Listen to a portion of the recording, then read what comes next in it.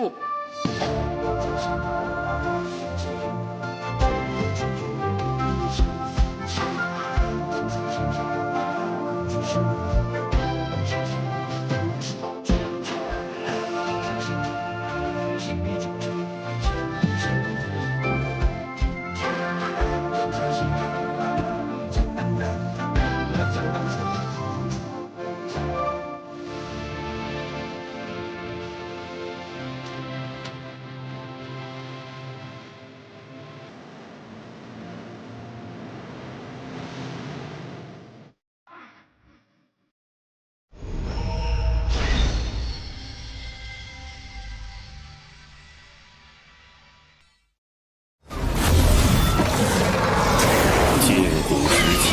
巫族崛起，欺压妖族。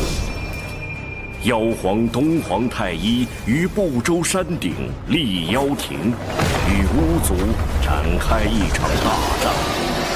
期间，妖族10太子化作10日炙烤大地，致使生灵涂炭。直到巫族大能羿的出现。大羿连续射落了9名妖族太子，仅剩1名太子陆压侥幸逃脱。大战末期，巫妖2族损失惨重，人族趁机出手，大败巫族，又一举攻入妖庭，将妖族彻底打垮。此后，圣人老爷们联手，将破碎的妖庭改为天庭。妖族没落之后，陆压为报复天庭，四处为祸。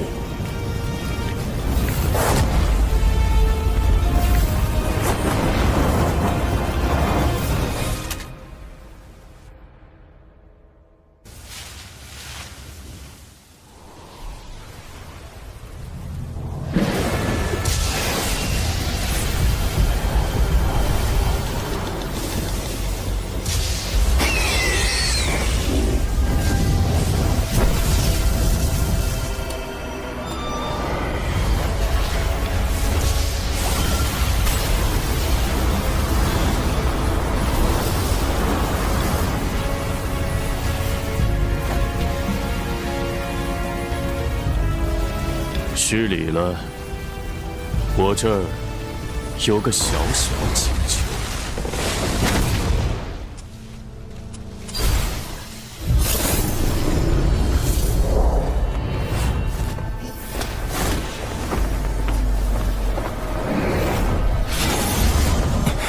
陆压意图复兴妖族，今日竟将目标盯上了。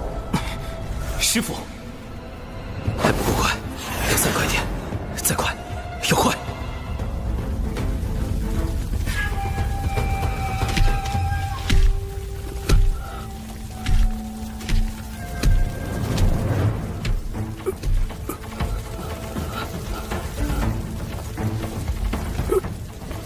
今日就让你这天庭小仙成为我妖族复兴大业的垫脚石。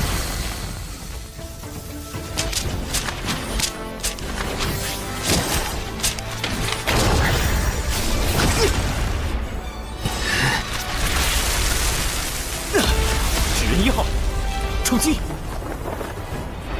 没想到堂堂天庭水神，竟还有纸人化身在此处。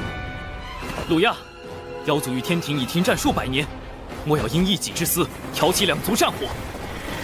哼，满嘴道德仁义，心里却全是算计。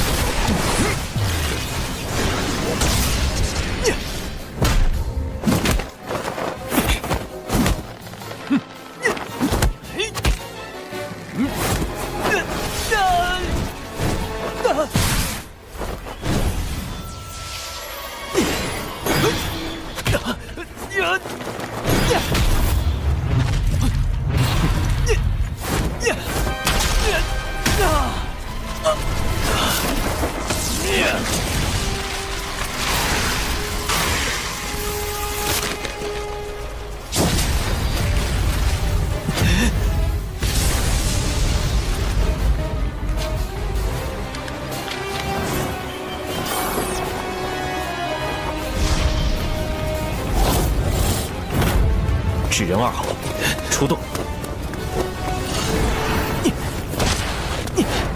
好在提前安排了纸人化身保护师傅，我的目的当然不是跟陆压拼个你死我活。纸人1号被毁，纸人2号和师傅一旦被追上，必定……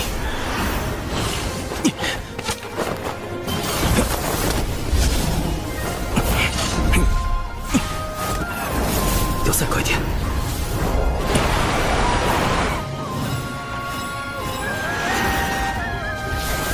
快点儿，再快点儿！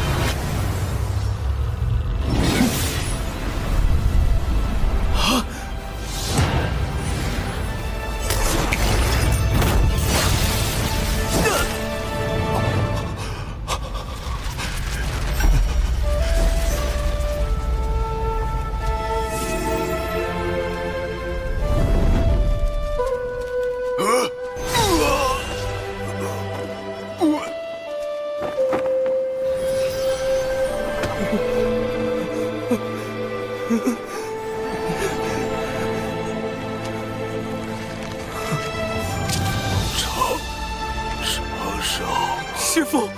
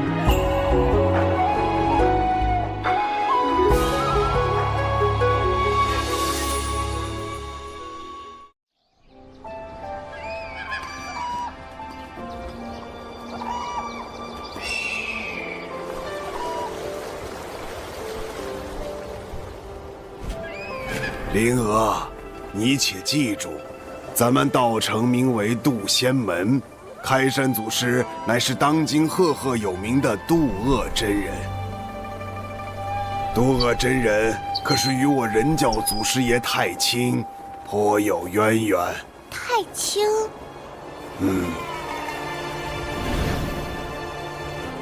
道门有3教，分别为人教、阐教、截教。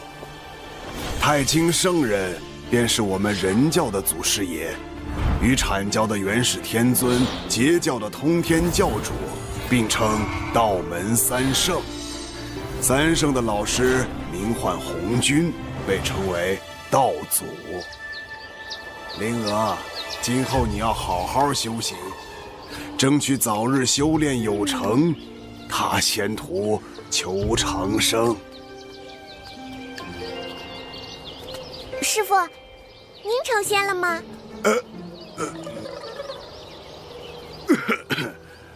你还有一个师兄，为师100年前收的徒弟，现如今也算是能独当一面的良才了。就是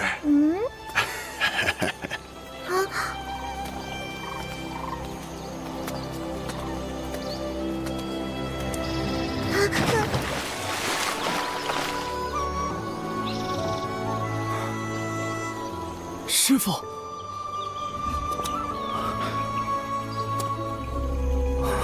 师什么父？你小子屁股又痒了是吧？正儿八经的术法不学，又在水里修炼遁术。刚才的都是梦吗？也不见你修为怎么还在长。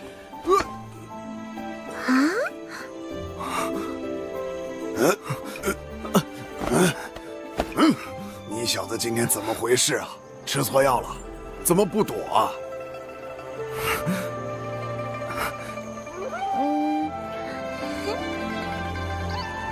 徒儿只是觉得能被师傅打，也是一件极为幸福的事。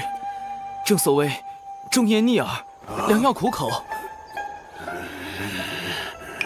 李长寿，你这是找打！你给我站住！今天好好教训你一顿！你别跑！你这臭小子！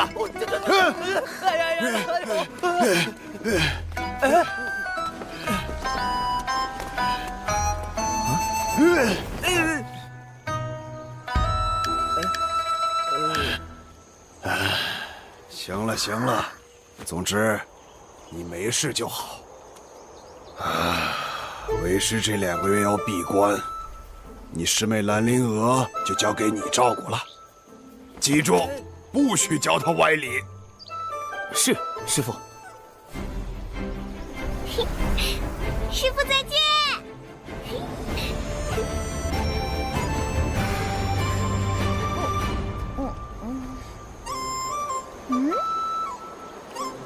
师妹，我是你的师兄李长寿。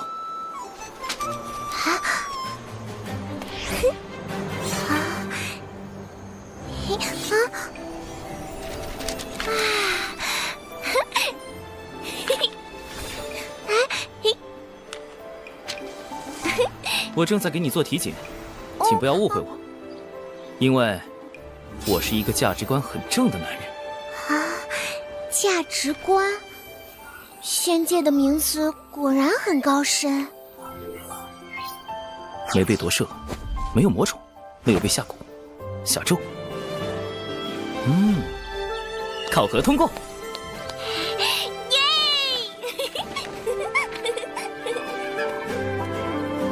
来，我先传授你几招。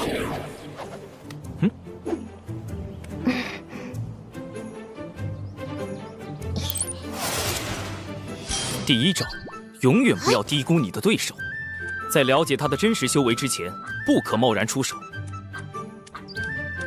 冲上去弄死他！你就是正义的化身。种种无事发生，先跑再说。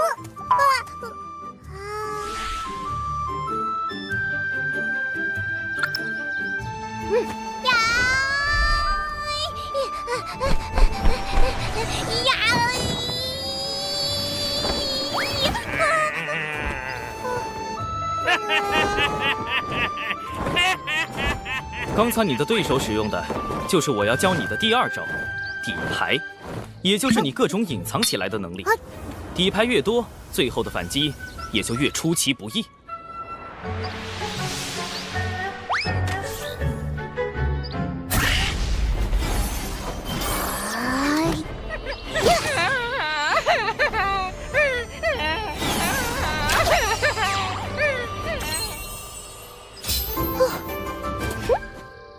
第3招，打不过就跑。如果你预估下来，觉得自己打不过对手，不如先行撤退，另找高手相救。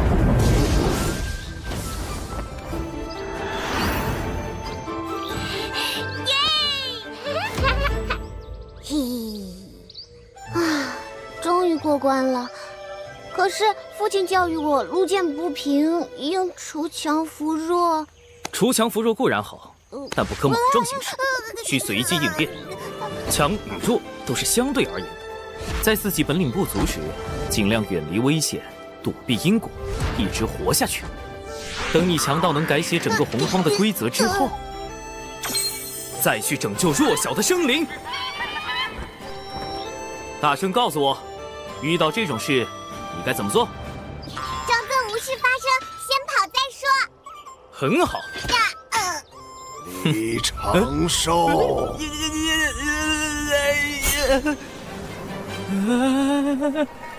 师傅，有话好好说啊，师傅。哎，你套拂尘做什么？没有啊，有话好说哎，没打着。饶命啊，饶命！师傅，哎，哎呦，师傅，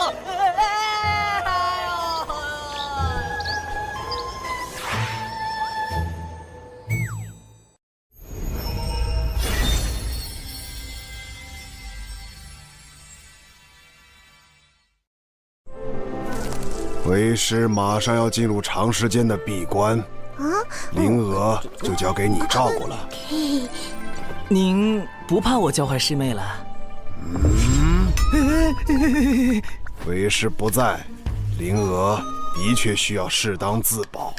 师傅，当然，你那些歪理，为师绝对不认同。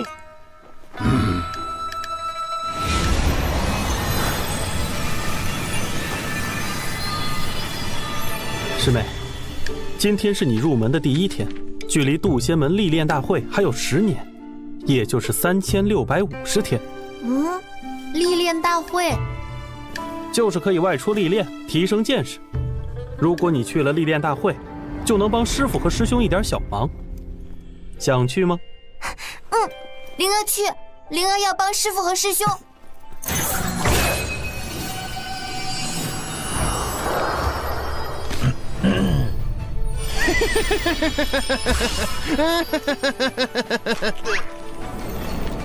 要参加历练大会，首先你需要在10年内达到炼气境。所谓炼气，是修仙的第1重境界，距离成仙还有3重境界。炼气、化神、反虚、归道之间隔了9个台阶。炼气境可隔空控物，化神境可御空飞行，反虚境可修5行仙法，归道能被雷劈。归道9阶将会面临恐怖的成仙雷劫。若暴击稳固，成功度过雷劫，从此便正式成仙，向长生不老迈进。若没能度过雷劫，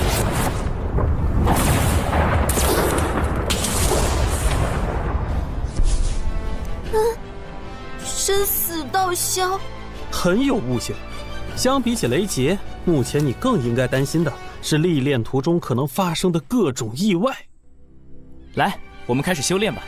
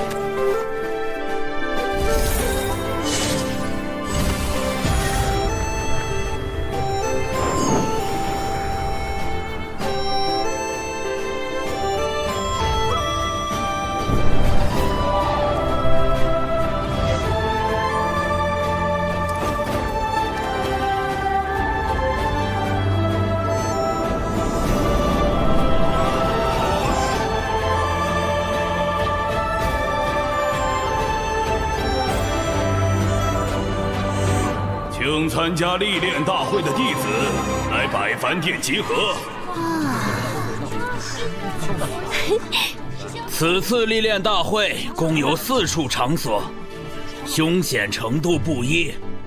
众弟子外出时需谨记门规。各长老，开始吧。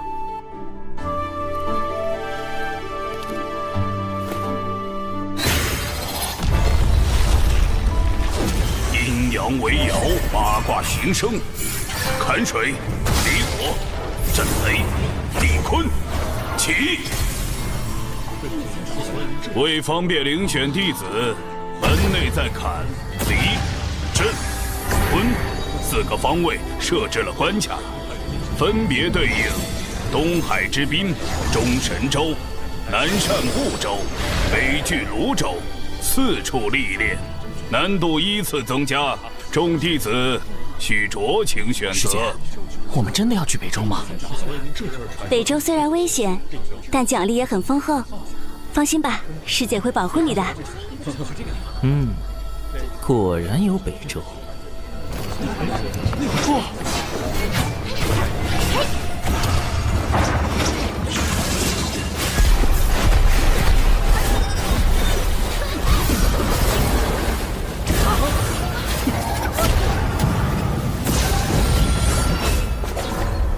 东海之滨通过。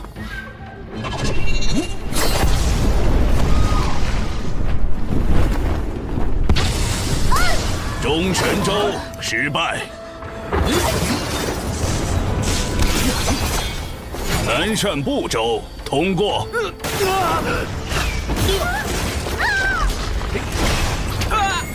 北距泸州失败。师兄，用风雨术传音。师兄，据说东海之滨最安全，奖励最丰厚，要不我们去那儿吧？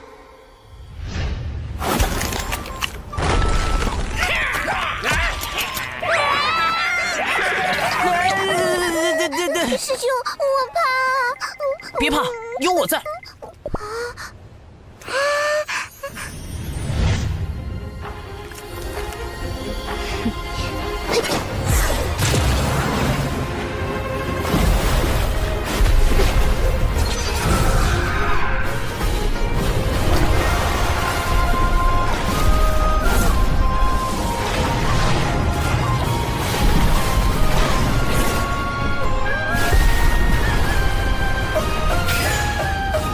兰陵娥，东海之滨通过。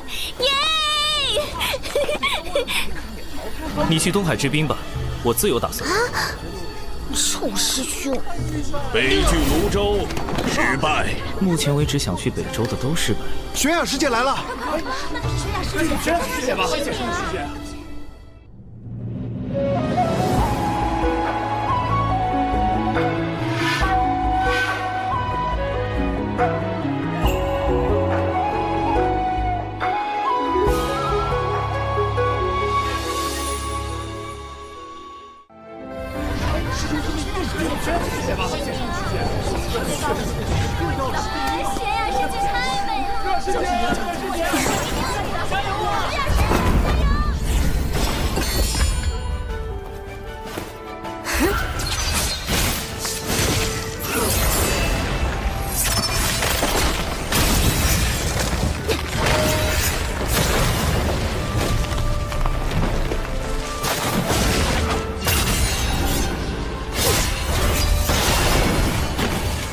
友情玄雅，北距泸州通过。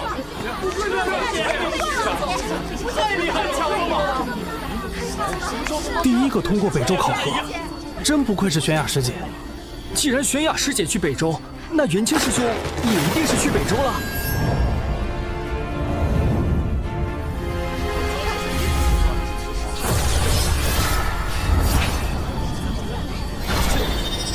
元清，北距泸州通过。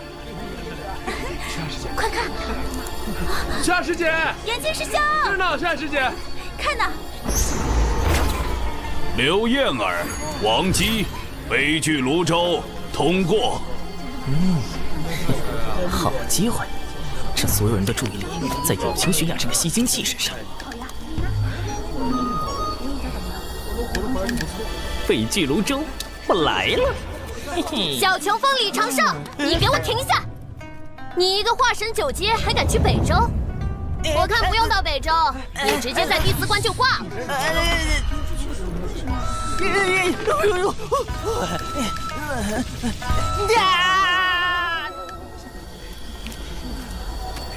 九九师叔，弟子要去北周寻一味草药，门内并未限制化神境弟子前往北周，还望师叔莫要阻拦。你师傅呢，让我盯着你别乱跑。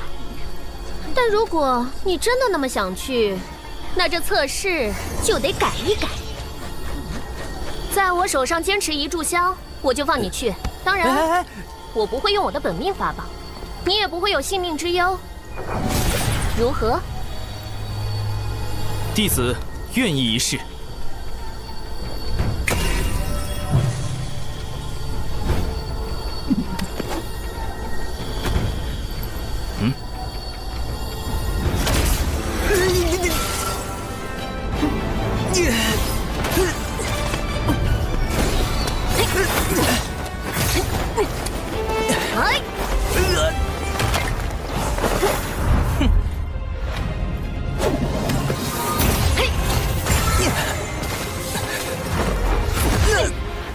金盾，木盾，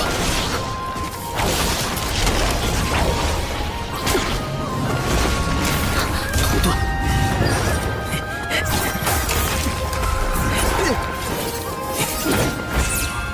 金盾，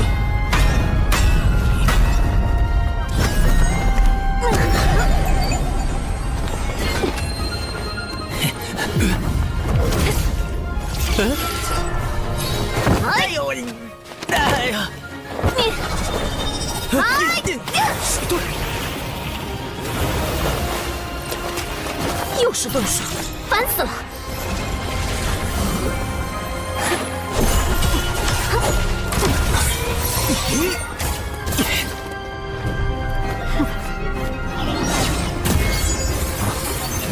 破天风单人剑阵，星罗密布，被这一招击中，几个月都别想下地。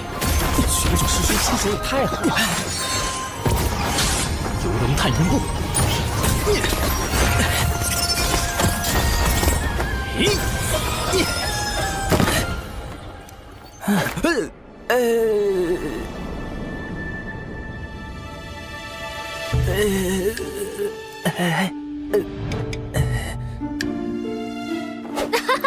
赢了，赢了！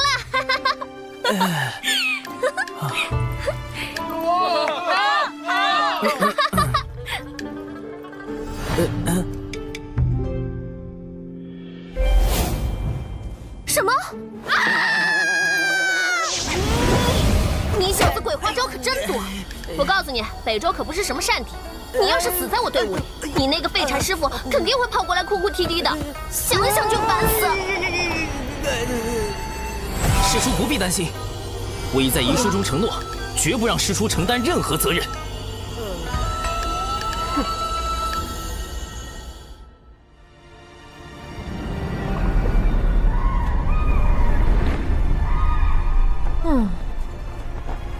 最终他还是跟来了北周，真是个麻烦虫。看在这小子样貌还不错的份上，就当放着养眼吧。总归不是一无是处。我说你小子，游龙探云步那么复杂的步法都能学会，怎么连个反虚都悟不透？弟子一直努力修行，从未有过半分懈怠。你呀，可千万别像你师傅那样，他道基受损无法补全，所以一直卡在归道境。近年也快成仙了吧？渡劫应该就在3、5年间了。啊，真是一笔糊涂账。手拿过来，本师叔看看资质。99是真仙境的高手，被他碰到脉搏，我用法诀掩藏的真实修为就暴露了。师叔，男女授受不亲。我辈练气是追求无拘无束，管那些俗世礼法干啥？师妹，这一次我一定会助你寻到焰火明心草。这是我自身修行之事，元清师兄不必为我费心。师叔，弟子前几年突然有了被女子碰就会浑身抽搐的病症。真的吗？我不信。那是几年前的一场意外。还有这种怪病？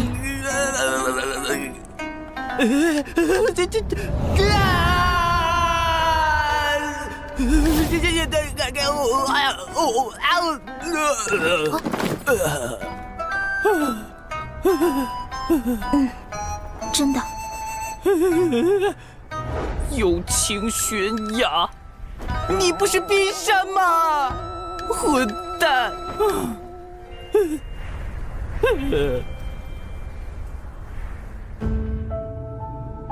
蛊虫已经找到，就等此次六公主北拒泸州之行。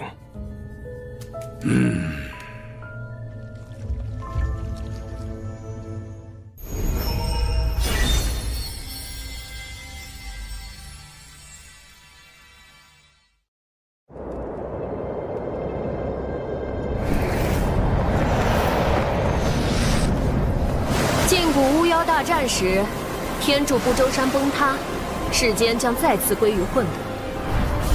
人族圣母女娲联合道门三教的祖师爷太清圣人、元始天尊、通天教主，剁下一先天玄龟的四角做成天柱，护住了人间。玄龟也因此郁郁而终，其浩瀚的法力、庞大的身躯，化作了北距泸州经年不散的瘴气。这瘴气危险至极，寻常人若吸入，云上这位道友跟了我们这么久，有何贵干？有炼气师在追击我们。别慌，有九九师叔在呢。我乃东胜神州有秦国殿前守将。有秦。六公主，回去吧，不必为我费心。末将奉国主之命前来。敌国近来蠢蠢欲动，国主担心他们会对您暗中出手，还请允许末将陪您出行。这张嘴不仅口吃，扯谎都不在行。有秦国仙凡混杂，背后更有渡仙门撑腰，怎会突然遇袭？遇袭你不找渡仙门求援，反而大老远的跑来北周，这话真是破绽百出。玄雅师妹，北距泸州到处都是险地，多了宇文将军，也能多个人照应。元清师侄此前就认识这位将军，我刚才并未听他自报姓名。回师叔，我与玄雅师妹一同长大，也一同拜入了渡仙门中，因此认识这位将军。他名为宇文灵，是玄雅的父王最信任的将领。原来冰山女和大暖男是青梅竹马，看来元清的俗世身份也不简单呢。你想跟就跟着吧，反正一个刚成仙的大块头，在咱手里也翻不起什么浪。谢仙长。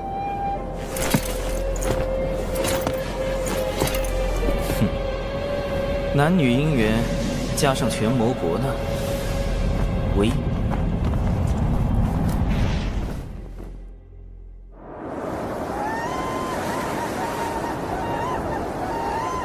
此次抵达东海之滨除妖，众弟子务必全力对战，不可懈怠。是。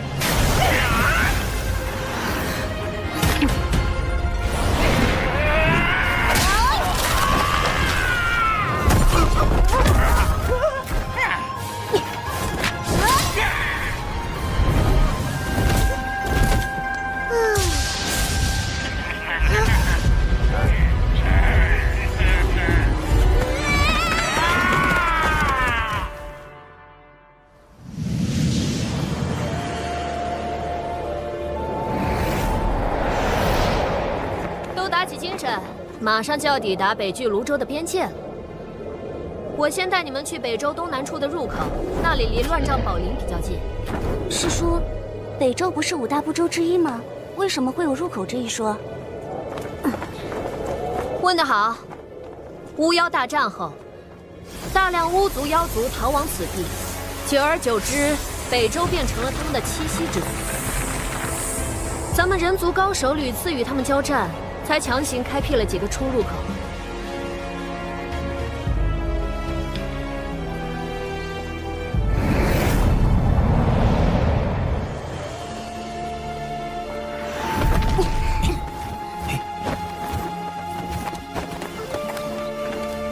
好了，你们先去附近的镇子买避障符和解毒丹，1个时辰后在这里会合。是。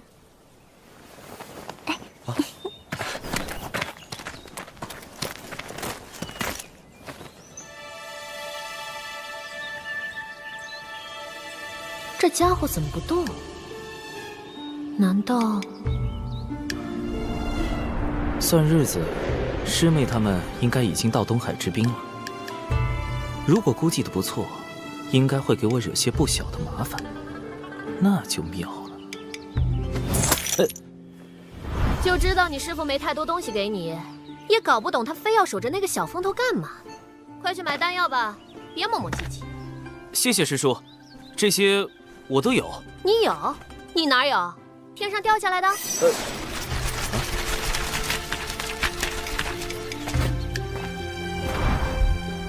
算是给师兄的赔礼。之前，这冰山绝对名不副实。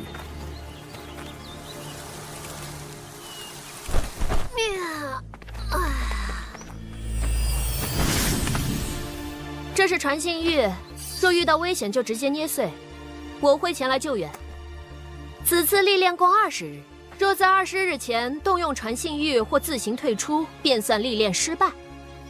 我建议你们不要单独行动，更不要拼了命的找药草。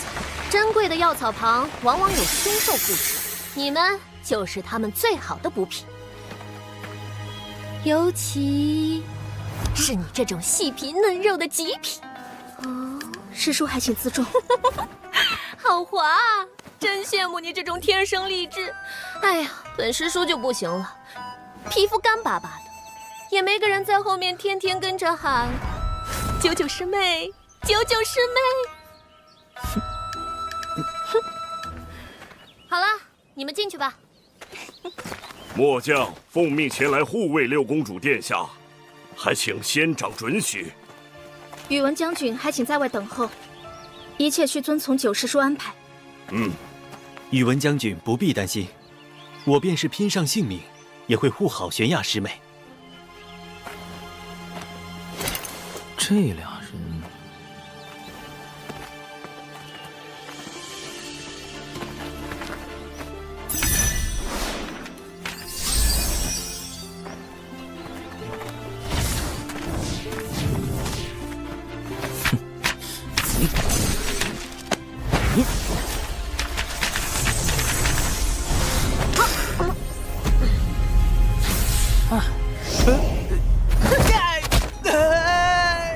记得跟人跟紧点儿，你个化神九阶！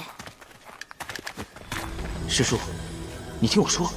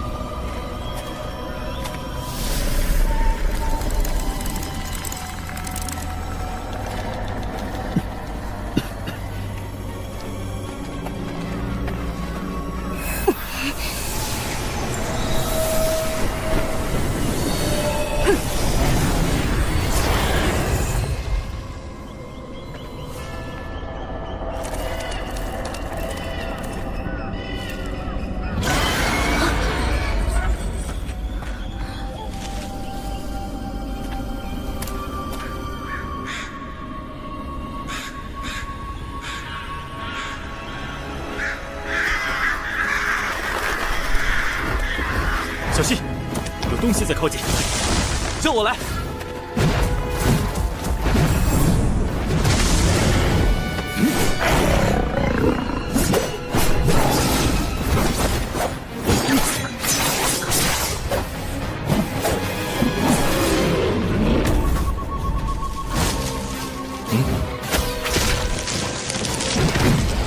小心右边！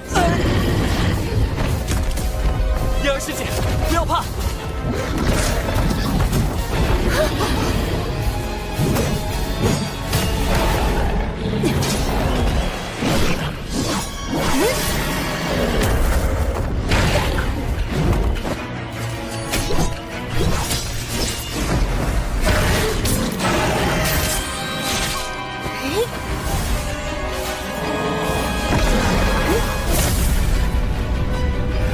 九连离火镜，这个有情悬崖竟然修成了。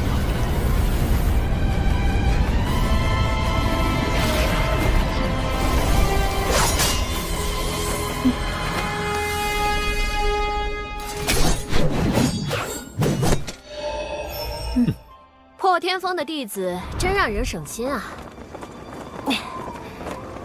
这下你放心了吧，大块头。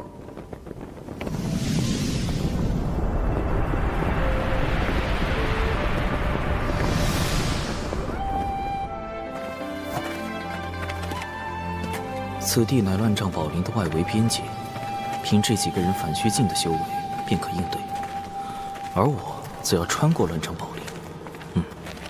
先找机会脱队，再设法摆脱跟在空中的尸树。怎么突然停下来了？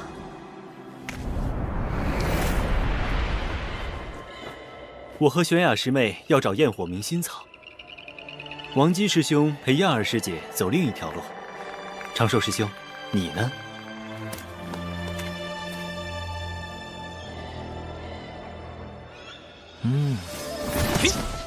各位，多多保重，不必担心我。这个李长寿随便跟一队不就行了？怎么还分成了3路？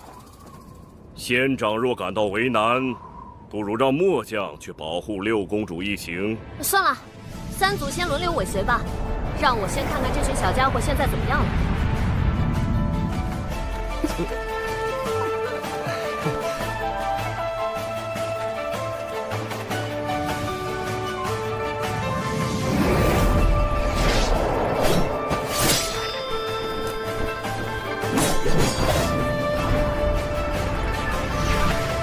这2队倒是没太多事发生，也不知道李长寿这家伙如何了。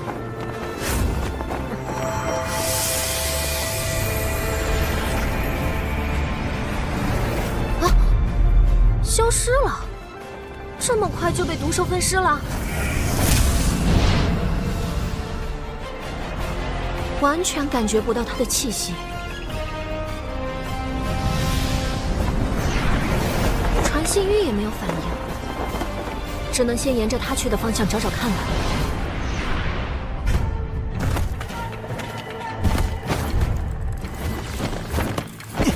终于找到这小子了，居然已经跑出这么远，一个化神9阶的还敢往里横冲直撞，赶着去找死啊！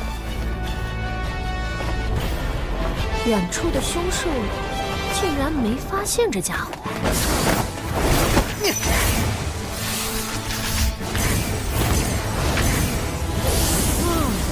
原来是用了影宗符屏蔽自身的气息，这游龙探云步还真是将他化神9阶的修为发挥到了极致。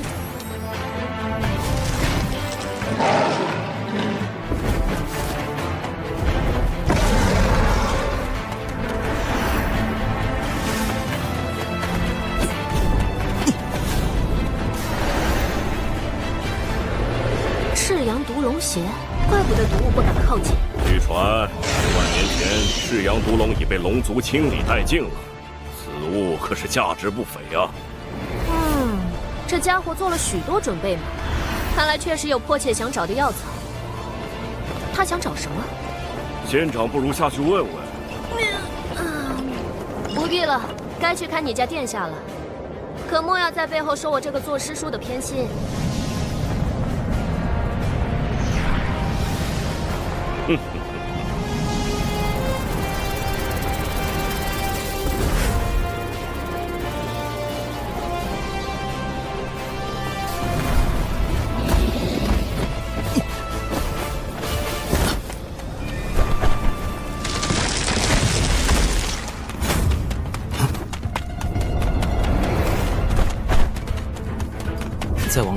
会更加凶险。若非已无他法，我也不愿来此。还是再打一手。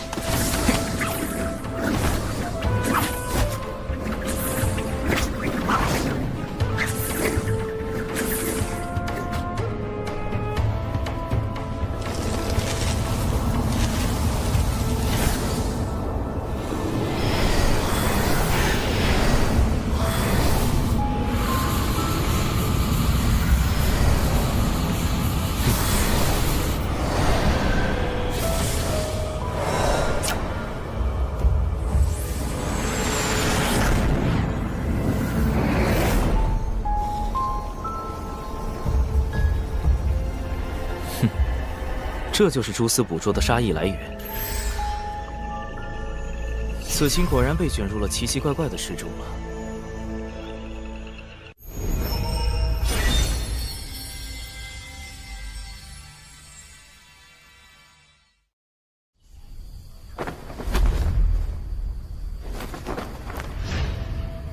刺鸠那边已经开始行动，我们是时候对另外2个反虚境的下手了。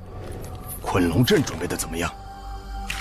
布置完毕，绝对不会被渡仙门的人察觉。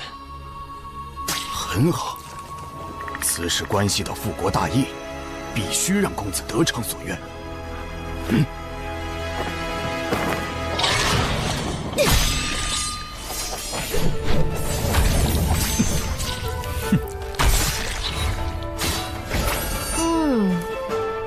不愧是破天风的弟子。要是都像他们一样省心就好了。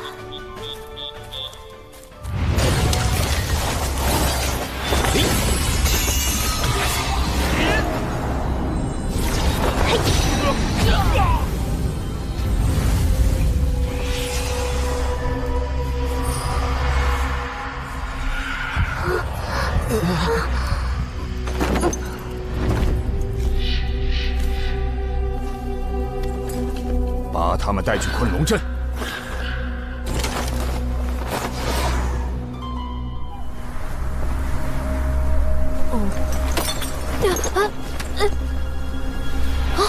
王姬、刘燕儿有危险！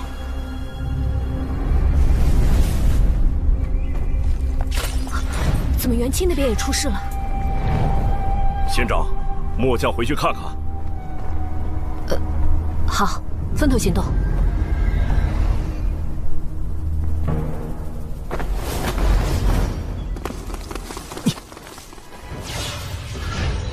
此人身法利落，气息凶悍，应该是关于刀尖甜心之类。初步判定为反虚6境。这家伙可能隐藏了一些修为，但只用身法震撼，而非御空飞行，成仙几率极低。2次判定为归道6境。跟得这么紧，恐怕他有什么能追踪我的手段。嘿。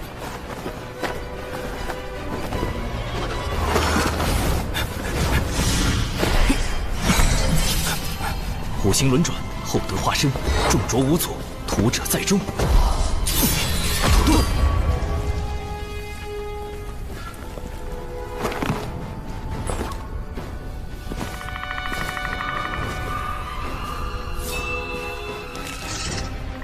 哼，倒是挺警觉。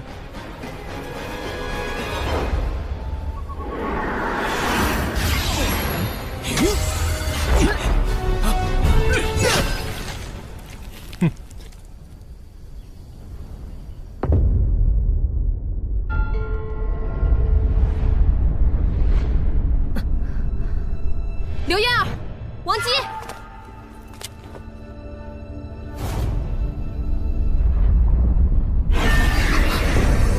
周围有股猛烈的法力波动。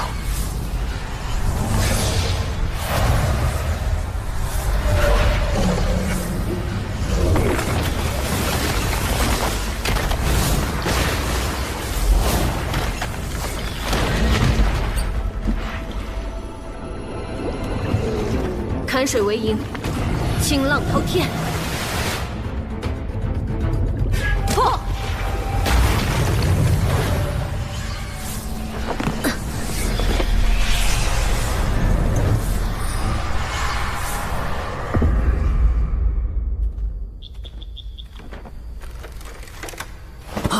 师妹小心！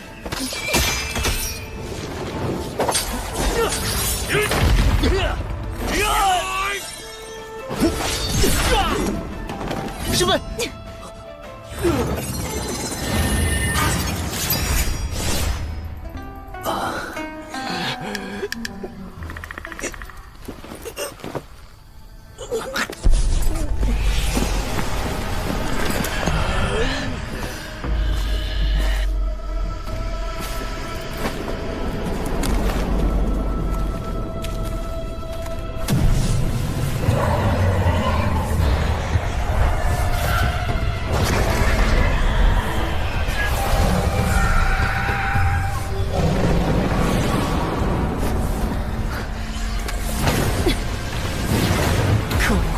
居然是困龙阵！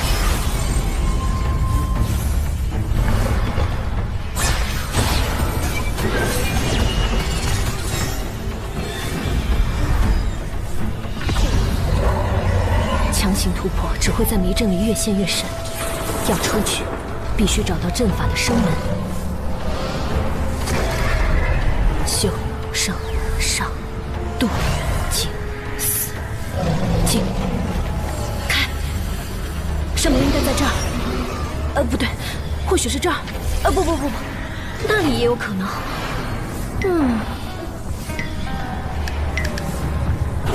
哎呀啊！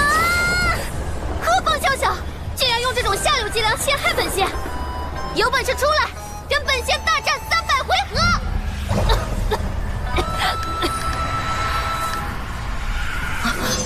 怎么回事？长寿和玄雅都遇险了吗？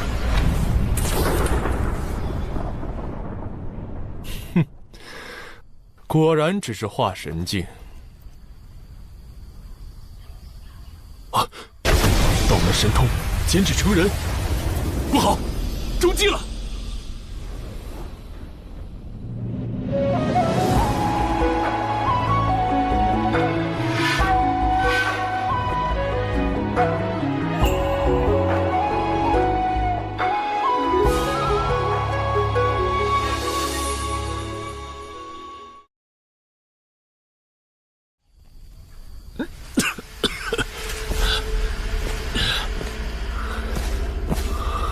好强的迷药！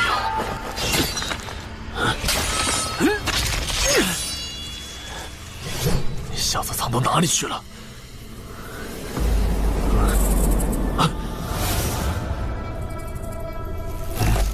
找到了！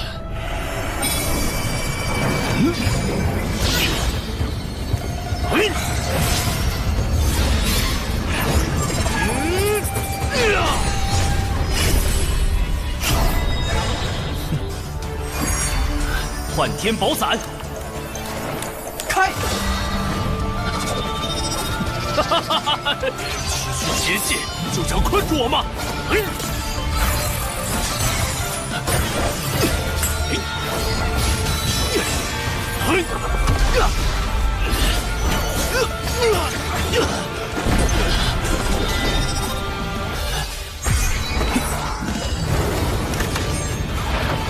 第一步，封锁空间，以图制敌。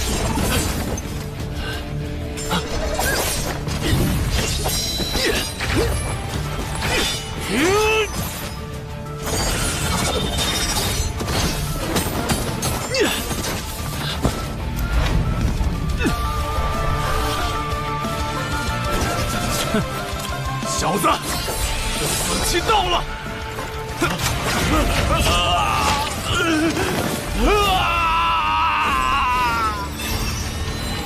第二步，摄心夺神，身有道效。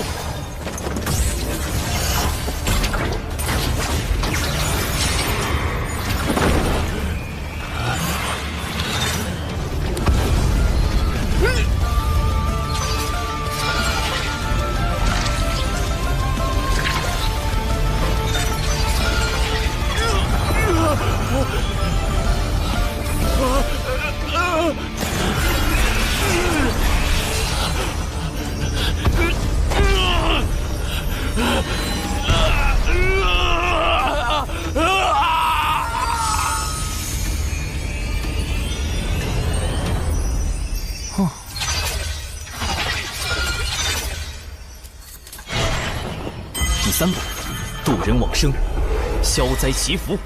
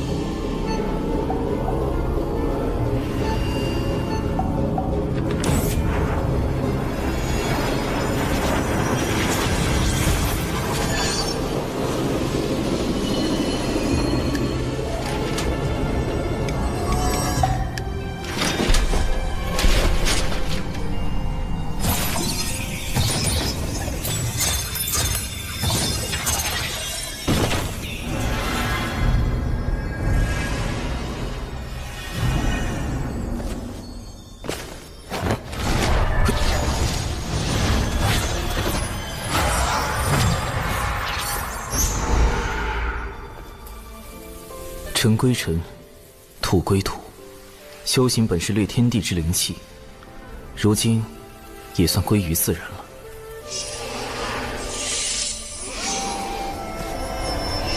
损失一个纸人，不过有这家伙的储物戒指做补偿，总体还算不亏。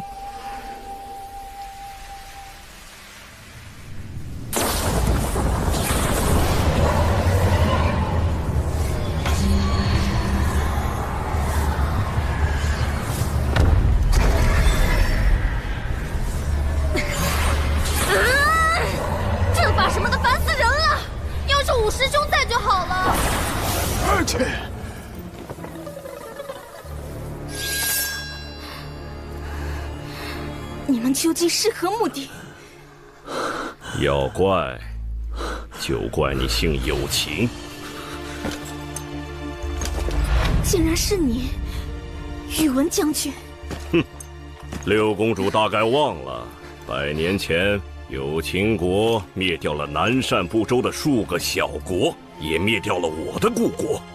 我假意归顺，为的就是光复故国。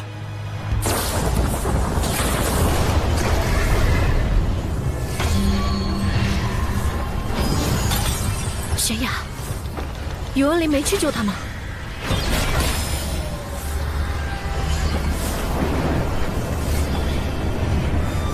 等等，我和那个大块头一分散，这个阵法就出现了。这么巧！师叔，你听我说，来路不明者始终有些可疑，不可轻信之。难道都是宇文林干的？我从一开始就上当了。哼，让我看看你元神里的记忆。公子，届时便由他们袭击其余弟子，用渡仙门的传信玉符调虎离山，将那真仙引入困龙阵。至于六公主，玄雅之事，我自会处理。如此，便辛苦诸位了。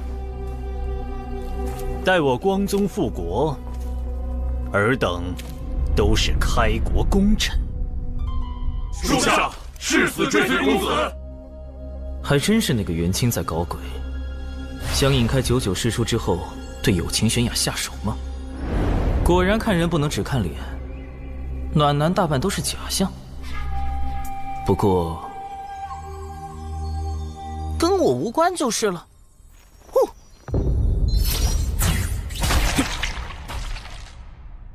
在满是毒虫的地方，用它来追踪，的确是个妙招。元清大费周章设套，显然是不敢正面和99师叔交手，也怕得罪渡仙门。倒是不必担心师叔他们的安危了。先找那株毒草吧。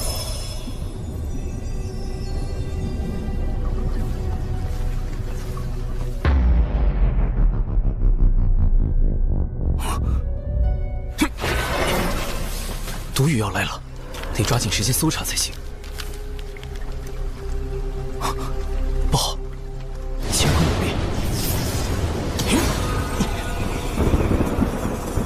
上，保佑弟子百因不沾，诸邪必异。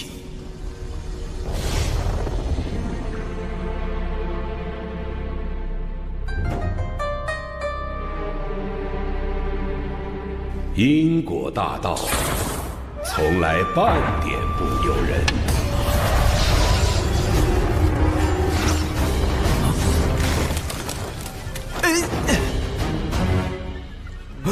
友情悬崖。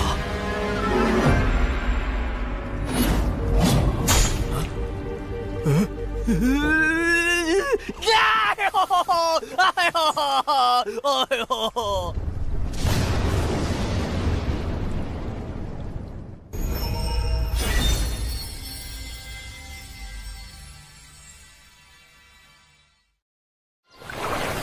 此次抵达东海之滨除妖，众弟子务必全力对战，不可懈怠。是。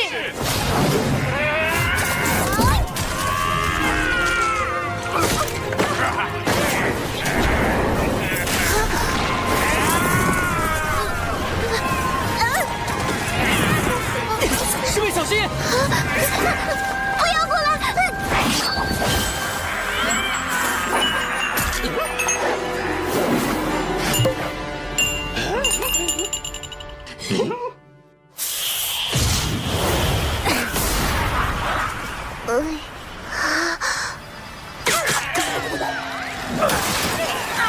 糟糕，洒多了。啊！灵娥师侄，你这毒丹哪来的？连我们专职炼丹的丹顶峰也未有记录。都是我师兄炼制的。完了，师兄炼毒水平高这件事也被我不小心暴露了。我们峰中的炼毒大家万凌云长老对各类制毒手法很感兴趣，不知能否赠予一瓶？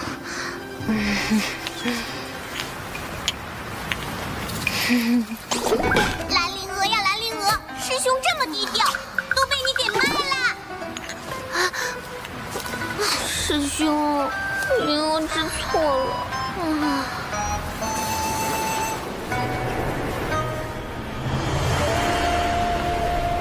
殿下，渡仙门实在太过分了，末将这就下去教训他们一顿。不费吹灰之力就能击败如此数量的下妖，这就是人族的实力吗？我龙族威也。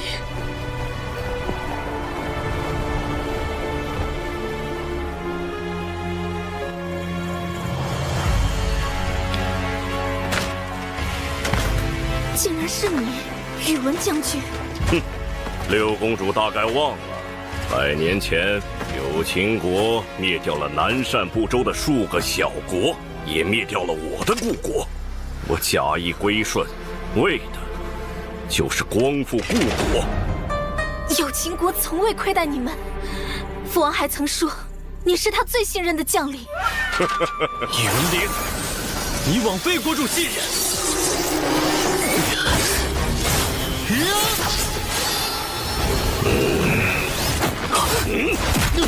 师兄，师兄！元清公子倒是对六公主情深意重，如此绝境，竟仍不离不弃。我爱慕师妹整整60年，怎会弃师妹于绝境而不顾？宇文灵，你若要杀我师妹，便先杀了我。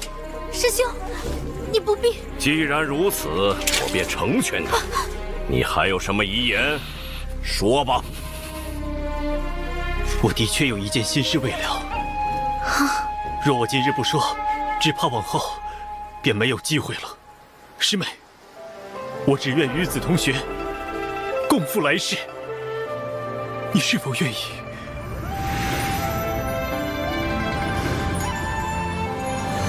师兄，师妹。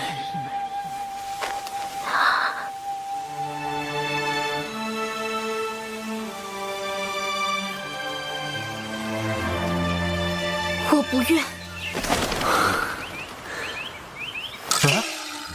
我不愿。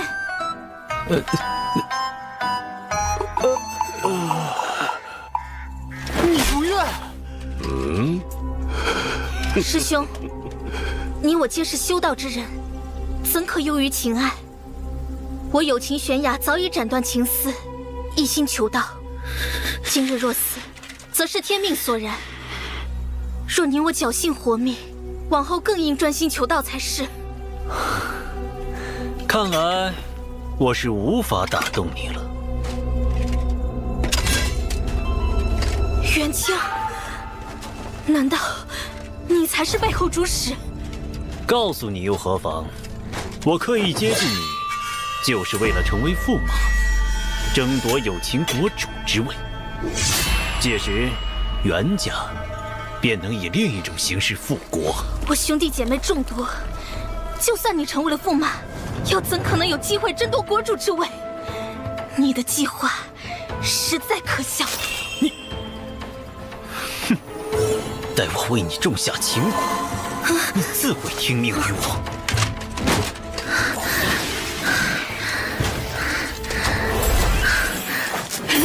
我已保服。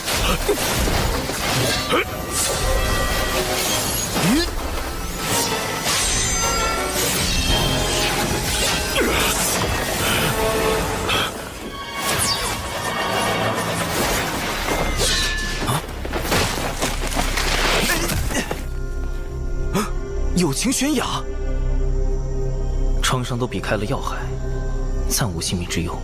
他应该是动用了什么逃命宝物挪移了过来。毒雨要来了，如果救他会耽误找毒草。师兄，快走！唉，相比起自家不省心的师妹，果然还是有情师妹靠谱得多。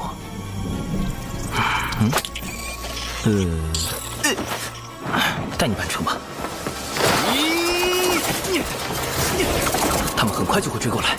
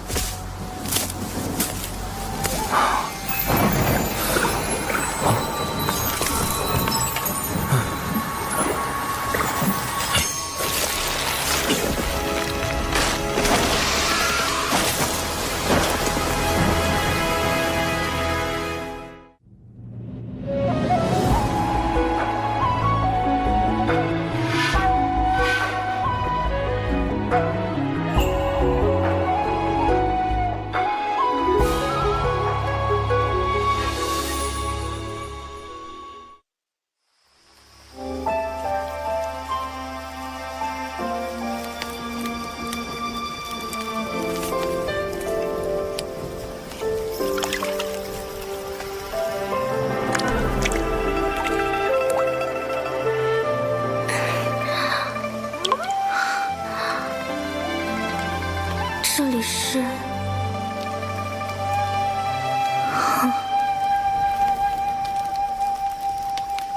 是长寿师兄救了我，他真是个好人。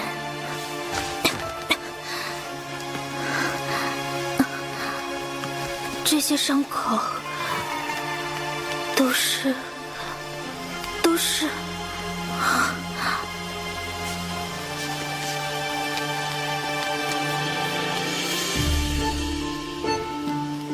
不过，长寿师兄似乎提过，弟子前几年突然有了被女子碰就会浑身抽搐的病症。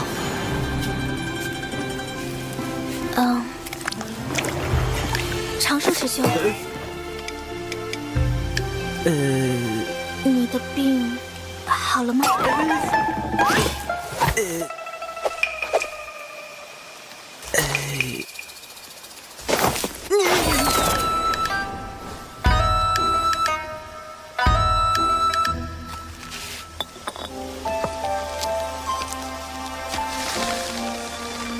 一言赠师妹，人心隔肚皮，不可轻信之。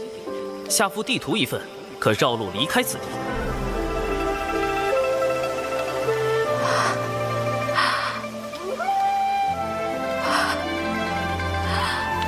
原来如此，长寿师兄应该是觉得我误解了他的好意，才倍感痛心。长寿师兄如此仁善，有情悬崖，你怎可疑他？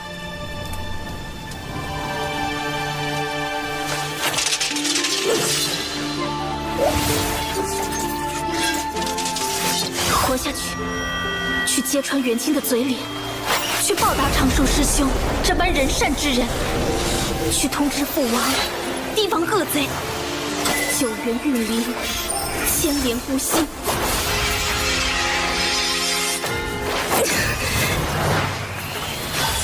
铸剑！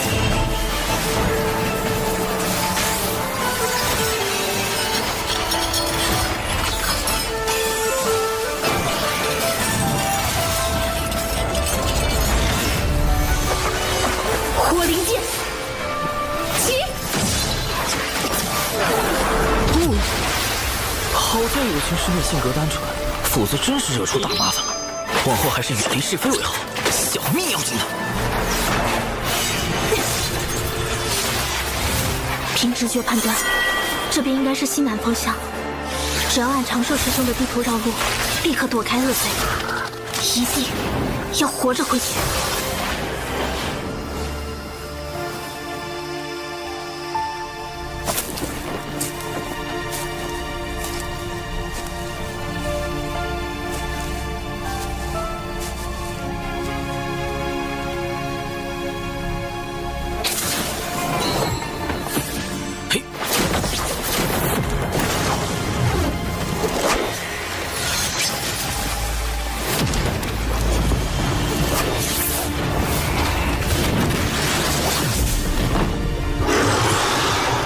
进北州找仙节草已经10来天了，一点踪影都没有。奇怪，古籍上说能毒死元仙的仙节草就在这附近了。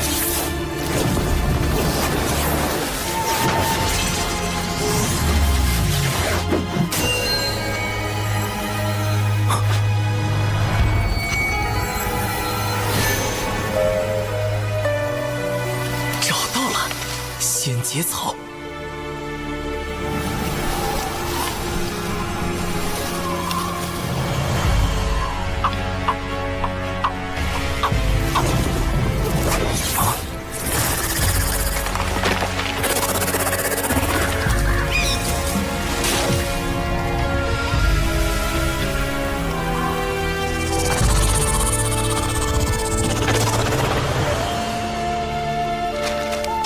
按照绘制地图，有情师妹此刻应该已经走远，相隔千里，我可以静心完成目标。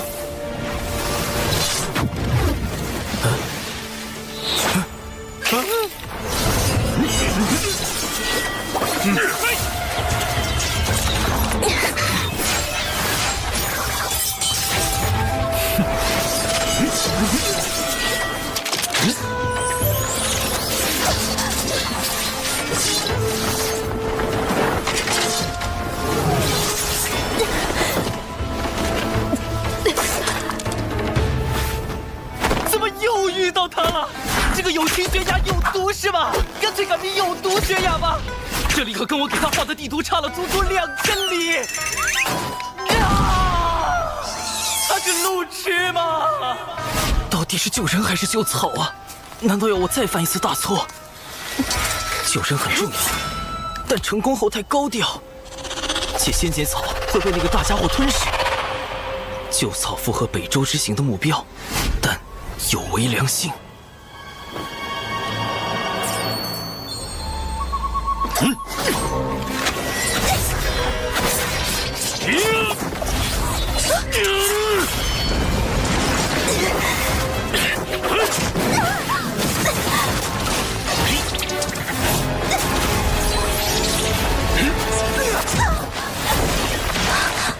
以你此时面朝为前卫，师兄，退向正位8尺距离，专注于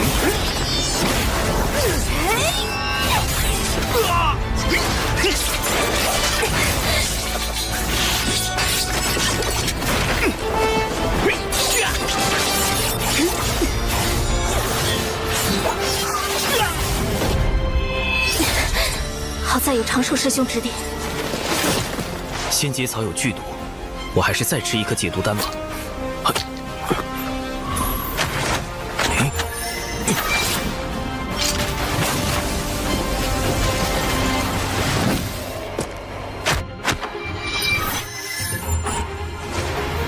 发愣，引他们去悬崖。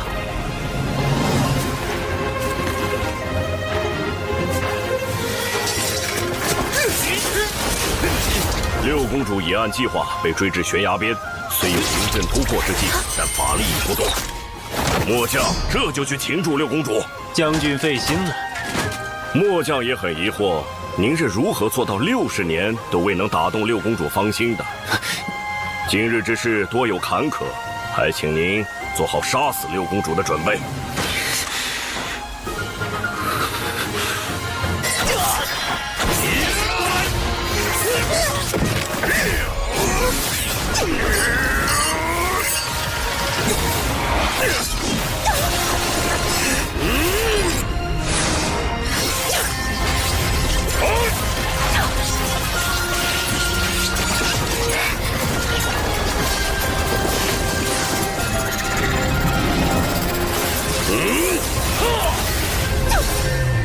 跳！我举炮！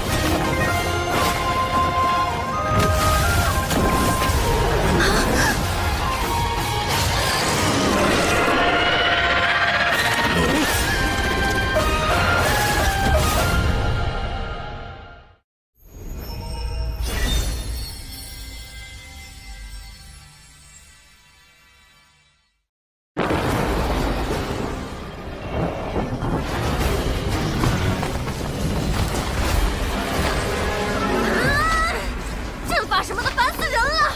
要是武师兄在就好了。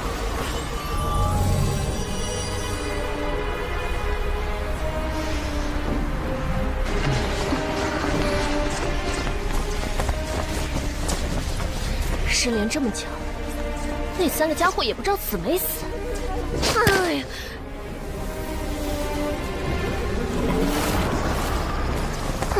小九，亦可知罪。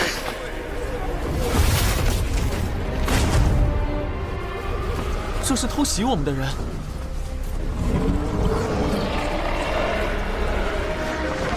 破了困龙阵，一掌震碎了2个原先的元神。这修为，难道是师傅忘情上人来了？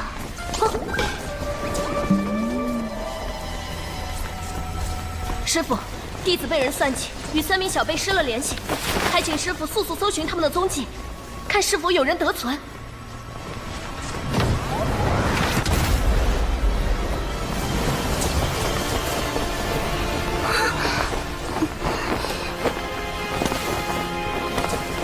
咱师傅没来，是我，你足智多谋又英俊潇洒的五师兄铁狐啊！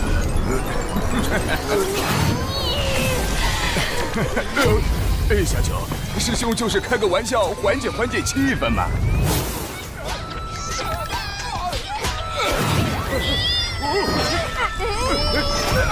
我尚未成仙，在北周难有施展，还请助我寻找徒儿长寿的下落。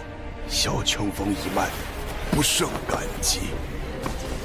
启元师弟放心，我来时借着2名元仙不断修补阵法，应是算计小九他们的元凶之一。待我查看下他们的元神记忆，定能找到些线索。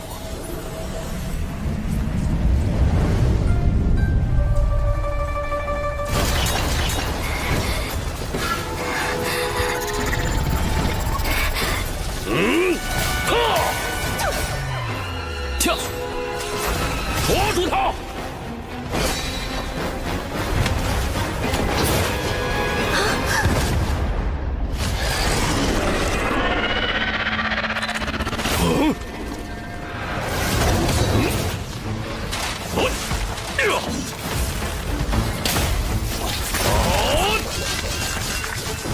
！3金碧波蛇尚未成仙，不是宇文灵的对手，你快离开此地。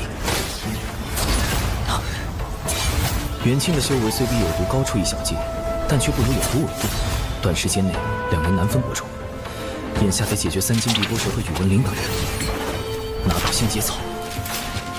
继续速战速决，灭诸少子！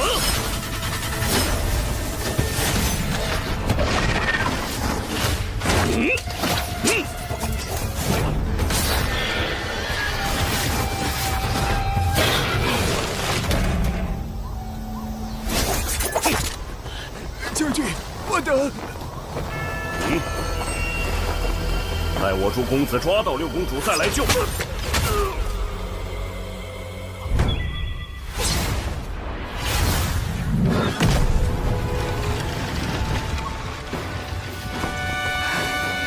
师妹，玄雅，只要你肯助我复国，我便放你离开。为善之人，何必多言？剑势无形，引风化刃。青莲开天，离火耀灵，以气御剑。空有剑势，却无力挡。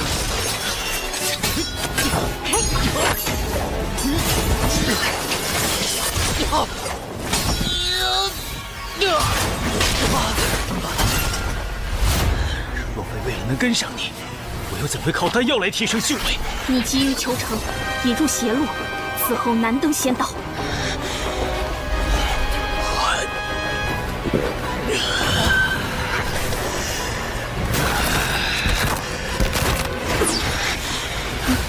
只要能抓到你，复国大业便可成。为此，我愿付出任何代价。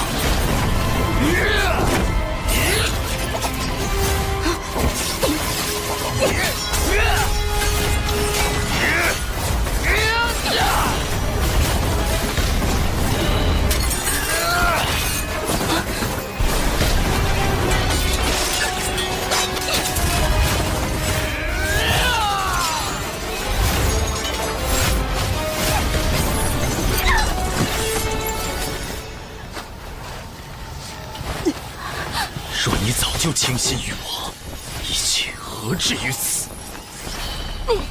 元清竟与宇文灵是同谋。按照他们的计划，还有2拨人分别去袭击了玄雅师侄和长寿师侄。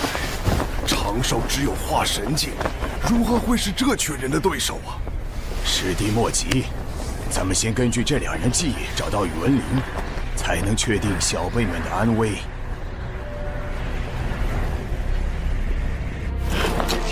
什么人？幻天宝伞，开！休想封锁此地！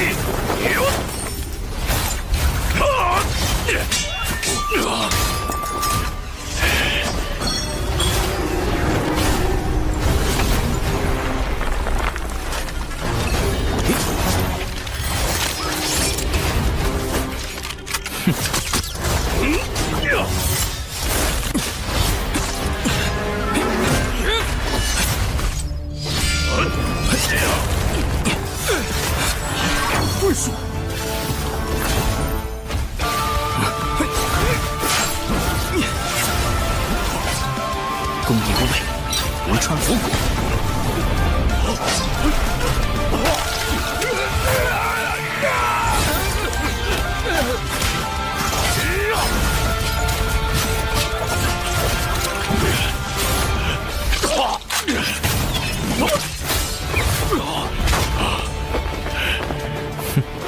剑，是你！宇文灵至元仙境界，即便身躯受制，未尝没有其他术法，仍需小心。眼下先解决此人。绝学出鞘，幻天破魂！呀！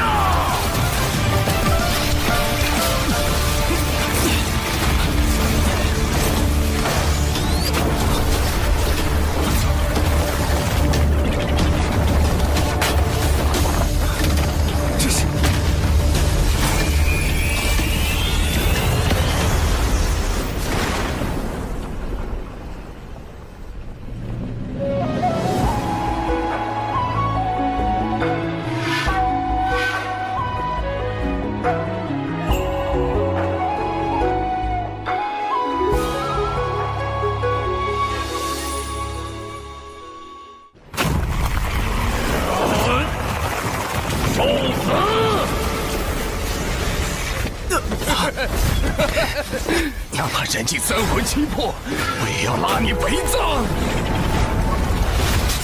失策！哪怕怕你法术与算计再厉害，但终究未成仙。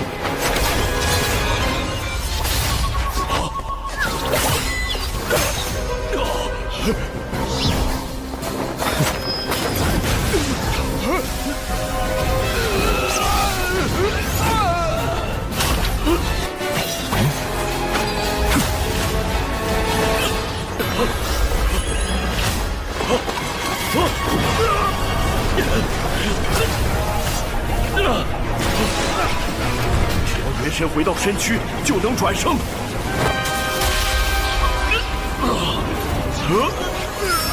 真元锁神，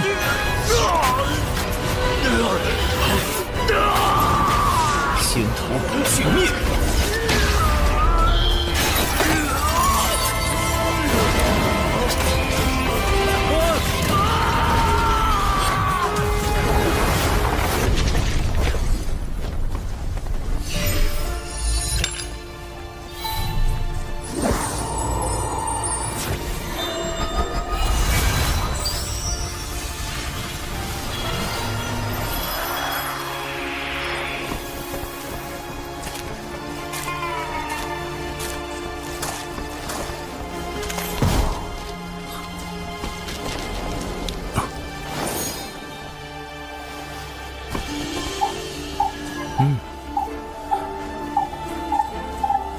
元神碎片在摄神珠内很快就会消散，危机解除。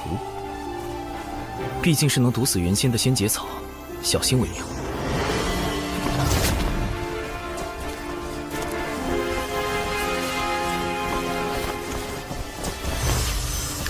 采药不绝种，福元免损折。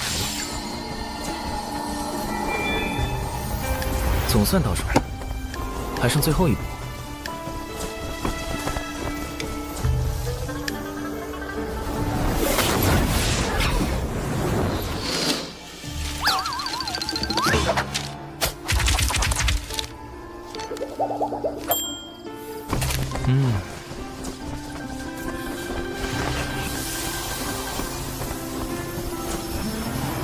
杨辉这种有仪式感的步骤，还是要亲自来做才放心。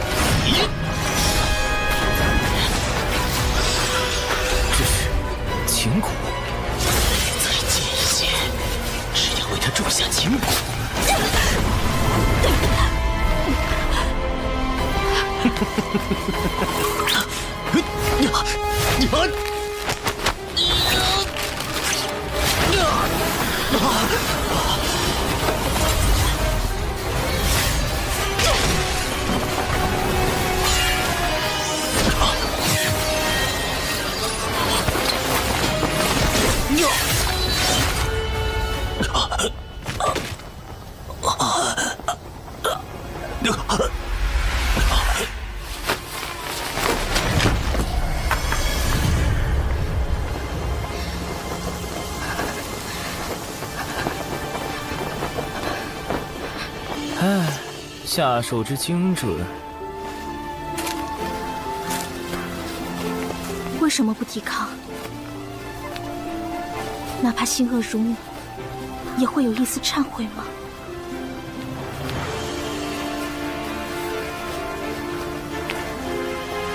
亦或你是被人逼迫？不愧是有毒师妹，竟然还有自灌鸡汤的本领。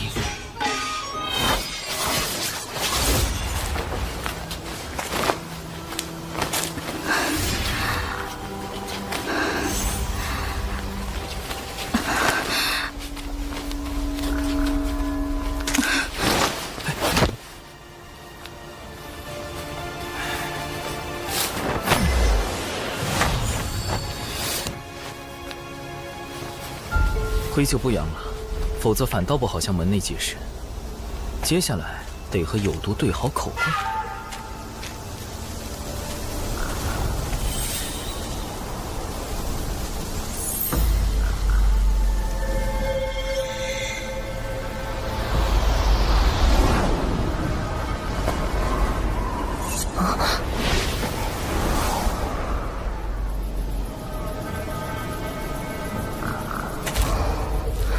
宇文灵的本命法宝碎了，这么说他已经死了。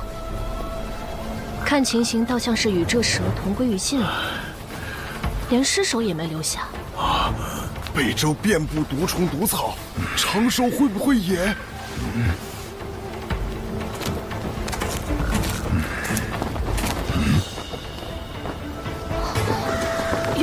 元清也死了。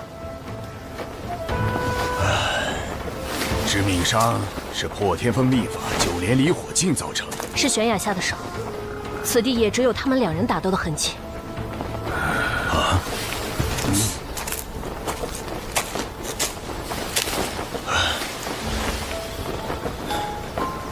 重头3头猪的蛛丝，这里有第3人在场，此人潜藏暗处，以蛛丝事务，心思缜密，不容小觑。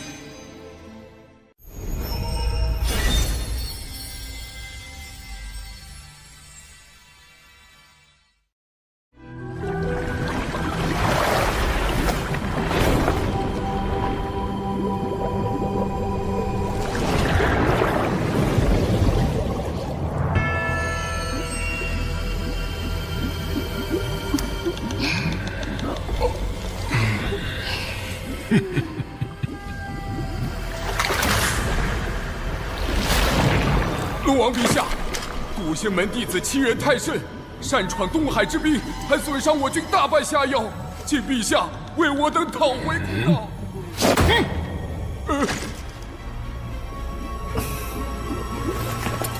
父王，如今天道大兴人族，道门背后更有圣人撑腰，不宜与之为敌。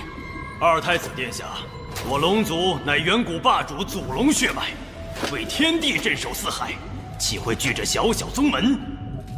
末将以为该让他们知道，谁才是东海真正的主人。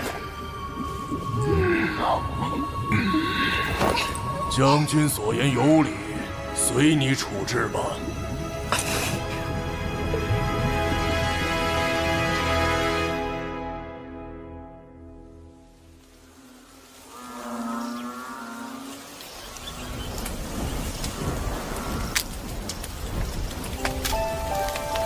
此次幸得师兄相救，我才能躲过元清与宇文灵的围杀，留得性命。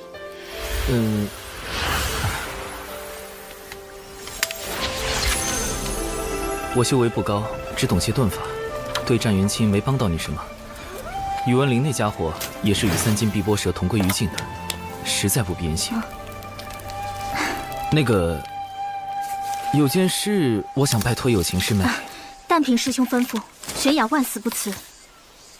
没这么严重，是我素来怕麻烦，不想引人关注。烦请师妹回禀师长时，不必多提与我相关之事。绝对不要把我扯进风波里，低调才能躲避因果。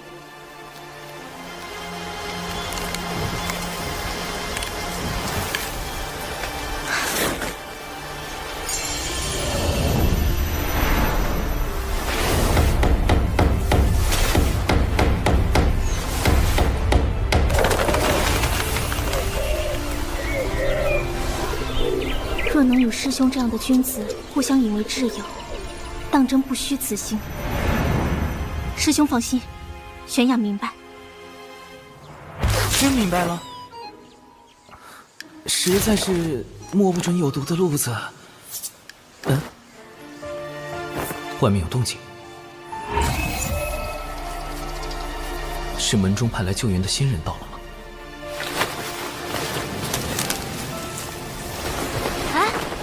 找到了，玄雅在那儿和长寿在一起。一直不见踪影的李长寿，正好出现在有情玄雅身边，会是巧合？得吗？长寿！长寿啊！你可是小秋风的独苗啊！如果有个3长2短，不是还有师妹吗？小秋风就你们2个独苗了。师傅，你的身体？不打紧，闭关重击成仙，天劫师出了些岔子。师傅的道基损伤太重，保住性命已是惋惜，如何能抗过天劫？师叔师伯，弟子失手杀了元清，愿领门内一切责罚。师傅宽厚仁爱，99师叔也一向不拘小节，定会谅解有毒的防卫过当。不过，那位就不好说了。你一个人杀了元清，宇文灵呢？他的死可与你有关？九巫，99师叔的五师兄是本门素有名望的执使，如今修为已在真仙境巅峰，此人颇有城府，得万分小心。宇文灵在偷袭时惊动了3金碧波蛇，双方同归于尽。很好，就这样，别扯上我。没有人暗中助你。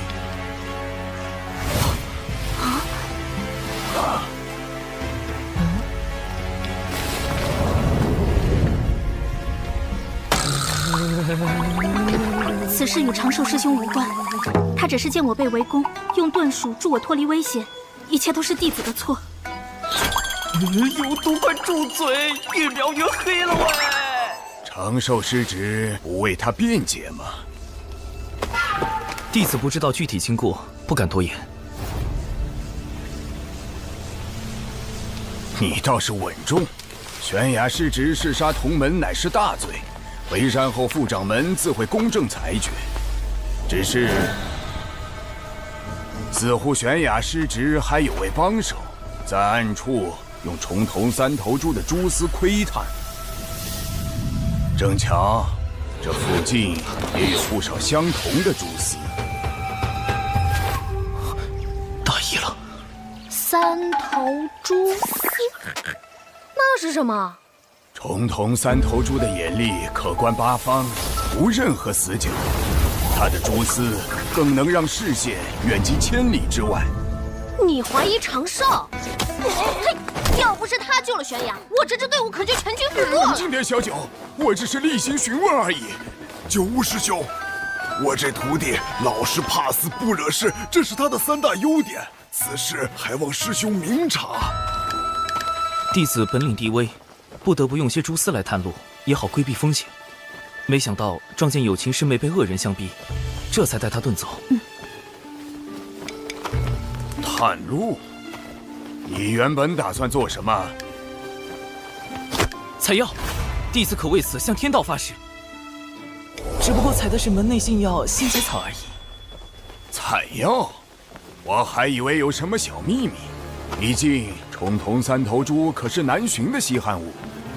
这小子倒是口风严密，有天道之力见证，想来所言不虚。先提升9巫师伯的信任度，才能投其所好，赚取好感。弟子养了几窝重瞳3头猪，若9巫师伯有兴趣，回去便为师伯送1窝过去。那贫道就不推辞了。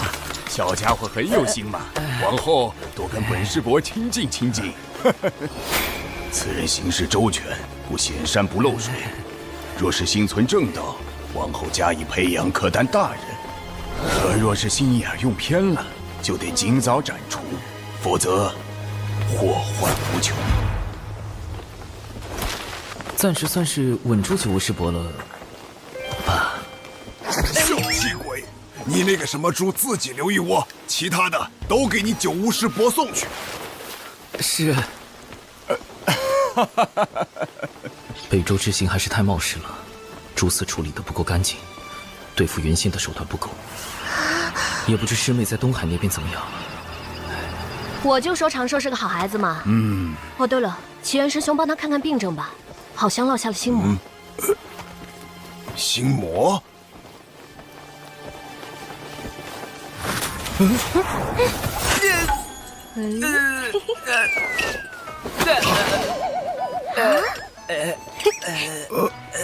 我去，这小师叔又读了什么？不对，招号里有9字的，就离谱。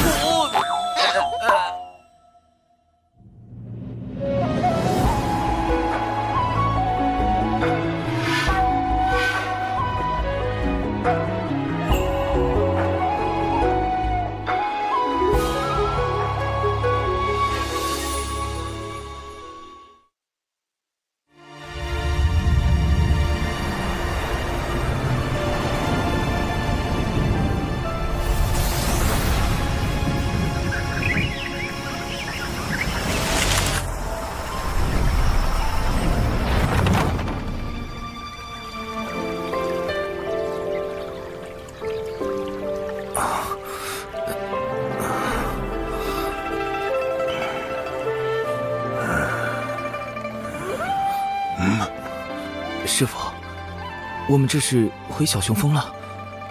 此次历练，你的心境出了些问题，好在并不严重。幸亏师傅还未成仙，探查不到我的真实状况，尚能糊弄过去。门内听闻历练之事后，打算如何处置有情师妹？副掌门体谅玄雅失职是被奸人所迫，只惩处他闭门思过2年。师兄，你受伤了。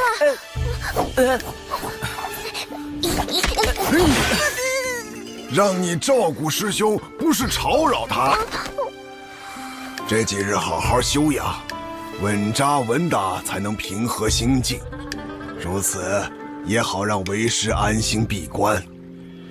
师父要继续冲击成仙天劫了吗？为师乃是门内众峰唯一没有成仙的峰主，实在无颜面对小琼峰列位师祖啊，总得在寿元耗尽前全力搏一把。都说天劫一刀，生死两判，万一……自古求仙渡劫，谁都不敢说有十足的把握能在天劫中活下来。能度过天劫的修士只有1、2成，更何况师父早年道基受损，修为本就不太稳定，身魂更比寻常修士弱了1倍。就这样渡劫，完全是必死之举。若为师撑不过天劫，小琼峰一应事务就交由你们打理了。师父，我和师兄一定会照看好小琼峰，你安心的走吧。嘘！呸呸呸！不准咒为师，万一真的死了怎么办？哎呀，年纪大了，刚才说什么来着？反正为师闭关去了。师兄，师父他……我们得帮师父渡过天劫。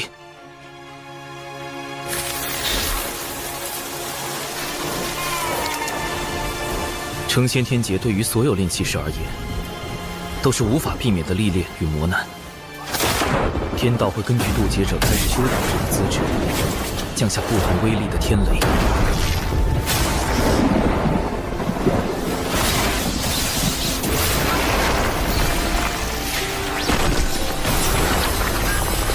成则飞升成仙，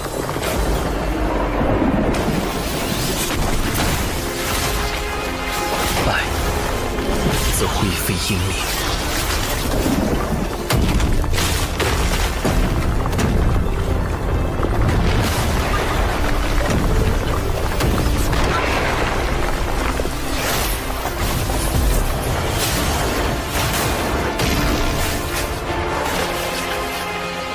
这么恐怖的天雷，师父能扛过几道？按照师父目前的状况，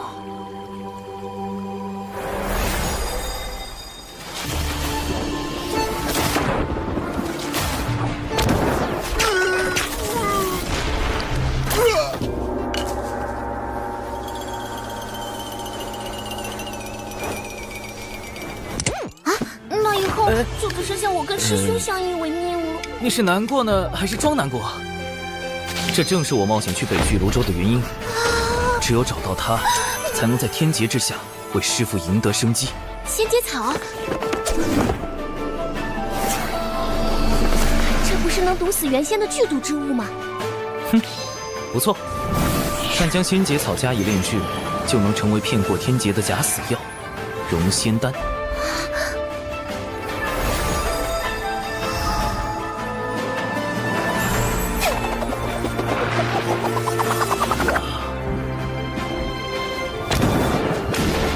理论上，渡劫者扛住第一道天雷，自身便会产生一缕仙灵气息。若在这时服用融仙丹假死，冰解肉身，就能躲过后续的天雷，化作浊仙。虽然神通不如正常元仙，但寿元相同，还能继续向上修行。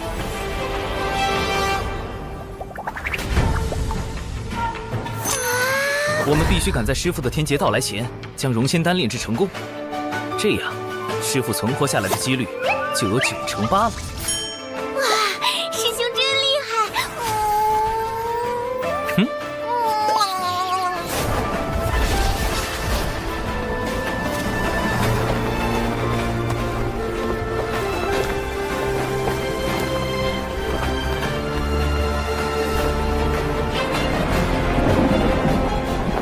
拯救师父行动开始。我师兄实在太稳健了。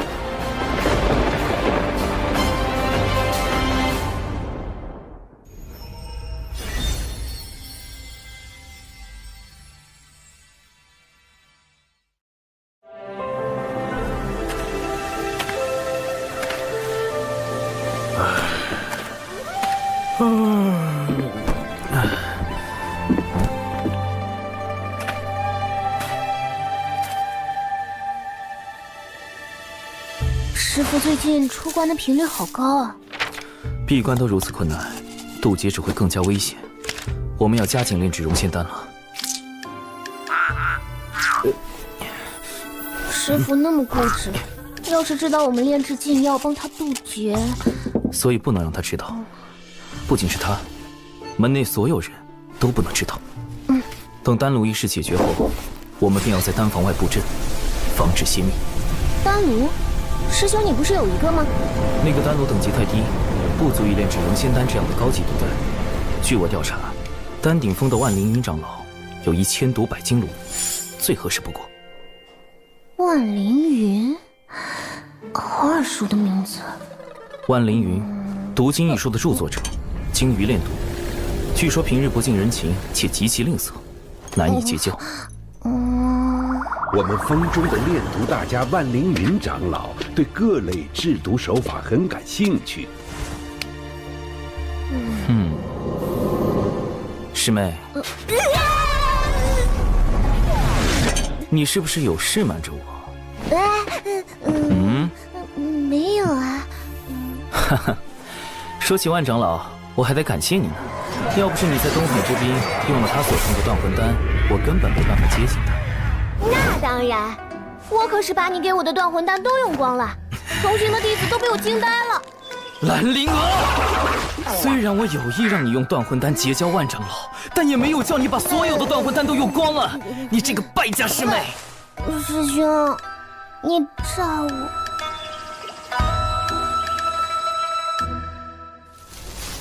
师兄，万长老来啦！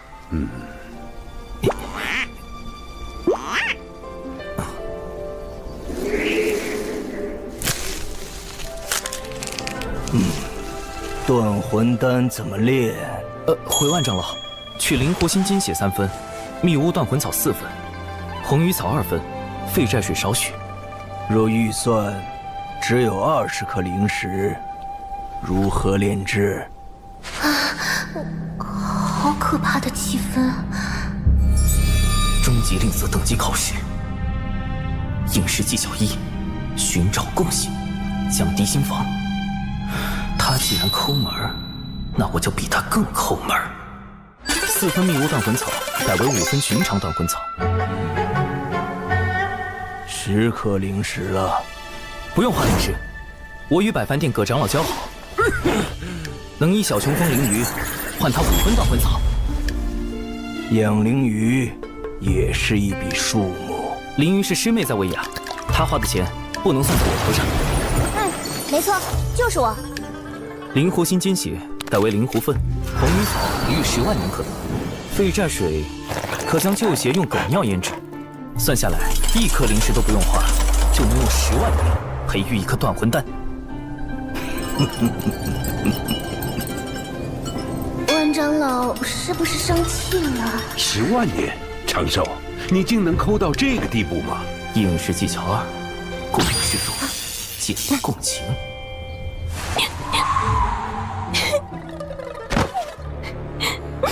灵儿从不知师兄竟然这样节俭，想到师兄用旧丹炉，好不容易为灵儿炼制了断魂丹，灵儿却在东海之滨肆意挥霍，都是灵儿的错。我日子过得苦一点没什么，只要师妹好好的就够了。师兄，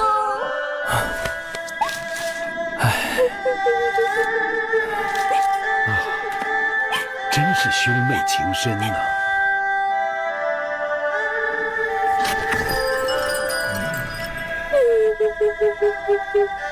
万长老一句话都不说，不会是看穿了吧？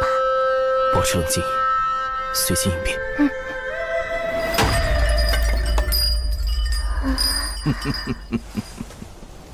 若论节俭，我还是不如你呀。完了，传说中的阴阳怪气大法。没有打探到万长老如此阴阳怪气，看来我搜集的资料还是不够齐全。这样拮据的生活，偏偏还有个挥霍的师妹，让你本就不富的生活雪上加霜。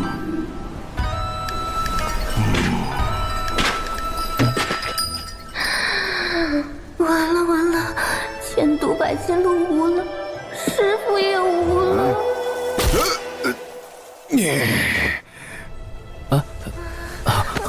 愧不敢当。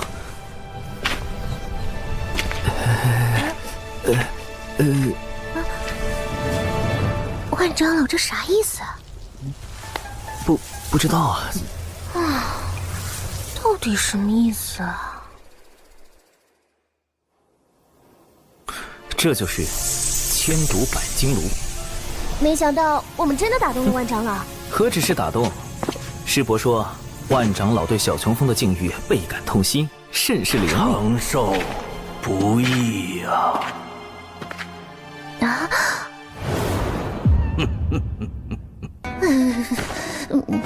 好了，也该让你看看千毒百金炉真正的模样。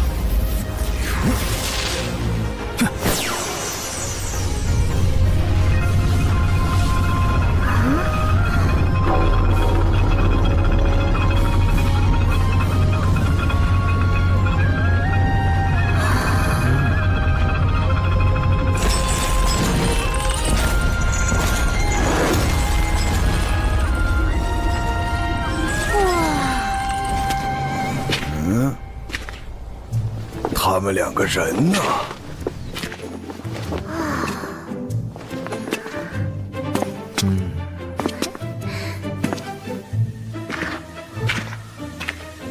你浪费毒丹，该让你长点记性。11、12、13。师兄，人家看不动了。1。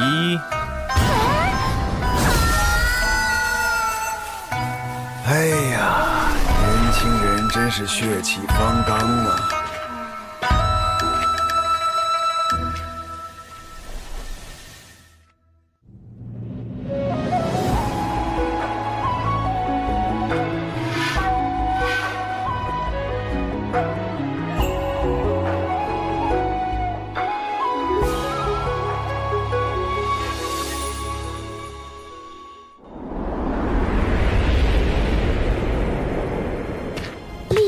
复合型组合大阵，这是我精心筹备了60年的原创阵法。与洪荒主流阵法横向分布不同，此阵纵横交错，环环相扣，甚至可以对付真仙境的仙人。师兄，阵法的威力不是与布阵者修为有关吗？我们都不是真仙，怎么困住他们？所以需要一个真仙相助，最好还是一个不懂阵法的真仙。99真仙境，不通阵法，破天峰忘情上人的9徒弟，与其师兄师姐合称9字9仙人。99就是被其中的959师这对道侣带大的。从同门成为道侣。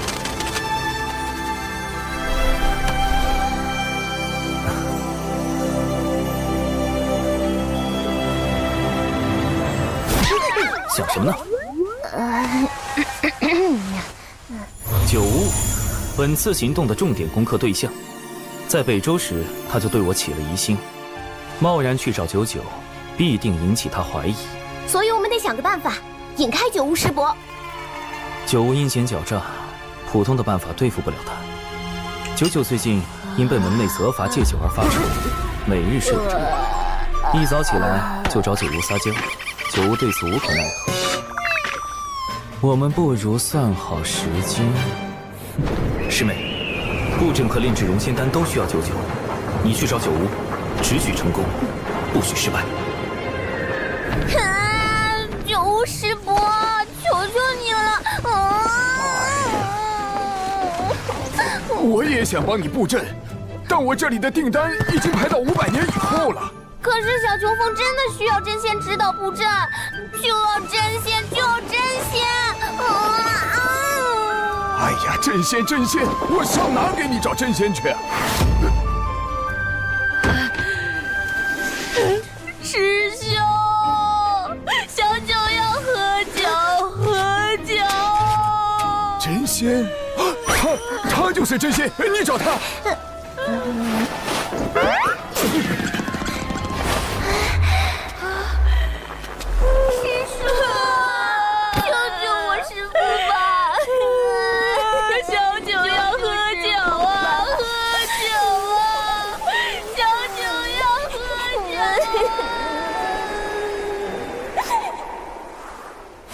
此物名为佳人酿，有酒味无酒气，会让人有喝醉的感觉，但不会破戒。师叔，考虑的如何？不就是布阵吗？咱就是布阵小天才。99师叔已经最迷糊了。哎呀，布阵，看我布阵！救命啊，师兄！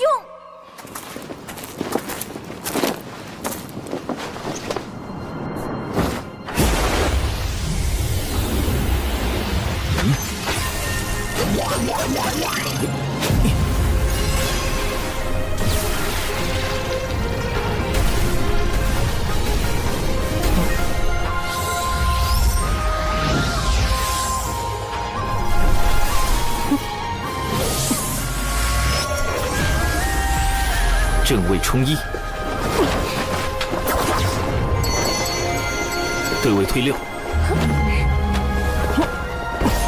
看位归4，离位进2。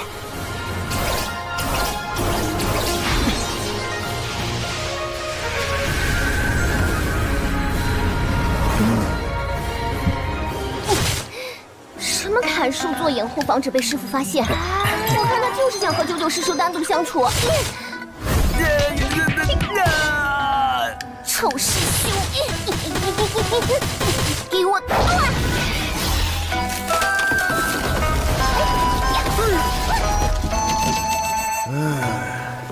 年轻人真是生龙活虎啊！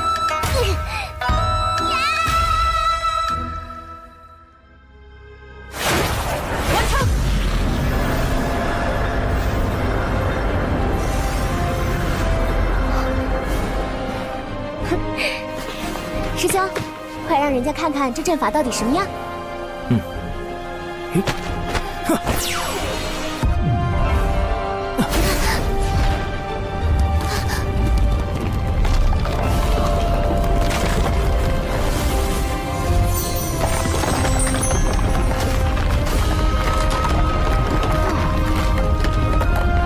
多亏了99师叔用仙力稳固阵基，我这大阵的构思才得以落实。大阵已经建成，是时候炼制熔仙丹了。可是，怎样才能让99师叔在不知情的情况下炼制熔仙丹呢？他不懂阵法，不也同样打造出了这立体复合型组合大阵吗？圣门到底在哪里呀？阵法什么的，真是烦死人了！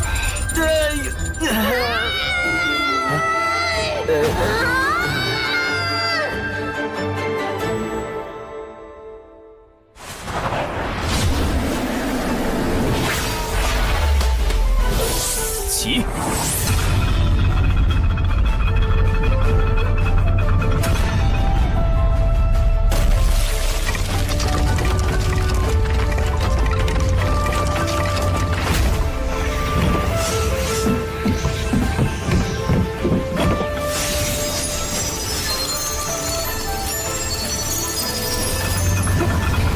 放心吧，培元丹的事交给我了。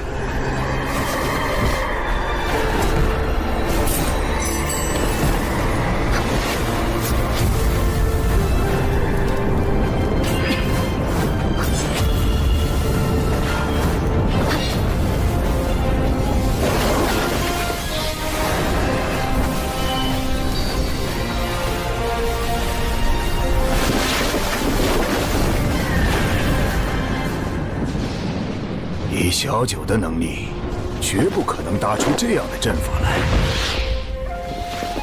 小琼峰既有缘会布阵，又为何需要小九相助？刘师兄，这是去往小琼峰。我们峰的万长老让我给小琼峰送个丹炉来。布阵。丹炉，李长寿，你究竟在捣什么鬼？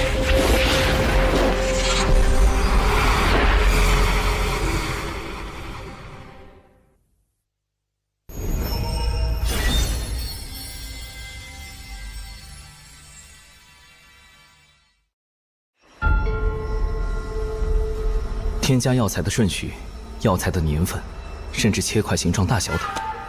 都已做到了精确，只要确保师叔保证稳定和纯粹的仙力支持，就能提高熔仙丹的成丹率。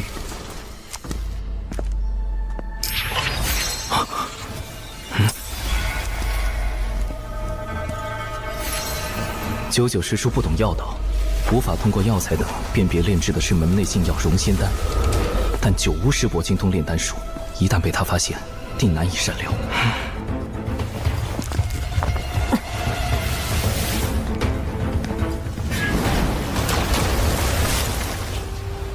看来，得在丹药炼成前，将他拦在外面。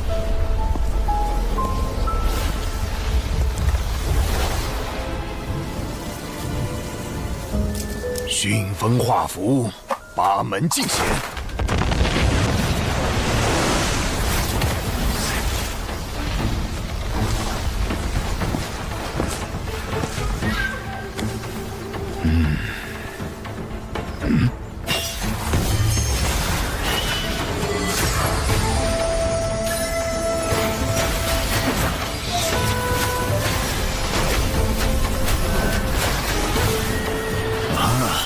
找到阵法的出口了，不过是个基础迷阵。一个基础迷阵，自然困不住主修阵法的九巫师伯。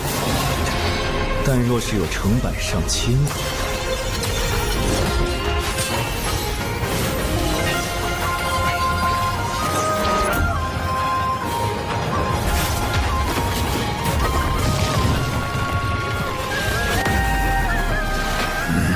还在阵中，看来是个连环阵。这次是灵月六转阵，此阵生门通常设在某一风穴内，风穴方位对应南斗六星：天府、天梁、天机、天同、天象、七杀。星分四野，为主七杀。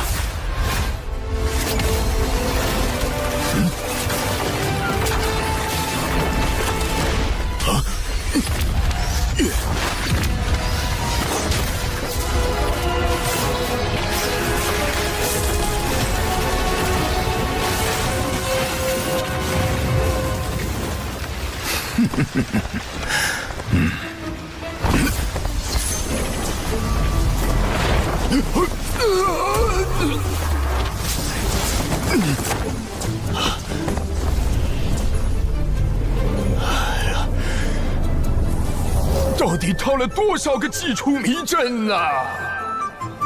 虽然暂时困住了九无师伯，但时间拖得太久，定会加深他对我的怀疑。现在最重要的是尽快炼成熔仙丹。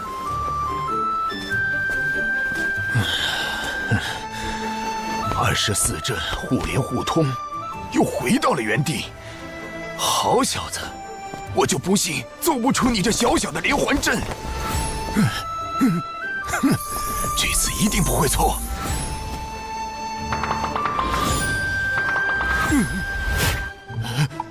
哎呦，这没道理呀！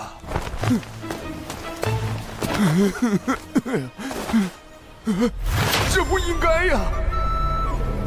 我堂堂一个真仙，不破了，索性直接轰开这大阵。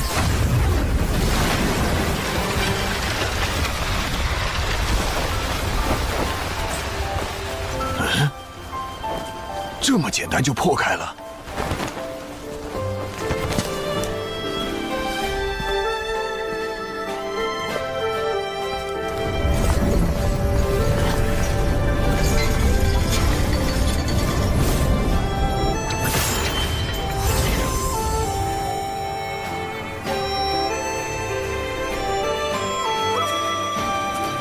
熔仙丹炼成了。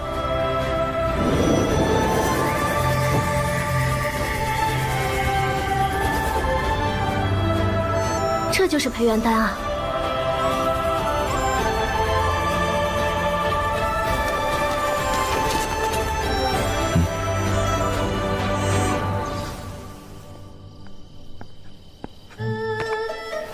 哼，我倒要看看你们究竟在这里面干什么。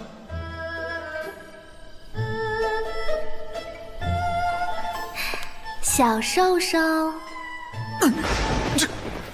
这不是我跟小石是情浓时才会有的称呼吗？他们好上了？你是不是忘了什么？哎呀，这事儿我怎么和诗诗交代呀？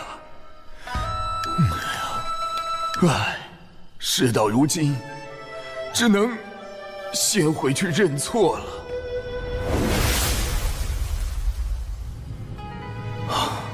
总算走了，幸好在炼成熔仙丹时，及时解除大阵，避免了迷阵变成杀阵，暴露出我更多底牌。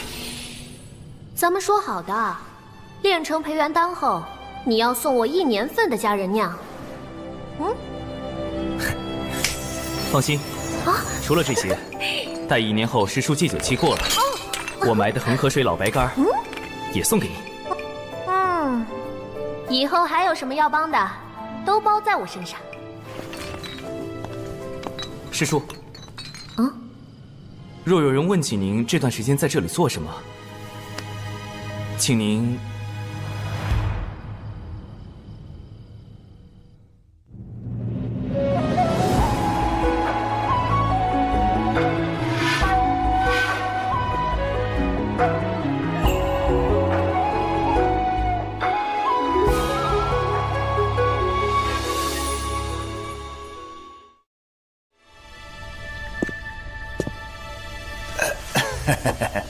诗诗啊，其实小九是时候找个道侣了。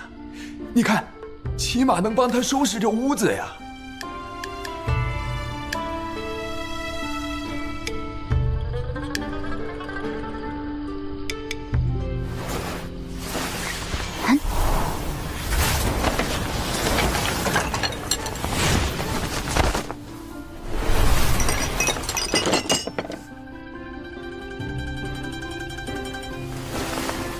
我们小九何须依靠他人？更何况，他才962岁6个月零15天。啊！四师姐、五师兄，你们怎么来了？我刚出关，陪你师兄来看看你。小九啊，你是不是对？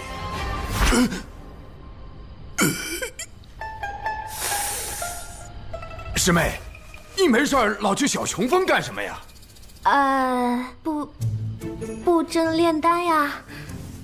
作为回报，小兽兽还送了我一些能代替酒的好东西。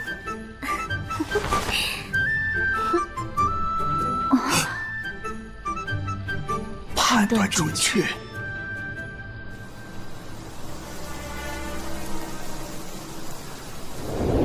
反正99师叔所知有限，让他如实相告，应该能解开今日的误会。至于融仙丹，虽然炼成了，但服用此药的前提是，师父必须扛过第1道天雷。如今渡劫期临近，师父出关频繁，心境不稳，万一……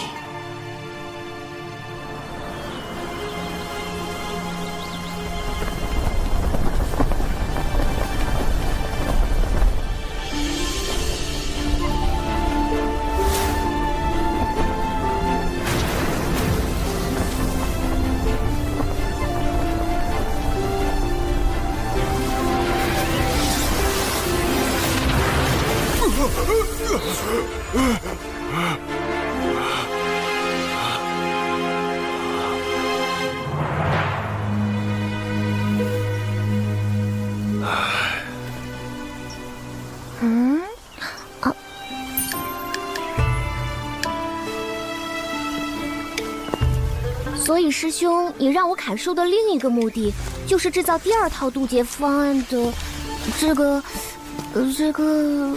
法拉，法野鸟笼，你不要小看我在9年义务教育下的成果。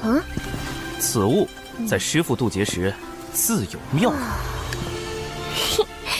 如此看来，此次师父渡劫定是万无一失。这是师父的天劫。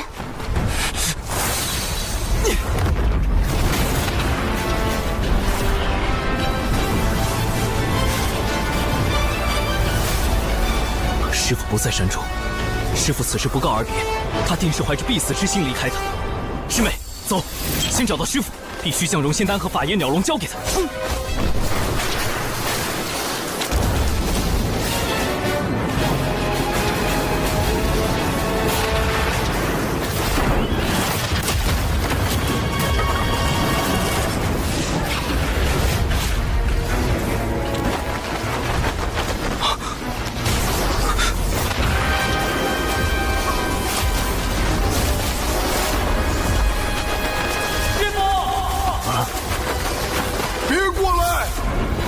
被这雷光击中，你们会灰飞烟灭的。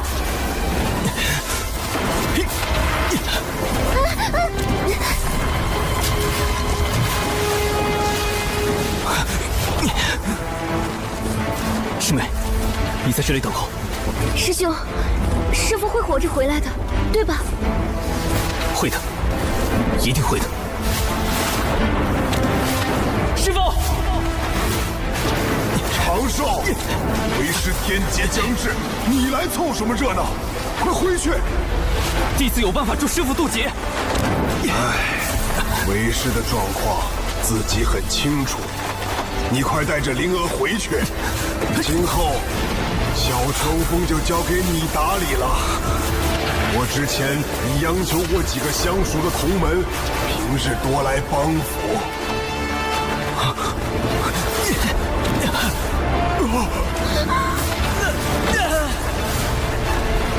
师父怀有必死之心，定会被天道认为道心不稳，怕是连第1道天雷也不能度过。为师让你回去，你没听见吗？你平日的谨小慎微去哪儿了？这天雷不比寻常，以你的修为，一击之下必死无疑。到那时，你让为师如何心安？还有灵娥怎么办？谁来照顾你师妹呀？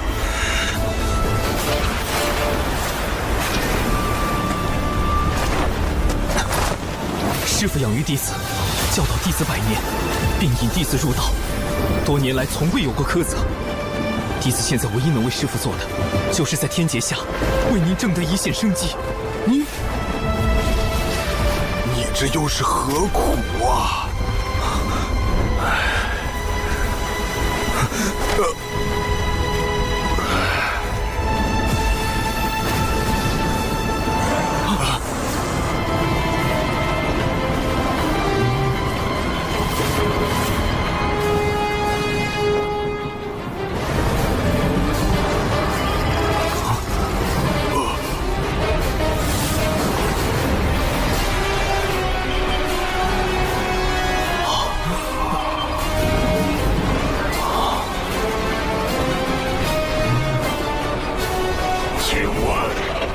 仙门怎么走？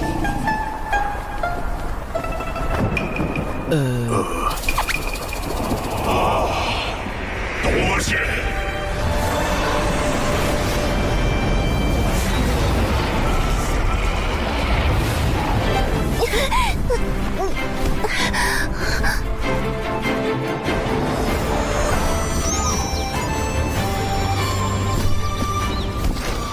等等，现在想来，这雷云虽有压迫感，却非天威，所以刚才不是师父的天劫吗？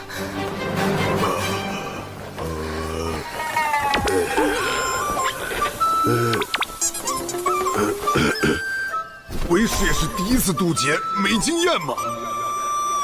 都是乌龙。人家分明是青色的苍龙，怎么能说是乌龙？乌龙是黑色的。看那条苍龙的仙韵，修为已至天仙境。龙族一向隐居深海，与人族少有往来，而今竟派如此高手到渡仙门，恐怕会生变故，还是小心为上。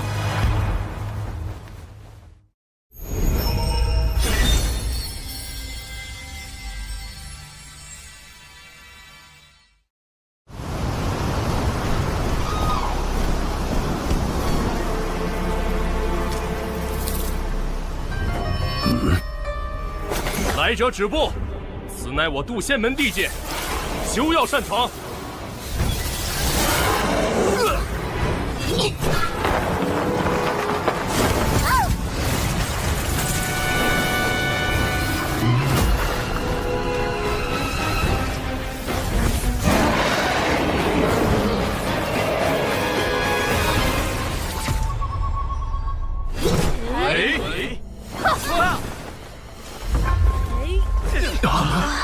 嫡喜，众弟子即可，随我迎敌。啊！门内出事了，快回去增援！这么快就动手，龙族想做什么？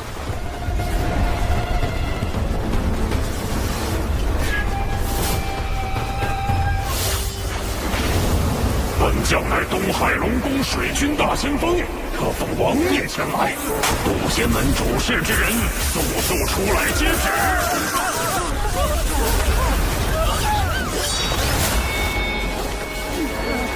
结阵。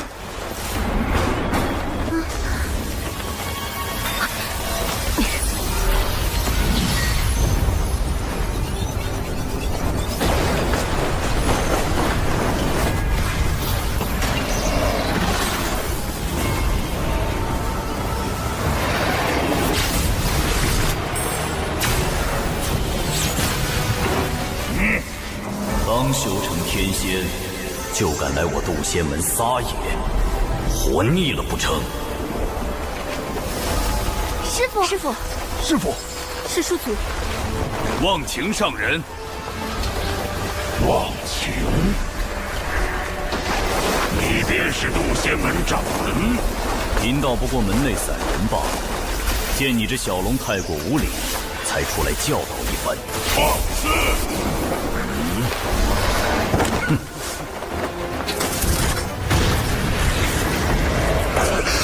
连人士也开始着手。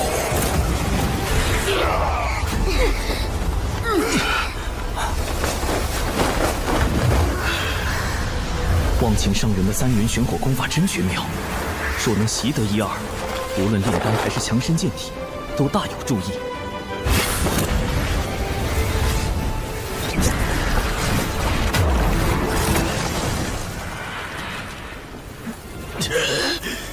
这人族的3元玄火竟强横至此，法力深不可测。你当明白，如今早已不是龙族欺压百族的时代。自祖龙掀起战火，震碎洪荒起，尔等便已业障缠身。贫道奉劝你一句：知止，长止，方回正途。好个道貌岸然的渡仙门！先是打着除妖旗号闯我东海之滨，伤我水军虾众，如今又对龙族如此不敬，我定会禀明龙王陛下，不日便骑兵马踏平你这小小仙门。东海之滨，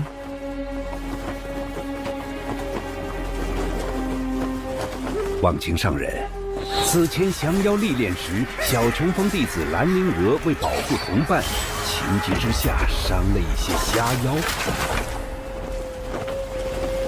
小琼峰，长寿师兄的师门。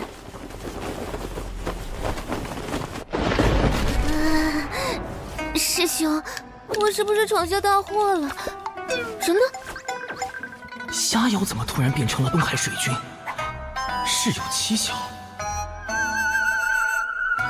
师兄，误伤东海水军的罪业，渡仙门定会查明缘由，倾力偿还。只是东海之滨乃五部洲交界处，有百族共享，何来闯入一说？看来是龙宫静守东海太久，让你们人族炼气师忘了。早在远古，龙族便已将东海划为属地，东海之滨亦是龙族门户，怎容人族随意踏足？龙王陛下谕旨，3日后召开东海大会，东海之滨归属何处？届时自有分晓。若龙族霸占东海之滨，就等于彻底掌控了通往五部洲的交通要塞，威慑百族。恐怕从布置虾妖之乱到召开大会，都是龙族的算计。龙族避世多年，此番大动干戈，只怕难以善了。将军使命既已完成，贫道就不远送了。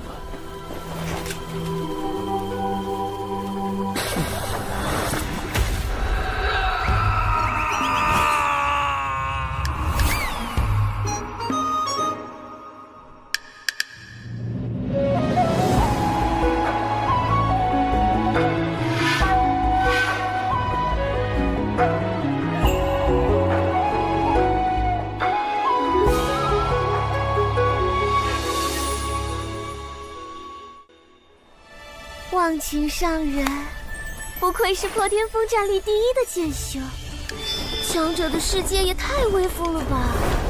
我要是成功渡劫，会不会有朝一日也能这般？师父，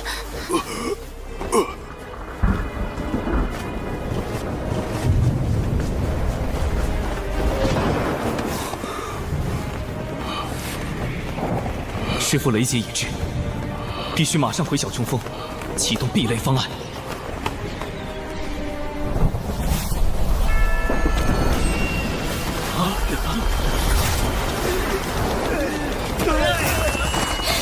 好可怕的威压，根本无法抵御。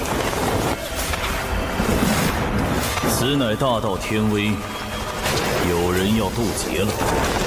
你们暂且退避，莫要被天劫冲杀，神陨道消。劫云在小雄峰方向，难道是奇缘师兄？他道基残损，如何敌得过重重天雷？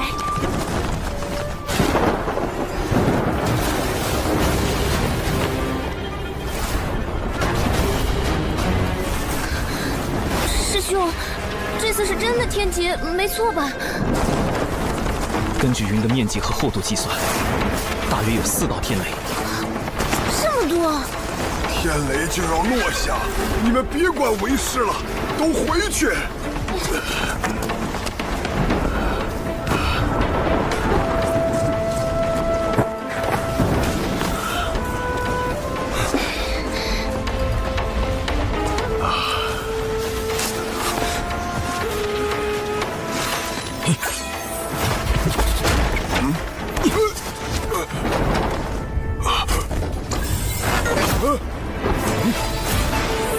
把为师关起来做什么？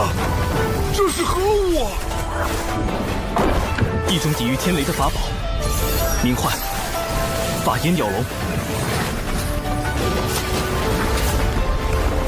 师父待在里面，不要走动，不要接触围栏。快走，别白费力气了。天雷不会被任何法宝阻隔。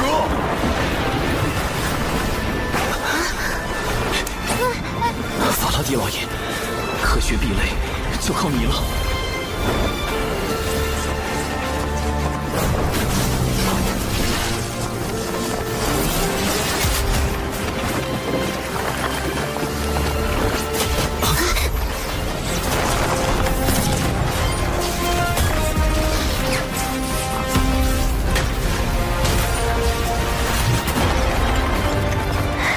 成功了！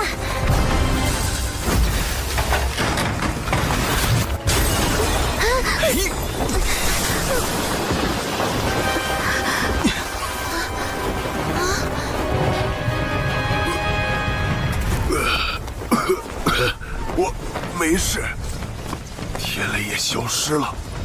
这笼子竟如此神奇！怎么办？法眼鸟笼毁了。挡住了第1道天雷，也算不错。接下来只要让师父服下丹药，就能平安渡劫。师父身上怎么没有丝毫仙灵气息？难道是因为没有正面承受天劫？糟糕，没有仙灵之力，师父服下融仙丹的瞬间就会形神俱灭。天劫本该由渡劫者一力承担，容不得投机取巧。剩下的天雷，让为师自己来。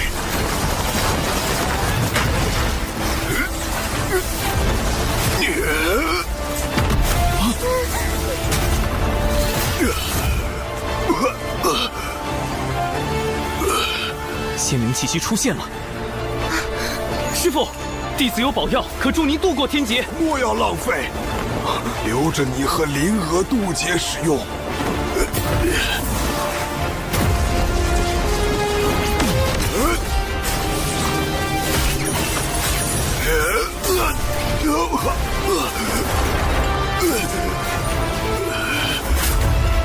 师父！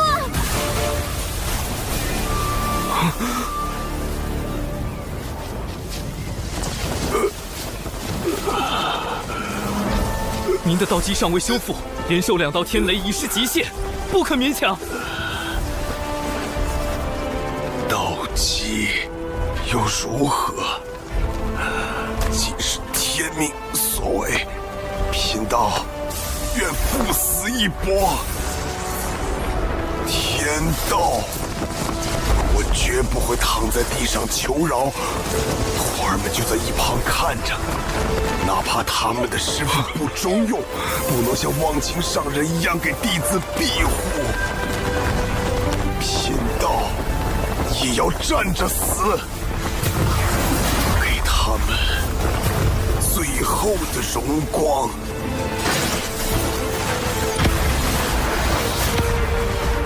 这就是人族炼气师的气概，也是贫道的向道之心。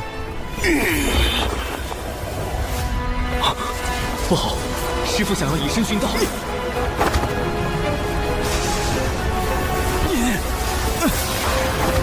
长寿！弟子与师妹千辛万苦炼制宝药，只求师父活下去。你这是干什么？快躲开！百年教养恩情，弟子心中早已将师父视若父母一般。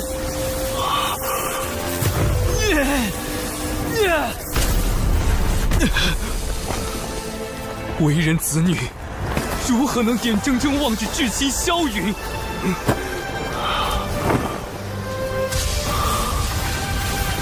师父，为了我们活下去吧！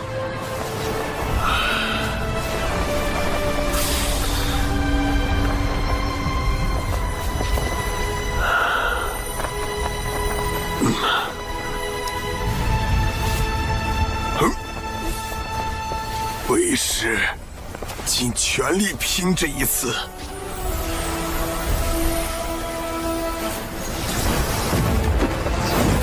来吧，让贫道见见最后一道天雷。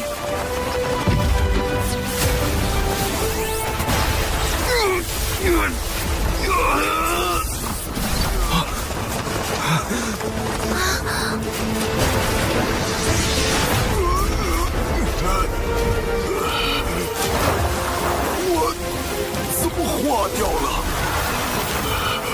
道祖在上，这是什么情况？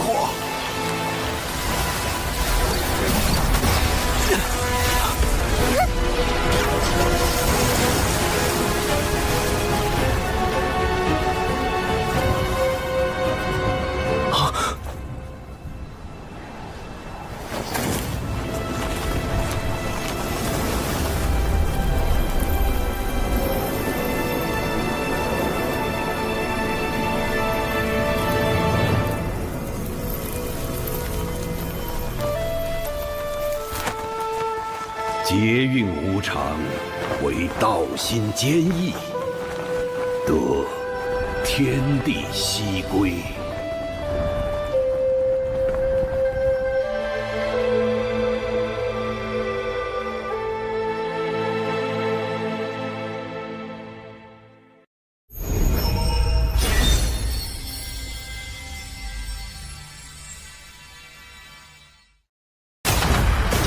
来吧，让贫道见见最后一道天雷。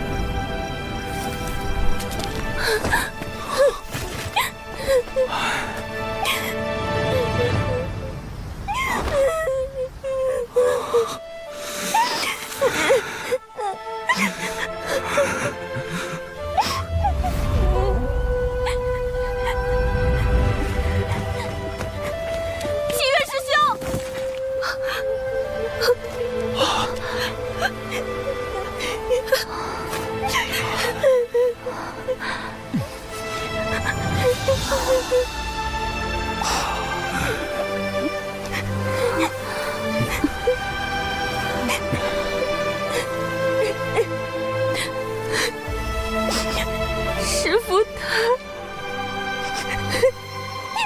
等等，再等等。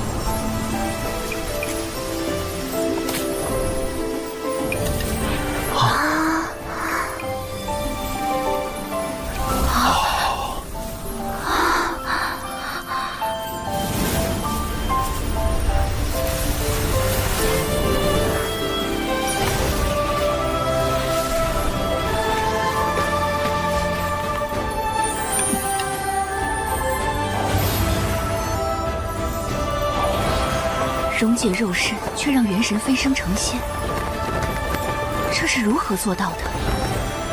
解身得道，是冰解，冰解化浊仙。浊仙虽修为远不如正常的元仙，最高只能到真仙境，但以奇缘师弟亏损的道基来说，这的确是天阶下唯一的活命之法。恭喜奇缘师弟！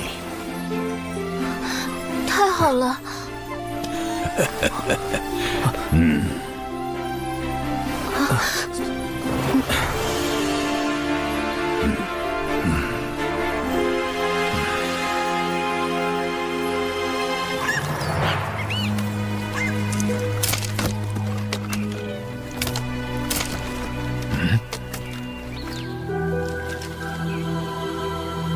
容仙丹。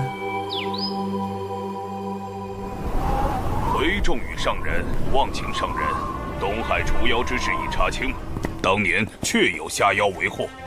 柳师侄带领弟子前去除妖，兰陵娥利用断魂丹重创下妖，在场并无旁人，更没有所谓的龙宫水军。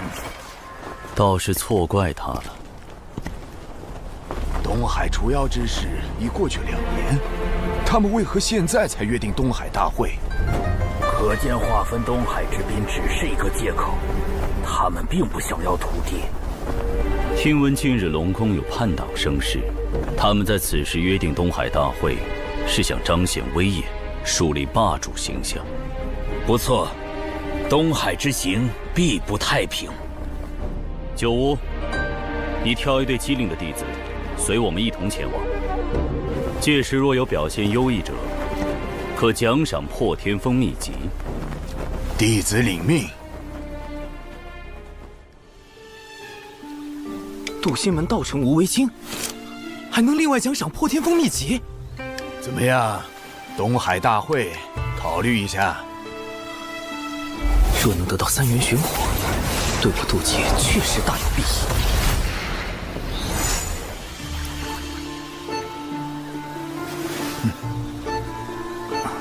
弟子修行尚浅，恐怕要辜负师伯美意了。师侄谦虚了，我知你精于炼毒。你之前给灵娥炼的那个叫什么丹来着？容仙丹。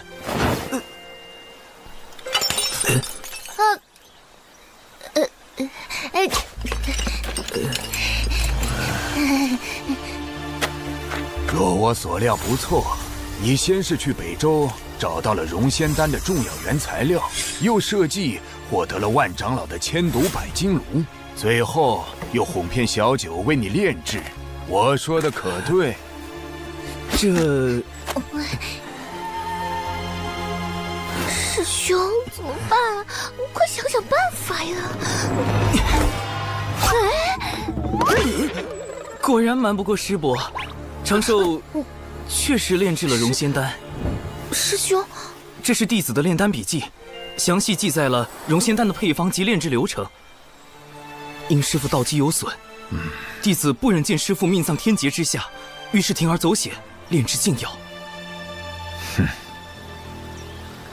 唉，完蛋了，九无师伯全知道了。啊，这就是暴风雨前的宁静啊！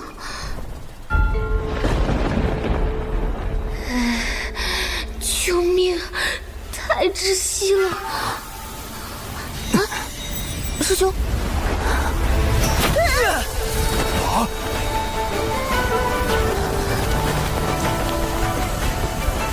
师兄！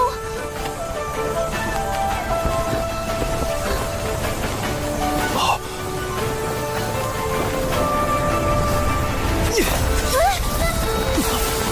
他顿悟了。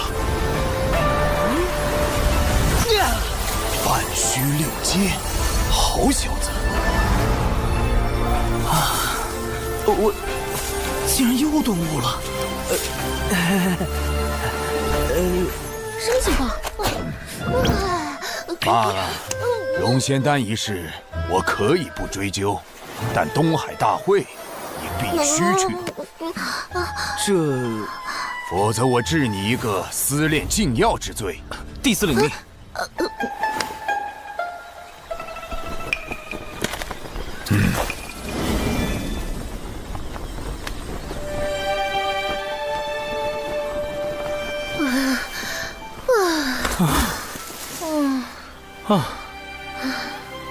师兄，这到底怎么回事啊？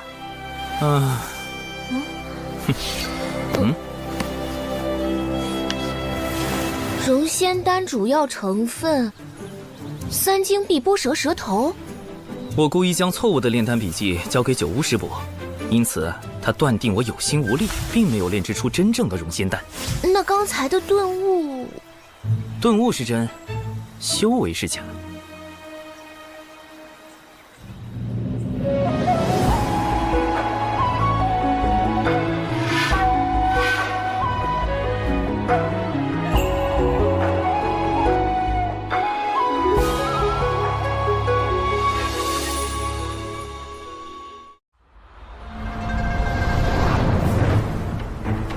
龙宫举办的东海大会，主要是为了借东海除妖之事大做文章。你们作为随行弟子，需龙宫弟子以守类攻类的方式夺宝，届时龙宫定会找机会刁难。你们是当代弟子中修为最高，或是最为机警之人，需沉着应对，不可使我人教风度。是。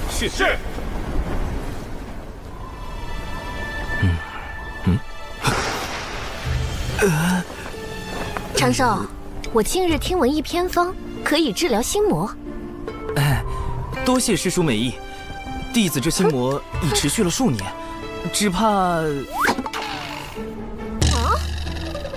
我还没说什么办法呢。万一有用呢？师叔请说。那就是以毒攻毒。师叔不可！我看你和灵娥相处就不会有这心魔，我可是费了好大劲儿才找来办法，你不许推脱。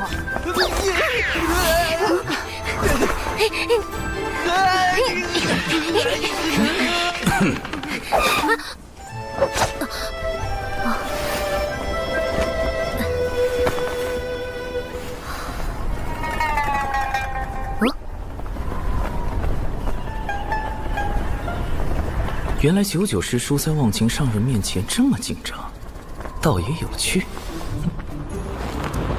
不过，为了避免99师叔再靠近我，得想个办法转移他的注意力才是。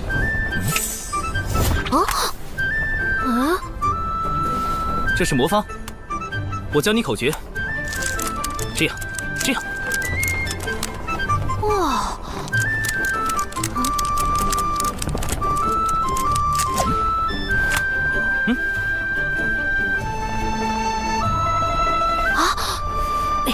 长寿师兄，我可以玩吗？当然可以啊。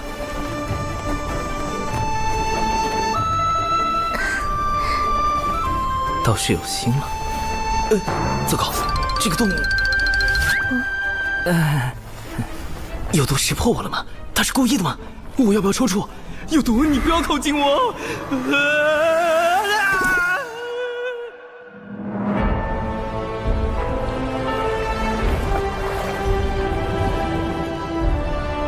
欢迎众位仙家光临第1届东海大会。继二太子敖乙殿下10岁寿辰典礼的现场。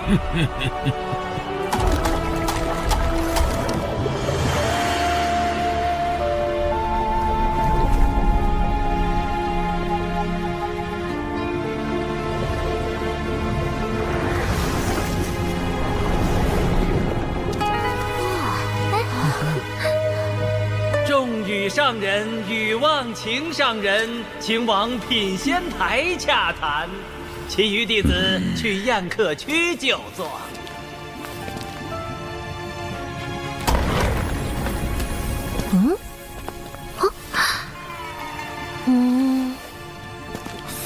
哇，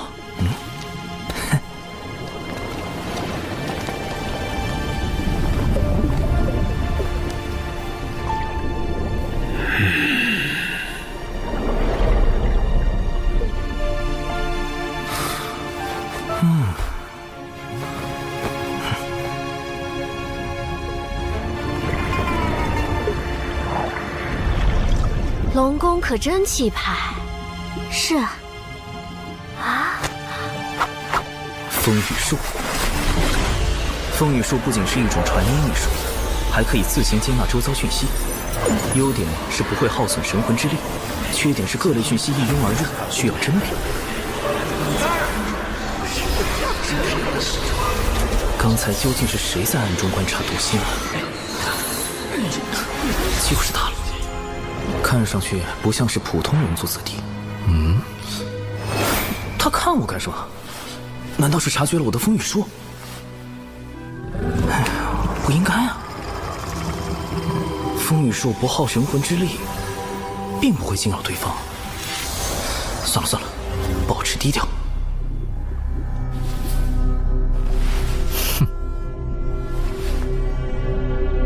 众所周知，我龙族历史悠久，自远古以来便是百族中的佼佼者，底蕴丰富，高手如云。为增强人龙友谊，我们特设弟子打擂环节，并以龙宫珍藏多年的先天灵宝作为彩头。也就是我龙宫实力雄厚，才愿拿出如此宝物，众弟子需踊跃表现。这龙族就爱搞些假把式宣扬威风，谁不知道龙族如今的困境？慎言。龙族现状的确堪忧，经龙凤麒麟三族大战后，龙族气运折损，大不如前。如今天道大兴人族，道门三教盛行，他们却好似还沉浸在往日迷梦中。我宣布，第一场人龙打擂正式开始。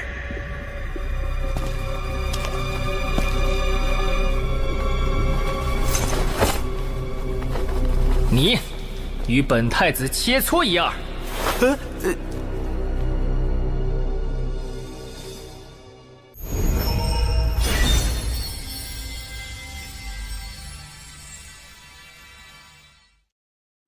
我宣布，第一场人龙打擂正式开始。我方派出的第一位选手，就是今日的寿星龙族二太子殿下。二太子！此人竟是龙族二太子敖乙。这就是10岁的二太子。今日就由我们的寿星二太子殿下，找一位仙门良才切磋一样。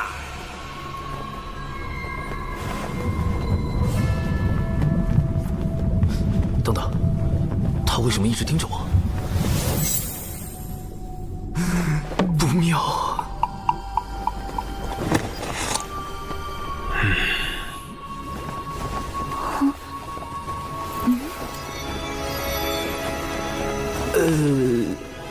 你与本太子切磋一二。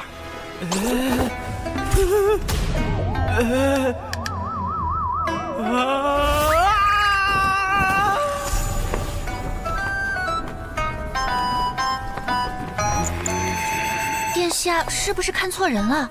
那人才反12阶，是这仙门里最弱的人。殿下，选那个女子，还有反虚8阶。这是殿下的策略。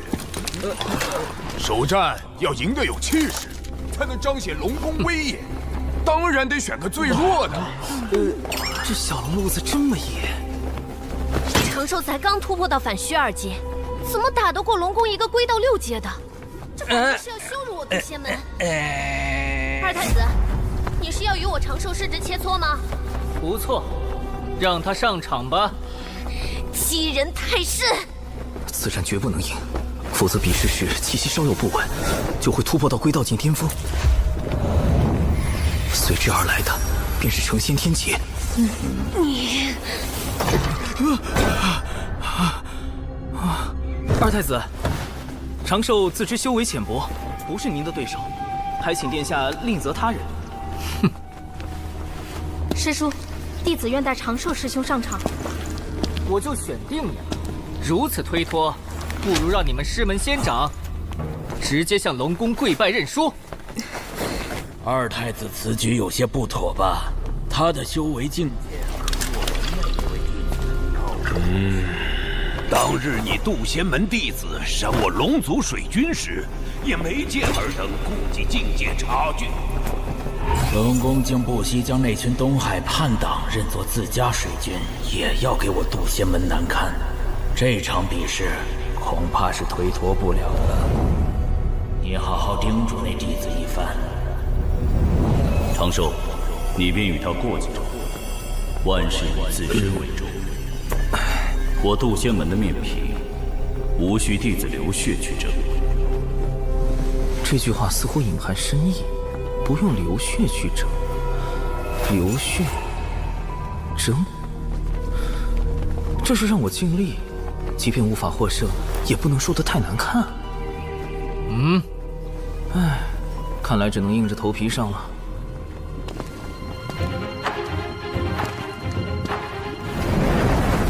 这次比试以水莲台为界，退到外围即为认输，双方点到为止。且慢！怎么了，二太子？你我不如转个文斗？废话太多，看打！龙宫大佬云集，稍有不慎就会暴露，必须速战速决。九龙探云步，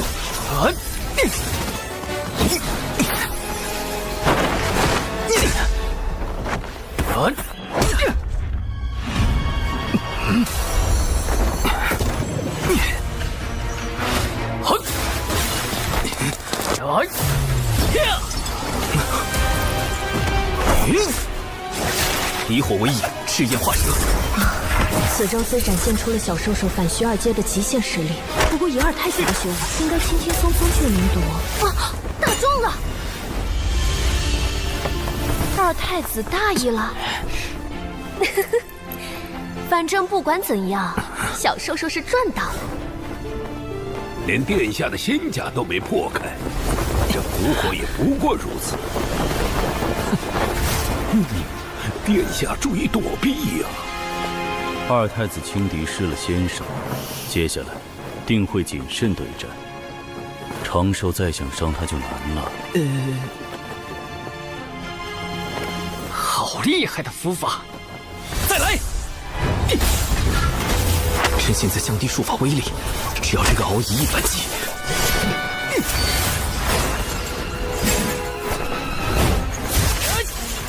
符引旋风，起！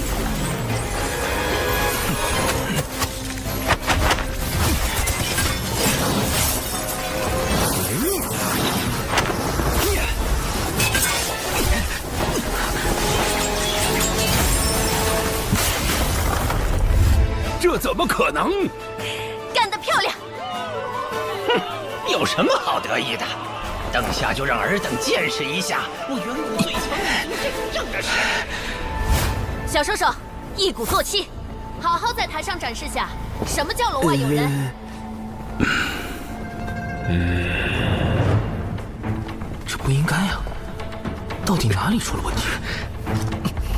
不对，他想输，但为什么呢？这位二太子怕是想故意受伤输掉比赛，好借此让龙宫对渡仙门发难。眼下若想解此困局，并保住渡仙门颜面，最好是让长寿打成平局或惜败给二太子。长寿绝不能赢。不愧是天仙的高度和眼界，竟能看破背后这样歹毒的奸计。高贵的龙族啊，为何到了现在还是不明白？我们早已不是最强的了，龙族引以为豪的术法招式，在人族面前不值一提。所谓的远古霸主，都只是过往。这一次，我会彻底打醒你们。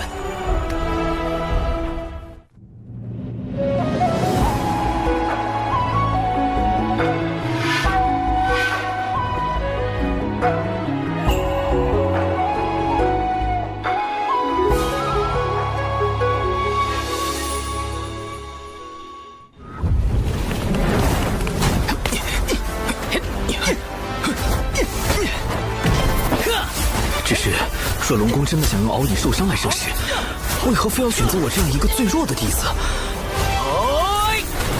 躲不掉了。奇怪，此拳并无太多威力。无论如何，先设法退出水莲台。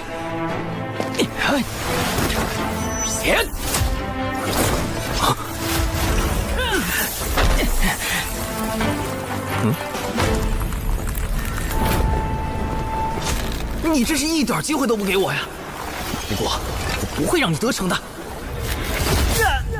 好强的后劲！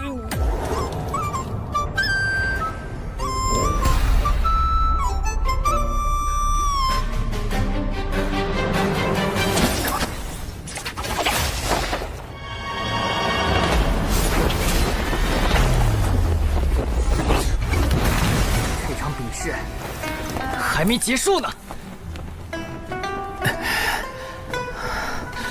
我都被打出台了，你竟然还不放过！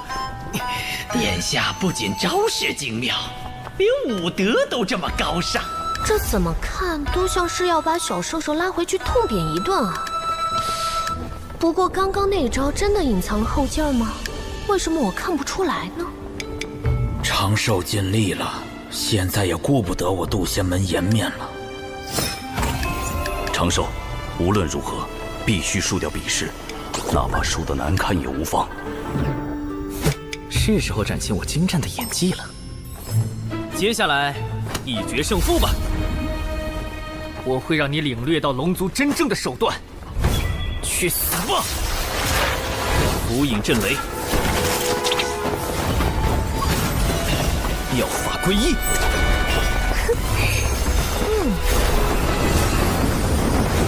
我要用这记耳光告诉龙族。如今，天有圣人，一直可屠龙族；地有人族，其势浩然不可挡。若还不放下所谓的高贵，寻找真正的出路，那等待我们的只有死亡。醒来吧，龙族！醒来吧，那些沉醉在远古美梦中的同族们！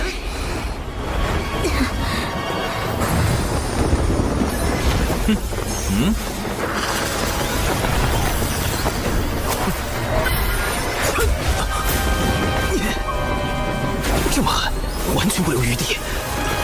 你不要低估本太子的决心。不是你死，就是我亡。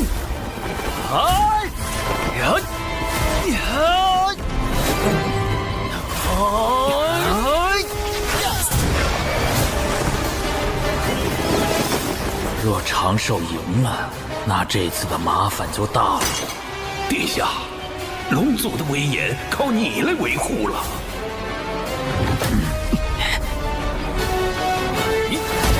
啊！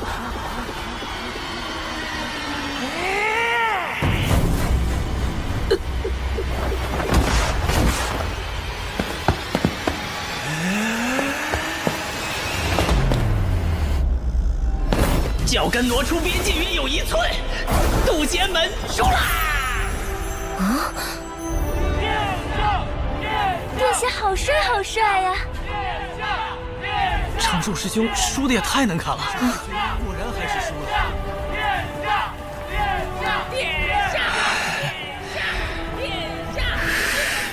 你们殿下一个脚都踏出来了，你这分明就是黑。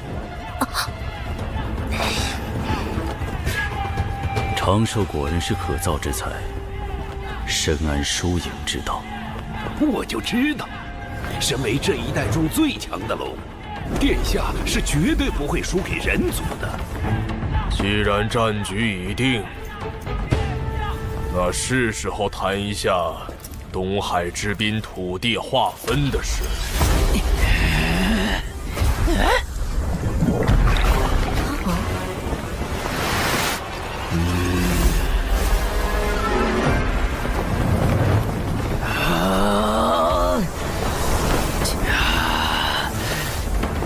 殿下放心，此战我龙宫必胜无疑。既然你们还有异议，那就接着打。还不死心？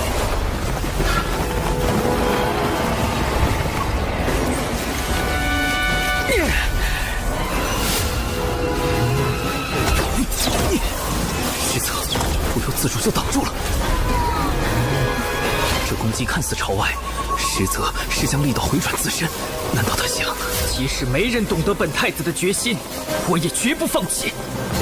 哪怕是自镇元神，你终究还是输我一筹。完了！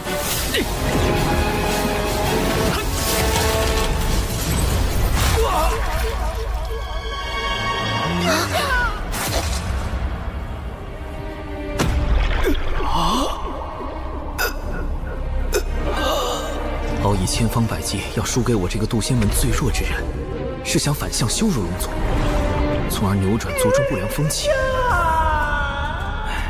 只可惜，没人明白他的心思。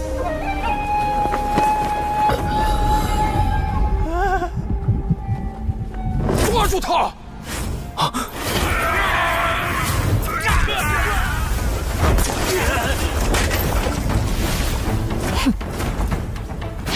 不妙，我的境界快压不住了。混账！竟敢伤殿下元神！弟子修为不过反虚境，如何能伤人元神？还请诸位明鉴。突破的感觉越来越强烈，快被成仙天界锁定了，得赶紧离开才行。谢将军，他说的不错，殿下是因为自身法力太强，运转时出了差错，才震伤元神。多加修养，便可痊愈。不愧是殿下，法力竟强横至此。快带殿下回房休息。我可没有说。陈董，从龙血脉绝不会输。谢将军可别说了，给你们二太子留口气吧。等等，我也可以装伤退杀。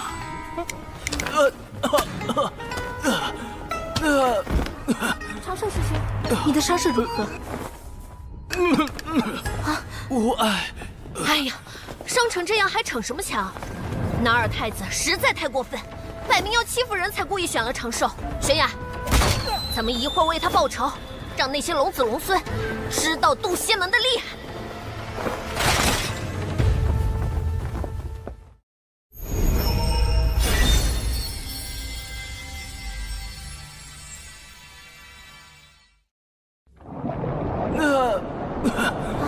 长寿师兄，你的伤势如何？无碍。哎呀，伤成这样还逞什么强？那二太子实在太过分，摆明要欺负人才故意选了长寿。玄雅，咱们一会儿为他报仇，让那些龙子龙孙知道渡仙门的厉害。收敛一点。龙宫那么多天仙还在看着。长寿伤势颇重，九九师侄速送他回渡仙门养伤。不可以，万一途中突然渡劫就麻烦了。弟子斗胆，请师叔留下，让弟子独自回门。东海大会波诡云谲，每少一人，仙门便多一分危险。若因弟子之私而令师门陷入险境，弟子万死难辞其咎。长寿，你……长寿师兄，当真是大仁大义的君子。如此，便依你所言。小九，将3元玄火传给他。喏，师傅让我给你，这功法能强化神魂和道躯，对你养伤极有好处。总算到手了，渡过天劫的把握又多了一成。多谢忘情师伯祖。这个小辈倒是十分稳重，不知几位仙长是否也同他一般，能稳妥地了结东海事宜？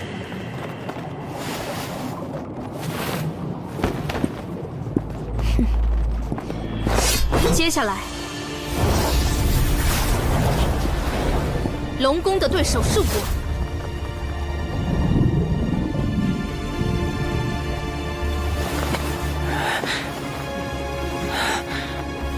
我儿，你元神未愈，不可妄动。母后，放我出去！孩儿想拜师渡仙门，修行圣人道法。龙族之法可是不够你学，龙族之宝可是不够你用。那渡仙门在道门排名不过中下，有何资格教导远古龙族？可是，此事不必再提。当年道门阐教收了一条孽龙做弟子，放在池子里观赏，这般羞辱，龙族如何能忘却？我儿啊，你还是静心养伤吧。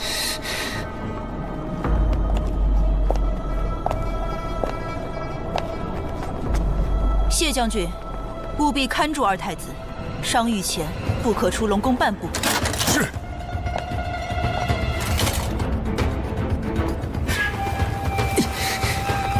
母后，你不懂，只有我这个二太子败在小小渡仙门，才能撕碎龙族扭曲的骄傲，找到挽回龙族气运的新出路。渡仙门，我去定了。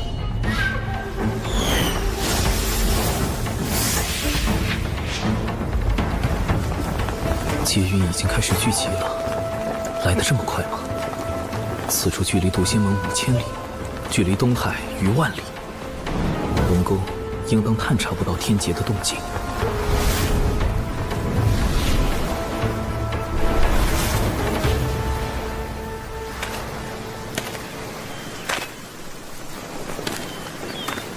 糟糕，妆化了！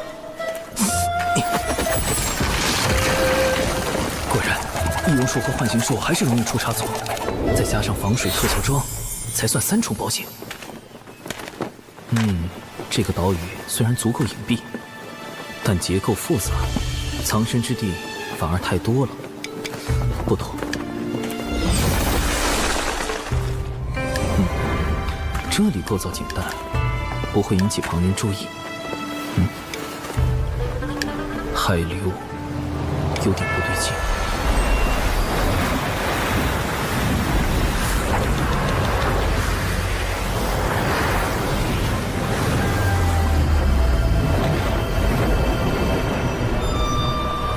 海下竟有洞窟，还有天然的逃生通道，倒是个渡劫的好地方。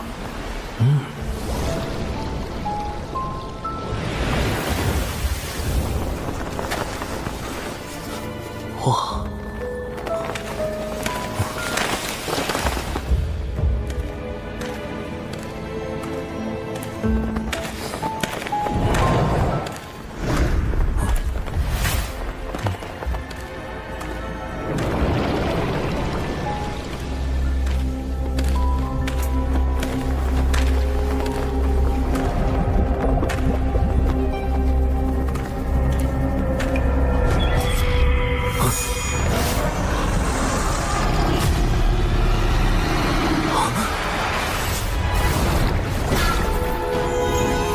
谢将军想看住我，做梦！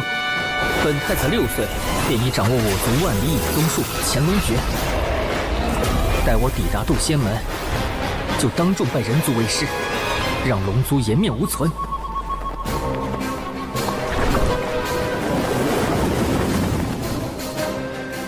哪来的道人？莫非他探查到我的存在？龙族秘术乾隆诀已经落后至此了吗？不行，不能让他暴露我的行踪。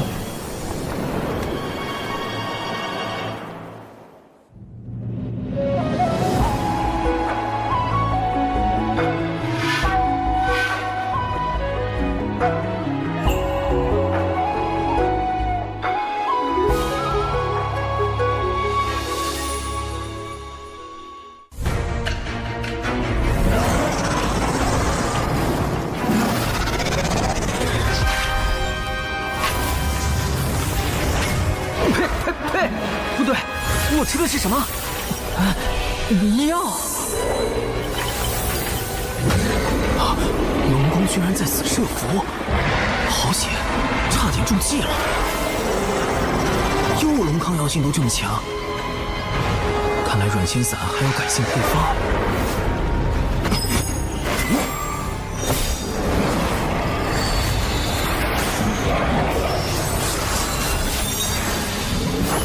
符阵，水源惊天印。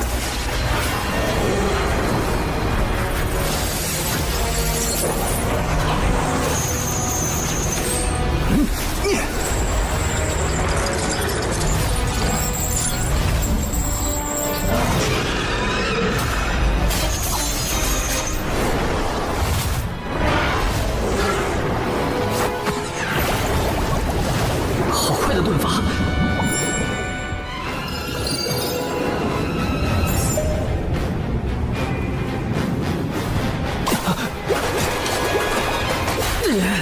狡诈的人族，偷袭！快下毒！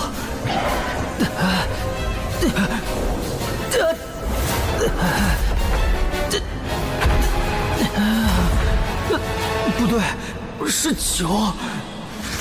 这声音是敖乙，他怎么跑到这里来了？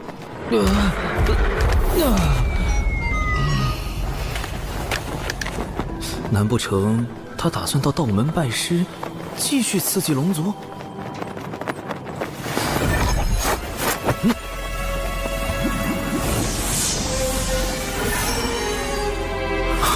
符咒，一旦有人对敖乙下杀手，就会被符咒锁定元神，遭到龙族追杀。万一龙族发现是人族袭击了他，事情越闹越大，牵扯到我的天劫就不妙了。既不能灭口，又不能放任这个隐患，哼，那就只有物理性洗龙灭迹。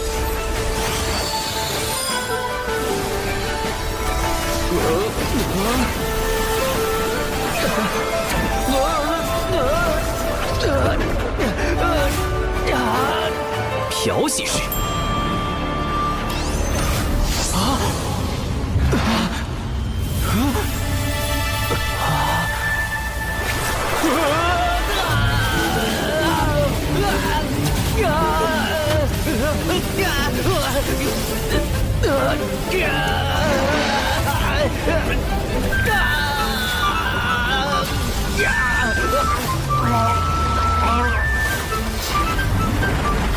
滚筒式。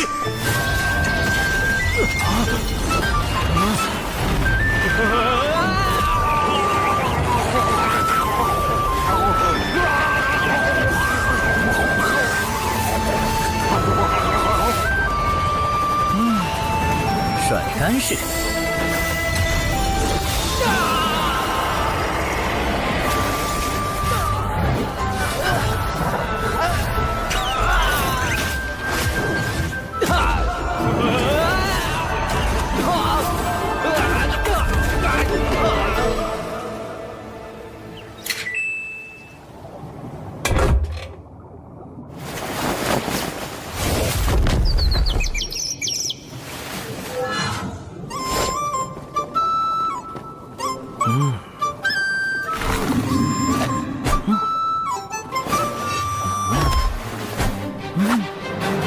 很好，残留的指纹、药物、纸人、法术痕迹都已清理干净。哼，敖乙，你我就此了断因果，往后莫要再见了。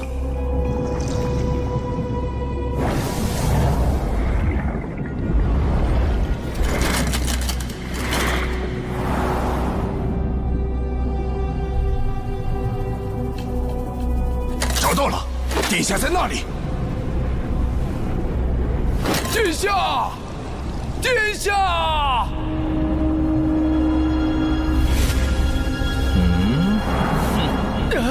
不要过来！不要靠近我！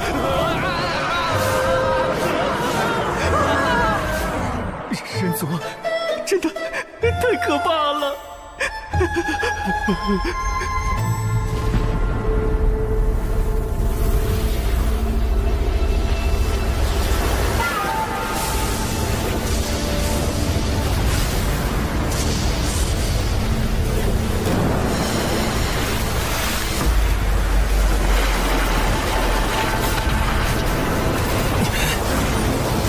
火星遁法，水遁。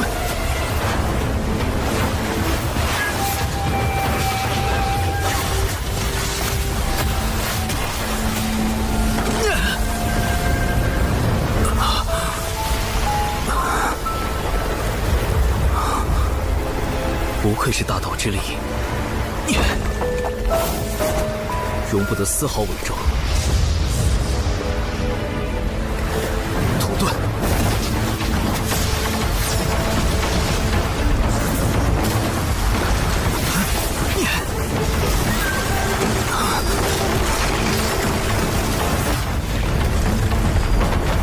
木遁。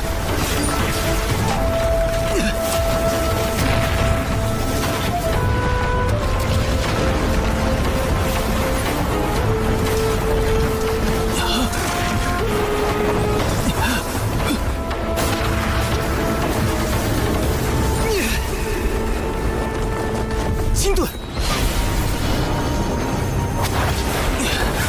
还好前些年为了防止意外，多准备了几处渡劫地应急。成仙天劫终于要来了。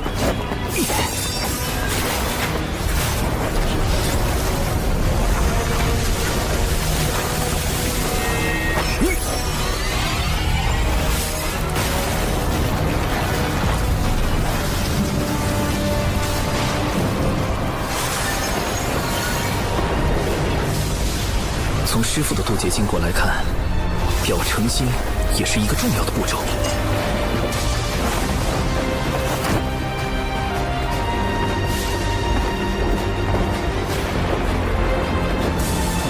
道门弟子李长寿，旌旗苍天，弟子诚心立自身之道，称无忧之仙。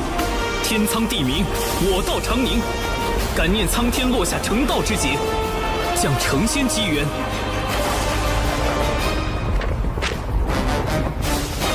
这样算是礼数周全了吧？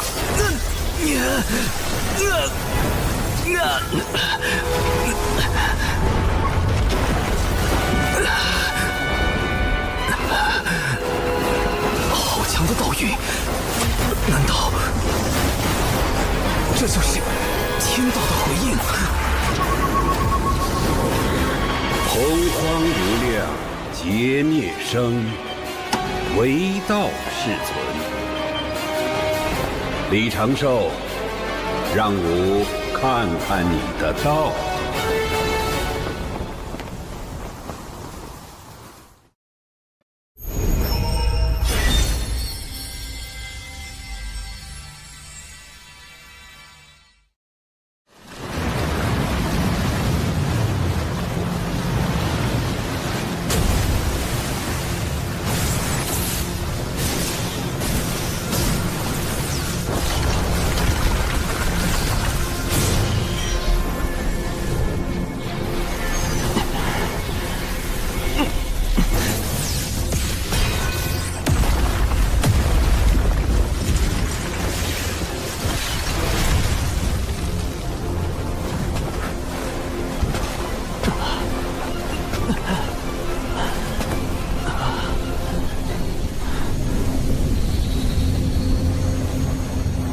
仿佛成了一个遥远的梦，短暂且美好。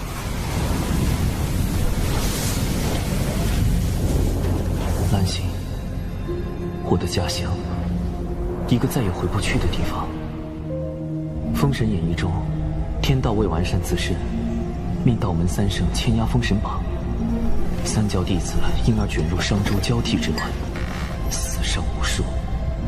天道的完善，必须以生灵涂炭为代价吗？多年来，我一直利用计算机集群技术，不断融合东西方哲学，试图探索出一条适合众生的新秩序。成功了，6年了，我终于做到了。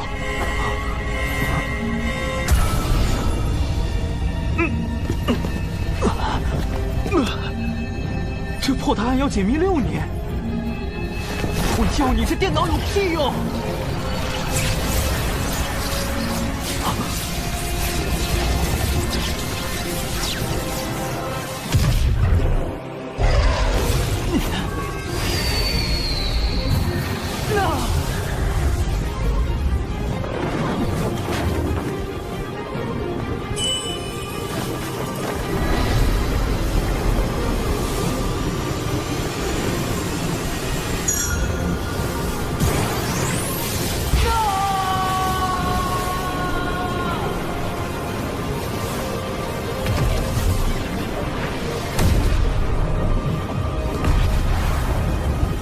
这是我来到这个世界的第129年。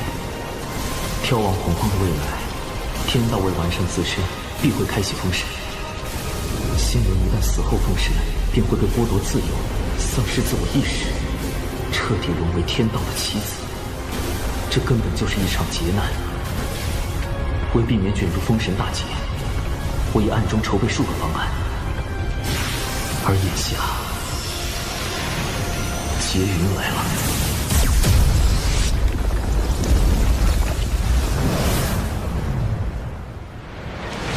韩芷，此次随为师前往截教道场讲经布道，感觉如何？师傅，汉芷今天终于见识到了我教弟子众多，人与妖混杂，好热闹。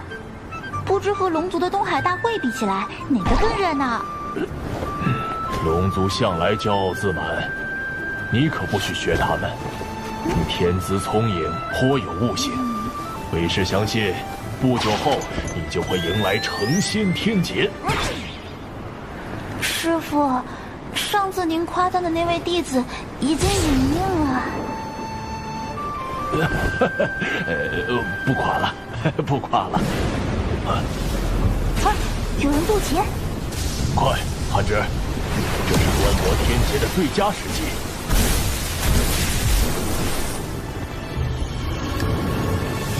渡劫好像已经结束了耶。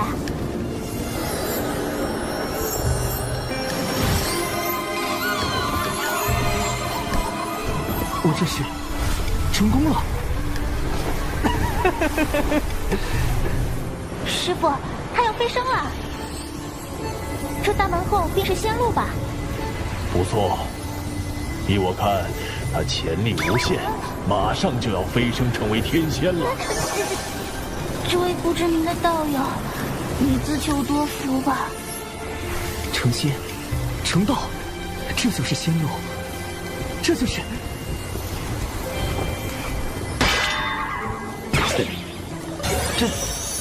等会儿，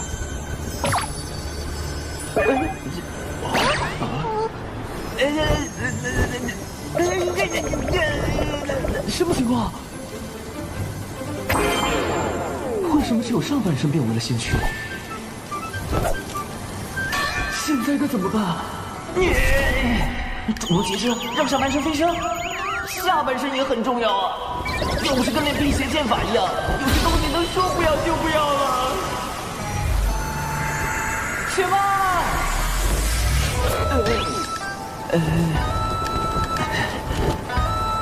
莫非是天道错判了我的实力，以至于没有降下足够强度的天雷，导致我如今只有半身仙躯的情况？等等，莫非……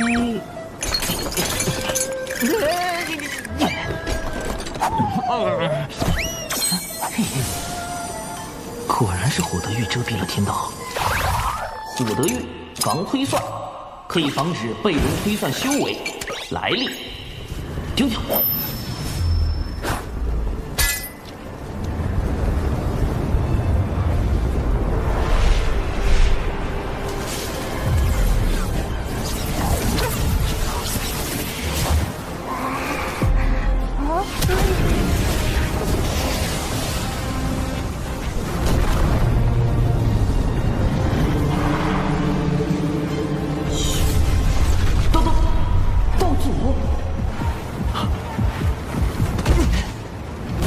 名弟子今起苍天，渡劫之变数实非弟子有心算计，恳请苍天令弟子修行不易，再上天劫。也请苍天允弟子换一渡劫地，以免不测。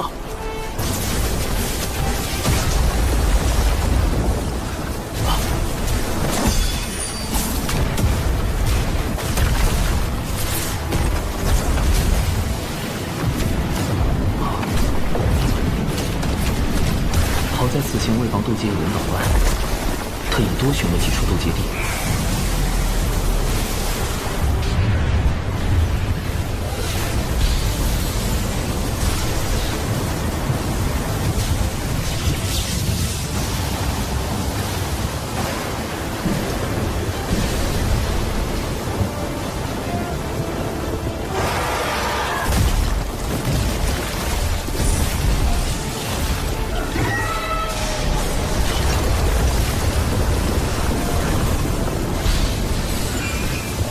厉害的劫云，是排行第2的九霄神魔劫。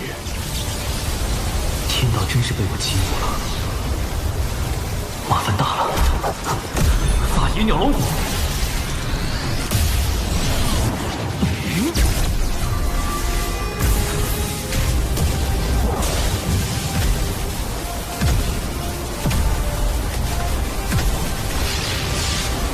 看来此人多数要死在天劫之下了。看来此人还有一线生机。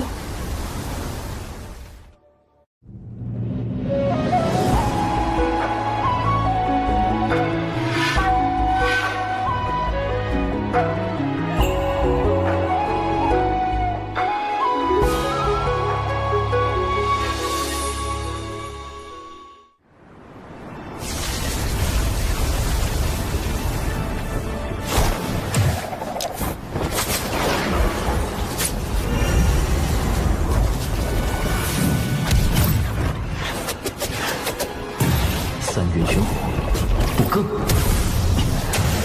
不更，人族先贤神农所传，所形成的果子可以形成某种阵势，以作抵挡。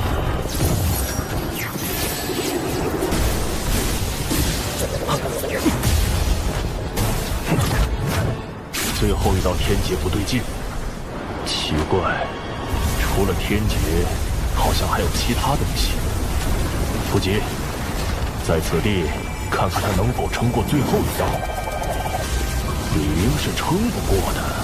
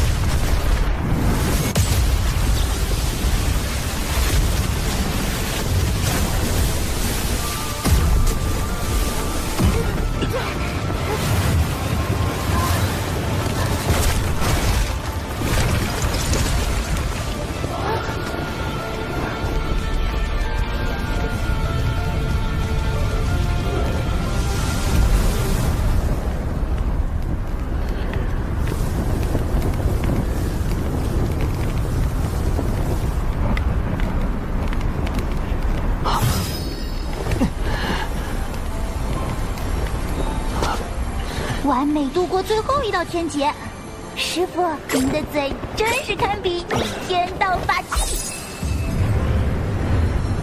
成仙，成道，这就是仙路，这就是竟能撑过此劫，咱们可过去结交，说不定他就要直接飞升天仙。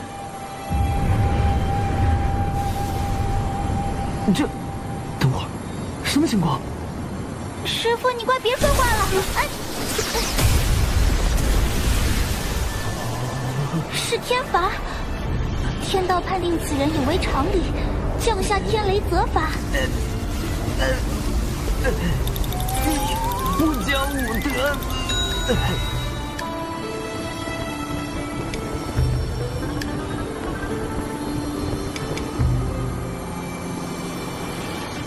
7连道花，便是师傅您说的道门标识吧？3朵道花分别代表精气神，花瓣越多，则道基越圆满，潜力越大。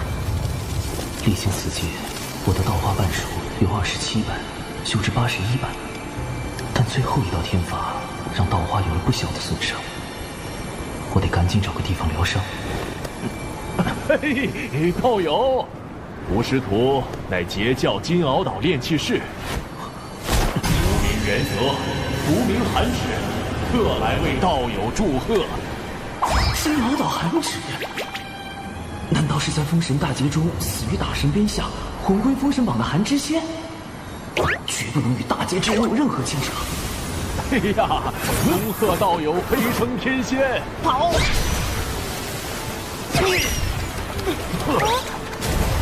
往后修行之路必定顺遂无比，还望道友入我截教。师傅，可惜，连道友的脸都没看着，就错过了。放过这位道友吧。仙路缥缈，世事无常，大道千载，终须自渡。万般因果，方显机缘。道花修复期间，不可随意移动。这渔夫倒是个绝佳的修炼场所。好大的鱼！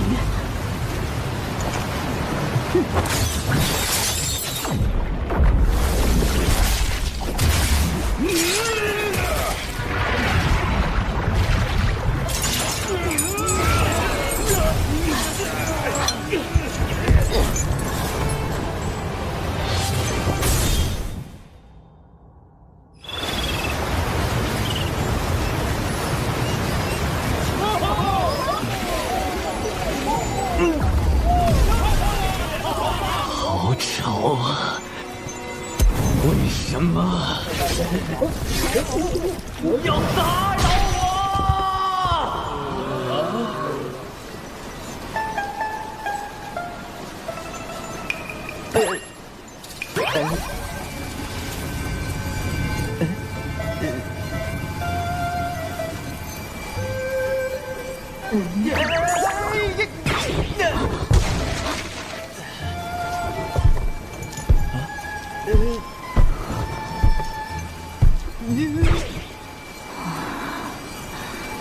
这是海神。从鱼肚子里生出来的海神，海神，快把海神从寨里好生供着，通知巡寨全体寨民，搭建神像，摆坛祷祝。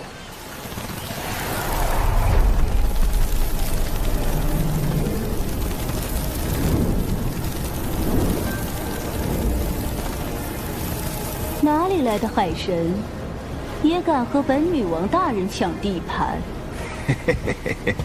女王大人，雄寨之事便交给属下吧。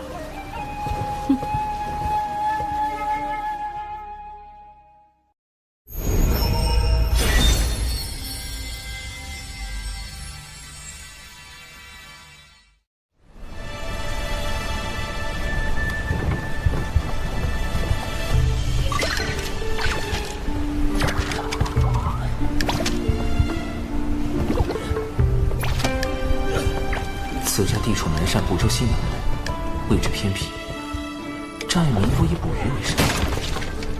奇怪的是，寨民们都像吃了猛汉药一样，身形几乎都非常壮硕，吃食也都很正常。奇怪，莫非是祖传体型？这真的是人类会有的体型吗？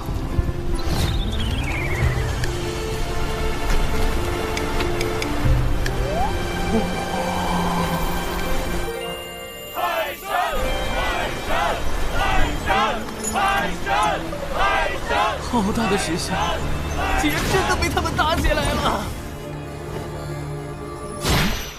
我又不是真海神，只要一直假装不能动弹，也就不会有人再信海神那一套啊。海神像也就变成了废石像。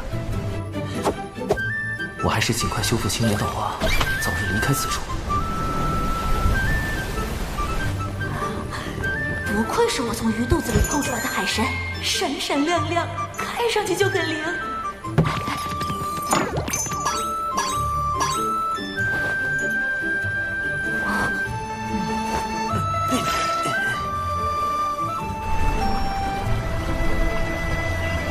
道花总算彻底修复，我可以隐藏修为，模拟出魏成仙的模样了。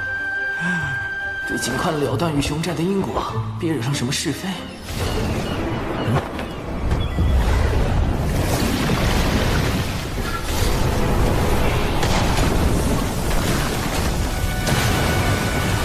好重妖气！寨主，快看那边！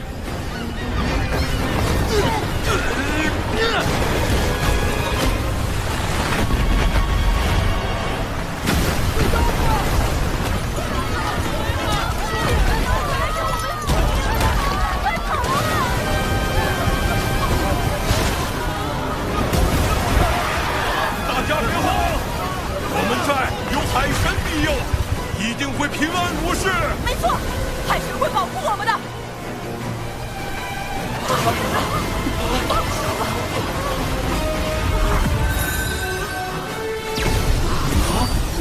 西方二超凡玄中妙法，传福泽。寨主，这是。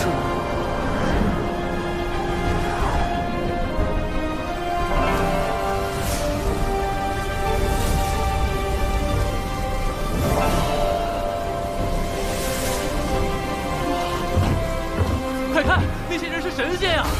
是神仙。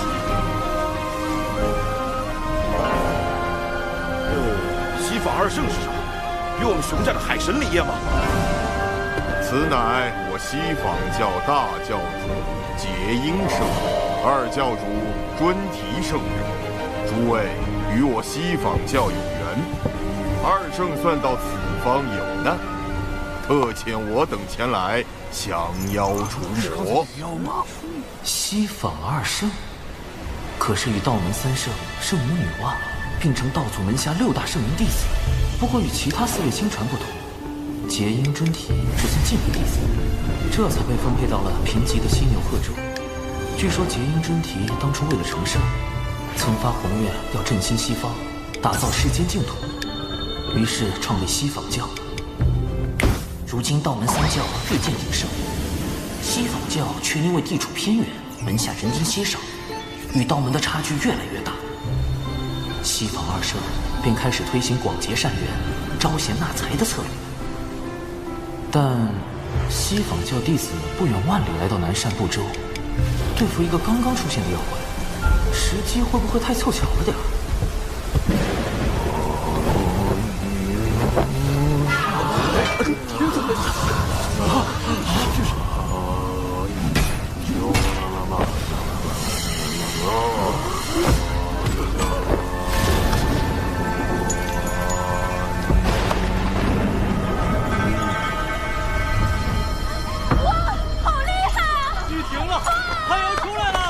看来你们的海神不怎么灵啊，还得靠我等出手。你胡说，海神会显灵的。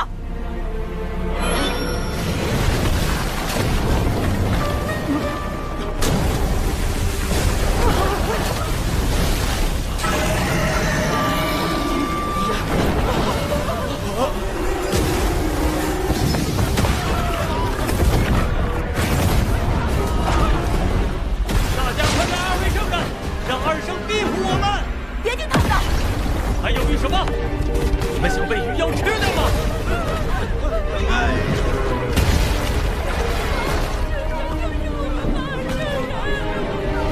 这鱼妖杀孽极重，已然业障缠身。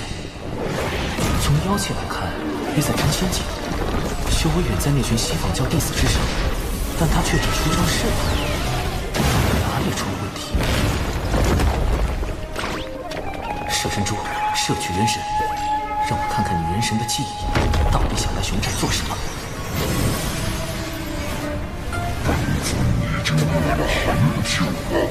这次你的任务是袭击熊寨，你不是最喜欢人肉吗？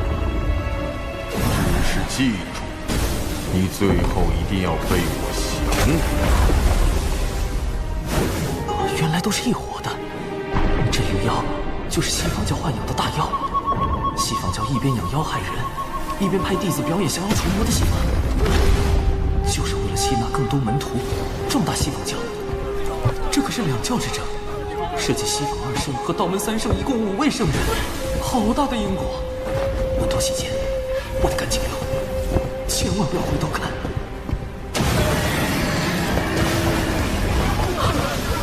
生灵力还是没啥用，快来拜圣人老爷！不，我相信海神大人，他一定会救我们。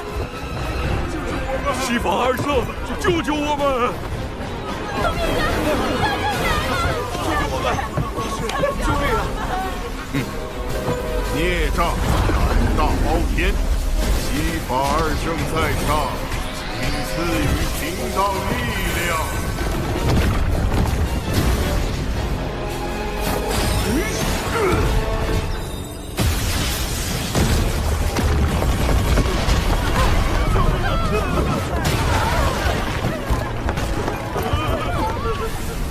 文杰，我本来就不是海神，不应该掺和这些是非。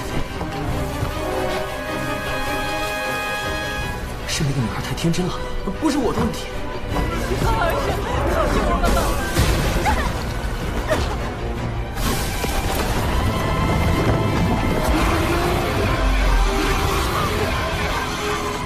海神大人，求求你，快显灵吧！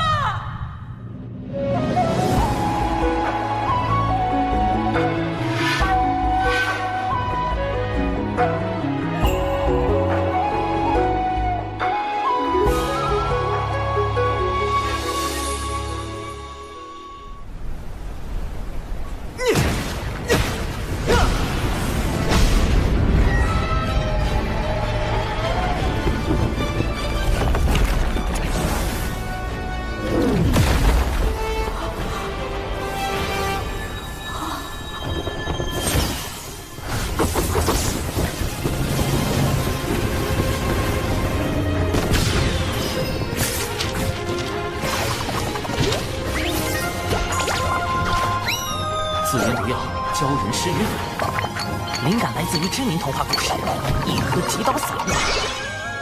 嘿嘿。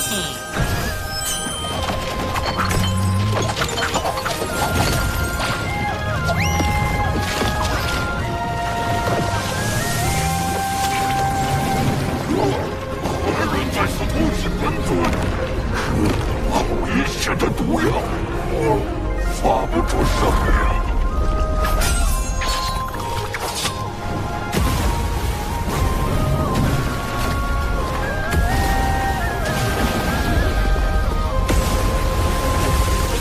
迷药升级版，注射型软仙散，1针立马晕，2针双保险。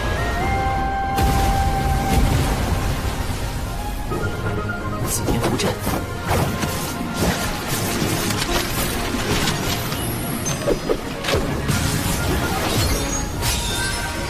，3元玄火剑阵。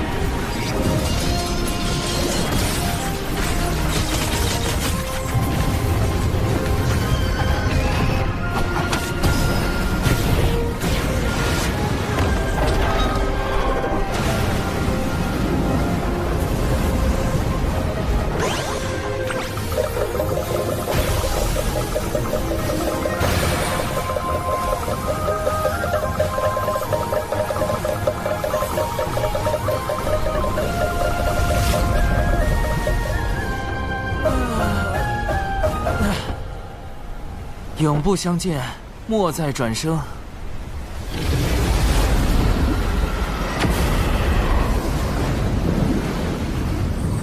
这个鱼妖找对了，演得太逼真了，下回还找他。咱们熊寨能不能入西方教，供奉2位圣人？当然可以，往后尔等就做我西方教弟子，西法而胜！西法而胜！西法而胜！你们怎么可以背叛海神呢？西法而胜！老师不要怪她，我妹妹年纪小不懂事。无妨，不如让她随我西去，接受圣人指点，定能将她度化。我就这一个妹妹。哎呀，这可是天大的好事！这么雄壮的小姑娘，鱼妖一定很爱吃。这哪是渡人往西，分明是送人归西。跟着他走，可就变成大妖们的口粮了。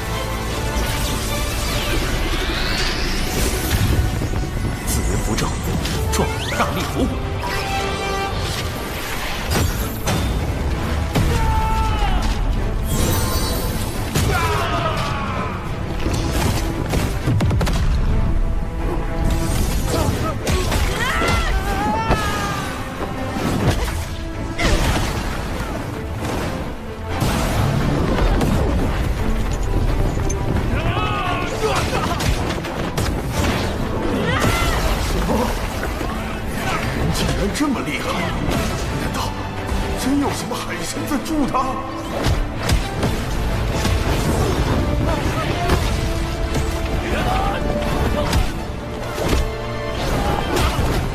我说过，我们战的海神是最强、最灵的。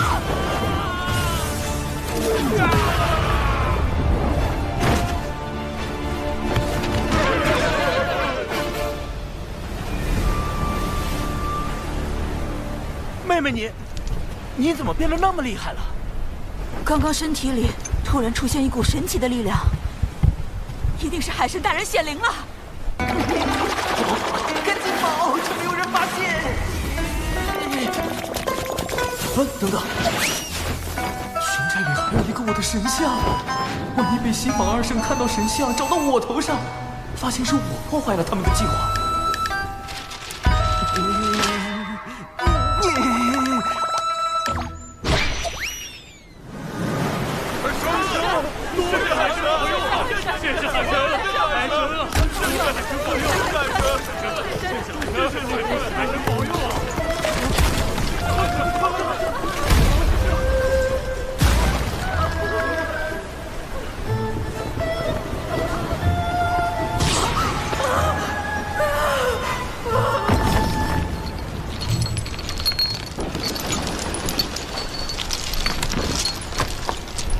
在下并非海神，特此备下薄礼，以谢贵寨收留之恩。令符炼器士入门手册若干，少年强则雄寨强，无需求仙拜神，自可修炼星寨。他虽然不是海神，但他是英雄。我也想成为他那样的人。现在立刻马上回到道门的地盘。西方二圣只是道祖的记名弟子，我道门3位圣人老爷却是正统的亲传弟子。道门3圣罩着，就不怕那西方二圣了。能拜入道门麾下的渡仙门，真是一大幸事。昏皇太邪恶了，人心太复杂了，因果太害人了。以后还是得贯彻在小雄峰老死不外出的方针。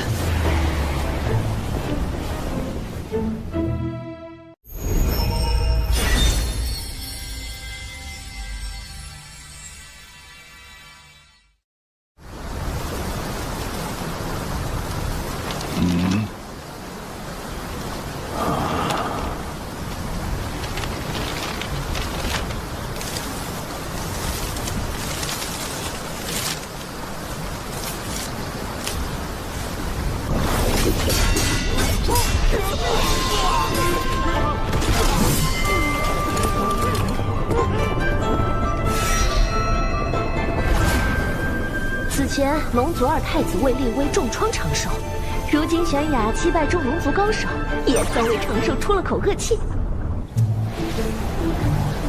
出来这几天，小琼应该没事吧？走前叮嘱师妹要好好休息。师傅刚成周仙，应该也在闭关。师兄，你终于回来了！到底是谁布下了这连环困阵？究竟有何算计？啊，这字有些眼熟。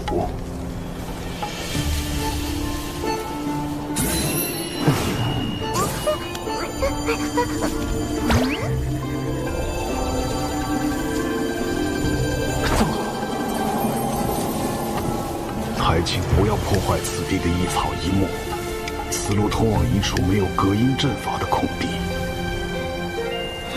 难道还留了出口？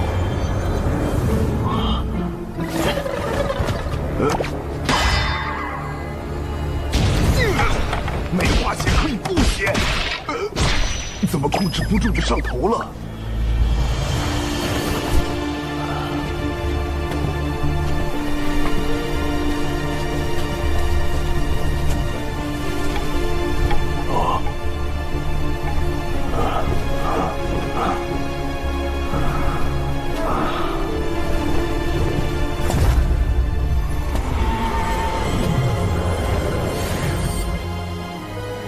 当初在丹房外设立体复合型组合大阵，是为防止有人发现我司令禁药融仙丹。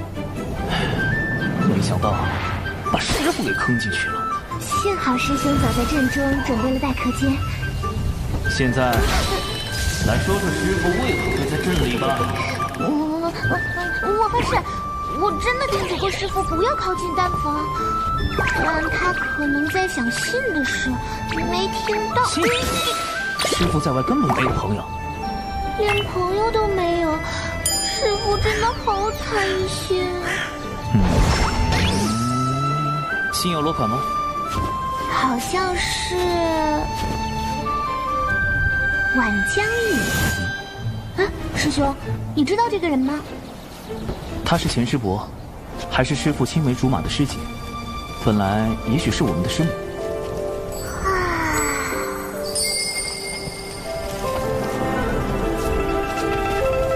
能看上师父这么认死理的人，晚师伯一定是一个很好的人。但为什么他没成为师母呢？900年前，晚师伯还是咱们渡仙门的门花，在门内拥有很多爱慕者，而其中有一人因苦追10余年不得，便迁怒于师父，暗中偷袭，致使师父道基损毁。前场失意就背后下黑手，活该他一辈子单身狗，难怪晚师伯看不上他。后来，晚师伯为了给师父寻找修补道基的宝药，便离开了渡仙门，自此再无音讯。师兄，你说晚师伯是不是找到了宝药，所以才约师父见面？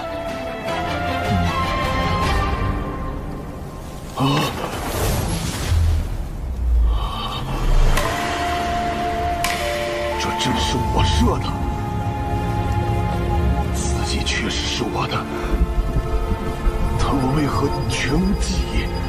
难道我所经历的都是假的？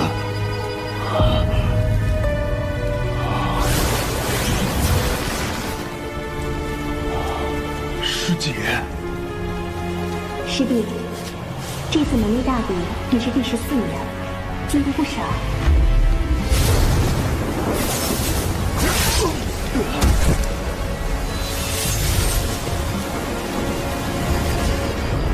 师弟，你在门内好好养伤，我一定会为你找到修补道基的宝药。师姐，不要走，不要走！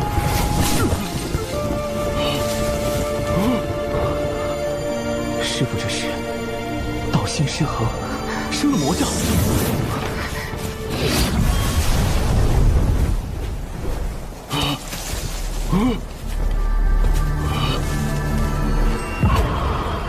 道基残损，心爱之人离去，挣扎半生只修成一个拙仙。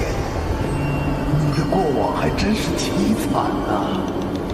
你是谁？你我是同一人，境遇却完全不同。我的过往里，这些都没有发生过。我的道基没有毁，世界也没离开。没错，但世上只能有一个起源。你认为谁活着更好？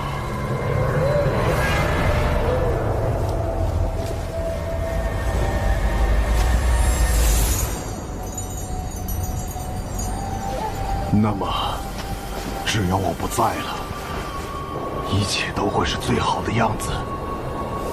只要我不在，只要我不在，只要我不在。静气凝神，心念归一。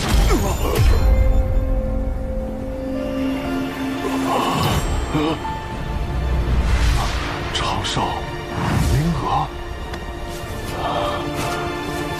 为师好像见到师姐了。师父果然是被那封信乱了道心，生出心魔。你们怎么进来了？朕呢？我师兄很不烦这件事，你要放了他吧！这是弟子设计的，但弟子就是用来防贼而已。防贼？小春风穷得叮当响，哪来的贼？我看朕对贼不贼牢！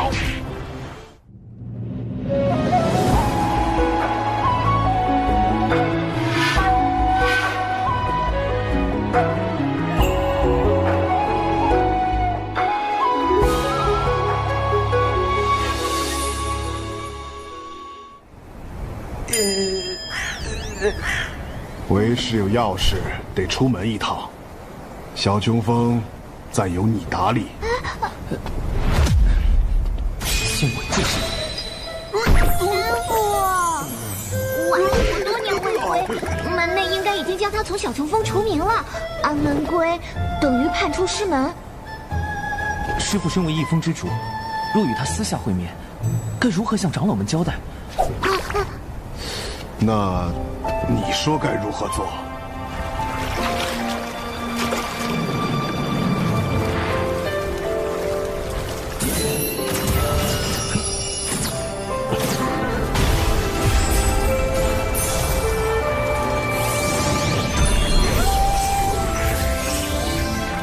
师父，隔绝大阵已开，不会有人打扰您给婉师伯写信。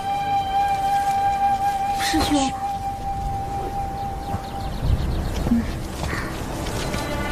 师兄，你真要去给师父送信啊？万一……最坏的可能就是婉师伯已经遇害，这封信是有人要引师父外出除掉的。啊！师兄，你是不是已经有怀疑对象了？不错，此人就是毁掉师父道基的那个情敌，如今就在新王宫。一个武力仅次于九次九仙所在的破天峰，但财力第一的封侯，门内不会因为小琼峰穷便任由他封欺负吧？事发时并无旁人，门内无法判定事情经过，只能略作惩处。我本以为这段恩怨已随婉师伯的离开就此了断，可没想到，如今师父修成浊仙，更有望突破真仙境，对此人便是一种威胁。如果幸运的是真的是有人在背后算计，那么他的嫌疑最大。师兄，这人是仙灵峰峰主的弟子快思。原来是他，他不是已经修到真仙境巅峰了吗？师父却因为他苦修900年才成浊仙，还险些惨死在天劫下。我会盯紧此人，一旦发现此事与他有关，那么我会连同当年的恩怨一并清算。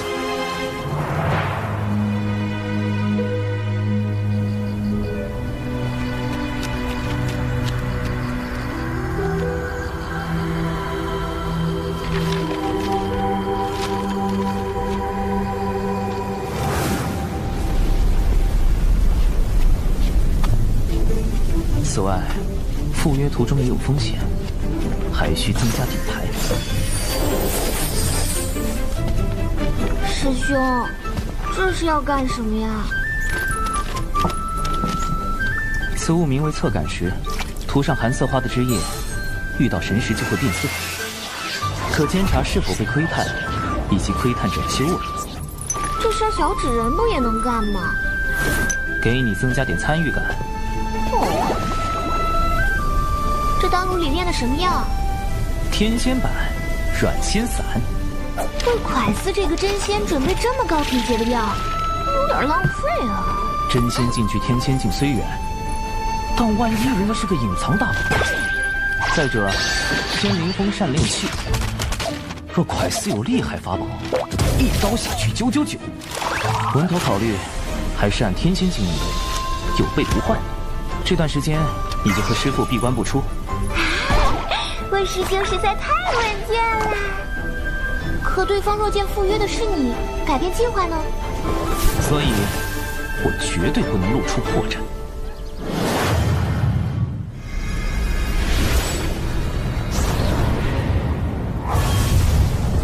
怎么刚好碰上从东海大会回来的人？假装没看到。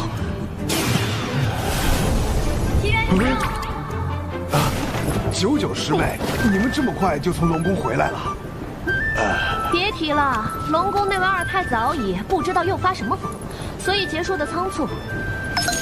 不过我师父说，这次长寿对战敖乙有大功劳，我就趁机要了些法术典籍给小琼峰。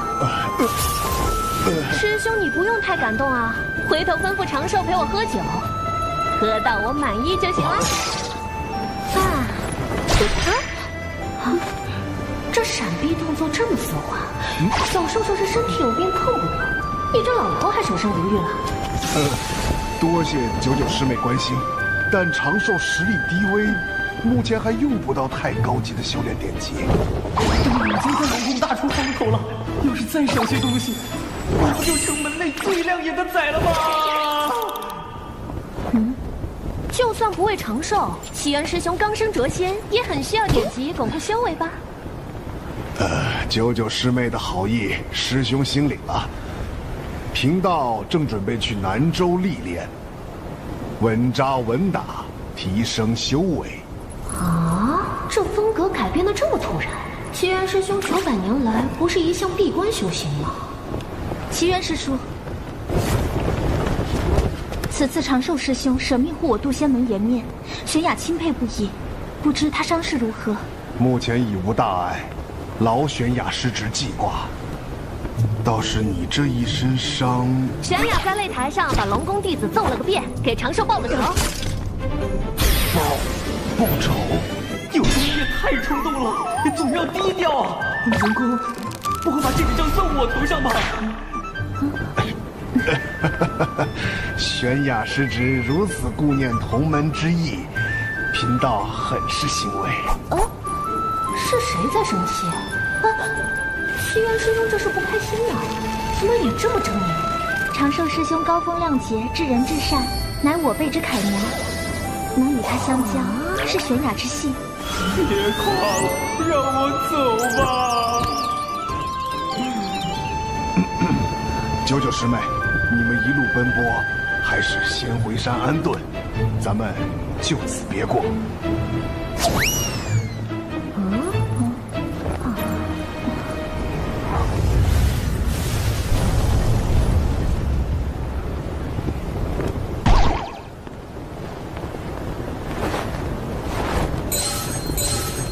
侧感石有反应，我被神石锁定了。竟然有人愿意花那么多灵石买这个谪仙的秘籍，倒还真是一笔划算的生意。待他抵达南州灵东城，我们便立即下手。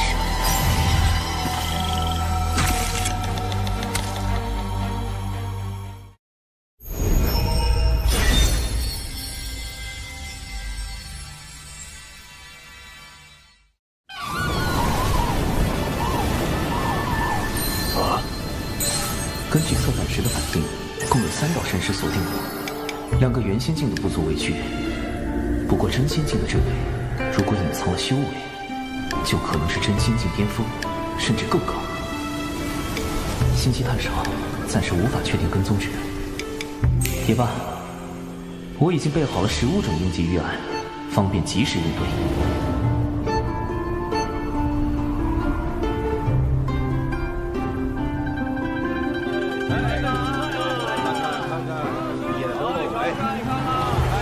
这就是信中约定的见面地点。南州不愧是人族气运汇聚之所，都开始追求精神需求了。不过，神识锁定解除，这就现身了。我还什么都没做。依然是你。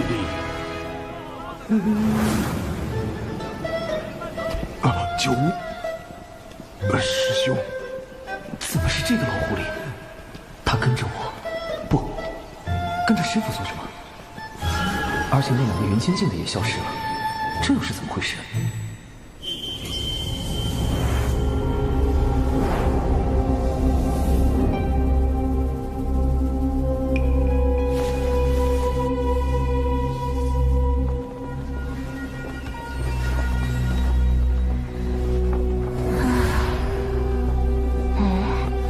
他旁边那人是？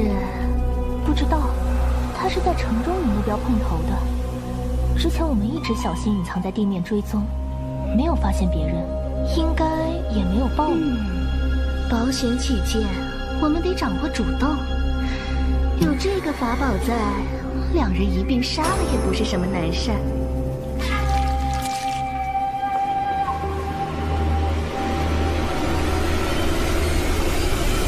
师兄，你怎么会在这里？小九担心你独自外出不安全，托我暗中相护。想不到，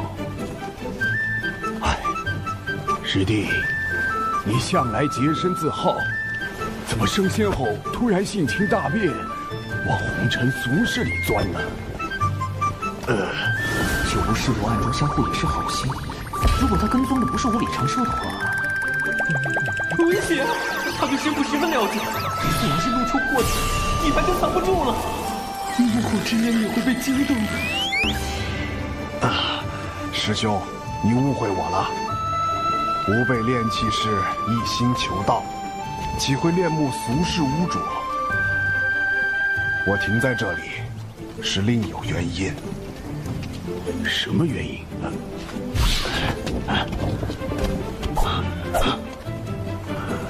城中如此繁荣，凡人温饱不成问题。这些人却脚步虚浮，跟恶鬼似的，着实古怪。想不到师弟如此单纯。师弟自梦晚将与师妹近1000年，一直很寂寞。我这个做师兄的，确实不该过度苛责。总感觉他在想一些不礼貌的东西啊。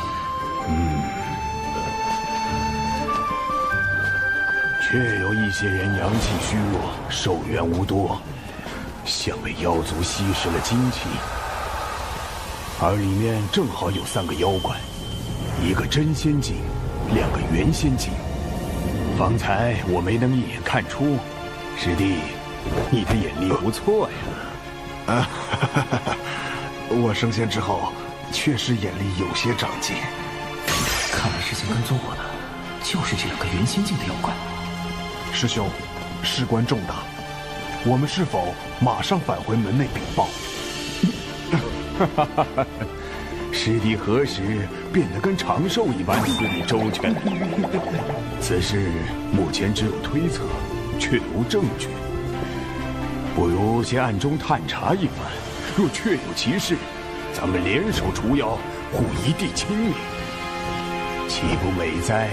师兄果然是义薄云天。就我师傅轻易就能发现我与师傅的细微不同，我必须更加克制，不能越线半分。末世3姐妹加场表演马上开始，走过路过不要错过呀！加场表演。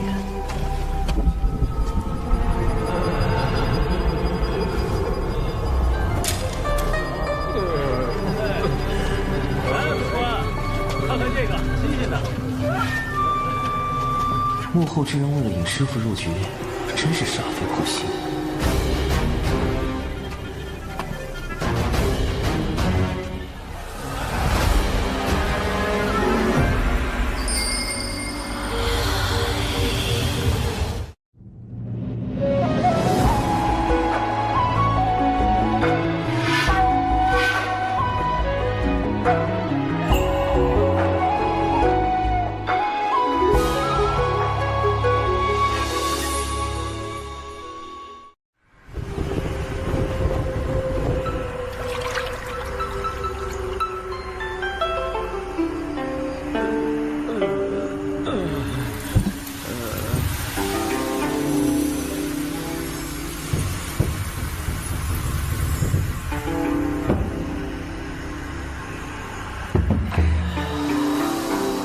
跟九无师伯一起行动就是安心，竟然抓到了妖怪吸食人族精气的现行。哇，话说这么熟练，他们到底吸食了多少精气啊？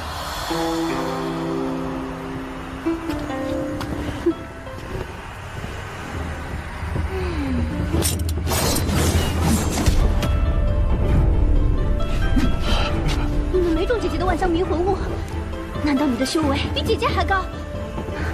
那至少是真仙境巅峰，怎么会跟一个浊仙在一起？妹妹们，先杀了那个浊仙！师弟，保护好这些凡人。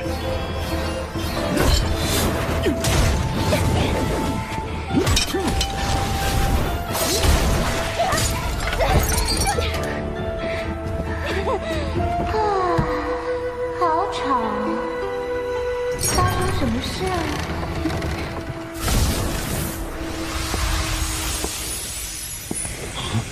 竟然还有一个妖怪，难道他有什么隐藏妖气和修为的法宝？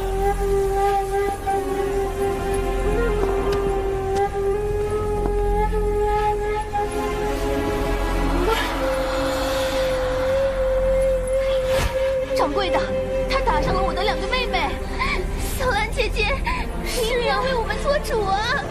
敢在我店里？师弟，千万保护好自己。我绝饶不了你！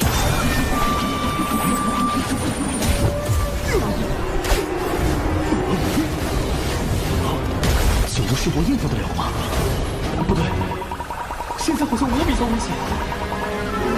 该死，离得这么近，我要是使出浊仙以上的本领，肯定会被九无师伯发现端倪。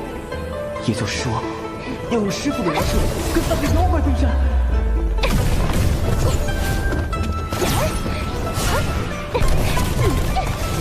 一个糟老头子，怎么这么能跑？为了装师傅，我饶命了！没事儿，他跑不了。万飞小可恶已经成了。不妙，情深中竟然暗藏无形水雾，逐渐令人窒息。虽然我本身的天仙境修为足够抵挡，但显然师傅这个浊仙是抵挡不了的。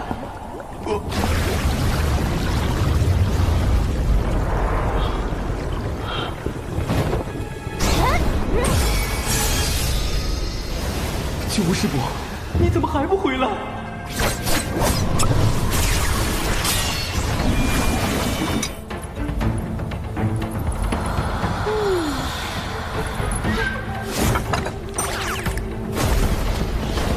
不好，师弟有危险，必须马上了结这个妖怪。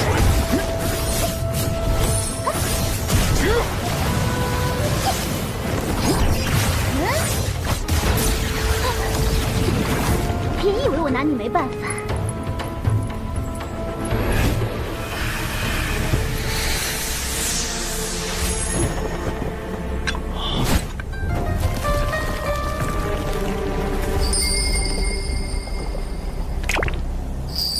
你是星球狐族？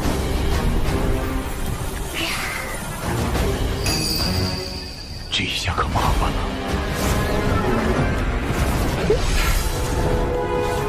算了，求人和不求己，岂不便就抛你几远？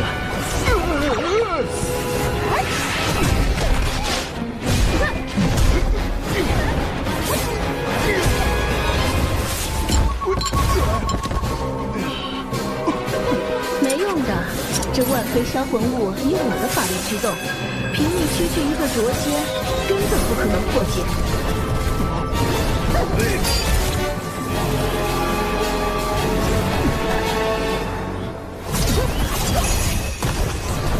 听到你的法力低微，大姐绝不会向你们这些作恶的妖怪屈服。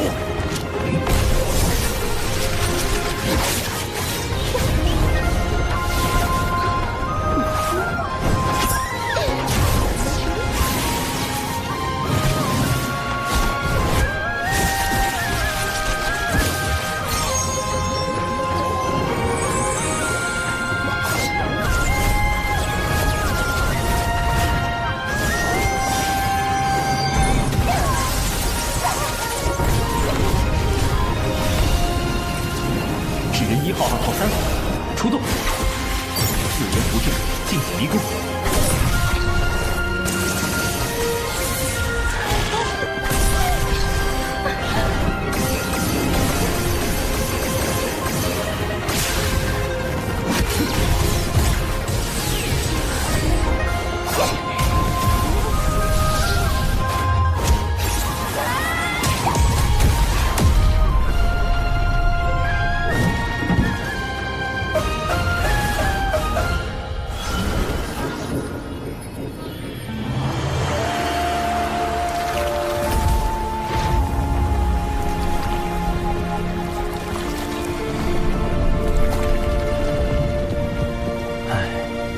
人类总是会被表象所迷惑。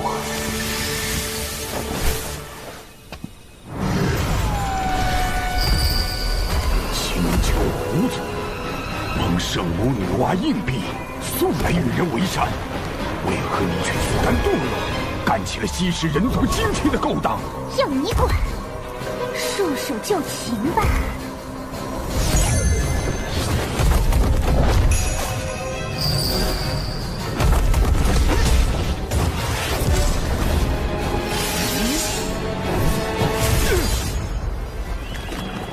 我要杀了你！妹妹们，把力量借给我！又来了！万毒噬魂物！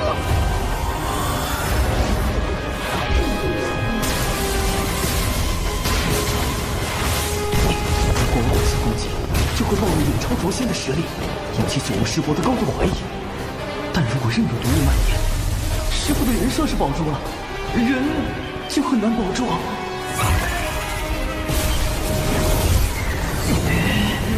不能，千万不能打！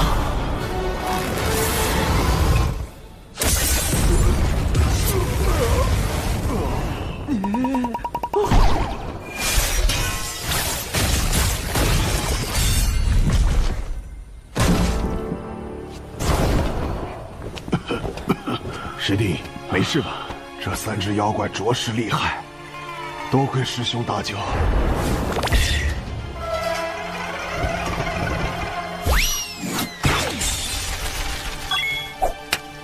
师弟太谦虚了，没想到你竟能和3只妖怪纠缠到这种程度。出门前，长寿给了我许多符箓防身。原来如此，长寿师侄那么多鬼主意。别说原仙遭不住，真仙栽跟头。待他成仙，怕是连天仙都敢算计。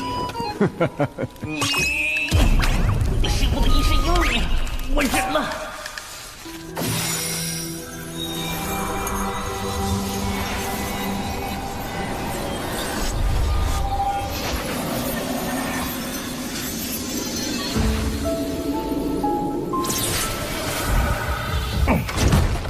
下在琴上的禁制破了，暗杀失败。奇缘呐，奇缘，你当了900年的废物，一朝成仙还是如此能干。越是如此，我越是留不得你了。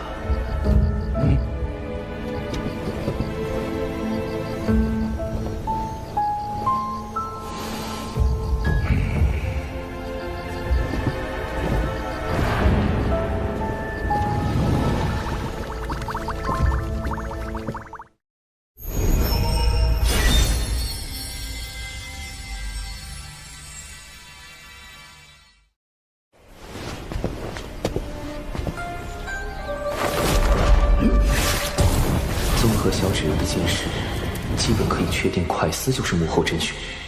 他以挽江玉为名，引师父前来灵东城，欲买凶除掉师父。如今快思得知蛤蟆药失败，已在赶来的路上，他最快1个时辰就能到。麻烦就麻烦在9巫师伯。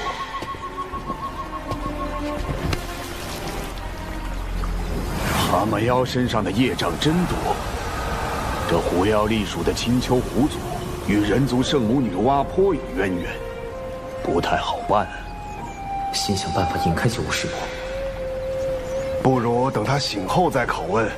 附近有个偏僻海边，正合适。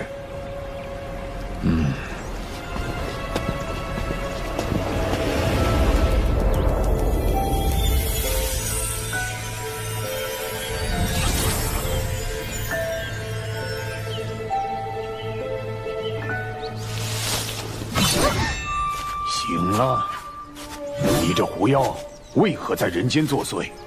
与那蛤蟆妖又有什么关联？奴家，您幻想来。好厉害的媚术！好在我常年研习清心咒，问题不大。9巫师伯应该也……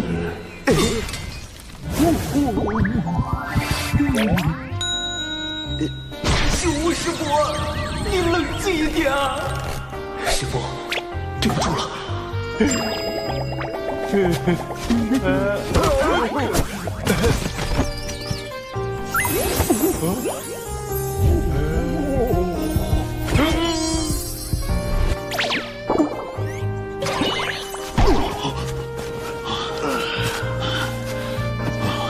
还好有这东西在。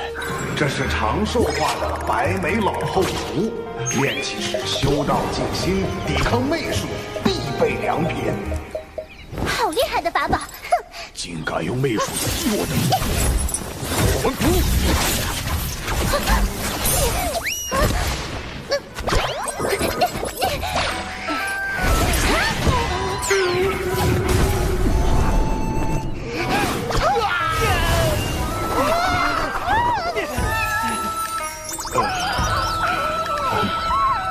趁此时，哎呦！师弟，你怎么了？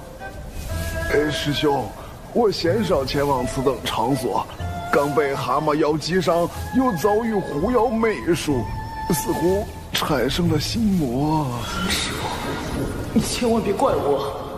赶紧休息调养一下。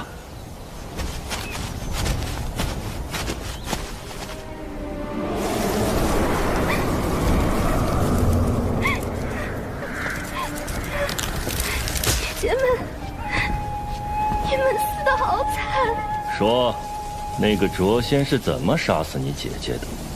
他有什么特别手段？姐姐们已经死了，告诉你这些又有什么意义？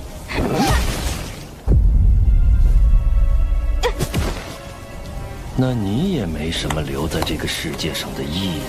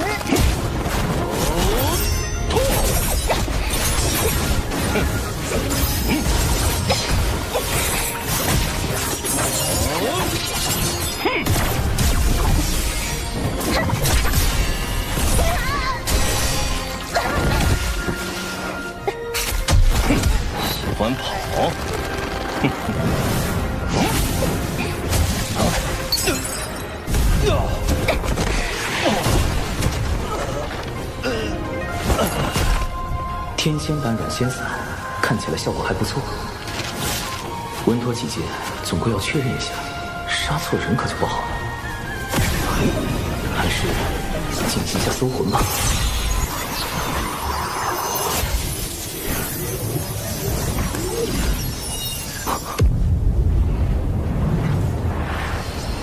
师傅，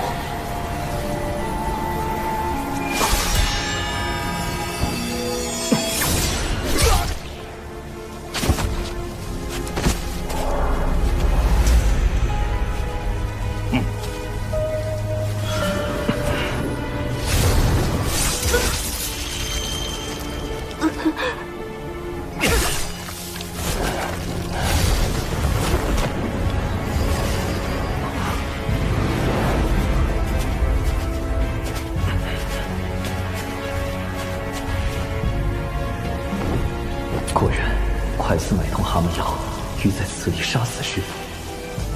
师傅，万事不往，令东城百修杀人事件确认完毕。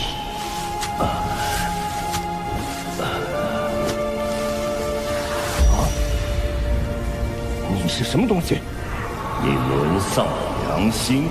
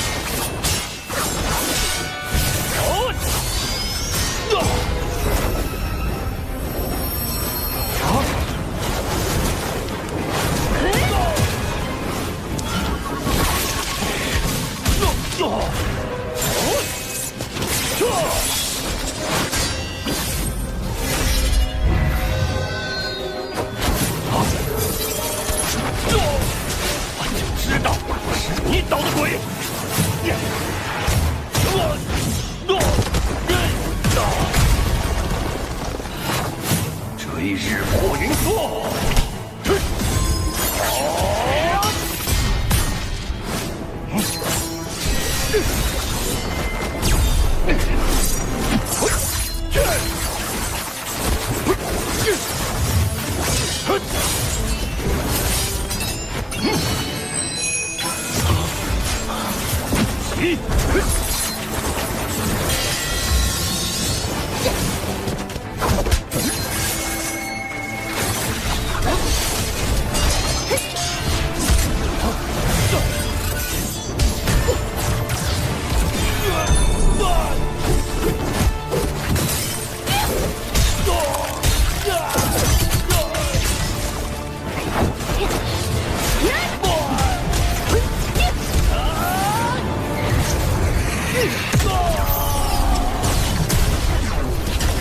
不愧为奇效，追日破云梭竟还能变换多种攻击形式，学习了。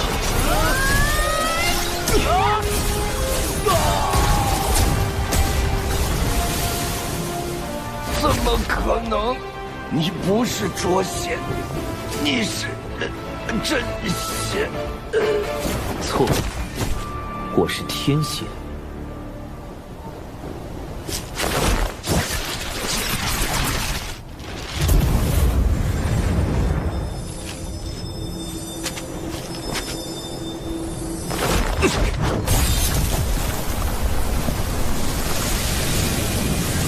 万无有失，无法转生。我确实没有参与吸食人族精气，不信的话，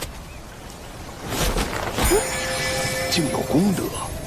一般来说，行善带来功德，作恶带来业障。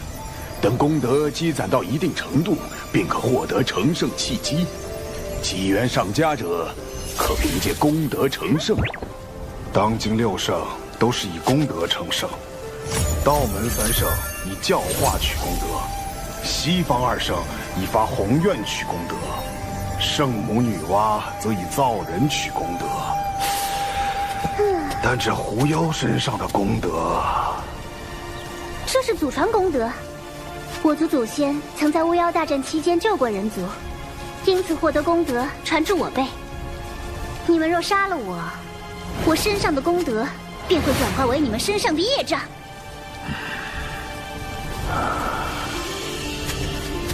师兄，此女虽狂妄，但所言不无道理。只有将她带回门内发落。我出来的太急，没带能收束活物的宝囊。啊，我带了。出门前，长寿特意为我备着的。符箓、宝囊，齐元师弟似乎谨慎过了头。这些东西真是长寿师侄给他的，还是说……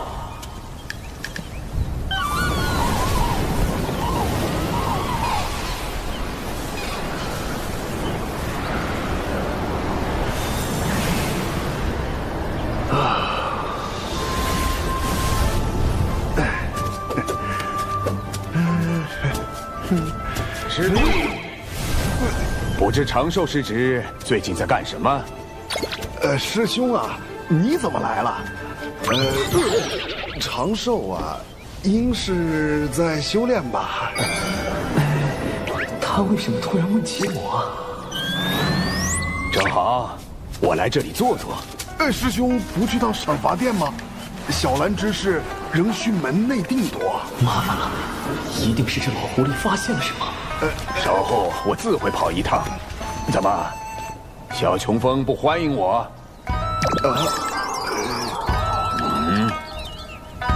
那怎么会呢？师兄造访，必令小琼峰蓬荜生辉啊！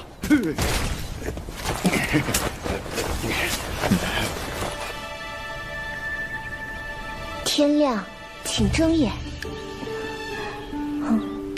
昨天晚上死的是99师叔。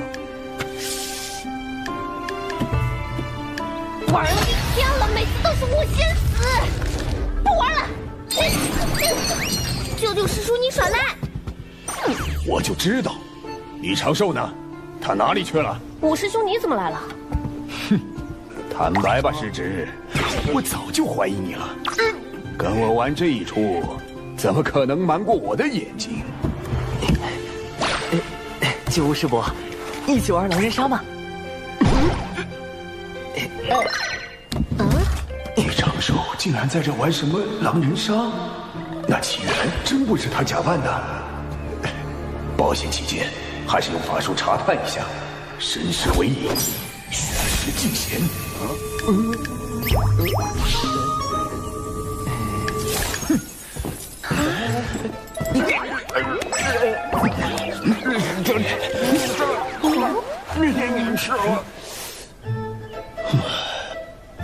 真是我想多了。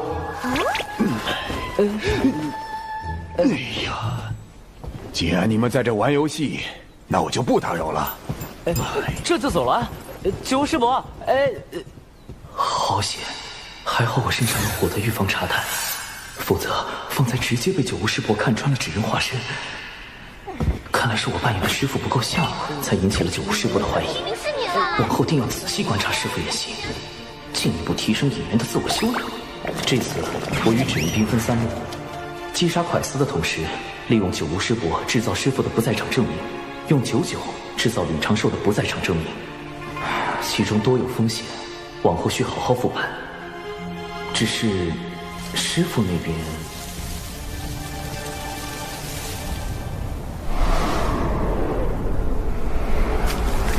齐元那个废物，为什么只等你花那么多心思？我到底哪里比不上他？你这样心思歹毒的人，也配和齐元师弟相提并论？也配和齐元师弟相提并论？既然如此，你就别怪我心狠了。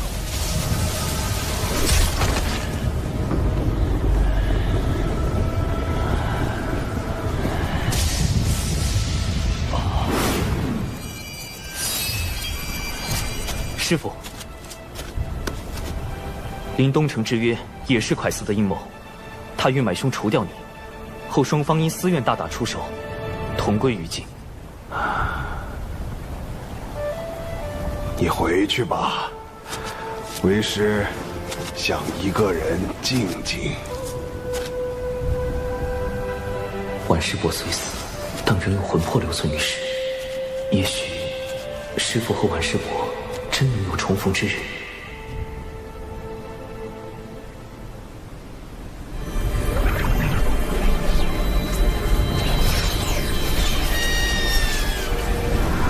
道代表金鳌岛来访，与贵门论道切磋，此为拜帖。我渡仙门与金鳌岛同属道门，却应增进交流。看来这一次又要挑选优秀弟子与金鳌岛切磋了，不如……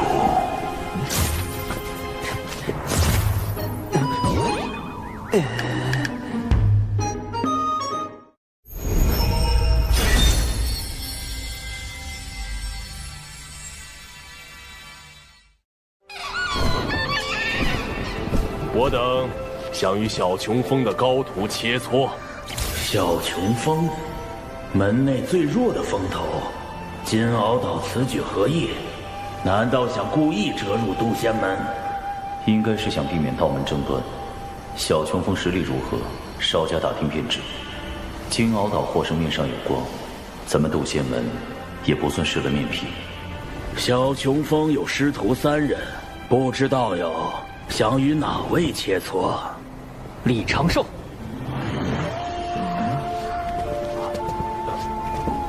敖乙，他拜入了金鳌岛。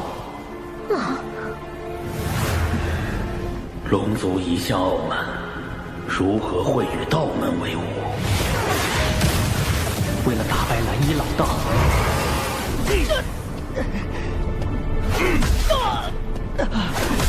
我要去道门拜师，修习圣人道法。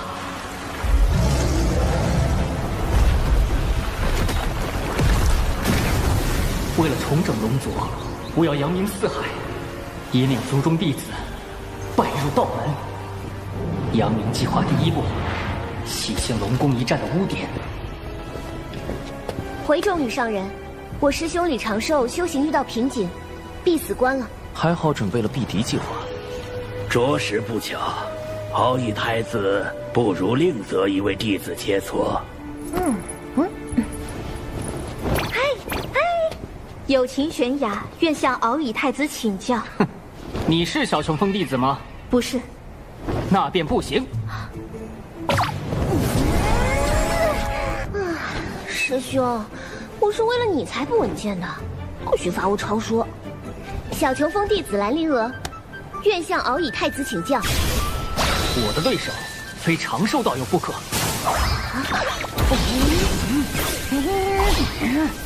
否则心魔难消。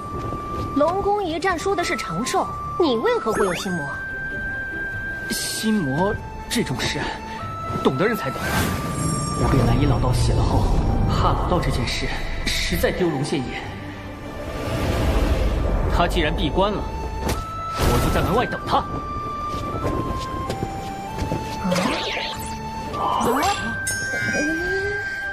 这小龙做事这么绝，都开始堵门了。事关龙族兴衰，我绝不会放弃。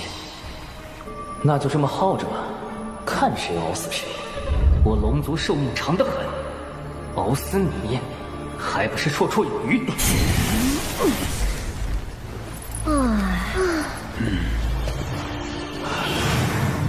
他俩这是要熬死我呀！实在不行，只能唤醒长寿了。哎，启元师弟，你与蛤蟆妖一战后，伤势如何呀？蛤蟆妖？难道是长寿说的快死顾兄杀我那个？好多了，老九吴师兄记挂。还好对过口供。敖乙一直赖在小琼峰也不是个事儿，要不夜里偷偷砸晕丢出来。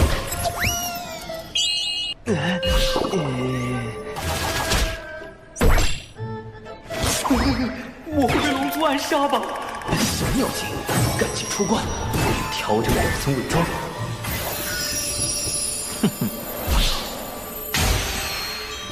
既然突破瓶颈了，便出来吧。敖乙又来找你切磋了。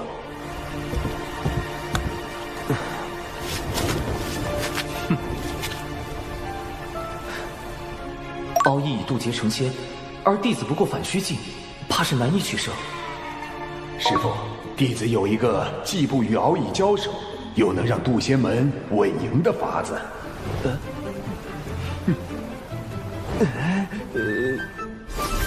阵法切磋，倒也可行。主，你也太毒了吧！这阵你都破不了，还让敖乙破。唉，师兄，你这次稳健不起来，要露馅儿了呀。长寿师兄，没想到你不仅善炼丹，竟还精通阵法。长寿，你那破阵我进去就晕，敖乙肯定闯不过。长少，此战过后，你定能得到门内重视。快和为师谢过九无师兄，举手之劳，不用谢。谢你个鬼呀！苍天啊，把这坑神带走吧！只要在不强行冲破阵基的情况下走出这座大阵，便算敖乙太子获胜。请。只能随机应变了。此阵将是我扬名四海的第一个垫脚石。敖乙师弟，这阵法看着并不玄妙，一定困不住你。为兄等着为你庆功。敖乙师叔，自求多福吧。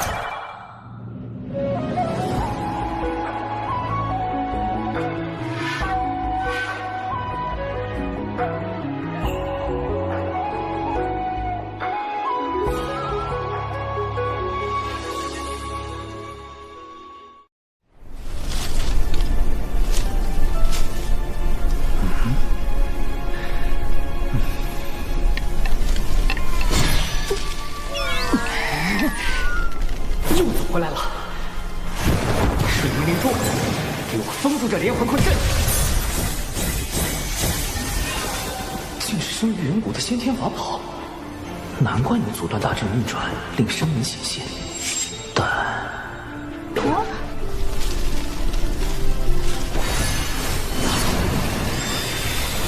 离阴离剑，给我斩了这方寸之地！又一件先天法宝。敖乙真是旷里有家，只是阵法造诣差得令人发指。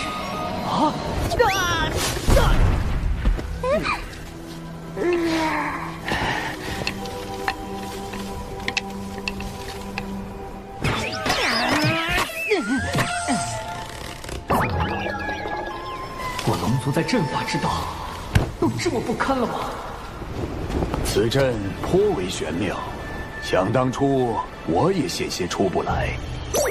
九无师伯说笑了，这就是最普通的迷阵。师傅，敖乙师叔入岛尚短，所学有限，弟子们倒是学过些阵法之道，想去试试。为师相信你们一定能破阵。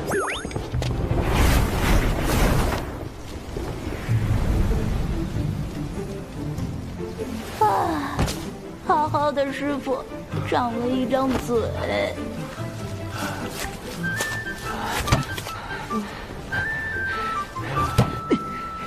我定能破此阵。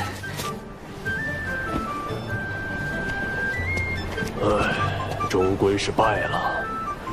也罢，贫道这就将他们带出。前辈且慢，我来开。是时候展现我金鳌岛真正的阵法造诣。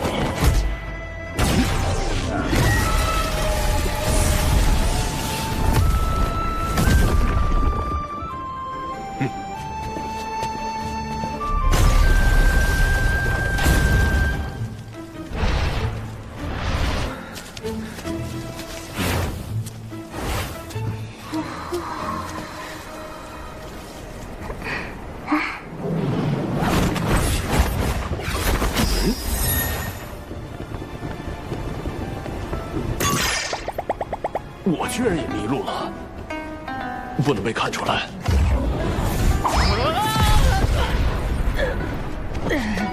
我龙族还能站起来！敖乙师弟，为兄来救你了！连天仙都被困住了。长寿在阵法上的造诣确实不凡。长寿啊，这个优秀仙苗，你当定了。谁爱当谁当，不要给我！金鳌岛也不过如此嘛。九九师叔，既然你主动吸引火力了，一定不介意我再把祸水引向你吧？此阵能有如此威力，99师叔居功至伟。这座大阵一直是靠您浑厚而又纯粹的法力在运转，对吧，师妹？可不是嘛，阵基里的每颗灵石都是您嵌进去的。九巫师伯推荐的就是靠谱。可是小琼峰真的需要真仙指导布阵，就要真仙，就要真仙！真仙？他就是真仙，你找他。师兄，好像是有这么回事。难怪我在镇里一直兜圈，原来是99师妹所拨。是吗？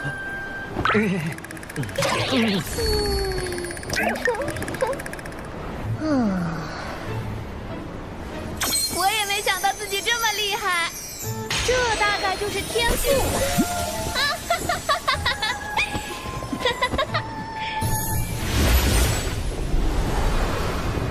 99师叔实力强横，众位道友闯不过去，实属正常，切勿因此沮丧。我输了。道友阵法之玄妙，敖乙领教了。师傅，你怎么也在镇里？为师是来找你们的。如今是我金鳌岛输了一阵，不知小友能否和敖乙师弟再比试一番？当然，绝对不是为了输赢啊，只是想助我师弟摆脱心魔。一个成仙的挑战一个没成仙的，这公平吗？请元泽师兄将我的修为封到反虚境。这倒是公平了。那便再切磋一次吧，莫要让人觉得咱们渡仙门拒战。这熟悉的剧情走向，弟子遵命。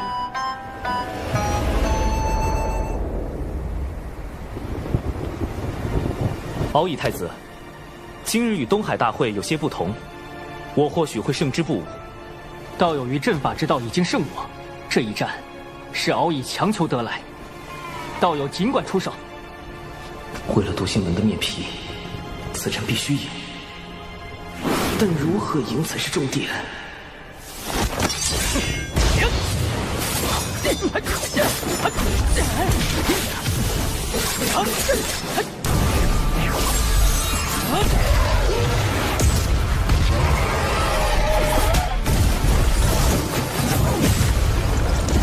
好快的盾法！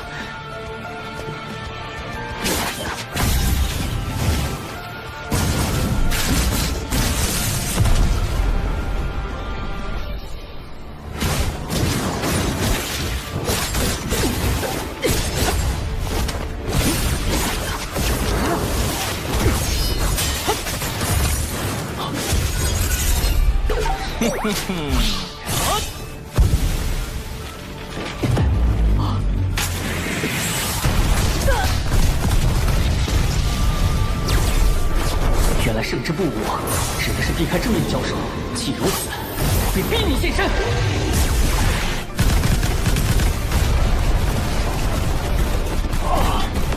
都炸成这样了还不出来，这人的打法真是一言难尽。总之，敖乙太子拿土遁没办法，承受也算立于不败之地。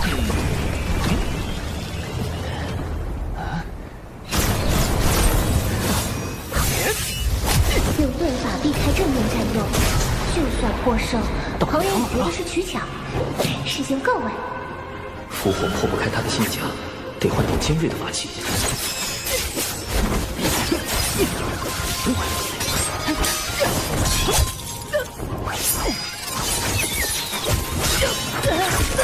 攻击如此密集，来不及细查此人踪影。再这么打下去，敖乙师叔要被炸成刺猬了。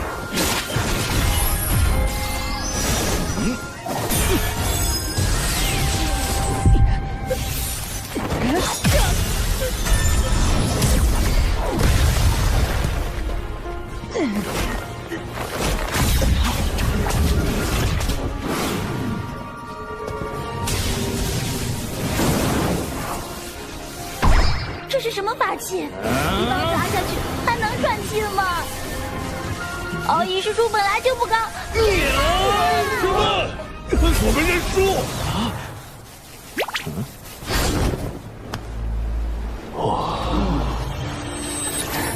输了，我又输了。多有得罪，这次可否算作平局？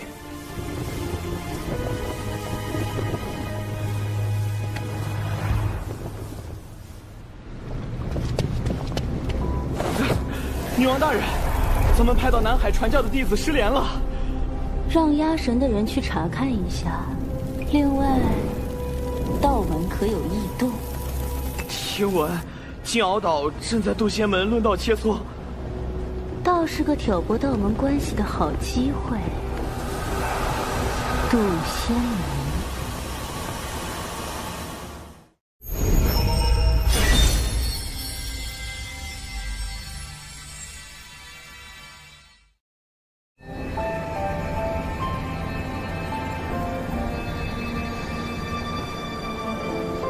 长寿道友，不，长寿兄，如此光风霁月，已心有所感。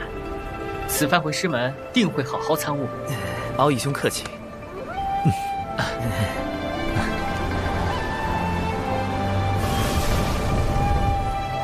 叨扰数日，贫道这就回去了。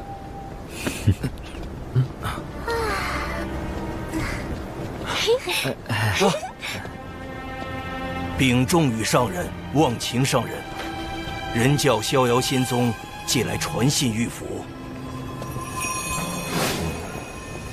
见信如晤。近日，阐教云中子与截教多宝道人于中神州起争执，两教弟子到场助阵，我宗调停无果，盼贵门来援，逍遥仙宗锦旗。人、阐、截三教同属道门，阐教和截教多年来纷争不断，都是咱们人教在调停。我们确实该应下逍遥仙宗的邀请，前往平息此事。阐教又与我截教吵起来了，不多说了，贫道这就前往中神州助我截教。三教终究是一家人，今日天色已晚，元泽道友不如在此留宿。明日我派人与你一同前往中神州，平息纷争，如何？这也好。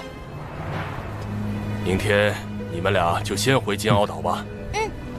九乌，明日你随元泽道友一行去中神州。是。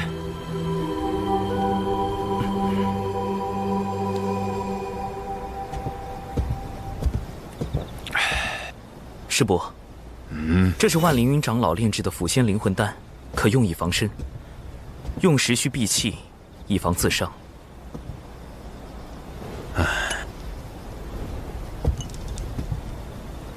你小子有心了。师伯切记，此丹毒性甚烈，非危及生死，不可擅用。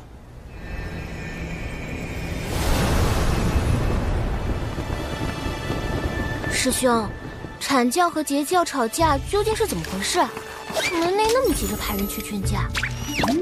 这次冲突的主角，阐教的云中子和截教的多宝道人，听说他们都喜欢法宝，只不过云中子喜欢仿造赝品，而多宝道人则喜欢收藏真品。也许是因为法宝，二人吵了起来。那法宝是假的，你的法宝才是假的。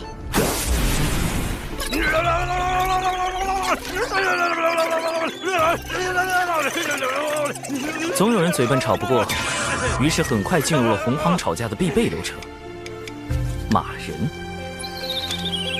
二人都叫来了各自的师兄弟，两人的争吵升级为两教的矛盾。这样一来，作为道门三教之一，从不参与阐截之争的人教，不得不出面调停。逍遥仙宗劝架无果，又发动骂人战术，叫上了咱们渡仙门。这么点小事，弄那么大？阐解两教的矛盾由来已久，甚至要追溯到两教圣人立教之时。九无师伯前去劝架，但愿别是吃力不讨好。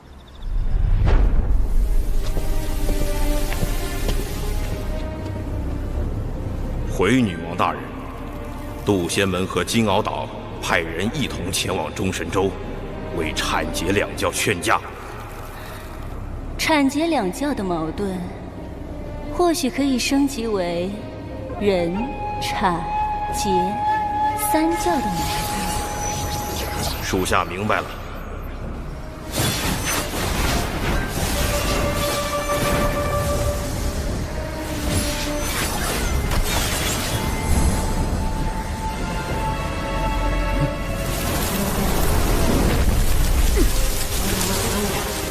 蚊子也太多了，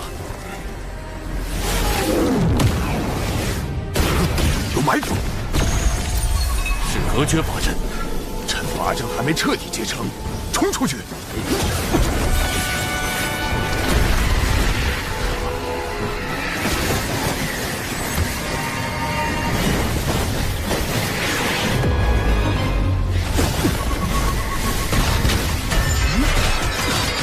我赤鸟向来性情温顺，怎会突然出手攻击？事有蹊跷。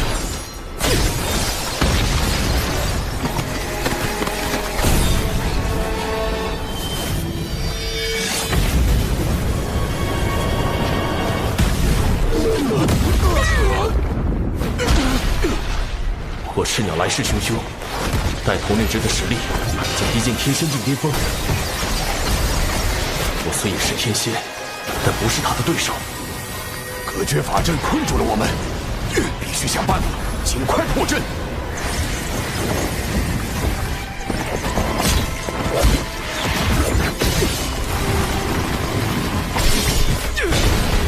震雷离火，天使造化，摩天扬雷，起！天光熠熠，黑影如梭，万影剑阵，去！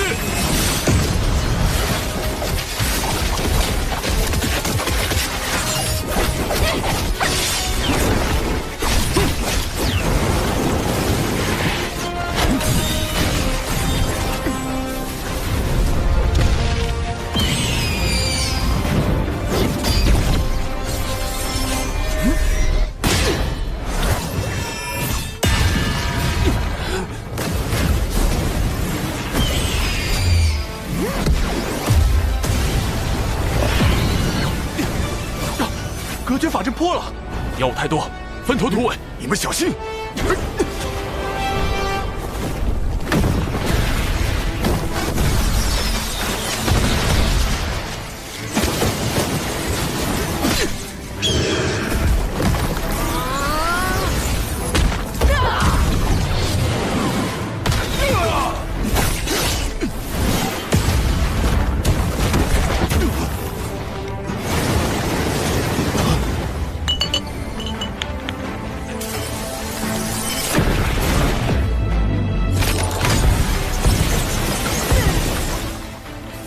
丹阳四平禁制被破，九无师伯出事了。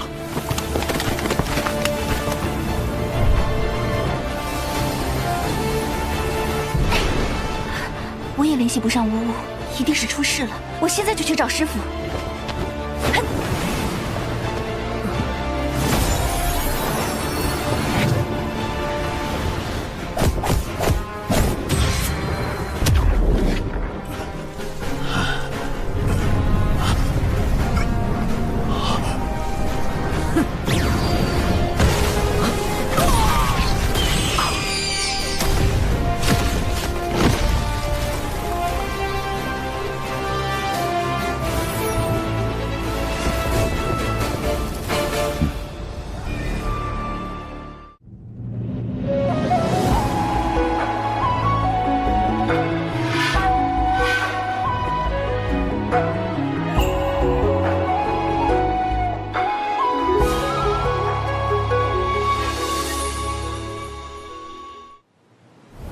长寿，要不是你给的毒丹，我真就见不到你了。当时究竟发生了什么？九巫一行因是遭到了火赤鸟伏击，2位渡仙门长老殒命，九巫受重创，元泽等人不知所踪，金鳌岛也没有他们的消息。火赤鸟，他们怎么会突然对渡仙门和金鳌岛的人下手？此事不简单。这些火赤鸟被我们击毙后，身上闪过一缕血光。我仔细检查过他们的尸身，发现其元神被抽空，早已死去多时。看来，他们的元神被操控了。操控元神，竟有这种邪术，简直闻所未闻。后来我虽被师父救回，但性命垂危。好在有麒麟长老出手，才捡回一条命。麒麟长老，常年镇守道藏内殿的那位。他是门内唯一的太上长老，也是门内2大金仙之一。他似乎见过这些操控元神的邪术，不，应该是族群。他们被唤作血赤黑纹。血赤黑纹，麒麟长老，麒麟长老。他们神秘，嗜血，来去无踪。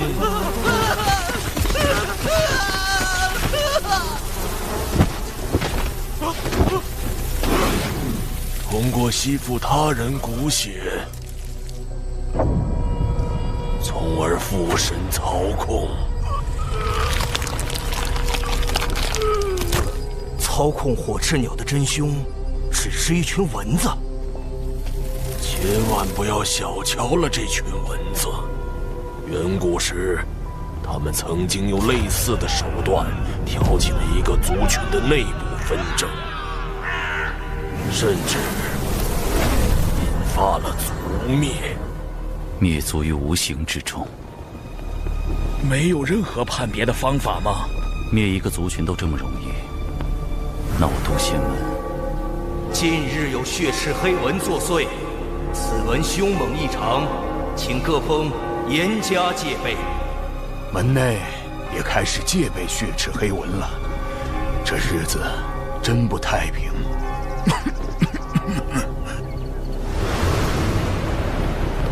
蚊子。封神大劫之时，西坊教尊提道人手下确有一只蚊子，能够操控他人元神。他害死截教内门弟子，啃坏西坊教镇教之宝。莫非就是这血赤黑纹？血赤黑纹消失已久，此时忽然出现，定有缘由。难道与产劫之争有关？渡仙门与金鳌岛派人前去调节纷争的路上遇袭，显然是有人与其勾结。原则，也许他并不希望产劫握手言和，所以暗中除掉九巫。如果真是这样，元泽在重创九巫一行后，应选择将一切推给火赤鸟，反正一切死无对证。但很奇怪，他失踪了。不错，他有可能是畏罪潜逃，也可能是隐藏在暗中伺机出手。真相到底是哪一种？破解谜题的关键在于原则。九巫一行遇袭后，金鳌岛也没有找到原则的下落，可见他并没有死。既然没死，他去了哪里？为什么毫无消息？如果是被俘虏了，俘虏他的只可能是血赤黑纹。血赤黑纹为什么要抓原则等人？如果没有腐仙灵魂丹，九巫极有可能会死，因为同行的2个长老都死了。显然，血赤黑纹是想对渡仙门下死手，可是为什么？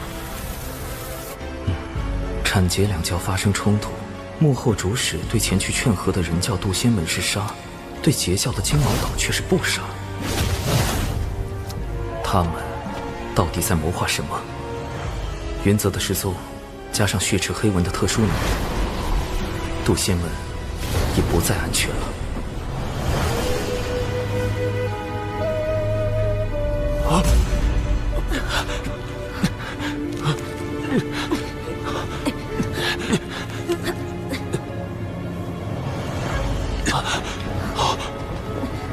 金鳌岛原则。你要干什么？告诉你，别想威胁我，我是绝对不会听你的。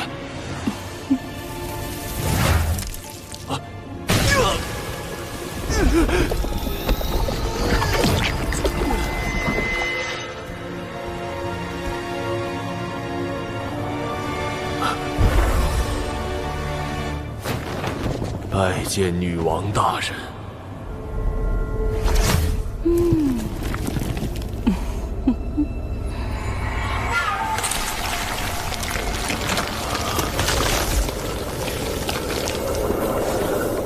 吸收完血莲，你们便可以一跃成为金仙，然后带领妖族去覆灭渡仙门。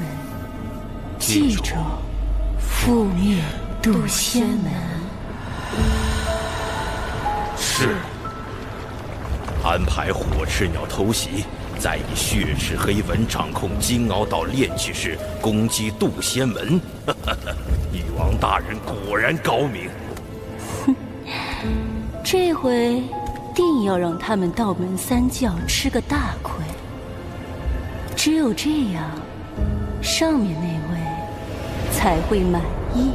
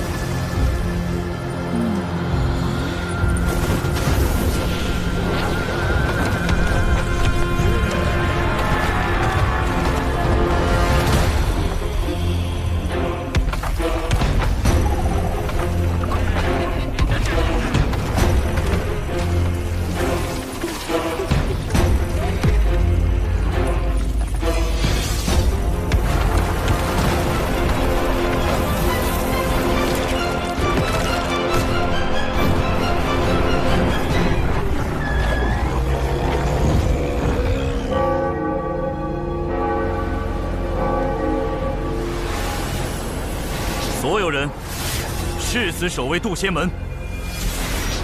门内有数千人，未成仙弟子占大半，元仙以上弟子、长老有数百人，不知有多少会葬身在这场血腥浩劫中。誓死守卫渡仙门。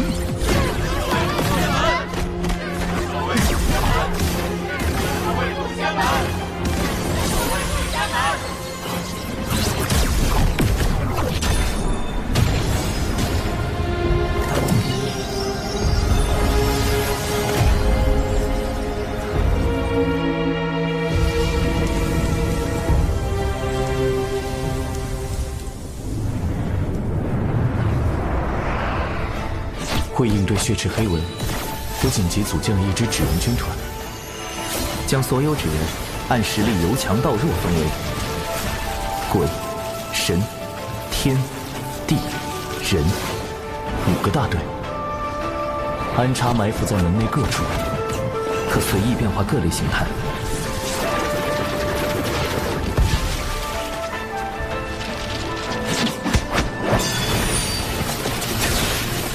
但愿能守住宗门。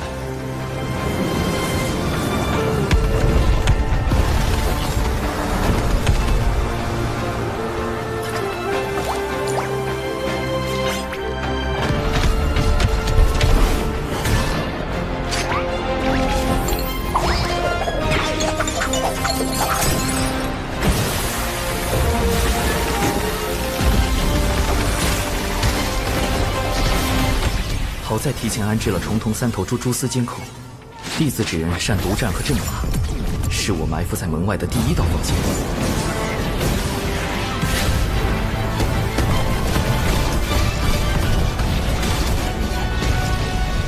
虽成功击退了先锋军，但宗门的这场大战避无可避。敌军尸体就交给你了，人字纸人。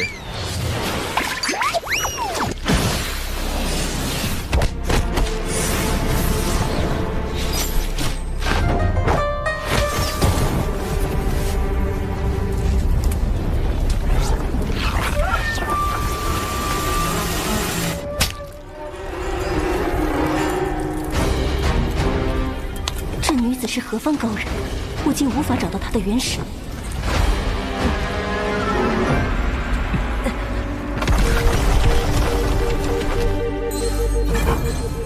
来了，3000里外，西北方向出现敌军。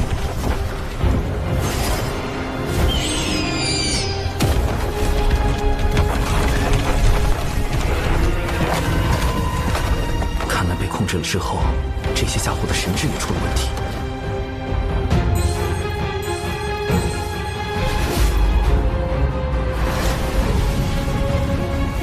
这么快！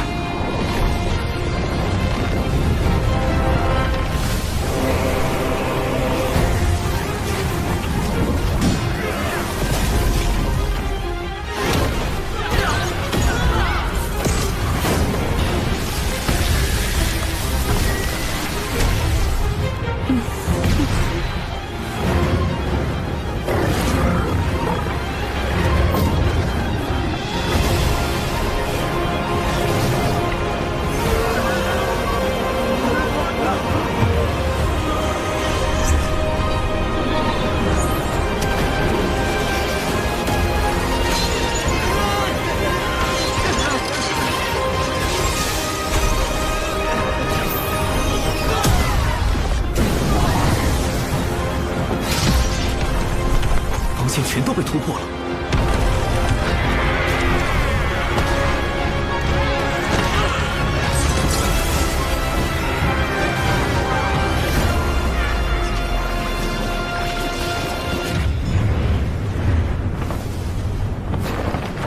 劫护持大阵。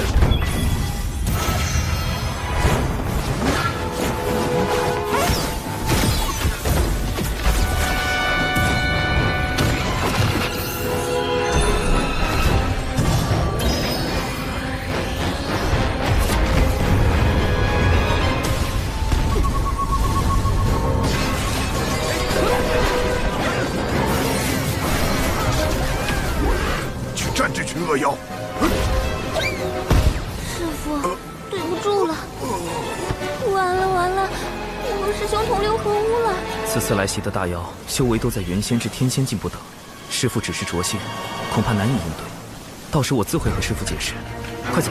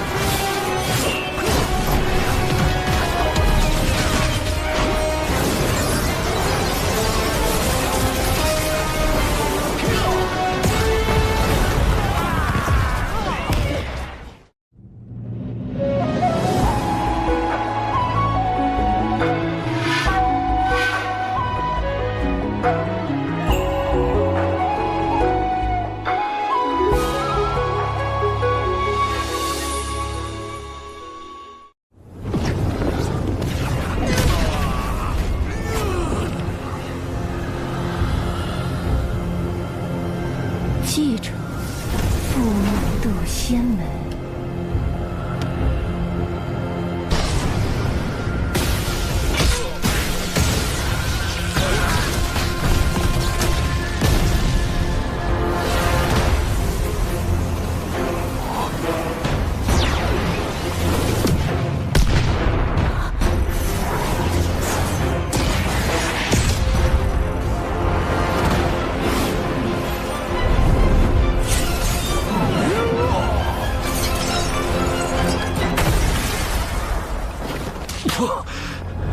竟是3名金仙！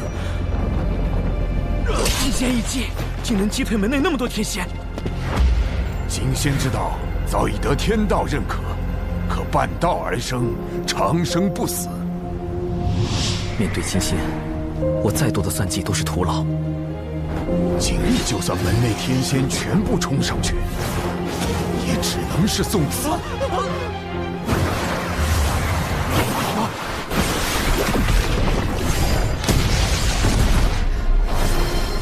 金仙，麒麟长老，以1敌3，找死！幻影剑阵。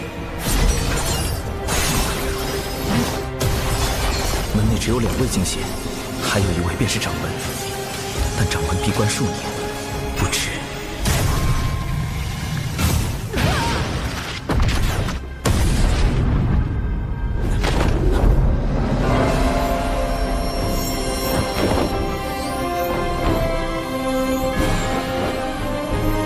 何方宵小，胆敢来犯？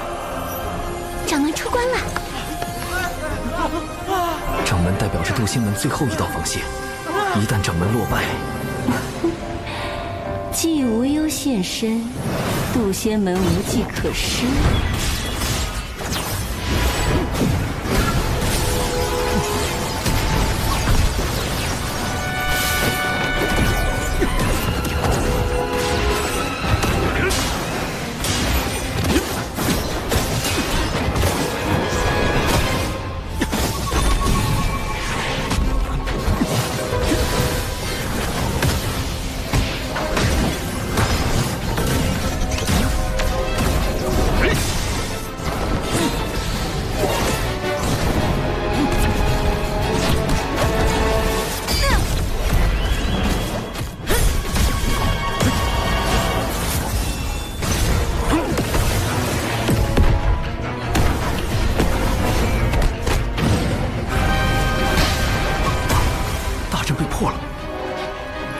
九无听令，开启挪移大阵，所有未成仙弟子立即进入大阵转移。挪移大阵已开启，此阵顺地脉方向挪移，瞬间便可出现在万里之外。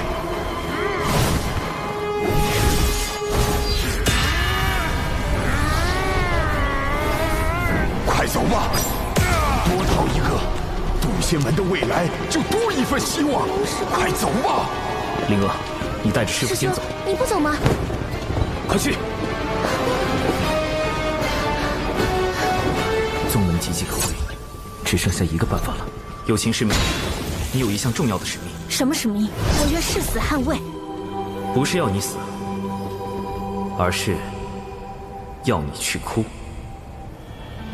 渡仙门弟子有情娴雅，今起本门道成之缘，人叫太清圣人。师兄，我早淡了凡尘情欲，哭不出来。想象你有一只心爱的宠物，某天它被山石砸到，不幸离世，你将它埋葬，却发现它的尸身被人挖出来烤了。就是这样，继续往下说。渡仙门奉渡厄真人为开山祖师，因渡厄真人师承太清圣人，故渡仙门以人教正统而居。我渡仙门惨遭寻妖算计，望太清圣人明察。不论血池黑纹背后是否为西方教，其目的都是挑拨道门三教。此事涉及圣人之争，唯有人教太清圣人才能化解。有情心思澄澈，是哭拜太清的不二人选。但愿太清圣人真能听到。是挪移大阵，竟想安排弟子逃跑，做梦！进攻挪移大阵。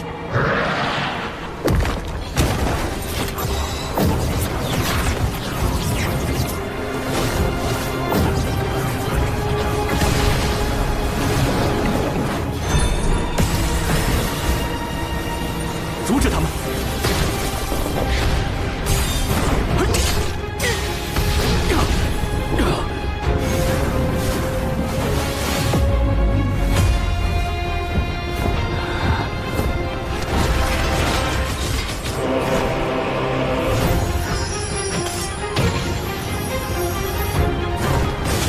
凌云破邪，一焰明光。麒麟长老亮了麒麟本体，这是准备以死相拼。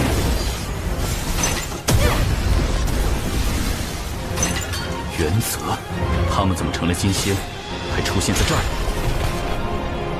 既然被你们发现了，那就别怪我不客气。给我上！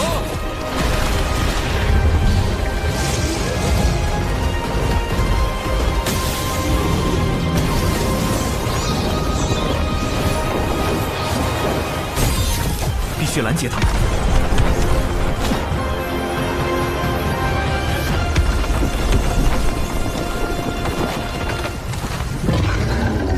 群妖攻山，何其猖狂！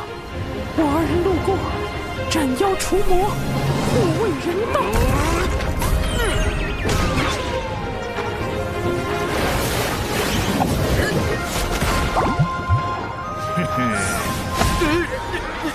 你们有本事正面战贫道，老子逼毙了你们妖祖宗！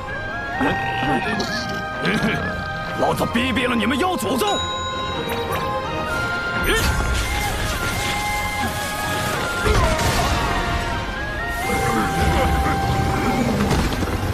让我撕了他！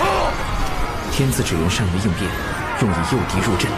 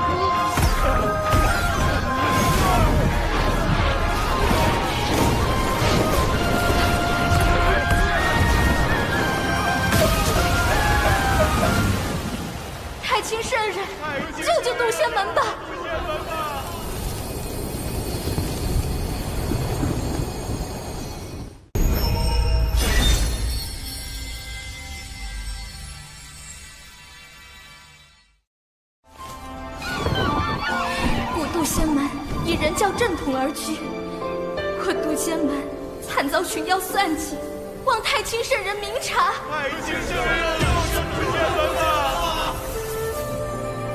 老师，他们拜的是您的太清圣人像，您不愿走动，弟子也想安心修行啊。也罢，让我看看发生何事。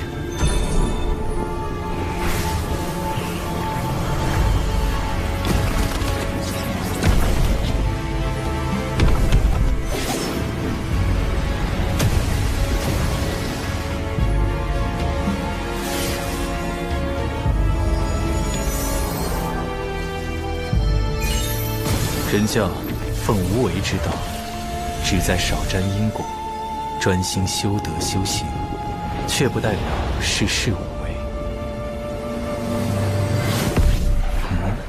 渡仙门是渡恶师弟所创，倒是可带上他一起过去。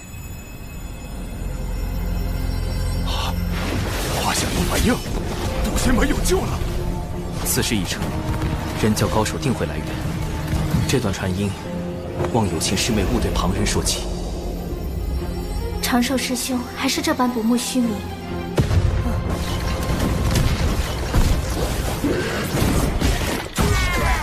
快挡不住了！所有弟子，肃静魔夷大阵！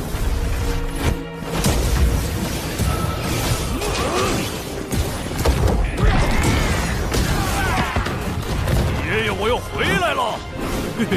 开启第二波诱敌行动。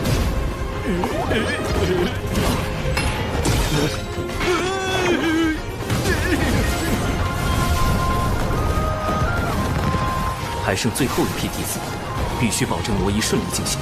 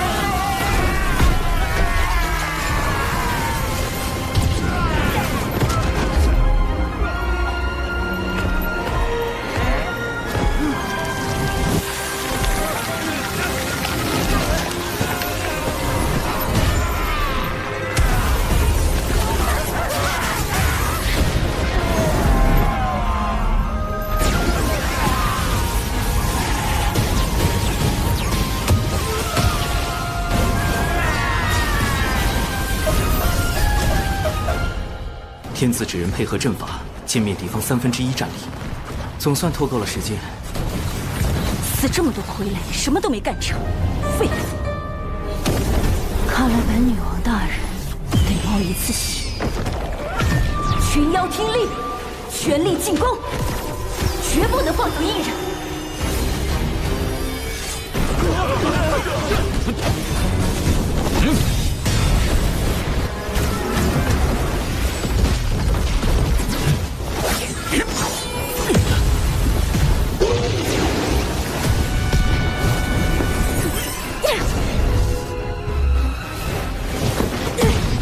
青翼苍鹏是天仙境，怎么比金星更有威压？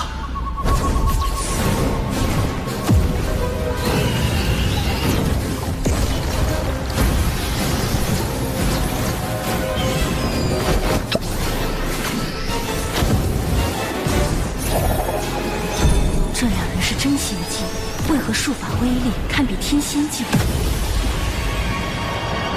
这并非本体。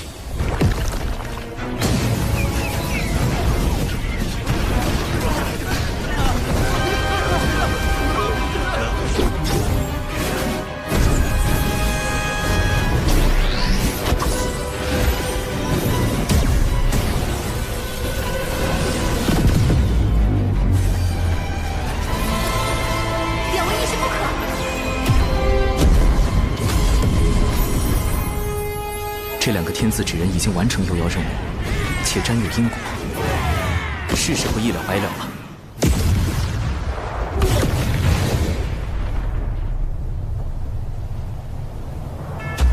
竟不惜神魂俱灭，护我门中弟子。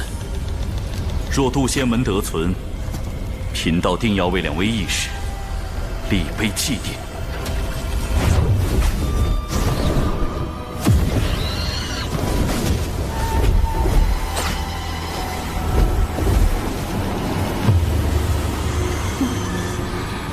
以为炸阵就安全吗？地脉乃天地间唯一的大道会员无极圣人，盘古的经络所化，走势朝向有迹可循，而被挪移大阵连通的地脉，定有法力残留。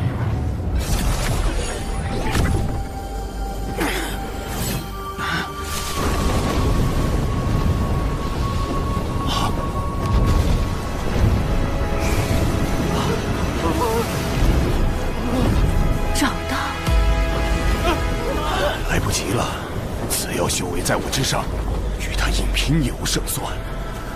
弟子有一法，可退降敌。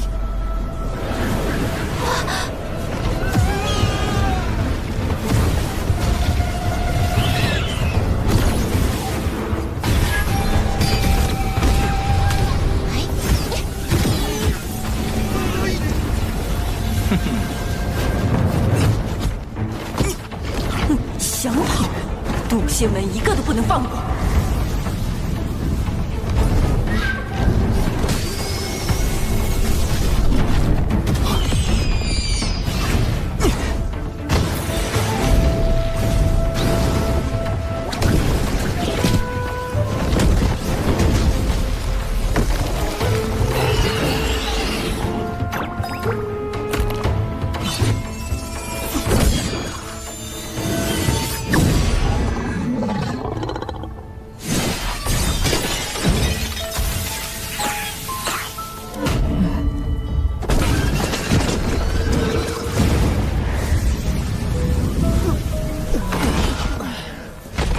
药计划失败，我带友情师姐土遁溜走。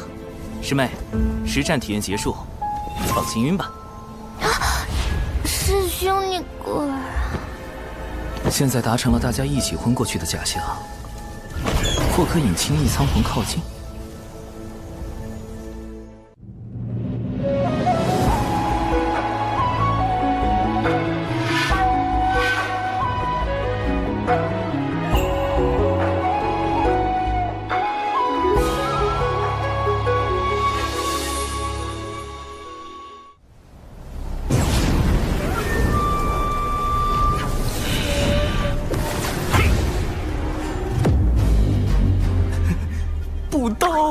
这是遇到同道中，这对手竟如此难缠。神字指人，冲！在鬼、神、天、地、人5个等级中，神字指人的修为仅次于鬼字指人，且携带诸多法宝，最适合高端斗法，还能伪装九巫师伯，骗过幕后主使。微型版72阵，开！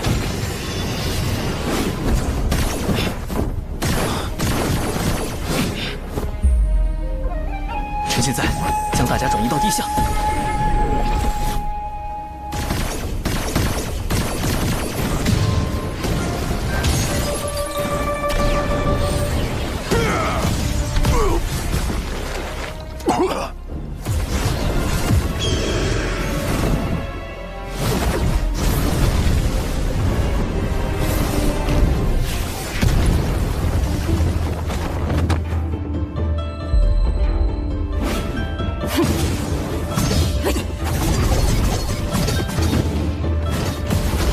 碧水坤阵起，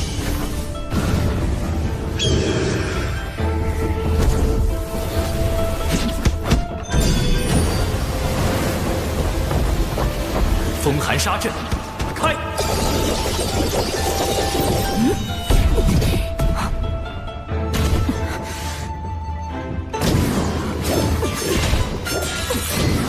腐化毒阵散。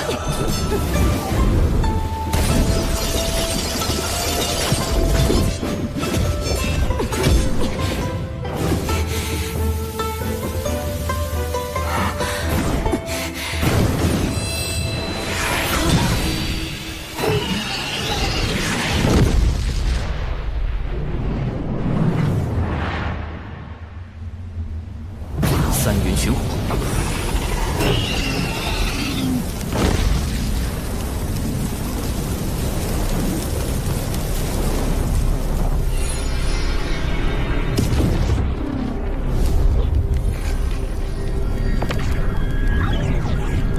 文道人，阿成是了。不过，管你是大罗金仙还是洪荒狠人，此时此地。也只有一缕神识而已。唉，这才渡劫多久，就跟上古凶妖文道人间接打了个照面。洪荒比我想的还凶险。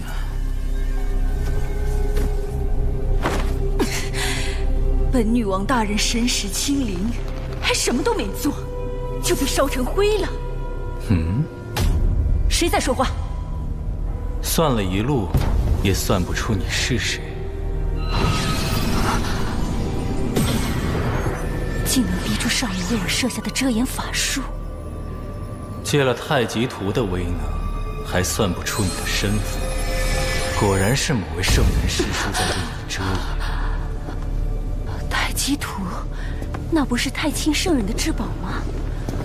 难道他是？贫道玄都，人教太清圣人座下大弟子。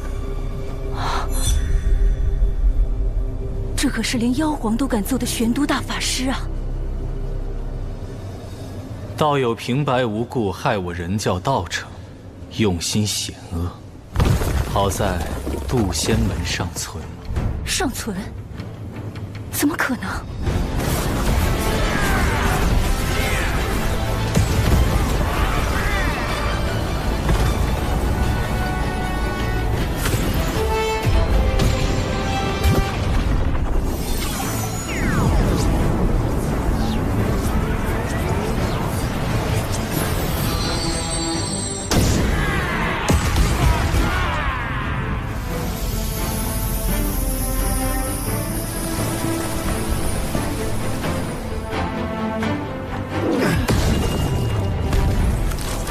师傅，掌门的师傅，那不就是咱渡仙门开山祖师？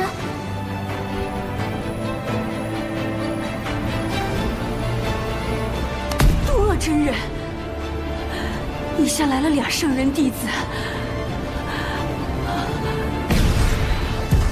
闻名修矣。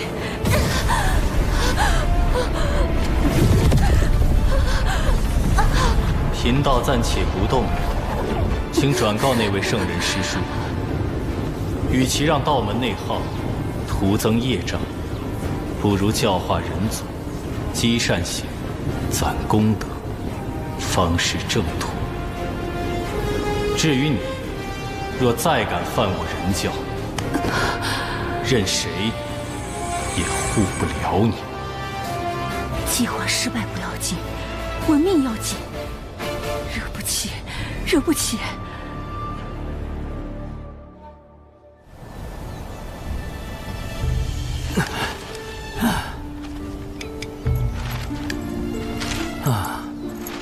四周确认安全，本体可以出来了。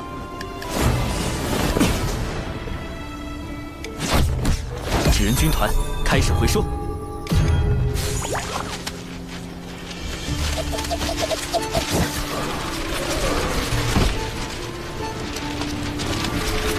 接下来，保持晕倒状态，等门内接应。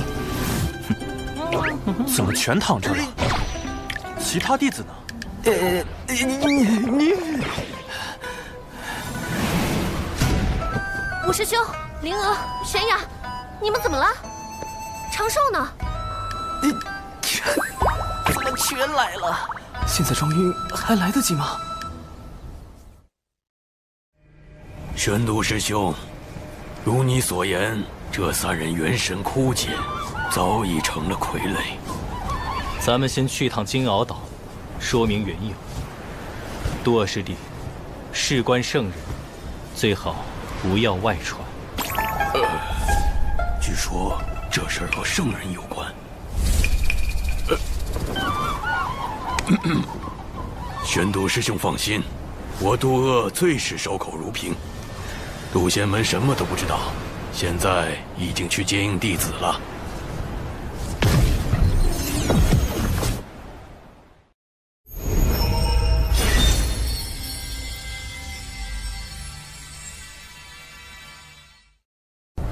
长寿，你在哪儿？长寿！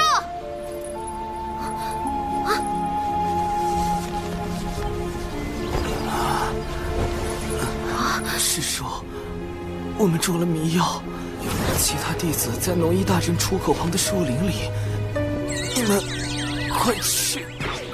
长寿！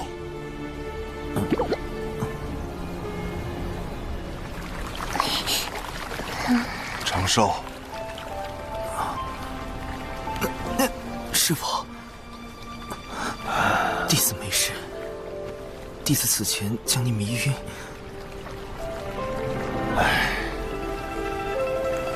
你也是为了为师着想，为师不怪你。师父，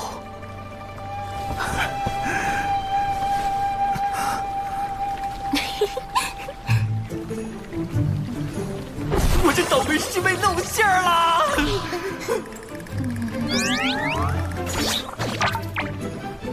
李长寿，你装病骗我！我没有啊，师父。我都说了我没事，您自己误解的嘛。抓到师兄了！这件事都是师兄逼我做的，不关我的事。兰陵娥，李长寿，师兄你教的，死两个不如死一个。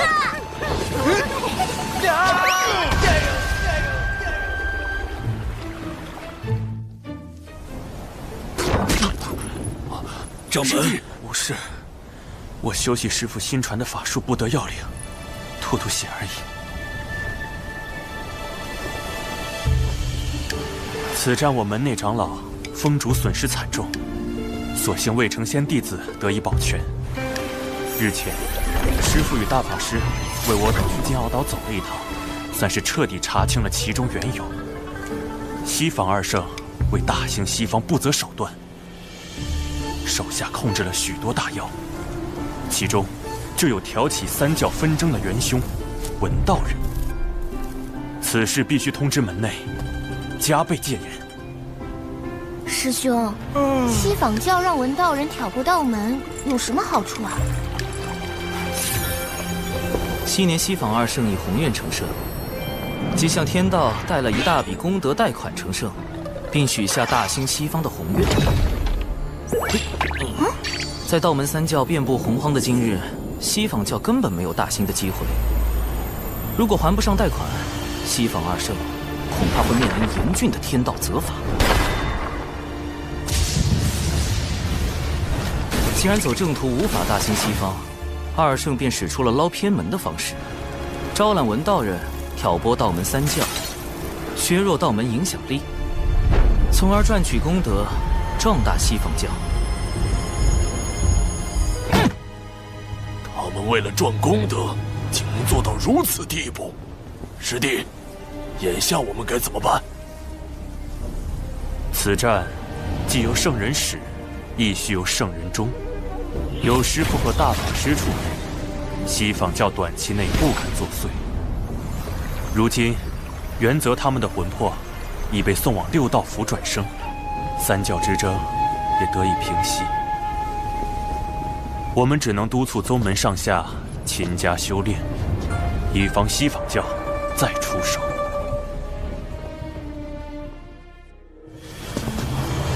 六道府原打算安排元泽转生人族，可谁知元泽和忘忧汤前说了句话。说什么了？他说：“放心吧，转生这般小事，应该出不了问题。”然后呢？他刚喝下忘忧汤，就被六道河的浪花卷起，打入了一旁的畜生道。下一世应该会是一只黑皮豹。是。西方那两位，当真可恨。大法师，这便是渡仙门最近江城的因缘。渡仙门经大战后，人丁损失不少。我有心想助其兴旺，可老师又不准我多收弟子，为省加速促成道侣、繁衍后代这一条路，只好来麻烦月老您了。大法师，请看。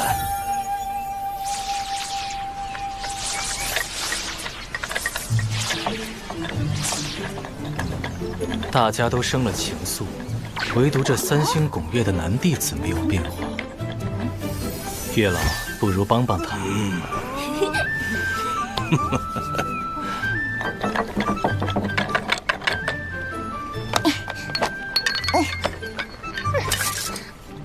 啊，无知钟爱。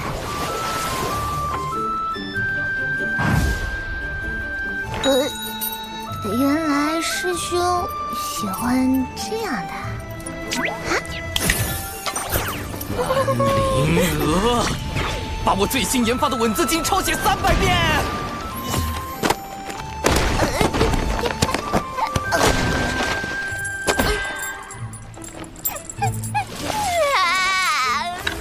最近突然心绪纷乱，带我查查典籍。小兽兽，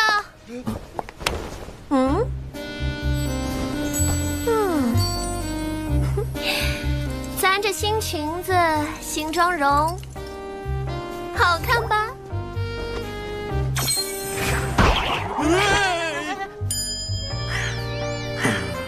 师叔，宗门刚刚经历过一场生死之战，相比起容貌，我们更应该注重提升修为才是啊。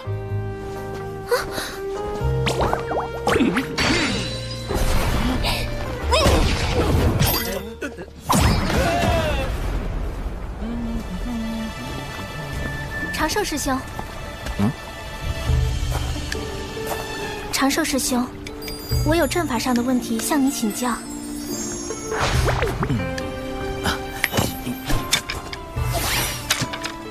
有心师妹，我急着闭关，这是我收藏的阵法典籍，我能为你开导一二。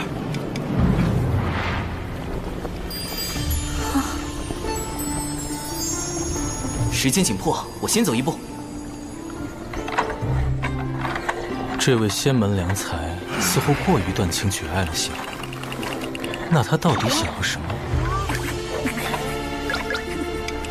生来往，莫管情，先已故，难争先。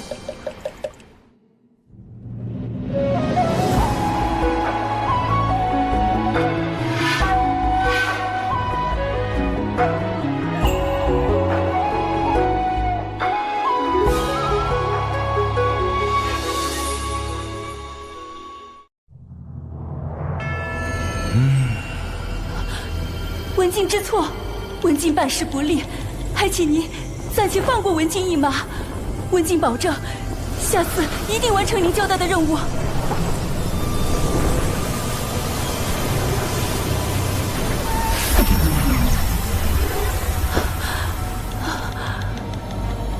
女王大人，进来吧。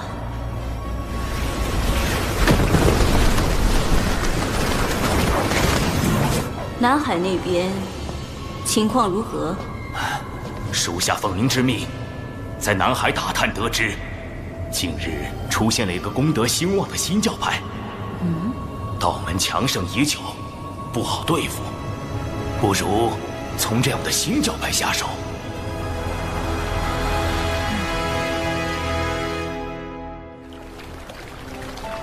西方教此战虽落败，但绝不会就此罢手。复盘此战，我杀了不少业障大妖，应该得了不少功德吧？天道为世间每个生灵设立了个人账户，用于发放功德和业障。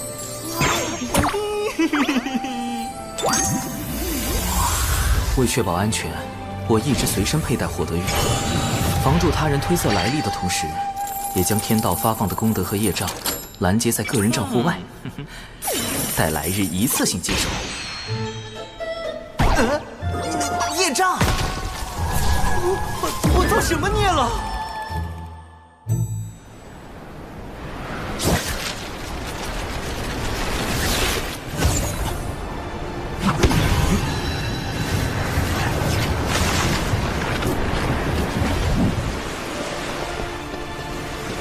近日虾妖为祸，杀伤了我神教大量教众，双方交战时竟还误杀了无辜的百姓。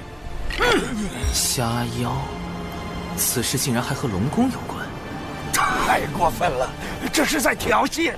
就是寨主，咱们不能任由他们欺负啊！就是啊，对啊。大家的心情我都明白，我们举办大典，就是为了祈求神的庇佑。大家只需捐出香火钱，将鱼买下放生，神感受到诚意，必会加倍保佑大家。不对呀，卖鱼放生和神有什么关联？况且大部分教众本就以打鱼为生，到处都是鱼，为什么要找寨主买鱼放生？看来是寨主欲借神之名谋利。放生，吉祥！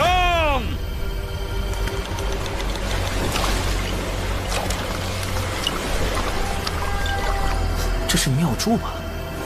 怎么鬼鬼祟祟的和这乌鸦碰头？我们安排在南海龙宫的内应来报，南海龙宫已整装待发，很快就能攻来。鸦神，您放心，经过我的努力，他们现在对南海龙宫可是满腹恨意，定会与之以命相搏。很好，等到双方混战无暇顾及时，我们再派出血赤黑纹吸走功德。届时，女王大人此计真是高明。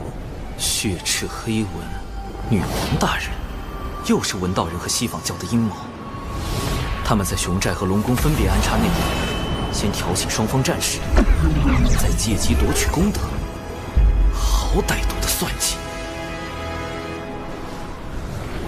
大太子殿下，数日前我们刚整治过他们，今天他们居然还敢举办大典。我已召集所有南海附近的龙族子弟前来相助，好好收拾他们。敖某表兄。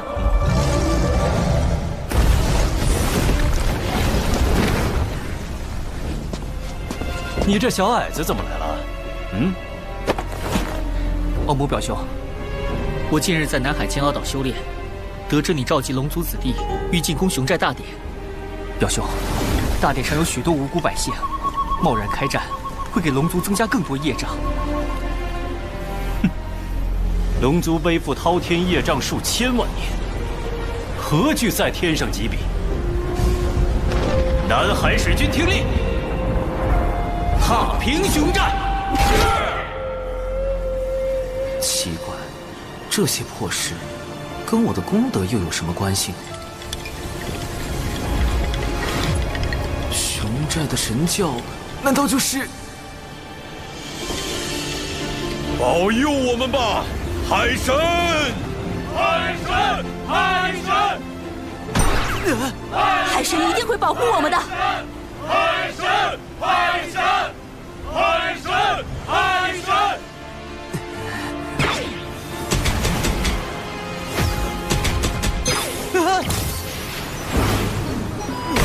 这雕像我不是已经毁了吗？怎么还多了1620座？龙族和海神教交战，杀伤百姓就是我产生业障的原因吧？而一旦海神教卷入战争，我这个名义上的海神也会背上一笔滔天的业障。少则引动天罚，多则招致灭世之灾。必须阻止战事发生，之后再想办法解散海神教。指挥军团出发。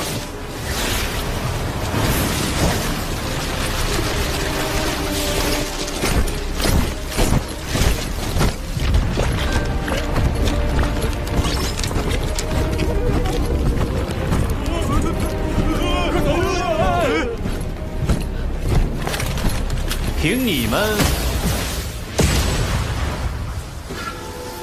也敢自称海神教？那个海神像就交给你砸了，表弟。敖乙，不能砸！他怎么跑到南海来了？糟糕，他认识我的真容，现在海神像上还刻着我的大脸。完了，我的身份要暴露了。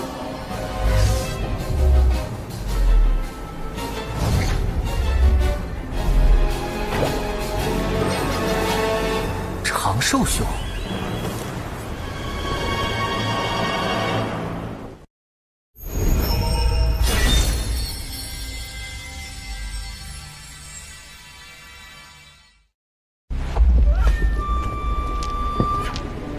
倘若敖乙将海神是渡仙门弟子李长寿的事泄露出去，闻道人西方二圣诸多恶果找上门来，我怕是要身死道消啊！稳住，长生稳中取，富贵稳中求。入其路，退则进。长寿兄虽说十分优秀，但尚未成仙，更不可能成为什么海神。敖乙兄，不要声张。为了妥善解决南海龙宫与海神教之间的矛盾，请前来详谈。忽悠小龙第一步，以和为贵，方成大业。成什么？海神像你还砸不砸了？长此以往，争端难消。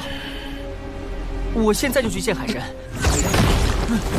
表兄，在我回来前千万不要动手。可笑，龙族才是海上霸主，难道要让这个不知所谓的海神指点我们做龙？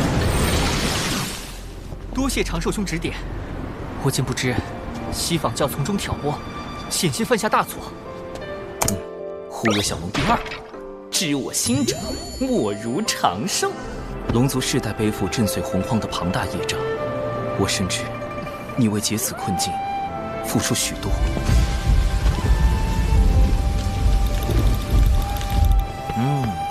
长寿兄果然懂我。不过这海神教，忽悠小龙第三步，以退为进，演技之王。唉，此事说来话长啊。总之，海神教并非我立起来的，这种身不由己的滋味儿，你应该明白。这就对了，圣人们也需要功德加持，人教圣人不便自己出面，便选中长寿兄来代管海神教。唉，偏偏他这般不慕名利。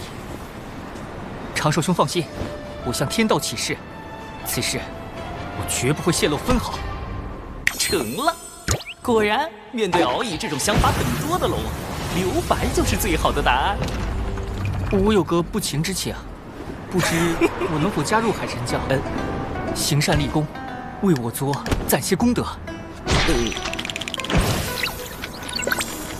唉，南海龙宫与海神教又起冲突了，请与我一同平息干戈。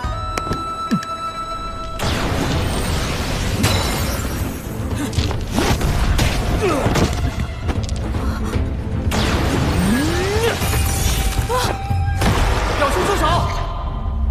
尔等休要再徒增杀戮。是海神。海神大人显灵了！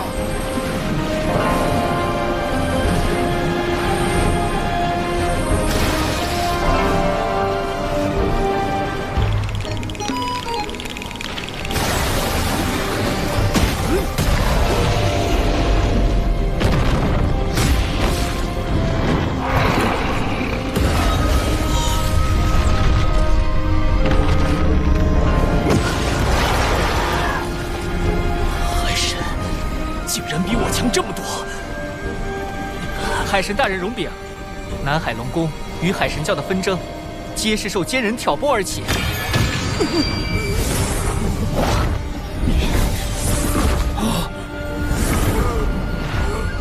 哎呦，海神大人饶命！我招，我全都招。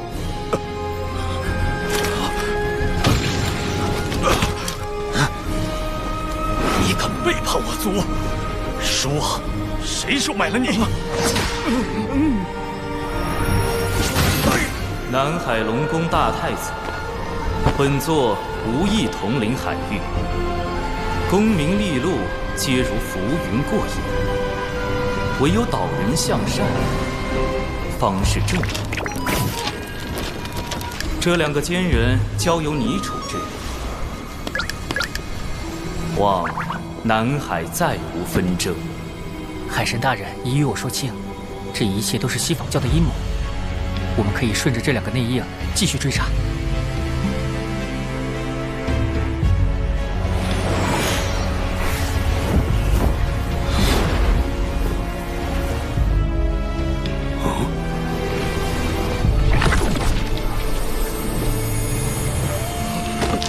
海神大人，我不该善用您的名义敛财，求您责罚。念你尚未酿成大祸，解除债主之职，以作惩戒。今后债主便由熊不憨担当，首要任务便是将不法获利尽数归还，可有异议？海神大人看得起我，我一定好好干。总算处理完了。虽然不得已忽悠了敖乙，但避免了冲突和杀戮，也算阻止了龙族的业障加剧。至于他需要的功德，再另为他想办法。总之，先解散海神教再说。今日种种，本座自责难当，力教本非我意，不如圣人。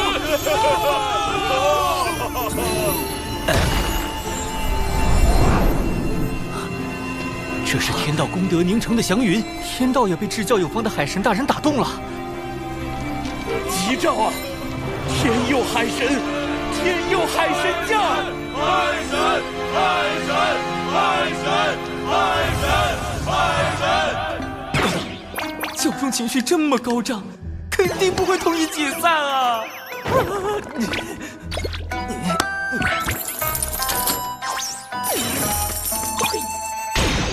天道降下这么多功德，看来是要大兴海神教。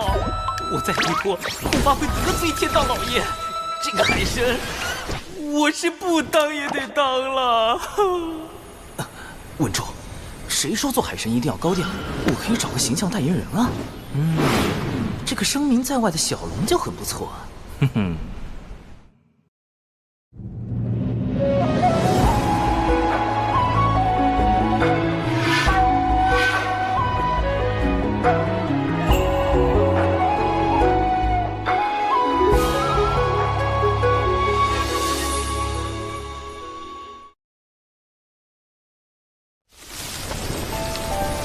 东海龙宫二太子，今日幸得你相助，不知你可愿加入我教，担任二教主兼护教真龙大护法之职？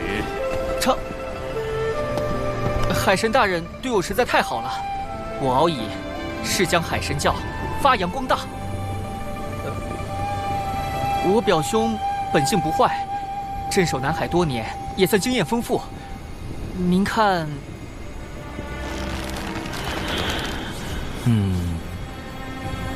敖乙作为二教主发光发热，给他找个助手也好，我可以安心在后方做好一切预防，顺便藏好我的底牌。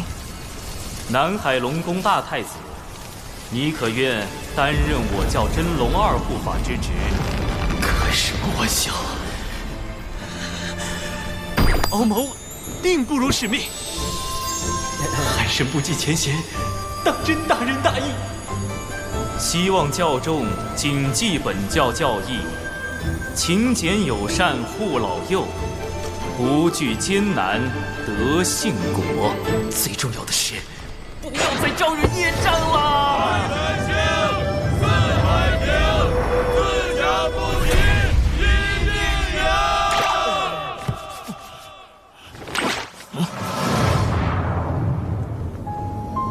女王大人，接下来。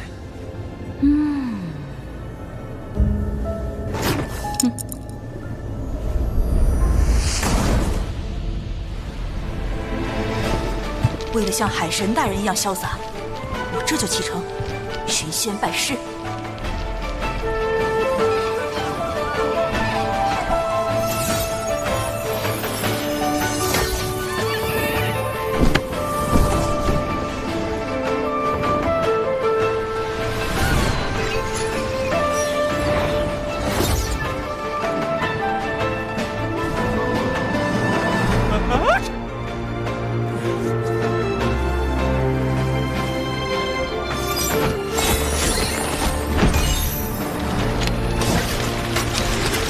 四眼法术，化妆如幻影。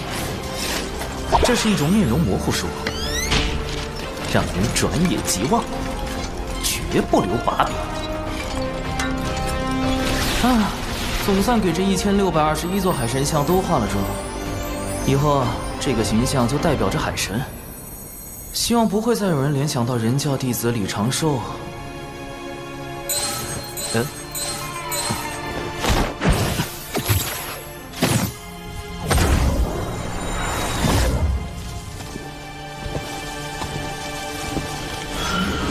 这位大仙是谁呀？侧感时都乱码了，他的修为极高。天庭东木宫到访，阁下为何藏头露尾？东木宫，纯阳仙人吕洞宾的前世，如今的天庭南仙之首。我何时招惹了这种大人物啊？你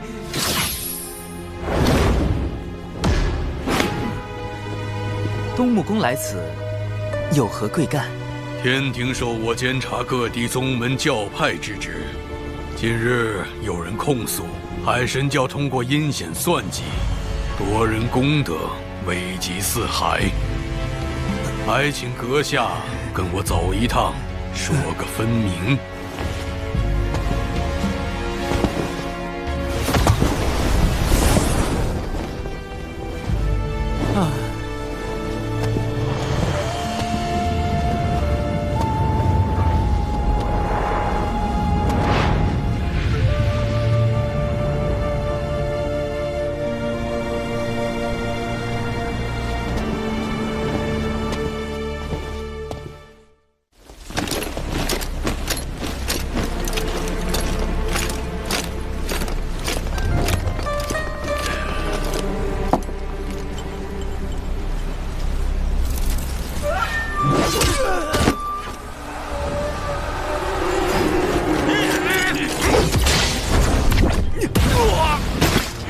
这两个内应果然掌握了关键信息，你的幕后主使杀人灭口。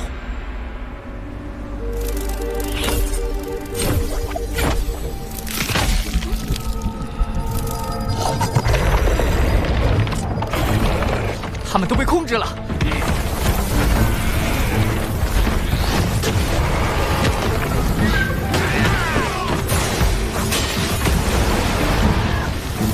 好。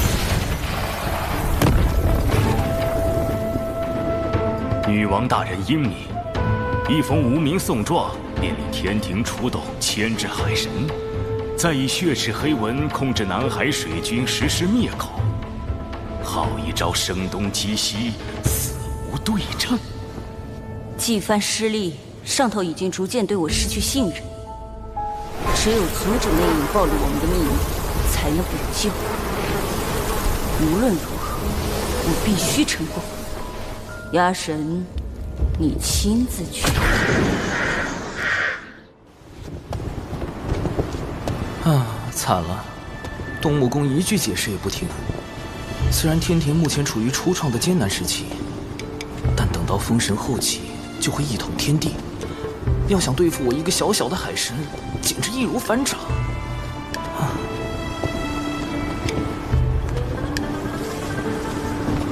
阁下总算来了，这为何不是真身前来，而是来这一纸人？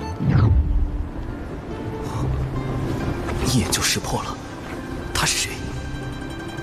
身份实力皆高于东木公的，只有从前道祖座下的童子，圣人们的师弟，如今执掌天庭的玉帝陛下。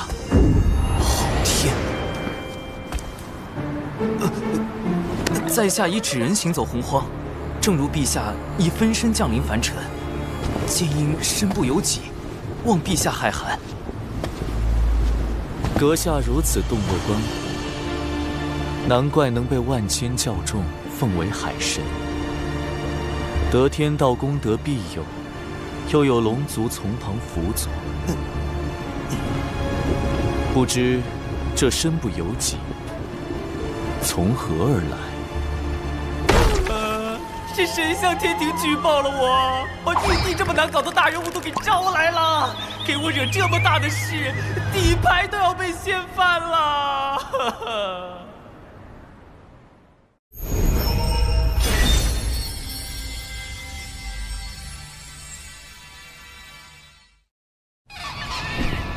阁下如此洞若观火，难怪能被万千教众奉为海神，得天道功德庇佑，又有龙族从旁辅佐，不知这身不由己，从何而来？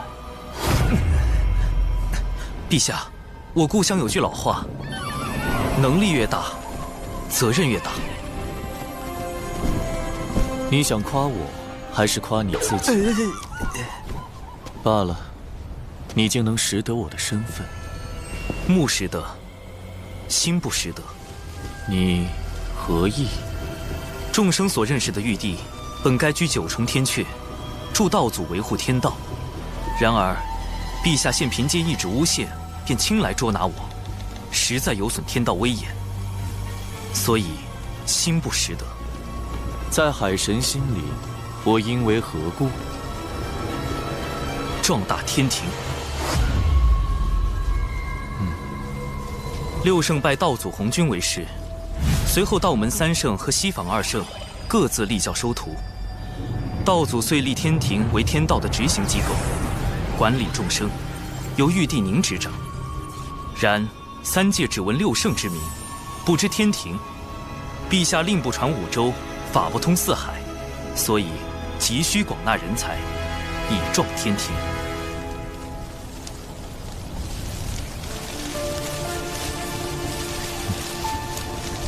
知吾者，南海海神矣。不错，我曾亲访凡间，发现你备受爱戴，那送状确实是诬告。我此行是否来对？在下斗胆。你懂兵法？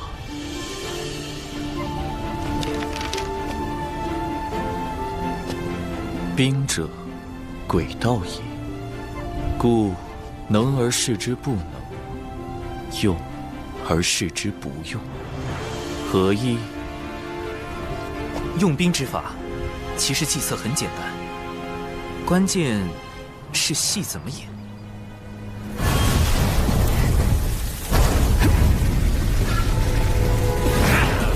交出骄兵将领，饶你们不死！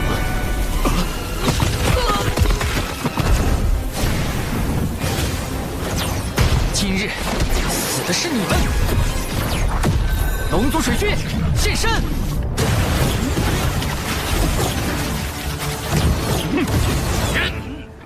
啊，有埋伏！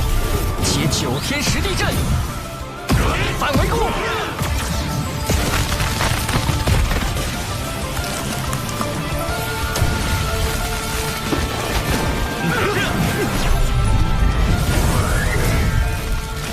我们揪出了西坊教的内应，他们必不会罢休。到时候，我们用这套兵法对付他们。长寿兄的退敌之法很是周全，此战结束后，我便整理成册，献给父王和节将。尤其是我那个颇为鲁莽的师叔赵公明。妙，丝丝入扣。多谢我蓝星孙武前辈所著的《孙子兵法》。哪怕在洪荒，也是兵学盛典。看来玉帝对兵法非常满意，不如为避免卷入封神大劫，我已在暗中筹备数个方案。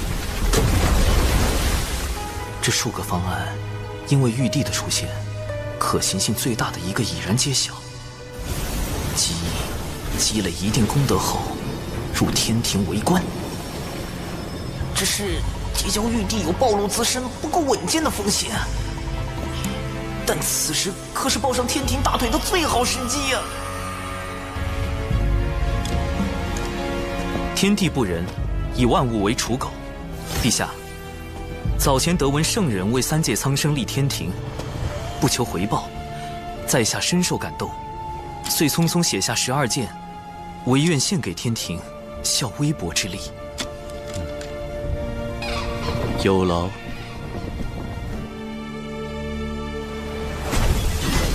龙族竟然会暗中设下埋伏，莫非背后有人指点？既然你们执意斗到底，我的孩儿们，化形，把他们全部杀光。鸭神，你知道该怎么做？明白。多谢女王大人多年教化，今日一定完成任务，以我之血肉助大军之躯。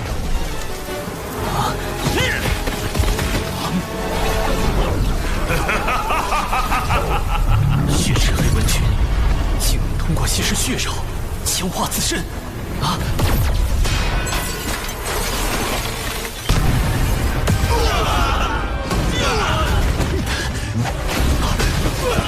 惨了，我们抓到的2个内应都死了。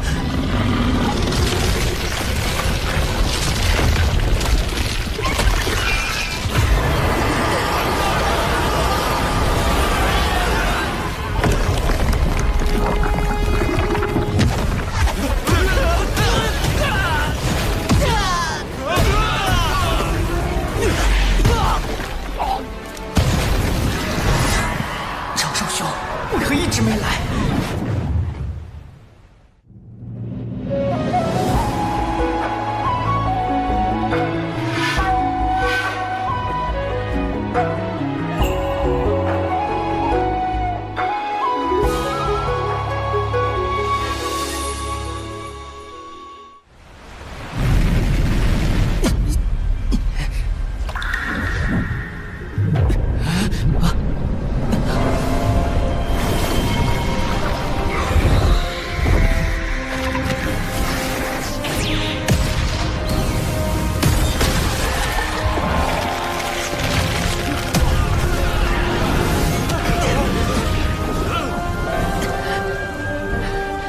天庭在此，血赤黑纹，勿再放肆。天庭竟然会救我们？龙族上天，龙族罪孽滔天，且还在怀念远古其霸主之姿，天庭为何要收服龙族？他们又如何能被收服？敖乙那边形势不明，既然我脱不开身，只能说服陛下。收复龙族有2例：四海3界之重地，龙族远古之大族。虽有天地罪孽，然高手众多。若龙族能入天庭效命，则四海尽归，此1例。若是龙族掌管江河湖海，可扬天庭之威，此2例。想必陛下也已推算到，今日诬告案表面针对我，其实针对龙族。龙族此刻处于危机中，不如……天庭怎么会插手龙族之事？南海海神，又是你，抢我南海功德，又坏我图谋龙族之计，现在还联手天庭折损我大半孩儿。天庭我动不了，一个野神我还杀不得吗？老师又传话了，命运发生了微妙的变动，起因竟是一个人教小弟子。老师，您的意思是，龙族上天是他？还不知海神道号是？唉，如果让玉帝知道海神只是一个人教小弟子，就没神秘感了。但也不可骗。东有启明，西有长庚，长庚行，长庚一同长寿，嘿，好主意。在下道号为长庚道人。长庚。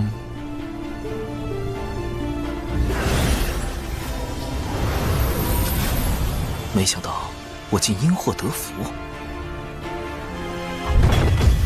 文道人，他怎么亲自来海神庙了？南海海神，受死！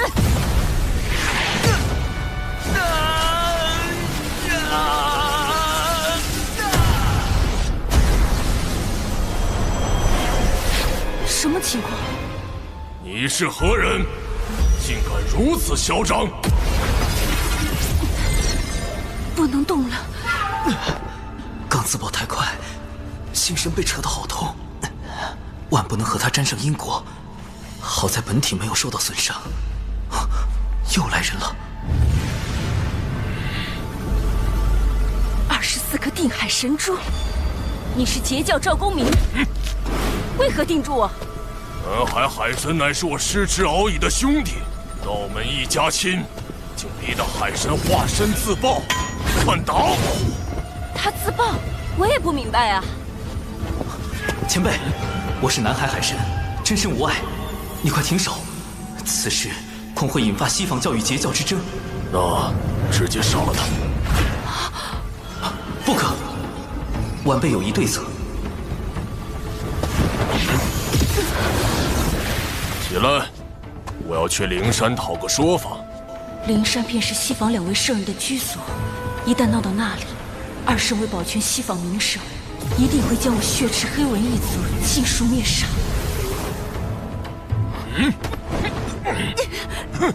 碰瓷！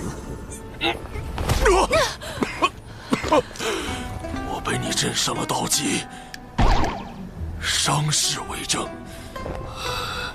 你要不要面皮？我也会。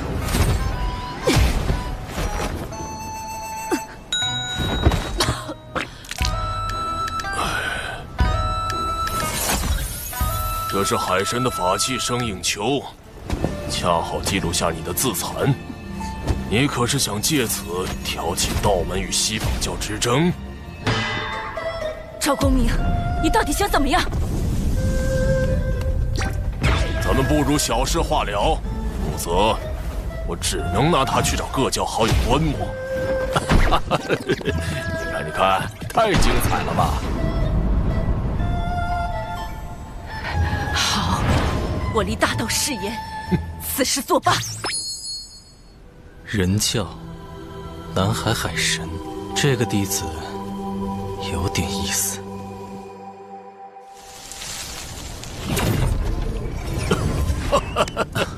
贫道截教赵公明，路过此地结识海神，倍感爽快。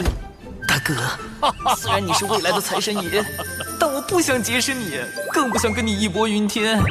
你集体荣誉感也太强了些，难怪封神大劫中。算了，后话了。贫道长庚道人。忘了，我还得去找同门商议三教源流大会之事。就此别过。三教源流大会，旨在道门三教一起追根溯源，化解矛盾。师兄，掌门传话，由师兄做弟子领队，3天后随宗门前往三教源流大会。我不去，那里可是整个洪荒因果汇聚之地。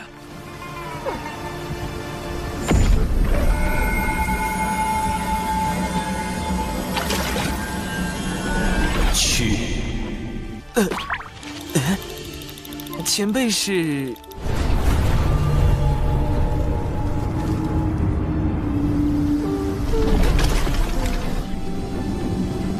玄都大法师。玄都大法师，据说是女娲娘娘捏造的第一批人族，也是人教太清圣人的唯一一名弟子。那最近大佬们怎么上赶着找我？好慌啊！他为何要我去三教源流大会？长寿兄，多亏了摄神珠摄取西方教内应的残魂神石，我已发现他们的阴谋。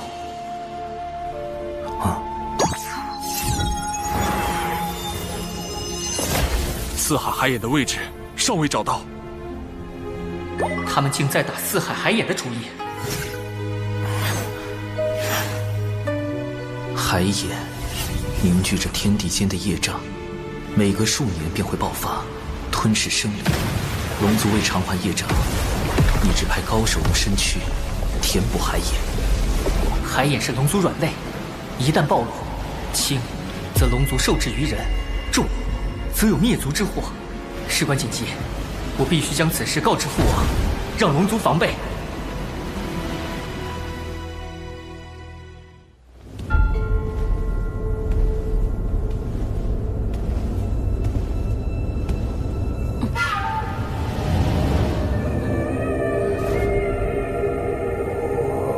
文静无能，竟给龙族留下把柄，文静一定将其除掉，消除后患。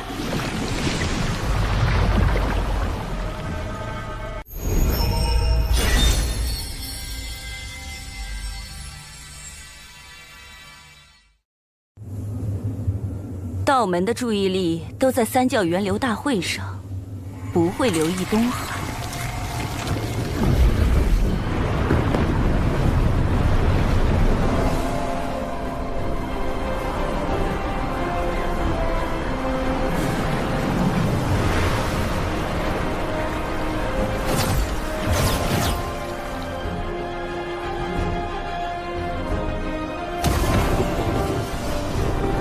三教源流大会本是想缓和产劫关系，但从封神大劫的结果看，三教弟子都被卷入了血战。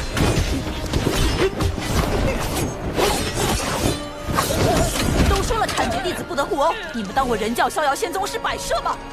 有点眼熟。熊灵异，他怎么拜入逍遥仙宗了？这么多人在，也不能把他扬了，只能……表妹，终于找到你了！你若暴露我身份，熊占威仪，快喊表兄！表兄，好险！表妹，难得遇到，以后跟着表兄混，修炼吧。长寿师兄的表妹，竟也如此优秀。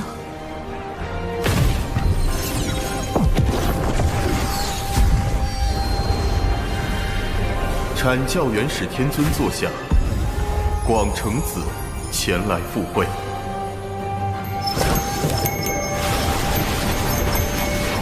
阐教元始天尊座下，云中子前来赴会。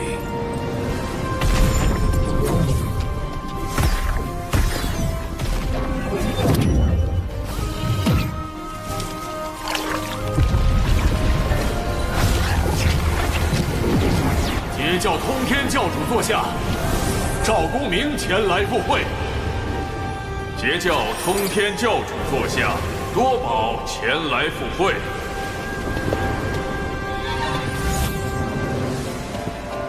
截教诸位师弟气势汹汹，是要作何？自然是来凑个热闹。如今阐截两教尚是口舌之争，待封神大劫降临，就会成三教混战。阐教仙多被萧旭顶上三花，失了大半道行；截教仙更是死伤无数。三圣下场也无法阻止众弟子被禁锢在正神之位，永受天道操控的命运。我得尽快完成龙族上天，以此抱上天庭大腿，躲过封神大劫。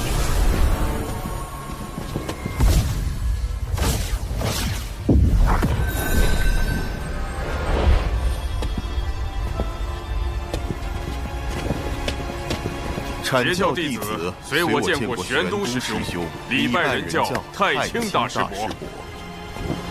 诸位不必多礼，老师和两位师叔，乃大道圣人盘古元神所化，又骑入道祖门下，三教本是一家。师尊收福德深厚者为徒，乃顺天而为，教化众生。众生指所有生灵，凡有向道之心，就该有修道求长生的机会。大法师命我来此，究竟有何要事？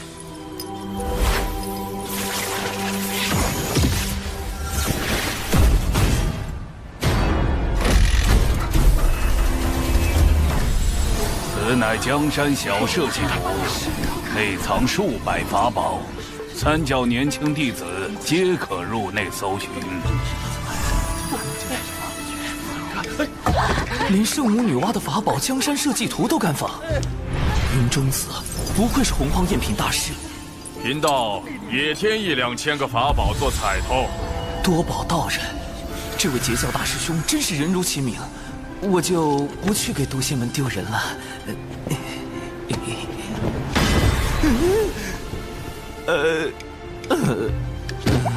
老师推算出，龙族上天对苍生有利，而李长寿是促成此事的关键。正好借大会，探下他的品行和实力。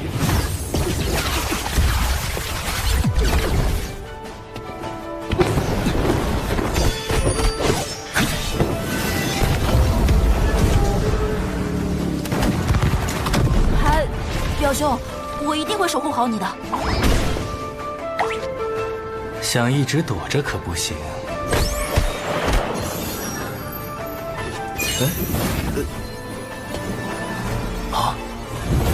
人教扬威，原来大法师想让人教大出风头，但这是有一个专业的人形吸精器更合适。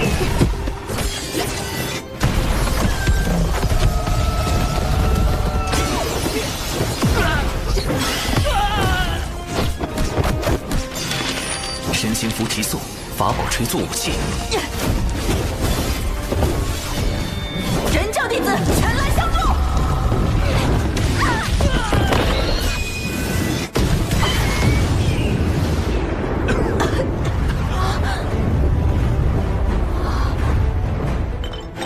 毒粉已涂至火灵剑，凶手处置即死。有情师妹，放心冲杀。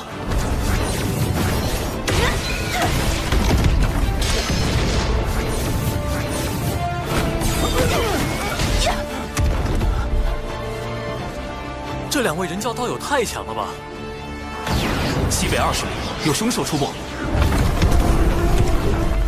长寿师兄总是默默做下所有事，却把功劳推给别人。友情悬崖，你要竭力出扬，扬人教威名，绝不可辜负长寿师兄的嘱托。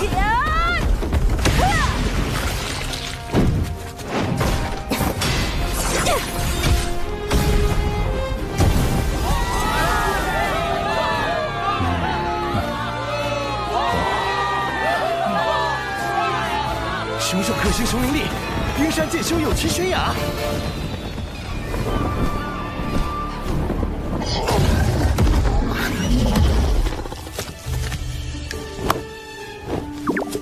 攻防得当，配合默契，人教这2个小弟子未来可期。人教真是出了2个优秀仙苗啊！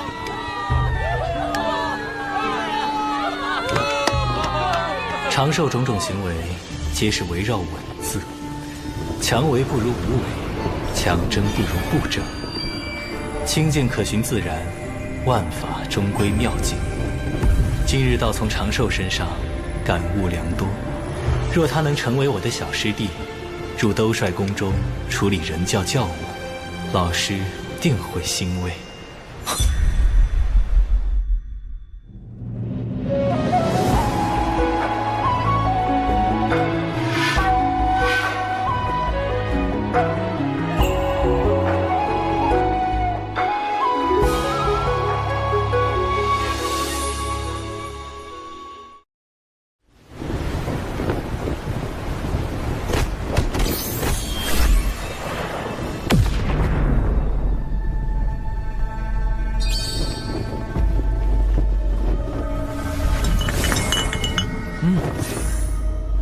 龙族有变，速去救你的二教主。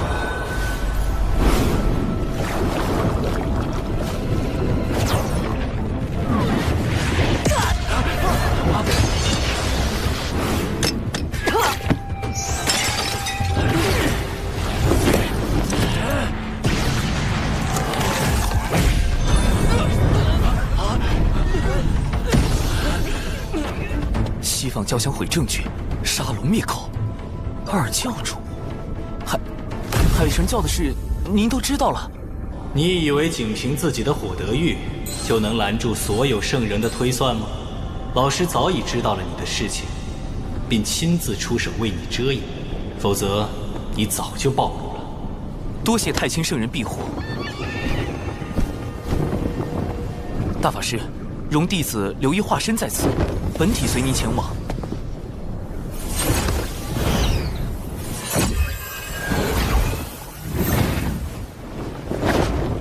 诸位师弟，贫道有事，先行一步。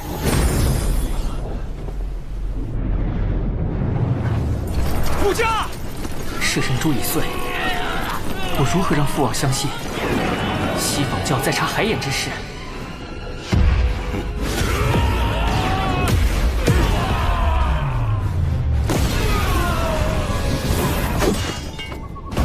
竟是个金仙，但根基不稳。与渡仙门一战中被血莲强行提升到金仙境的原则一样，看来又是血赤黑纹的算计。虽是伪金仙，但实力远胜你。若能救下敖乙，我便说服老师收你入兜率宫，如何？兜率宫，太清圣人的化身攀上老君的居所，这大腿必须抱。弟子愿往。这是老师的防御至宝，天地玄黄玲珑塔，将它威能借你半个时辰，有它护着，哪怕是大罗金仙手无先天法宝，也伤你不得。真锁血外挂体验版，水遁。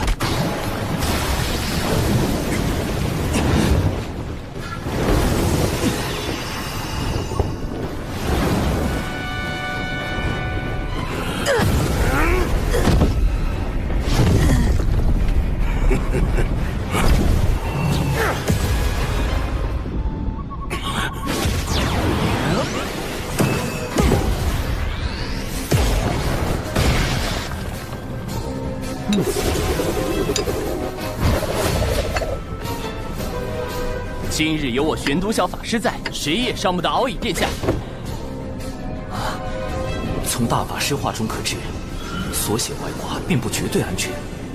万一有大罗金仙，比如幕后主使文道人，手持先天法宝突然发难，一下就能给我破防了。玄都小法师，他与玄都大法师有何关系？亦或是故弄玄虚？区区天仙境还想蹭玄都大法师的威名，找死！一系化三浊，这分明是道门神通之剪纸成人。长寿故意喊错，想震慑对方，抢占先机。但这纸人确实做到了以假乱真。这一气化三除，莫非也是人教秘法？第一重，加速困阵。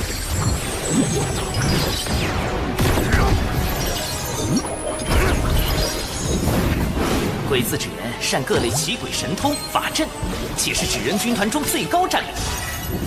第二重，灭魂杀阵。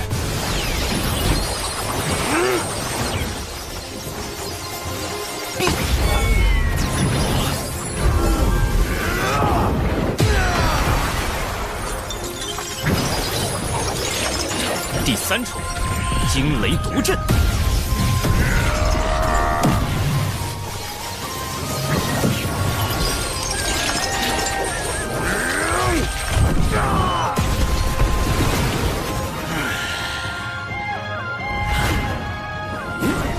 只有他用的是上等法宝，应该就是本体。道门神通，血金成法，急！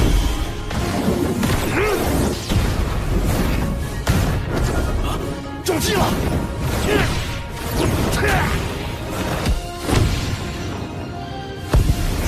纸人放纸人，纸人何其多。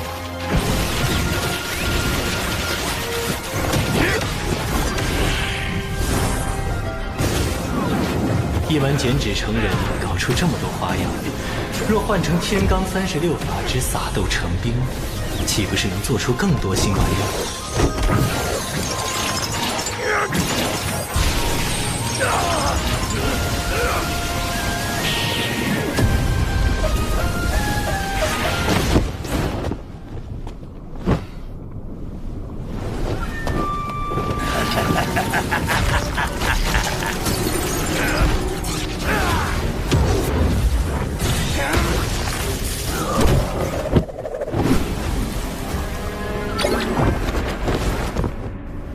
看来在渡仙门坏我好事的，也是这位玄都小法师。区区妖物，也敢在我玄都小法师面前逞凶？三位护法，处理残魂。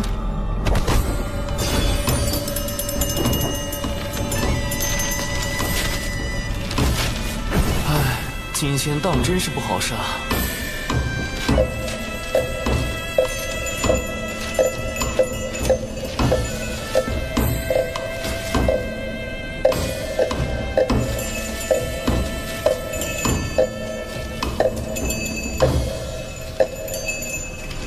除掉伪金仙，救下敖乙，总算完成了大法师交付的任务。首先，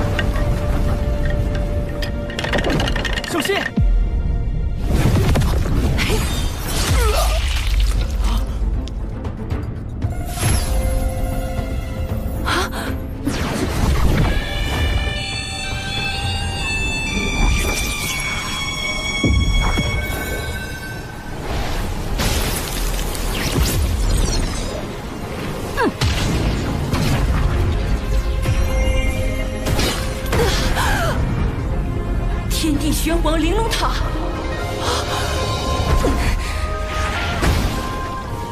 他真是玄都小法师，太清圣人什么时候又收了个徒弟？这就走了？还好有大法师给的这层外挂。二太子殿下，二太子殿下，臣护驾来迟。原来道友是人教高手，也定要禀明父王，好好答谢。贫道还要找陛下复命。敖乙殿下，咱们就此别过。陛下，除龙族外，洪荒有此称呼的。天庭的玉帝陛下。不直接点出救兵是玉帝小师叔派来的，而是让敖乙自己退出，既降低龙族警惕性，又增加天庭好感度，这分寸拿捏得很到位。龙族上天的重任非你不可，我赠你一门神通，此为天罡36法之撒豆成兵。另外，日后若有麻烦，可亮此牌。保命底牌加1，我这玄都小法师也算是持证上岗了。弟子谨记。不过也不用太担心，西坊教暂时不敢对道门出手，他们豢养血赤黑纹，残害道门弟子之事，我已告知老师和阐节两教的圣人师叔。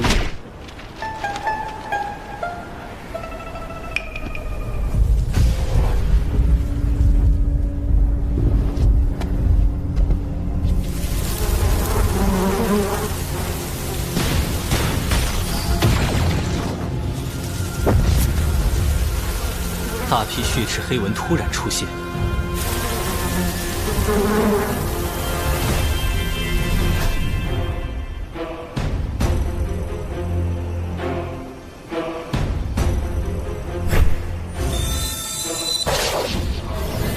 西坊教此时将他们放出，难道是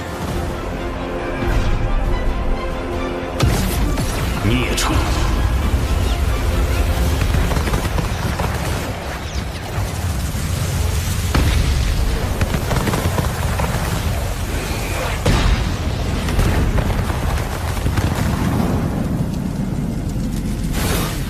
准提师叔竟亲自出手灭杀了血赤黑纹，既撇清了他们与西坊教的瓜葛，又给道门一个交代，真是好算计。如今圣迹昭显，三教弟子应该都已知晓。族文被害，文道人绝不可能无动于衷。你挑拨道门失利，攫取功德不成，还暴露了龙族内应。如今刺杀敖乙也失败。我灭你3成族文，在人前划清界限，以示手下留情。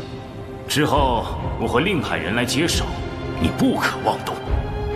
但凭圣人吩咐。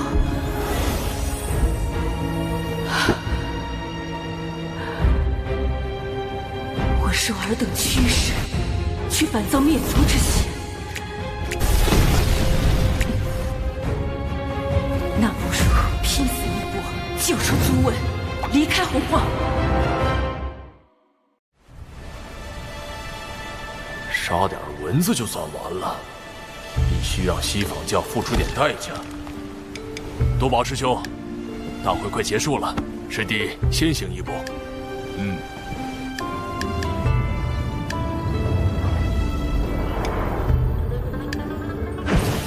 总算回来了，多谢表妹和友情师妹为我护法，我们出去吧。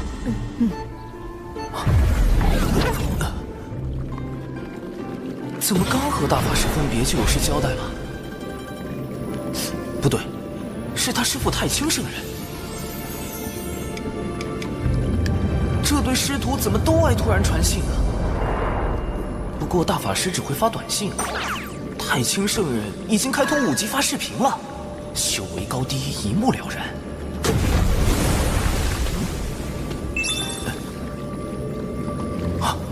西坊教镇教之宝。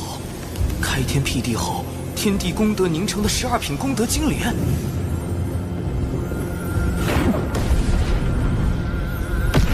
这不是封神大劫中文道人啃金莲的情形吗？太清圣人这都能推演出来，不愧是洪荒战力天花板级别的大佬。但为何把画面传给我呢？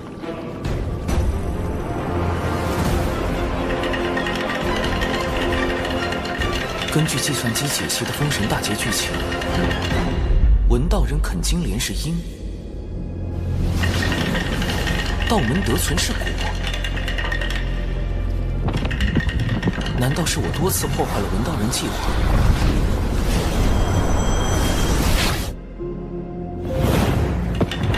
改变了他的命数，影响了未来？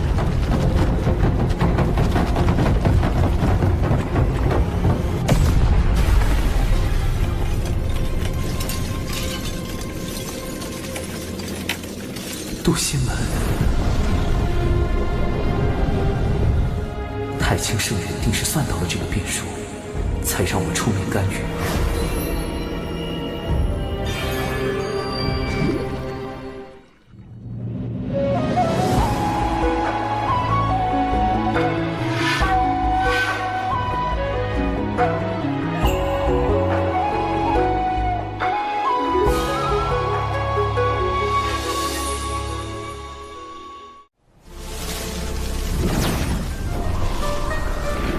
为确保他能在封神大劫时啃金莲，道友留步，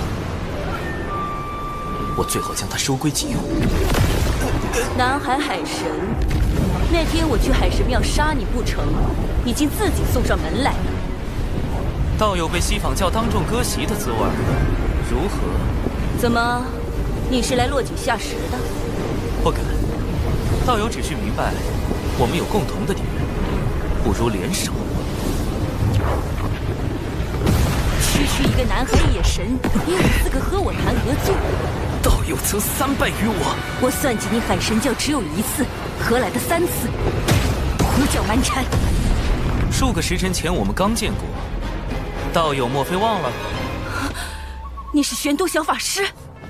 此前渡仙门一役，轻易苍鹏也是死于我手。南海海神，玄都小法师。背靠人教圣人，原来自始至终，我都败于你一人之手。现在，我们可以聊聊了吗？好，我且和他聊聊。若真有问题，直接杀了他。文道人的修为远在我之上，稍一不慎，我恐怕就会大祸临头。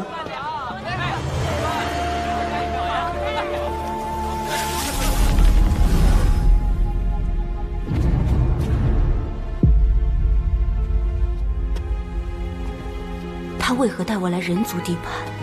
不怕我出手杀人？除非是陷阱。这里人流密集，能消除他的戒备，方便我进一步套话。接下来，这就要动手吗？一点征兆也没有啊！道友，不累吗？他发现了我，那他为何不躲？苍天啊！我说这个有什么用啊？他还不是要分分钟碎了我！看他神情如此淡定，难道还有后手？等等，这招有用？众生有玲珑心，故有千百张面孔。道友且看，世人为生存奔波，为衣食烦恼，被迫摆出虚伪的面孔，咱们又何尝不是如此？洪荒如棋，圣人之子。你我皆是棋子，道友和你的族文不也因此受制于西方？少给我来这一套！你竟敢坏我大事，让我在教主前颜面扫地！我要把你抽筋剥皮，吸干你的骨血，让你永世不得超生！我要吃掉你的伙伴和信众，让他们直到最后一刻都后悔认识你这样的神！我要让你灰飞烟灭，魂飞魄散！让你的海神教荡然无存。那如果我可以用我的手段扳倒西坊教，为你文族报仇雪恨呢？那你会成为我最好的朋友。既如此，那就让我看看你的筹码。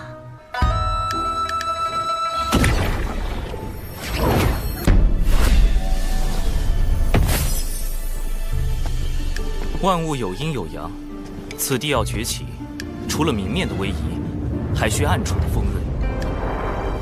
你若能回到西坊教，与我里应外合，我自可助你脱离苦海。西方教自以为做事滴水不漏，但这南海海神背后的太清圣人早已察觉，并反过来算计西方教。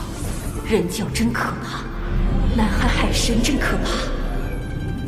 我什么都没说，这是你自己想的。我可以答应你。总算用天庭稳住了文道人，但他这把毒刃若用不好，反伤自身。但有一个条件。什么条件？截教赵公明和他那个二妹，最近一直在找西方教的麻烦，我也深受其害。你若能阻止他们，我便信你。赵大爷不会又去碰瓷了吧？二妹、琼霄、三霄中的老二，这仨姐妹可是在封神大劫中削去阐教12金仙顶上3花的大狠人啊！看来要去三仙岛走一趟了。如果赵大爷和琼霄继续搞事，不但会影响到与文静的合作，还会激化西方教与道门的矛盾。我请不动通天教主，多宝道人威慑力不够，那就只有三霄中的大姐，赵公明的义妹云霄仙子。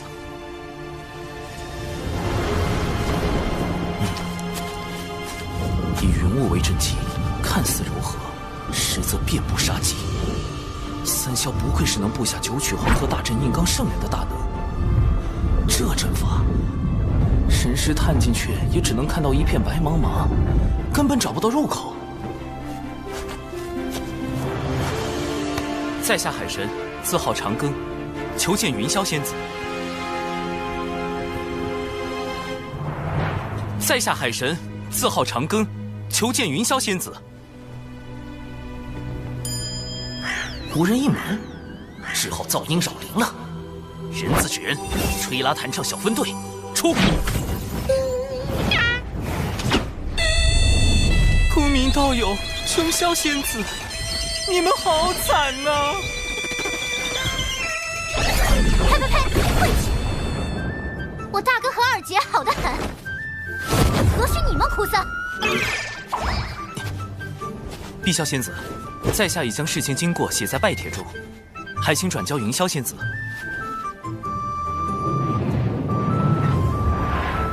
碧霄，琼霄仙子的双胞胎妹妹，三霄中的老妖，据说是个古灵精怪的整蛊专家，必须小心应对。你等着，要是敢骗我大姐，我非教训你一顿不可！哼！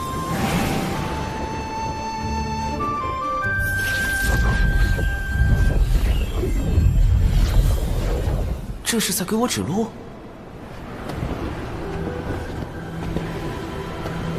这里就是三仙岛，神识还是无法向外查看，似是被某种阵势挡住了。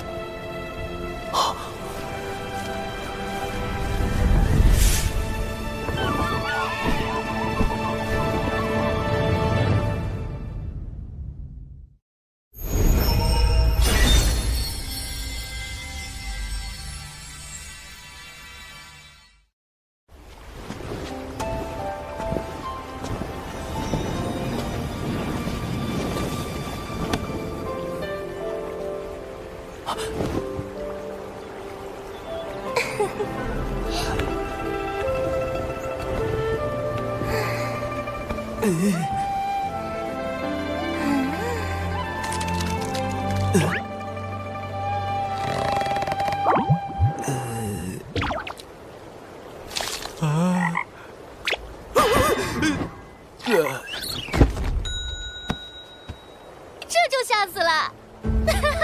海神竟然这么脆弱，我还给你们安排了进错院子嫁对郎的戏码呢，可惜啊，可惜！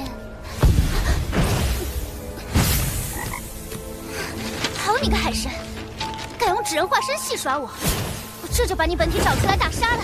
碧霄仙子，在下真有要事。公明道友正与琼霄仙子向西坊教寻仇，须得请云霄仙子出面阻止，不然西坊二圣怕是会对他们下手。这么严重，我去找大姐。搞半天，他也是用云人化身和我的纸人化身飙戏，个个都是戏精啊！这次该见到云霄了吧？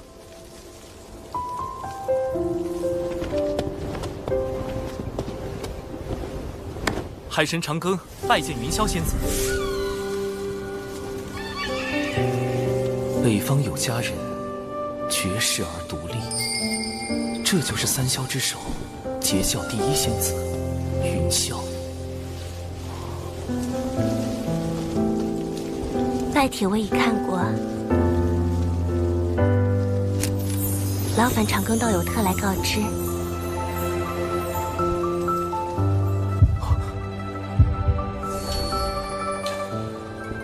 有些激动，怎么回事？难道中了什么摄魂术？不，周围没有法力波动，这不是法术，是我的因果在变动。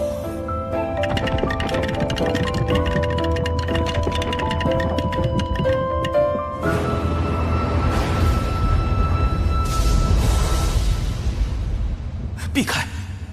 必须避开这个大因果。长庚道友真是洒脱不羁，正说这话，怎么突然躺下了？在下多有冒犯，望仙子恕罪。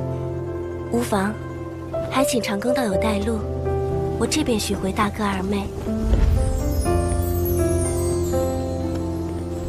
云霄重情重义，可惜有3位兄妹做拖油瓶，终究会卷入封神大劫。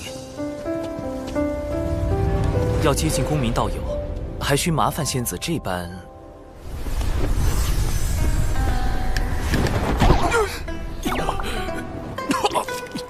西方道友，你何故偷袭伤我？我并未碰到你分毫。大哥，大哥，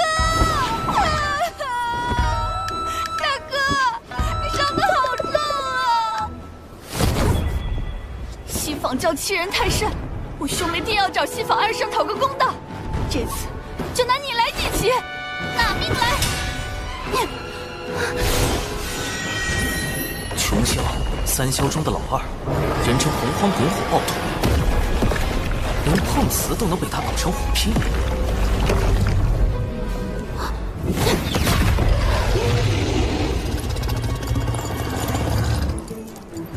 大妹，大姐。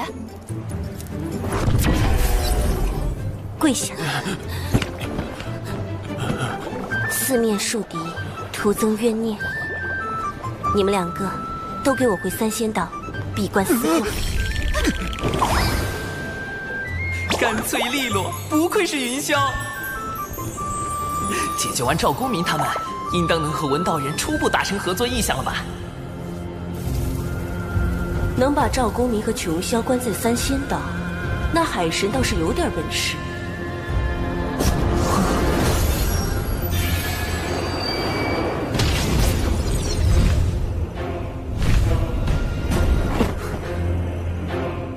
西方二圣派来的竟是他，圣人弟子。他与海神，我该如何压住？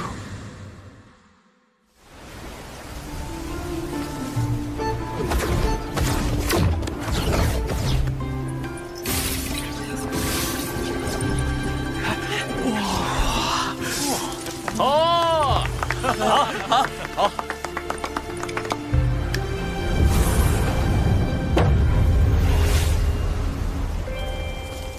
今日幸得长庚道友相助，容我以此剑意图表表谢意。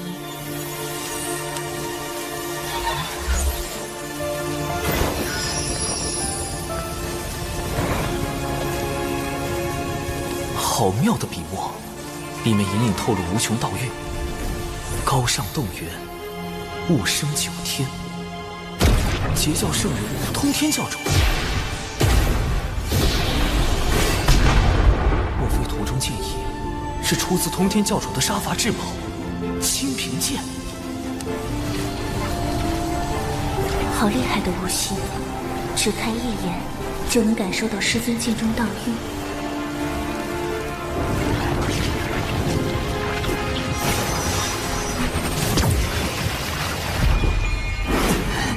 道运不断涌入体内，修为暴增。这具纸人化身要撑爆了！表叔，你怎么了，表叔？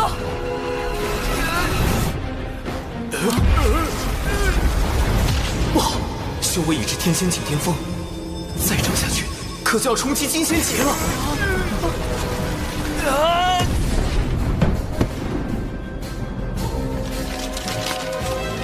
长寿师兄是纸人，连我也没看出他是具化身，还藏有如此道运。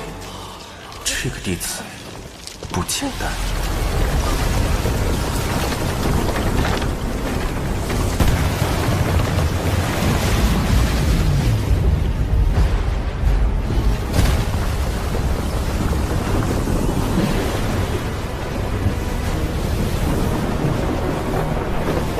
浩瀚天威，劫云将至，长庚道友这是要突破了。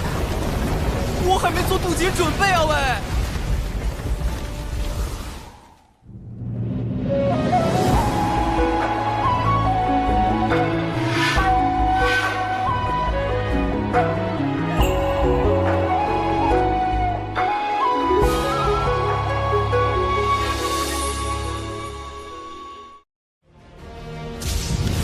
绝对不能突破！金仙劫云比成仙天劫更恐怖，天雷将直击道心，稍有差池，道心破碎，仙路断绝。近万年没有几个熬过金仙劫的，我这不是送死吗？道花修之不易，道友何苦自伤？在下有幸参悟圣人道运，却未参透真意，自斩道花，重新修行，以求大道圆满。原来如此，是我唐突。天雷来了，仙子快退开！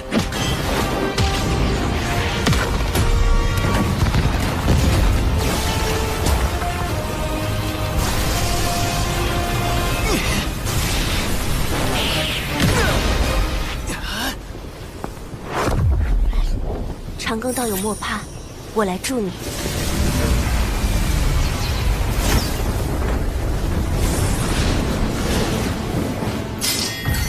行道多歧途，不为自劫通天路。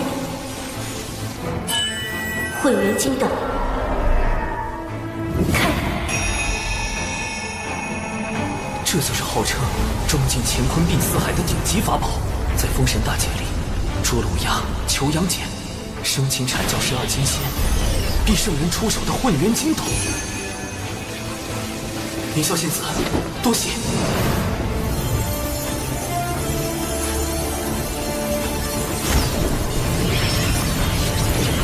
斩道明本真，一斩道基错漏之处。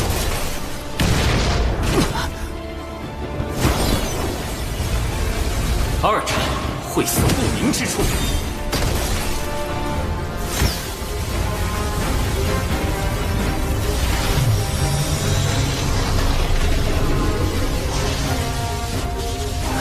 三斩虚浮不定之处。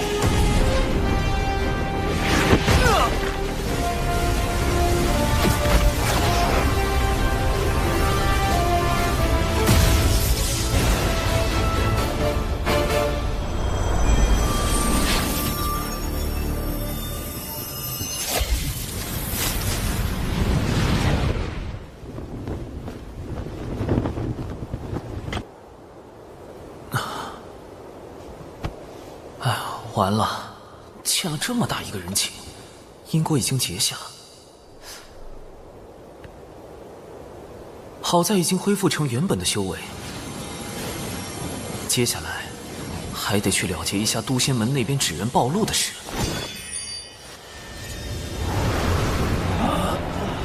掌门，弟子刚刚有所感悟，恐惊扰到诸位，就放置了纸人在此地，自身遁去云中参悟修行。你悟到何事？化身竟散发深邃道运？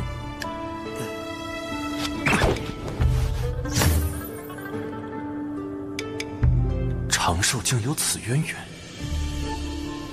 放心，贫道定会为你保守秘密。启动玄都大法师保护伞。问，盗用就是大法师的。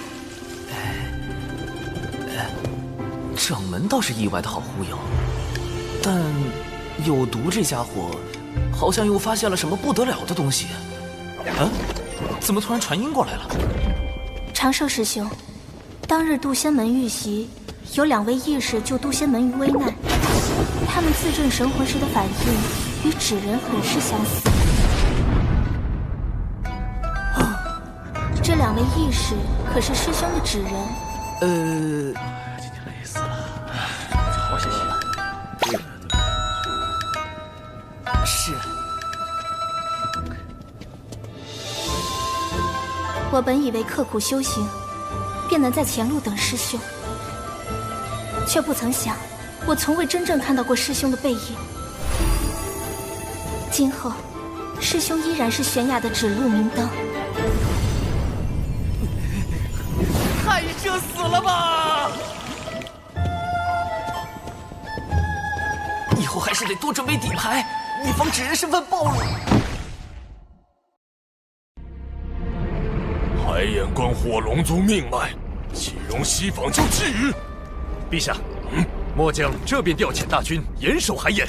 不可，西坊教内应已渗透龙宫，万一军中也有内应，反而会暴露海眼所在。本无旨意，召开四海盟会，集结四海真龙，共布万龙阵。陛下英明，万龙阵乃祖龙所创先天大阵，有移海擎天之能。一旦结成，西坊教休想染指海眼。第二，届时将那南海海神也请来，他既敢顶着海神名号，便该为四海出一份力。将通天教主的敬意图挂在庙中，有圣人之威罩着，海神这个身份又安全了许多。通天教主的道运，海神背后除了人教圣人，还有截教圣人。难道太清通天教主在利用海神算计西坊二圣？好大的阴谋，但亦可利用。哼，南海海神，今后是你收服我，还是我取代你，尚未可知。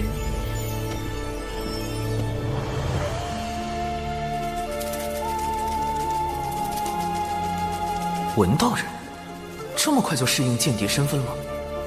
西坊二圣派遣了一位弟子前来主持四海事宜。圣人弟子是谁？他与我同是上古凶妖，却不知为何入了二圣法眼，将他收为记名弟子，予以功德豢养，命其名为金蝉。金蝉，不就是东土大唐那位玉帝哥哥的前世身？他有何打算？离间四海。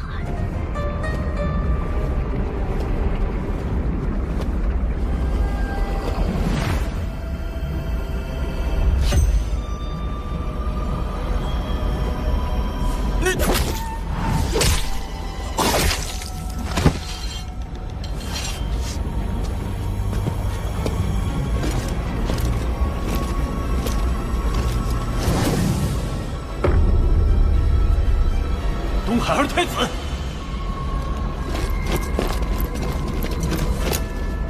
丞相大人，快禀报陛下，东海二太子私闯北海，刺杀北海丞相。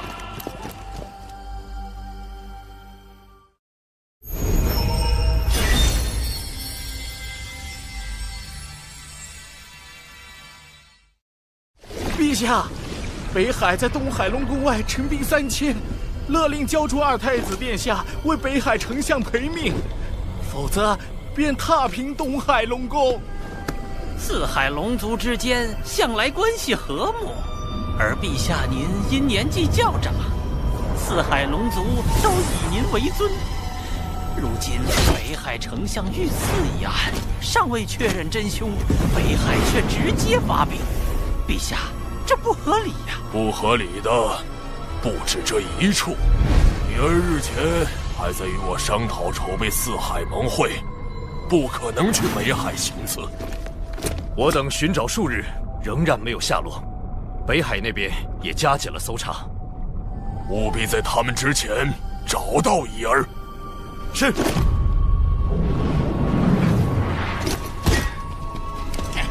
一定要找到奥义，让东海给个交代。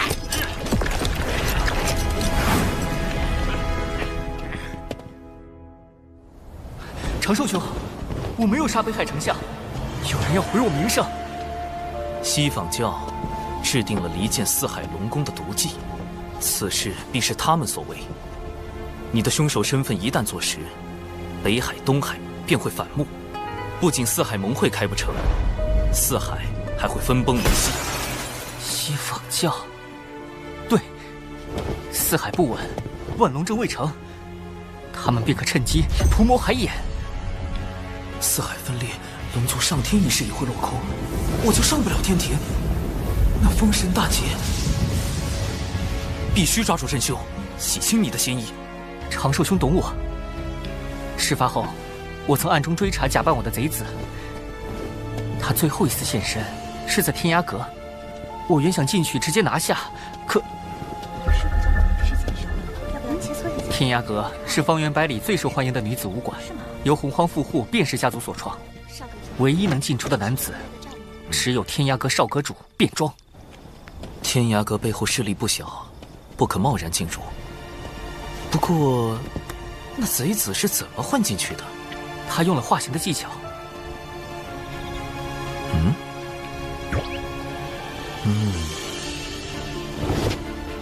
不会吧，长寿兄，你不会是要……事到如今，这大概是唯一的办法。我奥义绝不可能你。长得好好看呀！是啊，好好看。记住，现在开始，我叫姜思儿，你叫科勒尔。我们听闻天涯阁大名已久，想进去观摩。姜思可乐，驱寒暖胃，好喝不贵。知道了，长寿兄，姜思儿。原来不是武馆，是武馆。我天涯阁意在聚集洪荒女炼气士，切磋对战，共同进步，增强对大道的感悟与理解。天涯阁当真只接受女兵？当真。如果有男兵进来了呢？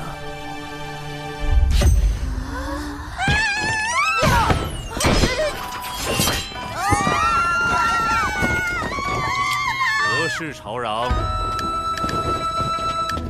是时候用风雨术探听周遭信息。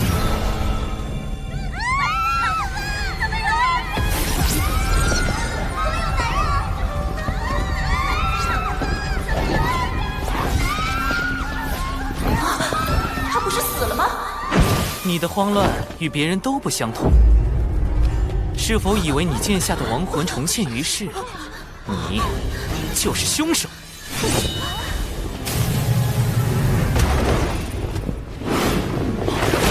都别过来！再过来，我杀了他！少阁主，姑娘，有话好说。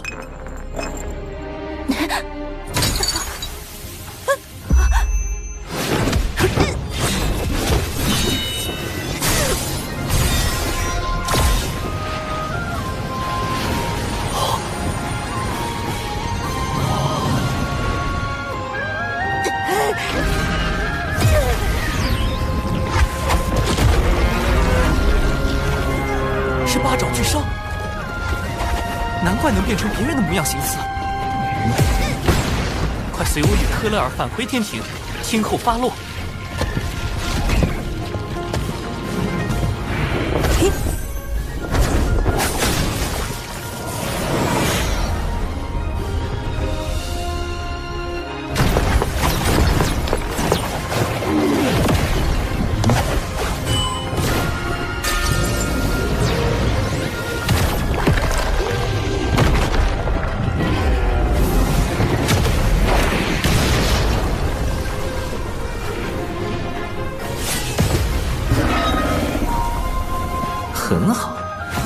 波路人舆论算是拿下了，顺便给天庭刷了一波好感。感谢二位相救。那个，我乃天涯阁少阁主卞庄，敢问科勒尔仙子芳名？芳龄？我是说，仙子可有道侣？滚！这般奇女子，只是看一眼就让人割舍不下。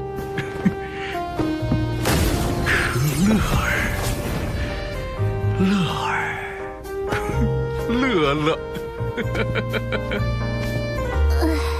真是病得不轻。什么北海丞相？我不知道。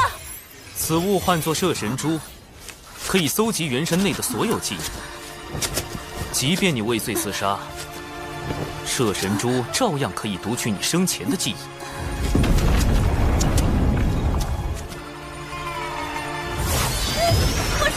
我说，还好我多备了几颗摄神珠，派上大用场。究竟是何人指使的你？西坊教金蝉有无参与其中？没人指使我，金蝉只是帮了我们而已。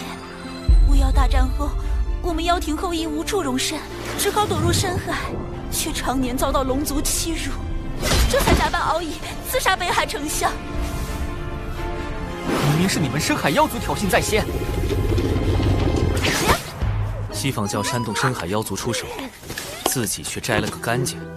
好在你我乔装入天涯阁，他们暂时没查到你。快将他带回龙宫吧。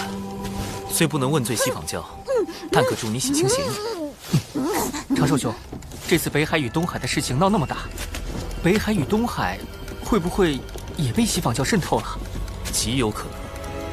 我这就去禀告父王。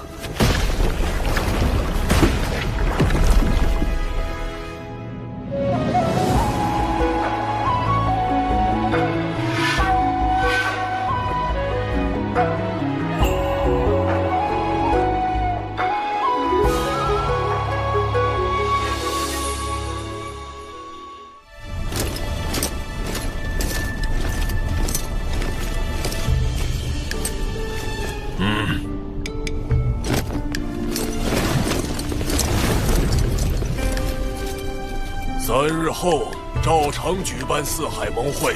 女儿，你做得不错。谢父王夸奖。父王，北海丞相遇刺一案，乃西坊教从中挑拨，儿臣已将疑似内贼的人选记在册中，还望父王严查，以防四海盟会生变。父王，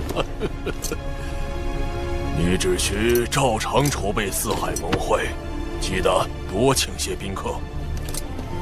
海神，你那些解教同门都可一并邀约，这才是要事。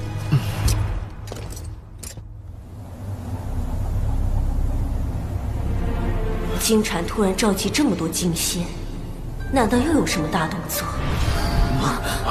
此次挑拨四海之计不成，还招来了天体。你们中有些人是不是透露了风声，自己心里清楚？糟糕，金蝉开始起疑了。当然，四海盟会举办在即，我不会同你们计较。只要你们好好表现，届时定有风声。是。金蝉大人，四海的内应已全部就位，只等你一声令下。好，此次行动兵分12路，每路妖军则由在座各位统帅。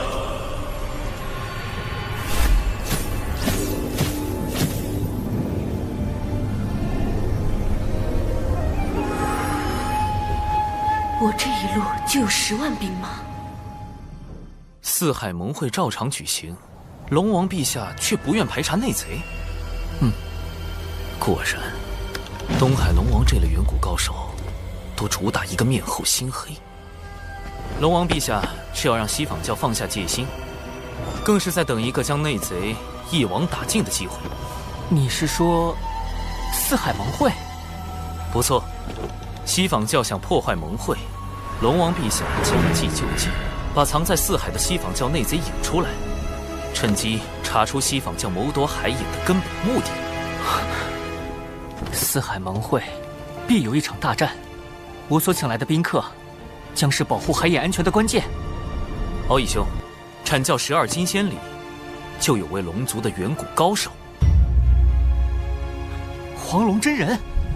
龙族虽因旧事与他断绝往来，但在龙族危难时刻，他定会出手救援。龙族乃是贫道之根教，落叶归根，贫道如何能容忍西坊教这般算计？截教圣人弟子公明道人，以义薄云天著称，亦可请他出面。师之放心，我定如期赴约。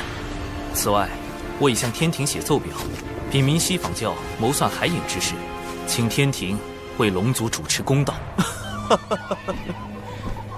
长庚爱卿实乃良才，竟已在西坊教内安插了暗棋。木工，挑选精锐天兵天将，择日兵发四海。多谢长寿兄。你是我海神教的二教主，这都是应该的。二教主，那以后我也不叫你长寿兄了，就叫你教主哥哥吧。这称呼真别致。3日来，金蝉一直在筹备进攻四海盟会之事，我根本没有机会传信给海神。此次进攻四海盟会，各军行动路线、进攻目标，都只有所属金仙知晓。倘若有泄密者，二圣必将亲手抹杀。糟了，要隐藏卧底身份，就绝不能向海神泄露这次的计划。可这般阵仗，再加上金蝉这个圣人记名弟子暗中出手，海神应付得来吗？应对西坊教，光靠人脉是不够的，必须研制装载撒豆成兵神通的法器。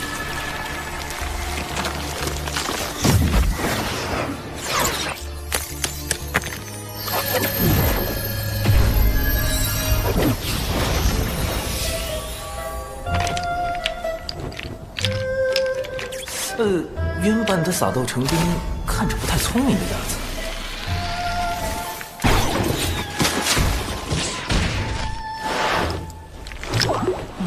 待我魔改一番。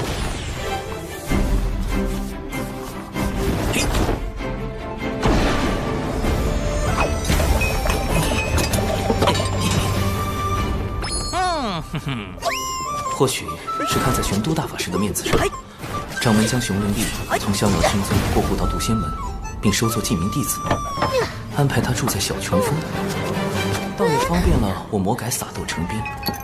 万长老也出力不少。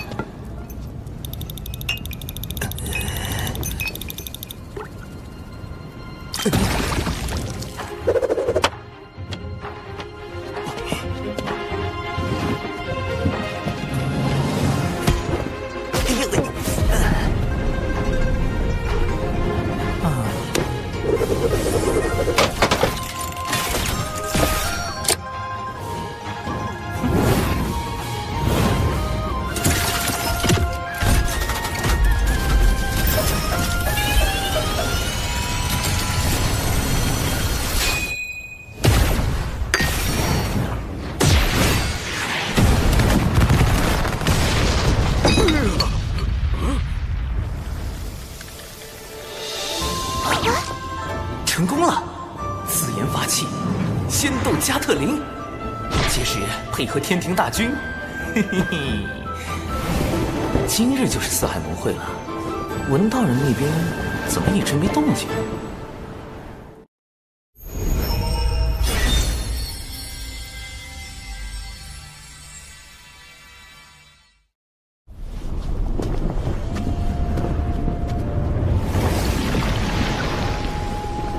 迎南海海神光临四海盟会。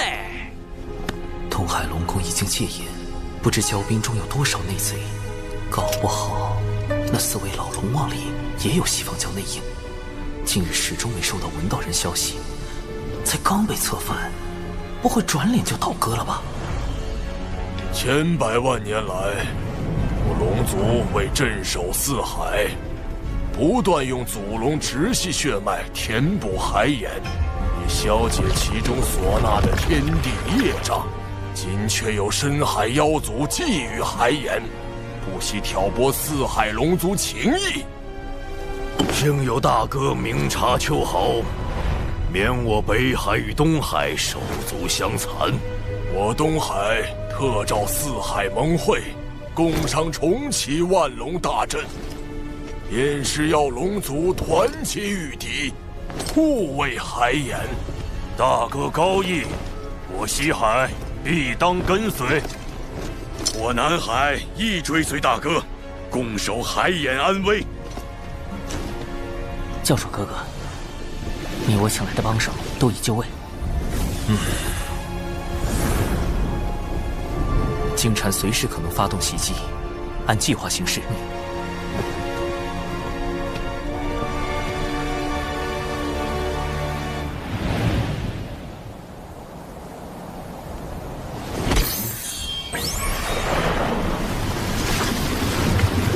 海灵之劫将至，不知长寿能否妥善应对，顺势推动龙族上天。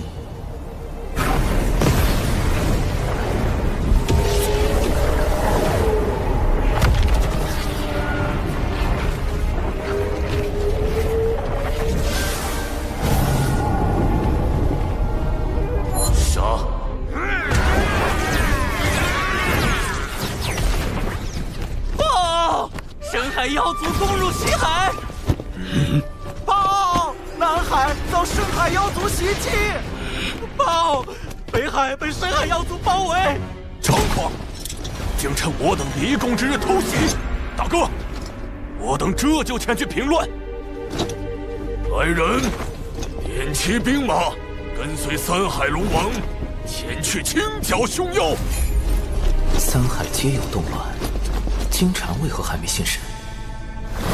除非三海只是佯攻，那金蝉真正的目标就是东海。敖义兄，你务必守好海眼。龙族暴虐无道，四海苦龙族久矣。今日杀龙王，夺龙宫，以正四海清明。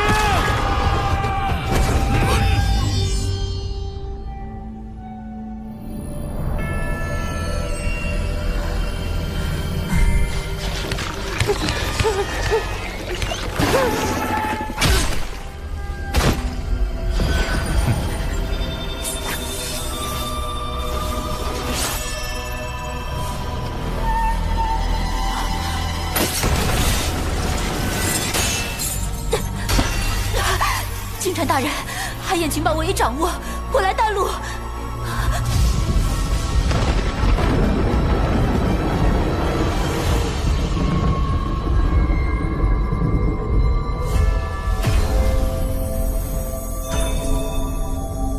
二太子殿下，海眼位置为真龙可治，况且您已请黄龙真人相助，应当无虞。但愿海眼无恙。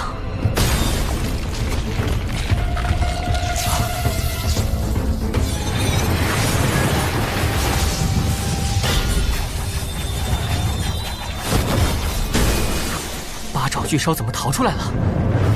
救他的是金蝉。迎敌！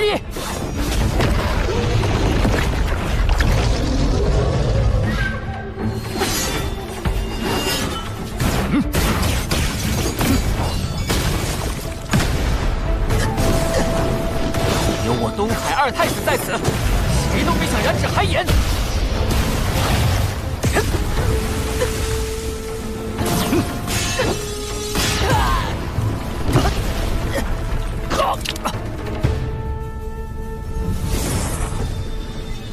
龙族当真没落了，竟如此不堪一击。刚才传音，敖乙没有回应，出事了。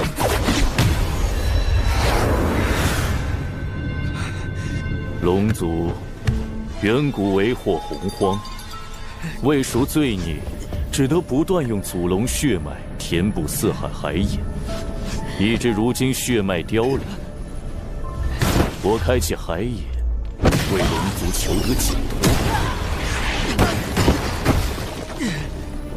你应当感激。海眼封印天地业障，一旦开启，业障倾泻，洪荒必将生灵涂炭。龙族更是要举足以命相填，直至血脉断绝。我绝不会让你得逞。龙宫兵力被我分往四海，你父亲东海龙王亦被我派深海妖族围困于龙宫，没有援兵，凭你一条未成金仙的小龙，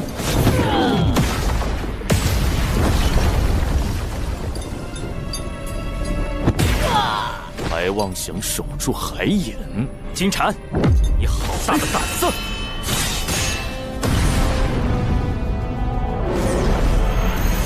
贫道乃南海海神，你胆敢图谋海眼，贫道特来替天行道。区区南海野神，连神位都未得封，倒管上东海的闲事了。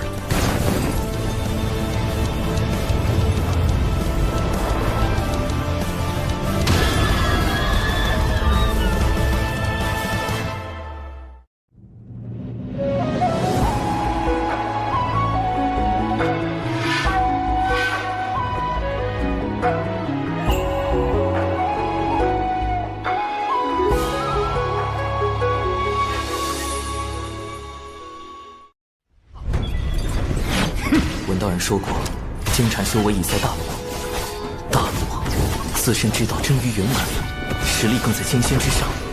这一击我恐怕接不住。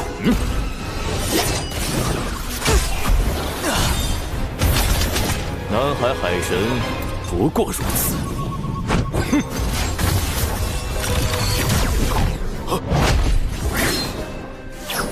道友莫要得意太早。你怎么没死？当然是我纸人带的够多。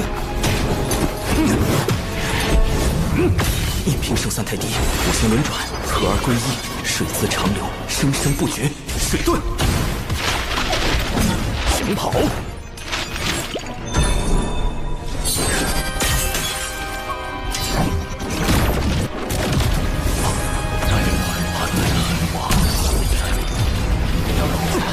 好厉害的生活功力，可能降速，胜过别人了。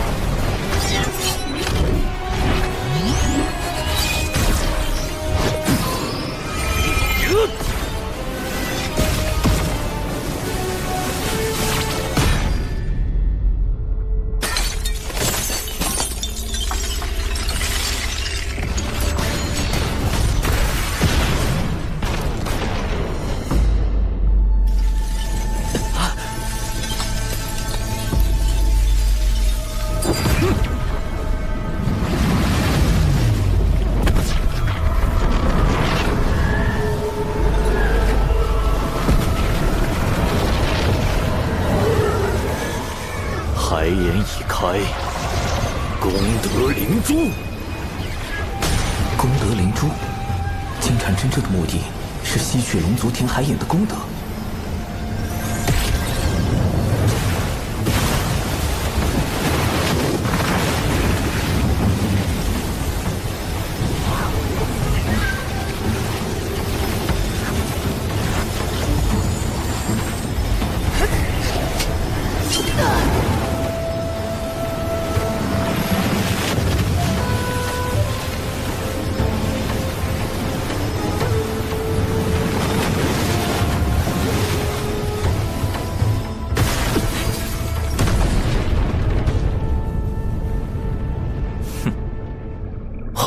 不该这样，海眼怎么回事？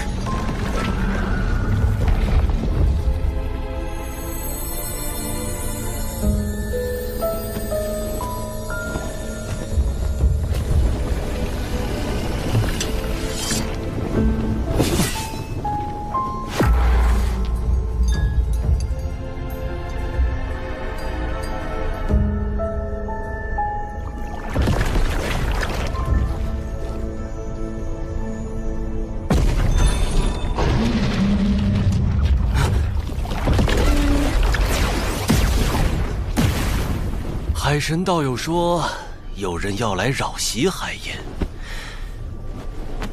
没看到人呢。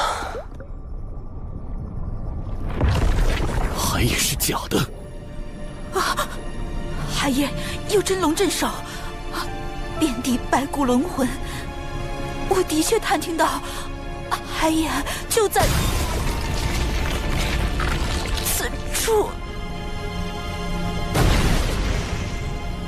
啊！中计还不自知，蠢货！这里一切布置都比照真海盐，唯有海盐本身是假。故意松懈地牢戒备，让我救出八爪巨烧，就是为了借他之口，引我来这假海盐。哼，南海海神，是我小瞧你了。已经陷入重围，金蝉却毫不慌张，他还有其他帮手。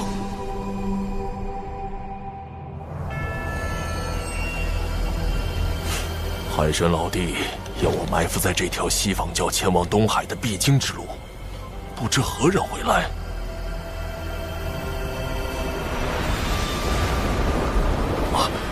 西方教执法长老白莲道人，他的修为已在大罗，表面笑脸迎人，下手却极其狠辣，更有一本命法宝莲花，颇为锋锐，可不好对付。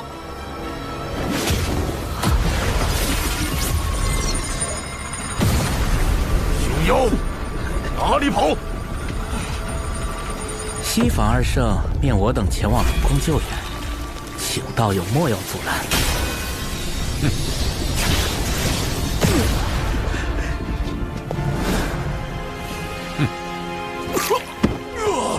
贫道在此祭妖，你们为何伤我？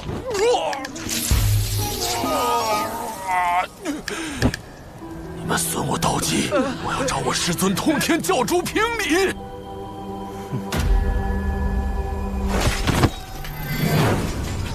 大胆叛军！今日我东海龙宫就要清理门户，永绝后患。奉东海龙王令，清理龙宫内贼，剿灭深海妖族。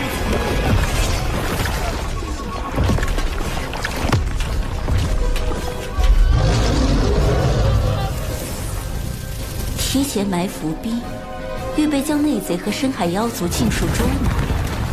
这帮龙也不是太蠢。文静，白莲长老也赶往东海，你现在进宫，方便长老施救龙族。白莲长老也来了，金蝉的计划倒是瞒了我许多，不过还要本女王出手。看来金蝉在海眼并不顺利，能让金蝉栽跟头，海神还真有点本事。深海妖族还有后手？不是血池黑纹，他们怎会埋伏在此？难道深海妖族与之勾结了？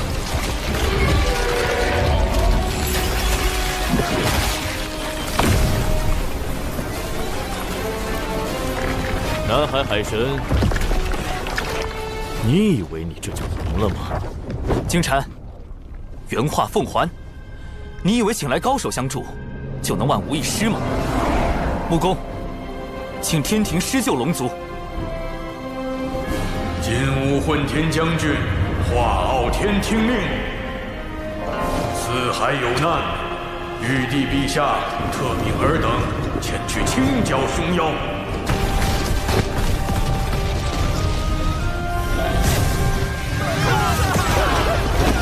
天兵天将听令，斩妖除魔，护四海生灵，凡妖邪，杀无赦。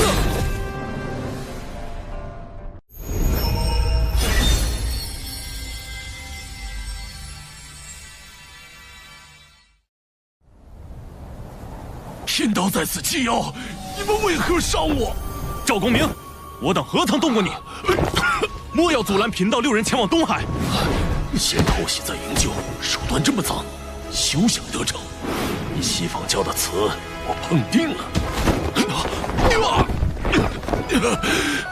你竟有暗侵偷袭，幸好被圣女球录下了。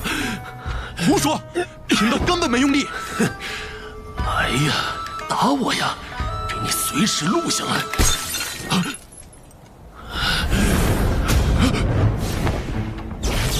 道友伤重难行，贫道6人送你一场。住口！他们是打算杀人灭口。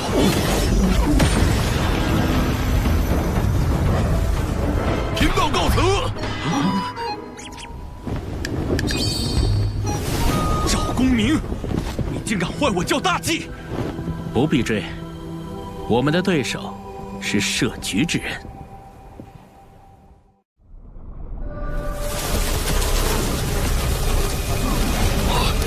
深海妖族与血石黑门联手，再打下去，龙宫肯定失守。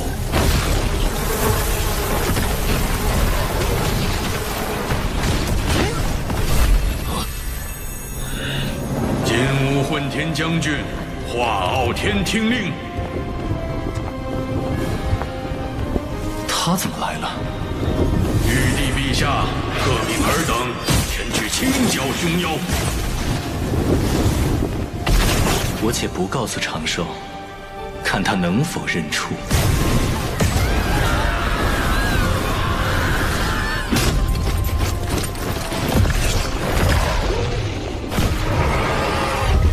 设计海眼，套取我教目的，再设伏阻拦白莲长老，最后让天庭登场，获取龙族好感。海神，你以为凭4万天兵就能扭转颓势？再加12万呢？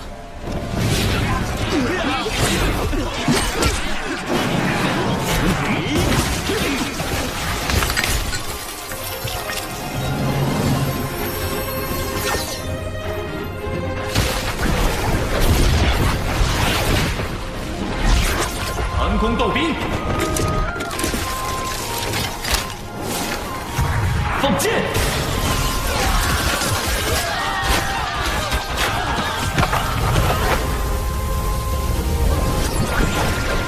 神盾斗兵，掩护进攻！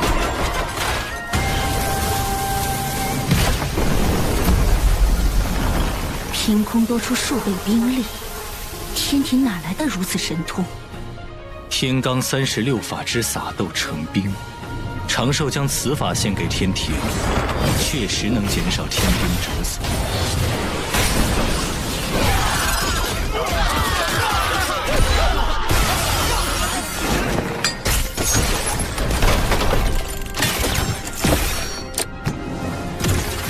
仙斗加特林，开火！竟能让斗兵发挥如此威力，长寿这脑子装了不少鬼主意。上！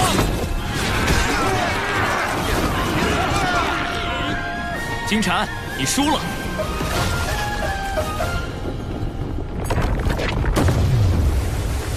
南海海神，我们还会再见。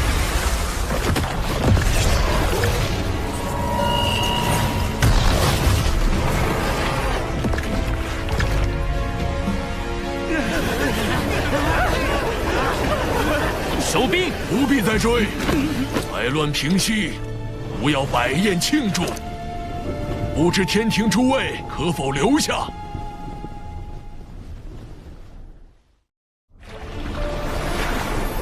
能逼金蝉撤兵，海神有点本事。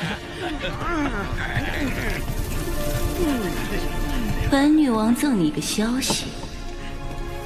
此战你为何没提前传信？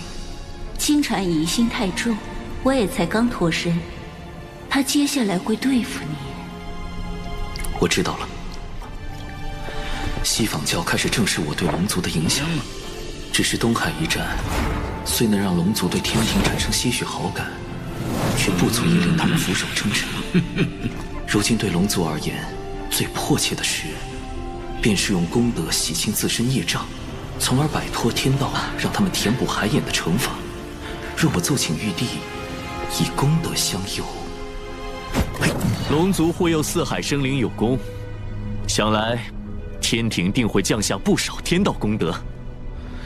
这个化傲天不简单，不仅有征战东海的实力，还有洞悉龙族困境的见识。我从未听说过天庭有这般人物，他到底是何人？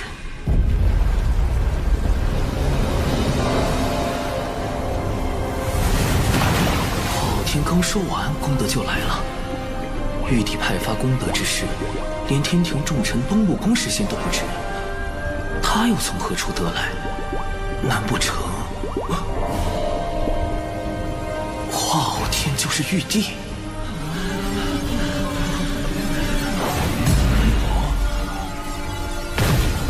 天道降下功德，佑我龙族。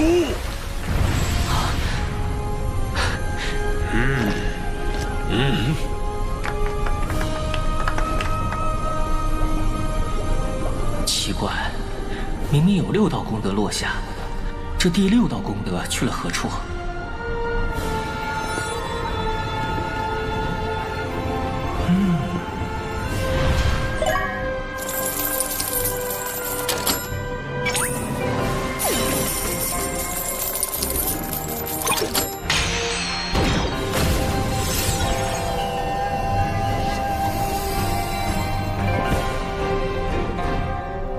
今念龙族与南海海神长庚平息四海之乱，护佑生灵有功，开此特例。3日后降下神位，尔当恪尽职守，永承亲命。神位一到手，我就有机会跳出这个为遴选正神开启的封神大劫了。上天庭计划迈出重要第1步。长庚，教主哥哥真正的道行，果然高深莫测。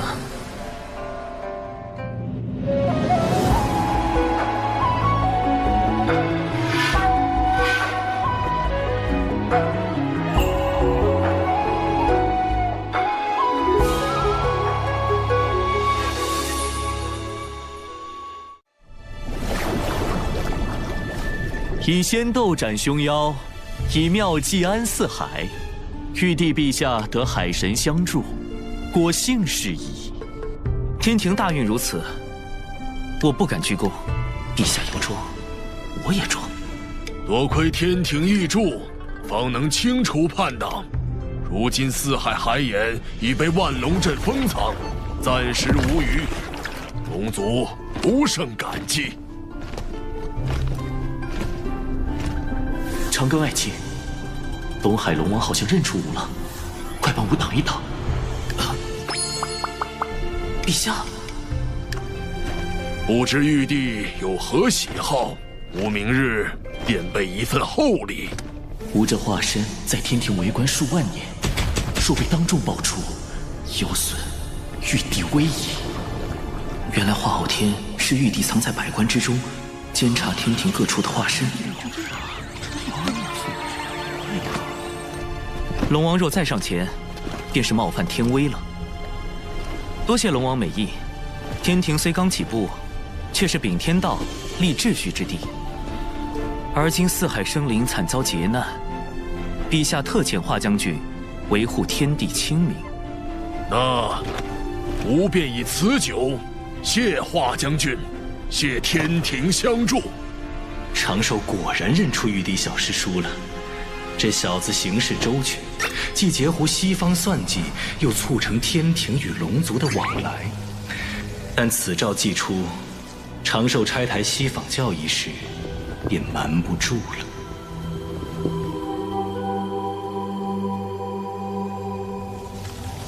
海神乃龙族和天庭的桥梁，若他得封正神，或天道法器加持，必会成为我教收复龙族的阻碍。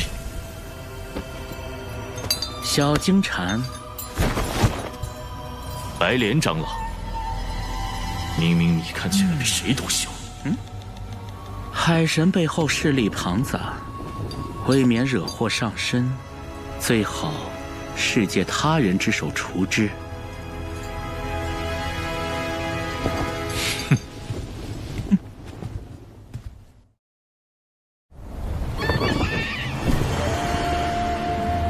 小妹，公明师兄与白莲道人起冲突，乃是遭人算计，为的是让两教斗起来。此事已经在岛上传遍了。东海一战，公明师叔拦截白莲道人，是为破坏西方教计划，怎么传到金鳌岛就变样了？敢算计公明师兄，这是没把咱们金鳌岛10天军放在眼里。金光师叔是公明师叔的忠实维护者，秦丸师叔又最疼爱金光师叔这个小妹。据白莲道人说，幕后之人是南海海神。教主哥哥，又是西方教在搞鬼。一个野神也敢算计公明师兄，大哥，我们去会一会他。不好，教主哥哥麻烦大了，这2位师叔我可拦不住，只能……是你算计我截教外门大弟子赵公明？大哥，何必多问？白莲道人亲口所说，还能有假？秦丸、金光圣母，这2个可都是在封神大劫中误石绝阵的狠人，竟然这么容易被煽动？绝无此事，还请看在通天教主建议图上，听贫道解释几句。好啊，还从公明师兄处骗来了师尊的建议图。这是送的，若有此图，我等供着都来不及，怎会送人？你好草率的推理！为了公明师兄的声誉，大哥，绑了骗话狂徒，送去西方谢罪。那我还要命活？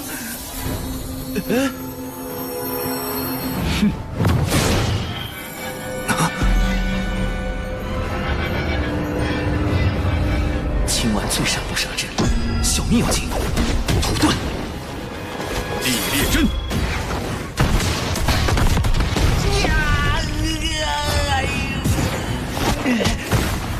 会这么多遁术，果然是个贼。寒冰阵，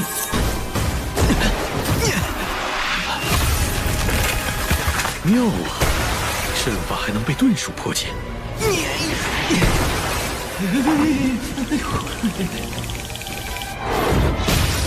再试下其他阵。看我的！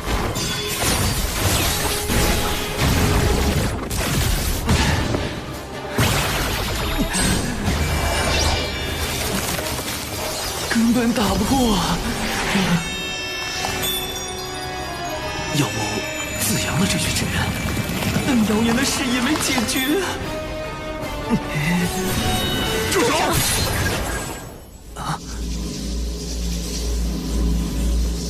还好以师侄传信及时，2位师弟师妹莫要听信谣言。长庚乃我挚友。多谢2位。原来是误会，还请长庚道友给贫道一个赔罪的机会，咱顺便到镇里逛。长庚道友，都是我的错。你是公明师兄的挚友，便是我的挚友。今日起，谁敢说你，便是与我作对。金光圣母难不成是赵大爷的铁粉？误会虽结，但还需到金鳌岛彻底澄清谣言。云霄仙子竟险些将我看透。长庚道友能想出劫西、九龙、应天庭，自然能看破谣言背后的算计。一切小心。如此聪慧之人，却仍在封神大劫时选择主动应劫，可敬可悲之处，皆在重情重义。唉，最近得加倍小心，以防西方教后手。谣言这么快就被澄清，看来借刀杀人的法子行不通，那就只能用最直接的手段了。海神外出皆用化身，想杀他，必须找到本体。此物可捕捉化身体内的神识，从而追踪到本体。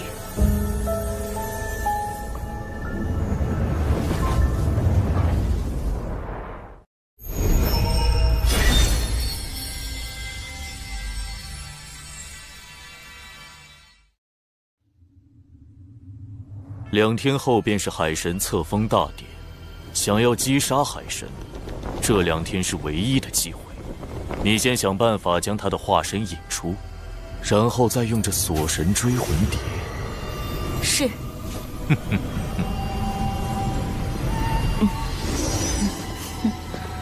当我傻的，我若真杀死了海神，玄都大法师肯定不会放过我。且慢，姿势体大，我亲自为你护法。不好，金蝉还是不信我。愣着干什么？是，金蝉大人。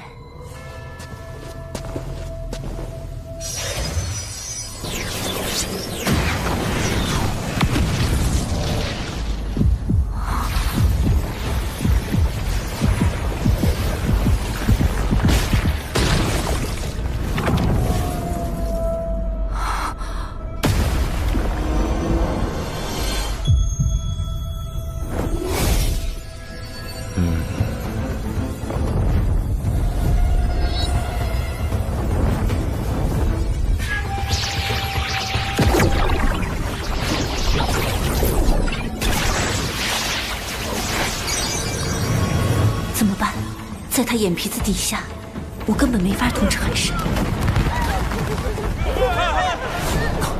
凶战出事了！南海海神，你再不现身，我就杀了他们！利用血池黑纹攻击，既能防止金蝉怀疑，又可向海神暗示我的身份。是文静，他叛变了。不，东海一战后，他刚给我传过情报。应该不会，先观察下。神子之人，出！灭魂杀阵。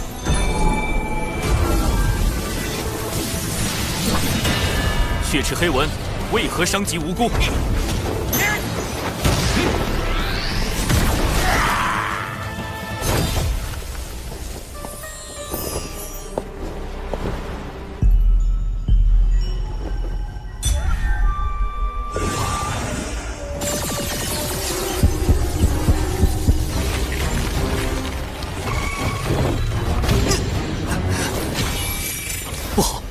蝶能捕捉神识，并追踪到我的本体。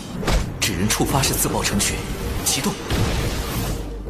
那海神化身不过是个天仙，你的血纹傀儡可是个金仙，如此轻易就让那海神化身自爆逃脱，文静，你很难不让我怀疑。请大人再给属下一次机会。海神，对不住了。文静刚才似乎有意放我一马。否则我的纸人化身绝不会如此轻易的自爆成功。难道我明白了？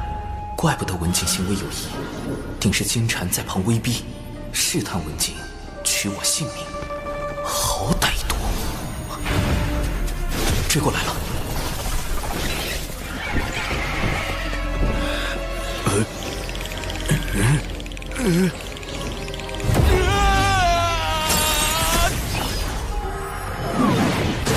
我安插在外的纸人全都被这蝴蝶找到了，再这样下去，迟早会被他找到本体。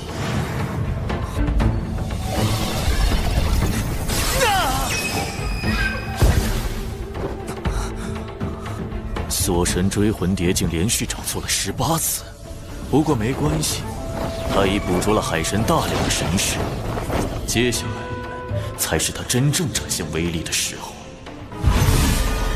不好！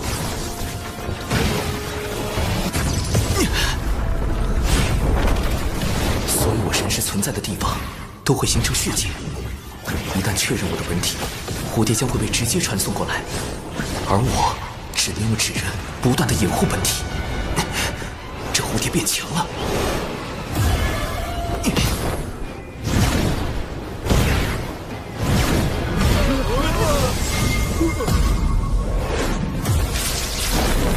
利用血茧刚出现，但还没将蝴蝶传送过来的时间差了。不断的扔出纸人，不断的自爆。屠盾。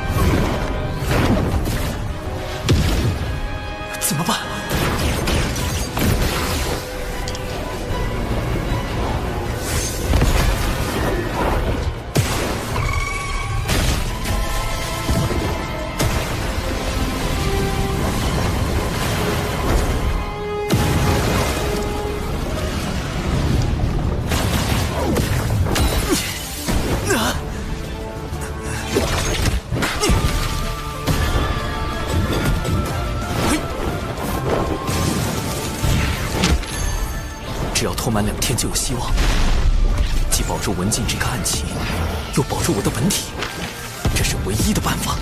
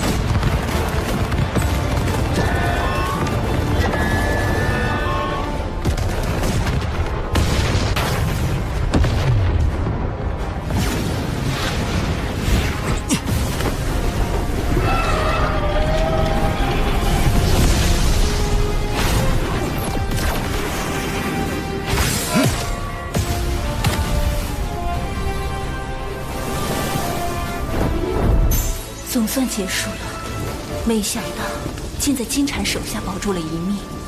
海神为助我掩护身份，连扎了2天的化身，倒真有几分本事。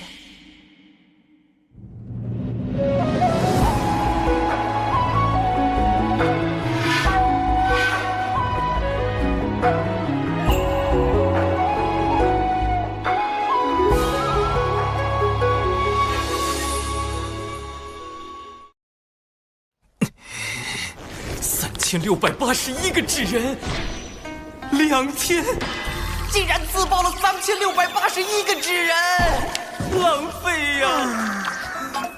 我花了多少个日夜才打造出来的？苍天啊！应对这次危机，紧急预案太少，对抗蝴蝶的法宝不足，回去之后一定要好好复盘。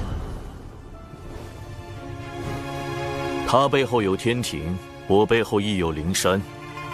灵山，他要去找尊提圣人，我必须马上通知海神。金蝉竟请动尊提出手推演我本体所在。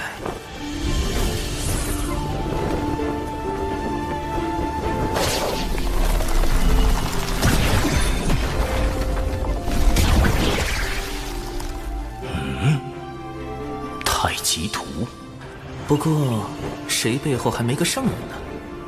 太清师兄在为他遮掩。哼！前面就是海神册封大典的现场了，先受封成为海神，再做打算。他也来了。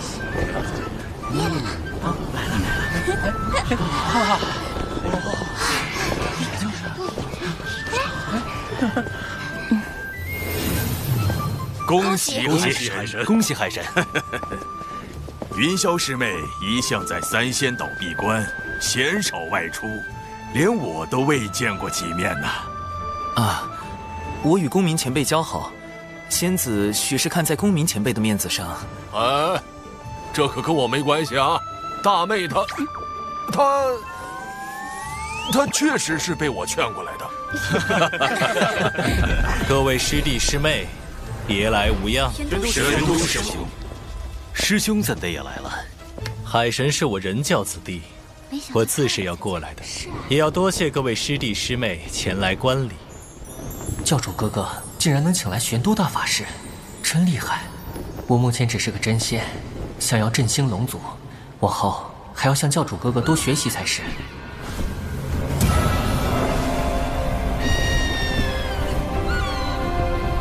海神听风。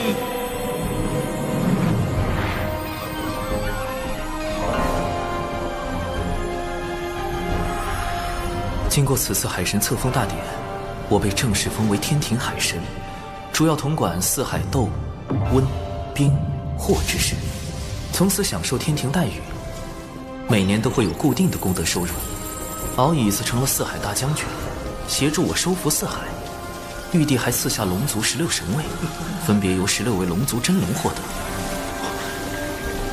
龙族的业障，他们从出生之日起就背负的龙族业障，被功德全部洗净，业障被清空了，我龙族有救了。从今日起，我长庚道人终于成为天庭海神了。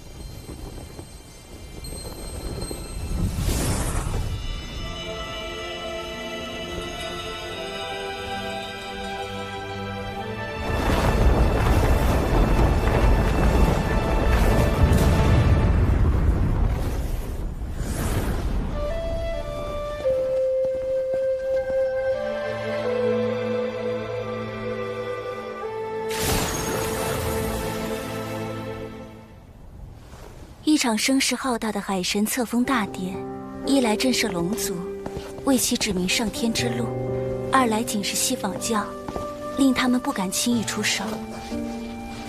仙子冰雪聪明，对海神册封大典背后的风云涌动了若指掌。但我始终不明，你为何如此忌惮西方教？你背靠人教，西方教便是一教双圣，也应不会为难你。未成圣者，在圣人面前，终究是蝼蚁，不可大意。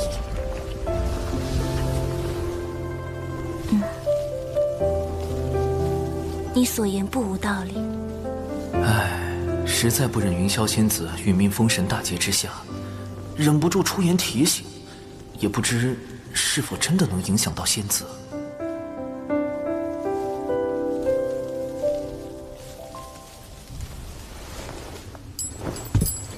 24，现在该怎么办？南海海神已正式获封天庭正神，我们轻易动他不得。杀海神是手段，不是目的。目的只有一个，而手段可以有很多。您是说，龙族？我且问你，通过这场海神册封大典，你看到了什么？天庭自龙族16神位，龙族挑选了16条出身高贵、毫无实际的真龙受封。此前颇有功劳的低等骄兵，反而未得封赏，无怪乎龙族叛党四起了。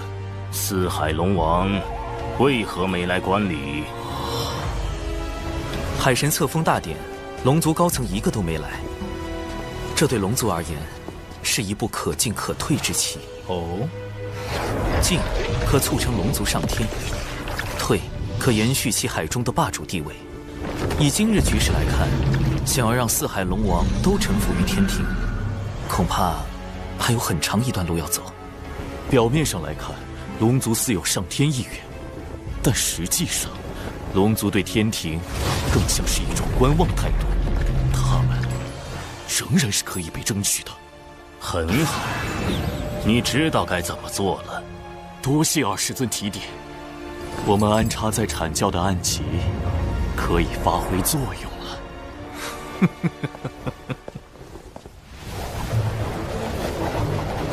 不愧是老师看重之人，真是一点就透。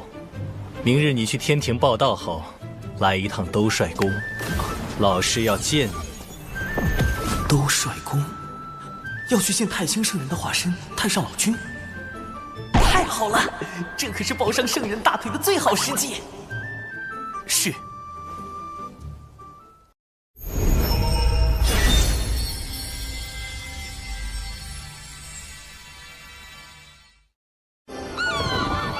此次入凌霄宝殿听宣，感觉如何？玉帝陛下厚待龙族，一感激万分。海神，敖乙将军，请留步。陛下听闻老君传召海神，特命我送海神前往兜率宫。谢穆公，谢玉帝陛下。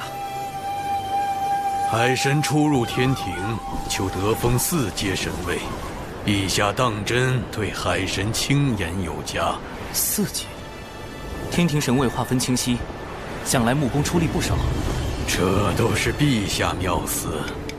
陛下将天庭神位分为6阶，第1阶为陛下与王母，第2阶为十全封疆大神仙，唯有1位例外。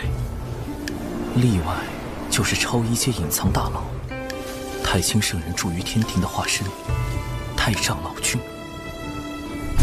第3阶为各部主神，星君、真君，月老也在其中。第4阶为各部正神、大将，海神神位便在此列。第5、6阶为辅神，负责辅佐前4阶正神。敖乙将军正是5阶。陛下看重海神与龙族，除封赏外，亦赐下诸多宝物，2位前途不可限量。前面是天庭为普及海神的撒豆成兵之法，特意培育的仙豆苗田，兜率宫就在仙豆苗田之后。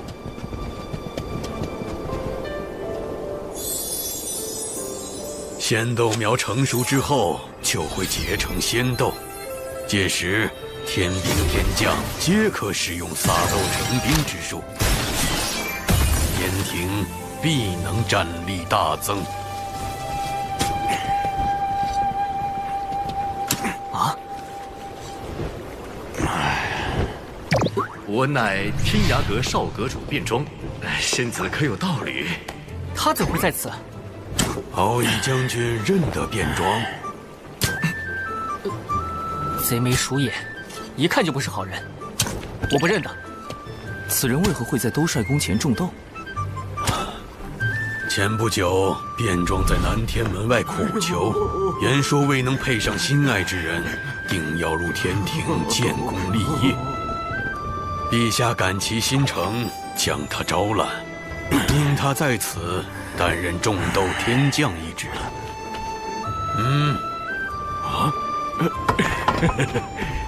此乃悬上无缺，四海大神长庚及四海水军大将军敖乙。竟与乐儿仙子这般相像。将军可有妹妹名叫柯乐儿？卞庄思慕乐儿仙子已久，只求能与仙子喜结连理。若仙子真为将军之妹，还请大舅哥成全我与乐乐这段缘分。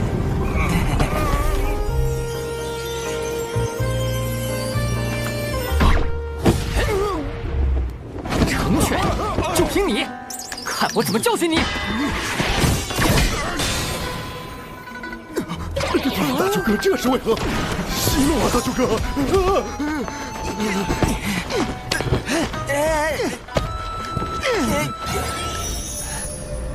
兜率宫前，许久不曾这般热闹了。见过大法师。见过大法师。一位是四海水军大将军，一位是天庭种豆小天将，同为天庭效力，不宜结下仇怨。我先要你二人握手言和，你们可愿意？他把我耕地的木锄都弄断了。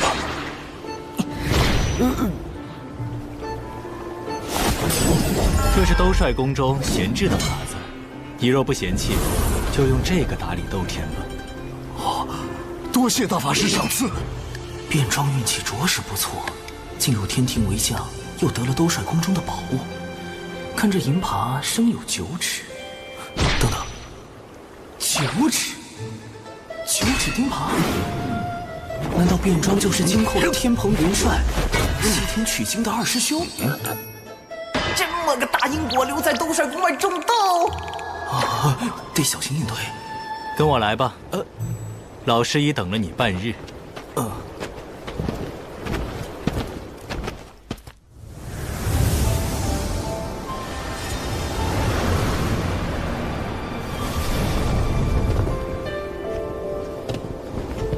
哇，紫金八卦炉，《西游记》里炼出孙大圣的火眼金睛，炉砖落下凡，能燃起800里火焰山。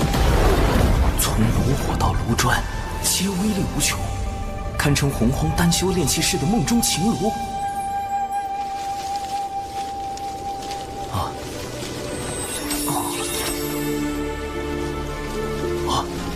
斗水空中，竟一草一木都内蕴无穷。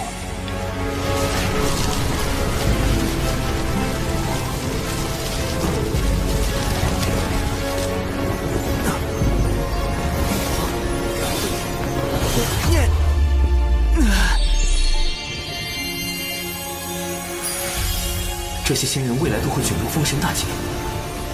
太上老君给我看这个，是想告诉我什么？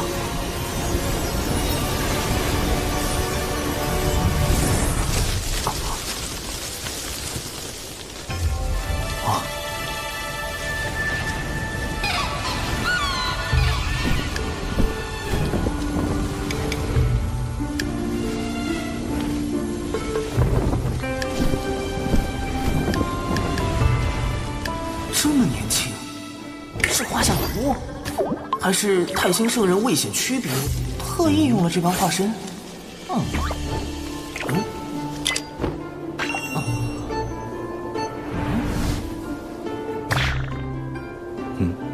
怎么愣住了？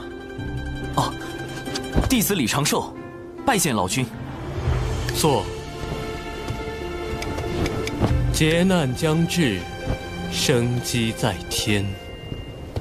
根据我在蓝星的记忆，封神大劫是为给天庭选拔正神，太上老君要我相助天庭填补神位，避免大劫降下，以此保全道门。但我修为只在天仙境，如何能担此重任？今日传你丹道3篇。刚想着修为不够，太上老君就要传道。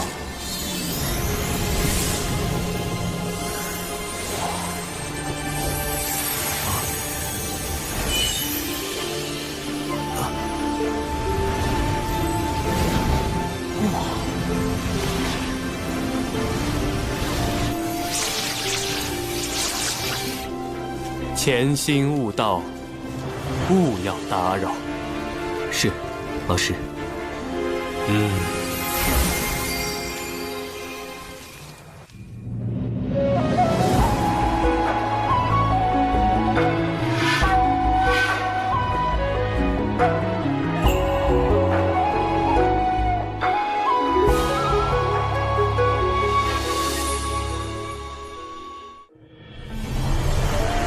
一次性得受这么多丹道感悟，我怕是金仙劫也要提前。修为提升太快，道技不够夯实，现在渡劫无异送死，必须再燃道花。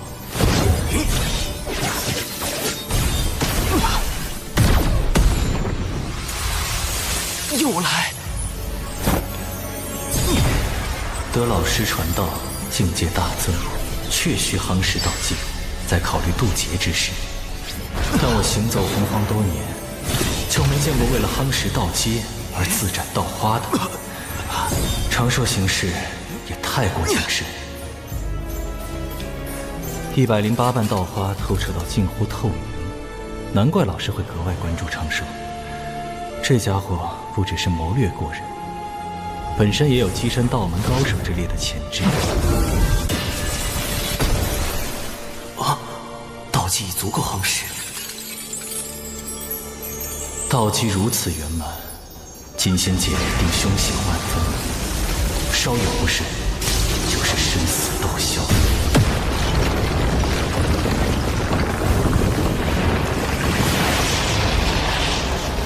你的金仙劫来了，我从老师那里求来2颗九转金丹，一切收好，随时报到。传说中逆转生死、斡旋造化的九转金丹，只要不是被瞬间劈成灰，服下就能满血复活。弟子事先已择了渡劫地点，此次想请大法师为弟子护法。九转金丹怕是不够，你先前往渡劫点等候，我去就来。哎，我等得了，姐等不了啊！大法师，你要去哪儿啊？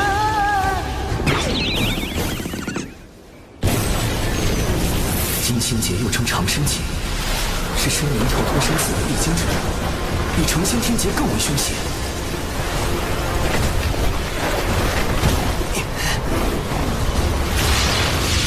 劫运已在凝聚，大法师怎么还不来？斩刀花也没用，修为实在降不下来。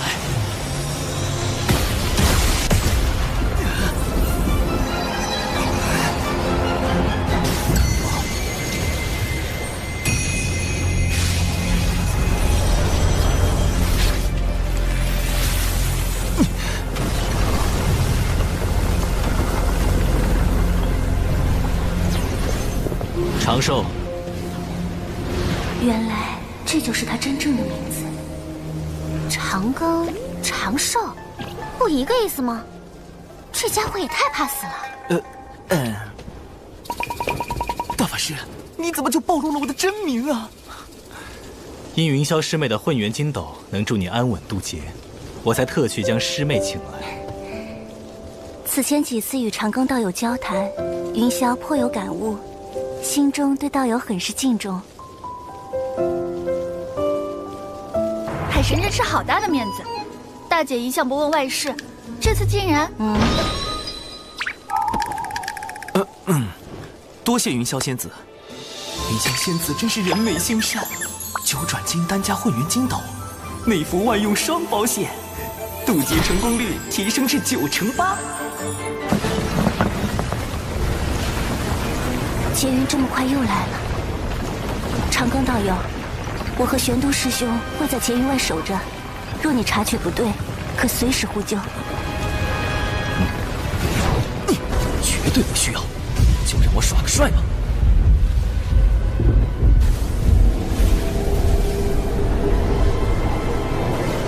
啊，道祖！啊，看来是我渡成仙劫时各种意外，跑了天道太多次，触发人工服务，道祖来亲自确认了。竟然惊动了道祖，他又渡的劫得多厉害！渡。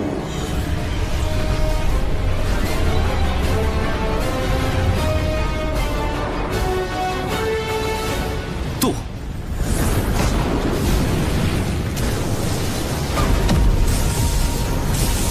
道门弟子李长寿，精气苍天。弟子入道门修行至今，历经艰险，终得道境。天苍地明，我道长明。今日成道于此，祈请苍天落下金仙之劫，降长生机缘。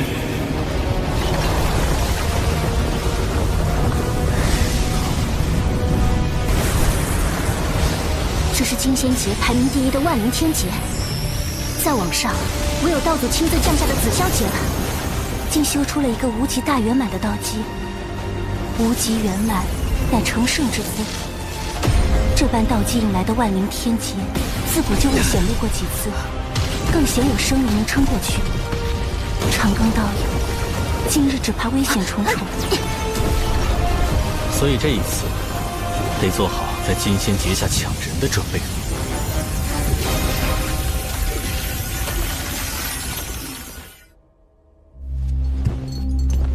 阐教那枚暗旗快要出关，届时可为我们所用。小金蝉，想要把控龙族，光有暗旗可不够。上次在东海海眼，海神的撒豆成兵让你吃了大亏，你可想好应对之法了？看来你有妙计。传闻地底的血海有一至宝即将现世，若有此宝，必能破了那撒豆成兵之术，而将来在收服龙族一事上，我西坊教也会占据更多主动权。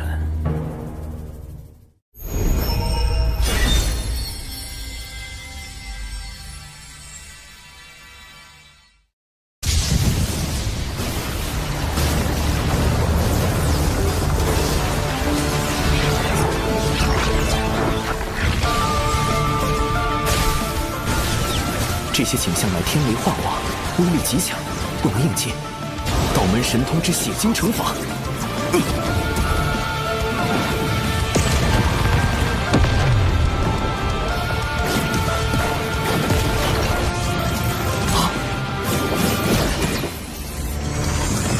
紫炎符咒，护体金光符。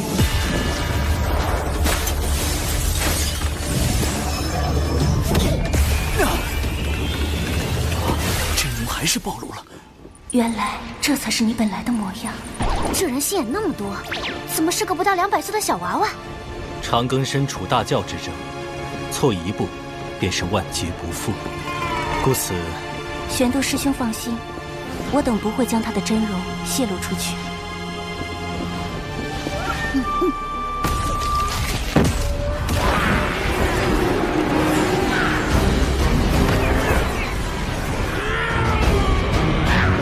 这是要跟天劫开战？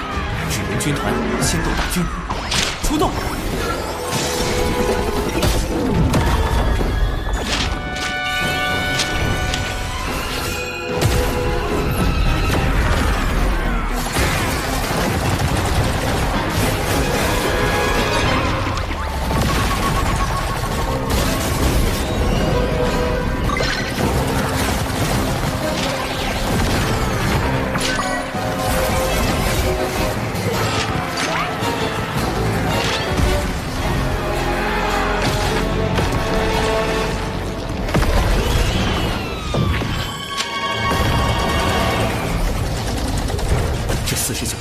全是金心境的实力，以我的修为，根本撑不过。只能五行轮转，天地乾坤，九霄穿云，瞬息雷动，雷遁。他都进了天雷，借天雷之力来击碎龙凤虚影，自古以来从未有生灵这般做过。从未有过。便不能吗？这小子的鬼主意，倒的真是多。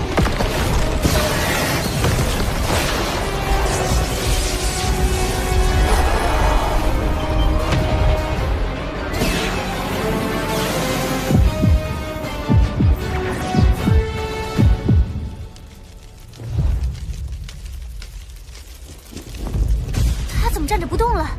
这是心结，乃心魔所化。若道心不坚定，便无法从中脱离，直到被天雷劈成灰烬。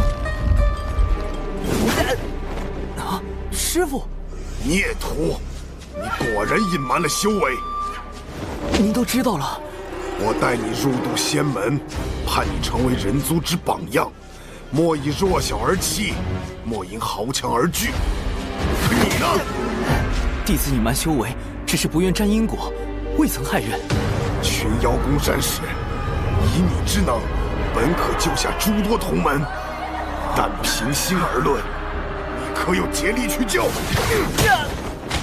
你事事计较，考量得失，见义而不行，有何资格成仙？为师今日便清理门户。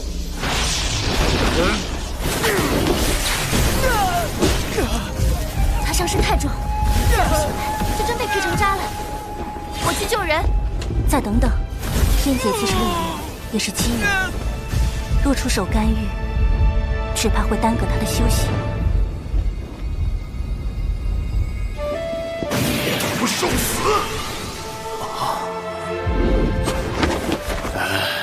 行了行了，总之你没事就好。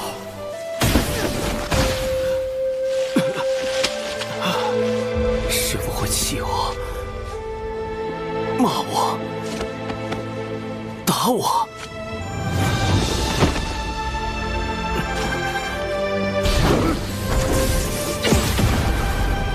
不会杀我。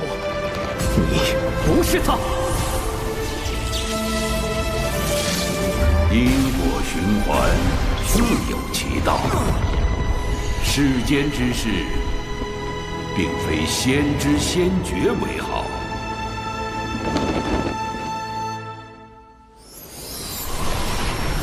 啊！我度过惊仙劫了。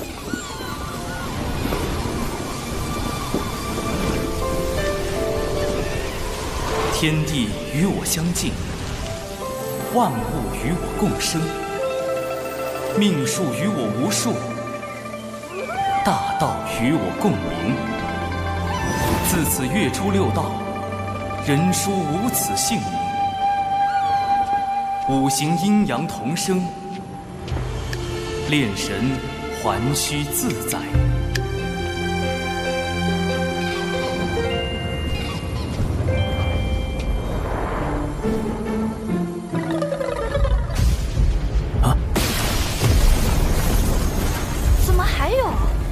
他修行进阶太快，且渡劫时遁入天雷，违背天道。那劫云为何还未散？谢天道责罚，还来！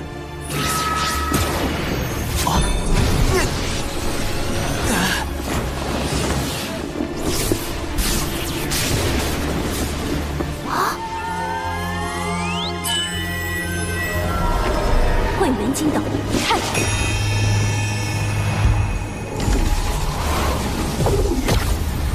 天道当真容不下他。待我推算一番。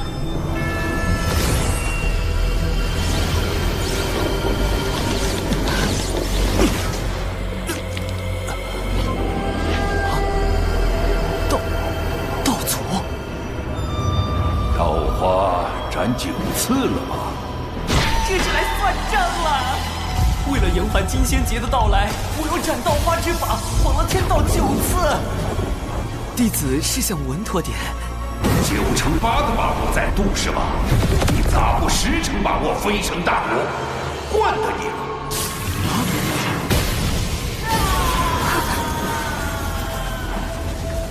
都是太文惹的祸。玄都师兄，如何了？天机不可泄露，但有9转金丹在，天罚只能重伤他。这番渡劫，当真不易。陛下，天庭正神的慰劳举措已整理完毕。哦，对了，再添一条，若入天庭为正神，可免1道天罚；金仙劫时，亦可免1重天雷。刚9死1生渡劫成功，天庭就新增了正神渡劫福利，平白多挨了天罚和天雷。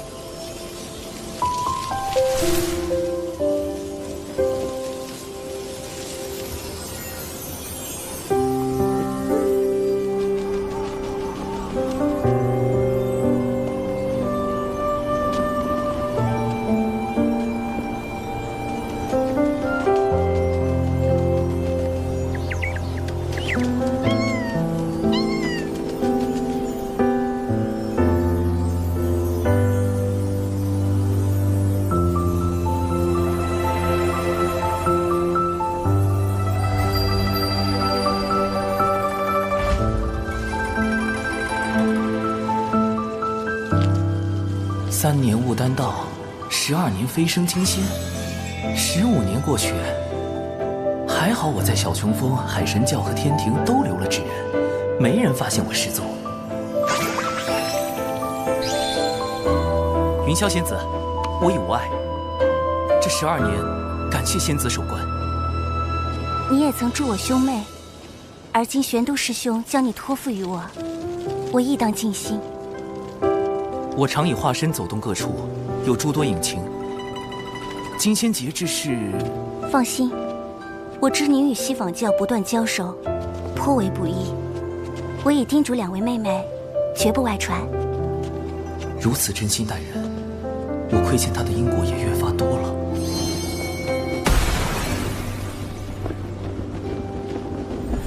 既然我能通过上天庭来跳出封神大劫，或许也能帮助他摆脱入劫的宿命。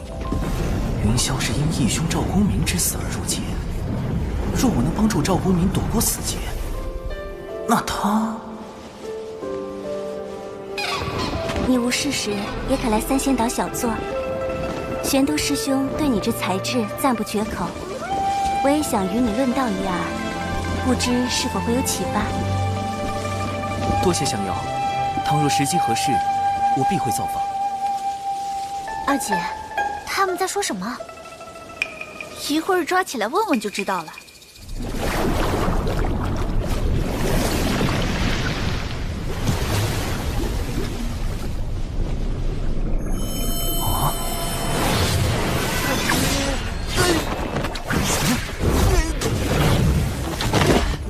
这怎么突然要灭口了？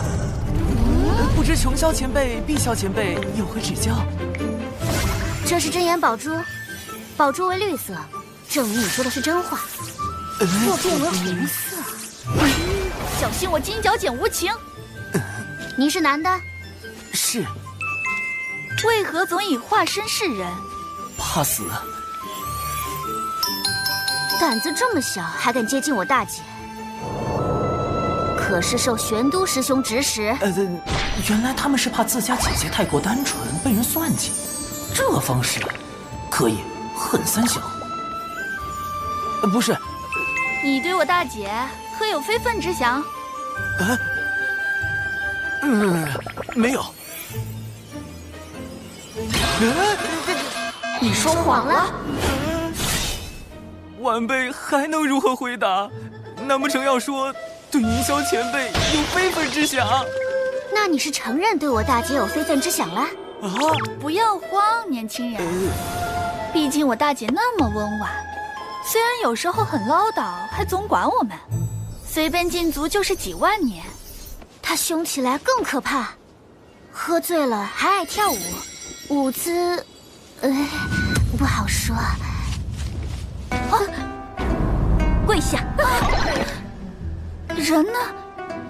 三霄仙子的性格果然很让人措手不及。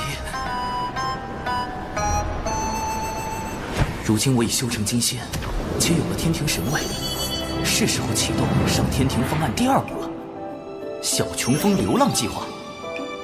帮小琼峰全员谋神职，流浪到天庭，最好是能把小琼峰也搬上去，挨着兜帅宫，这样就能和太上老君做邻居，安全感简直爆棚。到时候一起躲过封神大劫。天庭招人的基本要求是突破到真仙境。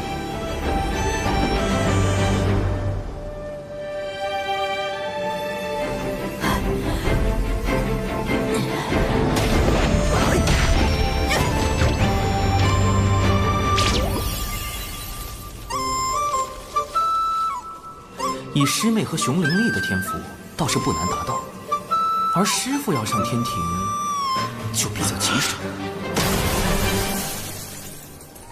晚江与师伯之死，始终是师父的心结，也是他修为无法突破的原因。想要帮助师父提升到真仙境，就得先找到晚师伯。我曾在蒯斯的记忆中，看见晚师伯仍有魂魄留存于世。或可设法寻找他的残魂，了却因果。长寿，怎么师姐之事，连掌门都被惊动了？我们人脉太少，要在偌大天地间找一丝残魂，只能请掌门出面。师父，咱们这是去哪儿啊？寻残魂，需去6道府。巫妖大战时期，生灵一批批惨死，无数孤魂在世间徘徊。巫族祖巫后土娘娘于心不忍，化作6道转生盘，镇压在洪荒大地深处，率巫族高手建立6道府，掌管众生魂魄。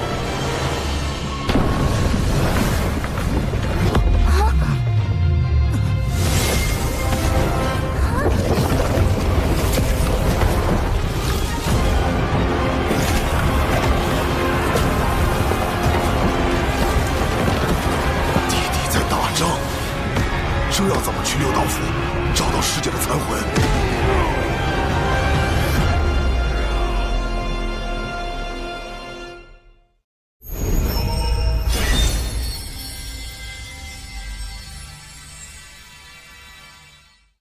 那些战士都是巫，小心，他们杀过来了。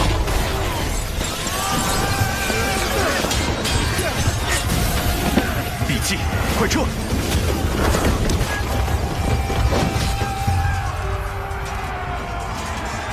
巫在和谁打仗？毒箭又是谁放的？此战涉及地底的2大种族，是2族之争。一是从盘古圣人尸身中诞生的巫族，具有盘古肉身之力，其壮猛远超常人。壮猛，倒是和熊战的风格有些像。一是由盘古圣人巫血所造化的修罗族，深藏剧毒。刚才那些带有血煞之毒的剑士，便是他们的收获。这2族为争夺地底霸权，已然打了数万年。6道府由巫族执掌，要入府寻万世伯残魂，就绝不可得罪巫族，更不可卷入2族战事。大家隐藏好气息，紧跟在掌门身后。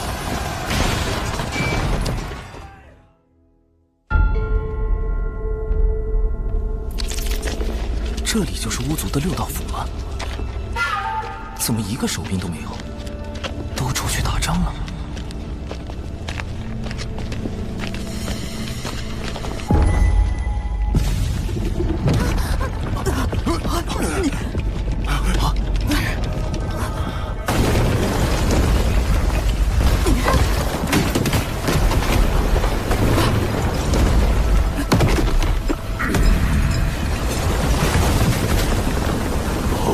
擅闯6道府，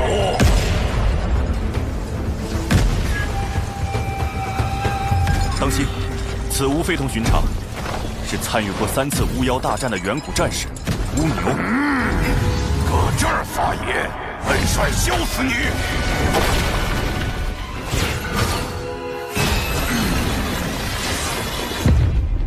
地底有座6道府，铁面判官殿中间。乌牛乌马站身边，大名鼎鼎的勾魂元帅乌牛，就是眼前这个口音很重的家伙。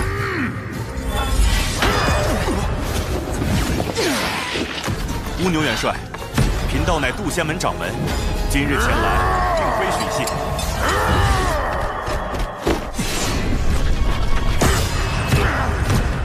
而是想请6道府助我们寻找一缕残魂。还请元帅看在道门圣人老爷的面子上，行个方便。用圣人压我！这里是6道府，后土娘娘庇护之地，本帅不吃这套。谁知道你们是不是修罗族打算假扮的？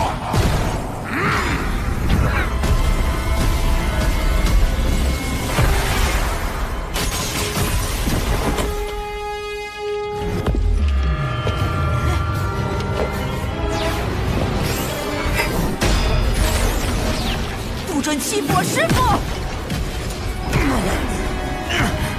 奇怪，他身上怎么有巫的气息？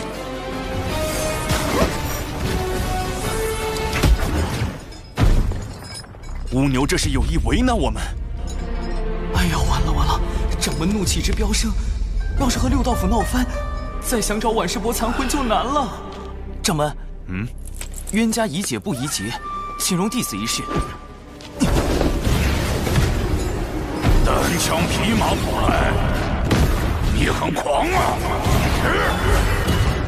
横寿！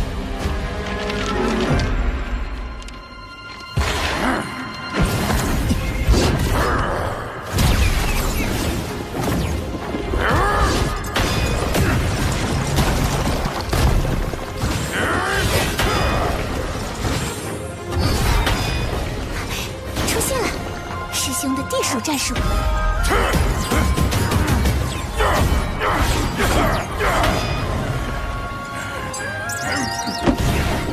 晚辈长寿，见过乌牛元帅。你小子玩我呢！天道法器，这不是天庭才有的吗？元帅，可听说过天庭海神？就是那个给东海找来天兵的海神。没错，他是我朋友，此物便是他赠予我的。他说玉帝陛下正有意帮扶巫族，若让他为六道府美言几句，或可请100万天兵助六道府抗衡修罗族。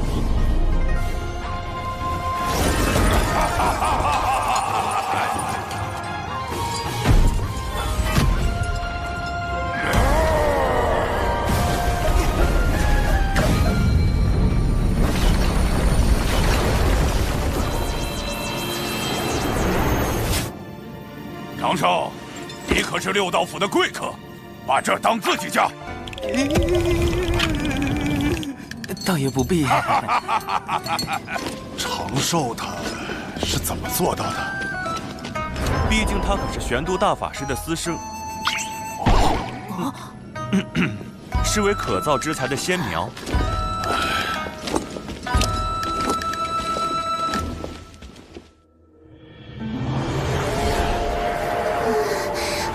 好重的阴气，连风都像带着哭声和惨叫。阴气似乎都来自这些井。这便是我六道府的回魂井，每口井都连接着五波州各地，也是本帅捉拿魂魄的通道。但凡还有一丝魂魄，这里都能找到。师姐亡于北居五州，我们需要找到对应那片区域的井。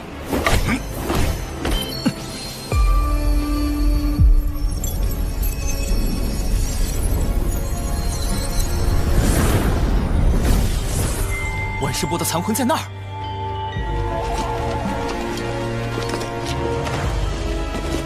六道镇上，勾魂拘魄。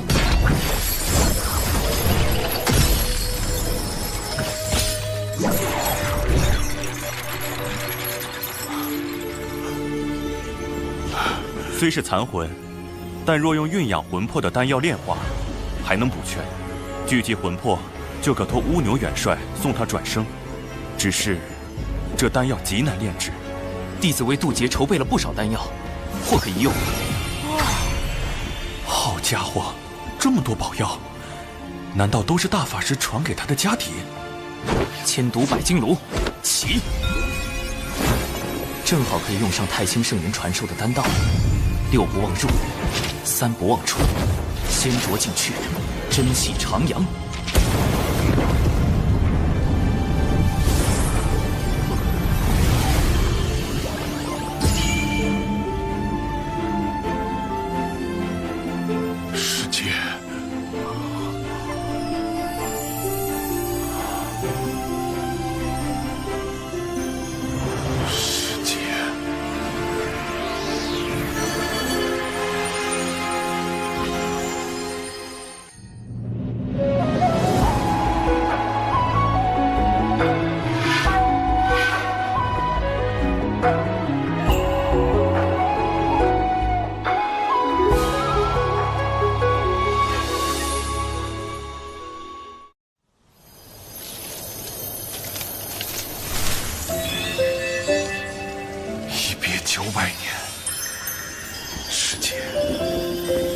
来晚了，师弟，是我不争气，这些年只修成浊仙，苍老成这样，给师姐丢人了。谁说你老了？师弟分明是长大了。师姐，我好像总是差一步，距离门内前10差一步，距离成仙差一步。明明只差一步，但好像永远都追不上。急什么？修道本就应顺其自然，切不可执迷。况且，师姐我会帮你的。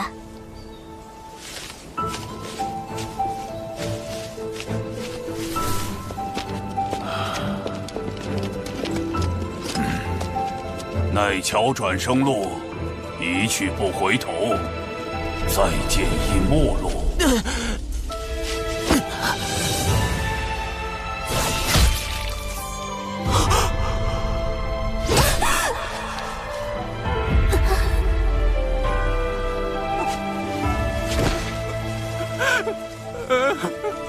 他因你而死，过桥也相隔今生来世。你追不上，永远都追不上。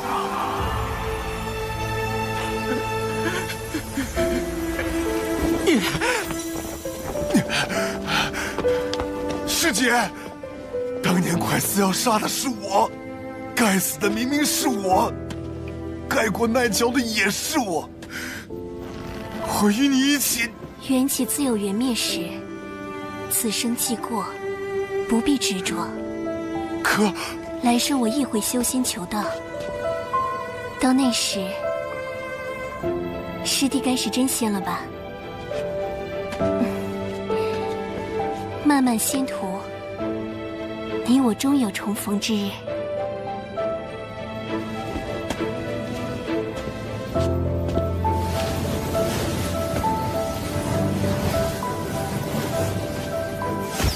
喝下忘忧汤，忘却红尘万丈。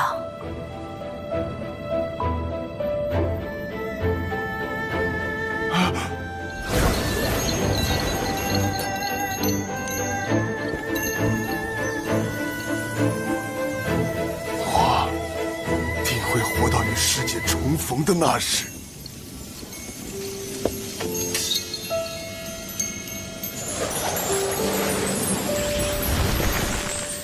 师父和婉师伯这一生太苦了，情之一字，牵扯出多少因果。所幸师父总算解开心结，只要突破至真仙，就能进入天庭，避开大劫。届时师父与婉师伯，总有再续前缘的机会。太清圣人传消息来了。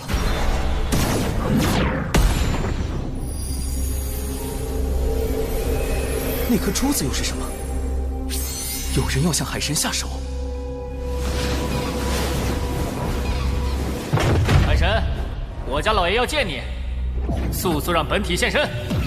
你家老爷是何方神圣？我家老爷，12金仙称师长，道法乾坤大神通，圆觉洞内燃道火，灵鹫山中有明灯。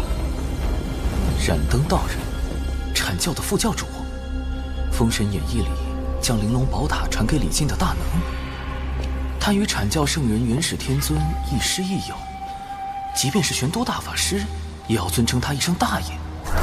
太清圣人算到我将遇险，难道就是因为他？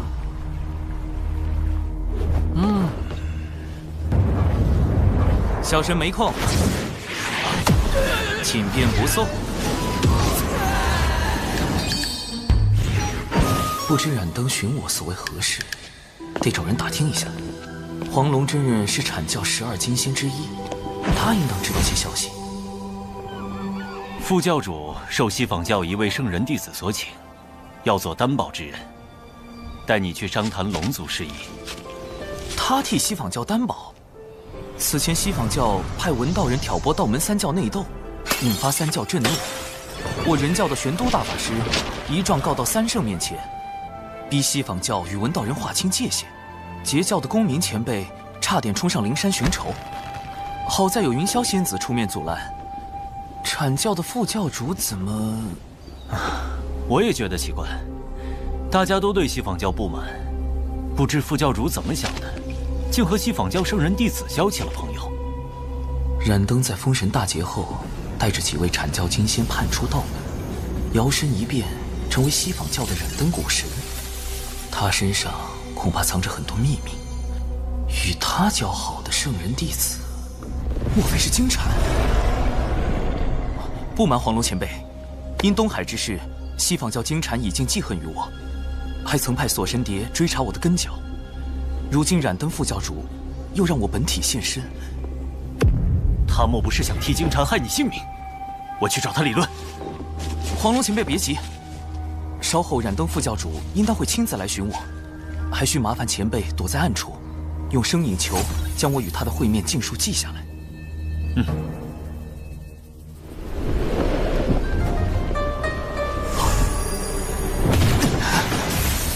冰冷刺骨的灯光，将我留在纸人体内的神识也冻住。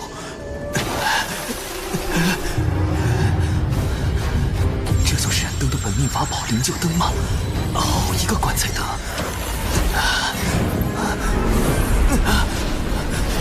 糟糕，我的神识被吸走了。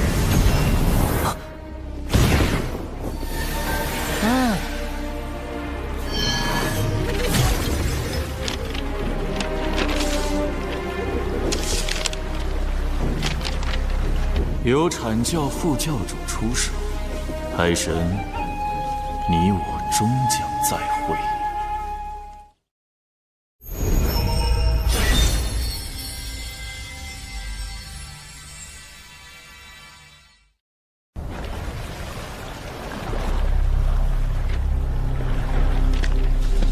海神神识被灵柩灯吸走，声影球就没法记录他和副教主的谈话内容了，不会出事吧？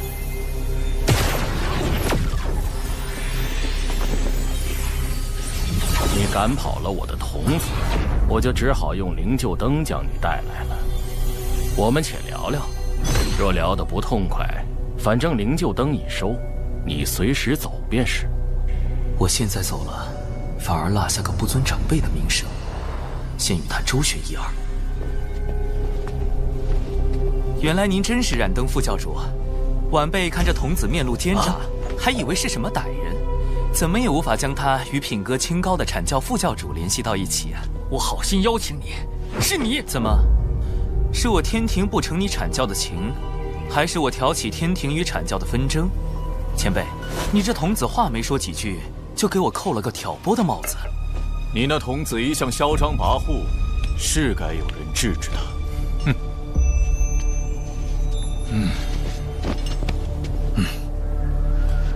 你想与海神聊聊龙族之事，我便答应替你做担保。好不容易把他邀来，你便翻脸不认人了。这两人，龙族尚未加入天庭，要聊龙族之事，你找错人了。若龙族有难，道友也打算袖手旁观吗？你什么意思？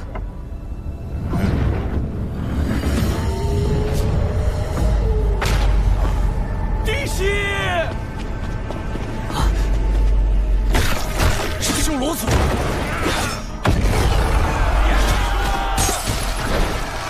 他们不是一直待在地底的血海里吗？怎会突然进攻我龙族？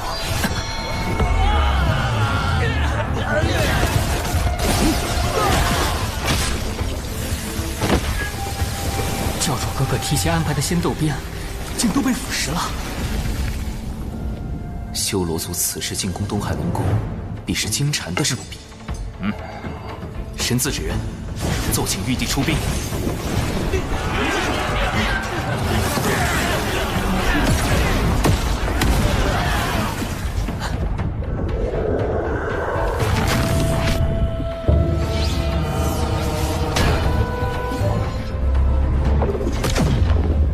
是八臂修罗。传闻修罗族修为高低与臂膀数量有关，臂膀越多，则修为越高，最多可修炼至8臂。这名8臂修罗，少说也已达到了金仙境巅峰。金仙境巅峰，我目前只有真仙境，龙族大半高手又都在守护万龙阵，我难以抽调人手。攻过来了！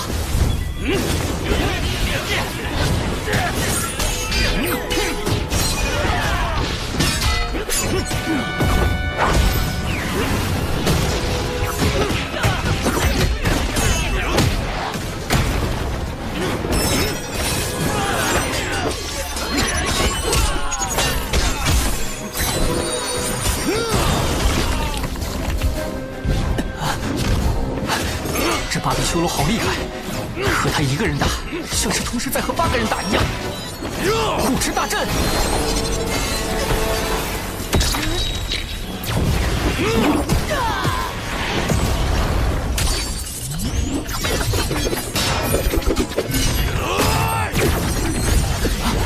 紫炎符阵，3元玄火剑阵。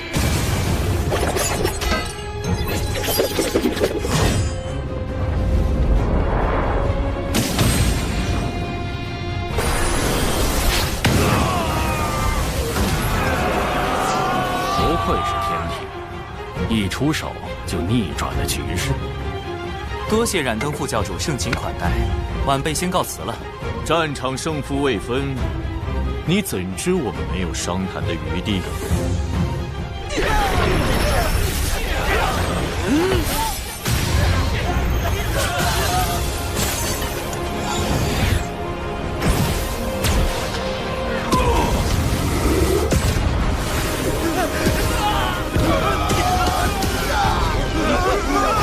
第4诀即护持大阵，好险！好厉害的毒物，那珠子到底是什么来历？不好！这毒物竟能腐蚀元神，至人体内虽只有我的神识，但神识毕竟是元神的一部分，神识被腐蚀，元神易遭到波及，轻则断了修炼之路，重则有性命之忧。海神道友，你没事吧？可能是有点上火吧。唉，龙族危机未解，难怪海神小友会有此症，这是忧思过重啊。我有办法，如今龙族有4海龙宫，我们取西、南，道友取东、北。道友若答应，龙族之危可解，道友的上火之症自然也就痊愈了。如何？不就是上火吗？随便止点血就行了，没那么严重。你看，这不就好了吗？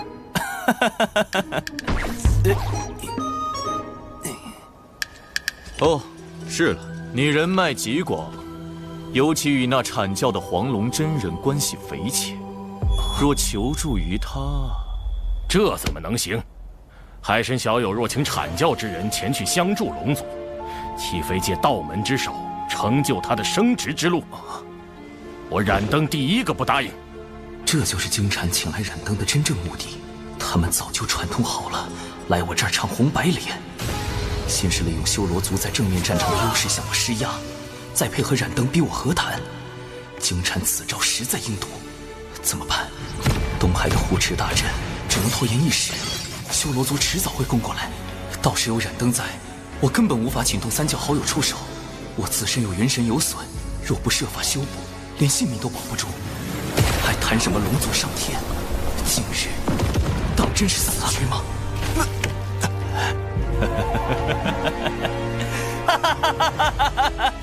这点小事怎么可能麻烦3教好友？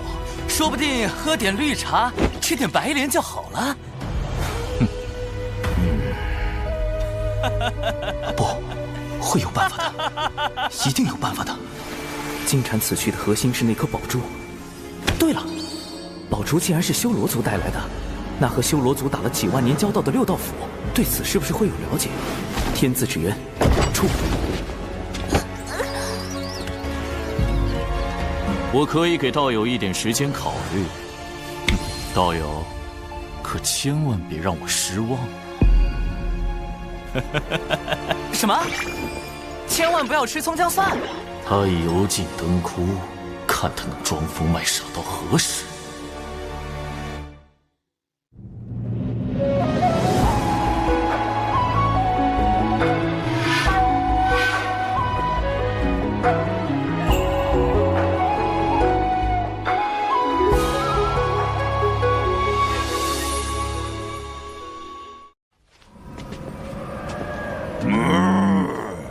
放心吧，程少，既是海神的忙，那我们一定帮。这是我马哥，嘿嘿，勾魂元帅乌马。上是此物乃修罗族瑰宝，名唤血煞宝珠。它上一次出现，还是在数万年前巫族与修罗族的那场战斗中。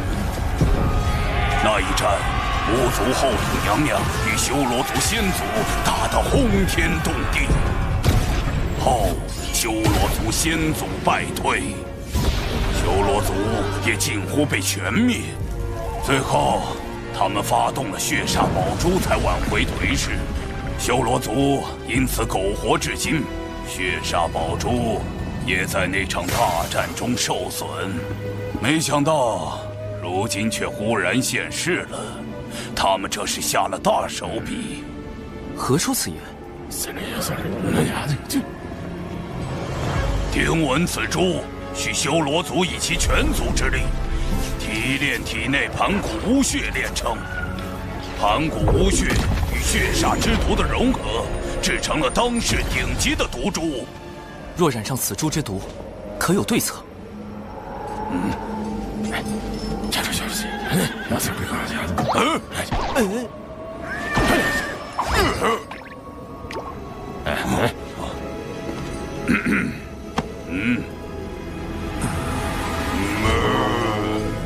没有。那你们还说那么久？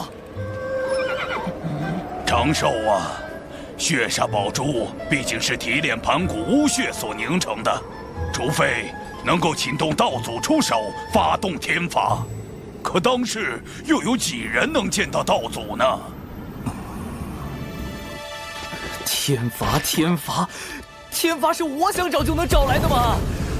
渡劫的时候遭了那么多天罚，这会儿怎么就不来了？或者把天罚引过来？古籍记载，倘若炼出逆天法宝，天道便会降下天罚将其毁掉。逆天法宝，我如今是金仙境，倘若我将原版的剪纸成人术魔改一番，研制出与我本身相同级别的金仙境纸人，算不算逆天？这是唯一的办法了。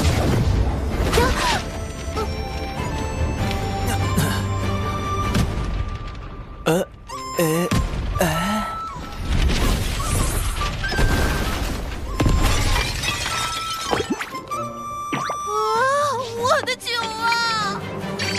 哦，再来。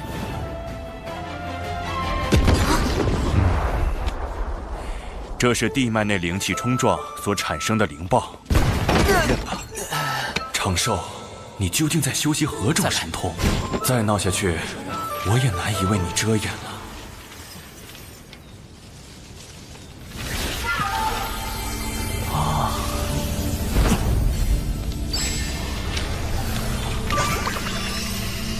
成功了！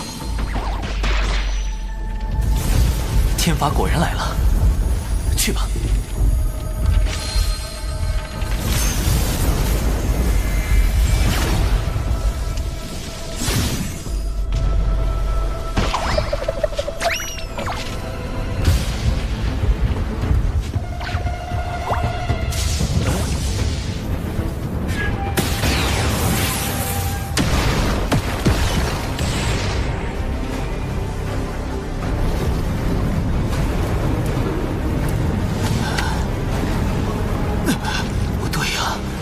不应该毁掉纸人吗？怎么一直在劈我？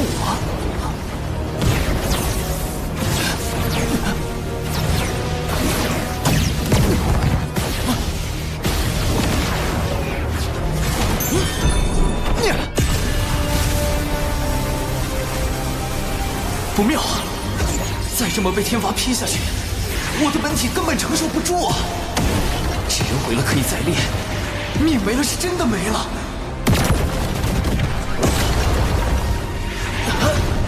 生存游戏根本没办法重来啊！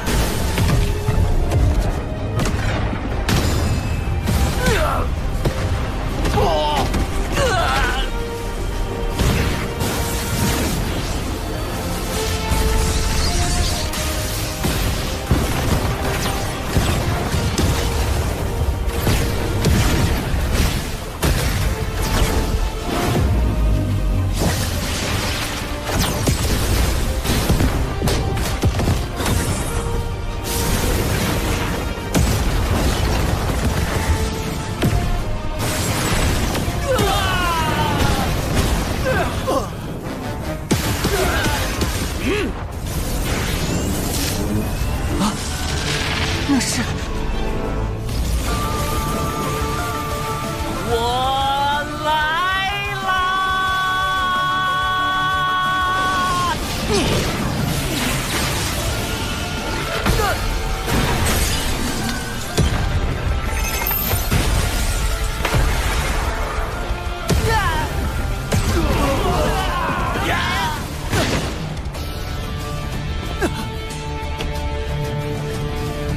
是天罚，怎会突然出现在东海？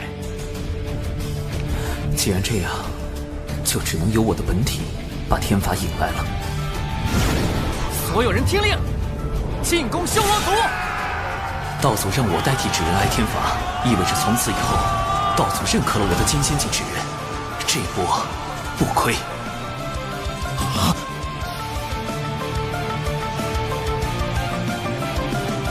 多谢二位款待，我的上火之症已经缓解，告辞。中计了，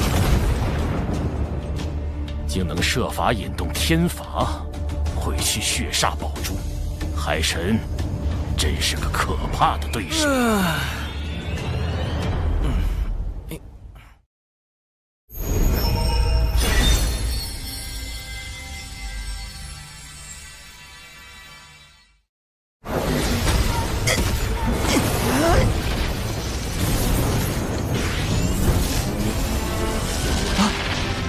那是，我来啦！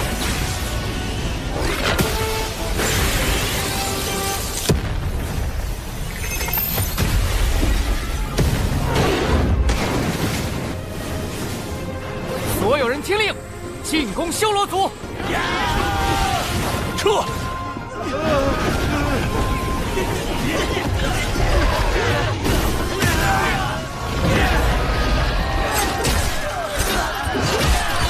天罚成功击毁血煞宝珠，我的本体也该回去了，剩下的就交给神字指人了。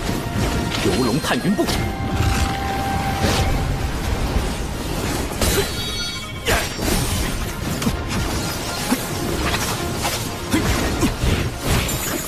别让他跑了！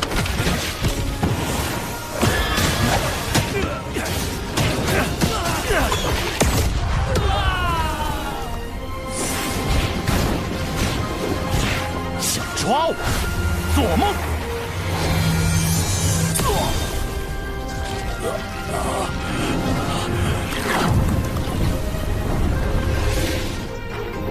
劫污混天将军华傲天，奉玉帝之命，在此恭候多时了。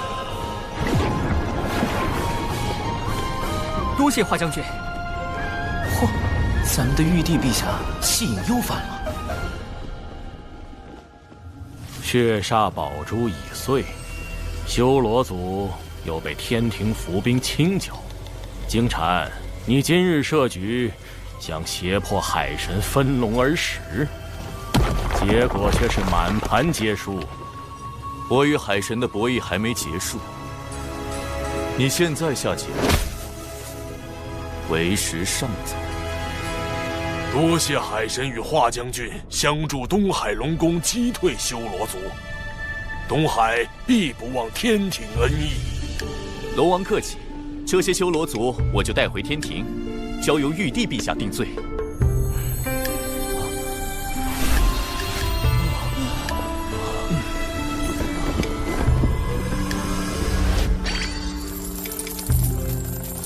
距离功德金身更进一步，稳稳的安全感。上次派深海妖族偷袭海野，这次派修罗族进攻龙宫。诚如长庚你此前所言，西坊教若不能与天庭分龙而食，便不惜将龙族覆灭。龙族屡遭危难，幸有天庭庇护，东海龙宫之危告一段落。接下来天庭只需秉公处理这批修罗族战犯，应当不会再有变故。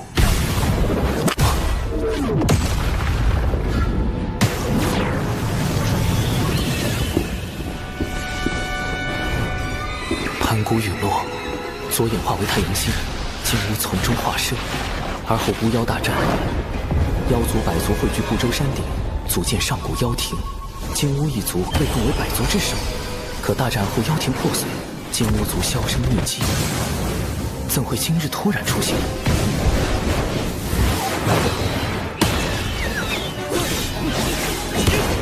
我与金乌族从无交集。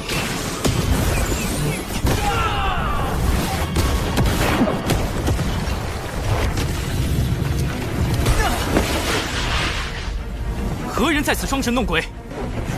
前途深海妖族，后脚修罗族。海神，谁给你的胆子，敢凌驾于我妖庭百族之上？陆牙，妖庭陨落后，那个不知所踪的妖庭太子，他竟然还活着。妖庭太子陆牙，封神大劫中以钉头七剑书诛杀赵公明的陆压道人，他原身竟是三族金乌。是你！哼！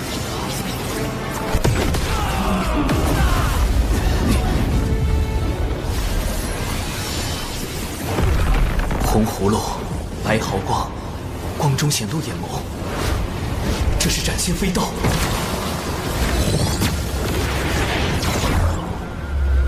不好，人身法力皆被白光封住了。陆压现身时想置我于死地，现在却转头攻击化昊天。请宝贝转身。他认出了化昊天是玉帝化身。斩仙飞刀能直接斩杀元神，而洪荒普遍的化身之法，皆需在化身上寄托一缕元神。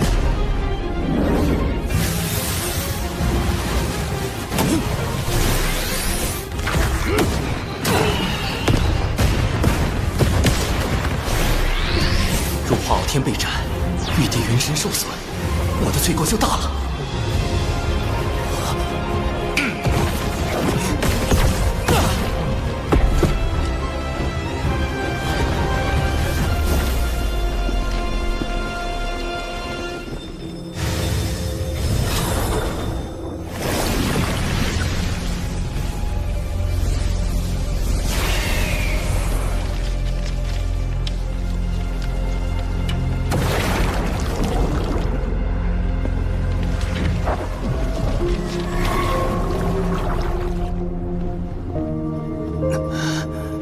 因果循环，自有其道。风，我好像忘记了什么非常重要的事。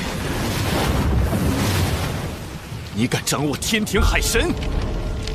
当务之急是对付陆压。天庭乃道祖所立，道有这般敌对天庭，莫非是要与道祖过不去？将死之人，废话太多。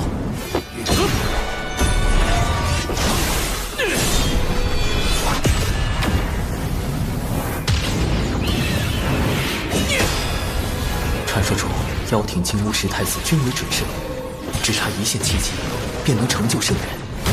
我才成金仙，化昊天也未到大罗，实力太过悬殊，不能正面硬抗。饮水溯源，六合困阵。三族金乌属火，我这海神正好与之属性相克。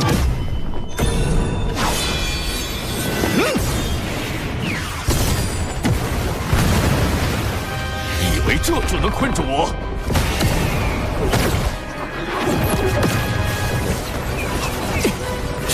太阳真言，金乌一族的本源神通，连大罗金仙的元神都能烧毁。请宝贝转身。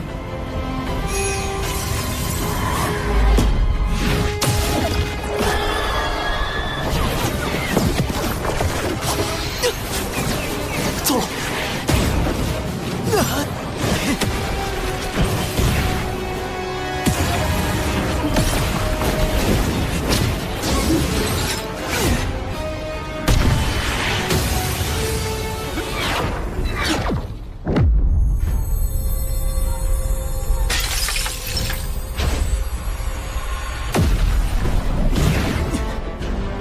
世间兴衰，各行其路。陆压，勿要强逆天命。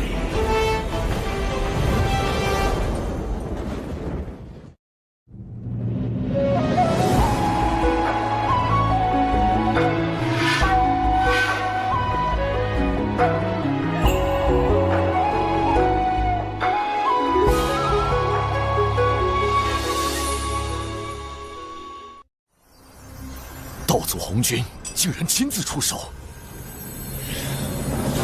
幸有道祖相护，否则今日之事难以善终。虽说道祖维护玉帝，却也并未计较陆压谋害玉帝化身的罪责，就放了陆压离开，总觉得这背后另有深意。你不能小玩，萧神雷警告。天地间若大战再起，必将生灵涂炭。天庭今后当慎重行事。是。陛下，道祖要天庭今后慎重，这话是何意？当初龙凤麒麟震碎洪荒，道祖为护住洪荒天地，补全天道，将自身与天道融合，从此代表天道意志，监管众生，最为公允。道祖此言，只为提点天庭行事，并无他意。道祖是否也因以身合天道，才未能与同时代的盘古一般，成就混元大道之境？盘古自混沌中开天辟地，天道由此而生。道祖虽失了与盘古比肩修为境界的契机，但代表天道，又为当今六圣之师，自是非凡。六圣皆为道祖弟子，却不尽相同。西方二圣为难天庭，幸而天庭背后有六圣中实力最强的太清圣人庇护。这是何物？此乃思维导图，小神思索事物时，便靠此物整理思绪。爱卿总有这些巧思。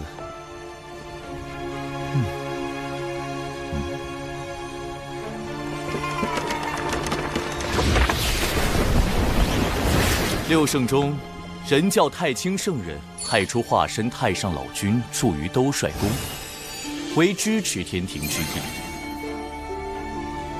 阐教圣人元始天尊，截教圣人通天教主，虽与太清圣人同为道门三圣，却对天庭不甚亲近。西方二圣已在收龙之事上，处处与天庭作对。圣母女娲常年闭门圣母宫，立场不明。而阐教副教主冉登，显然是助西方教敌对天庭之人。此次配合金蝉进攻东海龙宫的修罗族，也必然听命于西方教。长庚爱卿，你认为修罗族为什么会听命于西方教？小神也不知。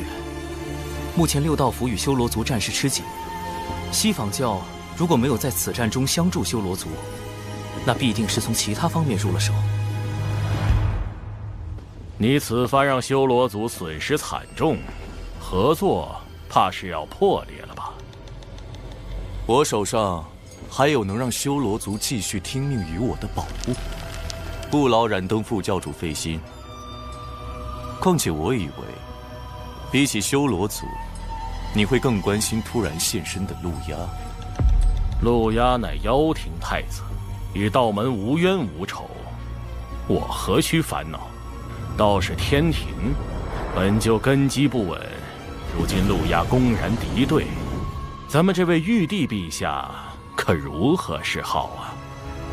既然天庭形同虚设，那不如……西方教仅是拉拢了深海妖族与修罗族，就已重创龙族。若西方教能拉拢妖庭太子陆压，更可借陆压之手号令妖庭百族，后果不堪设想。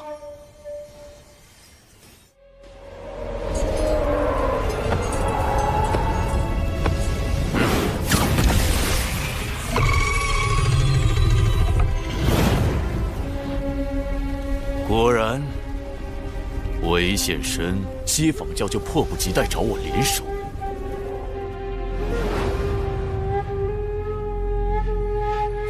妖族气运微薄如那西山日暮，妖庭太子，你定然心有不甘吧？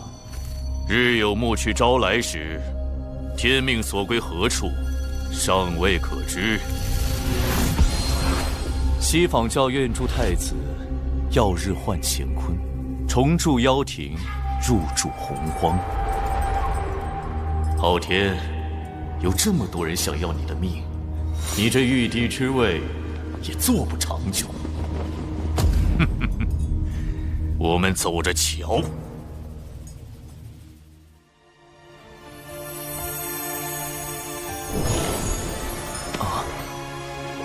陆压存活一日，妖庭余孽亡无天庭之心，一日不死，必将掀起无端战火。大能之战，动辄翻天覆地，若战事爆发，小琼峰必受牵连。而今道祖勒令天庭谨慎行事，不可再起争端。杀陆压之重任，唯有交托长庚案情，务必秘密诛灭叛贼，复安社稷。特书此诏父亲，月后即焚。月后即焚？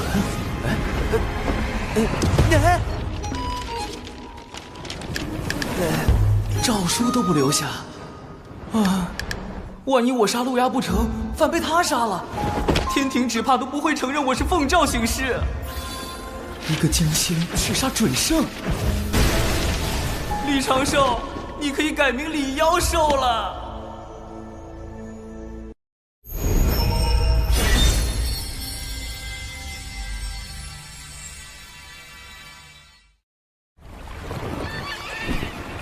冷静，不慌，要除掉陆压，得先对付他的法宝——斩仙飞刀。斩仙飞刀是物理攻击技能，但钉头七剑书却是诅咒技能，隔空便能将赵公明那样的准圣咒死。若想解决他，只有找到他的克星——落宝铜钱。此宝本是人皇大禹确立俗世买卖之事时打造的钱币，后因天道降下大量功德，使他有了大威能，可落除先天至宝和兵器以外一切的宝物。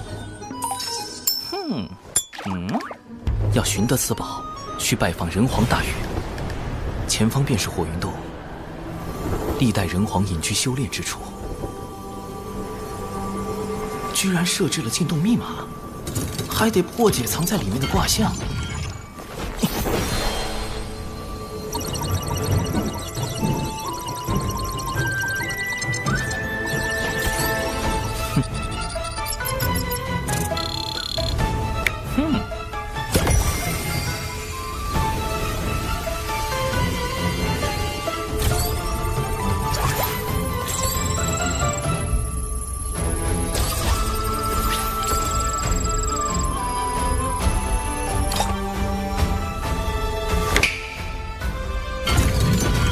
上影下潜是火在天上之卦，人皇用此卦做密码，似乎暗藏玄机。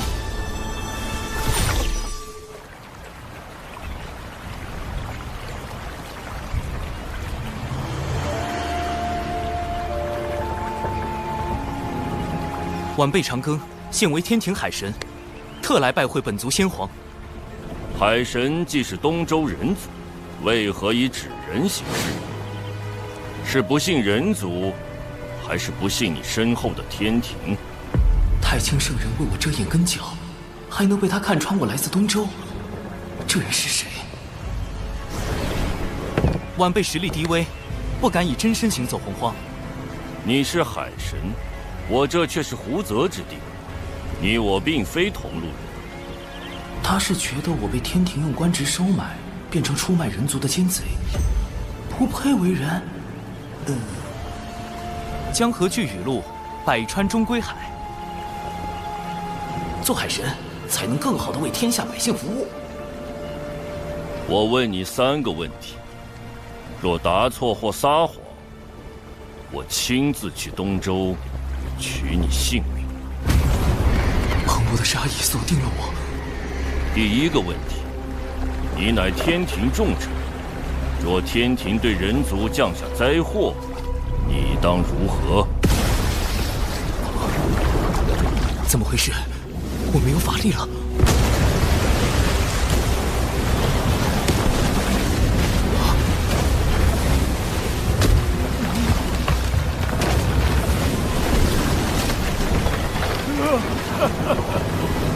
妖皇陛下，让老天爷听一听雨吧。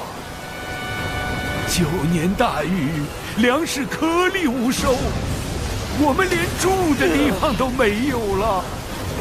妖皇？难道我回到了妖庭执掌天地的时候？老伯，小心！小伙子，别浪费力气，人是跑不过洪水，跑不过天的。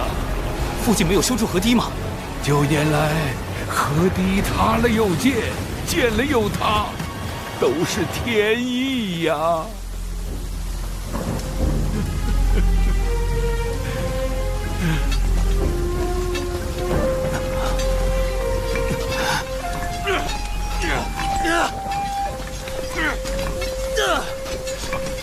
这些人怎么不逃？在挖什么？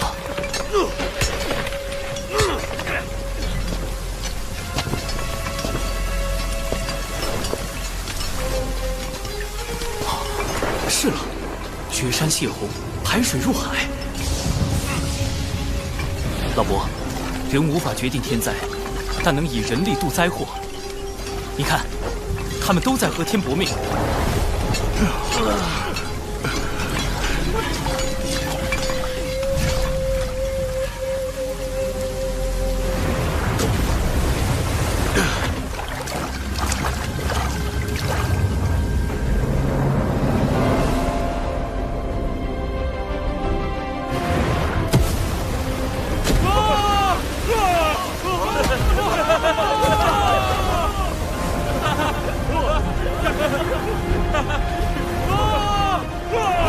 胜天，是我们胜了。率领人族开山治水13年，敢问前辈，可是大禹陛下？我已非人皇，不过山中缩力翁。幻境解除，妖庭借天道之力施伐人族，你认为人该不该与天争？当争。既如此，你何敢弃人而归天？因时制宜，争议有道。何意？妖庭暴虐，人族要争生路，必得举兵伐之。但当今天庭大兴人族，人族要争的是长久，天人合一才是长久之道。天人合一？哼！天道无常，何以合起来？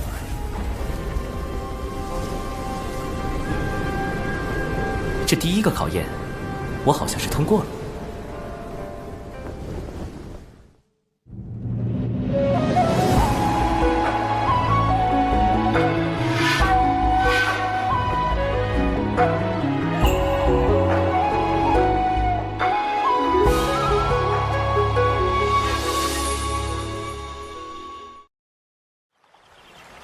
第二个问题，假如你与你夫人有了分歧，是该隐忍让步，还是就此断情？夫人，话题跳得这么快吗？啊！人皇大禹的夫人涂山皇后，也是涂山狐族的首领。这个问题实际上问的是人族与狐族，或者与百族的关系处理。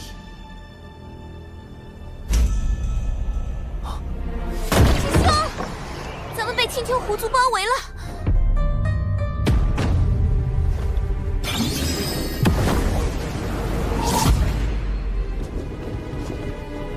我青丘仙祖乃圣母宫上仙，外戚涂山氏是人皇大禹的皇后，你们竟敢私自囚禁我族功德狐女，速速将她交出来，否则我们便请圣母女娲、涂山皇后来主持公道。功德狐女是那狐妖小兰，当初我假扮成师傅，与九巫师叔打杀了一伙食人精气的妖怪，小兰就是他们的大姐。因他身怀祖传功德，不可斩杀，至今仍镇压在门内。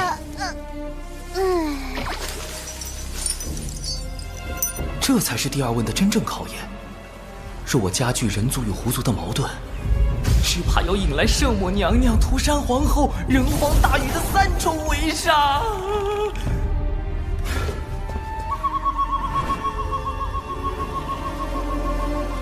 师妹看好师傅，切勿走出隔绝阵。收到。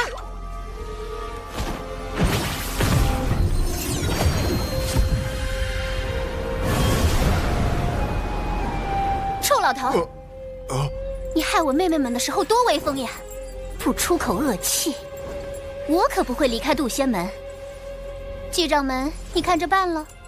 你威胁我们？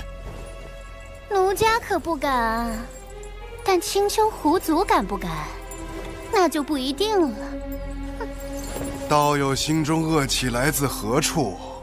你未约束姊妹作恶，导致他们业障缠身，此事你可认？我是有错，但杀了他们的人是你姊妹都已洗清业障转生，来世重回正途修行，可算善果。倒也有理。不对，你们还关了我这么多年。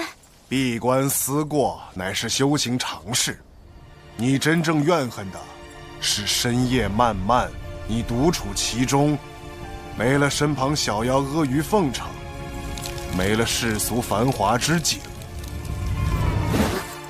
道友，可是如此？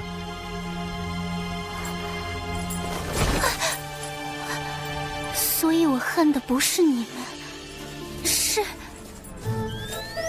是寂寞。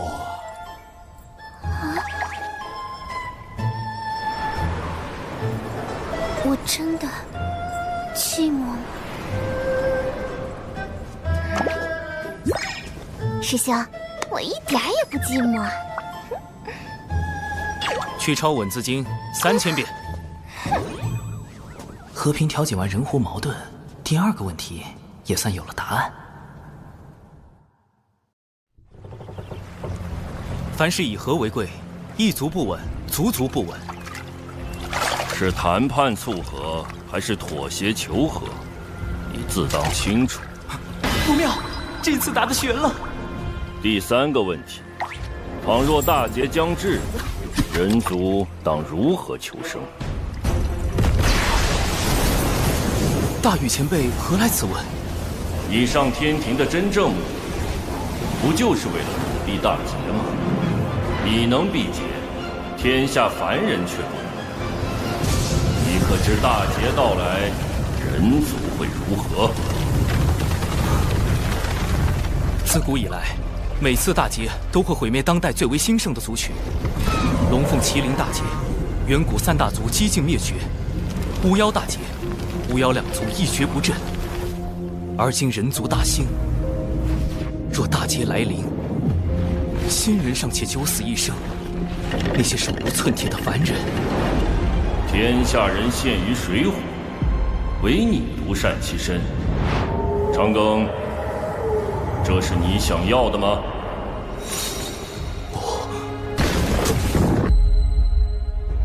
不，我想活命，也想更多人能活下去。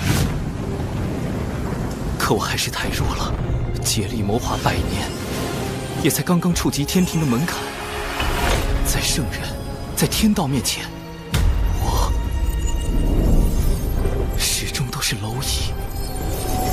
兄长们曾说，人字一撇一捺，撇是羸弱之躯，捺是铮铮傲骨。天不与光，遂人兄钻木取火，妖绝人路，伏羲兄自古虔诚。瘟疫祸乱，神农兄尝百草著医书，武纵强敌，轩辕兄举剑伐之。吾等便是人族之心火，心火不息，人族不灭。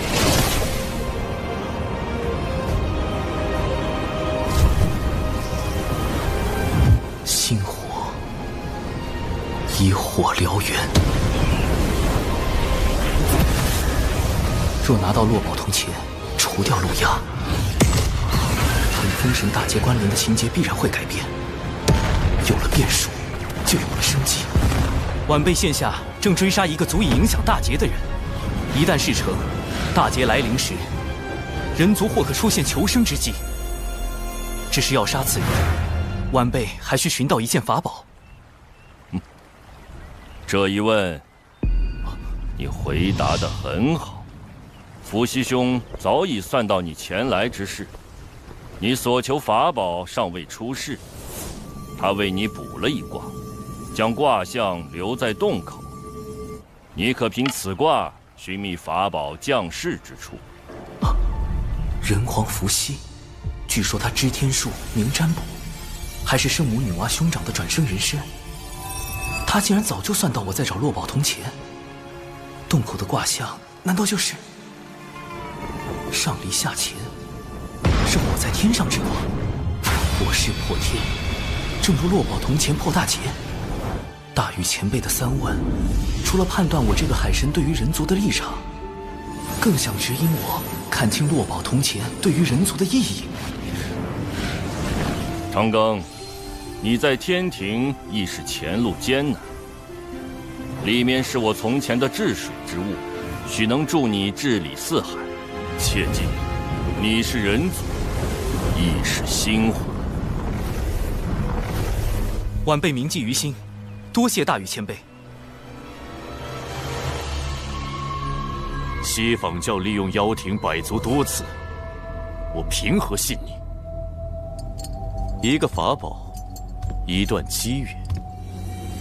二师尊推演出太子的未来，将因一个法宝而产生变数。如今此宝将到出世之时。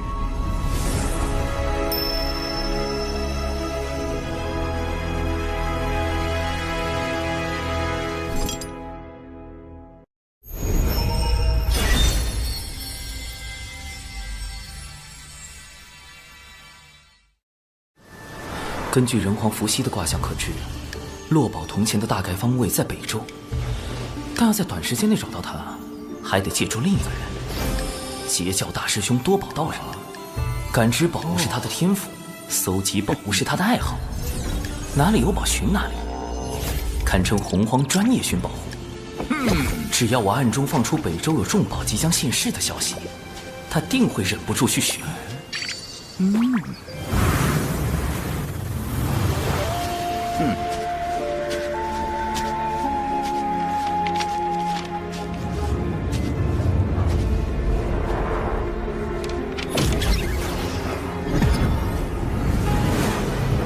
身体无法穿过，神识也被隔绝在外，看来此地另有乾坤。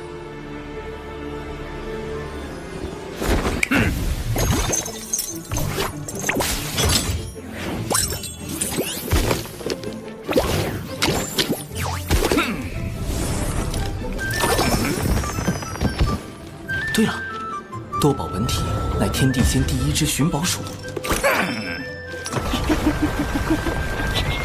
打洞，这是什么神通？竟能越过隔绝大阵？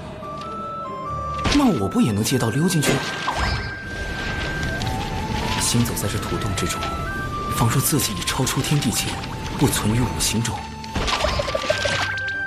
隔绝大阵如同虚设，这就是截教大师兄真正的实力吗？这世间除圣人之宝外，我倒不知有何法宝能影响到我的命数。此物取自我教镇教之宝12品功德金莲，可望因果变吉凶。太子不妨一观。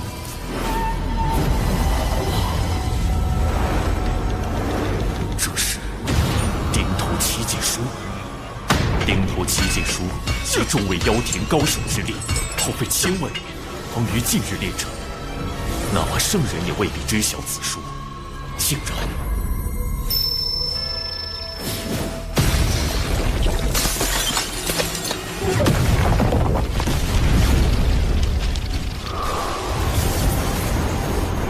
的那一幕，莫非真变数。此宝将在何处现世？你们调查的挺清楚。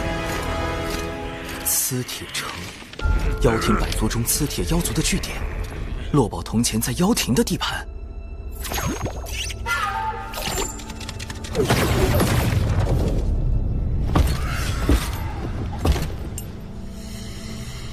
城主，尔等注意巡查。好险，磁铁城主的修为已到金仙境巅峰，而且警惕性极高。接下来必须小心行事。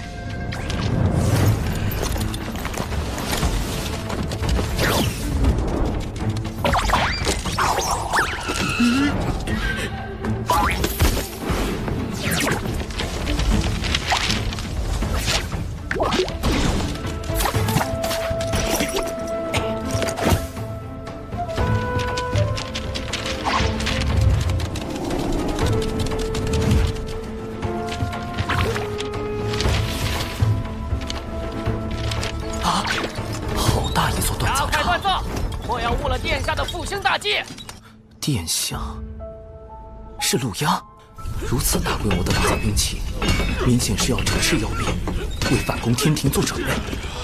陆压的存在已严重威胁到天庭，他出手刺杀玉帝化身，就是一种明确的恐吓和示威。难怪玉帝会下命令要除掉他。哼！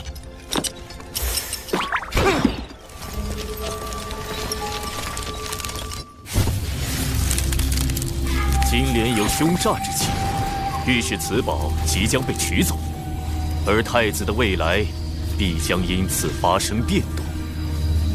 那我便提前绝了这个可能，抢先拿到此宝。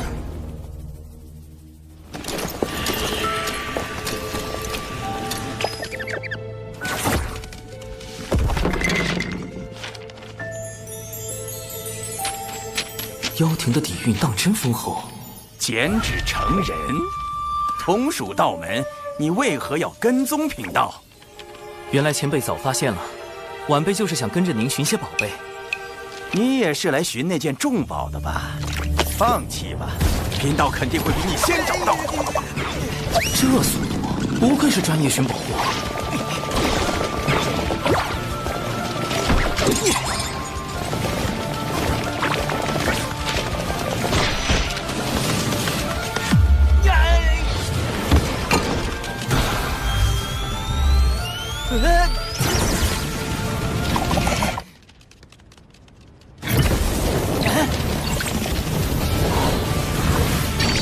找到了！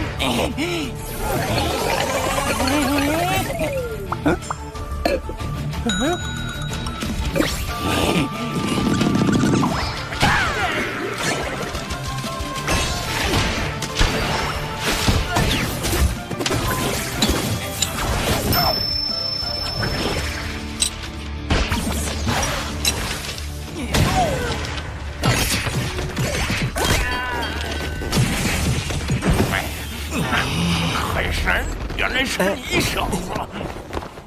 靠着海神积攒的人情，看看能不能和平解决珍宝问题。实不相瞒，晚辈承人皇指点，得知此宝与我人族颇有渊源。哦，原来是这样啊，老弟。寻宝这事儿，贫道只讲先来后到。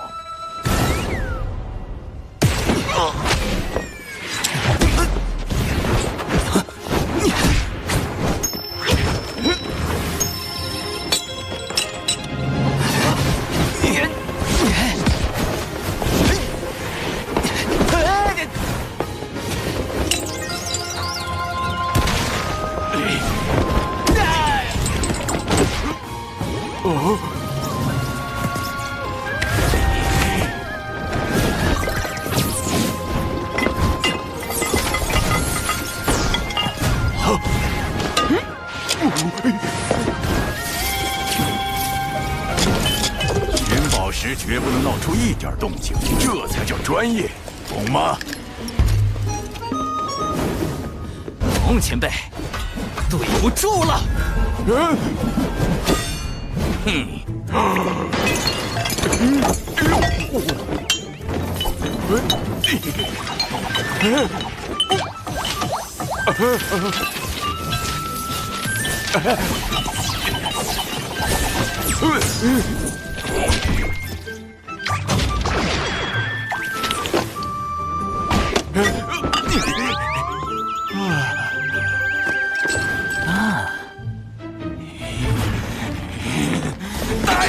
来人呐！有人盗宝啊！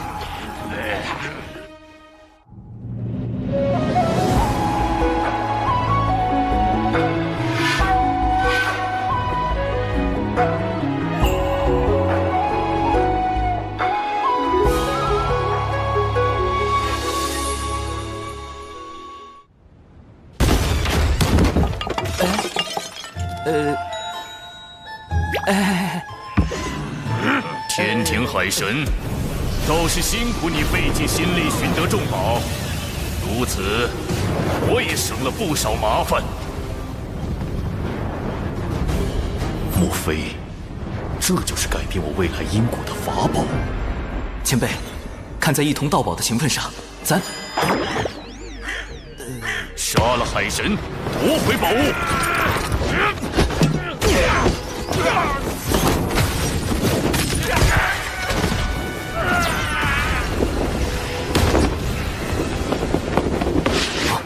竟敢盗我磁铁长枪吧，找死！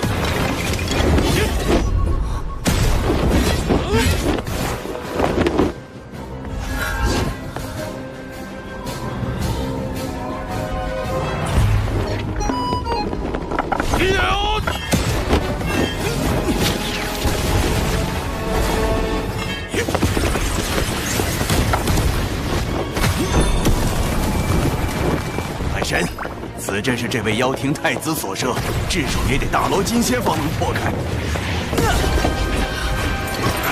金仙禁止。不过贫道所辟之洞，却可游走于天地之外，避开隔绝大阵。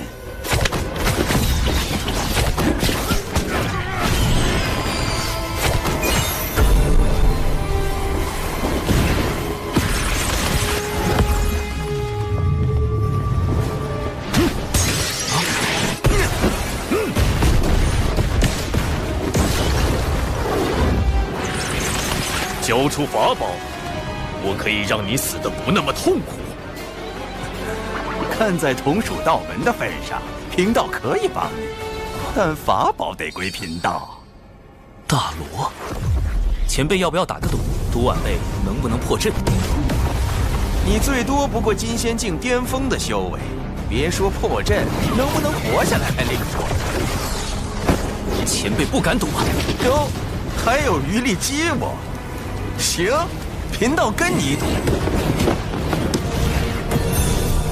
若你真能破阵，贫道不仅不要法宝，还助你离开北周，如何？一言为定。鲁鸦，你重组妖庭余党，意图行逆天之举，怎么这么怕被传出去吗？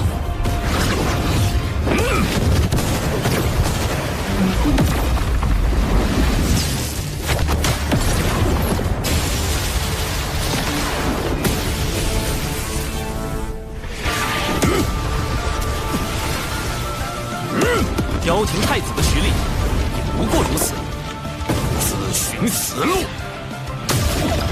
斩仙飞刀，不好，是宝物。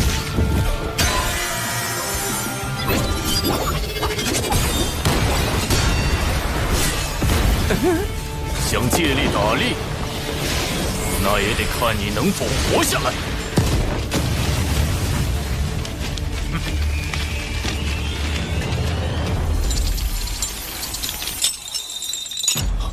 假的！追！慢着，本体还在城内。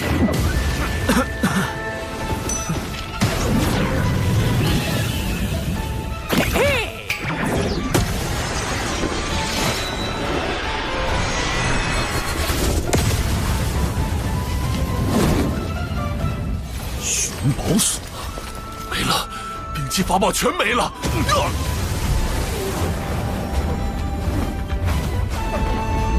你什么时候换的法宝？群妖涌进宝库时，晚辈趁乱藏起了钱币和纸人，然后故意用假钱币制造混乱，将妖怪的注意力从宝库转移。嘿，好小子，果然够贼。前辈厉害，一下就看穿了晚辈的算计。别恭维了，虽说贫道对妖庭没什么好感，但你直接摸空人家宝库，着实可恨。这些法宝原是送给前辈报答救命之恩，既然您不喜欢，晚辈就还回去了。啊，哎，难得出来一趟，岂能空手而归呀？来，给贫道看看这些宝物。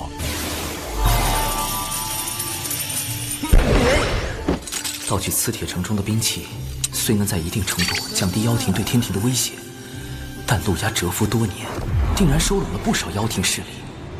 磁铁城对他而言，或许只是冰山一角。好在落宝铜钱已经到手，接下来必须尽快除掉陆家。即便错失了宝物，西方教还想与我合作？若能复兴妖庭，太子的因果自可扶正。但这一切的前提，是让天道认为妖庭比天庭更有实力掌控洪荒，而我西方教则会助太子收四海、统六道、育人族，让洪荒天地改头换面。西方教行此谋天之举，所图为何？我教有一大兴之计，名为西游，而道门是这个计划最大的阻碍。今日事关龙族存亡，还请教主哥哥相助。长庚爱卿，你有何对策？仓促之下，我只准备了98个应敌方案。你小子还真是狡诈啊！是稳健，稳健。长庚道友，需要我们做些什么？有危险，快！吴昊天既为玉帝，愿为苍生故。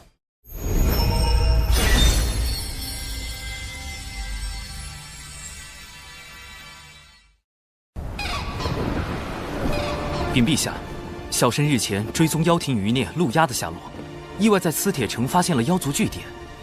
原来陆压这些年来为复辟妖庭，一直在暗中打造兵器，整治妖兵。该据点戒备森严，在截教多宝道人相助下，小神已将据点内兵器全部没收，详细清单已列在奏折中，请陛下过目。陆压储备良久，此番磁铁城失利，必定不会甘心。长庚爱卿，往后行事还需谨慎。是。我教有一大兴之计，名为西游。就在不久前，二位师尊算到西海龙宫内有一机缘。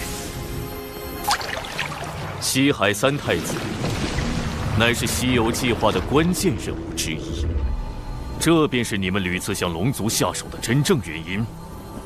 是，也不是。目下龙族有意加入天庭，这于我教而言相当不利。想来这也并不是太子您愿意看到的。太子不妨考虑与我教合作。你们西方教当真思虑周全，连龙族之事也替我想好了。那我麾下的妖族，你们是不是也要管上一管？太子多虑，我教定不会干涉妖庭内务。金蝉，上一次想开东海海眼的人是你吧？所谓此一时彼一时，您若与我教合作，龙族之事自可协商。龙族之事轮不到你们西方教插手，我很快就会去找龙族接洽。想合作就拿一些有价值的东西出来。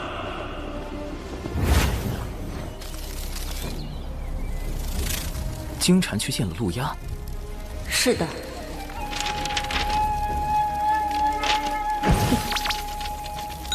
我知道了，你回去后继续盯住金蝉，这是重瞳3头蜘蛛丝，可以辅助你监视他的行踪。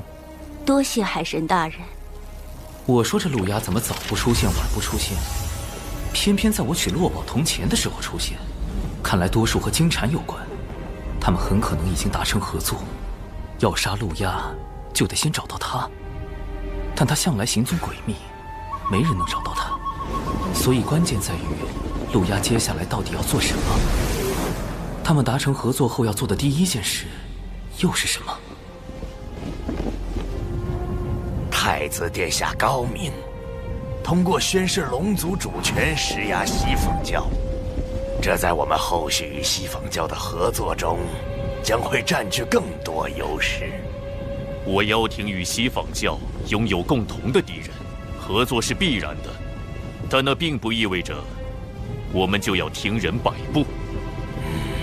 不过金蝉倒是提醒了我，龙族的确是重中之重，即便不能为我所有，也万不能被天庭拿去。长老，以我之名，秘密约见四海龙王。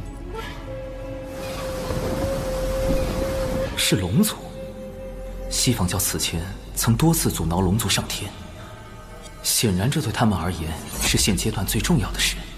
而龙族作为曾经的妖庭客卿，陆压现身后，也极有可能第一时间拉拢他们。更重要的是，因西方教此前与龙族交恶，他们若有心与龙族走近，刚好可借陆压之手。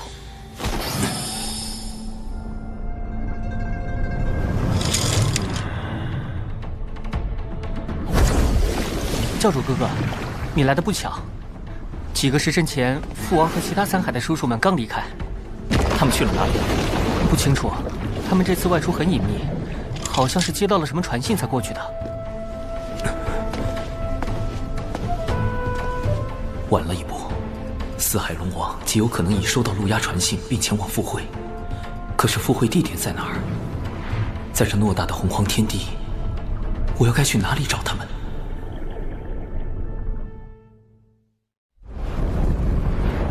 若诸位叔伯愿助我妖庭，来日妖庭复辟，我便设法令龙族无需世代以性命填海眼，如何？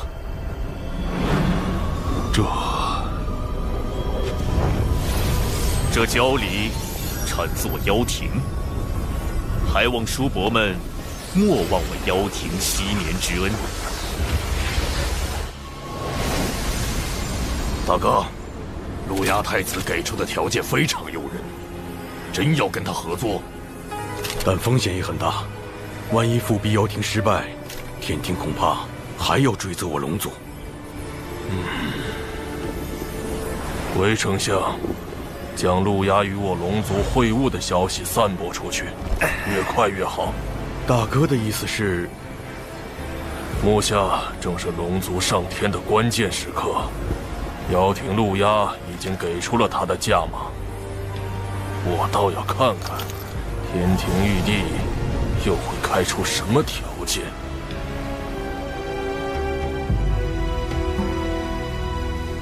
好一个陆压，好一个龙族！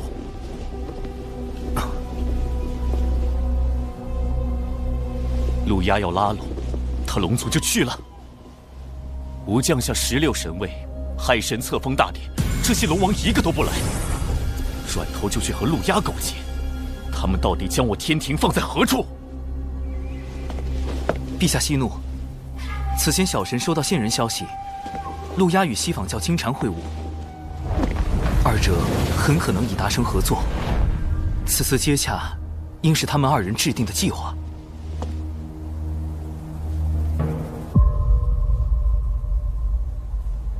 此事你事先知道，为何不告诉吾？完了，李妖兽，你被玉帝怀疑了。小神事先并不知情，只是根据线人来报，私下揣测，因没有实证，便决定先搜查证据，再向您汇报。陛下，如今龙族与陆压接洽的消息满天飞。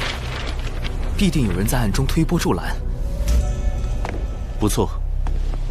倘若是龙族所为，其目的必是借机抬高身价，向天庭攫取更多利益。若是陆压，则是借此施压龙族。妖庭既然赠龙族交离，我天庭是否也需表明态度？不错，长庚爱卿，传吾旨意。天庭瑶池即将举办蟠桃宴，邀四海龙王出席。这场蟠桃宴就交给长庚爱卿，你来主持。小神领命。若龙族心甘情愿归顺天庭，吾便不举斩龙之剑；若他们还有一心不识天命，吾会亲去紫霄宫中，求道祖降下天罚，拿龙族试问。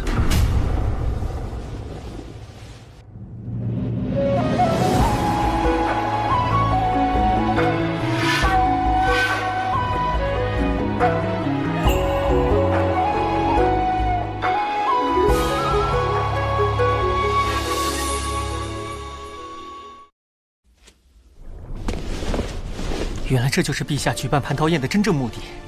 父王真糊涂，怎么能和陆压见面呢？教主哥哥，陛下定会猜疑龙族与妖庭勾结，有逆天谋位之嫌。而今龙族已是在悬崖之上，一步走错，蟠桃宴上怕是会粉身碎骨。还请教主哥哥救我龙族。我有一计，乃是攻心，施以强压，围海惊龙。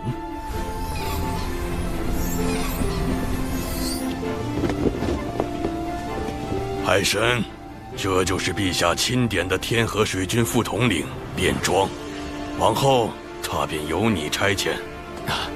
末将卞庄，愿为海神效追仙子，不是，愿为海神效犬马之劳。这个卞庄怎么看起来不是很正常？无妨，请卞统领率10万天河水军前往四海操练，扬天庭之威。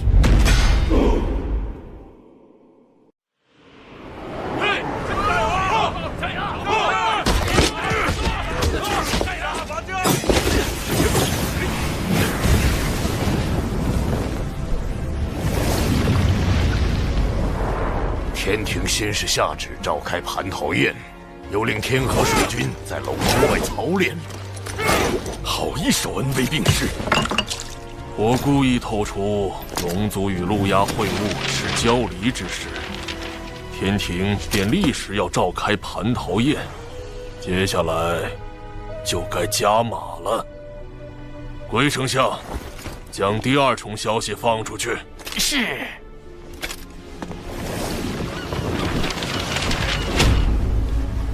长庚爱卿，你有何对策？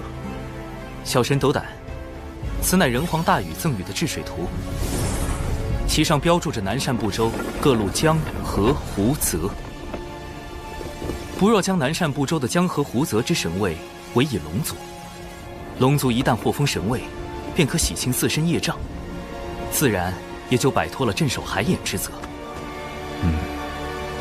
这样一来，南赡部洲水势皆纳入天庭管辖，亦可补天庭神位之空缺。但这些神位对龙族而言还是太少了。陛下，小神听闻天庭神位历来有轮换一说。吾若将这批龙族神位设为1000年一轮换，便可册封更多龙神。终有一日，龙族将不再需要镇守海眼。妖庭开下空头支票，天庭许诺分期付款。这圣旨上已盖上印玺，若写上文字，旨意便可立刻凝成。你立刻将这道空白圣旨带去龙族。陛下，您若在此时给出空白圣旨，万一龙族在蟠桃宴时进一步抬价，或是妖庭又有变故。的确，长庚爱卿真是深谋远虑。这样吧，你将这大禹治水图带去龙族，告诉他们，此图上江河湖泽，皆可分封神位。小神领命。总算成功引导玉帝分封神位，不但天庭藏有底牌，龙族那边还能获得更多神位，对峙妖庭也更有把握。唉，这下应该算是打消了玉帝的猜忌吧。长庚爱卿，可愿收个徒弟？啊！龙吉，进来。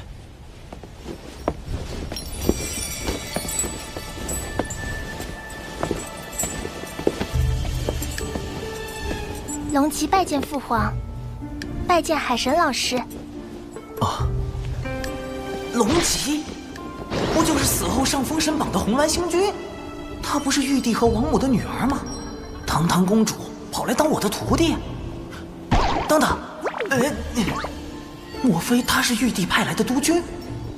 玉帝根本没有打消对我的怀疑。承蒙陛下厚爱，那小神就厚着面皮接下这份差事。以后龙吉就跟着老师混啦。老师出门做任何事的时候，记得带上龙吉哦。果然是督军没错，往后行事还是要更加稳健，避免引起玉帝猜忌。南州有多少江河湖泽，我龙族便有多少神位，还能轮换。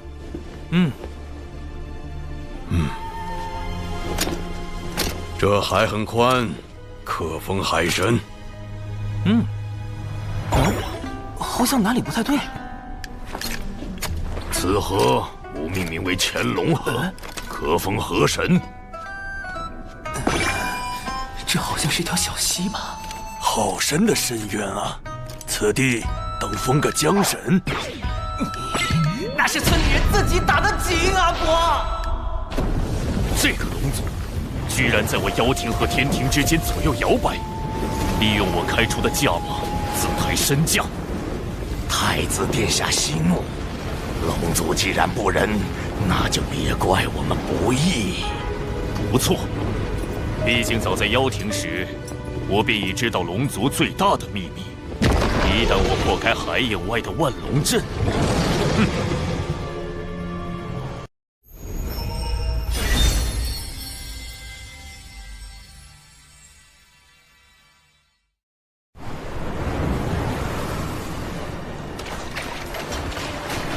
天庭和妖庭争龙之事愈演愈烈，玉帝要借蟠桃宴收龙，陆压必有后手。仓促之下，我只准备了98个应对方案，但愿能起到作用吧。经禅倒是上道，竟愿将西方教安插在龙族的内应派来，供太子驱使。蟠桃宴在即，我迟迟不肯合作，他当然着急。只是没想到这内应是敖氏，见过太子殿下，这是您要的东西。很好，不过我还需要你在蟠桃宴上再做一件事。事成之后，你就会是四海龙族的王。敖氏定不负太子所托。龙族这么爱自抬身价，我就让他们抬个够。抬到身价飞涨，抬到昊天发怒，那时天庭将成为我妖庭最锋利的刀。与您会面之事，不知怎么传了出去。明日蟠桃宴，天庭怕是要逼龙族上天。各位叔伯放心，妖庭绝不会弃各位于不顾。蟠桃宴你们想去便只管去。倘若加入天庭是龙族最好的选择，我陆压也会举双手赞成。但若是在天庭待倦了，妖庭随时欢迎四位叔伯。陆压太子顾念旧情，是个好人好妖啊！想当初，妖庭如日中天，可是将我等尊为客卿，位列2阶正神。天庭就让我等听一个4阶海神之命。相比之下，我更倾向妖庭。巫妖大战后，妖皇帝俊、东皇太乙接连陨落，妖庭百族四分五裂。哪怕陆压靠着妖庭太子的名号能重聚百族，又有几分把握对抗天庭，对抗天道？说到底，妖庭许诺的好处虽多，但风险也高。天庭开价不高，但胜在稳健。总之，有妖庭保底，龙族不会吃亏。明日且去蟠桃宴，看看天庭是否加码。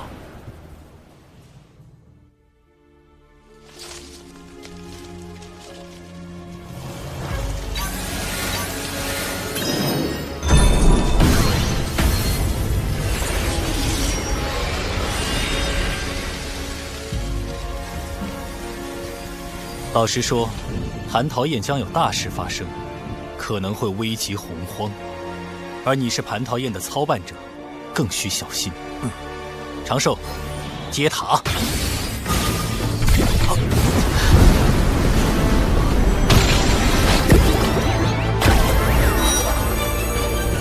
天地间最强的防御至宝之一，天地玲珑玄黄塔，真是熟悉的安全感。放开心神，让本塔把你元神也护上。谁在说话？想啥呢？麻溜的，让本塔进入元神。咱是暂时借你用一下子，别以为就你这点道行就能使唤咱了。上次本塔一缕为能，就保了你小命儿。这次大爷亲自罩着你。他能说话？本塔是天灵灵宝，懂什么是灵宝？还快！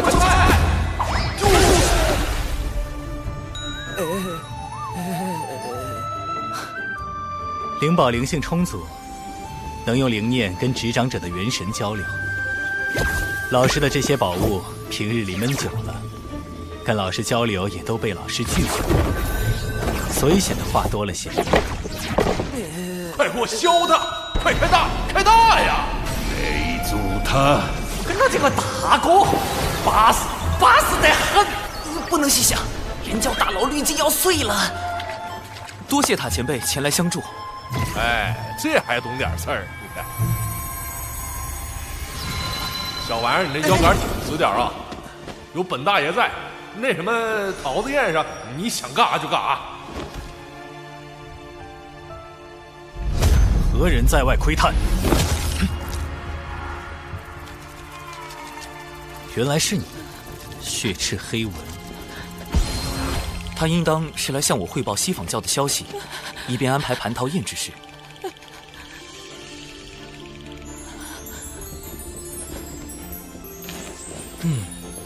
我如今是越来越放心，让你来处理咱们人教事务了。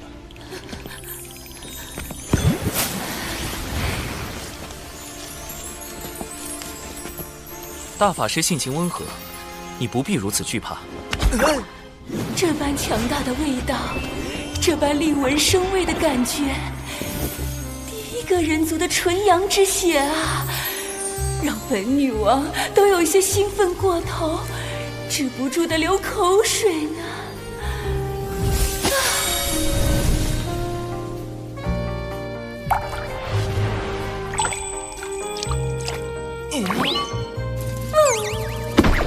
冷静点，说人话。金蝉下一步有什么计划？撺掇龙族继续抬价。这是想激怒玉帝，发兵四海，强行收拢。到时龙族就会主动投向妖庭。龙族想坐地起价，必是笃定天庭要招揽他们。陛下要掌握话语权，不如回避蟠桃宴，冷落龙族，以此先挫掉他们的锐气。原来你没那么重要，就是爱卿驯龙的第一步。好，吾听你的便是。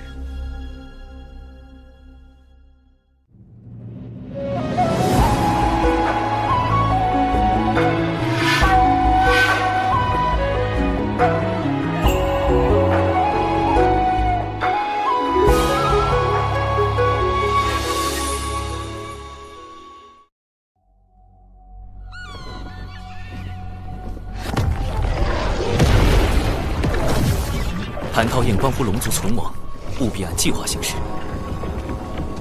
参加蟠桃宴者，还请呈上请柬。表弟，连表兄也认不出吗？啊！请柬不慎丢失了，我这便向玉帝告罪。请诛邪连天剑。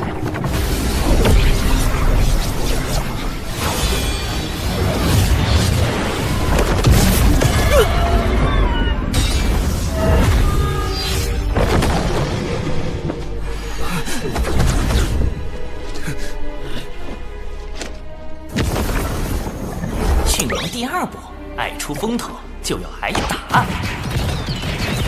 我龙族从未受过如此欺辱。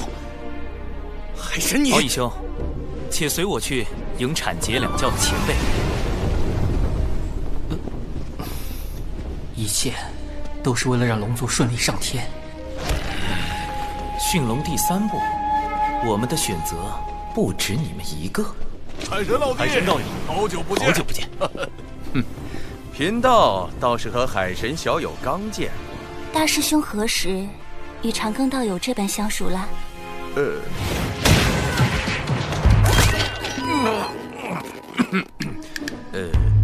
寻宝偶遇。海神老师人脉之广，当真是产劫两教通吃。海神将我等晾在此处，却与道门攀谈，这是何意？难道龙族只是天庭的备选？他们最想合作的其实是道门。既然天庭无意与龙族交好，此宴不去也罢。天庭招待不周，还请见谅。吾给诸位赔礼了。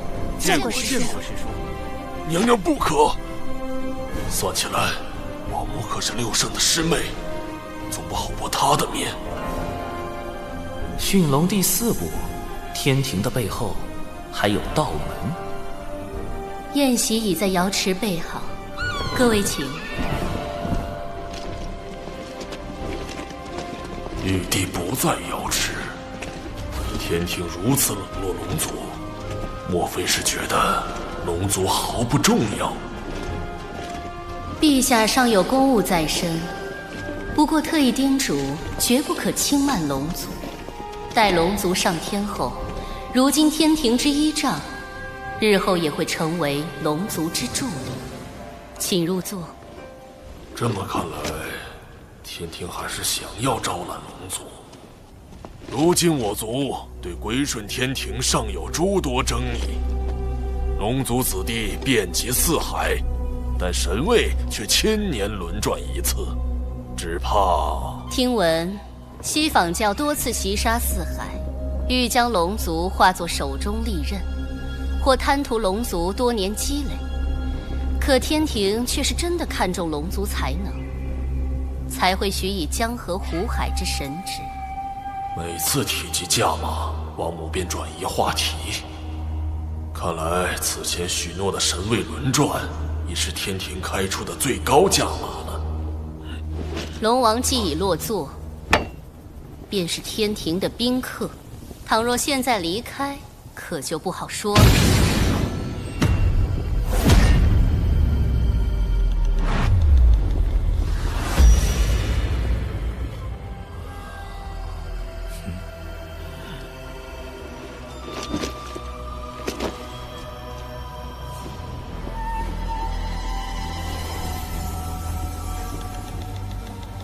天庭这是打算逼龙族效忠？西坊教愿助太子一臂之力。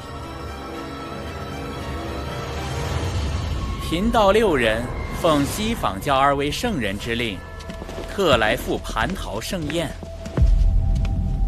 王母与6圣是同门，自然不会厚此薄彼。道门弟子能入，我等自然也能入。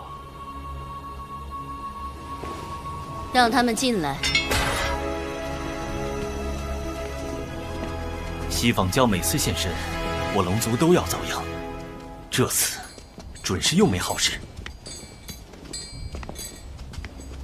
西坊教来的真是时候。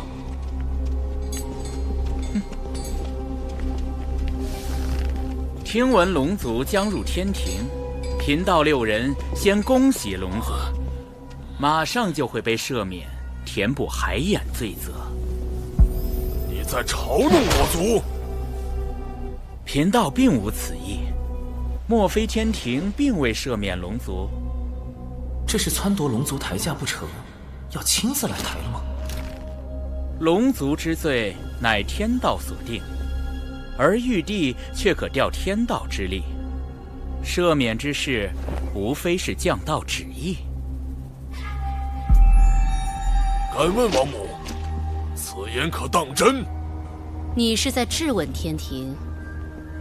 这里可不是四海。王母对龙族动了杀心，白莲在逼天庭选择，降旨是让玉帝冒着失德之险对抗天道，不降，龙族定心生不满，不愿效忠。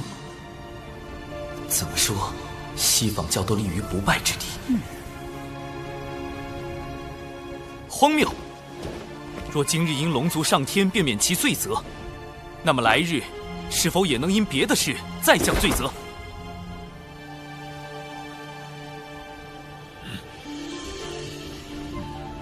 远古时，龙族打碎洪荒，累积万灵生死，自然要罚。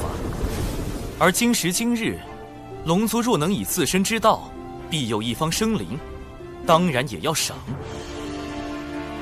还是海神老弟会说啊！如此赏罚分明的天庭，才能令洪荒幸福。龙王以为呢？海神此言，振聋发聩，是无一时糊涂，在王母面前失仪了。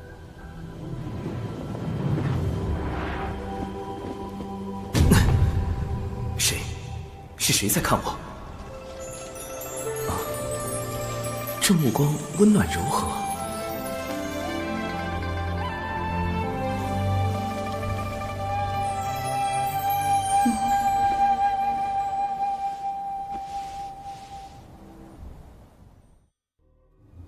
如今天庭唯有海神一人想要保全龙族，连王母也对他们失了耐心。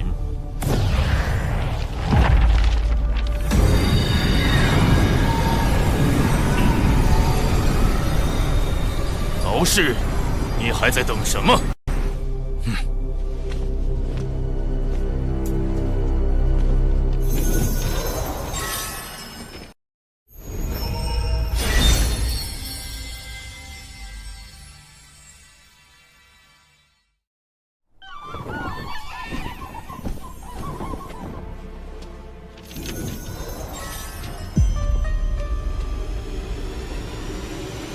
长庚爱卿说的对，无知天庭就是要公正无私，赏罚分明。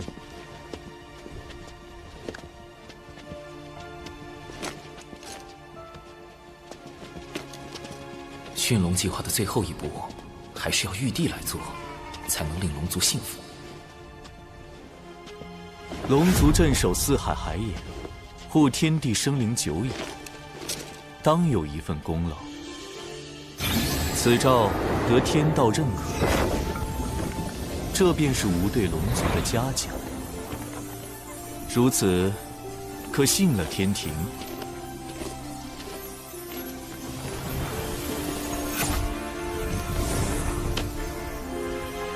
龙族上天在即，白莲等人却没有异动，一切太过平静，反而不正常。我总感觉危机正在逼近。龙族上天已成定局，哪怕杀了海神，亦无济于事。你以为我要杀的是海神？不，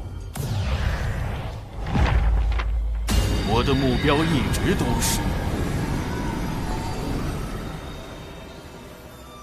瑶池内定然还有潜在危险，危险到底来自哪里呢？产劫两教和天庭都是我安排的，西方教也没有动静，一定是龙族，没有异样。教主哥哥，怎么了？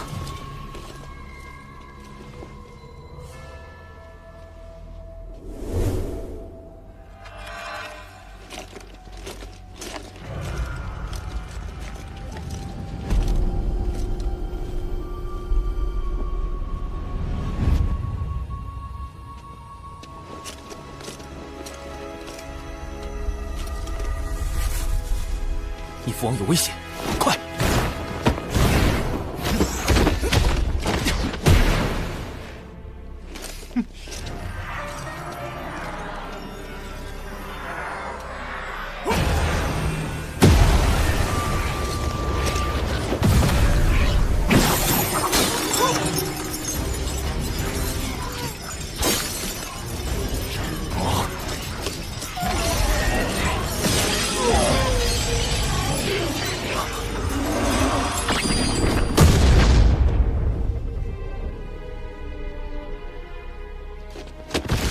父王，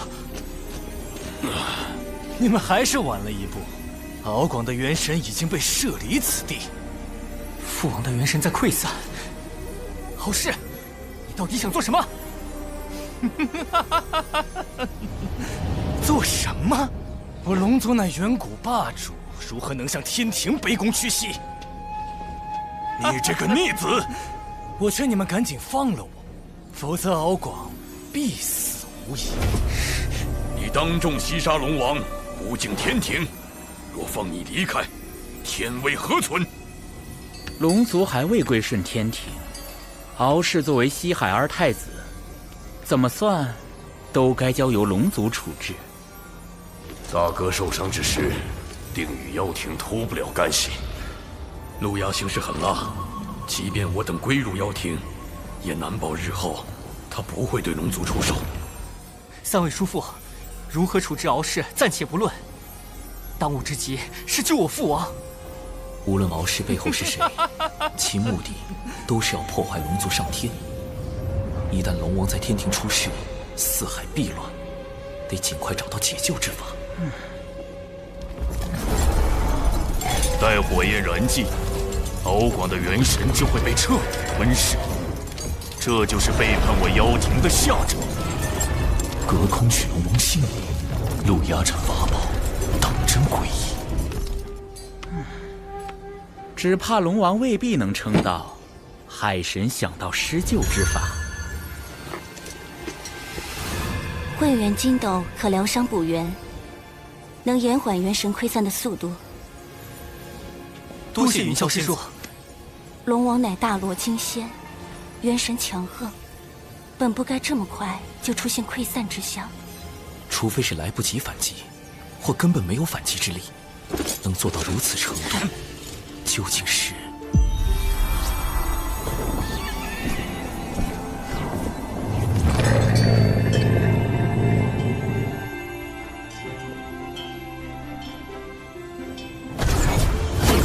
一件法宝。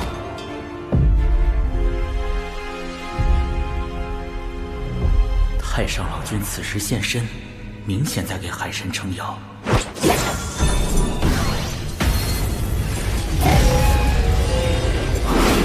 陆压的钉头七剑书，洪荒最阴毒恐怖的诅咒法宝。施咒时，先以摄神符将对方元神摄入书中祭坛，慢慢焚化，中咒者痛苦不堪，直到元神被钉头七剑书彻底吞噬，诅咒方算完成。得赶紧找到此地，救出父王。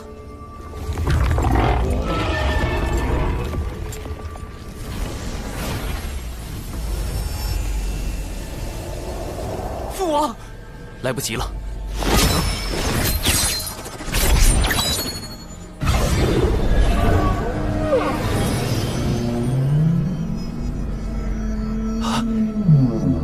这是在磁铁城争抢的那件宝贝。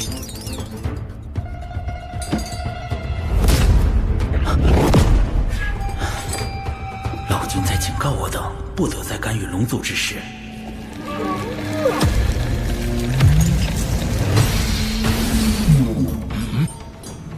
落宝铜钱能落出先天法宝外的任何非兵器类法宝，包括钉头七剑术。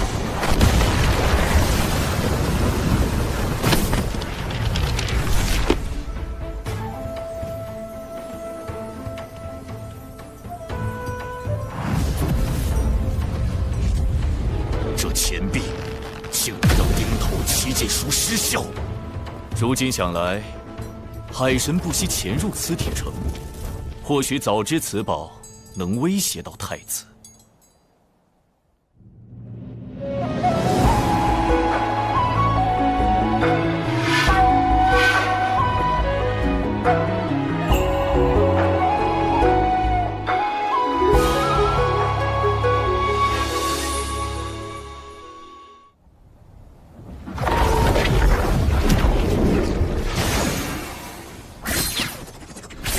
落宝铜钱已暴露，陆压定会有所戒备，日后再想对付他就难了。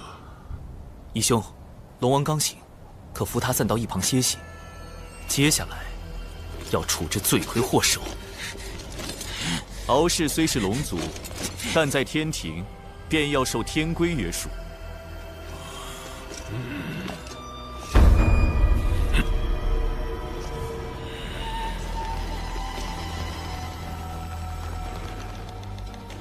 敖乙听令，着天兵将敖氏拖去天罚殿，斩龙首，变神魂。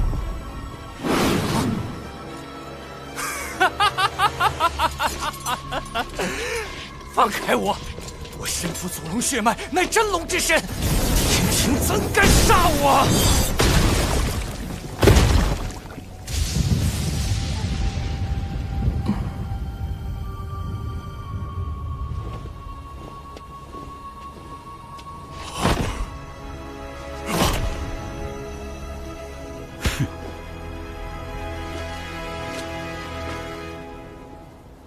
这次多谢海神出手相救，敖氏犯上作乱，弑杀亲族，哪怕回到龙宫也是要斩的，否则种族威信全无。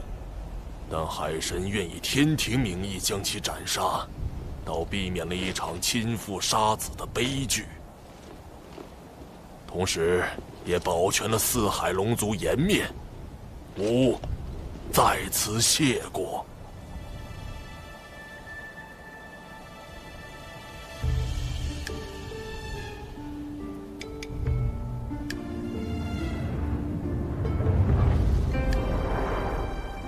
幸得天庭不弃，吾敖广，龙族之族长，愿率四海龙族归顺天庭，扬天庭天威。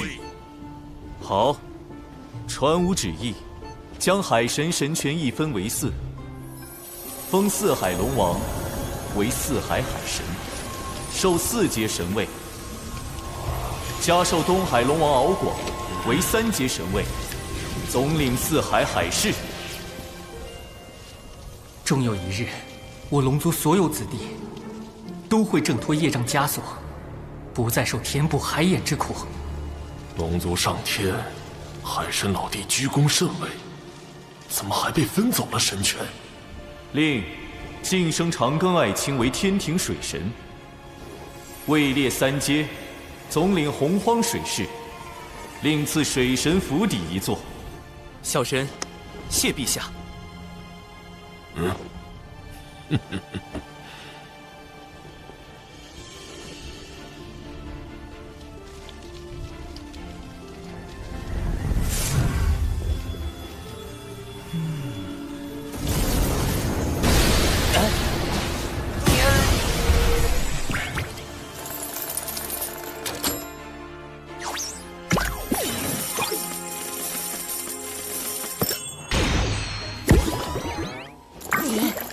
什么功德是天罚的形状？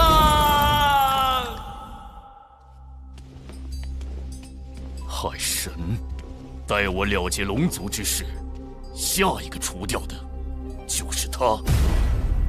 想必太子已拿到那件能够摧毁龙族的东西吧？敖氏给你传了不少消息啊。知己知彼，不就能更好的配合太子？这是最后一次警告你，不要来干涉我的事。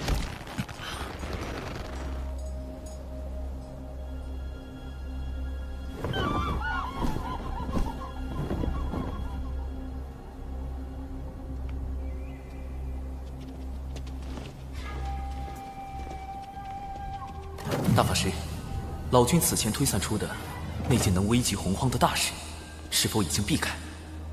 没有，而且危机已经在逼近。西方教和妖庭还有别的谋划？龙王节哀，不过我需要查看一下敖氏太子的元神记忆。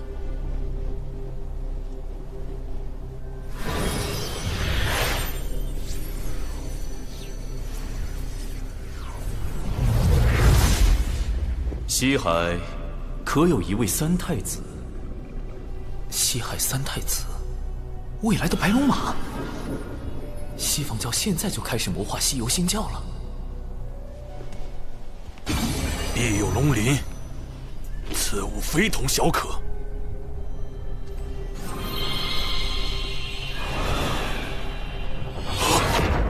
必有龙鳞给了陆压，逆子！你就将龙族卖给了妖庭，那不是用来锁定杀龙者元神的吗？如今敖氏已死，龙王还找他作何？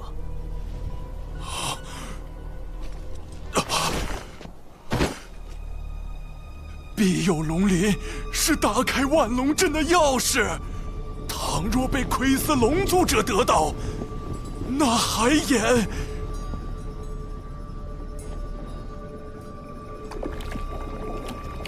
禁古时，妖庭便已知晓龙族所有秘密。庇佑龙鳞，能庇佑龙族，亦能毁掉龙族。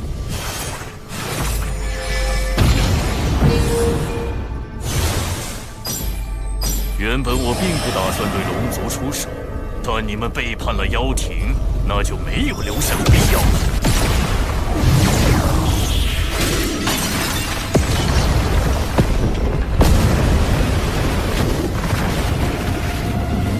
万龙阵已破，海眼就交给你了。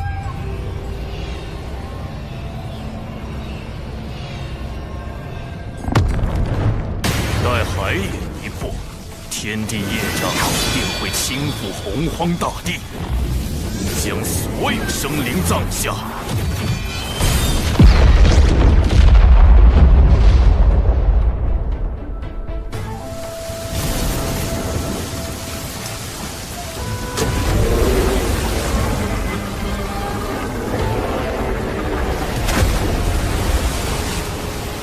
海眼开了。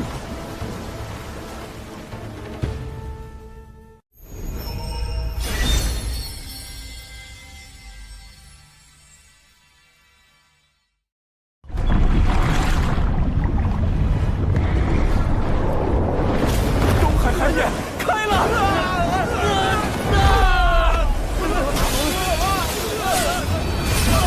陛下，东海海眼被破，有一人向南逃窜。手持神秘法宝，隐匿身形，无法判别身份。东海的远古战龙已命填海眼，损伤惨重。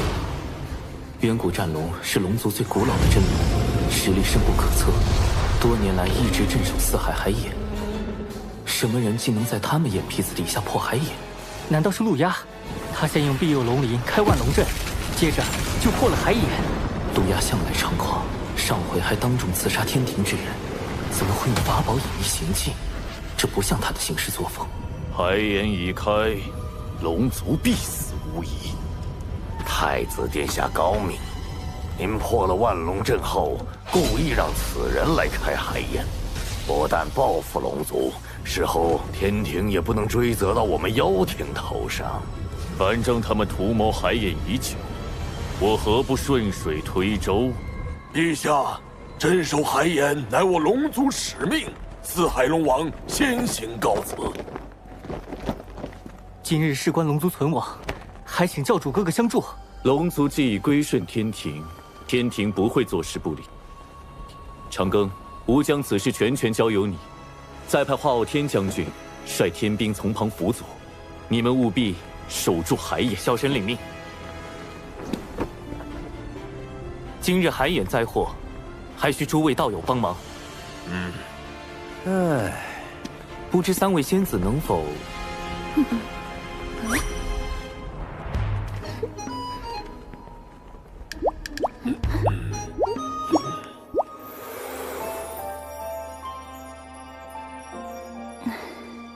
多谢云霄仙子，那我与云霄仙子随东海龙王前往东海平息海眼。万龙阵被破，作乱之人不会轻易收手。北海就交给公明道友、碧霄仙子、琼霄仙子防守。此人很可能要去开南海海眼，我去南海拦他。木工，你率其余天兵天将前往四海救援遭难凡人。看来他们已经中计，大部分人手都去了东海。此人倒也有些巧思，故意留下线索指向南海，而真正危险的是西海。有那件法宝在，西海海眼，你们要怎么守？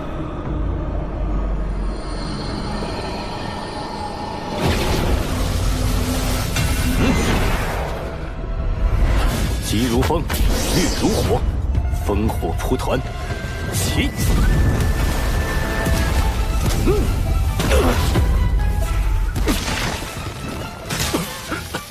我当是什么法宝？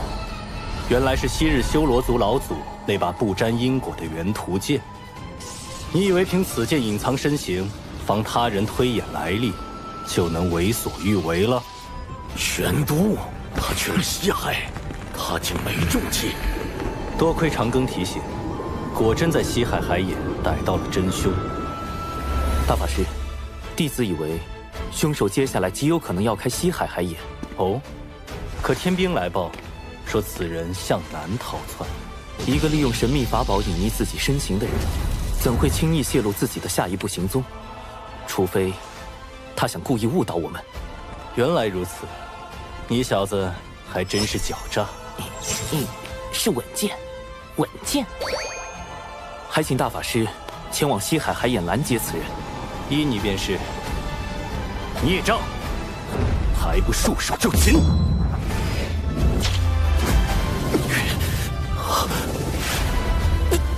乾坤遁法，银汉迢迢，移星换斗。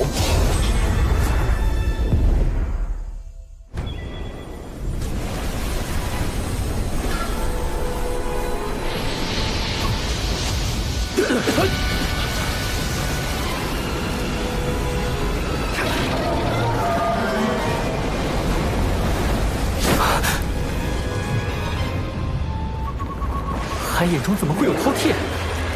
这并非真正的饕餮。海眼开启，必须龙族以命相填。任何他族之人靠近，海眼中的业障便会凝成此类凶兽，将其阻拦。看来我们必须先解决凶兽，才能设法填补海眼。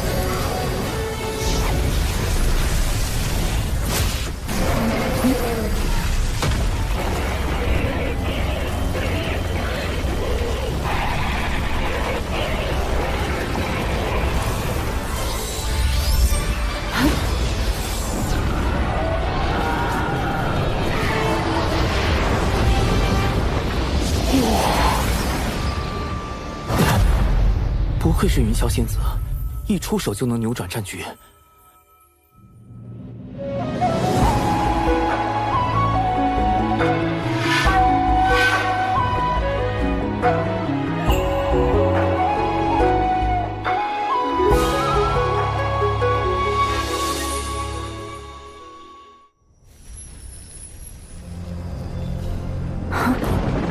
那是又来一只混沌，莫非海眼中的业障能不停化出凶兽？若真如此，恐怕不等将凶兽铲除，我等就要先法力耗尽。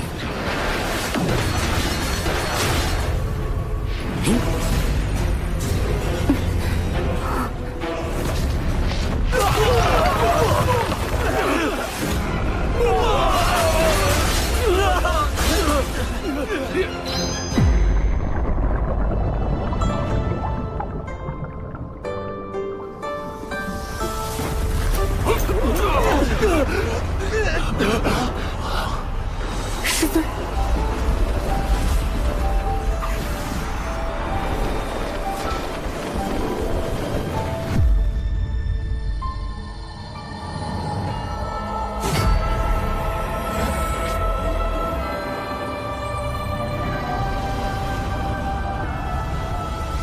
仙域真境必有经，三峰宝剑号清平。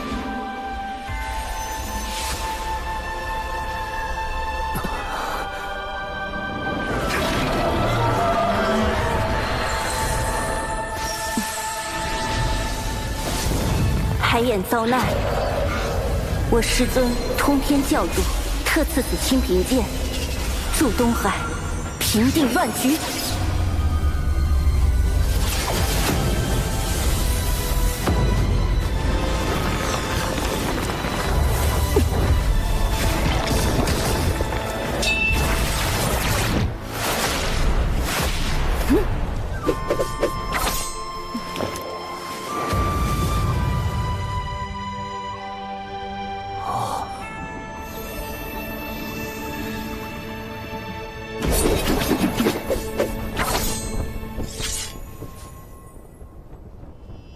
长庚，太清圣人，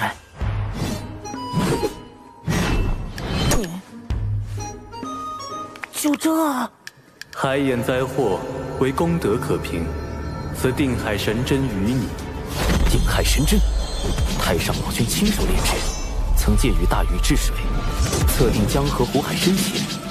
今夜就让这件功德法宝再平定那回东海暴动。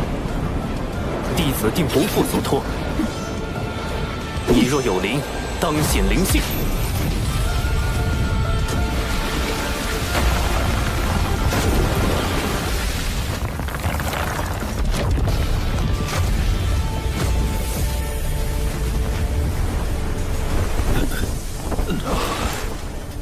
这是定海神针上的功德金光。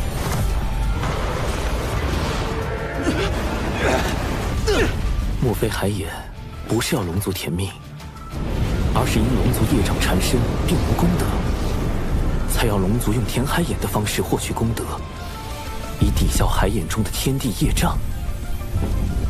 太上老君所言功德，原来是这个意思。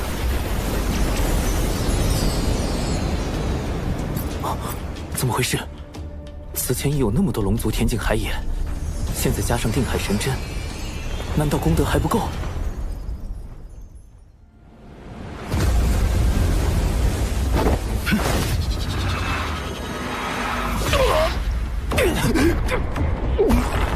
那是功德灵珠。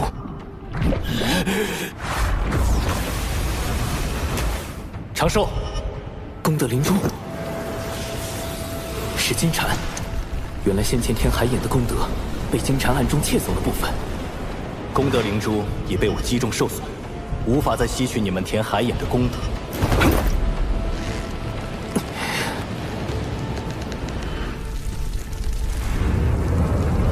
看来现在只剩下一个办法。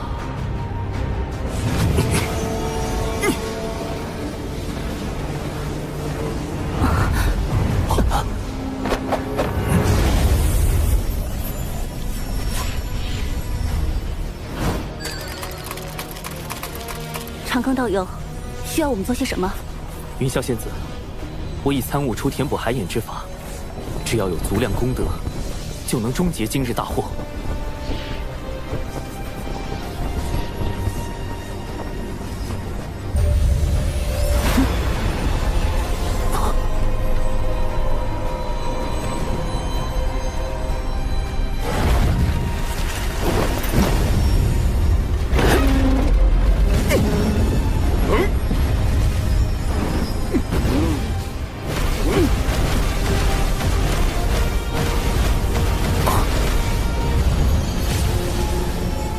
分守各海的三教道友，请速来东海，注入功德，即可平息海眼暴动。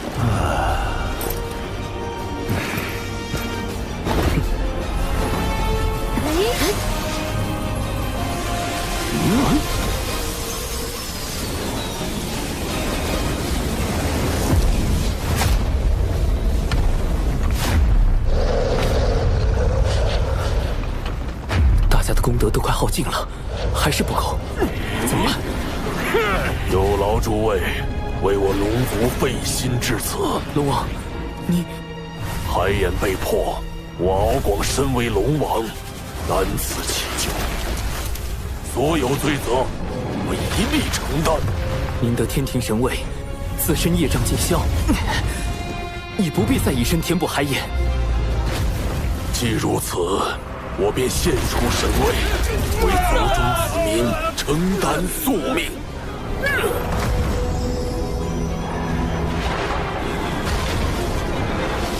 父王，我敖以愿替父献出神位，护佑东海龙族。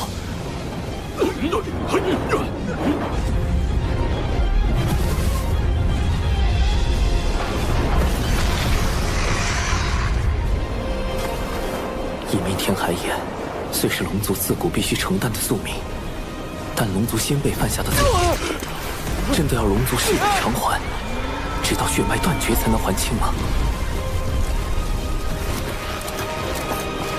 啊！若天道不管，我该怎么办？剩下的交给吾来做吧。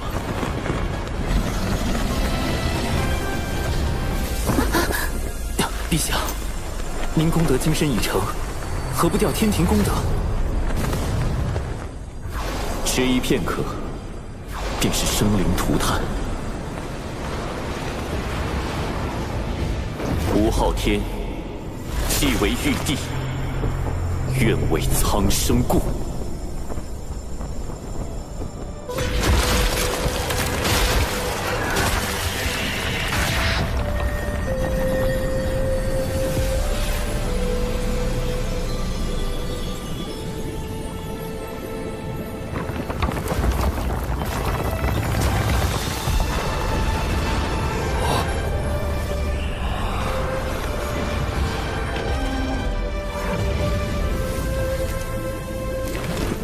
水神大人，那位天将是？他是玉帝陛下器重的一位将领，名为华傲天。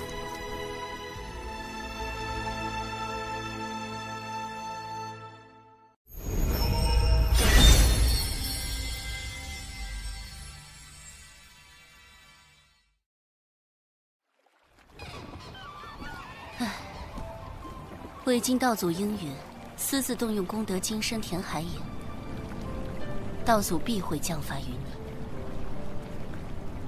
师妹，你可还记得道祖将吾等立为天庭帝后那日？吾等从前只是守门童子，哪里做过什么帝后？天庭空空荡荡，吾不知自己该做什么，也不知这玉帝之位具体为何。今日你可明了？玉帝周旋，吾心有恨意。吾天庭之四海，何以被妖天余孽如此欺凌？大能动辄兜转乾坤，吾须去约束；天地与生灵，吾须去掌控。吾知天庭便是要让强者不可恒强，弱者可安天命。师妹，儿可愿随吾前行？前路漫漫，愿与师兄执手共剑。风有徐徐，也有静寂；云有舒卷，也有注记。既已还有祸害苍生，吾必当还之以雷霆。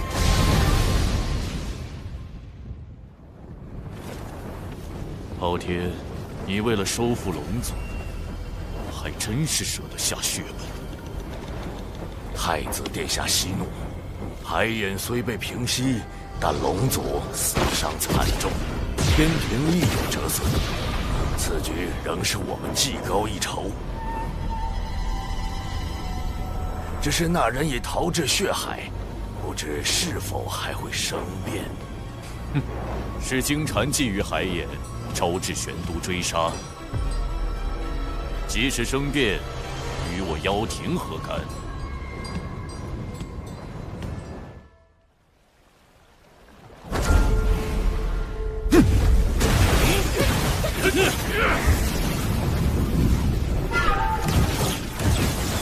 金蝉开启海眼，其罪当诛。若修罗族要做他的帮凶，贫道当以同罪论处。血海不枯，修罗不死，玄都大法师能奈我何？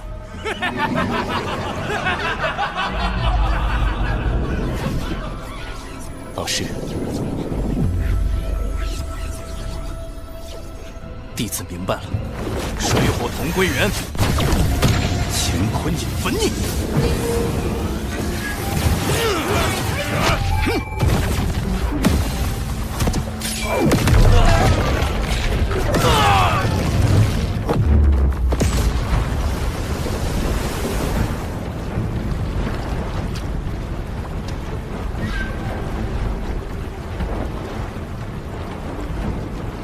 不好，金蝉利用修罗族拖住大法师，趁机逃脱了。你回去后继续盯住金蝉，这是重通三头蜘蛛丝，可以辅助你监视他的行踪。大法师，有位线人能暗中助我们找到金蝉。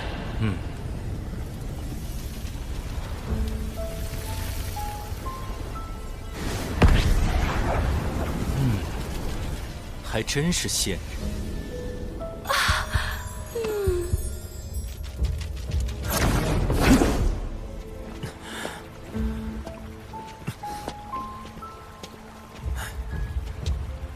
文静，金蝉可有何异常？他身上的功德之力在急速增加，几乎快要凝成金身。怎么回事？他竟没把功德灵珠上交给西方教，就自己偷偷用了。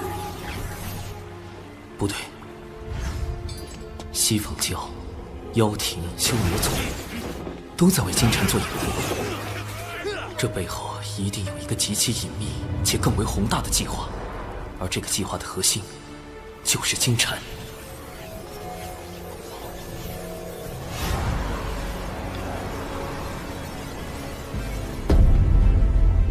西海可有一位三太子？金蝉在找西海三太子，白龙马，加上他自己。西游，一旦金蝉修成金身，转世后的灵童便是取经人。西行之路一起，西方教大兴必成定局。麻烦啦！我填在东海的定海神针，不就是大圣未来的金箍棒吗？怎么封神大劫还没开始，西游就要登场了？难道西方教要提前大兴？道门要提前出局？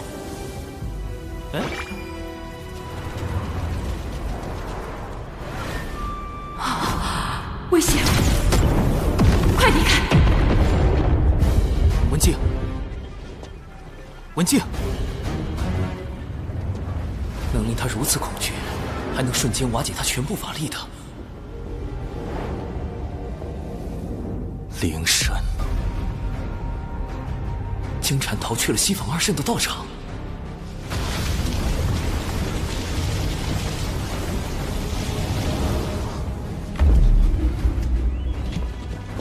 灵山乃西坊二圣清净之地，何人敢来生事？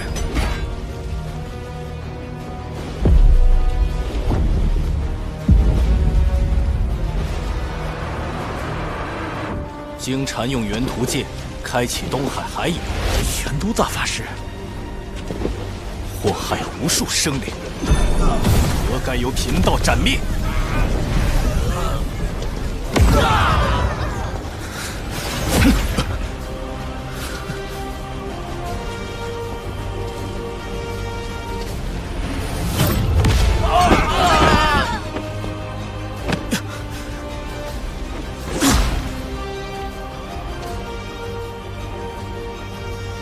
专题是书，为何阻我？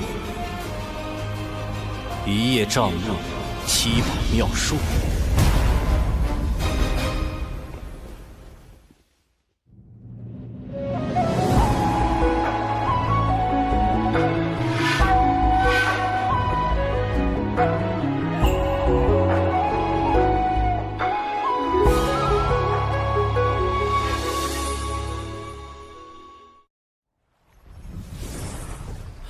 大法师这么快就杀去了灵山，还和西坊教专题圣人的七宝妙术刚起来了。经禅是西游的关键，西坊二圣定会全力保他。哎，太清老爷传消息来了，去灵山杀经禅，这就是太清圣人的破局之法。硬拼的话，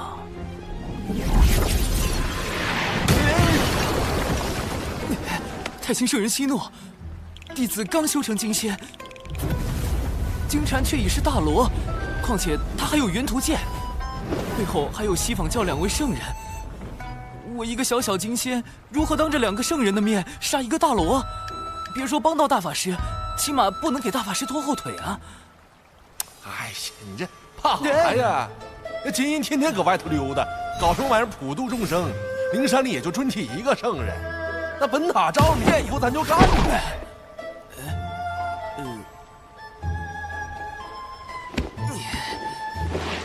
截图。好深邃的道语，这是？瞧真亮了啊！这是咱太清老爷的开天至宝太极图。图老大可是盘古开天神斧的符柄所化，能令地、水、火、风演化万象。图老大最呢，图老大最呢道，图老大最强，图老大牛逼！走，咱去消了那尊体那小混灾，给小玄子出气。啊，用老子等等喽，想啥腔调？十万火急，开启摇人模式。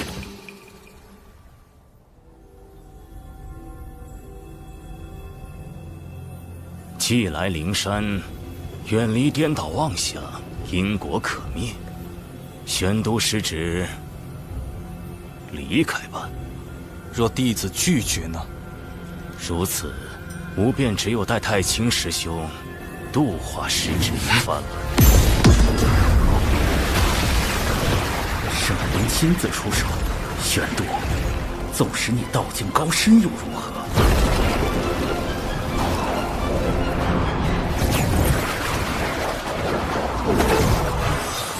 万劫化妙术，庄严明清。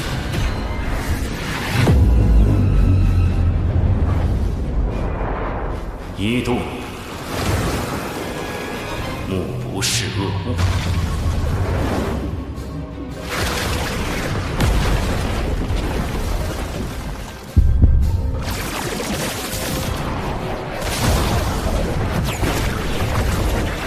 二度耳不闻恶声。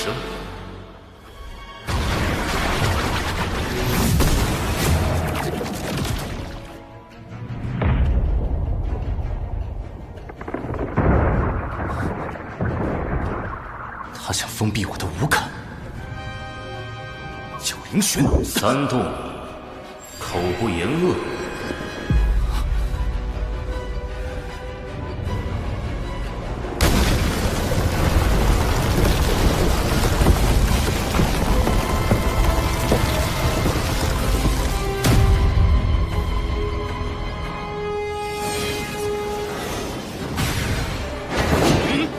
大法师，得罪。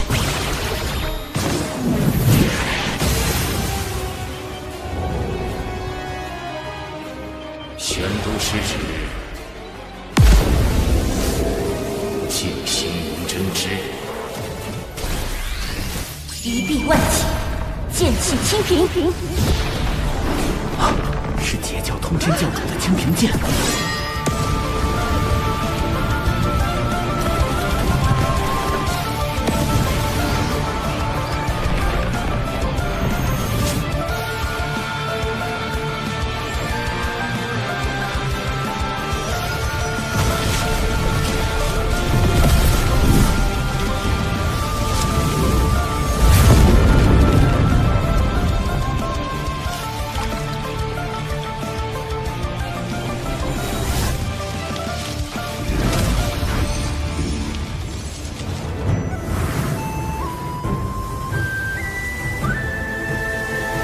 清平剑至，如通天教主亲临。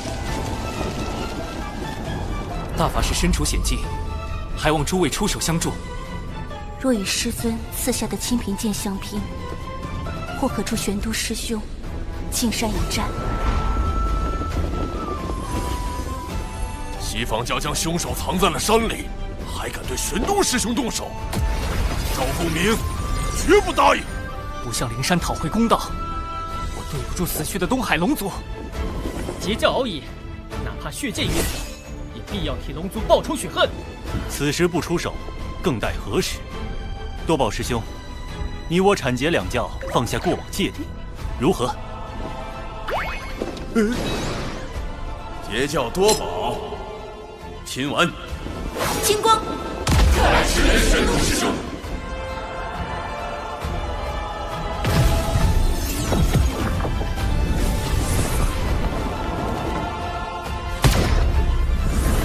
阐教广成子，奉师尊元始天尊之盘古幡，问责海眼事宜。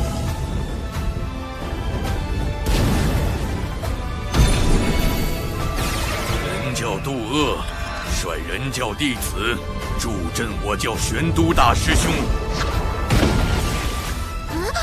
小叔叔传信说大法师摊上事儿了，大家跟着我一起上。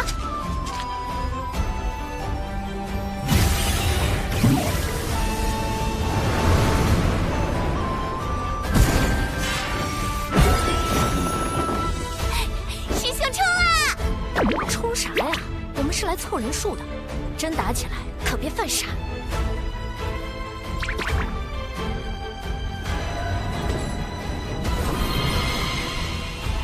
摇来的人越多，事情闹得越大，胜率越高。人教弟子天庭水神，领太清圣元，玉帝陛下法旨，前来相助玄都大法师。今日道门三教前辈俱在，我们何不以大义对灵山施压？只要三教一心，便可借道门三圣之威，震慑西方教圣人。冲啊！给他们看看我们人教的威风！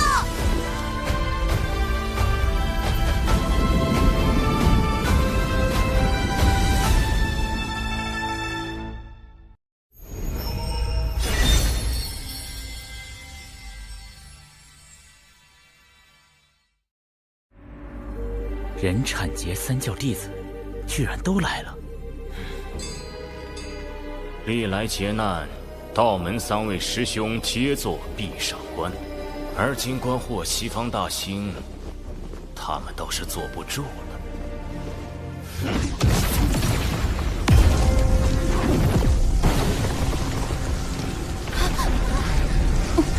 大家小心！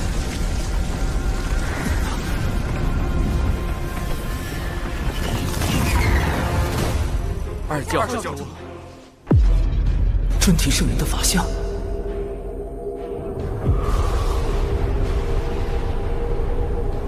这就是圣人的压迫感。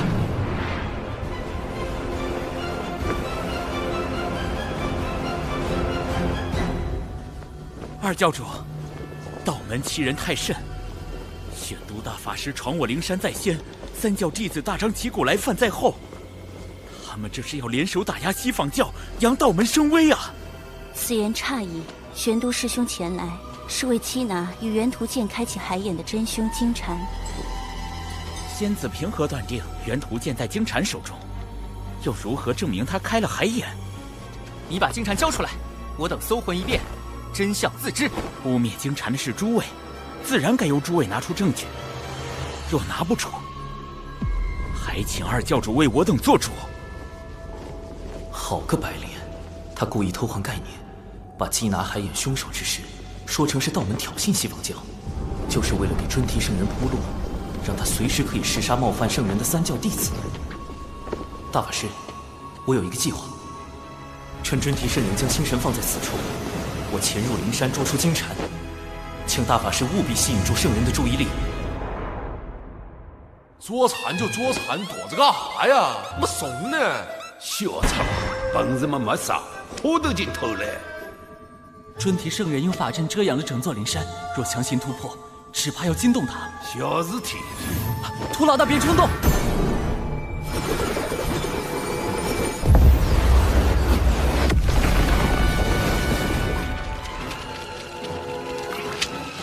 太极图的气息。大法师，快掩护我！春提师叔，我向老师借来一缕太极图微能，可推演出此间真相。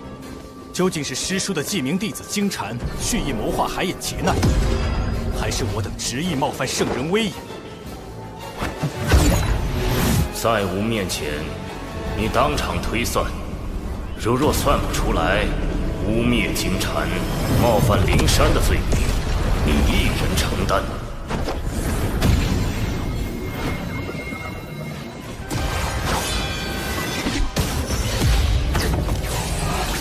依太极图推演，的确是元图剑祸乱海眼，但这与小金蝉何干？大法师，你如何能证明操纵元图剑行凶之人是金蝉？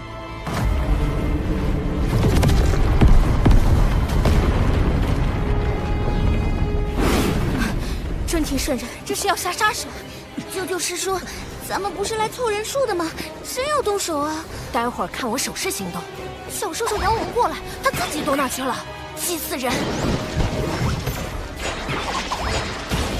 赤人军团入山巡查，快！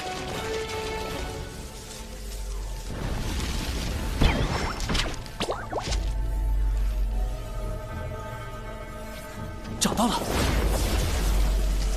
不好，他的功德金身就要凝成了，必须在瞬息之间斩了金蝉，不给他半点向圣人求援的时机。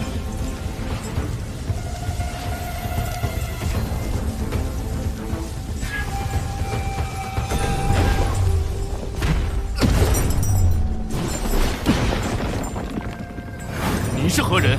我乃玄都小法师，奉太清圣人之命来杀你。人教太清圣人的开天之宝太极图，太清何时有多了位弟子？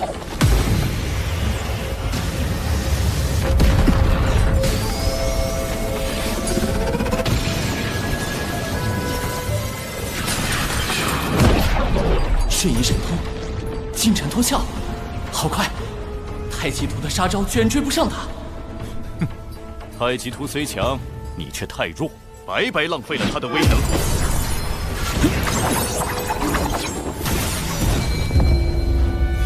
一气辟乾坤，混元小世界。凭空划破乾坤，开辟混元小世界，这就是大罗级别的神通吗？开！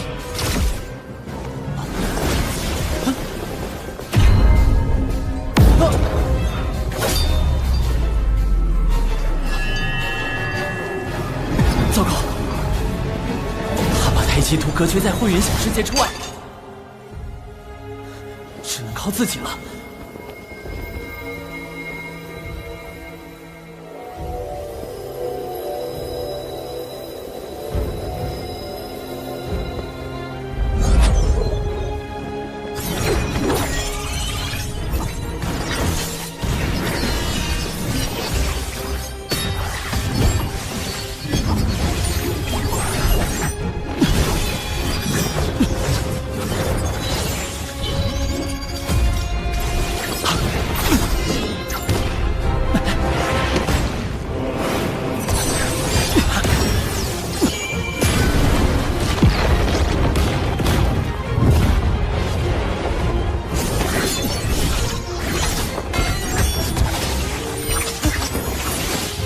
在我的混元小世界中，阴阳、五行、方位，皆由我来制定。我就是天地，根本无路可逃。必须得过了这个混元小世界。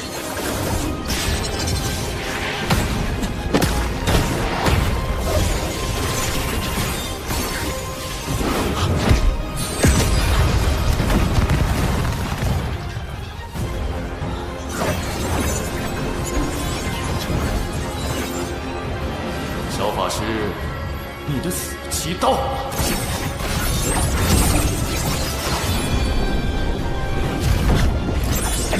72金仙境纸人，出！这些纸人，不对，你不是小法师，你是水神。纸人1队顺时针方向运动，纸人2队逆时针方向运动。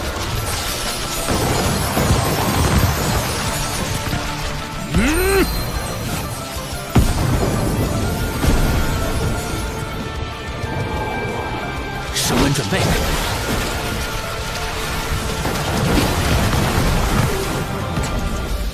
提速，提到光速，瞄准，撞击。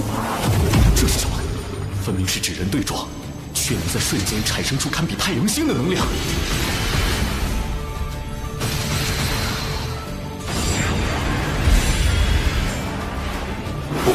不对，是人灵暴阵，黑洞。他前辈，护！太阳星在坍塌、爆炸。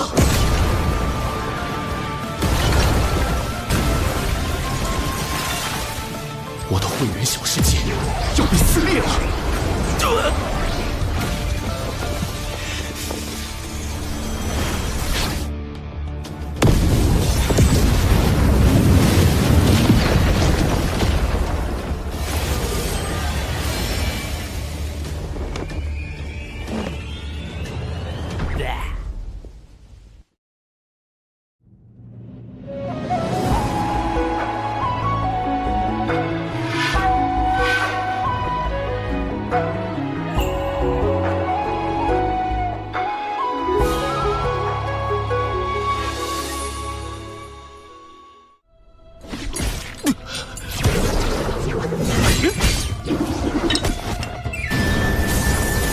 他受伤后，速度变慢了。趁现在，胡老大！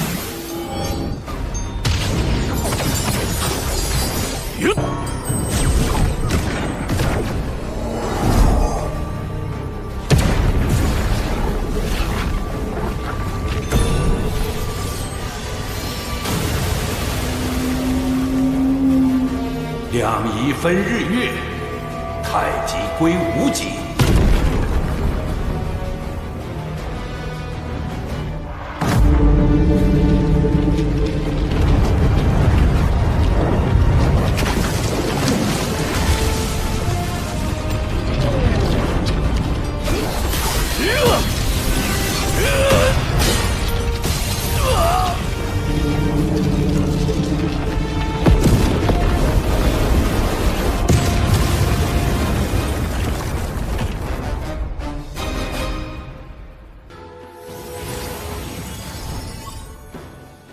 还没死透，赶紧补刀！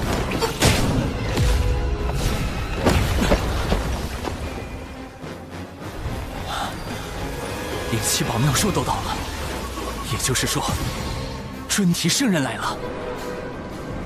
妄造杀孽，扰我灵山清净地，你好大的胆子！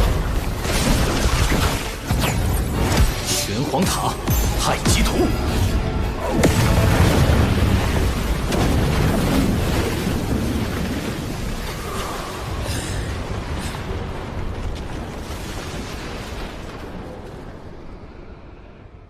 今日有我玄都小法师在，谁也伤不得敖乙殿下。是他。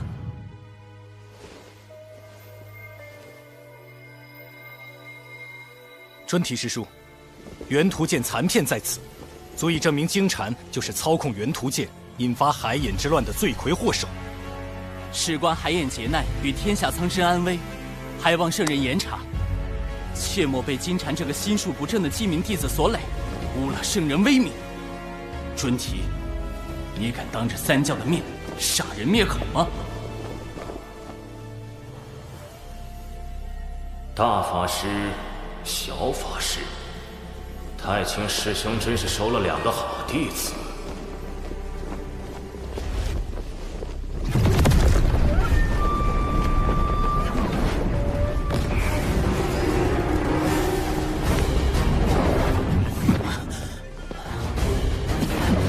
我们被圣人的力量逐出了灵山。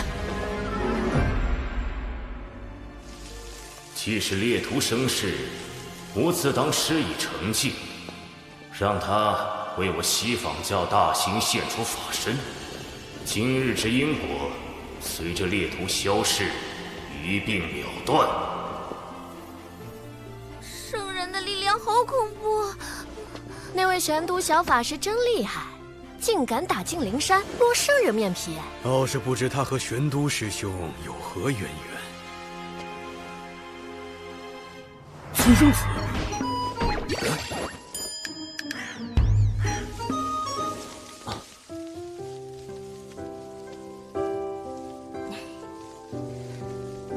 道友曾说，未成圣者，在圣人面前，终究是蝼蚁，不可大意。道友亦要珍重自身。他认出了我。多亏道友将那金蝉绳之以法，已感激不尽。是我失手，未能彻底斩杀金蝉。圣人神通高深莫测，绝非凭借至宝就可战胜。况且，你已然将金蝉打回原形，击进深陨道消，他即便恢复元气，也要上万年。西坊教想让金蝉转生成取经人，以西游之势大兴西方，只怕也要等万年以后了。文静，潜伏待命。都杀到灵山了，还要潜伏？水神想叫我做什么？这差事越来越刺激。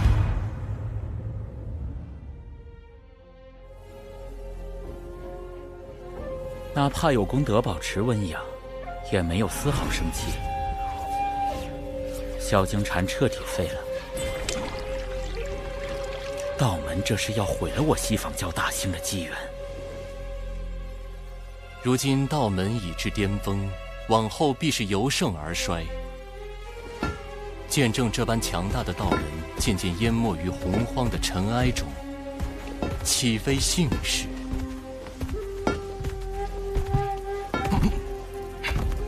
二师尊，机缘虽散，但因果未定。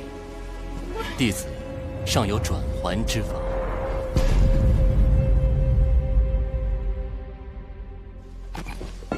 谛听，谛听，聆听万物心意。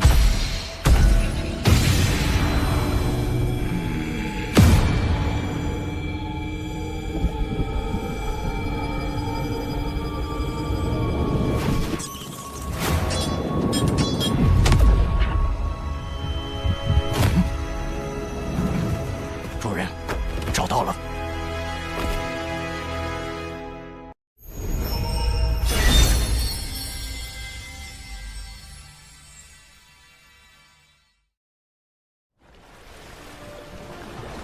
灵山一战虽未能斩杀金蝉，但亦震慑了西方。长庚爱卿辛苦了。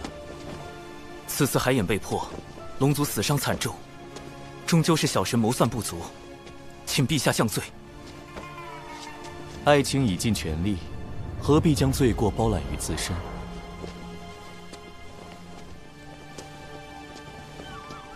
若要论罪，此战罪在妖庭余孽祸乱生民，罪在西坊教仗势欺龙，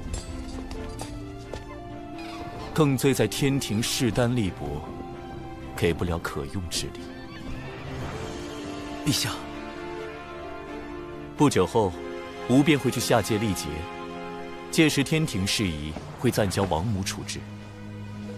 如今天庭刚刚步入正轨，又有妖庭在旁虎视眈眈，陛下此举无疑是将自身与天庭置于险境。小神斗胆，您可是有不得已的苦衷。果然，瞒不住爱卿。海眼破开之时，按天道之意，必须由龙族以命去天。哪怕龙族已归顺天庭，却还是得不到天道的垂怜吗？天庭本应顺应天道，但无以功德金身镇压海眼，违逆天道，自当受到责罚。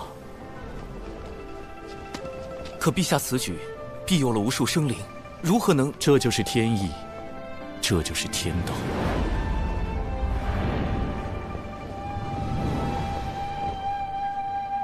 连玉帝都无法撼动天道吗？历劫一世，便是100年。陆压早知华傲天乃无之化身，而且他是妖庭太子，熟悉天道规则，下界之事瞒不过他。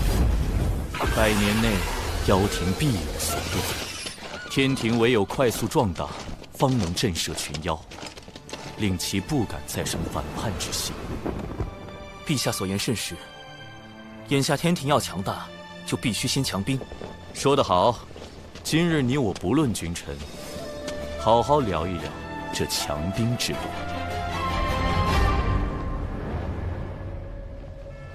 昊天私自动用功德金身填补海眼，必会被罚去下界。上次盗走红军拦我，是为保护昊天，而今昊天将暂离天庭，正是妖庭举兵伐天的大好时机。东西何时能练成？尚需100年。100年？那时昊天早已归位。不行，此物关乎伐天大计，必须设法尽快练成。西榜教地藏前来拜会陆压太子。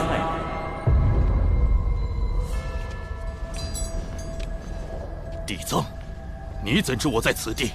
难不成西方教一直在跟踪我？贫道在3000世界及5部洲游历多年，自有寻踪之法。殿下，此人应是西方教结阴圣人最为青睐的那位弟子。据说他为感悟天地、亲近众生，遂踏遍3000世界，游访5大部洲，最终开悟明道，修得无垢道心。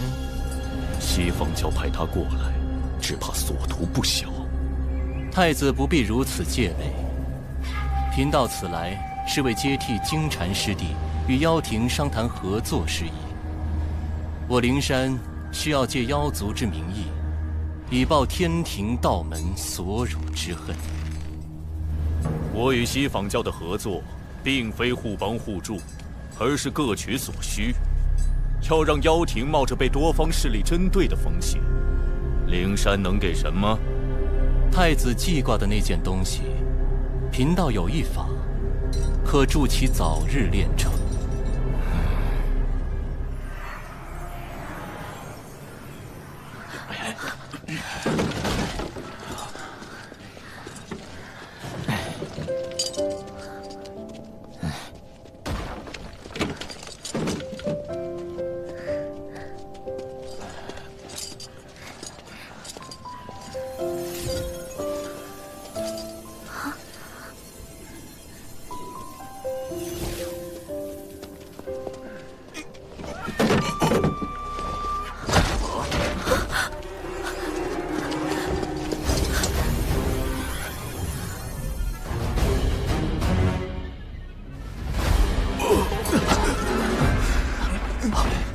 千米屋悄没声的就死了，还啥都没查着。再整下去，咱6道府的雾全没了。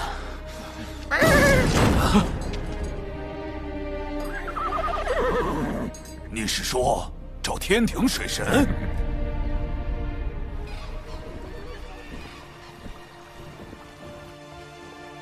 与陛下促膝长谈，总算完善了招兵计划，但高端战力空缺仍是大问题。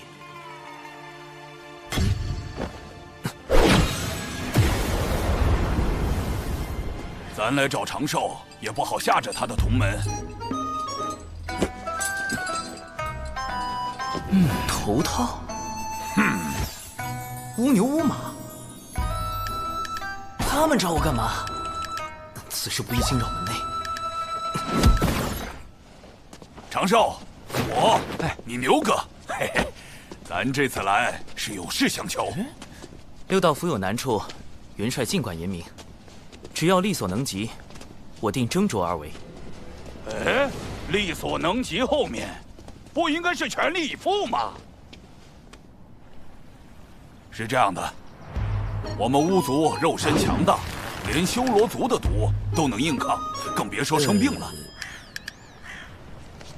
但最近常有巫莫名死去，蹊跷吧？修罗族一直与巫族打仗，这事有没有可能是他们所为？你们人教大法师刚虐了那帮杂碎，他们现在还泡在血海养伤。我们本打算乘胜追击，却不想出了这档子事，只能休战。我们此来是请你拜托水神，去跟天道求个情。元帅认为是天道在施罚巫族。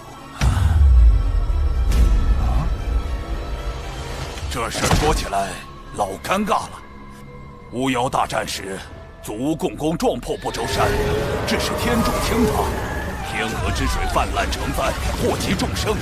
天地间满是散不去的冤魂。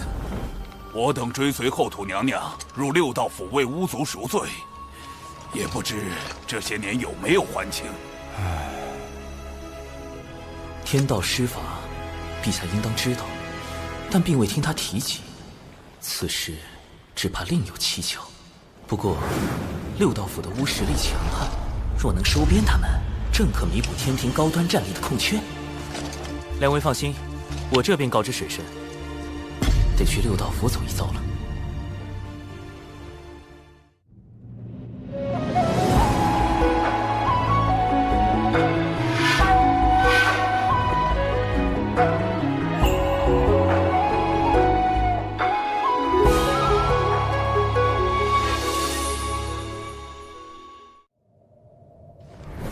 做兄弟，转生不避己。六道府欢迎水神。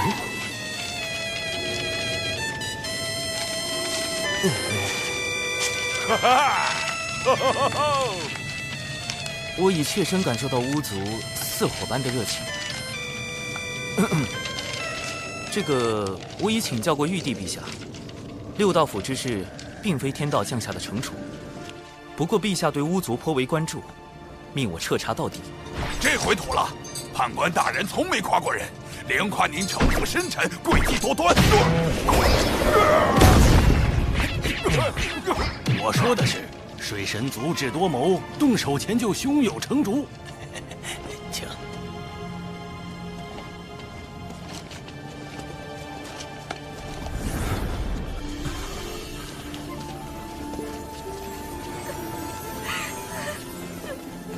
那桥也有巫出事了，快！如水神所见，这便是巫族现在的情况。看来，巫牛、巫马先前都是强作幻想。巫族的情况实在是不容乐观，没有外伤，也并非病症，这些都是突然就死了吗？我们排查许久，未发现异样。这才将其归于天法。这种情况持续了多久？最先出问题的是哪些巫？约有月余。最初只是些寿元将尽的巫，但后面死的远未到人书生死簿中记载的寿数。此事确实透着诡异，眼下只能一个个排查了。诸位，请检查一下六道府的水源、食物以及制衣材料。可有投毒迹象？出问题的是整个六道府，要覆盖如此大的范围，只有阵法。六道府内可有阵法痕迹？可否带我去看一下那些巫的死亡地点？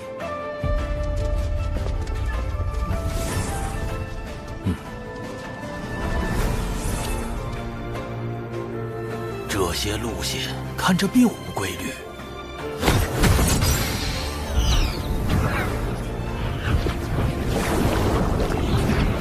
这里怎么会有精魄？阵法确实不在六道府内，而是在外面。那些巫的精魄经由地脉，被阵法吸到了别处。我进去探查，这里便交由各位了。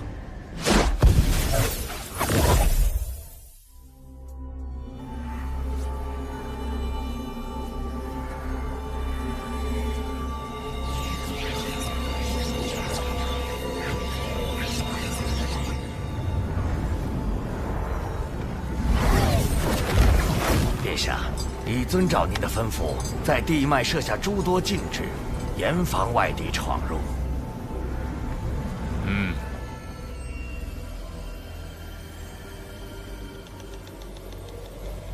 这条地脉是唯一一条连通六道府所有地脉的主干，巫族精魄也都归于此脉。沿着它搜寻，定能找到问题根源。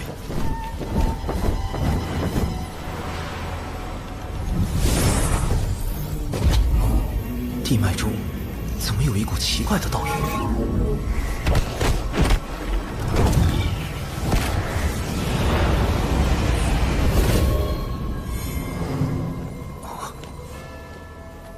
这里被改动过，似是接续了一段新的地脉。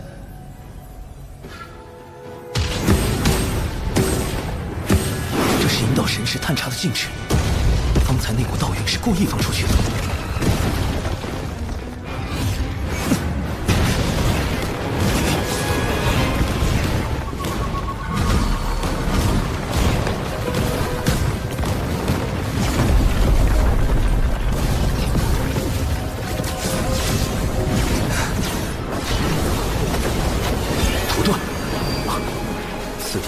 五行之力，用不了五行遁法。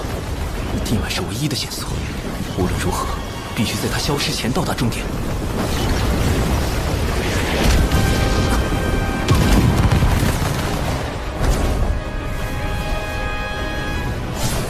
竟又接续了这么多地脉，如此大的工程量，足以证明此事非同小可。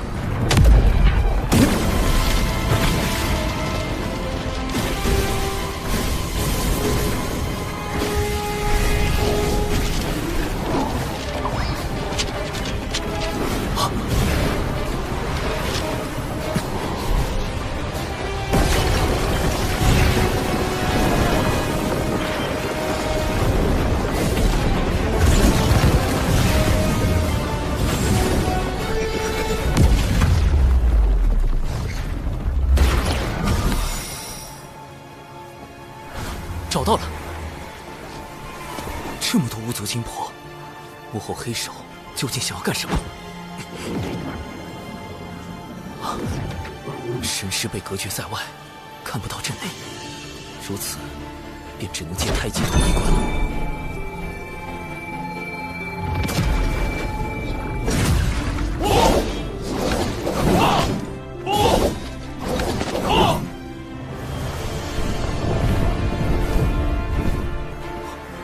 这是陆压的地盘，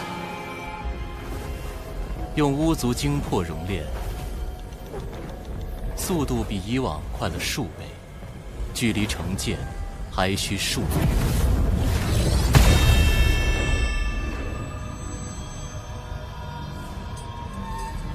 有噬天剑在手，便可无惧天道之力，破开天庭各大天门，杀入凌霄宝殿。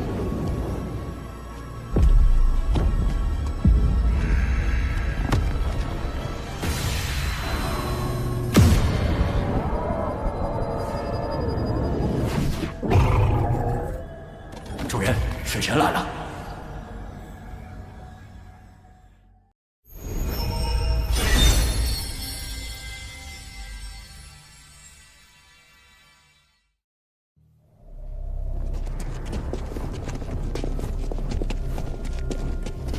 陆压在此处搜集了大量巫族精魄，还派这么多妖兵镇守，到底在谋划什么？要找回六道府巫族的精魄，我必须进去一探究竟。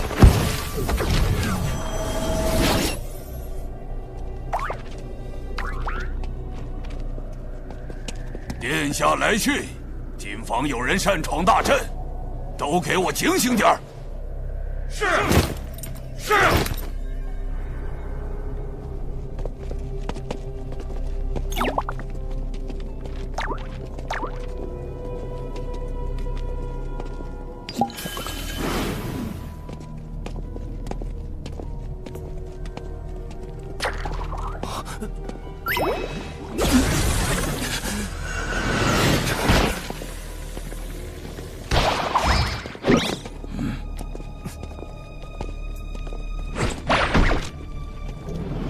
此地妖兵粗略估计有10万之数。看来上回我端掉磁铁成兵器后，漏牙反听的贼心不死，便在这里重新整饬妖兵。只是这与巫族有何关系？水神已进入妖生山。哦，我这坐骑唤作谛听，可探查万物心声，包括太子。水神潜入妖生山，且不说山外大阵何等精密，以我的神识也未能察觉，他怎可能探查？水神潜入妖生山，且不说山外大阵何等精妙，以我的神识也未能察觉，他怎可能探查到？谛听既有如此神通，为何不早些告知？李子，你故意将水神放入妖生山，这就是你们西方教的诚意？竟从一开始就在探听我的心声，好一个谛听，好一个地藏！若非眼下是炼制噬天剑的紧要关头，真想除之这个祸害。承蒙您看得起，竟然对贫道这坐骑起了杀心。谛听探查万物心声，不过是为了防护妖生山。这期间，虽说不慎听见了太子的心声，但说到底，也是在帮您呢。若您有办法屏蔽谛听的探查神通，那自是两全其美；若没有，恐怕还得委屈您一下了。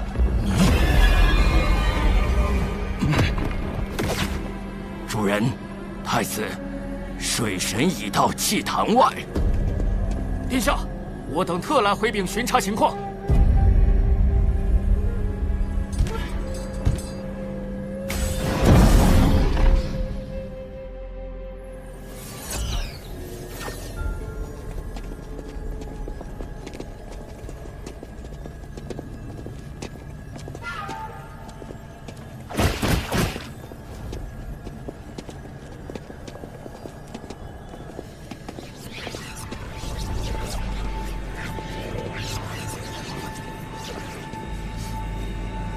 炼剑精魄，这里是个祭坛。路牙通过地脉吸收了大量巫族精魄，并将其献祭，用以炼制这把充满阴煞之气的凶剑。他为什么要炼这把剑？难道是为了对付天庭？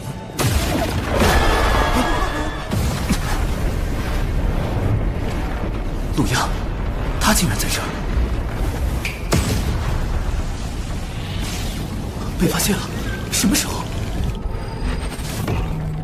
地底深处还有纸人。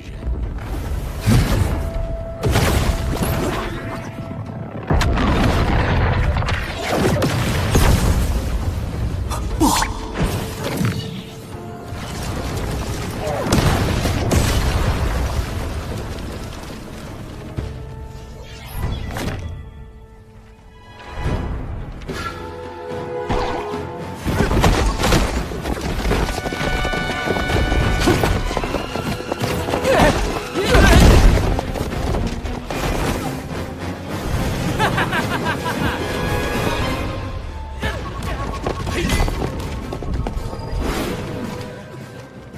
没道理呀！路亚的神识再强，也不可能找出纸人所有的藏身处。他怎么使？神识搜捕、视觉洞穿，还是听觉探查？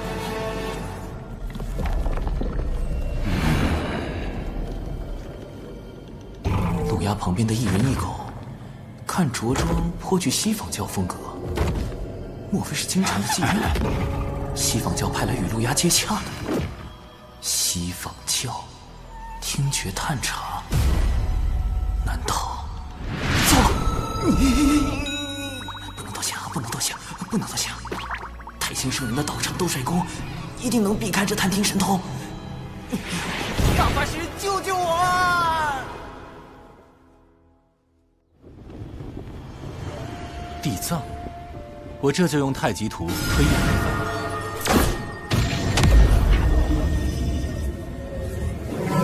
此人是西坊二圣最为看重的弟子，如今已迈入准圣界，刚从外游历归来。他有一坐骑，名唤谛听，可探听洪荒生灵之心声和对话。果然是他们！一想到西坊教有善探听者，我便立时想到谛听。此兽的探听神通极其厉害，《西游记》中他就曾凭此神通辨别真假猴王，也难怪我的指认尽数暴露了。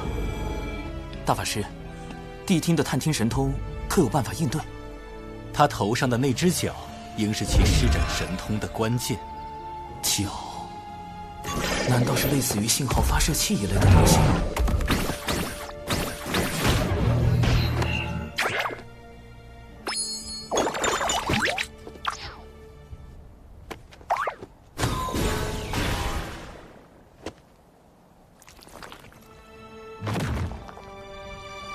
我有办法炼制法宝对付谛听，只不过渡仙门内恐怕不太安全。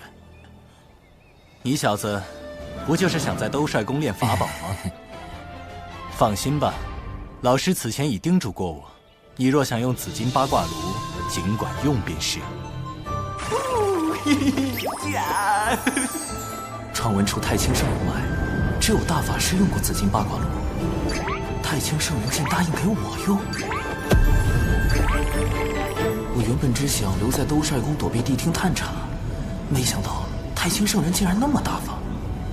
不止如此，太清圣人将紫金八卦炉借给我，代表了他对陆压炼剑之事颇为重视。看来此事不仅仅是涉及巫妖两族恩怨那么简单，背后恐怕另有隐情。谢太清圣人，谢大法师。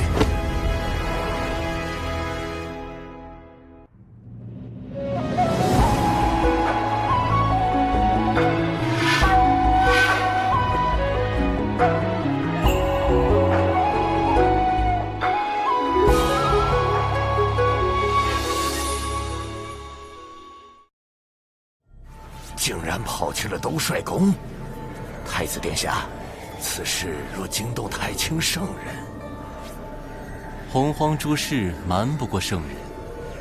之所以未及时出手，或是心中另有计较，或是不便亲自出手。水神既然求助兜帅宫，太清圣人必会提供不小的帮助。终究并非圣人直接出手，也许这便是可乘之机。太子放心，贫道还有一计，可助太子加速炼制噬天剑。倘若我打造出屏蔽探听心声的心声屏蔽仪，能否对付谛听？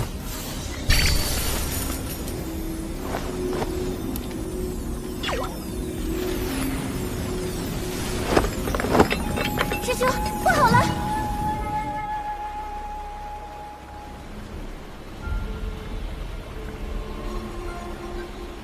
症状和六道府巫族一模一样，怎么连熊灵力也……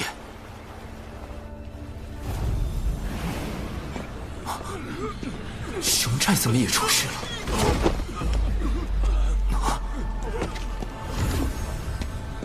陆压不是只需血巫的奸货吗？为什么连熊寨也……他身上怎么有巫的气息？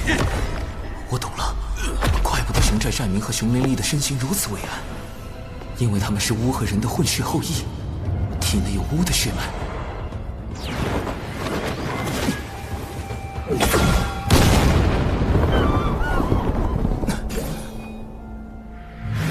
兜帅宫中一草一木，尽都内源无穷。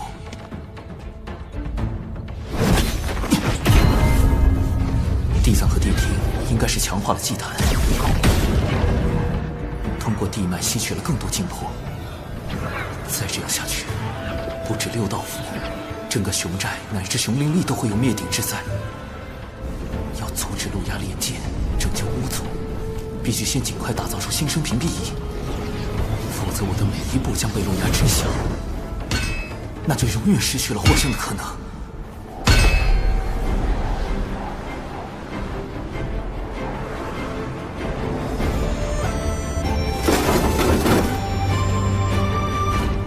成功了！新生屏蔽仪，能够阻止别人探听的法宝。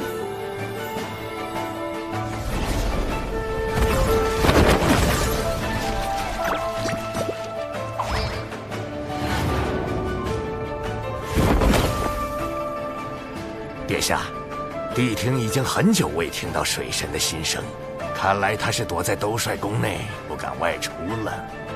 哼，谅他也不敢轻举妄动。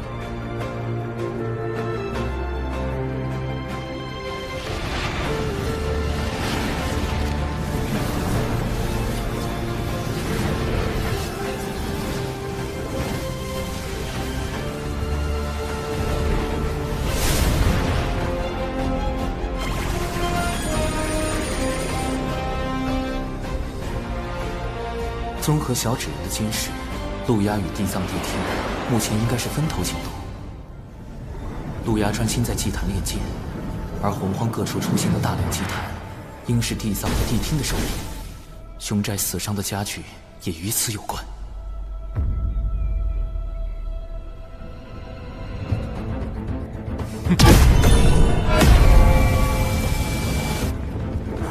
眼下重点仍然是阻止陆压炼剑。陆压现在半步不离祭坛，我不可能在他眼皮子底下动手脚。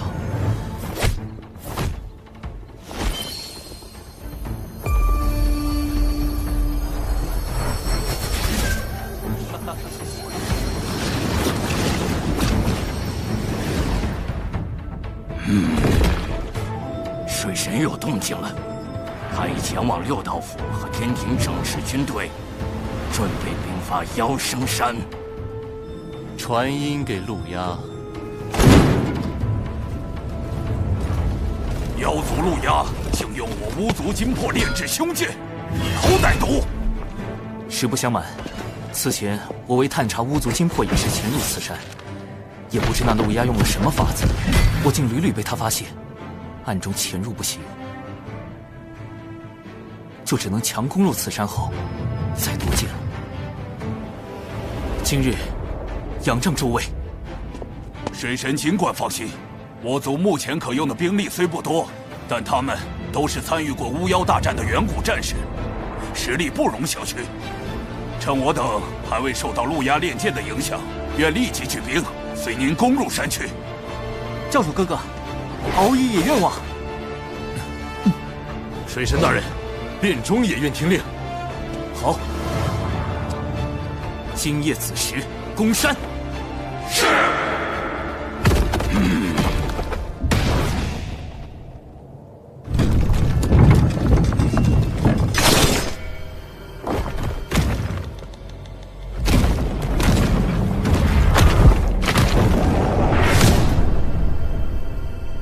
今夜子时攻山。殿下，水神这是走投无路，要明抢了。妖生山内兵力充足，我陆压何惧不战？这么久没听见水神心声，这下却突然要攻妖生山，谛听，你不觉得奇怪吗？主人，谛听不可能听错。如果他故意让你听错了，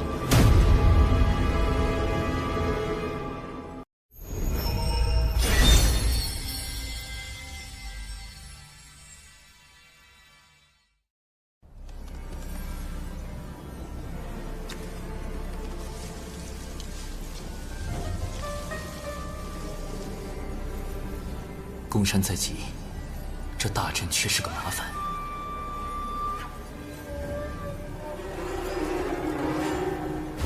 有敖乙在场，倘若我用太极图，恐怕会有掉马甲的风险。毕竟太极图和玄黄塔是玄都小法师的标配。此山外大阵十分精妙，难以攻破。我有一计。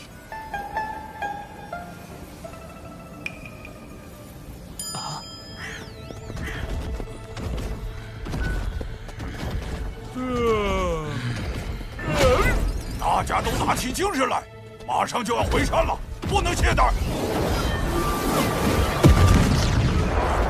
什么人？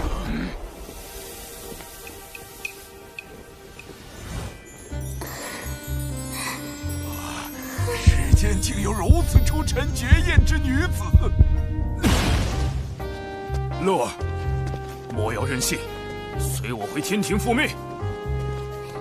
我的姻缘，我自己做主，我才不回去。这可由不得你。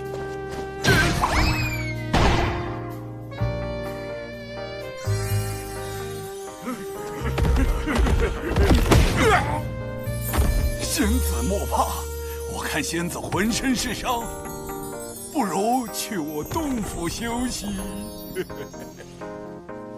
多谢。哼，敖乙兄，记住，现在我们是兄妹，你叫柯乐儿，我是你的哥哥，名叫……得取个姓柯的名字，最好能响亮点儿。柯什么呢？柯……有了，江南七怪之首。我叫柯震恶。届时我与你配合，以4级接近妖兵。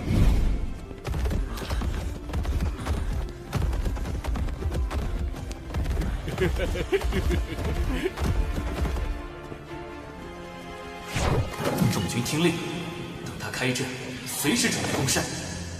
是。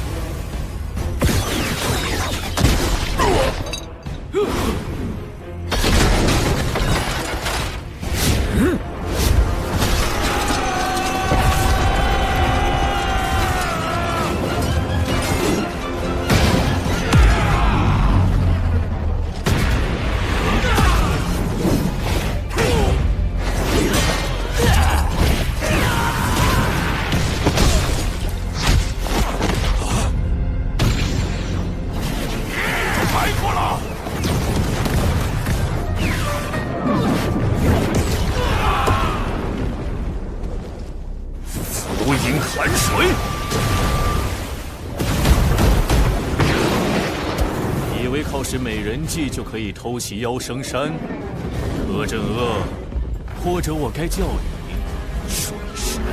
教主哥哥，他是怎么知道我们计划的？主人，御史前说进攻妖生山是水神故意误导我的，可是妖生山现在真的打起来了。他不可能毫无准备来攻山，只怕其中还有别的手段。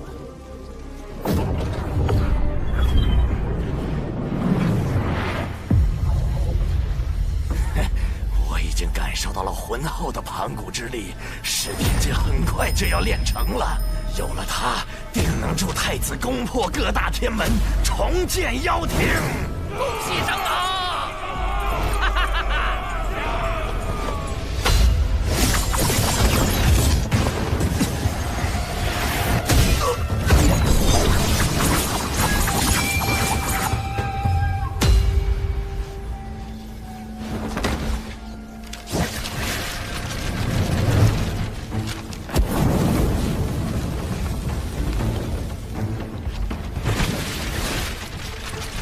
巫族乃盘古尸身所化，路牙通过性劫巫族精魄炼噬天境，是想借盘古之力对抗由天道之力所庇佑的各大天门。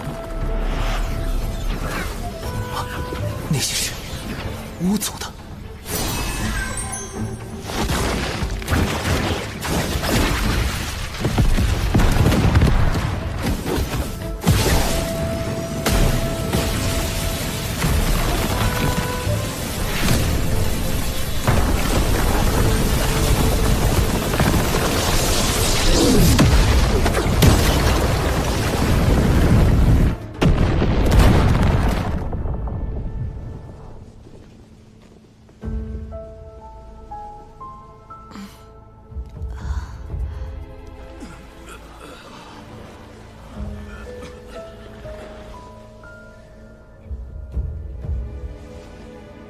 谛听很快就会察觉此处的异样，我必须抓紧时间。此剑关乎天庭，我不仅要重掌一剑，更要将其夺回。不好！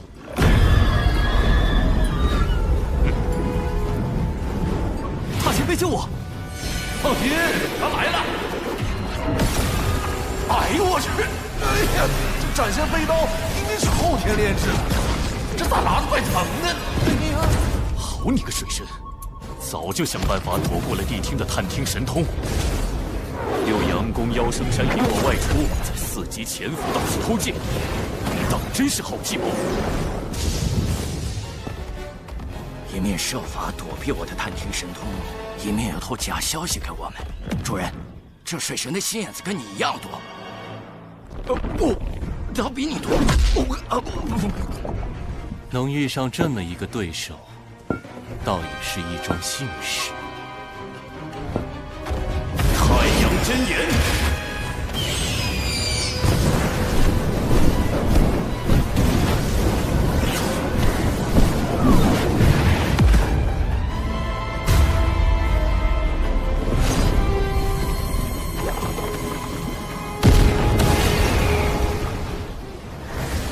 太子，您先设法夺回噬天剑，贫道在此处重建祭坛，等您会合。这个西方教，关键时候一点用都没有。主人，你是让陆压自求多福吗？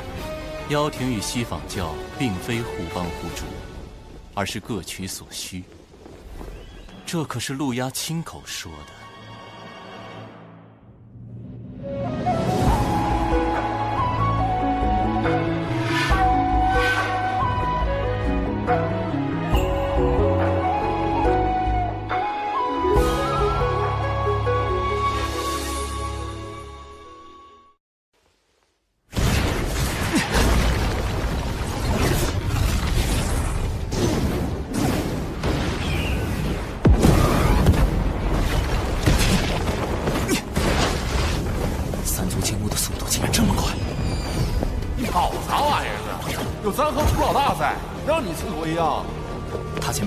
眼下陆压正势在必得，情况危急，诸位立即带兵撤出妖神山。这时候撤？我们才刚打了没多久啊！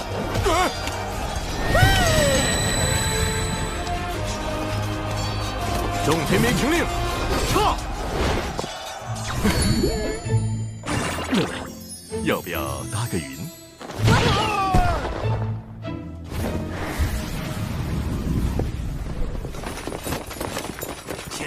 巫族联手也不过如此，快追！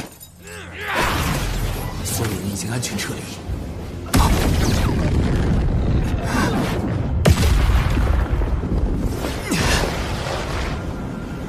水神，你根本逃不掉。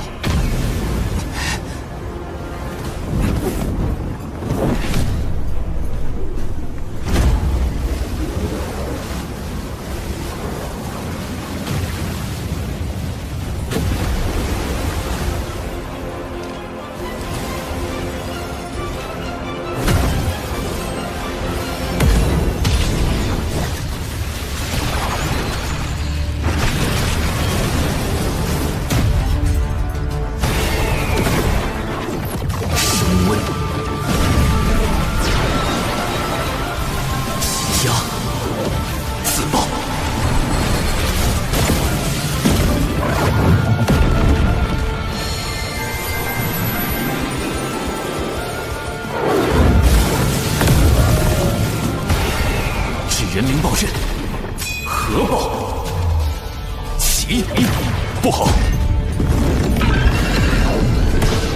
大前辈，太阳星，这人怎么能达到这种威力？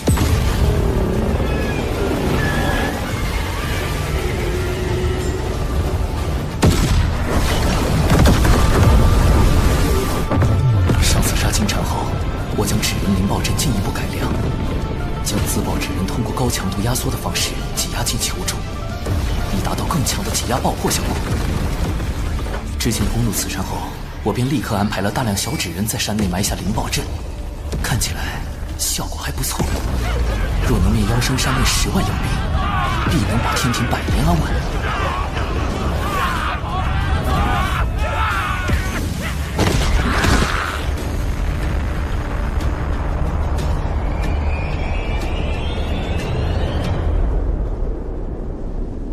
总算。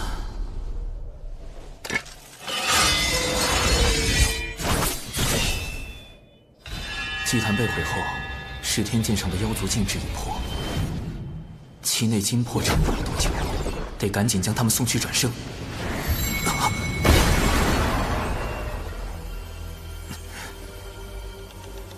五行运生，聚灵合一。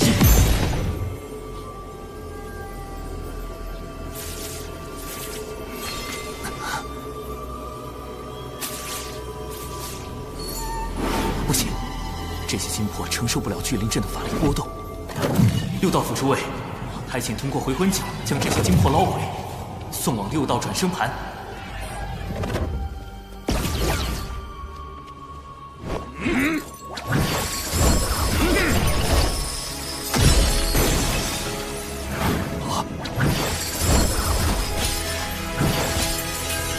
快停手！尸神，这些金魄太虚弱了，聚魂所触之则散。怎么办？对了，还有酝酿金魄的丹药，还是不行。莫非这一次我要失信于巫族？不，一定有办法的。这些金魄太过脆弱，什么东西不会影响到他们？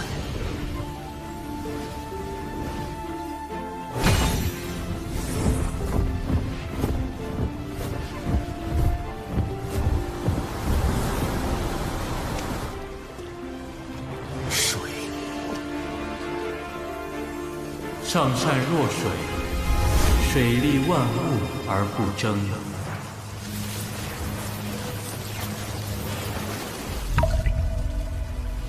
天下莫柔弱于水，而攻坚强者莫之能胜。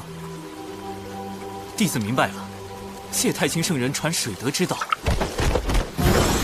虽无法离开水的庇护，但金魄未灭，仍有转生之机。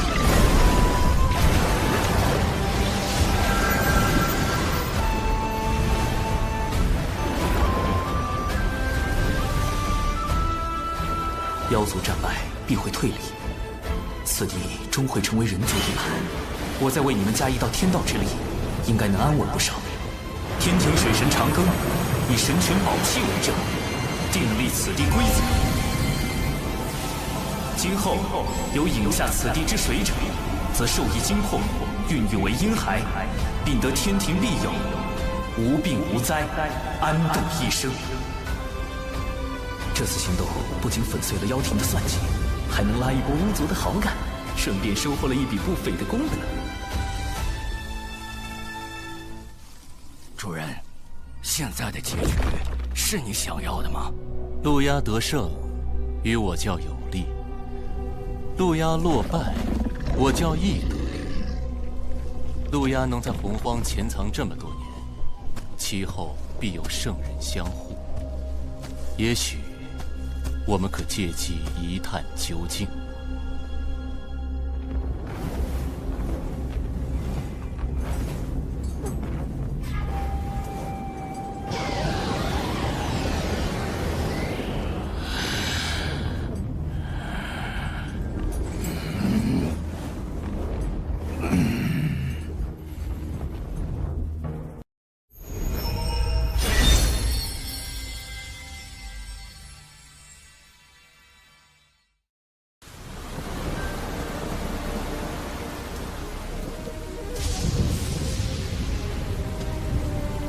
陆压太子，你既已离开圣母宫，私逃回五部洲，便是无意再受圣母娘娘庇护，如今又为何回来？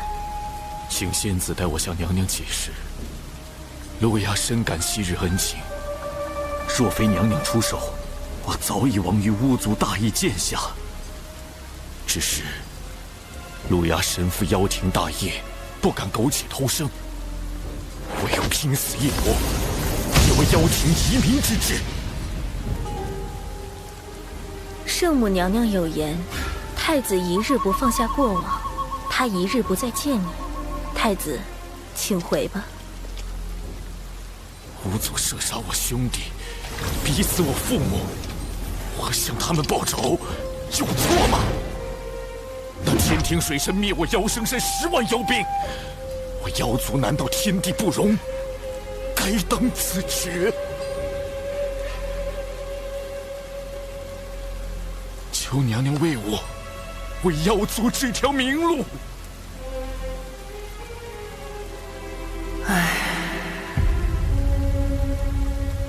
圣母娘娘，从前种种，譬如昨日死。路牙，吾受故人之托，照拂于你，这是最后一次。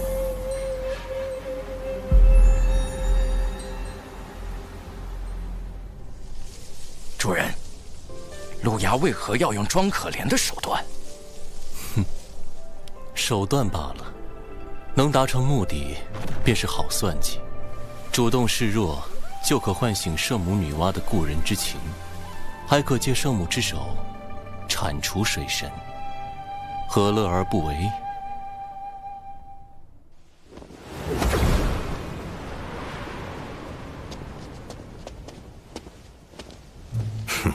天庭重地，仙子止步。留个联系方式啊。我乃圣母宫上仙，奉圣母女娲法旨，请水神过去商议妖生山之事。上仙，这边请。完了，圣母女娲可是出身妖族。大舅哥，水神刚在妖生山阴了妖族一棒，圣母不会是来找水神算账吧？得派人报个信。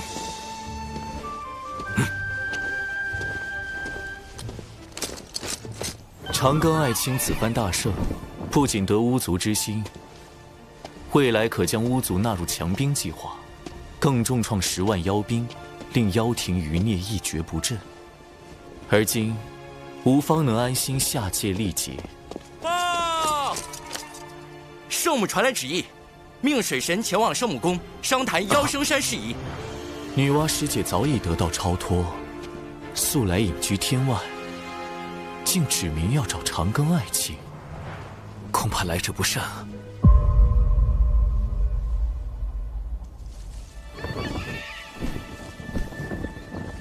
圣母要见的是你，也来找我作甚？弟子近来读史书时有些疑惑。史书中记载，巫妖大战时期，妖族常有屠戮人族之事。那时圣母该何其为难？一方是亲手造化的人族，一方又是自身本族。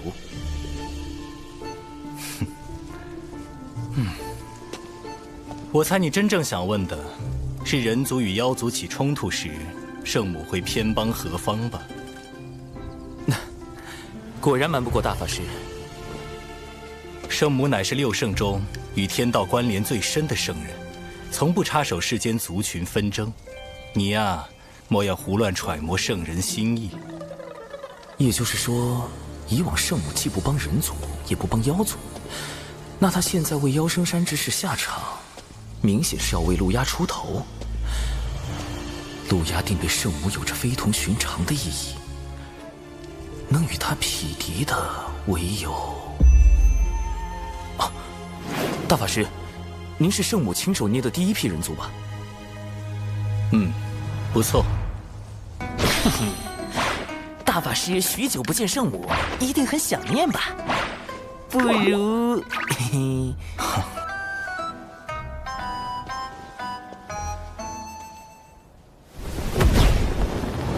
贤都师兄当真对水神在意的紧呢，连圣母娘娘召见他，师兄也要亲自护送。我多年未曾去圣母宫中拜见，这次刚好有机会，便一同去了。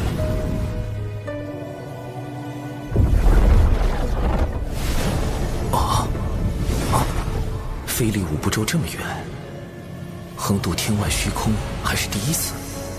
但即便跃出洪荒这片天元地方的乾坤，仍然能感受到浩瀚的天道之力，在维持着天外虚空的秩序。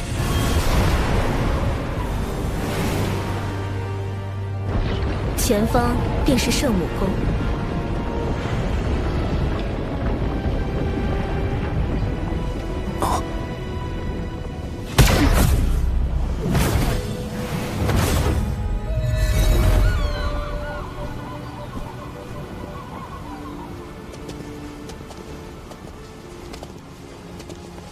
启禀圣母娘娘，水神已带到，玄都师兄也跟来了。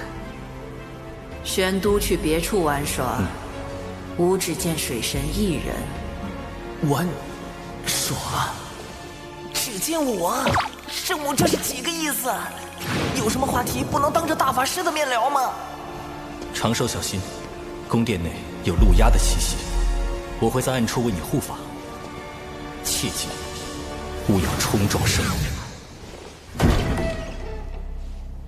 玄都大法师的面子也不顶用了。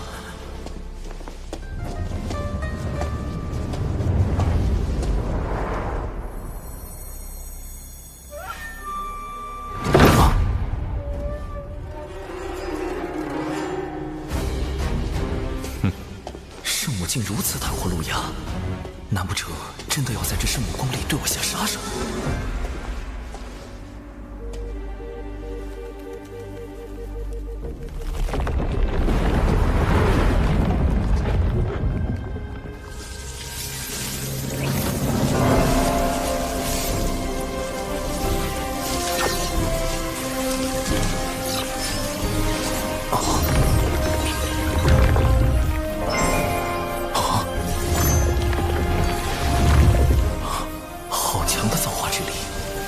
生机瞬间充满了整座宫殿。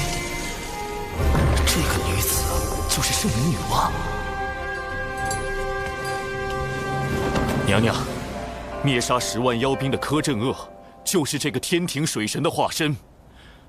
破我妖生山大阵的，就是他妹妹柯乐儿。请娘娘为妖族做主。各族消长自有定数。人妖之争自有定理，不必多提。陆压，退下吧。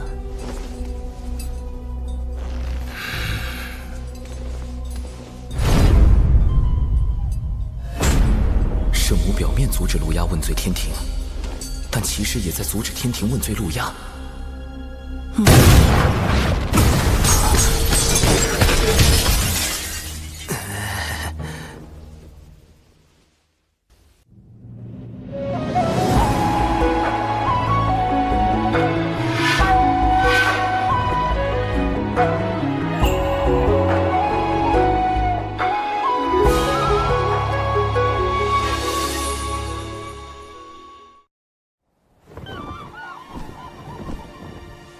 见过圣母。水神不必多礼。柯镇恶的妹妹不应叫韩小莹吗？为何会是柯乐儿？得取个姓柯的名字。柯什么呢？有了，江南七怪之首。韩小莹，《射雕英雄传》里柯镇恶的义妹。但问题是，韩小莹这名字怎么从圣母口里蹦出来了？很多蓝星人都不一定知道吧？自我意外脱离蓝星所在的世界，误入这个由洪荒神话所构建的世界，我曾试图探索2个世界之间的关联，找寻重返蓝星的办法，却一无所获。为什么神话世界里的女娲竟会知道与她毫无关联的蓝星世界里一本武侠小说里的角色名字？不对，只怕圣母是在试探我。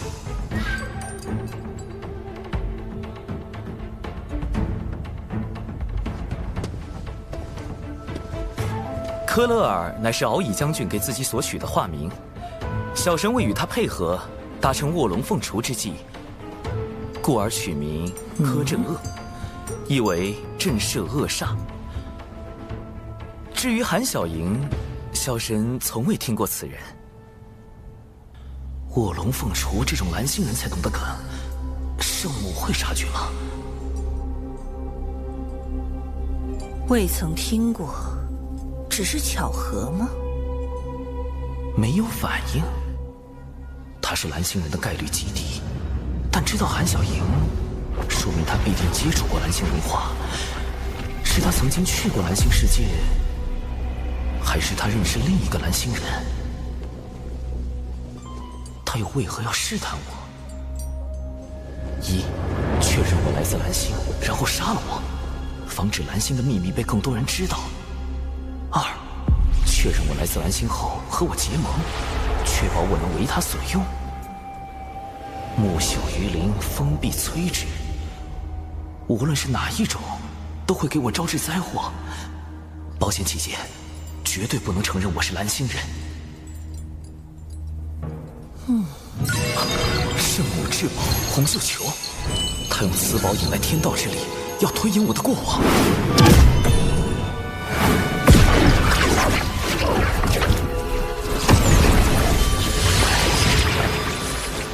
一股极其强大的威能将太星图镇压，比六圣之首太星更强的只有道祖了。老师，道祖也希望圣母查我吗？还是说道祖也想确定我的身份？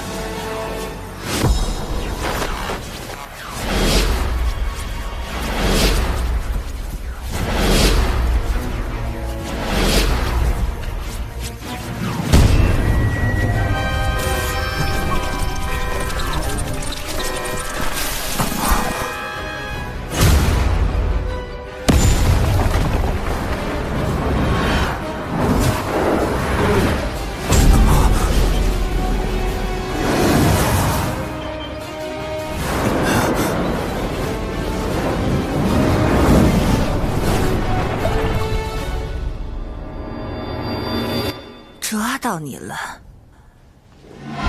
底牌被掀翻了，救命！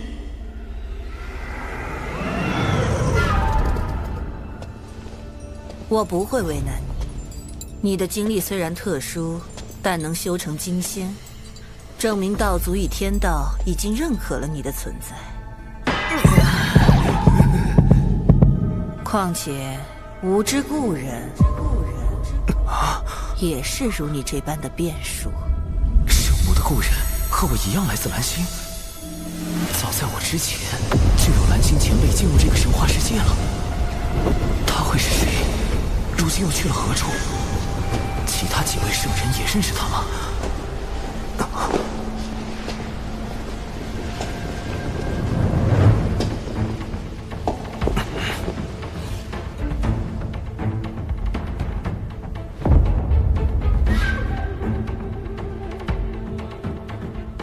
圣母，您的故人……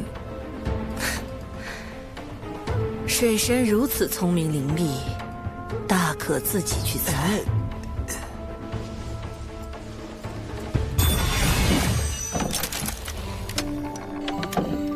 这是他指点我捏泥人时所唱的歌。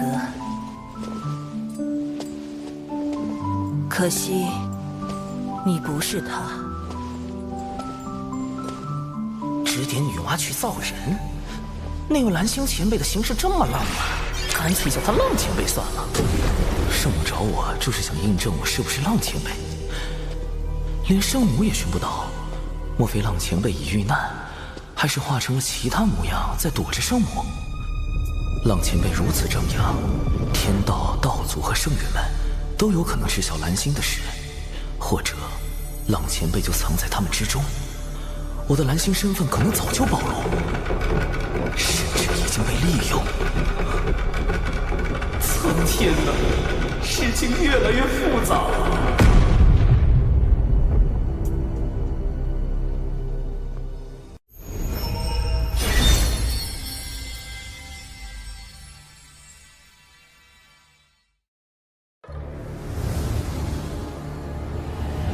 若圣母想要寻找故人，小神可奏请玉帝陛下，天庭众神定竭力相助。不急，你今日欺瞒我，要想不追究你的罪过，需为吾完成一件要事。果然来了，确认我是蓝星人后，圣母要发布秘密任务。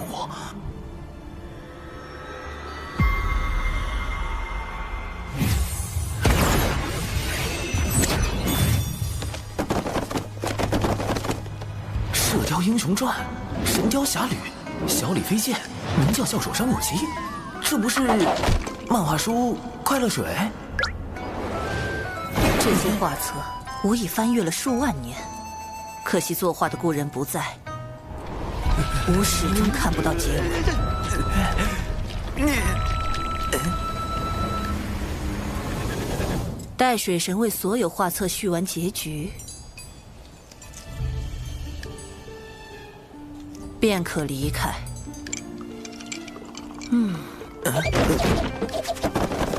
冷前辈把宅文化也传给圣母了。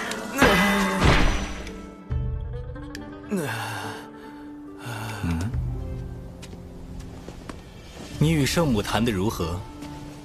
总算是保住了小命，还莫名其妙画了几万页漫画，几万页啊！宅区圣人真的太可怕了，那位浪前辈实在太浪了。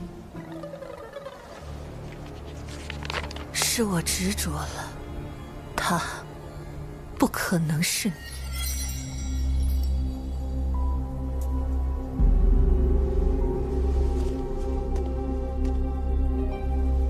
圣母是在拜师道祖后才造化出人族，那时与圣母密切交往的大能有他的老师道祖红军和他的师兄道门三圣，那位故人莫非就在这4位之中？道门三圣里，明面上最像浪前辈的就是太清圣人，他知晓未来文道人的反叛，知晓封神大劫乃至西游，而且他还将玄黄塔太极图放入我心神之中，既是保护也是监视，恐怕他早已看破我是蓝星人。劫难将至，生机在天。难道他当初召我入兜率宫，就是想利用我的蓝星记忆来办事？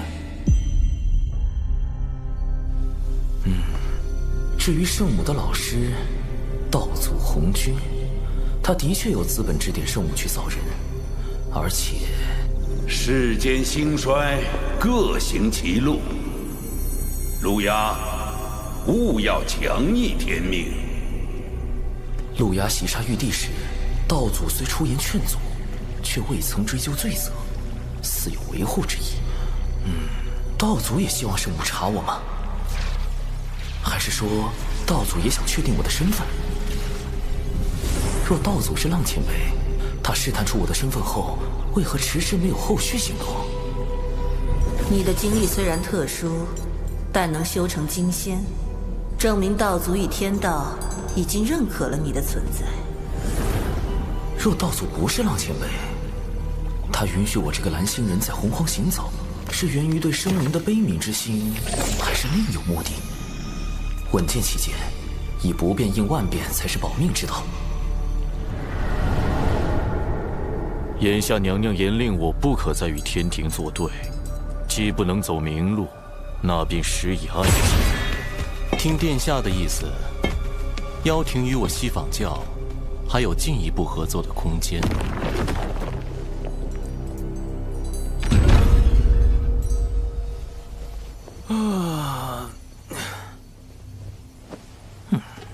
若水神已从圣母宫归来，还请速往天庭，陛下有要事相商。长庚爱卿，此次女娲师姐召你前去圣母宫，可有为妖生山一事责怪于你？圣母深明大义，非但没有怪罪小神，反而对小神多加勉励。有女娲师姐约束，路亚应当会有所收敛，吾也可安心下界历劫。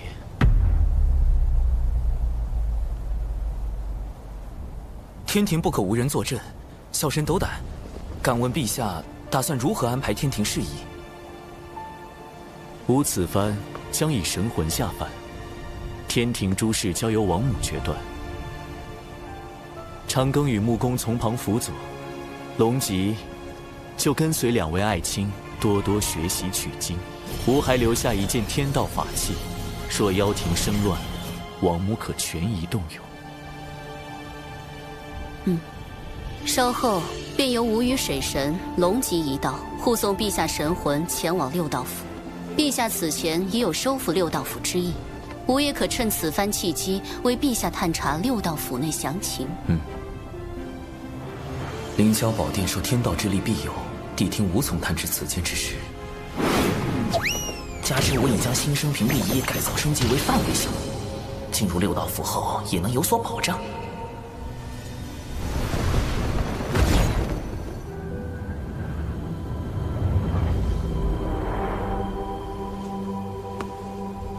昊天下凡历劫之日就在今天，你如何得知？西方教广结善缘，自然有得道仙人知恩图报。贫道深知妖生山一战中，殿下因贫道未能及时出手应对水神的灵爆大阵，而对贫道颇有微词，故贫道得此消息，特来将功补过。将功补过。众生由六道府牵绊，入转生盘转世，谁都不能例外。不若我们趁此机会，让玉帝折损于历劫，永世不得归位。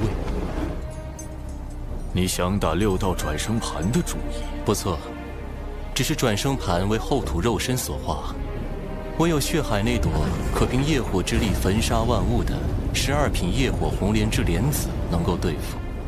贫道不才，还请殿下出手。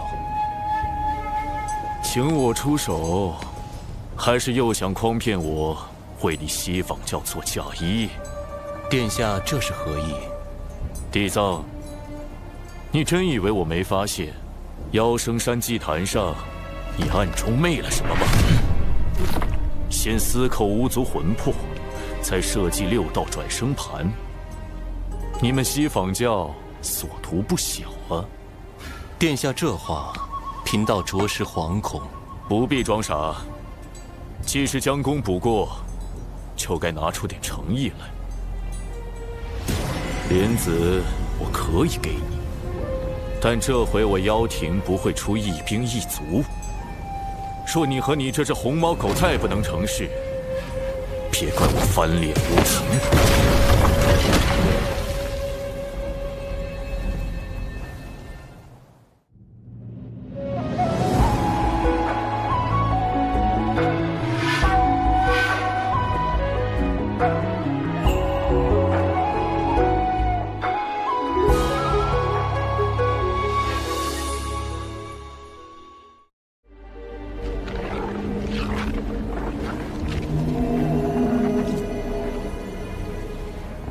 高明，假意向陆牙低头，实则借陆牙之名行自己的算计。陆牙确实警惕，也有几分聪明，能觉察到我西方大计，但他绝不会想到，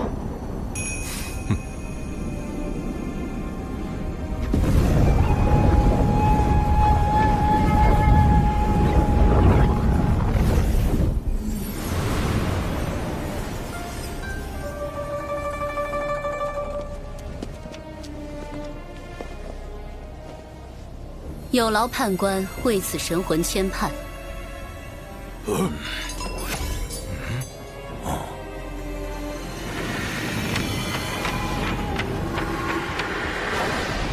这就是天地人三书中的人书生死簿。据说生死簿记载众生生卒年月时辰，一旦命格敲定，大罗金仙也无法逃脱。我总算见到真容。此神魂已由天道判法，可直接引忘忧汤，过奈桥，入六道转生盘。我领诸位前去。这就是大德后土肉身化作的六道转生盘吗？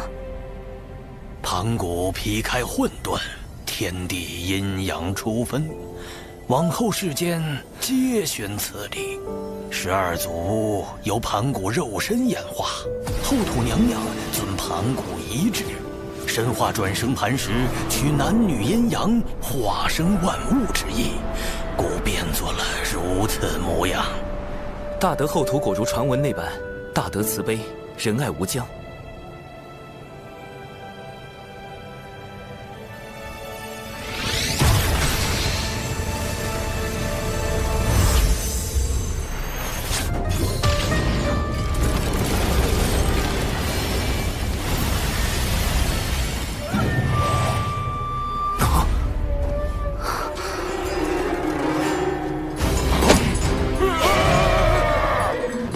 作为历劫转世，不得入天道，但也该入人道才对，怎会是畜生道？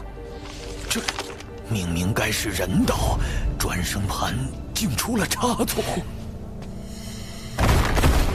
转生盘有异，娘娘小心！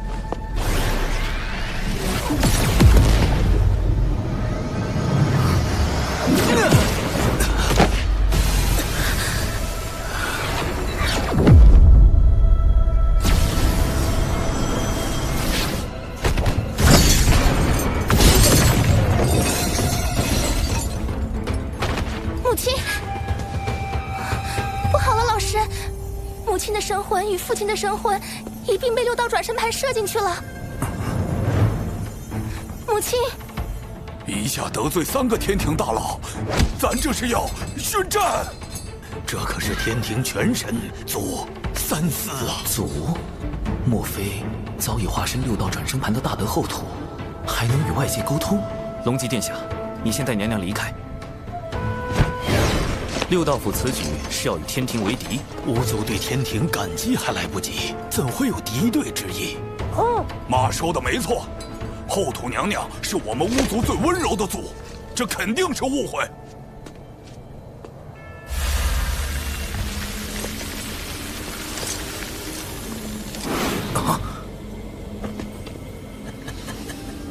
送你进畜生道，陪他们如何？你想做鸡鸭鱼，还是猪牛羊？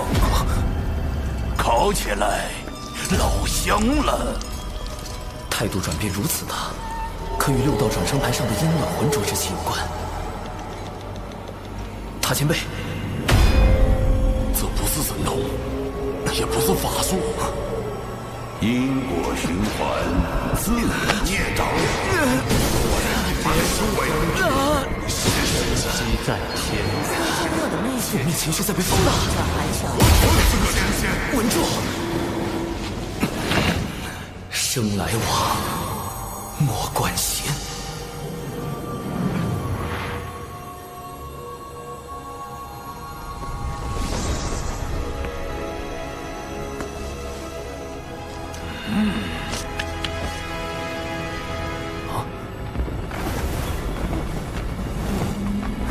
这气息是后土。你为何还不跪拜？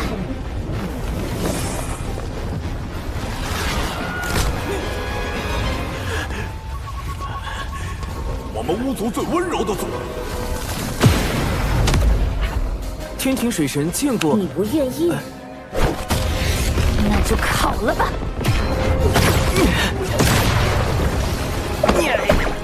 画风突变呐！这孩子地底待的皮咋变这么差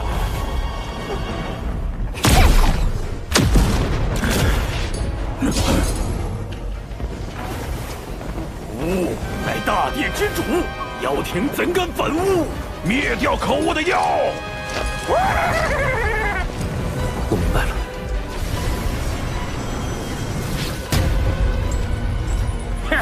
把妖魂全投入幽冥道，让他们永受折磨。此举若成，6道转生盘会有崩坏之嫌，地下和娘娘的神魂必会受累。前辈，不经人书生死簿直接审判，会扰乱转生之路。且此举违逆天道，巫族必遭天罚。跟我何事？没了记忆，仍会保留一丝微弱的情绪。莫非这些残存的情绪会被后土前辈所感知？不错，生灵之七情，或喜，或怒，或哀，或惧，或爱，或恶，或欲。日积月累之下，后土的七情之念外溢，六道转生盘便走出一具化身，它承载着七情之爱。这是人格分裂啊！而且各人格还有情绪传染之能。哼。随后又出现了七情之欲和恶，为维持六道转生盘的稳定，后土只能将其封印。此番脱困，应是大德后土出手。只是，既已封印，为何又演化出了七情之怒？众生魂魄不断转生，七情之念只会不断增强，封印镇不住是迟早的事。倘若七情俱现，该当如何？全部抹杀。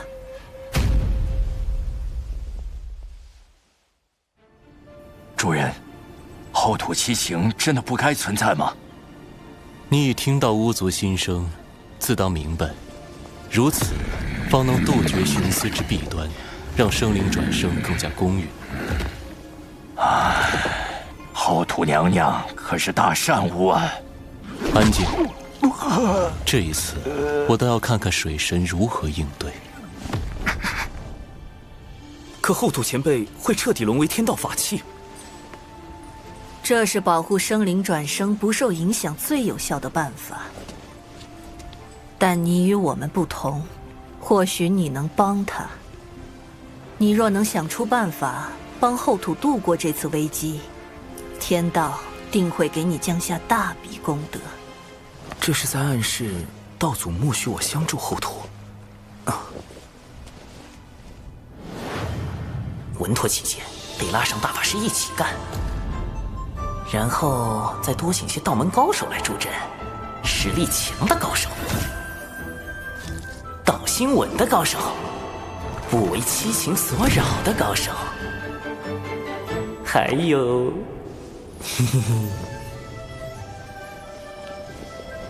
齐了，出发！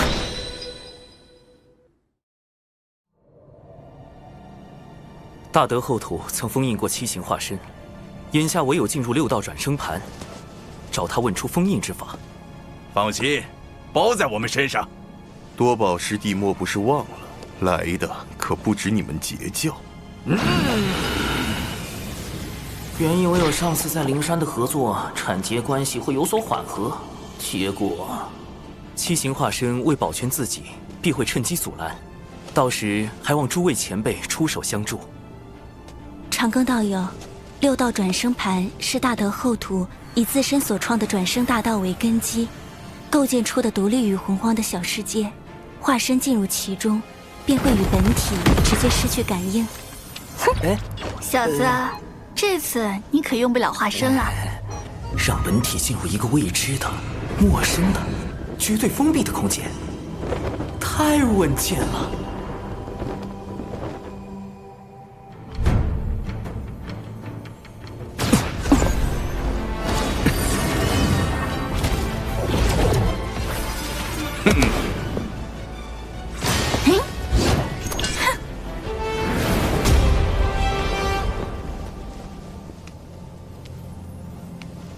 来了，做好战斗准备，七情之哀现身了。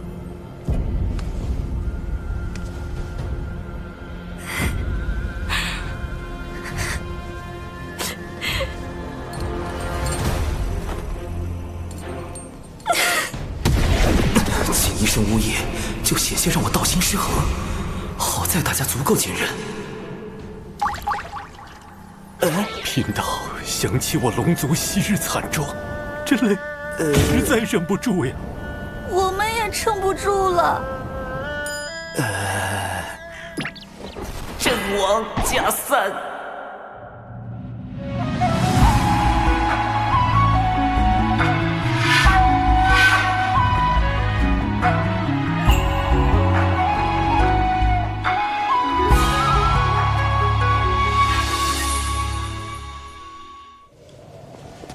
你们先退后，与哀拉开距离。哀的情绪感染力虽强，但看着似乎并无攻击性。能否请前辈挪一下，让我等去救大德后土？天帝亦是囚笼，他活着就要继续受苦，悲伤那么大，救又有何意义？寻宝有什么可快乐的？贫道也不太行。我也是。阵亡再加3，好在云霄仙子情绪尚算稳定。前辈执意不动，我等只能将您抬走了。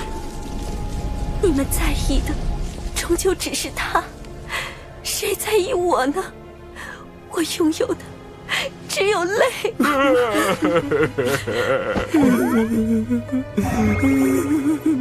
前辈，你与大德后土本就互为一体，救他其实意在救您，得罪了。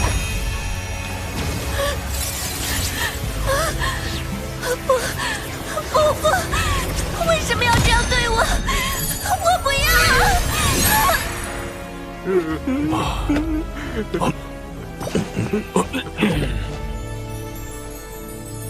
说救我，又把我关了起来，这悲凉的世界呀！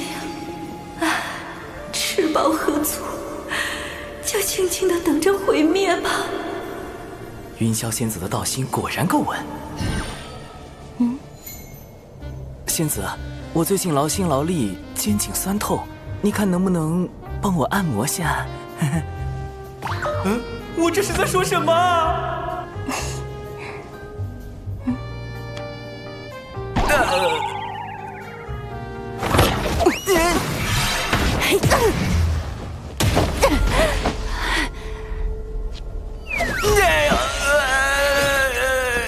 这到底是什么情况？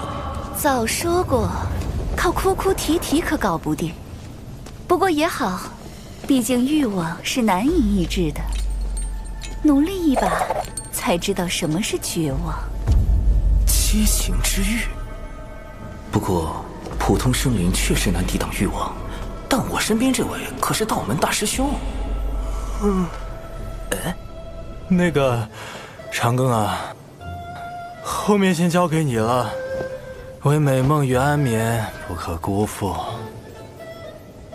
别睡呀，起来打怪呀，大法师！您的欲望就只是睡觉吗？没点别的追求吗？我很好奇，你的欲望是什么？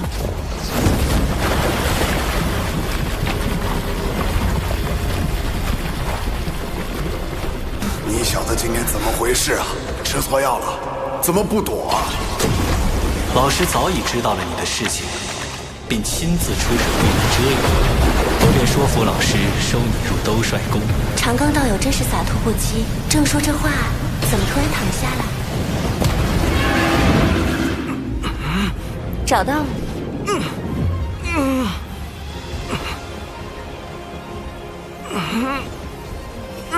让我看看你的真面目。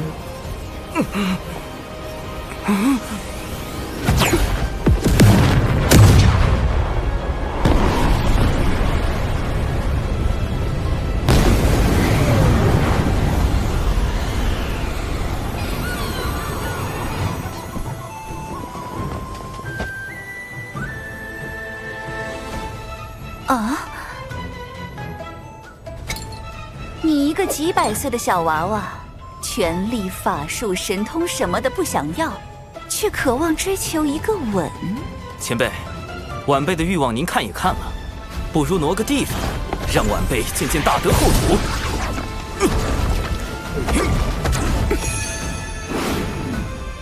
放心，七情化身交给我们，一切小心。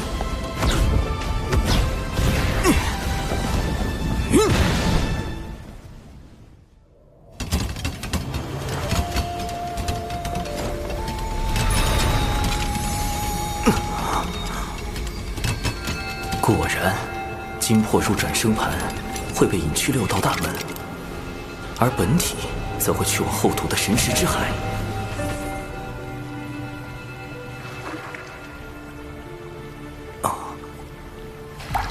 你来了。那应是现世的七行之力吧？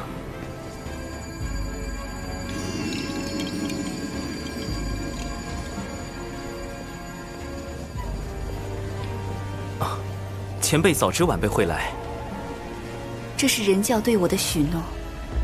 如今七情脱离封印，一切正到了应验之时。前辈，晚辈要如何做，才能助您镇压七情化身？此物生于不周山，乃先天灵根之一，可用来封印七情化身。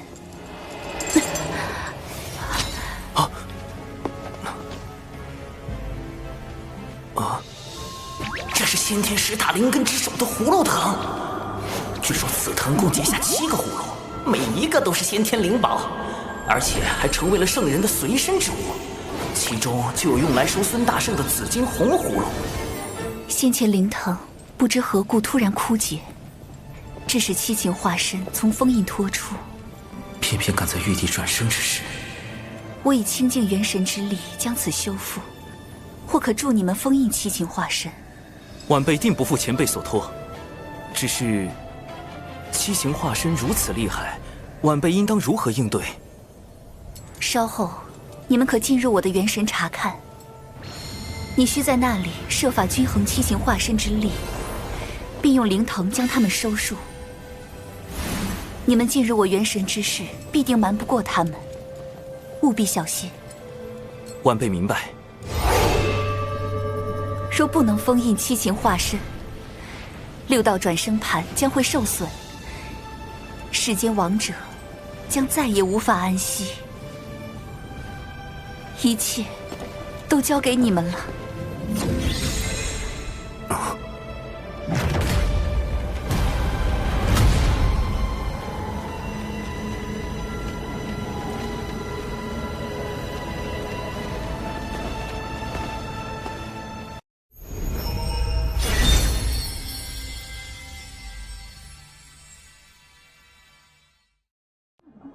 大娃头，你再睡觉儿都没得喽。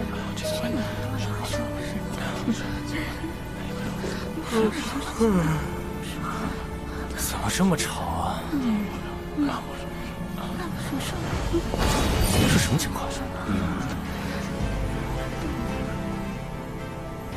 长寿？诸位，咱们此处乃大德后土的元神之所。按大德后土的指引，我们需要均衡七情化身之力，才能将他们彻底封印。请问您是？贫道乃阐教玉鼎真人，是广成子师兄请我来帮忙的。玉鼎真人，不就是劈山那位杨二郎之师？广成子竟然将这位大老爷请来了，甚好甚好。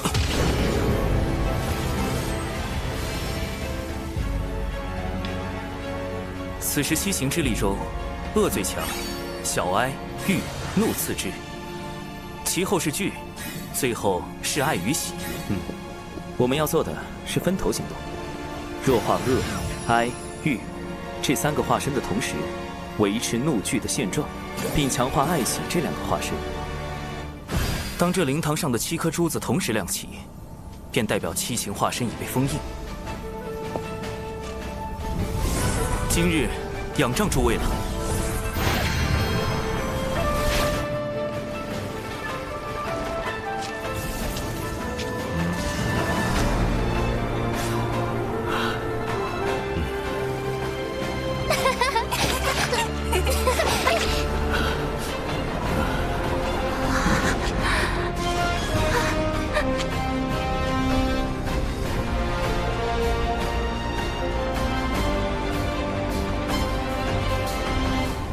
天地运转，冥冥中似有定数。修仙之人，真能摆脱命运的掌控吗？吾辈炼气时，便如同这漫天狂沙一般，随风而逝。唯有以坚韧之心，悟天地之道，方可超脱一切。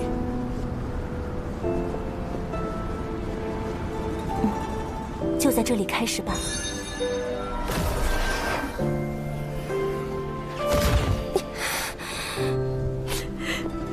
非要在这里奚落我一个伤心人吗？你们有你们的快乐，我有我的伤悲，你们就不可以换个地方笑吗？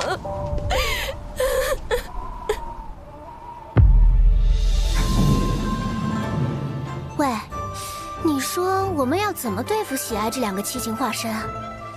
那还不简单？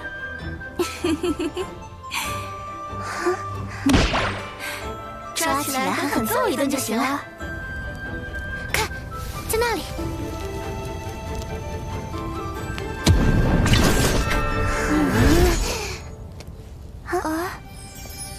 小姐姐，你们是来找我们的吗？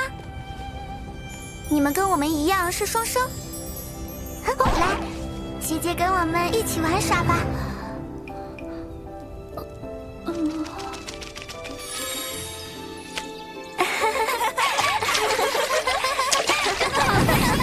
这也太好笑了吧！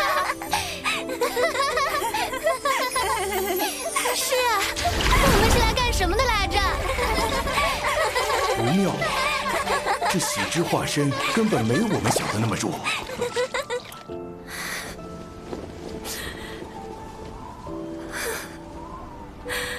互相理解有必要吗？真的有人想要去理解对方吗？不过是为了得到回应，才去假装做出一副理解别人的模样吧？不累吗？你此前说过，所有的一切都源自于生灵对外界的感知，一切都不存在任何意义。但这些意义又是谁在定义呢？是你吗？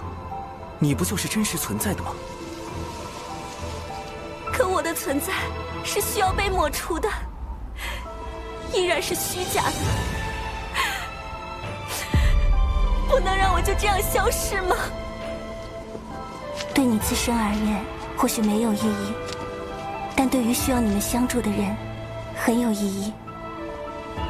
一直躲在这里不敢走出去，怕伤害到别人的你，与那个背负了一切苦难，还想着去帮助旁人的他，终究只是同一个生灵罢了，一样的温柔啊！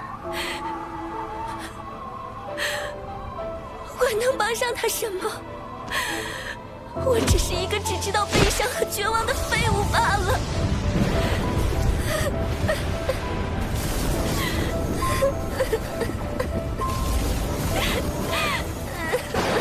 情绪稳定如仙子，也开始受到哀之化身的影响了。不愧是七情中排名第2的小哀。再这样下去，不要说就大得后土，我们本身就要永远陷在这场哀伤的风暴中了。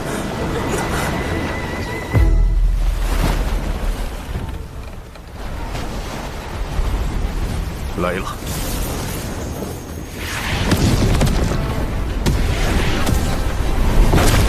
师弟，我们得想办法激怒他。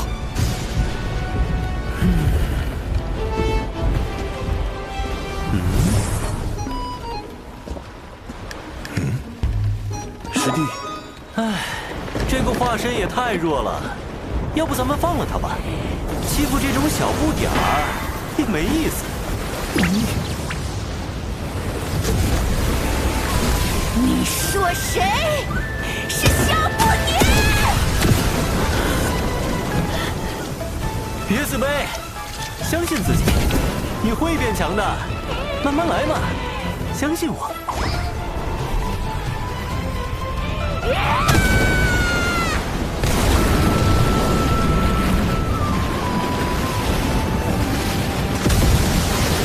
华龙师弟平时沉默寡言，没想到一开口竟然是这样的人。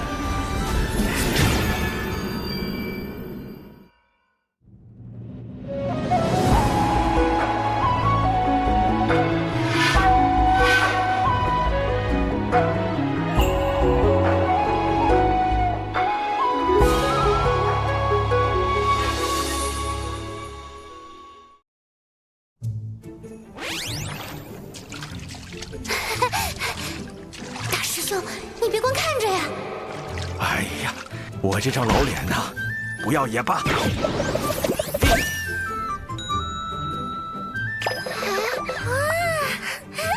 可爱呀！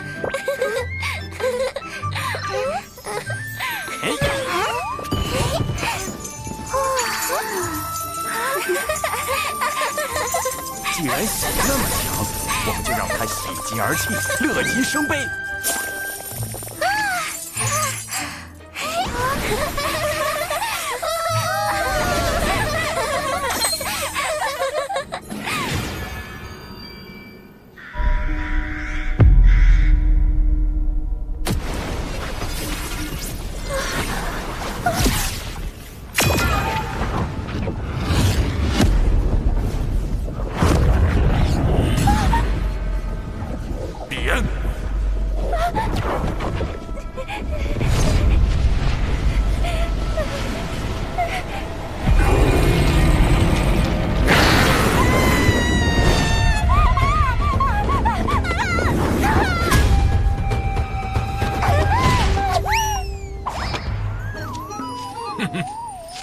水神老弟说的对，这个最好对付。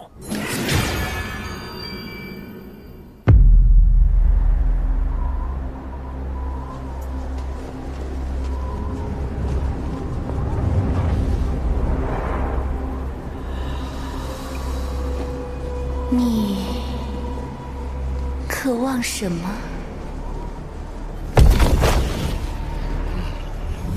玉之化身变化万千，对于不同炼器师而言，它可以很强，也可以很弱。它会主动撩拨你我心底的渴望，只要被它所趁，道心就会走火入魔。哼，我刚好带着一些让道心宁静的法器，各位若是在交手时被玉之化身影响到，可以拿出来看看。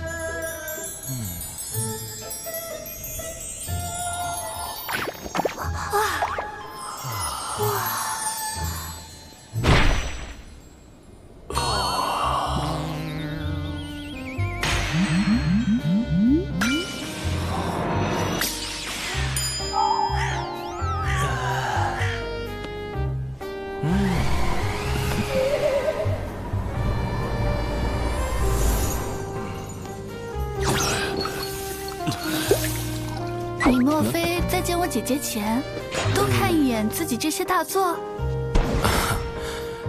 这不过是防身之用，我又何须防备云霄仙子？水神小友能常人之所不能，非常人矣。多亏有此物在。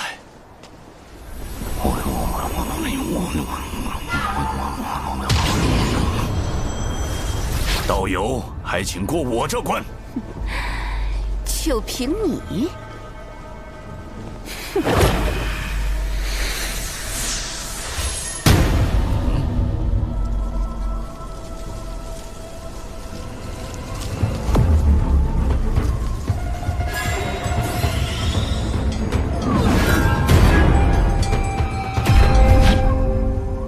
自在化生，方正圆融。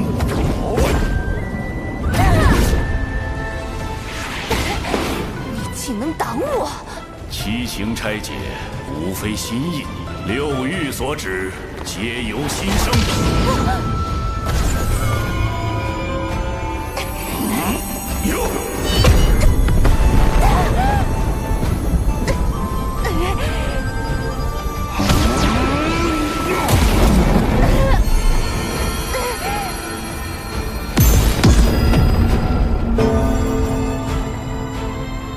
这口鼎便是贫道的道心。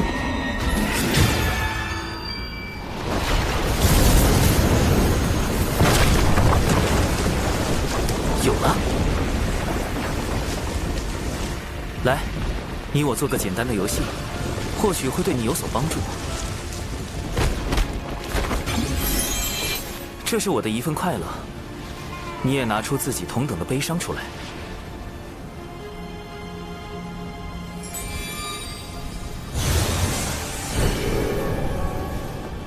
你说这里面是愉悦还是悲伤？都不是，是情绪的混沌。混沌生阴阳，所以就有50%可能是悲伤，50%可能是愉悦，对吗？似乎是这样。那假如这块黑布你一直不去掀开，悲伤和愉悦可以算是同时存在的，对吗？也可以这么说。所以在此刻，悲伤和愉悦已经叠加在了一起。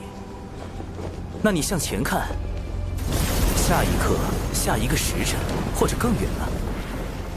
那里的情绪是不是也是50%可能是悲伤，50%可能是愉悦？不，你说的这些都是歪理，我根本活不到那么远。那你说，这里面一定是悲伤吗？悲伤并不是你存在的意义，感受生灵的悲伤才是。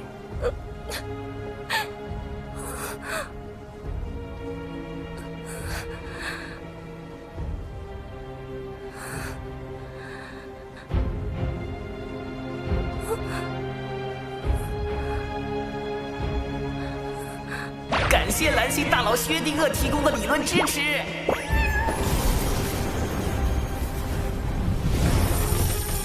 七情中喜、爱、怒、惧、欲，5情内倾向稳定。小安也即将被我说服，接下来就差大法师那边了。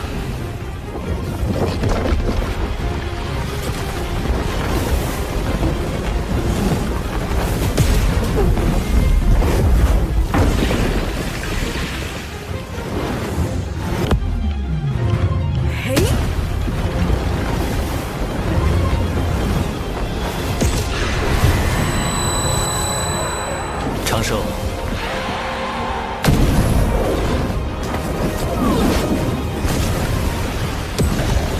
看样子我可能要费点劲儿了。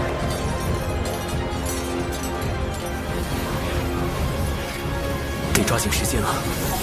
玉帝死刑若不能下凡历劫，便无法顺利归位。天庭危矣。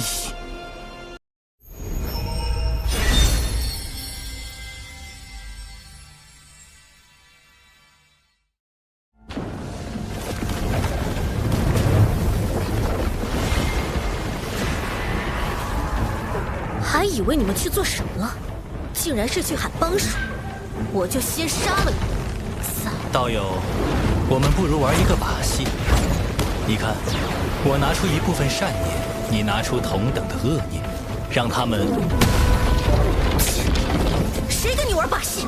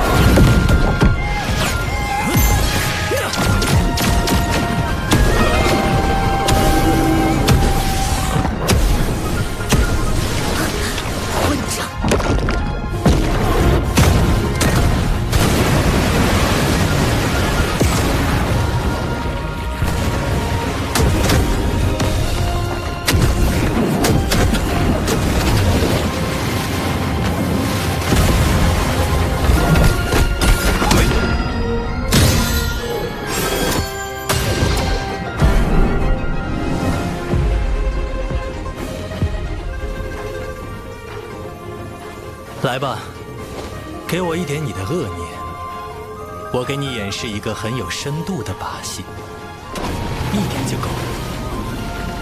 配合下嘛，真的很有趣。滚！哀之化身，或许我可以设法逗他开心，进一步弱化哀伤的情绪。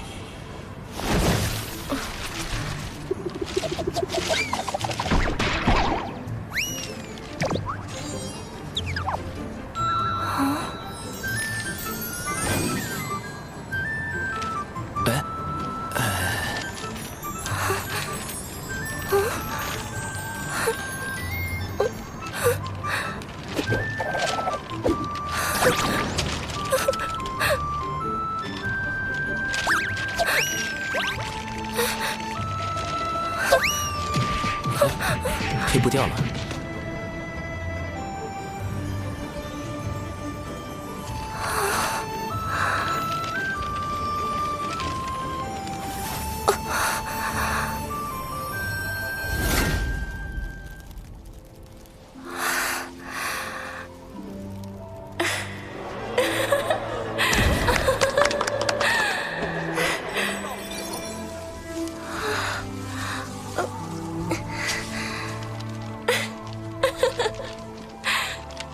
真的是愉悦呀！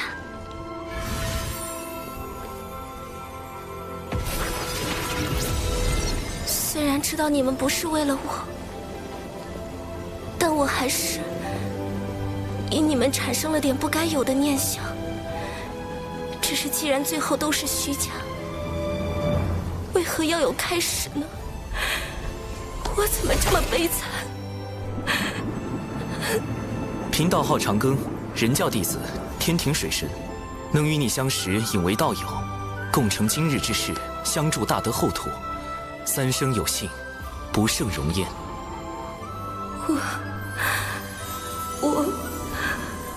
我是众生赋予后土的爱情，我既是后土。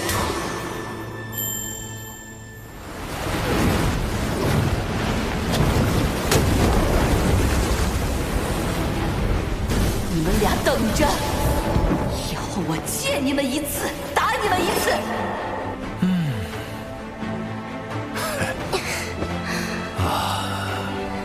大姐姐，谢谢。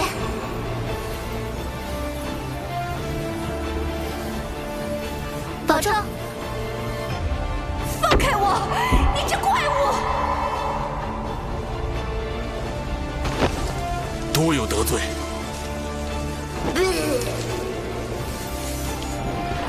你等着，等我有机会，定要把你头发剃光，头上刻个绿毛龟。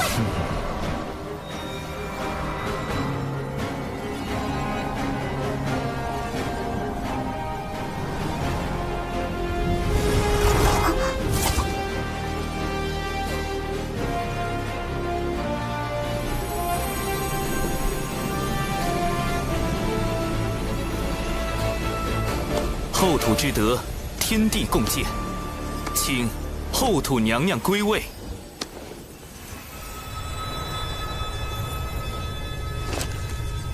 大德后土，务实传顺，众生感业，永世不绝。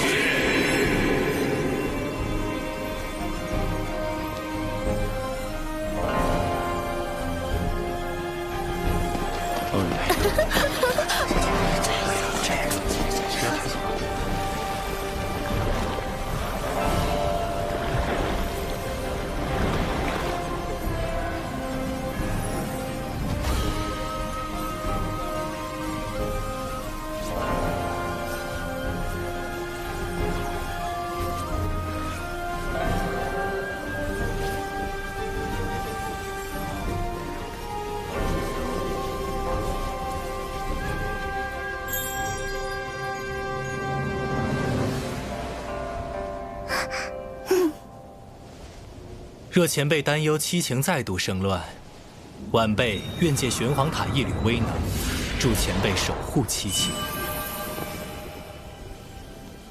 多谢。昔年我身化转生盘，便是抱着苍生大爱之情，制定此地转生细则时，更是抱着对罪恶的憎恶之情，和对善良的敬仰之情。若要我斩断七情，世间便再无转生盘，再无六道府。若无情，便无我。众生之苦，我来背负；众生之怨，我来承受；众生之恨，我来忍受。我自身之哀、恶、欲、喜、惧、爱、怒，为何不能由我来包容？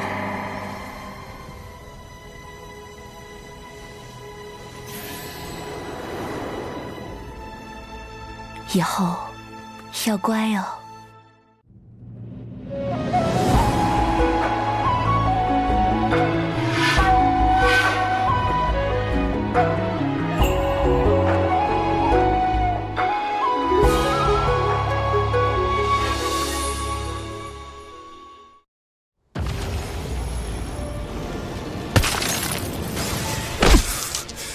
若无情，便无我吗？我本以为身为天道法器，理应摒弃七情，方可做到公允。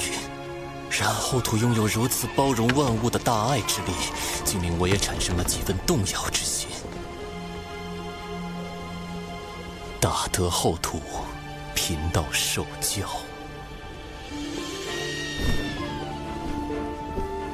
主人，这水神可太厉害了，你斗不过他的。到底是我疏忽了，毕竟我还有10层算计。主人，你厚脸皮的境界可更高深了。少啰嗦。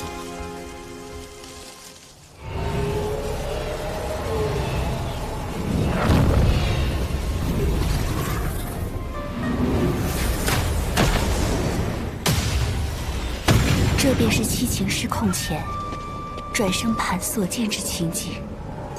那是修罗族12品业火红莲之莲子，看来是修罗族用红莲莲子污染灵藤，想以此谋害娘娘。修罗族一向听命于西方教和路亚，七情生乱的时机，又恰逢玉帝历劫转世，此番极可能又是路亚与西方教的毒计。后土前辈放心，此事晚辈定会追查到底，不让六道府白白遭难。有水神作保，我自然安心。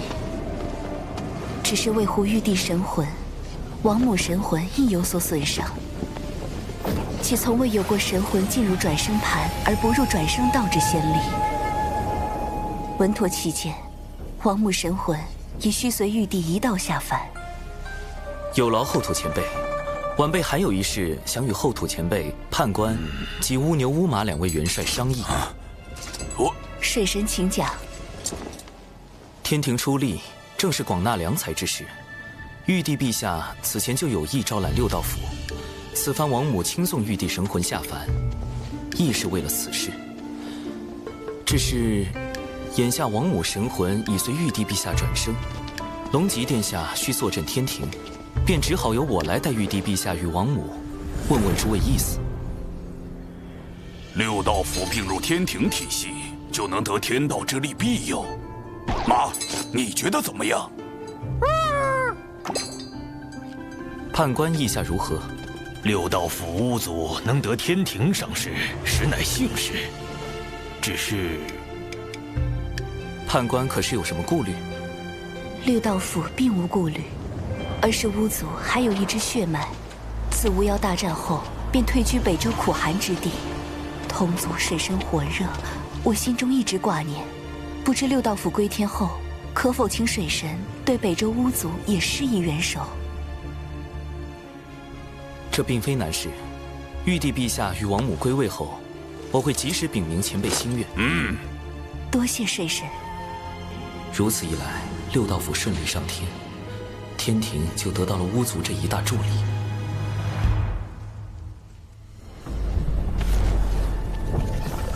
又失败了。地藏邪他那坐骑谛听遁入3000世界，还说什么追寻大道。西方教已指望不上，不必再白费力气。此番天庭必然有所警觉，你去告诉手下妖族，继续监视水神，其他不要轻举妄动。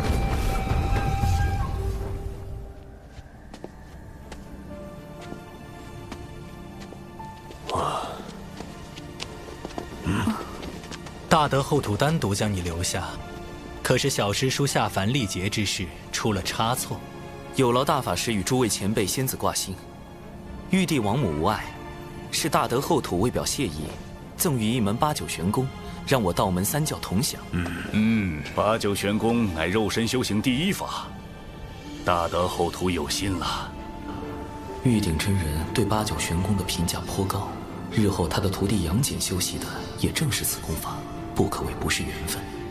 稍后我亦可将此功法传授于熊灵力，助熊灵力精进修为。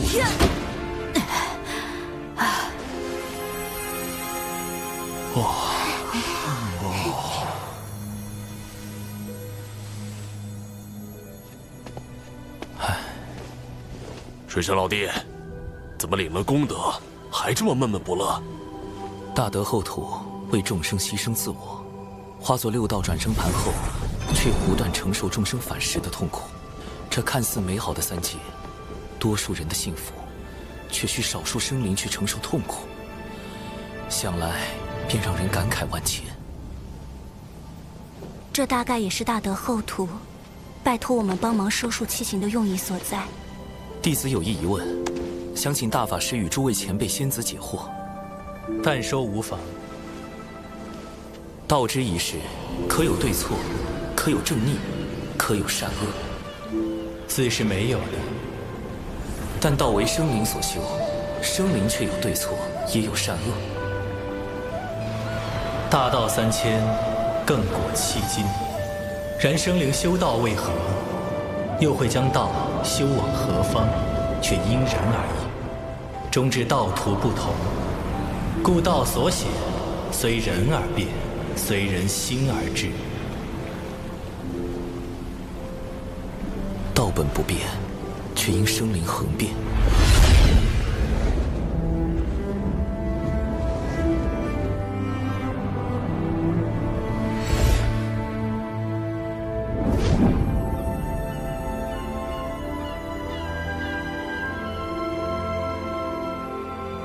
能否有一种道，可均衡生灵之变，使大道恒长？乌俗迎风变，虚怀玉物轻。千钧将一羽，轻重在均衡。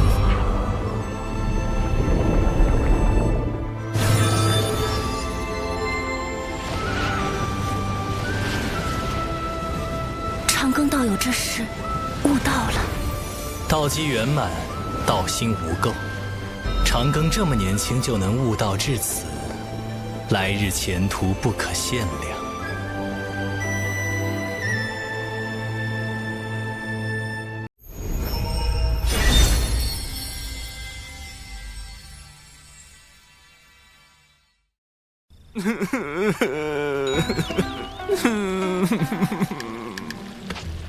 七情之爱的后劲也未免太足了，此前积压的悲伤全部反弹了回来，悲伤那么大。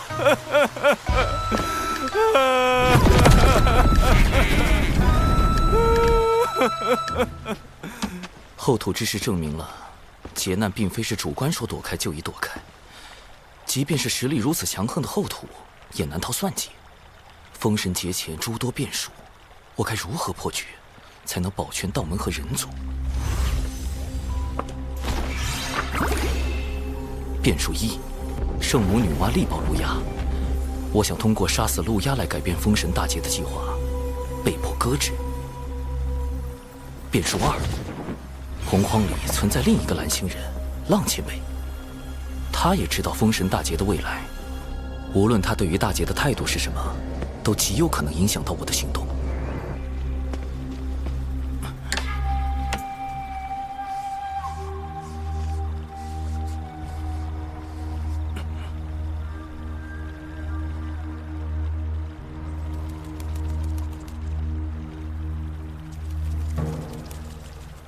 师兄，你听说了吗？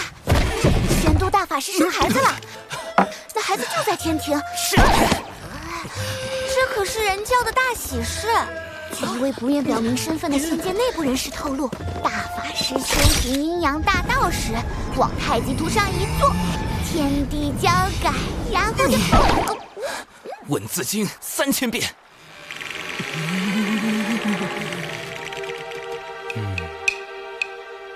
弟子实在不知竟有这般谣言，还请大法师恕罪。我自逍遥自在，何惧闲言碎语？水神，恭喜你们人教大法师喜得贵子啊！男人生崽当真厉害。误会，都是谣言。长寿邀我前来，就是为了看这些小惊喜吗？不，弟子有件事需要与大法师商议。如今天庭急需人才，更需要值得信任的人才。我们或许可以引荐人教仙人加入天庭。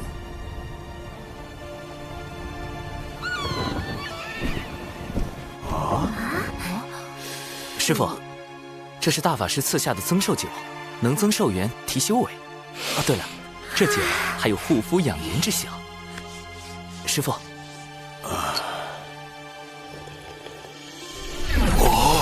师父步入真仙境，便可以上天庭任职了。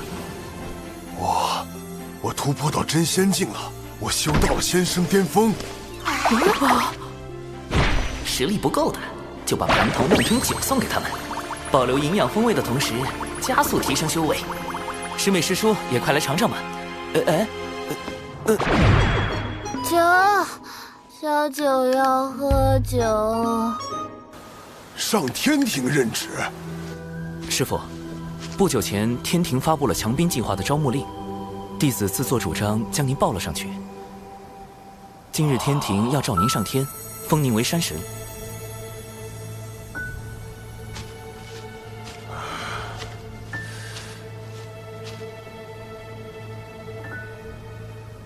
我？啊？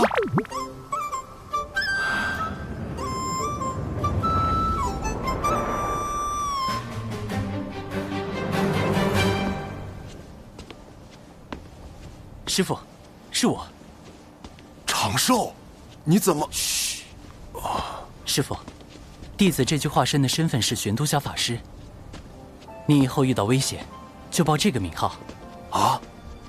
咱们人教大法师乃是天地间有数的大能，你这外号岂非故意沾光？这名号便是大法师给的，方便弟子为咱们人教做事。弟子如今已能照顾好您与师妹。接下来恕弟子不敬，你我也道友互称，若您跟弟子的关系暴露，恐会招来祸事。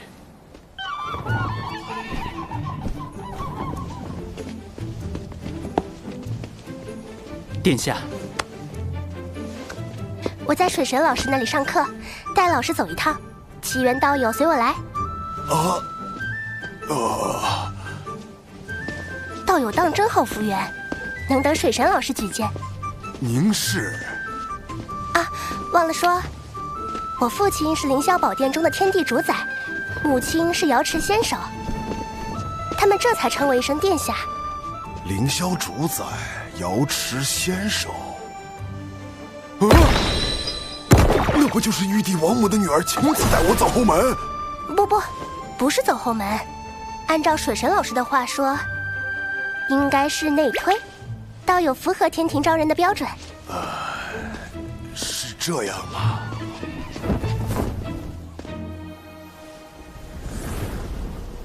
能得水神举荐，道友定是人教高卓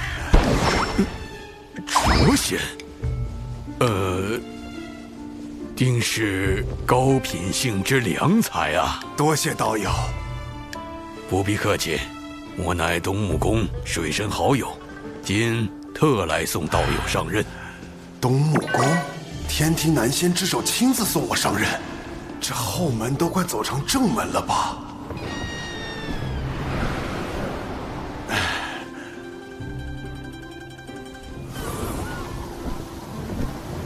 我这就上天庭做山神了，辖区还在渡仙门这儿。长寿，你跟这个水神很熟吗？弟子就是。啊！天庭重臣是你。龙姬公主的老师是你。东木宫的好友是你。玄都小法师也是你。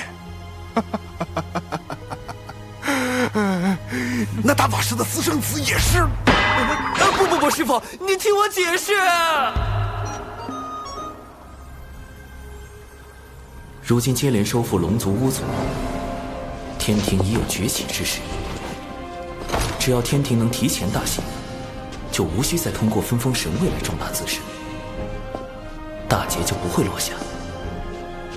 天道有感，神位已现，今有大德后土主持六道事宜，统辖天与地之沟通，列二阶镇神之位。但与此同时，我与天庭之间仍需要掌握好尺度。我可以成为天庭的臣子，却不能成为被天庭操控的棋子。这位人教弟子真是了不得呀！龙族开路，巫族相随，天庭怕是要出现一位新的权臣了。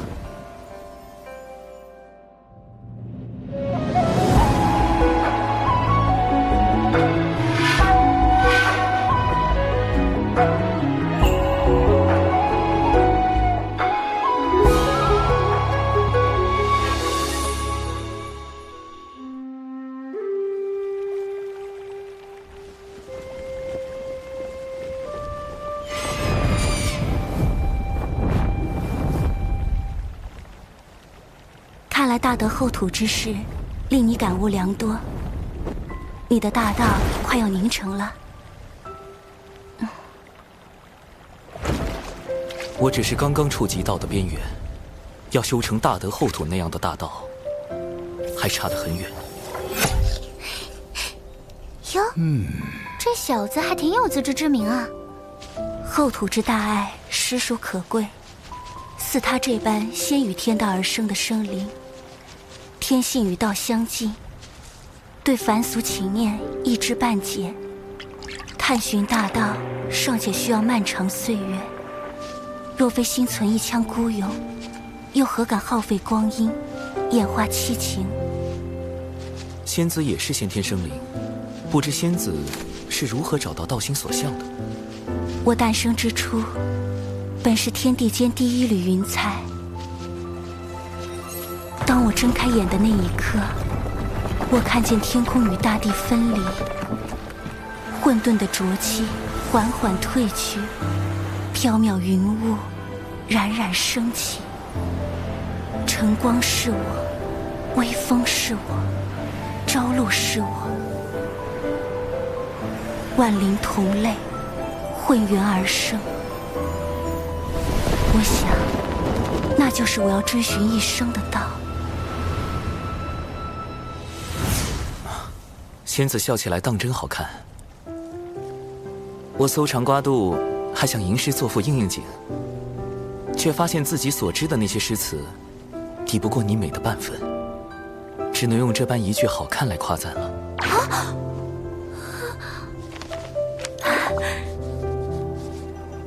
今日你怎的多了这般言语？常听人说，先天生灵以道性居多，修行越久，越是忘情灭性；而后天生灵则以人性为主，实力越强，越会彰显私欲。仙子觉得，道性与人性，孰轻孰重？道性与人性，本就是此消彼长，自然需坚定道心。我却是一个俗人，我以为道非本我，性为本真，人性恰恰是生灵的本心。舍去本心，何以寻得真我？须知本心本性，得名造化道生。云霄受教了。果然，如果云霄仙子真能断绝人性中的情念，又如何会在公明前辈死后，以身入劫，替兄长报仇，最终落得那般惨烈的结局？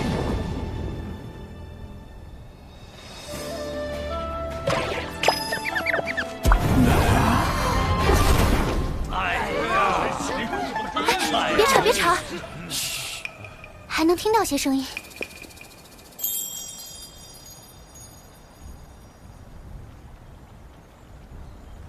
仙子，你可想过，若你我结成道侣，会是哪般情形？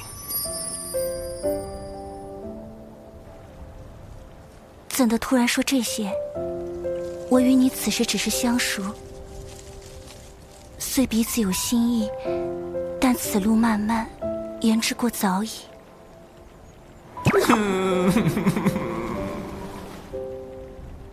但你我只需平日里多见多言，自会快一些。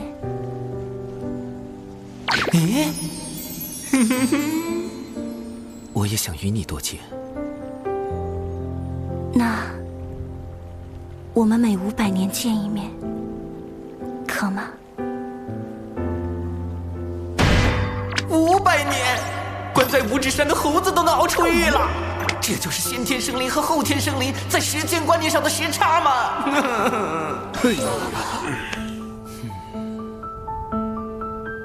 这枚落宝铜钱，还请仙子收下。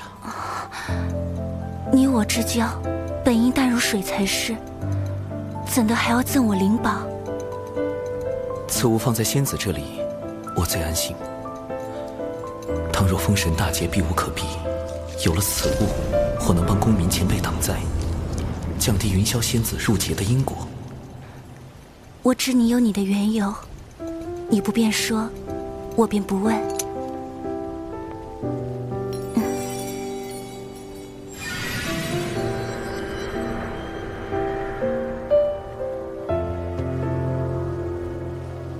此物于你，而今强敌环伺，盼此仙云，护君一程。这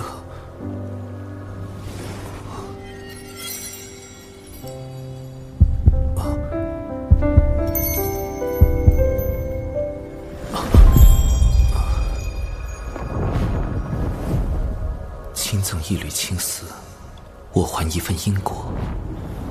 那仙子，500年后见。大姐把什么给他了？啊，我们该不会要多出个姐夫了吧？嗯。难怪那家伙喊我就是前辈，喊云霄师妹就是仙子。让我看看这小老弟打的什么鬼主意。你们仗着法宝如此窥探，难道不怕云霄师妹教训起来？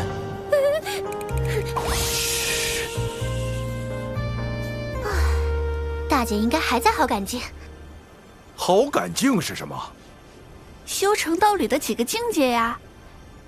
好感境、心动境、升温境、热浪境、姻缘境。姻缘境若大成，愿意为对方奋不顾身，不顾因果，那就是道侣啦。能得大妹欣赏已经很难得了，要想让不食人间烟火的先天生灵为一个人奋不顾身，水神老弟任重道远呐。顺其自然，且看后续吧。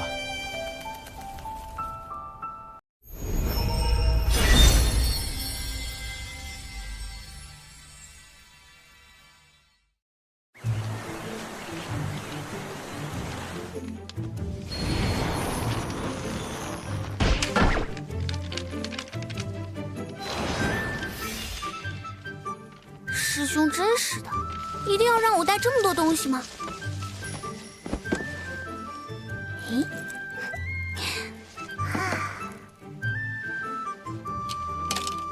下山修行不快乐吗？出去有那么危险吗？天还能不是这片天？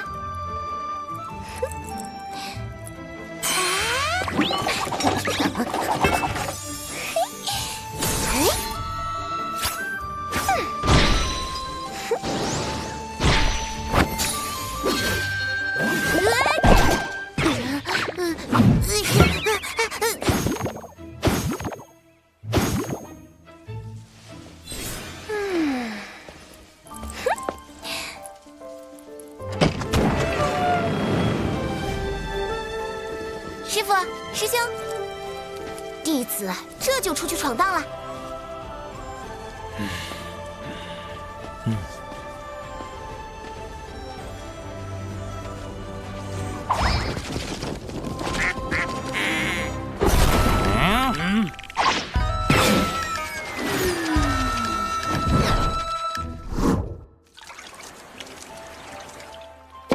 我要修成真仙，我要下山历练。这么突然吗？师兄，师傅都去天庭了，我也要去。我最近几年修行遇到了一些瓶颈，始终无法突破。师傅说是我总待在小琼峰，日子太过安逸的缘故。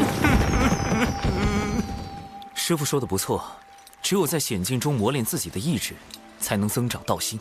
人族生存权并非生而就有，我辈至今日，是前人用性命拼回来的。等你下山就明白了。这么说，师兄是同意我下山了？我会交给你3个任务，限期3年，完成之后，想必你也应该突破了。为师是不是该跟上去，护灵儿一场？师父，师妹不是任何人的依附，也不是小琼峰的一个摆件。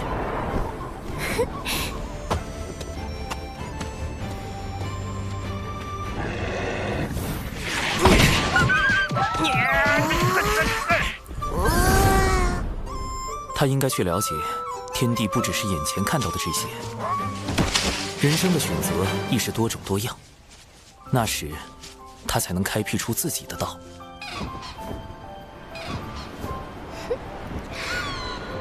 蓝天白云一成不变，青山一如门内中风。但一眼望去，总觉无比壮阔。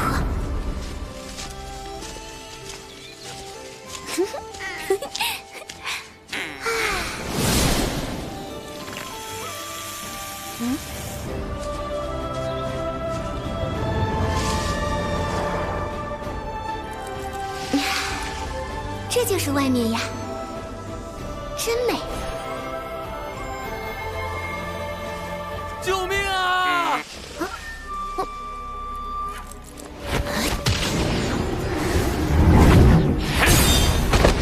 别再做无谓的挣扎了，你逃不掉，把宝材都交出来！这不就是师兄的教学案例吗？安排的太明显了，完全在侮辱我的灵智水准。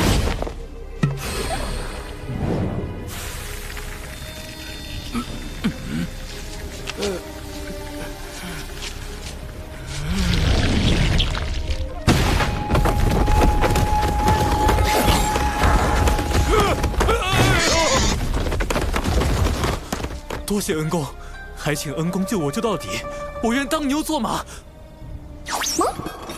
竟还有隐藏试题，弱者管家。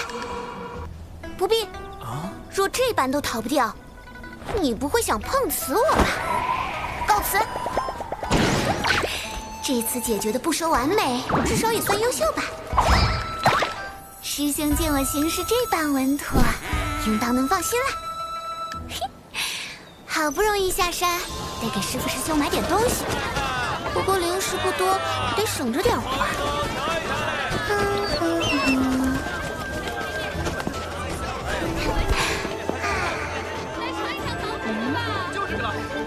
小妹，你就是赌气外出，也不能不带盘缠啊。这是大哥命我送来的，当街送零食，这么突兀又直接，不像是师兄安排的。大姐姐，你是不是认错人了？我家中只有1位兄长，并无其他姐妹。啊？警惕性挺高，不会被灵石骗走。小妹怎么还在说气话？啊？敖乙怎么直接放水了？也罢，毕竟是我失策，忘给师妹多备灵石了。我家穷得很。大姐姐接近我，究竟是何居心？啊，单一个稳字能说明什么？师兄外出都用纸人，但他根本没有纸道人特有的气息。更重要的是，小琼峰的月宫都被师兄拿去换药了，怎么可能有机子啊？我竟不知长寿兄生活得如此窘迫。其实并没有，毕竟身兼数职。灵娥道友，长寿兄特意让我追来，除了是送灵石，还想考教你的警惕性。敖乙，真是送灵石？不，师兄行事素有深意。有诈！这里真没有。这里一定有诈。不了，我带了灵石。长寿兄所托，请务必收下。我尚有任务在身，告辞。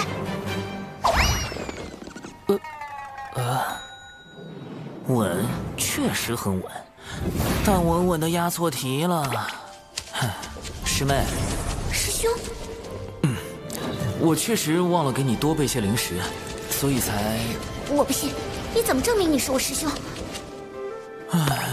某人一日沐浴最高纪录是12次，13岁被蛇咬了，哭了3个时辰，17岁。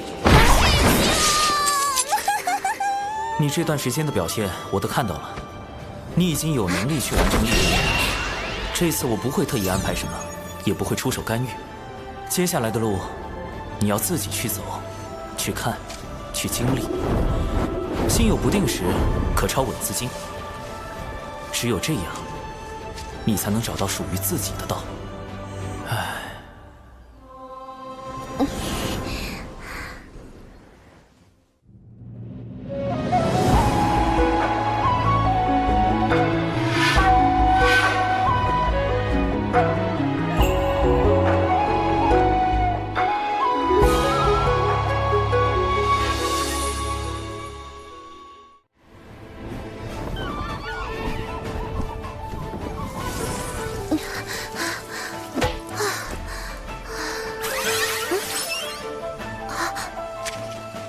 前往南州边界，诛杀100头真仙境修为的妖兽。真仙境，也就是和99师叔差不多的修为。正面打我可是一个都打不过，100个。师兄，你是认真的吗？啊，这里就是南州边界了。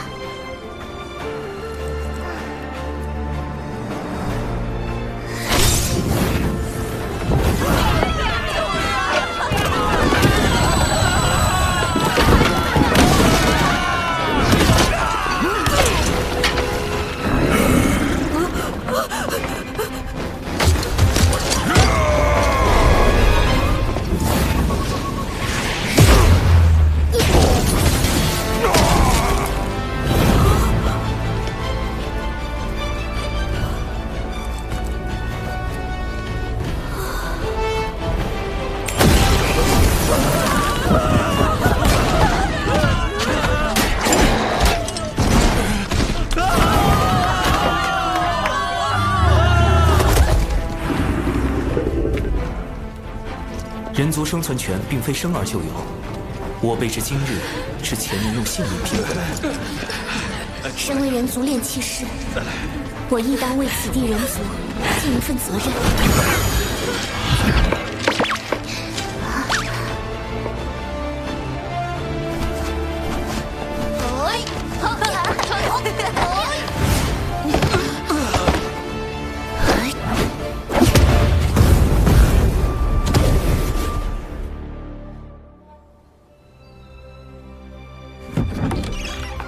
半年时间过去，附近的妖被吓走了大半，短时间内不会再来。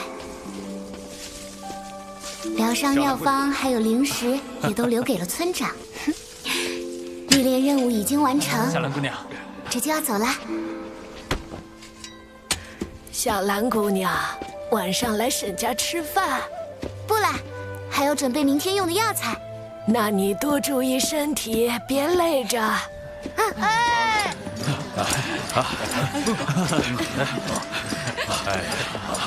若是能学到些仙人法术就好了，或许就不会有这么多兄弟没了。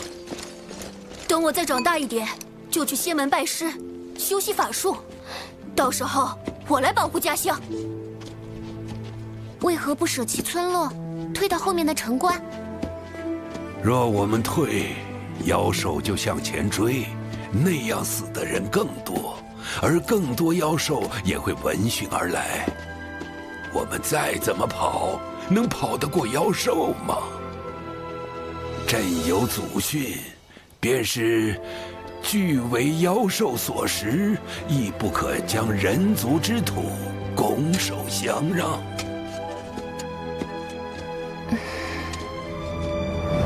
人族起于微末，一路百般艰险，左右尽是凶恶，但凭着这股不屈之意、自强之心，方有人族代代不息。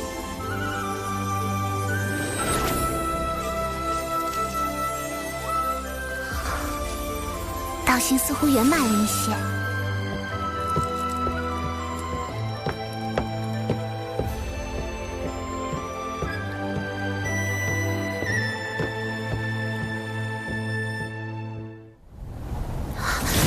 天劫这么快就来了！师妹的天劫到了，灵娥护卫纸人军团出击！师兄，此地已布下12座防偷袭微型阵基，渡劫所用之物一应俱全。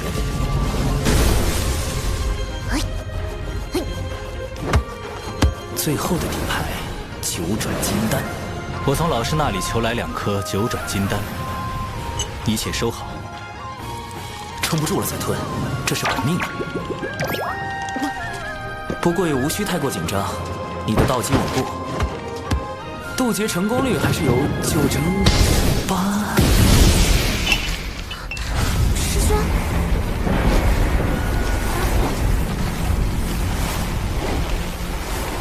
师兄，你怎么了？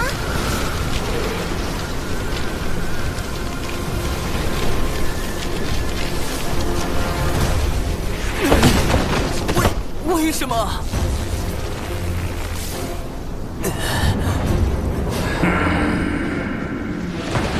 确认过眼神是拒绝不了的雷，但我只是在天道认可下总结渡劫经验，利用太清丹道帮师妹做了一点点渡劫准备。凭什么挨批啊？为什么被罚？怎么就……且慢，稳字经。谁能想到罚他抄稳字经抄多了，抄出一条大道啊！这波只能认了。感谢天道老爷百忙之中赶来训诫，弟子甘愿领受责罚。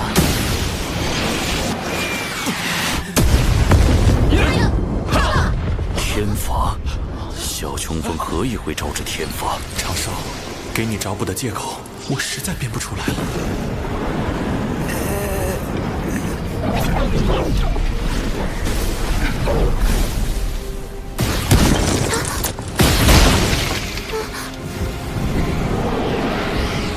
师兄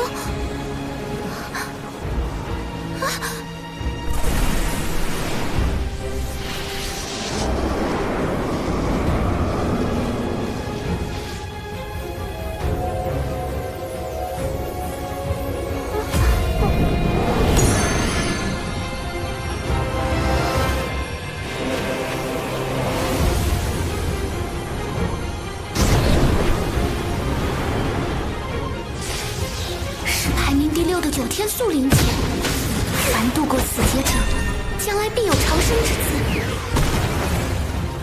等下，师妹要受9道天雷，我不会也要受9道天罚吧？无妨，莫要分心，专心渡劫。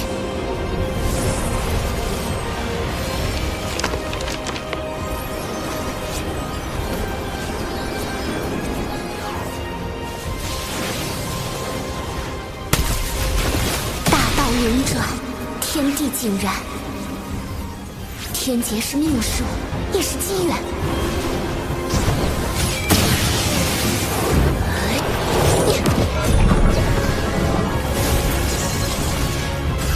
我准备好了，来吧。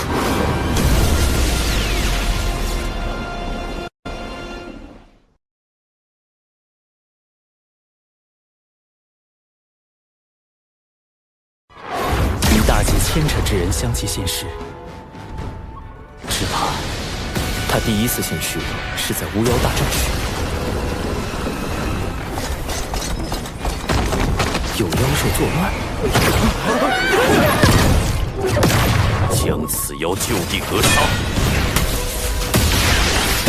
那难道是本座杀了你们所有人，了断因果？资金还是超少了。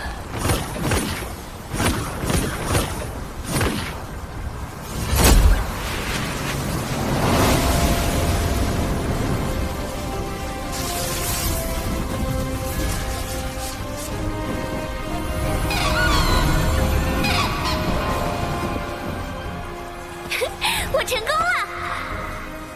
师兄说过，大道自生，非灵而动，非信而往；自道由心，非天地生。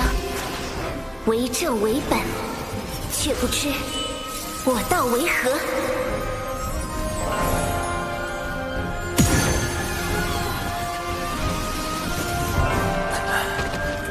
师妹以抄写文字经入道，飞升真仙了。啊，师妹这天劫渡的，真是费师兄了。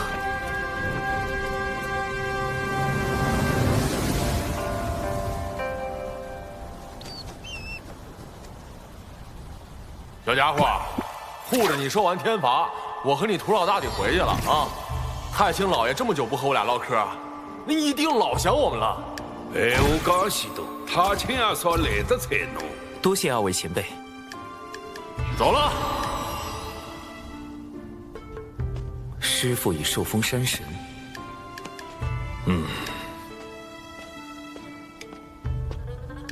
师妹也顺利渡劫飞升真仙，可自行继续历练。幸好有掌门为我掩护天罚之事，我也该继续去南州寻找玉帝王母转世身的下落了。卖包子嘞！公子今天起来晚了呀，就等您了。公子请品茶，这是刚来的高级货。公子好久不来我们这里了，可想你了。哎呀，昨晚在戏楼玩得太晚了，还输钱了。今天起来这个腰酸背痛，来，我给公子按摩下。你给我挠痒吗？重点儿。是。不够。再重点儿。没用的东西，快，再给我用力，用力！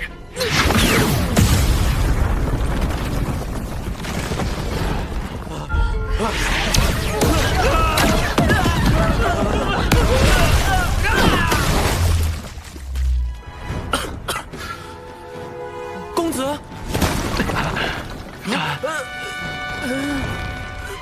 太重了。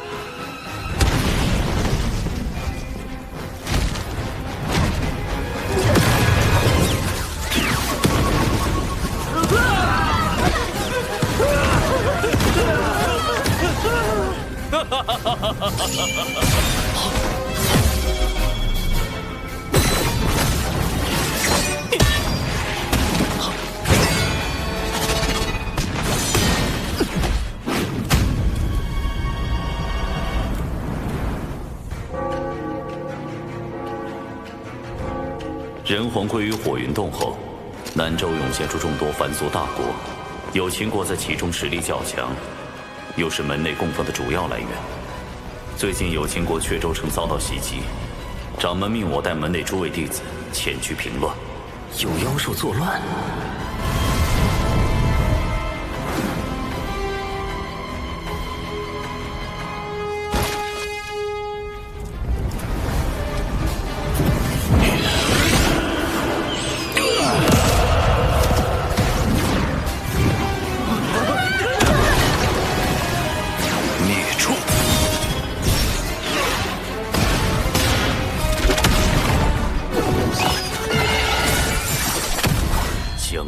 就地格杀！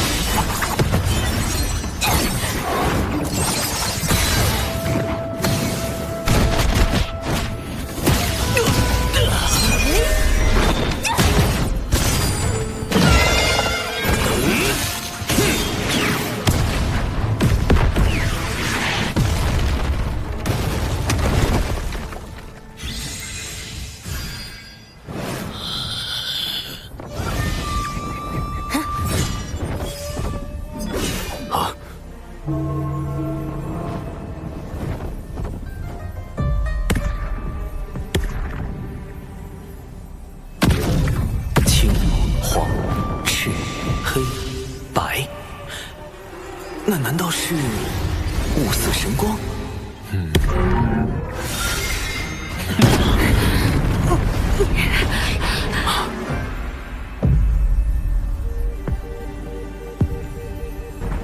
男人，可他身上没有任何阳刚之气，也没有半点阴柔气息。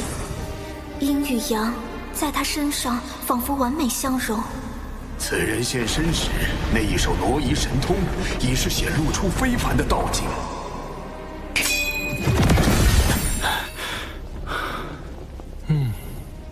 他杀了多少人？道有何意？了断因果，要么本座杀了你们所有人，要么你们说出他杀人几何，本座去救对应数目的人族，如此两不相欠。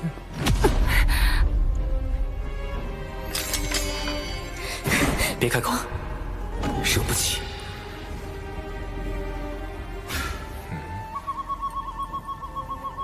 出来！底下哪个人？他竟能截获我的传音！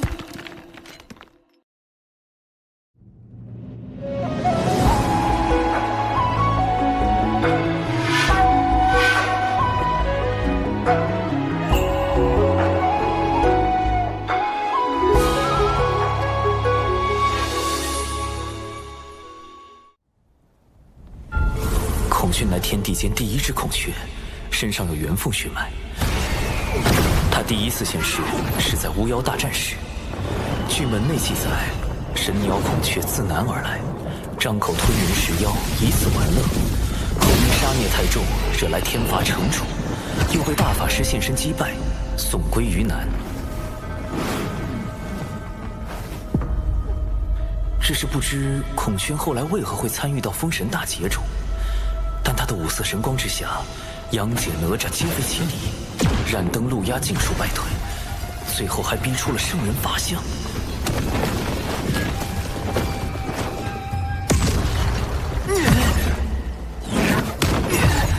这实力完全就是三教大师兄级别的。三教大师兄？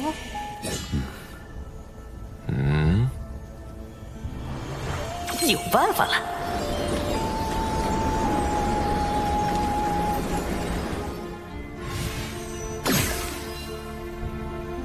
玄都小法师，刚刚传音给我的不是长寿师兄吗？高人在场，今日万万不可轻举妄动。若我推测不错，这位高人是天地间有数的大能。贫道玄都小法师，这几人都出自我人教道成，还请道友手下留情。小法师，你与玄都大法师是什么关系？同门。有何凭证？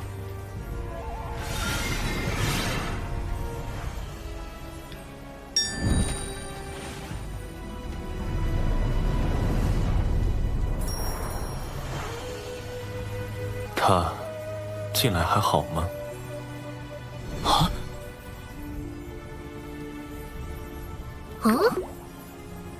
你所猜不错，本座便是孔雀。前些时日，本座这侄儿血脉暴走，神智失守。本座闭关醒来，一路寻到此处。他应已吃了一些人族，说个数量，本座去救了人，再来与你交谈。杀人、救人，本就是两码事。昔日本座亦曾吞噬10万人族，又如何？其后妖族为练陆无剑，欲灭绝人族，本座出手护住100万人族，偿还了因果。业障功德即可抵消，杀人救人为何不可护抵？所杀所救，可是一人。天数昭昭，增减护抵。所被吞食者，哎，轩雅，少说两句。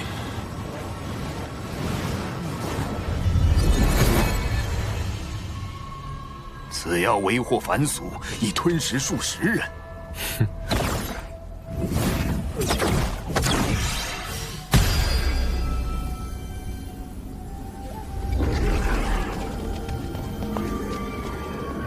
是几天前被妖族所擒的血石，10倍奉还。君呀，你可是这位孔宣道友的对手？不是，我也不是，忍忍吧。哼，你这小法师，倒也是个妙人。对了，你家大法师，可曾提起过我？实话实说，会不会惹恼这位定位模糊的洪荒狠角啊？我跟大法师同处的岁月不长，但听大法师提起过那么1、2次。他都说什么了？您到底是男是女啊？这个问题不搞懂，总觉得事情会变得非常之刺激。道友，涉及我家大法师清誉，恕我多嘴。您道号写作宣草之宣，还是宣告之宣？问本座属阴属阳，直接问就是了。刚才还觉得你直言直语，性情不错。哼，本座此时尚未决定阴阳归属，若非他当年避而不见，我或许已做出抉择。这都行？今日终究是我凤祖之过，此乃传信玉符，本座随时可偿还人情。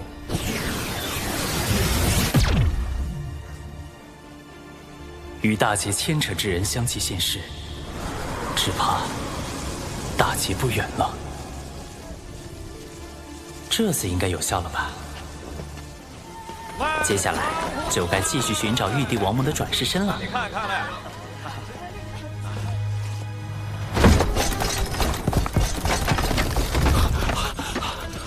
少爷呢？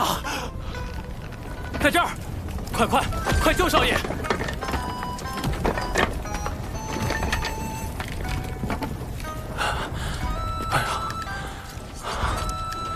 话有明，你可是阙州城将军之子，怎么被这孔雀妖弄得这么灰头土脸？夏明霜，我好歹是英勇负伤，你身为城主之女却龟缩在后，怎么好意思说我？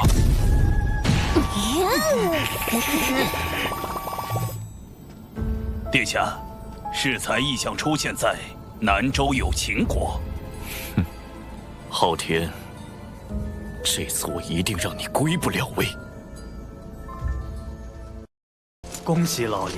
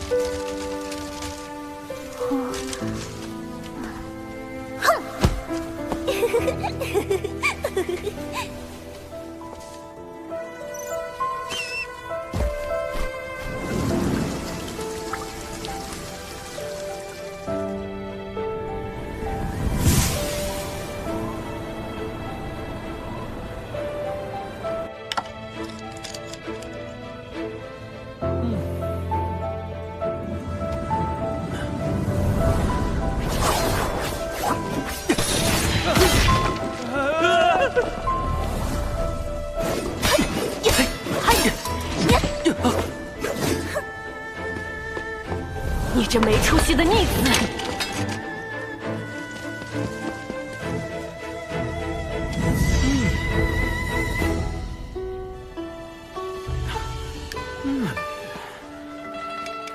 今天就谈到这儿吧。莫要累着了。我明日再来看你。是，少爷。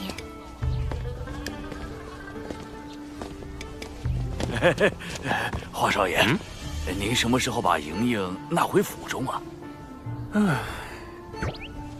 本少爷听个曲儿，就要把弹曲的带回家。那爷来你这多喝几杯茶，是不是也要把你这茶楼盘下来呀？华少爷您别误会，小老儿只是……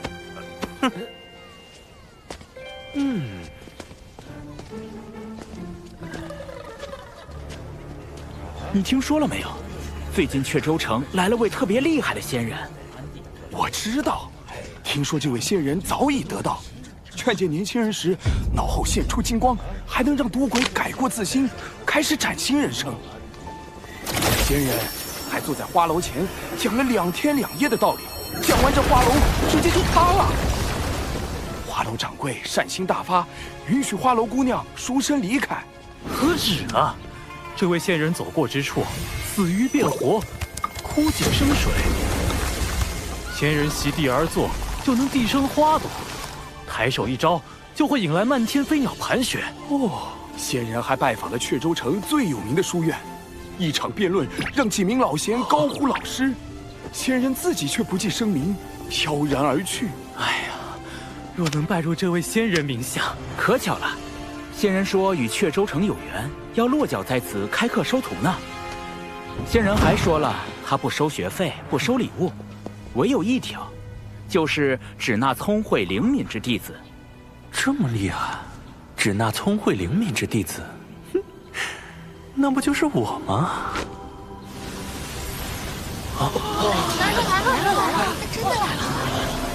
人生太短，天地太大。吾心虽怀无限，然双足不堪用。本城人杰地灵，风景也是不错。吾愿在此逗留3年，教导7、8名弟子，而后继续远行，探究天地之边界。仙法讲求仙缘，吾之精力亦有限度，最先20位入门者可听我讲课。依据课堂表现决定去留。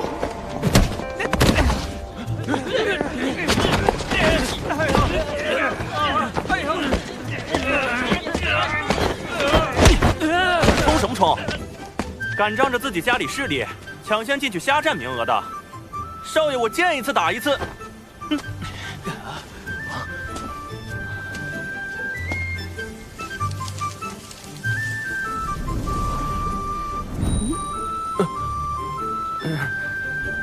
去，后边去。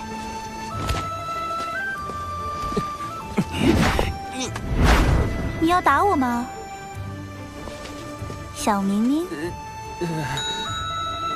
本少爷不跟你一般见识。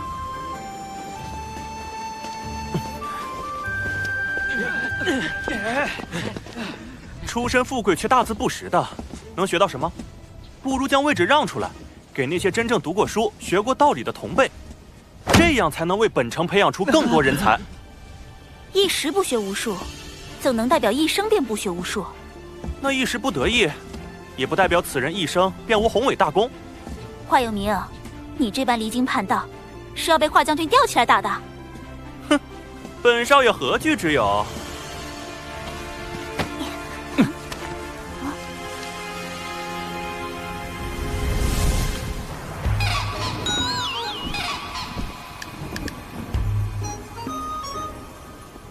婶婶老师，不好了！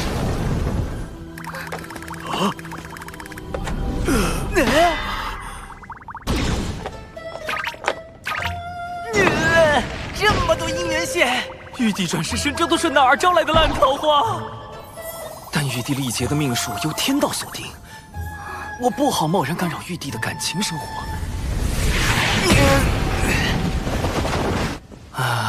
我能怎么办？总不能去华府当家丁吧？萧指人探得华有明想学习仙法，我便学习蓝星的网红营销方案，在城内打响仙人名声，惹来各家追捧。接着放出要收徒的消息，引华有名夏凝霜在内的诸多学子前来报名。好一个权贵贫寒之辩！这位公子如何称呼？华有名，家父是本城守将。我今后也要做守护此地的将军。少将军，寒门也好，贵子也罢，来日能否造福一方，终究要看心性品行。随我来吧。至于去前20人听课，则7、8人教学，那当然是物以稀为贵，饥饿营销，才能彰显我这高深莫测的仙人身份。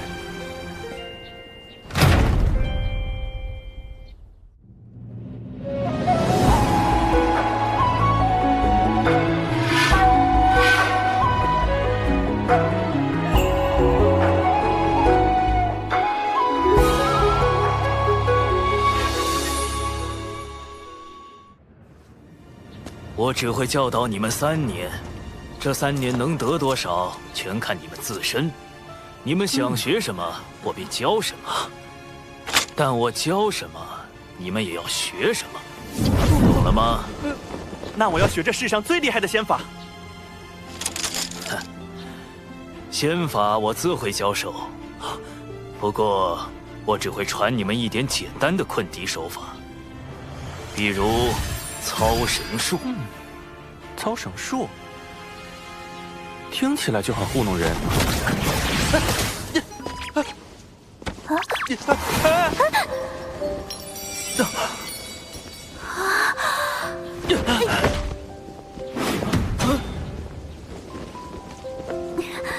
贝子，你还不起来？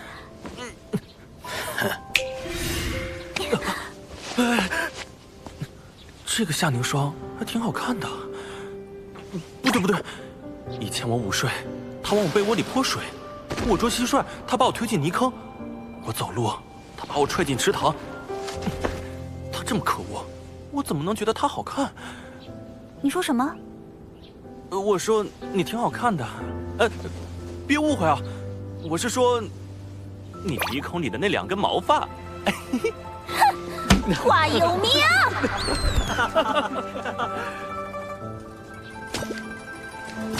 哎呦！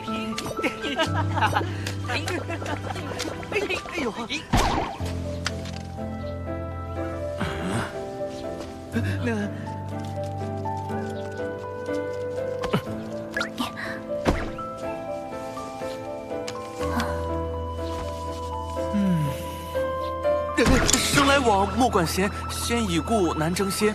欲不平，思自立；遭难事，须自省。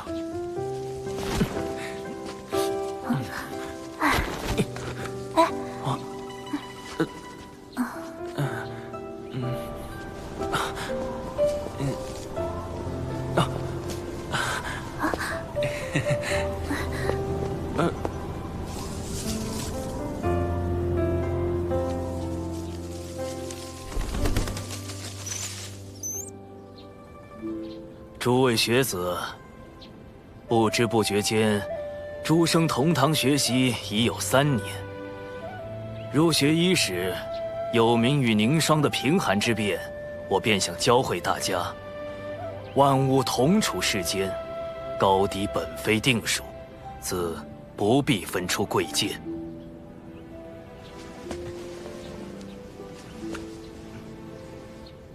高者许会跌重，低者亦能登攀，要我们心存敬畏，却不曾告诉我们，若登攀者追名逐利，跌重者心生怨恨，届时又该如何自处？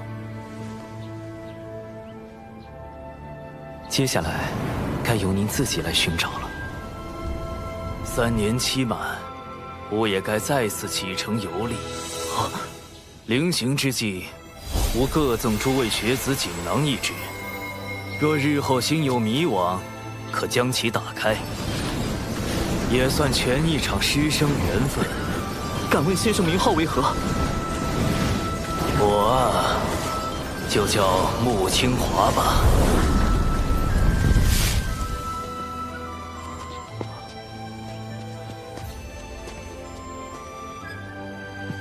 多谢先生3年的悉心教导。南州各地不断有异象发生，想必是水神故意混淆视听，阻碍我们追查玉帝王母转世身的下落。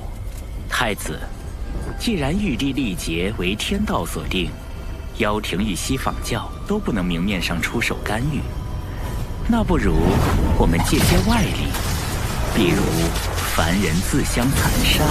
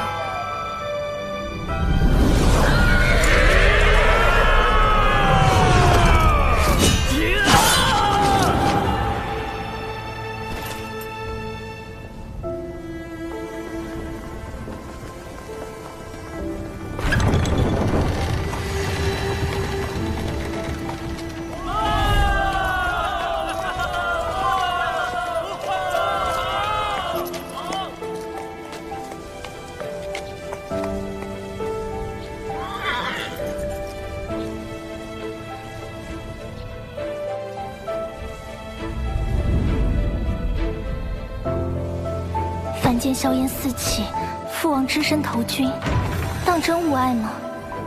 玉帝陛下与王母的命数由天道所述，凶吉祸福，皆是注定要自己去历经的。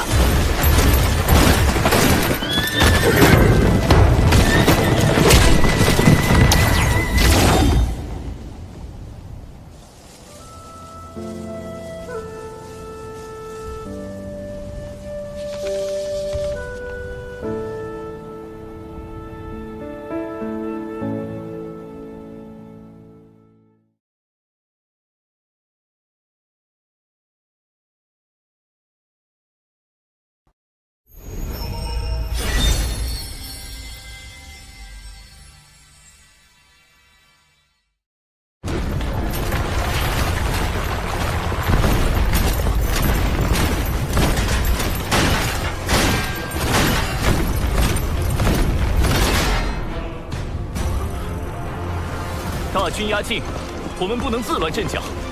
我会向城主请命，领兵迎战。是。但当务之急还是撤离百姓。撤离之事交给我。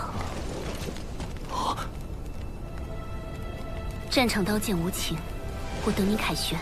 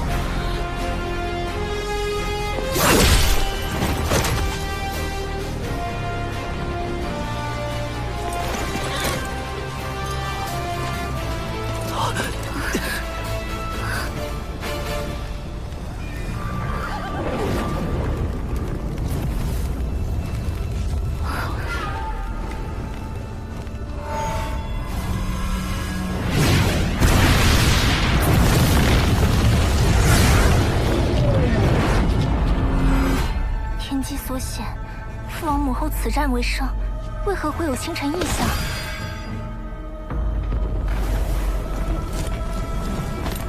不是阙州城有意，是整个有秦国。有秦国的国运要崩塌了。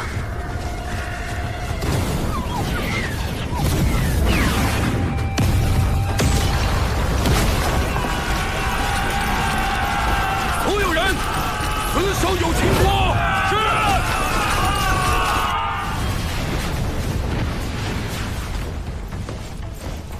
啊！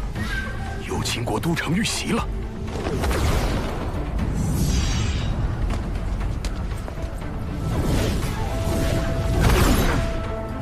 有秦国有多大？去。是。太清圣人竟然也如此关注有秦国之战，看来此战背后并不简单。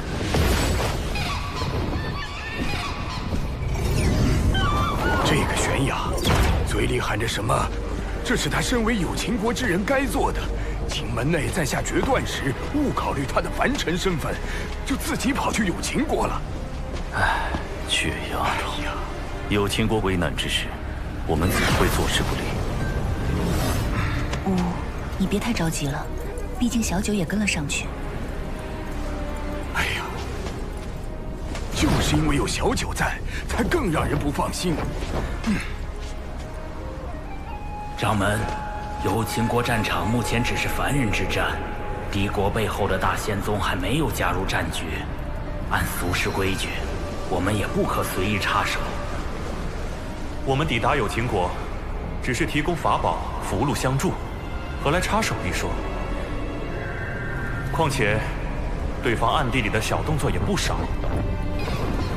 如此来势汹汹，道威仙宗恐怕另有所图。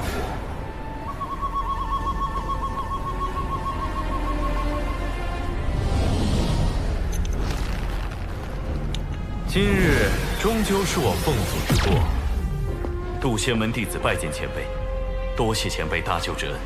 不必多礼，你们先去安顿凡人。玄雅，随我来。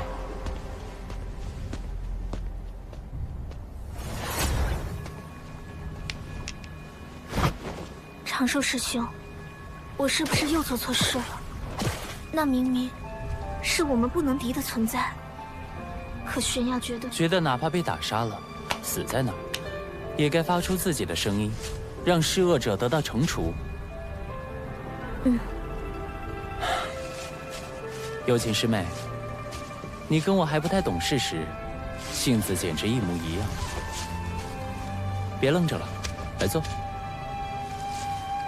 但现在的我已经变得跟大多数人一样，遇到1、2次磨难，会主动收起棱角，让自己变得圆滑，去思考自身所处环境，并逐渐被环境同化。而你，哪怕遇到了挫折，遇到了打击，也没放弃自己的坚持。有情师妹，其实我刚才想好了该如何说教你。我应该让你知道洪荒的险恶，让你知道，去触怒这种大脑，只是白白赴死。喊得再大声也扭转不了什么，还会连累门内诸位长老的性命。我想提醒你弱者的生存法则，提醒你做事要讲究方法。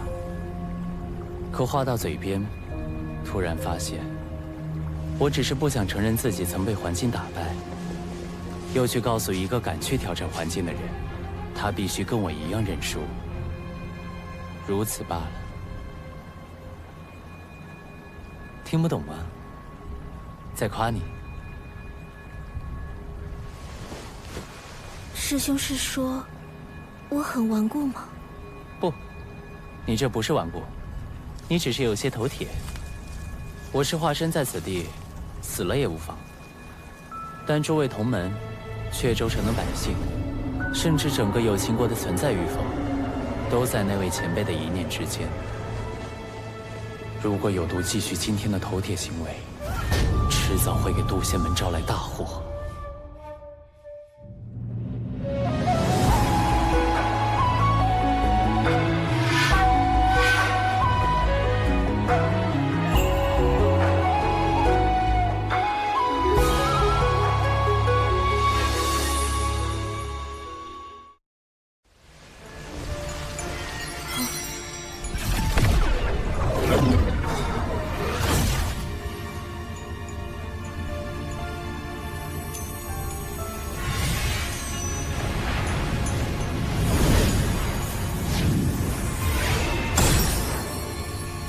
这就是你刚才的行为可能导致的后果。粉碎。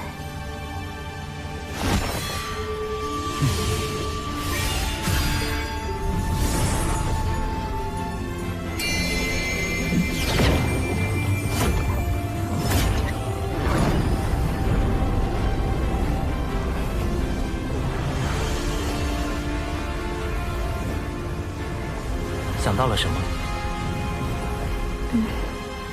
要讲究方法。你如果选择坚持心底的正义，该如何表达？如何才能让玉不碎，石轻移？有情师妹，你这颗侠义之心，比长生道果都要珍贵。但要记住，要将它用在合适的地方，它才能够绽放出更璀璨的光芒。所以，不要被人利用，学会审时度势，不成一时之勇，懂得有进有退。洪荒之中，是非对错反复交织，并不存在绝对的对与错。为兄希望你能学会如何保护自己，保护身边的人，也希望你能保持这颗珍贵又高尚的心灵。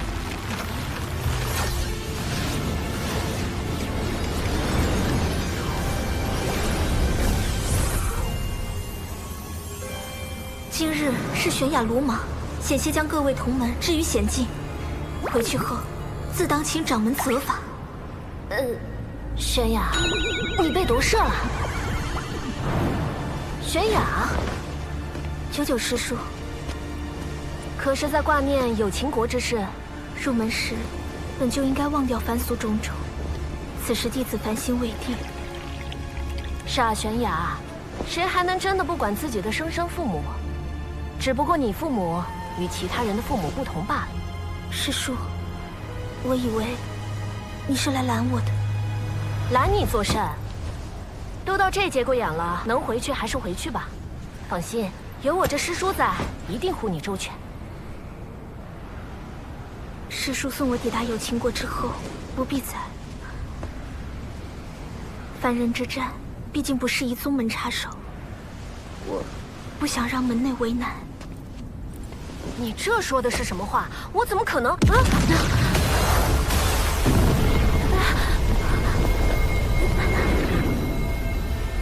各位道友何必着急赶路？道威仙宗的人，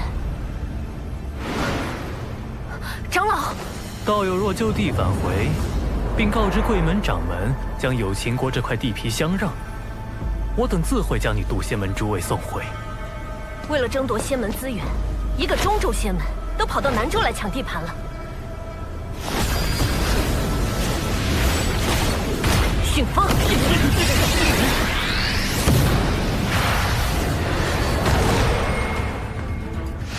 既如此，就别怪我们不客气了。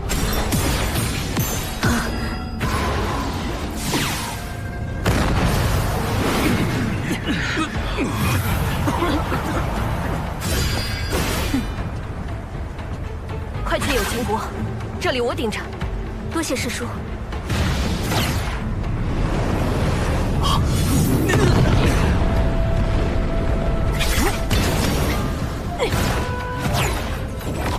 母亲，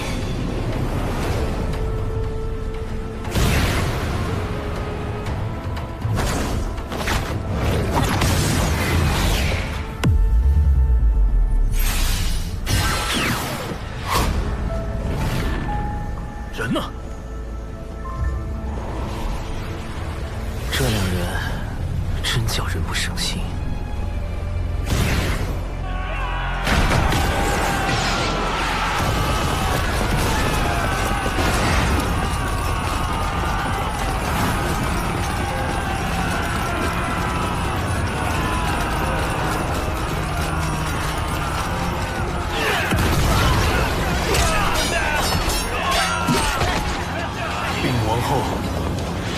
太子已殉国，我儿，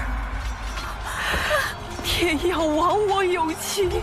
我的孩儿，他还没有名字呢，我还没看着他长大成人，不能能，不能！母后，我们活下去，一定要活下去！所有人听令，从后殿撤退！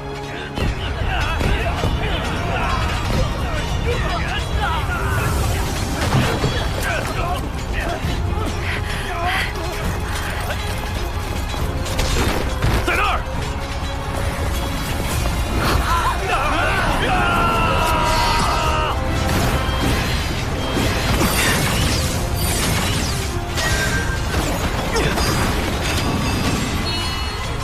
你们被强化了，快上！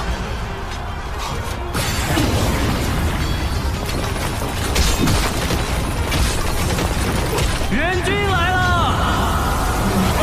有秦国阙州城城主之女夏凝霜，有秦国阙州城将军华有明，前来救驾。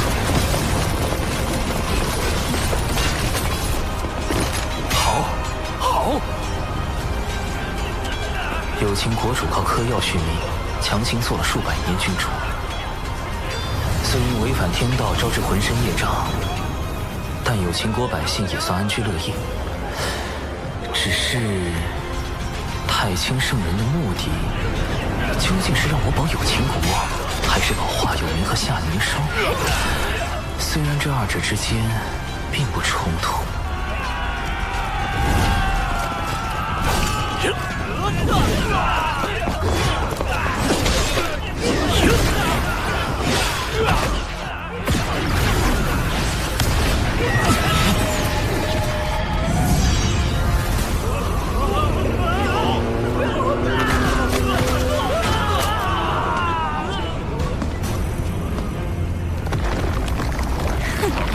不要放走有秦国半个魂魄！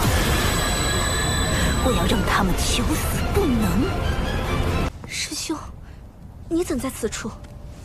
有秦国之战背后有道威仙宗出手，师兄莫要涉险，还请速速离开此处。我有遁法，不必担心。不如咱们细细谋划，稳妥些救出。师兄，我是有秦国公主，理应为护国而战。师兄毕竟是渡仙门门人。又来了，又来了！你是不是又要说，我不想因此牵连门内，还请师兄勿要多劝？上回对峙孔宣的时候，我和你说的那些话，你都忘干净了？你我既是同门，也为好友，我怎么可能看你陷入此地不管？可师兄，我虽在门内修行多年，但仍不忘我是有秦国的子民。今日，我不仅仅为我的亲人而战，更为我有秦国子民而战。前路凶险，敌人过于强大莫测，我自安于天命。但请师兄不要牵连在内，你我都改变不了今夜之事。若师兄执意相劝，那你我今后不做好友也罢。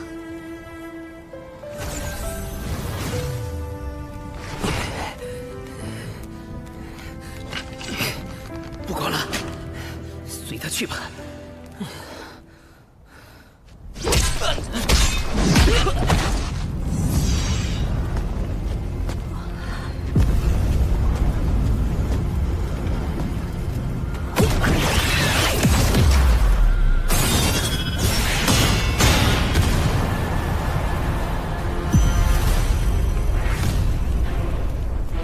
友情玄雅，你终于来了。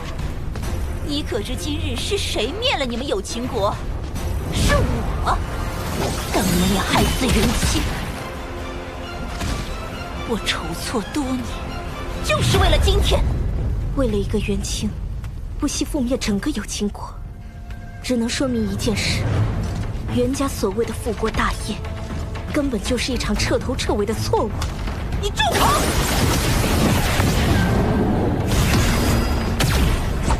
剑！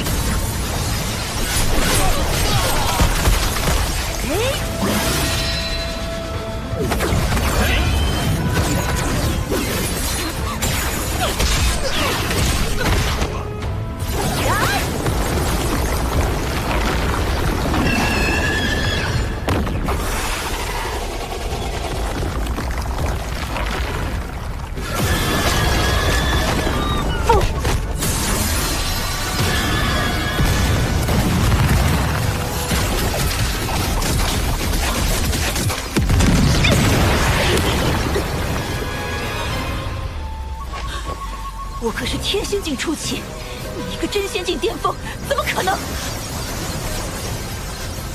真是话都不听我讲完，今天就照你一次，暂时将我的力量借给你，以后打500年功来还吧。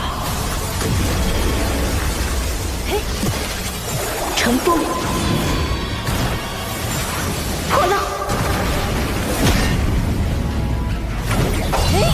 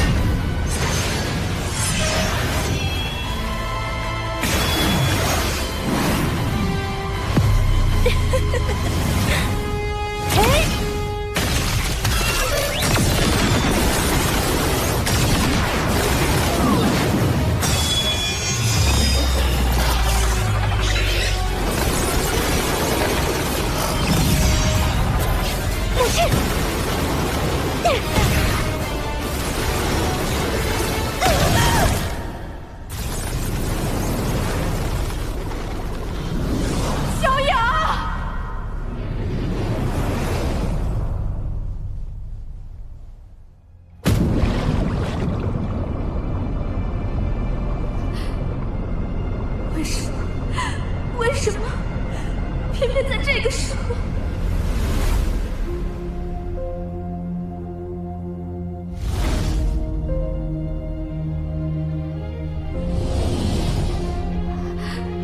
师兄，帮我！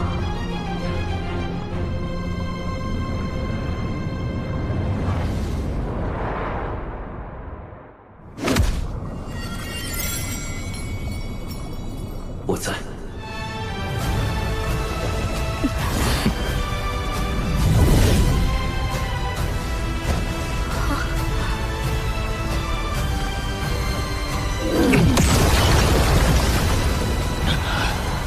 不想死的，自封修为，原地打坐，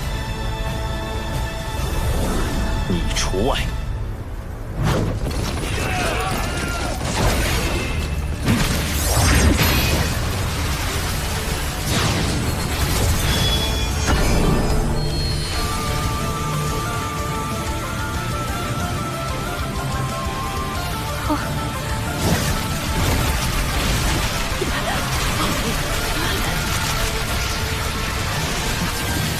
言不认，遮天蔽月。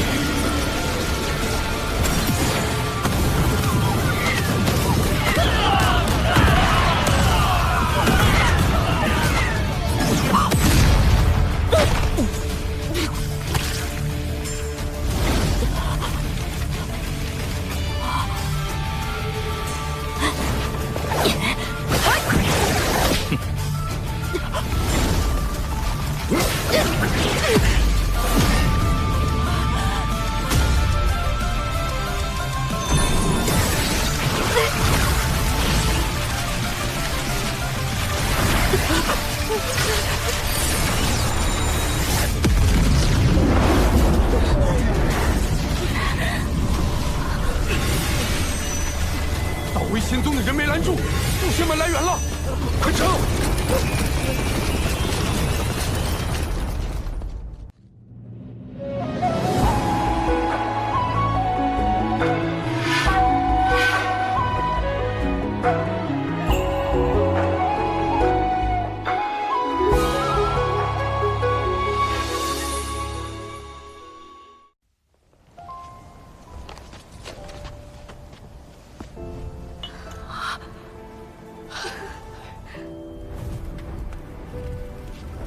面甲女既已殒命，她一族后续之事，你想如何解决？她与元清意图反叛，死有余辜。但追究其族人，只会令他们徒增恨意。有情国已是如今模样，又何必继续下去？玄雅，本师叔来救。啊？怎么打完了？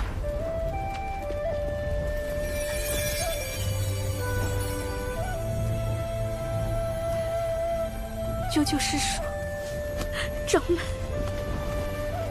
玄雅，我理解你担忧亲人，但你一个人来有情国太危险了，往后行事还是要多加思虑。掌门，好了好了，玄雅不哭啦。燃灯副教主，就是他们渡仙门，弃我阐教道威仙宗。阐教副教主燃灯竟然亲自现身，难道道威仙宗进攻有秦国，也是燃灯授意的？有秦国之战的背后，莫非是人禅两教之争？明明是你们道威仙宗一言不合就开打，还赖到我渡仙门头上来了。小九，莫要冲动。燃灯副教主，渡仙门与贵教道威仙宗之间必有误会，还请副教主。贵门后辈性情暴躁，既有误会，不如进我这灵鹫灯中静坐调息一番，还望贵门勿怪。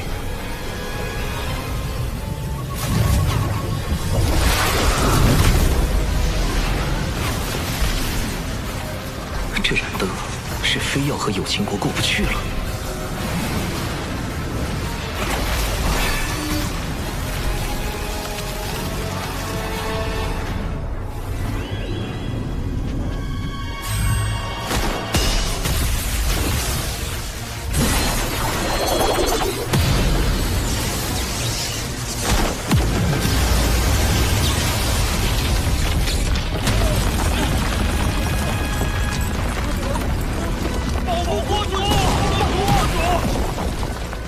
副教主的乾坤尺果真厉害，竟能引动天地间乾坤之力。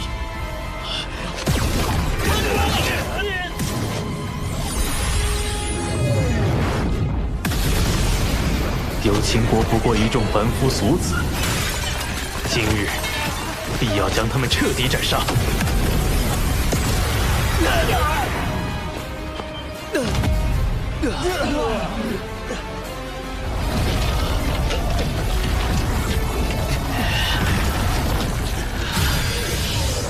天资之人，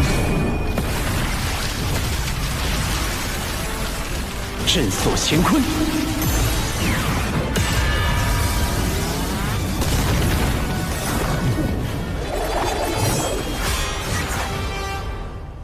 玄都小法师在这时候跳出来，莫非也是为了玉帝转世身而来？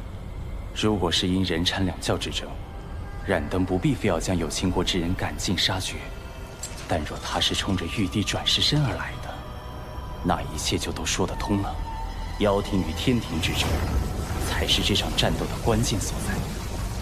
有秦国主身负业障，我作为阐教副教主，自当遵从阐教教义。小法师，莫要为难我。这好说，您到线下便立刻将有秦国主击毙，全当送副教主一个人情。师兄，放心，他不会答应的。既能保住有秦国的无辜子民，又不违阐教教义，如何？啊！杀他有什么用？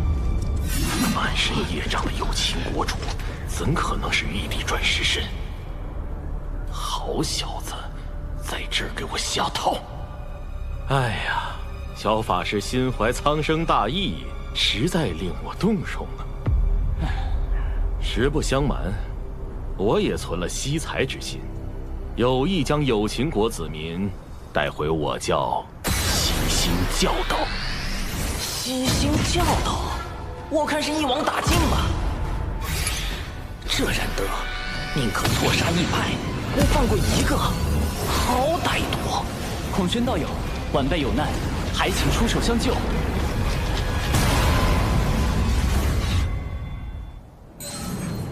这就来。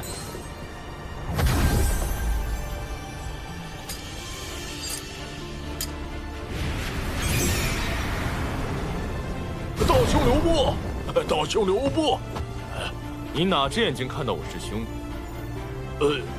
莫非是我认错了？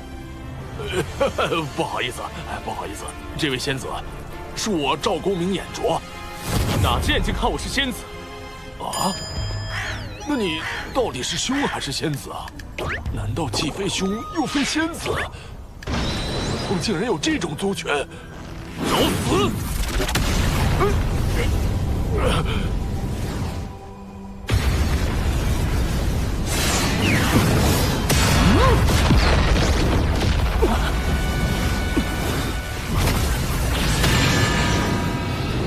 燃灯的乾坤池，不愧是能在封神大劫里击退赵公明之物。如今的我根本不是对手。轩哥，轩姐，轩哥姐，快来救救孩子吧！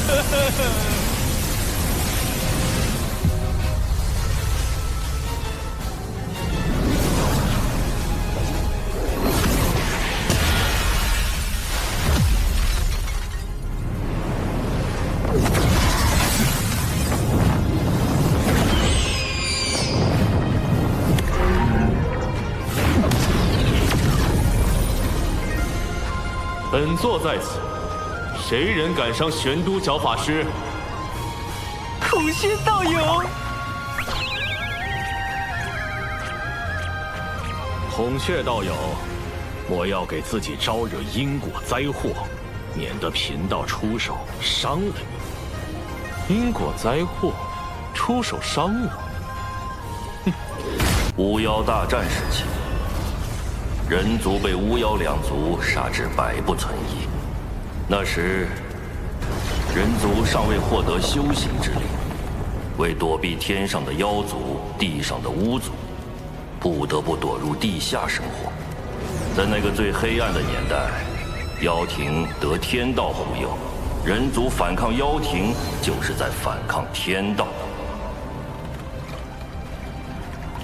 他们是人，他们都是自上古活下来的人族精锐。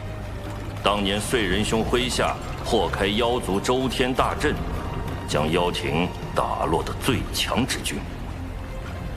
燧人兄为了获得与巫妖抗衡的力量，堕入魔道，10万将士追随他一同入魔，10万魔兵鏖战巫族，诛灭妖庭。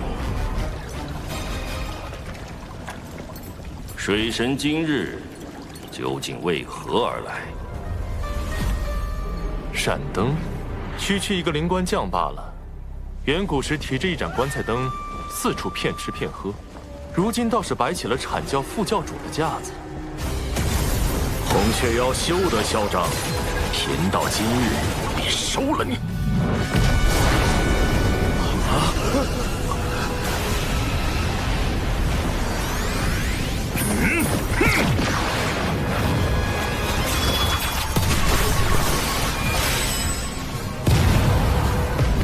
这破齿果然废物。是吧？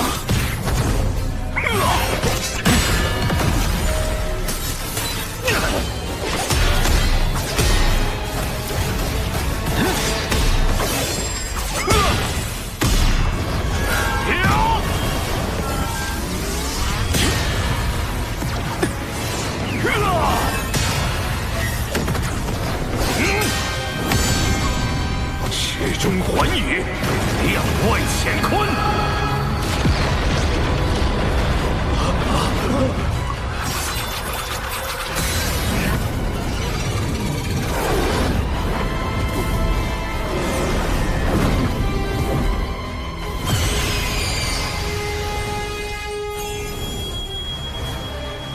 五色神光，灵杀。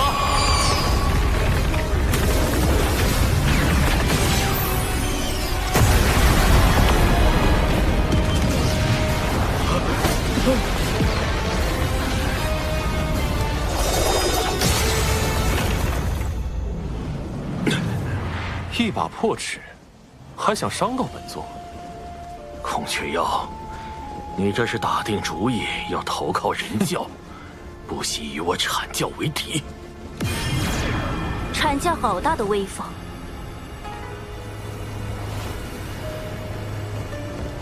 云霄仙子，共鸣前辈，连截教也被惊动了。此前是我失言，望孔玄道友见谅。仗着仙人神通，欺凌凡人，若非有孔宣道友和小法师道友护持，乾坤池怕是早已让有情国灰飞烟灭。有情国气数已尽，我阐教顺天而行，诛灭此国。邪教前来，所图为何？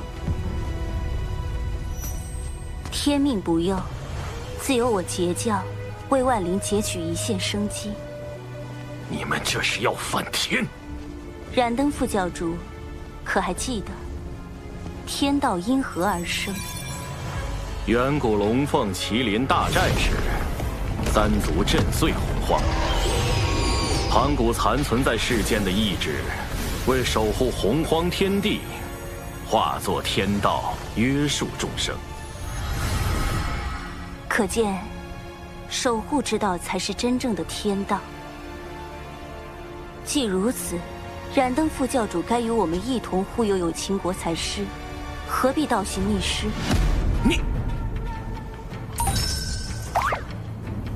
如今已非远古，若天道危害到生灵，吾辈自当反之。众生须受约束，为何天道便不可约束了？约束天道，有意思。说得好，有情国之事，我截教管定了。阐教已公然与人教打对台，若是执意与截教为敌，在道门三教里同时得罪两教，只怕会背上分裂道门的罪名。这个罪责，燃灯担得起吗？截教今日所言，贫道记下了。待贫道禀明元始天尊，阐教自会来找截教讨个说法。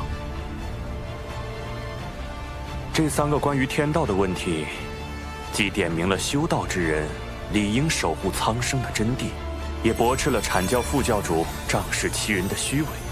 云霄仙子当真厉害。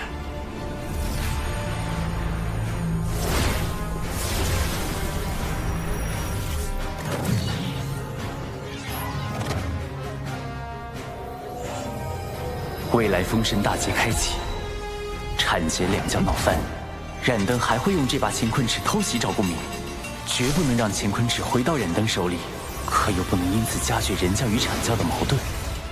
空轩道友莫要恼怒，我代燃灯副教主跟你赔个不是。道友万万不可抢走他的乾坤尺啊！本座虽然可以，但没必要。行吧，看在玄都的面子上，再帮你一回。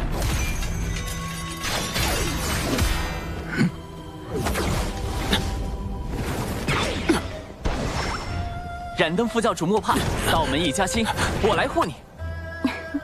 这么好玩的事儿，怎能少了我赵公明？哎呀，空轩道友的极速神通当真惊人，赶不上啊，赶不上！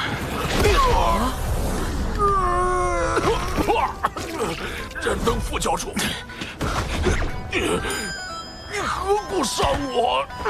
你们几个，够了！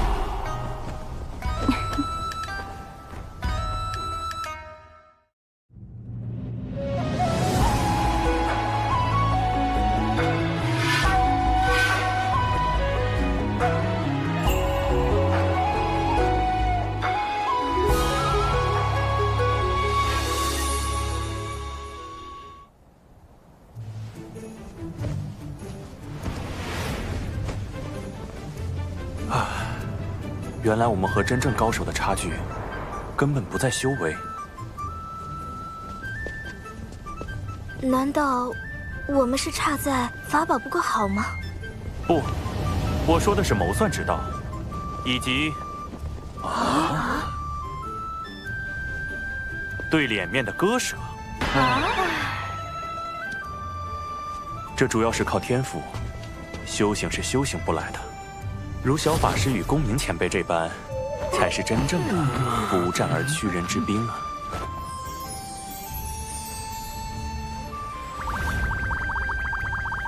怎么，小法师是觉得本座拿不得乾坤尺吗？空轩道友不能如此想，今日是冉登副教主对你出手在先，你也是不甘受辱，愤而还击。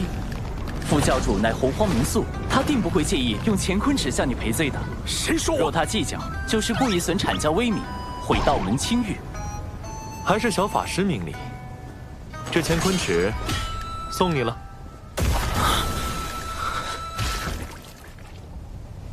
幸得道友信任，我今日便做个和事之人。冉登副教主与孔宣道友之间的恩怨就此了断，如何？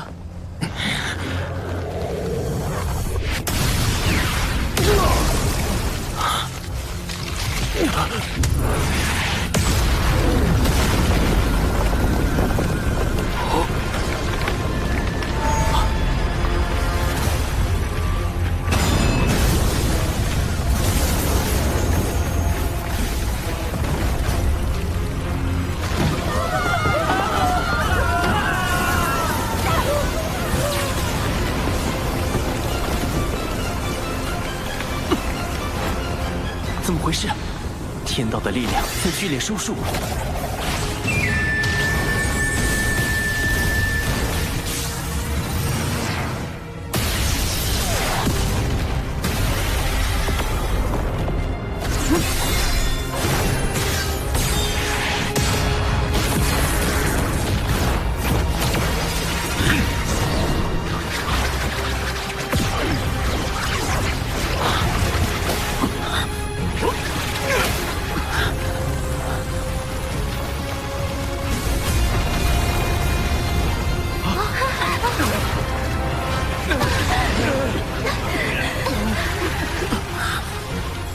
我体内的法力好像不见了，这是天道之力所凝成的枷锁，仙人一旦被它锁死，就会法力尽失。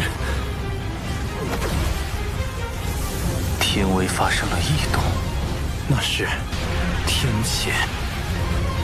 师尊，天道似乎在警告我们。近来天机紊乱，1、2千年内大劫必至，你与公明需做好准备。阐教圣人，原是天尊亲自出手了。劫运有变，归山。连圣人都避之不及，天道到底想做什么？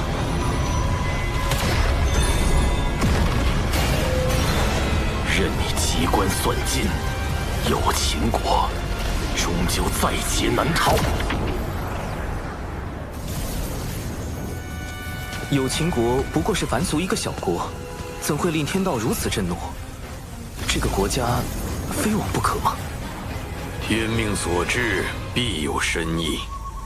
无论圣人还是天庭，都不可干涉，否则就是与天道为敌，这可是天谴呐！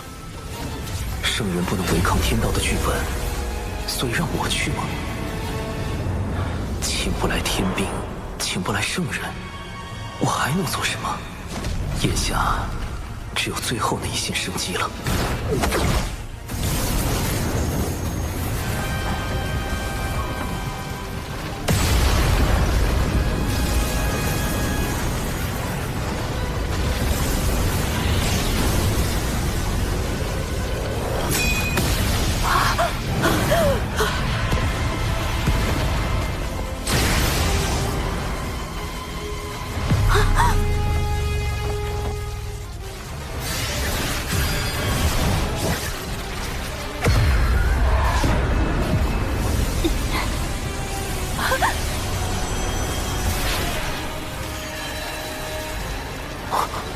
天雷消失了。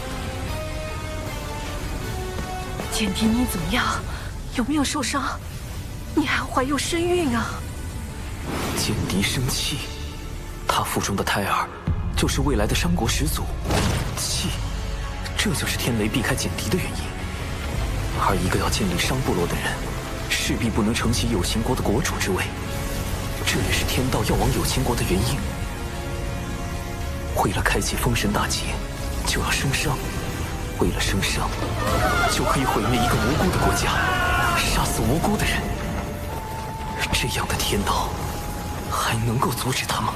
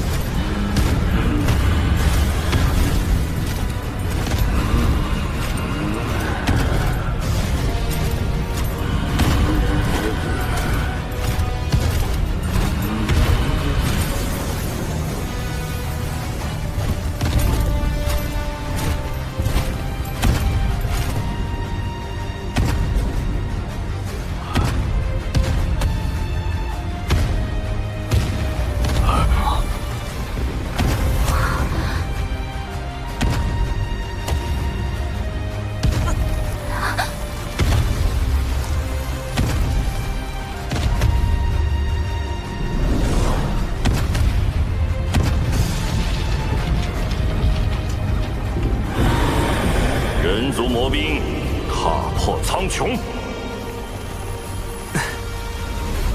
唯一能与天道对抗的，就是与之截然相悖的魔道。踏破天穹之事，人族已做了一遍，不介意做第二遍。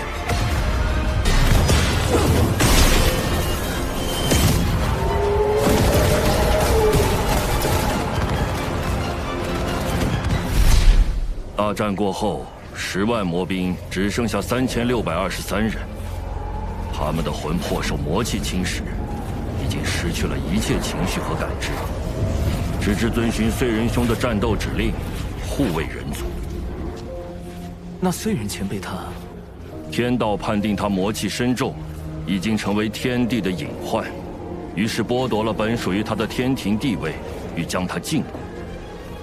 燧人兄不得不退守火云洞，一面修复战体，一面镇守人族气运，制衡天道。大禹前辈，要如何才能约束天道的力量？燧人兄就是对天道的反约束。吾等在洞中修行燧人兄的星火大道，就是为与天斗。若天再对人族举起屠刀，吾等就在大地上一跃而起。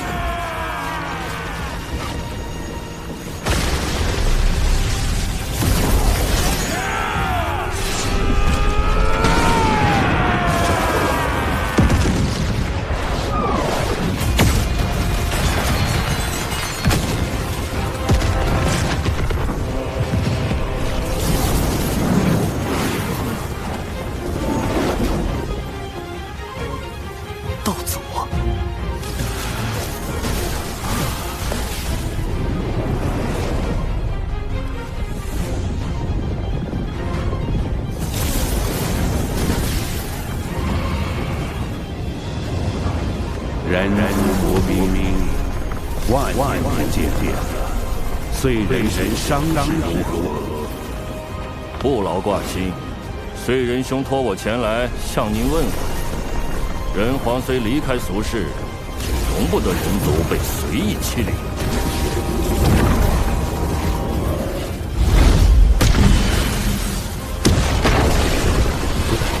若燧人前辈当真无恙，他定就亲自带着魔兵来。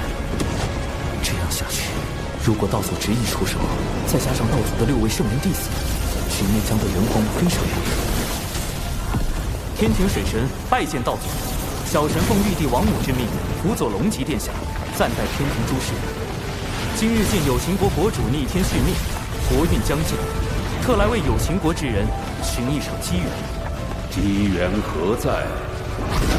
小神见此女颇有慧根，想与她腹中胎儿一道天命，让她与她的后人带领有情国移民，再立新国，定会比现在的有情国更为昌盛。天道不是想生商吗？若将有情国改建为商国，岂不是能变相保下有情国的人，保住人族的利益？人荒们也就不会再与天道起冲突。你可愿结下3道仙契？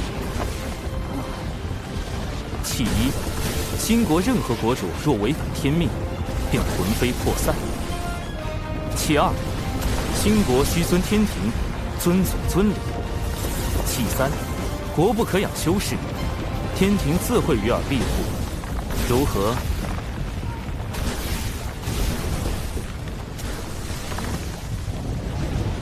简狄谨遵先人旨意，今日得仙契，护佑我有情国一脉。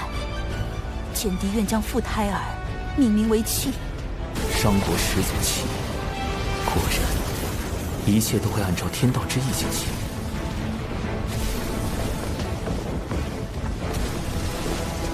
小神如此处置，不知是否合适？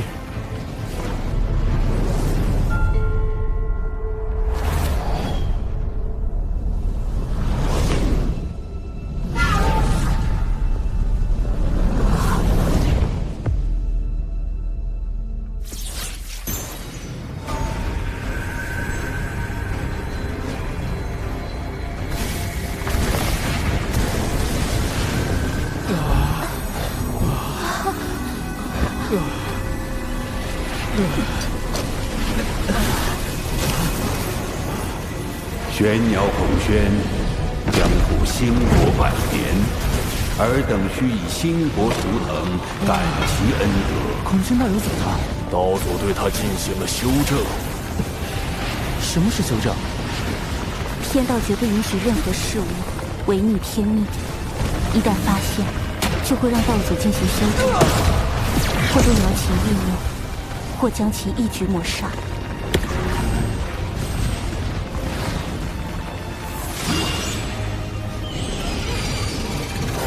孔宣，带他们向东去。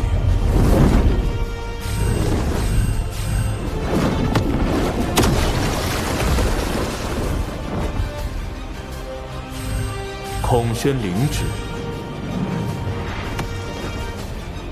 所以，是天道让道祖篡改了他们的思维，哪怕是有秦国自愿升商也不够，必须得有玄鸟升商。天道就容不得封神大劫的剧本出现丝毫偏差吗？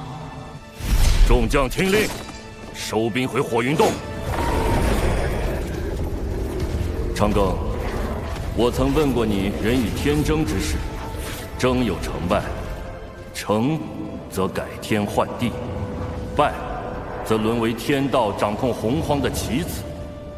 如今你应当明白了，人族所面对的是怎样强大的对手，无志不改，死战无休。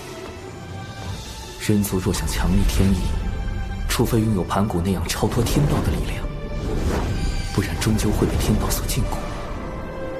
可即便是如今洪荒最强的道祖，也必须遵循天道意志行事。只靠力量，真的能胜天吗？长寿师兄，我与父母终会有再见之日，对吗？一定。未来封神大劫开启，商国百姓必会卷入无端战火。我要想助人族避开劫难，往后势必要与天道博弈。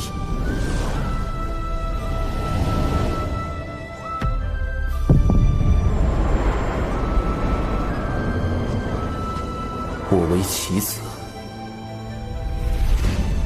亦可为执棋者。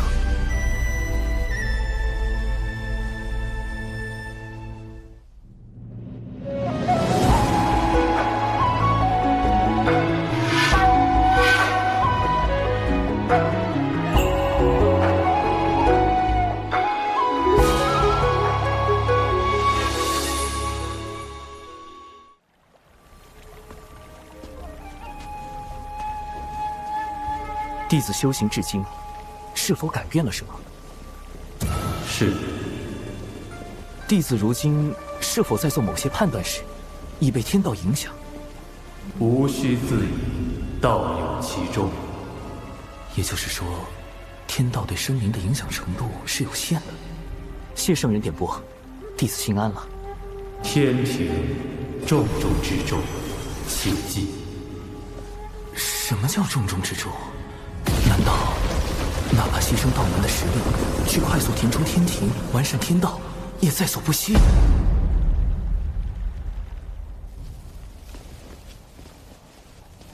师尊说，今日之后道门将有大劫，只是天机紊乱，师尊也无法窥到大劫的真相。从古至今，劫难来去，早已习惯了。小法师还未经历过大劫吧？一定要小心。大劫来临时，谁都不知道心底泛起的念头是否就是天道作祟，要拉自己入劫。天道为何要降下大劫？天地间的灵气是有限的，随着越来越多生灵开始修行，将灵气化作自身法力，天地灵气濒临枯竭，于是天道降下大劫，强制让生灵将灵气归还给天地。似人族这般，不用灵气修行也可生存，修行也可成为高手，护卫天地的种族，倒是很符合天道的利益需求。人与天均衡发展的办法，或许就在这里。小法师道友，燃灯副教主虽已离开，却不知是否会在暗处设下埋伏。可用我送你回天庭。啊！哦！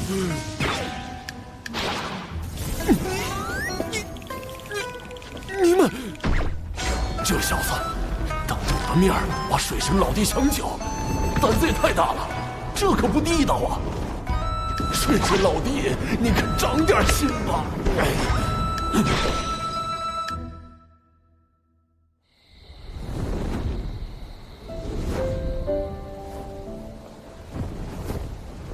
唉，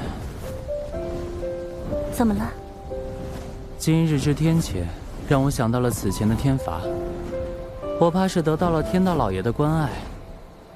渡劫遭天罚，炼纸人遭天罚，如今又遇天谴，批得我是皮开肉绽，但只能感恩感念。可见道友的实力大有增益，才引来天道的关注，当为你贺喜。道友一向思虑周全，却也太过耗费心神，偶尔也该放松些才好。仙子也知，我修行岁月不长，到今也并未达到那般高深。我怕，若有天自己推断之事发生，却又无力阻止，只能时刻去想去算。你最长的一次想，持续了多久？17年。是为了何事要想这般久？道门。若是道门之事，我亦是道门中人。如果道友不介意，日后我可与你一同想。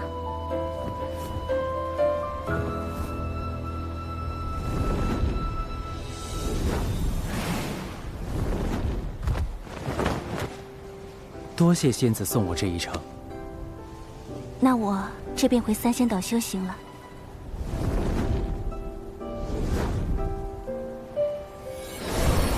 我们每500年见一面，可吗？仙子，那个，我们此次会面是事出有因，可否不算在500年的计数内？自然。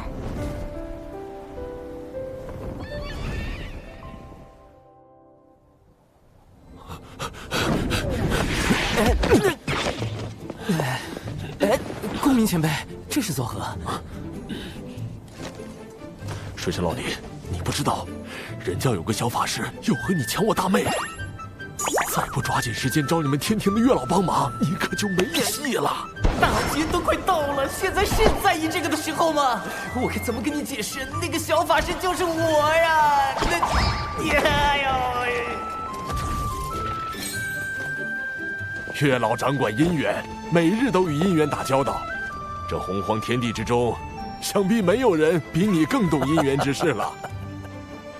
略懂，略懂。他懂啥？他就是被玉帝放在这里看管相思树的，一个几万岁的纯阳天仙，他能懂啥？月老，事情是这样的，让你听我说。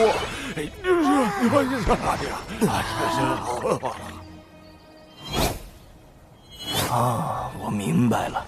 云霄仙子想和水神做知己，水神想和云霄仙子做道侣。没错。可云霄仙子这般的先天生灵，在相思树上并无牧人，小神牵不了她的红线，只能另寻他法。不如让水神给云霄仙子写封信，暗表心意吧。信？可是那种看起来很好懂，实际上看不懂的信。莫非公明前辈收到过这样的信？金光师妹给我写过。哦，看来是金光前辈想和公明前辈做道侣，公明前辈把他当知己了。金光圣母在封神大劫的故事中，死后上封神榜，成为天庭的殿母。在生伤这个节骨眼上，未来的殿母突然苦练未来的财神爷，是姻缘到了，还是又一个天道剧本？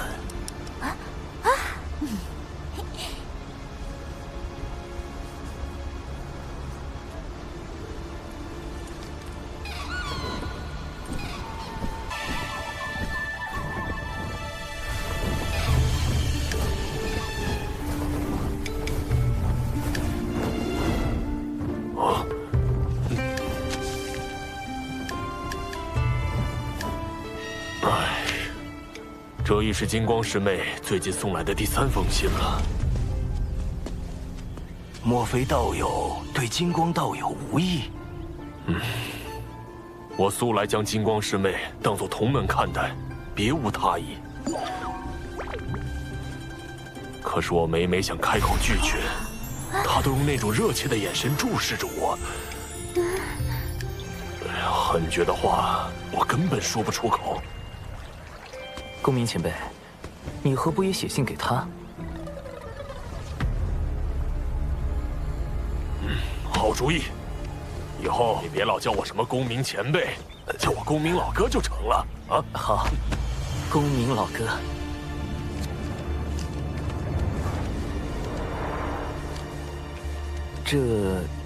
金光前辈，这封信确实是我提议让公明老哥写的，他对你之事颇为烦恼。是我不该纠缠他。不，金光师叔，依我看，公明师叔写此信未必就是拒绝的意思。火灵是指火灵圣母，多宝道人之徒，结交3代弟子的翘楚。封神大劫中为报徒弟之仇，与西周经对阵，是引动产劫对峙的关键人物。说来截教女仙怎么都爱自称圣母？这不是和圣母女娲撞名了？叫圣娘多不实啊！师叔，您从第4行开始，将这书信每逢双行的首字连起来一读，便知其意。这封信拒绝的够明显了吧？还有什么可看的？今昧莫及，无心久矣。这也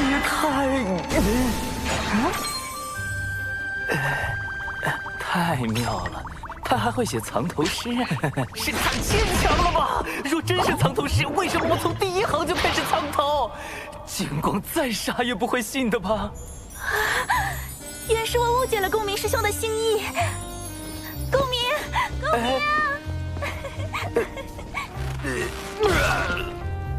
刚才多谢水神，金光师叔苦情久矣，我实不忍看他黯然神伤。听闻您才智过人，这才将他哄来您这儿，还请您出手相助，一因果，我愿承担。金光前辈竟有你这般挚友，也罢，我可以帮你。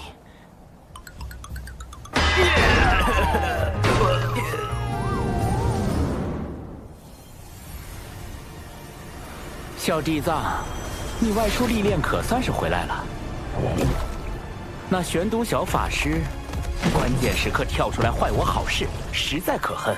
快让你那谛听施展神通，我必要将他找出来。早已试过了，连谛听也无可奈何。这么没用，不如走点钝的。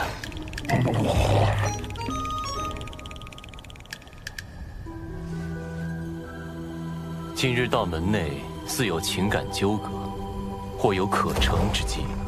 小弟子，你有把握吗？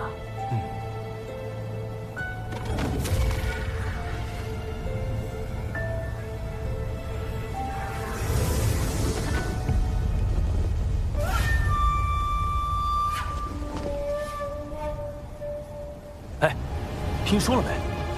火灵师姐已经搬去了公明师叔的龙福洞，二人已经……火灵？谁说的？是阐教的黄龙师叔。就是你传的我和火灵师侄在一起了。这简直是危言耸听！我说了，我没说，我就是没说。你们这叫怎么诬赖人呢？一会儿说你说了，一会儿说你没说，恶人露馅了吧？怎么了？这是吗？大师兄，快来呀！邪教欺负龙了！哼，谁还不会摇人了？邪教弟子听令，速来中州集合！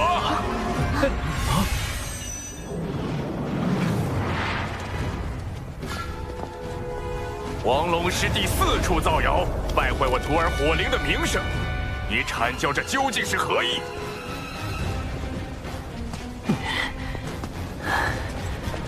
三教同源同流，你辱骂黄龙师弟，可曾念过道门一家？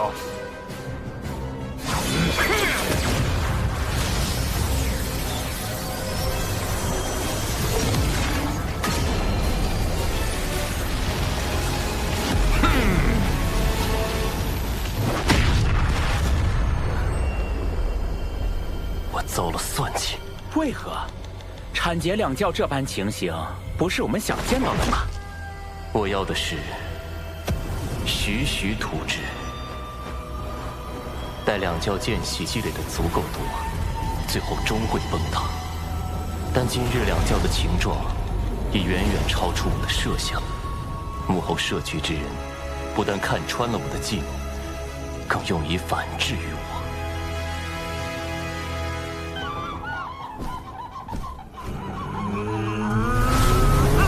这多宝和广成子演的倒是怪好的嘞。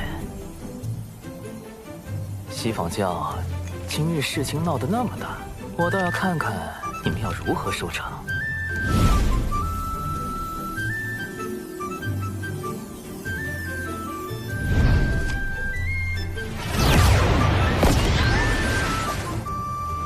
哎呦，前都大法师终于登场了。师长，早前闻你两教谣言之事，我便请天庭出面引动天道之力，凝出一面正德碑，可追溯一世之源。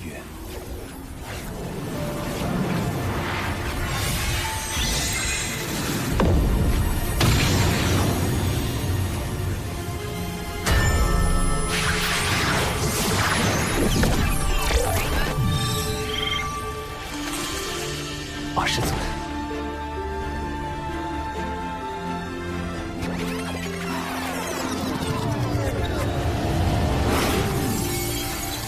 ，12品功德金莲，是西坊教在替此人遮掩。截教众仙听令，阐教众仙听令，随我逼上灵山。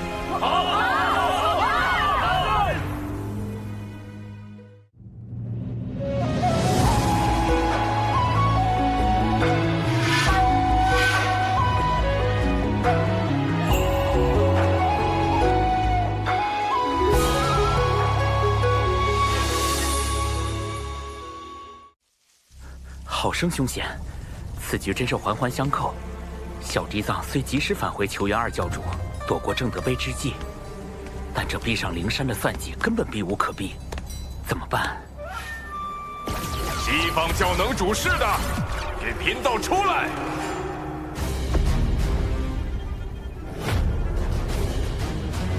来得好快，难不成今日便是我的死劫？主人，估计你这次没救了，记得给我找个好下家。二师尊，不知我在您心中，是否如一枚可以随时被舍弃的棋子？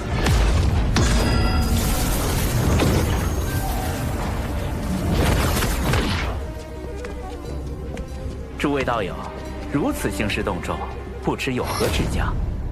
西方教造谣生事，毁我图清誉。玄都师兄已用正德碑推演，凶手正在你们灵山之中。道友莫急，西坊教定给你们个交代。你们之中谁做了此事？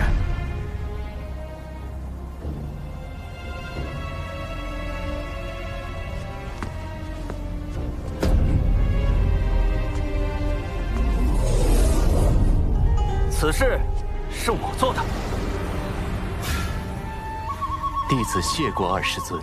主人，你们教实在太不把生灵当生灵看，竟用摄魂之法操控自家弟子。慎言。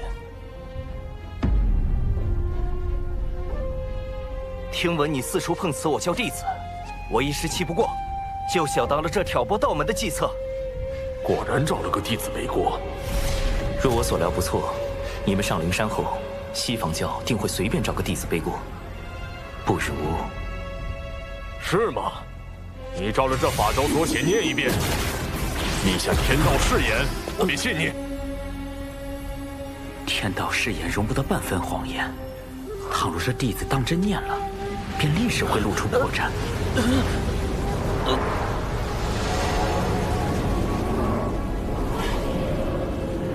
用天道誓言令西坊教陷入两难，水神老弟，妙啊！愣着干什么？还不快念！还是说你不敢念？此事不过是场私怨，道门3圣与西坊2圣皆师从道祖，何必闹得如此僵硬？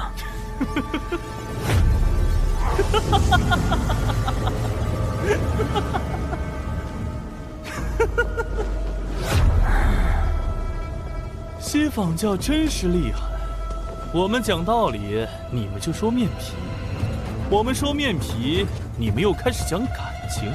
合着无论怎么说，都是我道门恃强凌弱呗。既如此，我等便认了。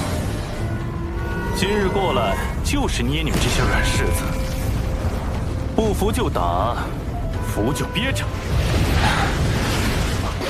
哦，他就是太乙真人，真阴阳怪气大师，一开口就能气死人。也不知未来哪吒是怎么忍受这个师傅的。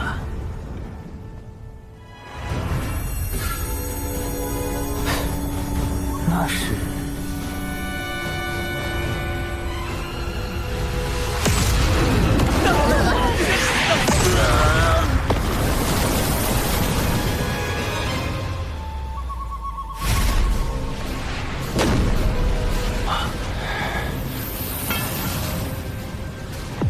缘起缘落，自有缘法；既有前因，自生后果。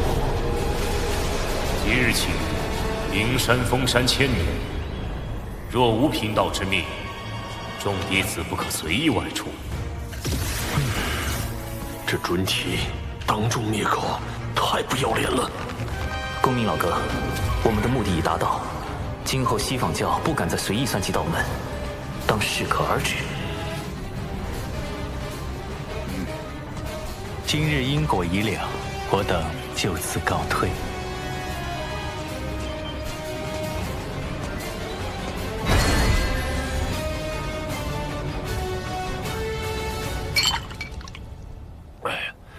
今日之事当真痛快！此行不但顺利瓦解了西坊教的阴谋，还拉近了阐截两教之间的关系。但愿未来大劫中，两教别再斗个你死我活了。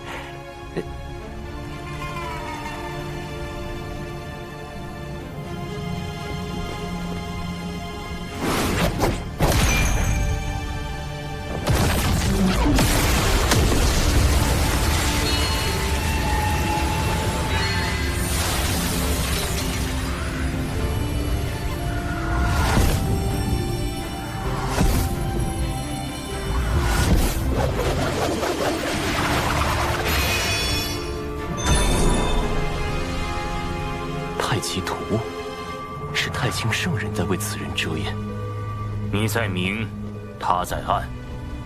是故你败，他胜。自今日起，你在此地禁足思过，若无我令，勿多出手。谨遵二师尊法旨。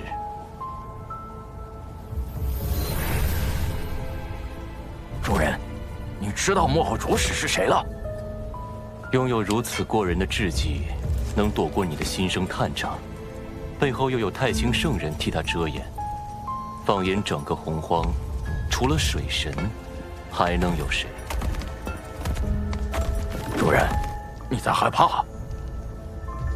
我没有。若此次当真是他所谋划，那我也不算败得太冤。算计不过就算计不过，你何必嘴硬？急了，心境乱了，全是破绽。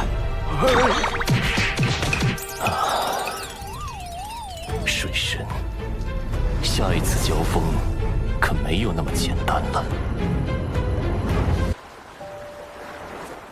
我闭关数月，近日才听闻火灵失职与我大哥那谣言之事，幸好你暗中筹谋，揪出凶手，否则以大哥的性子，只恐此事不能善了。只是略施小计，仙子过誉了。产劫关系虽略有缓和，但产劫相争的未来究竟能否被改变？两教相争是必然之举，还是这结果只是天道想促成的？纷争平息，你怎么还如此心事重重？我在想，天道之下，生灵是否有选择的余地？是不是生在这天地间，就逃不开天道的掌控？倘若有一日，我又逆势而为，又当如何？大道无时，天言四九，遁去其一。此一不为天道所掌控，便是变数。可谁能保证，在每件事中，自己都能成为突破天道界限的那个变数呢？你可还记得我结交的教义？为万灵截取一线生机。你性子中总喜欢稳妥，以至于对旁人都难以完全信任。但有时，这一线生机，并不会印在自己身上。师尊常教导我们，互帮互助，有难同度。能用重力，则无敌于天下；能用重智，则无畏于圣人。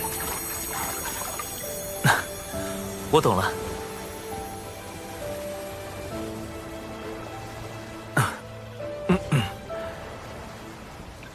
跟前辈高人谈心，对修行当真大有裨益。现在又知我是前辈了。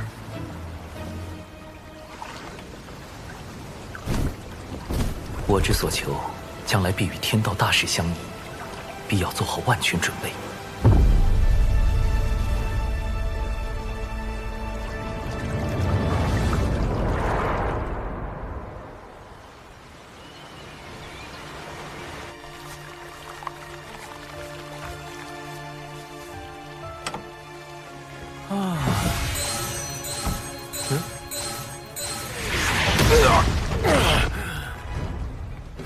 好你个黑豹，三强大爷的宝贝！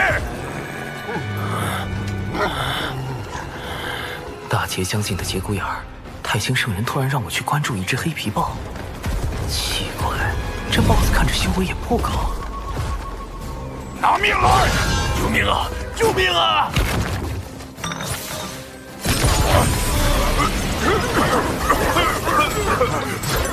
离火为引，赤焰化蛇。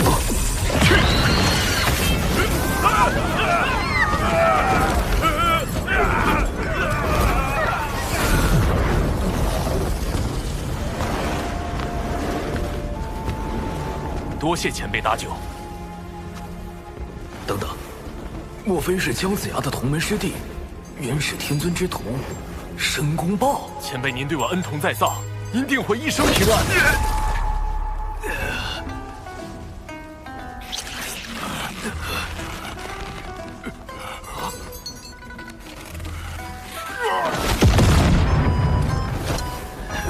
这只大妖不过天仙境，竟然没死，而我竟没察觉到他的偷袭，就像神识被蒙蔽了一般。什么情况？前辈，您没事吧？前辈为什么？这申公豹在大劫中可谓是殚精竭虑，煞费苦心，反复横跳。太清圣人让我结识这位劫运之子，看来对大劫也有自己的打算。前辈，您别误会，我绝对没有存坏心，我就是非常真诚的祝您一生顺遂，一帆风顺，一往无前。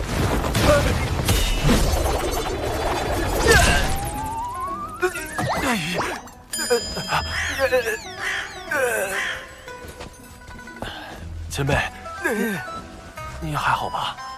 申公豹这嘴是开了光了吧？不过，倒是可以利用利用。一点小伤，不碍事。我只是觉得你这只妖颇为有趣。妖庭大兴在即，正需要你这样的良才。您是妖庭的人？我留些丹药给你，你且在此地好生养伤，往后自会有你发光发热之处。前辈可否留一名号？贫道本自清修客，少问世事驾贤鹤。你就称我陆压便是。妖庭，陆压，莫非您是？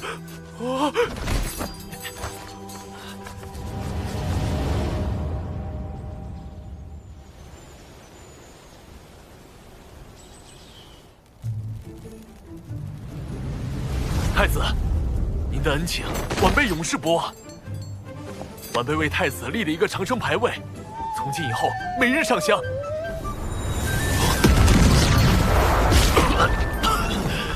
气息怎么突然这么差了？愿您能万事顺遂，妖庭还要靠您振兴呢。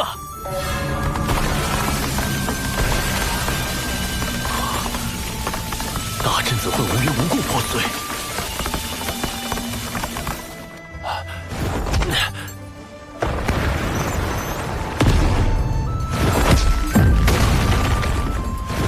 我既没亏气运，也没欠功德，这绝非巧合。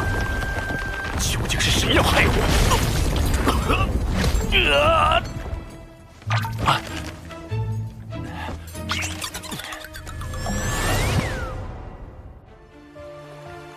我当然不指望申公豹真能奶死陆压，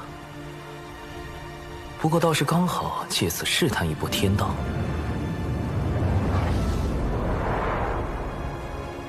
自玄鸟升商以来，我一直很好奇，天道的剧本，我究竟可以改动多少？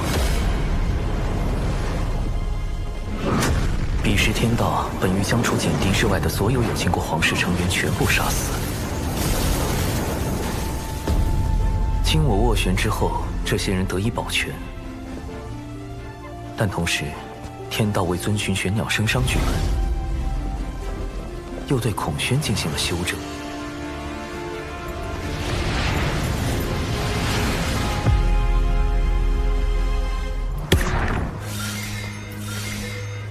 天道剧本之下，究竟哪些事情是可以改动的，哪些事情又是不能改动的？为何有经过皇室可以保全，孔宣却要被修正？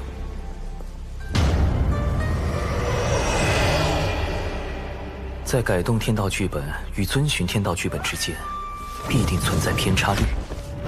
如果能推导出这个偏差率的精确数值，我就有了更多的可操作空间，尽可能的救下更多的人。而陆压，这个封神大劫期间的截教头号死敌，将是我计算偏差率的第一只小白鼠。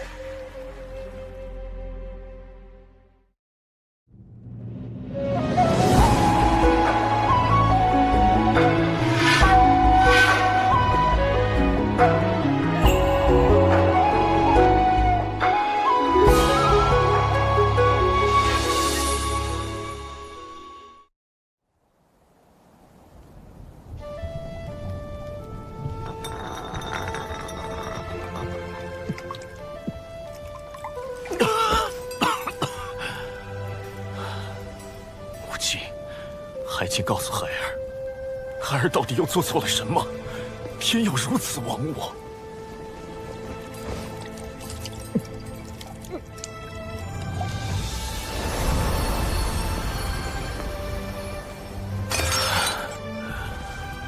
多少年过去了，金蜈蚣也是如今的断臂残垣，兄弟姐妹们只剩下了我一个。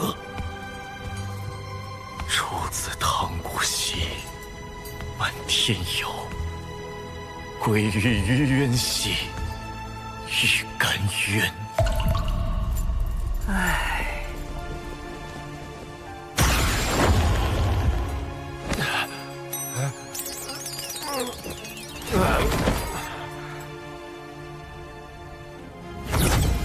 圣母娘娘传水神前往圣母宫一叙。让黑豹对陆压行诅咒之事，可是你的算计？陆压多番谋害玉帝陛下，已成天庭心腹大患，小生不得已才暗中出手。我答应过他母亲羲和，要保他性命。今后若他无大过，你不可随意出手。另外，你若不想和你那个同乡一样，也成为天道禁忌，便不要再试探天道的底线。浪前辈，圣母，我那位同乡，你只需知道他已彻底死了。天道已修正了他的存在，无也不可多提。浪前辈死了，那我之前的猜测有误。太清圣人和道祖红军都不可能是浪前辈了。今日召你来，吾还有些事要叮嘱。三教中，元始师兄心思太深，通天师兄桀骜不羁，唯有太清师兄早早看破盛极而衰之。7年巫妖大战之时，6圣之中，唯有太清师兄暗中出手，助玄都对战东皇太一。后妖庭没落，天庭兴立，太清师兄更是以化身坐镇天庭。原来太清圣人曾出手助玄都大法师击败东皇太一。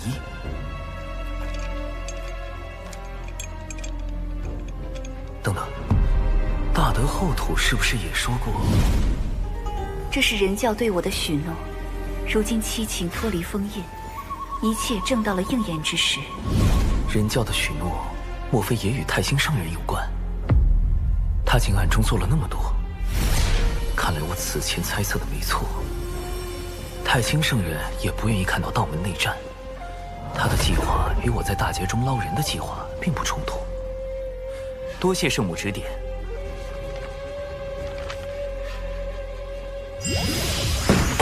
来都来了，画几个漫画再走吧。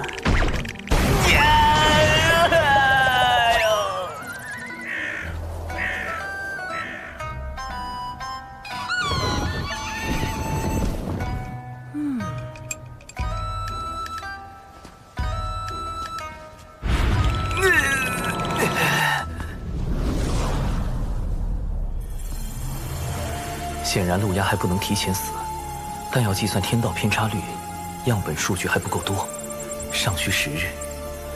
眼下，先从试探公明老哥入手。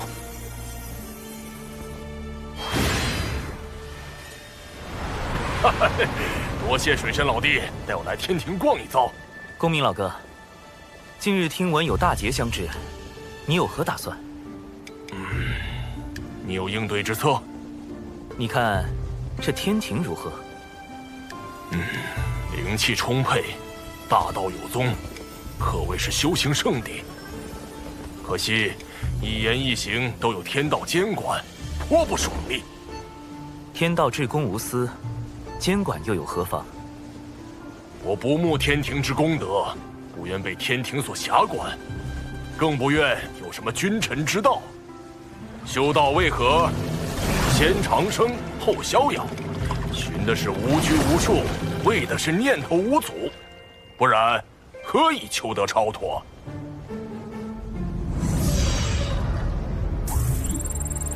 果然，通过让公明前辈加入天庭躲避封神大劫的法子不好使啊！凌霄仙子，公明老哥，我究竟怎样才能救下你们？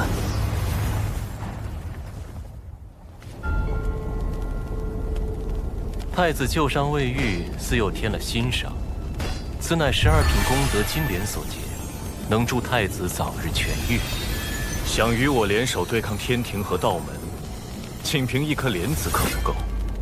联手？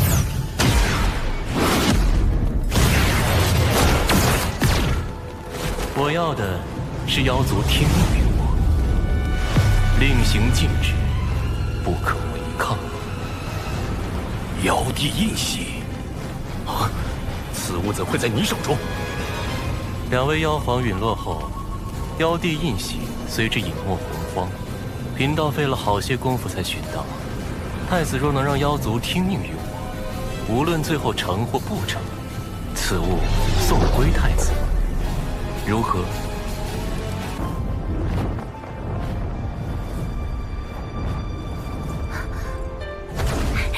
师兄，我活着回来啦！还未验明正身，就这般毫无提防靠近吗？若站在这儿的师兄都不是师兄，我再小心谨慎，怕也活不了。下山一趟，果然成长不少，心境也非往日。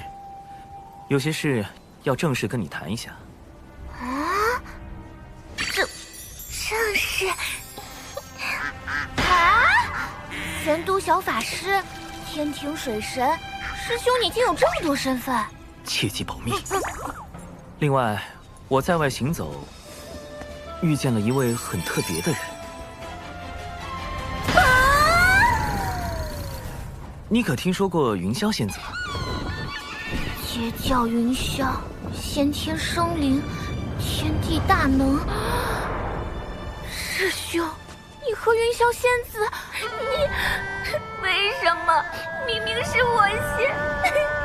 此事解释起来十分复杂，你可以理解为，云霄仙子与我因某些事有了交集，后来又经历了一些事，我们之间的关系比以往更近了一步。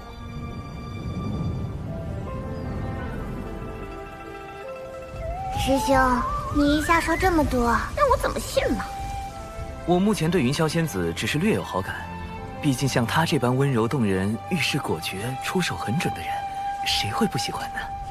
先天生灵，圣人弟子，天地大能，美丽动人，温柔贤惠，明显不是对手啊！而你与师父是我最信任之人，你是否愿意站出来帮师兄处理一些事务？我愿意，师兄，我会做好力所能及之事，成为你的助力。哼，我才没那么容易放弃。哦，灵娥，你何时回来的？有没有受伤？师父！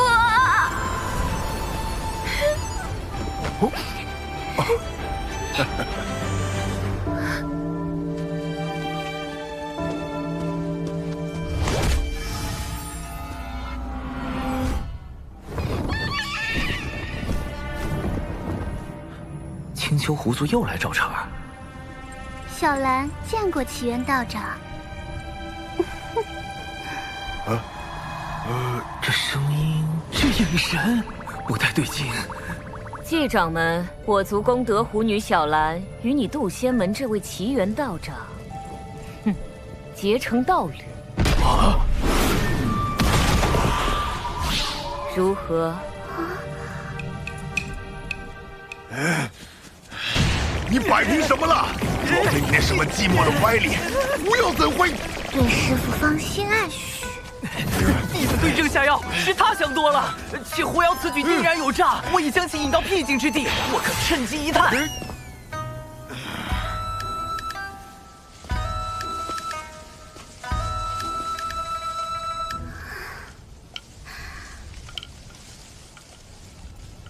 道长一刻也不想见我吗？自上次一别，奴家每次闭眼，脑中便是你。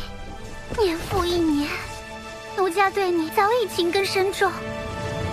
他好像真被师兄忽悠疯了。你真逆徒，老道我！既然如此，师父不如以真心换真心。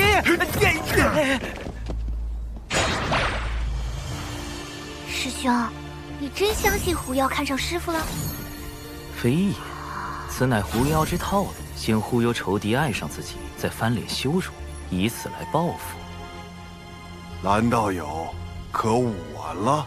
师父，鼻子，鼻子。没眼看了，没眼看。狐妖路子这么野，师父能稳住吗？或许能撑3个时辰。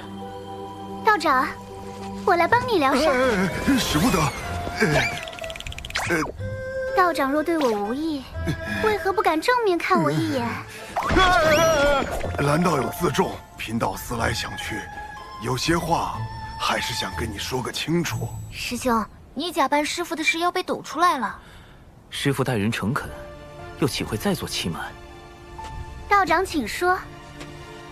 美色当前，臭老头要原形毕露了。道友其实一直认错了人。什么？果然说出来会痛快许多。道长此话何意？与蓝道友相交的是一位高人，他不想被人所知，故用贫道样貌走动。当然，这也是贫道允许过的，只是不曾想。道长何苦骗我？外貌可相似，但道心、性情却难做到完全一样。虚假终归是虚假，蓝道友着了相。这么说，我一直恨错了人。恨？不要心态崩了，师父却毫不知情，怕是要吃亏。不然你以为呢？还以为蓝道友生了心魔，原来是在骗我。你不是应该一副受到欺骗、愤怒、怨恨、尴尬的表情吗？怎会如此？而且，我生了心魔，不是与你更有利吗？蓝道友困于执念，贫道有不可推卸之责。若你再因此诱发心魔，贫道良心难安。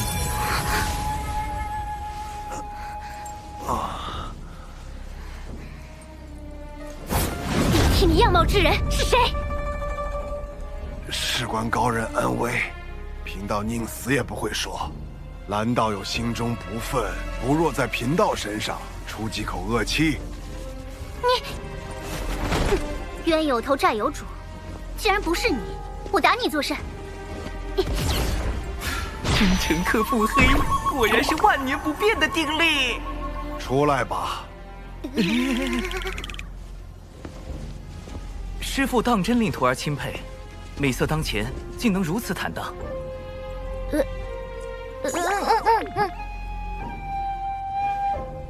长寿，你随为师走走吧。师兄保重。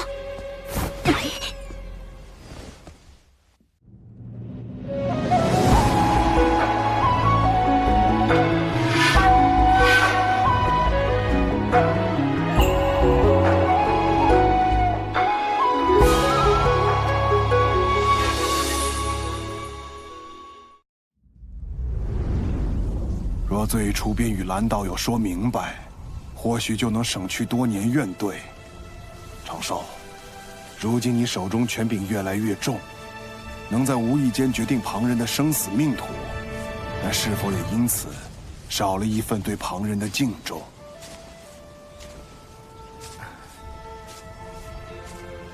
为师已教不了你修行，道理也不如你懂得多。为师知你心底有一份正直所在，只是习惯了稳妥。但因果轮回，一饮一啄，若忽略这般因果，怕是会为你前路埋下隐患。师父，弟子……这算是蓝道友之事对你的惩戒。以后你也是天庭1号大人物，为师也不能随意教训你喽。敬重之心，因果轮回。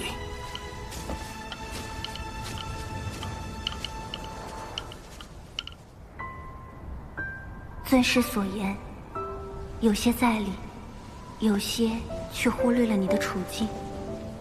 你发自微弱，又过早参与大教之争，若不遮掩形貌活动，早就身死道消。处置狐妖时，于你而言，本就是两难。仙子可是在为我鸣不平？我处置方式确实粗糙，此番训斥理所应当。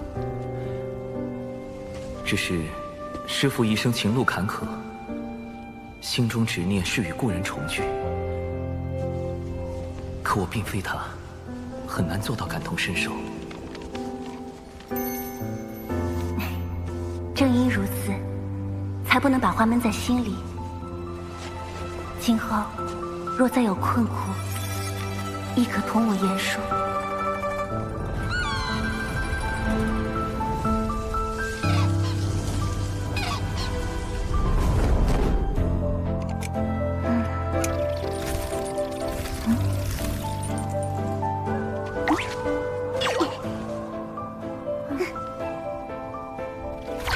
姐如今可有动心？何谓动心？就是心底总有个念想，时时刻刻都会想起一个人，连大道之中也可见此人踪影。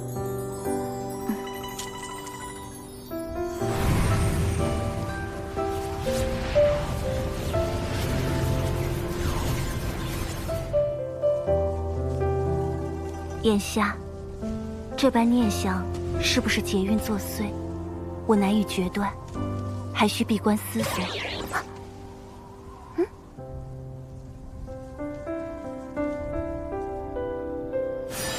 水神，奇缘道友出事了。孽缘线。水神大人，您定要相信小神。奇缘道友乃是您的至交好友，小神怎敢给他随意安排姻缘？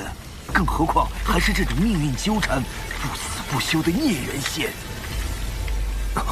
是天道，这和大姐有没有关系？狐妖是占据妲己肉身的九尾狐吗？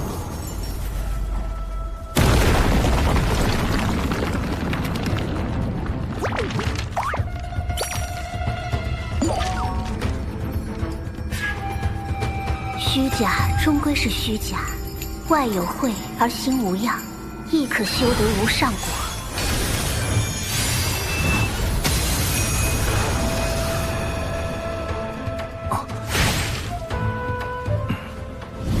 你若不想和你那个同乡一样，也成为天道禁忌，便不要再试探天道的底线。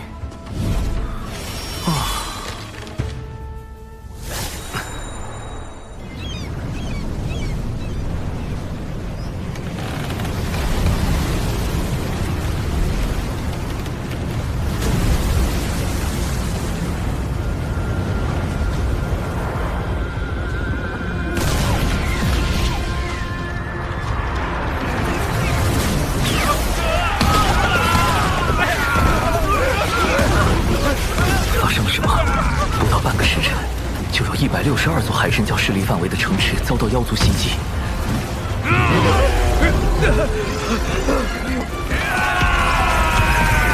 长寿，逍遥仙宗发来求救信，说遭到数万妖兵围攻，其中有不少大罗之境的高手。即便贫道带人赶去，恐怕也是力有未逮。你看这可如何是好？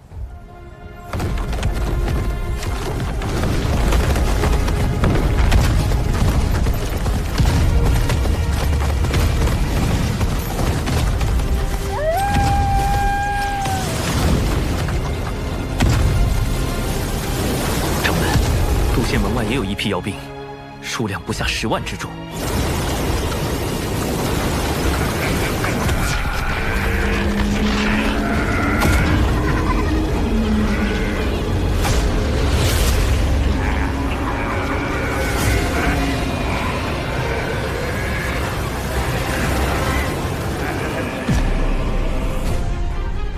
太子若能让妖族听命于我，无论最后成或不成，此物送归太子，如何？殿下，先帝便是以此印玺，号令百族。若你拿回此物，必能得到北周那批高手的支持。他们都曾追随先帝，实力不亚于当初的10大妖帅。妖帝印玺乃妖庭至宝，自当归于妖庭。可我如何确定事后一定会物归原主？贫道可立天道誓言。怎么，你们西坊教也开始学道门，用天道誓言自证了？方法而已，能达成目的即可。主人，你拿妖帝印玺去赌，小心血本无归。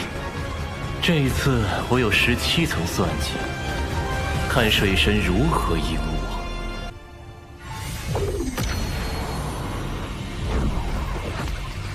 诸位久等了。地藏，灵山因他而封，没想到这么快就又被尊体圣人启用了。主人，他就是文静。金蝉折损前就怀疑过他。往后见我，不必行跪拜之礼，请起。因各位跟脚，我西坊教无法让你们走到台前，但诸位所立功劳，两位师尊都会看在眼中，该有的自不会缺。不知大人有何吩咐？谛听日前获悉，水神极有可能出自人教仙宗，但人教仙宗共有6家。文静，你觉得若对人教仙宗发难，逼水神现身，选哪家较为合适？那自然是要选道成最多的那个逍遥仙宗。但水神绝非一语之辈，他那灵爆秘法，委实有些吓人。此次围攻的是人教仙宗，他若用灵爆秘法，岂非自毁城墙？大人所言极是。你我在此商讨时，贫道的算计便已开始。妖庭的妖兵作为先锋军，分往3处袭击，各位只需在此静候指示即可。这个地藏下手好快。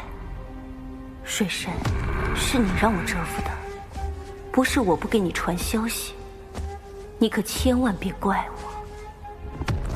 主人，这个文静一直在心里嗡嗡嗡个不停，肯定一肚子坏水。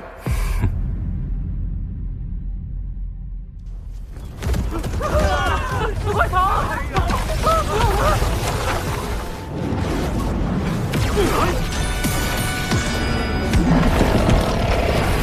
水神，你再不现身，我们就将此地夷为平地！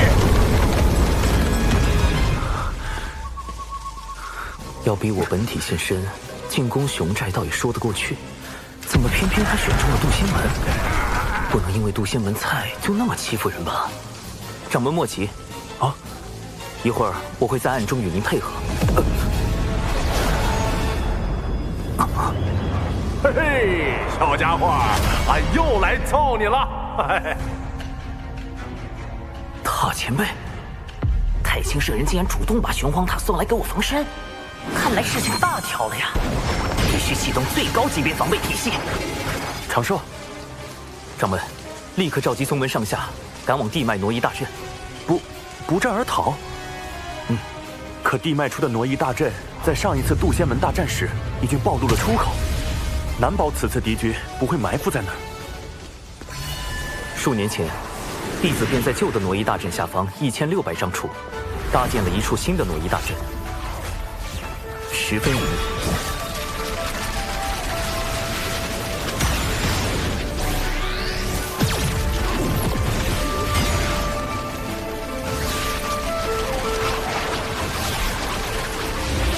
掌门速速带人前去，逍遥仙宗和这里的事情交给我。这次就全仰仗长寿你了。天子纸人军团开启熊寨紧急联络通道，神字纸人军团求援多宝道人。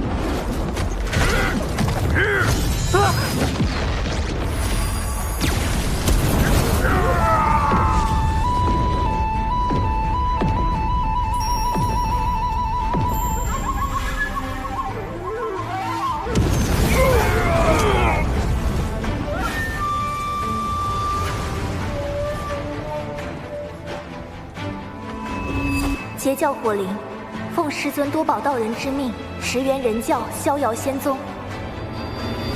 这水神反应好快呀，又是化身又是求援的。不是还有渡仙门吗？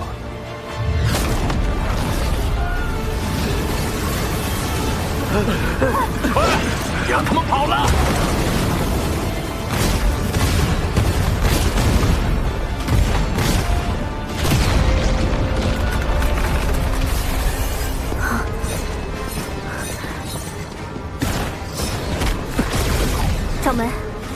是小琼风一脉。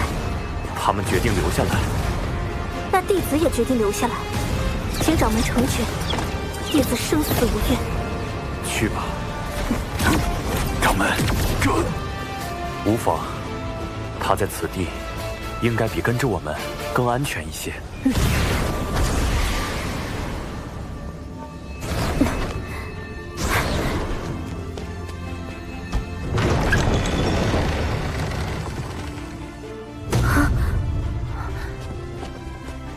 7元世术，99世。有情师妹，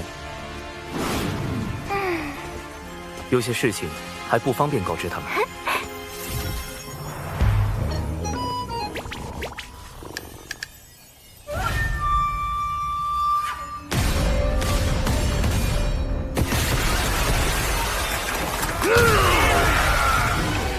师兄，大阵……放心，一切都已安排妥当。你与灵儿下棋看戏即可。师兄，这是来了多少妖族？哼哼，10万有余。师兄，9成8。不然呢？你可是在质疑为兄的遁法？这可不敢，师兄遁法无双，跑路无敌。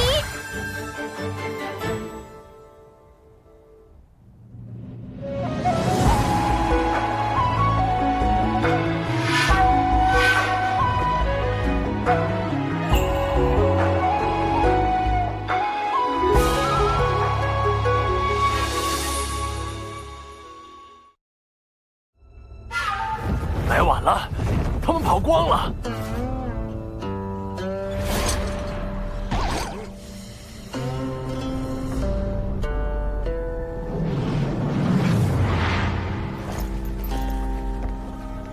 老大，这里会不会有埋伏？咱们要不问下地藏那边？渡仙门不过是个小宗门，能有啥陷阱？你少给我提地藏！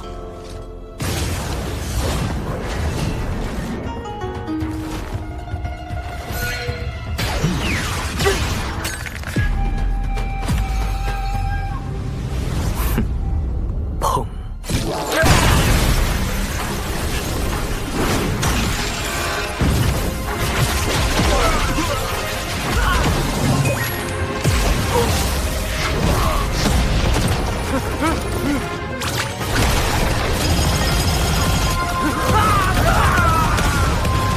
！10万妖兵来了，就别想再走。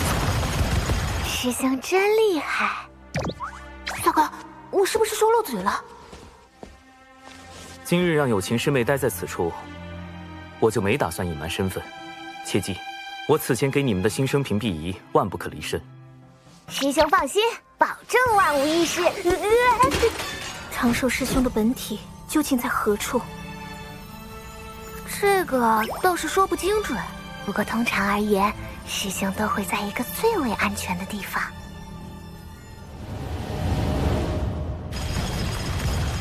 各位莫怕，贫道只不过是天庭文官，并非武将。平日里只是擅长一些撒豆成兵之术，各类符阵以及各种毒丹而已。冲啊4元符阵，镜子迷宫。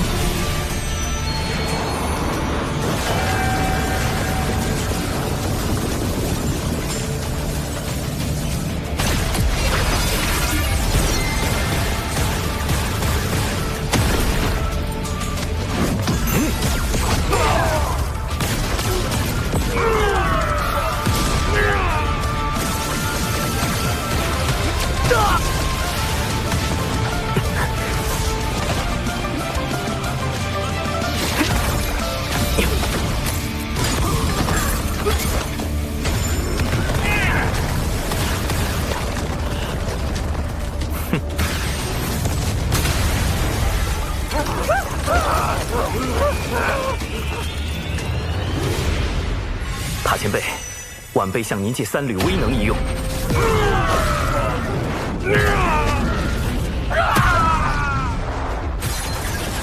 这样一来就能混淆视听，不会暴露我的根脚。屁小子，你心眼子也太多了。说好的天庭文官不善武力呢？你这卑鄙无耻之徒！尔等不过是上古败犬，今日竟还敢在此嘤嘤狂吠！我从未见过有如此厚颜无耻之妖。你，水神，你一意孤行，若人妖两座再多大战，此间因果你当一力背负。妖族并非人族之敌，大德大慈的圣母女娲便曾是妖族客卿。只有那些将生灵视为草芥的邪恶生灵，才是全洪荒生灵之敌。怎么感觉水神说的好有道理？不要听他乱说，冲！哎妈，太弱了！这群家伙没吃饭呐，这感觉被他们打，完全就是爬宝界的耻辱啊！地藏派妖兵来送死，恐怕另有用意。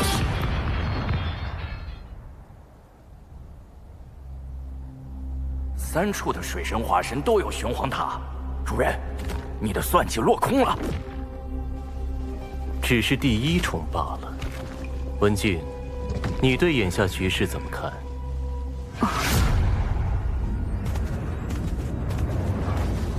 地藏大人高明，袭杀人教仙宗，逼出水神根教，只是您的第1步。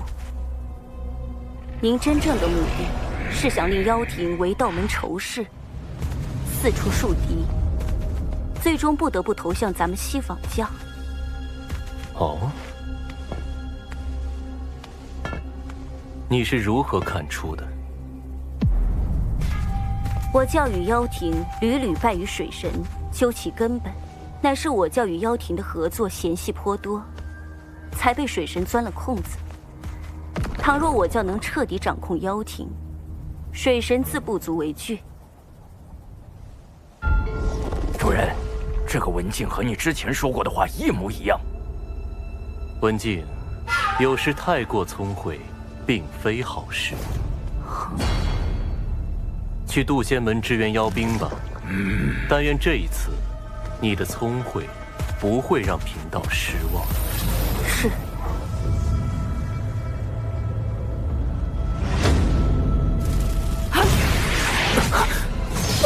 竟欲借机令妖族投向西方教，不愧是地藏。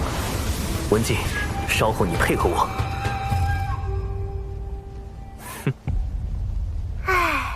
师兄这么一笑，肯定有人要被安排了。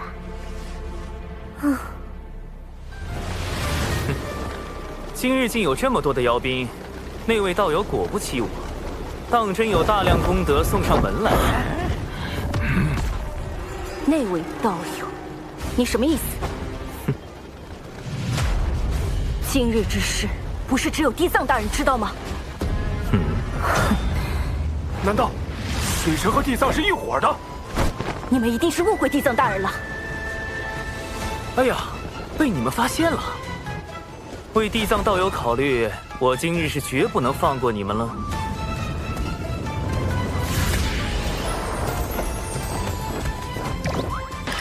主人，你麻烦大了。天庭水神长庚以神权宝器为令，命天兵天将包围此地，莫要放走一妖。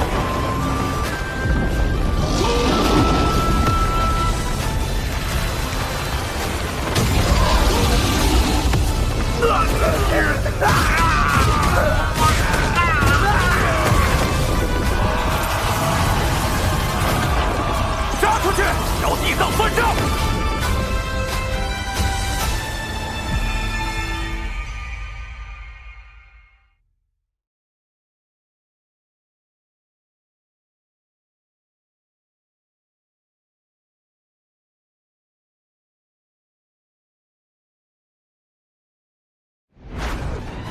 晚了，主人，他已经出手了。杀人诛心，杀人诛心呐！我近日总是心神不宁，地藏，怕是也有什么劫难印在了兄妹身上。妖庭定将他碎尸万段。文静，你可知错？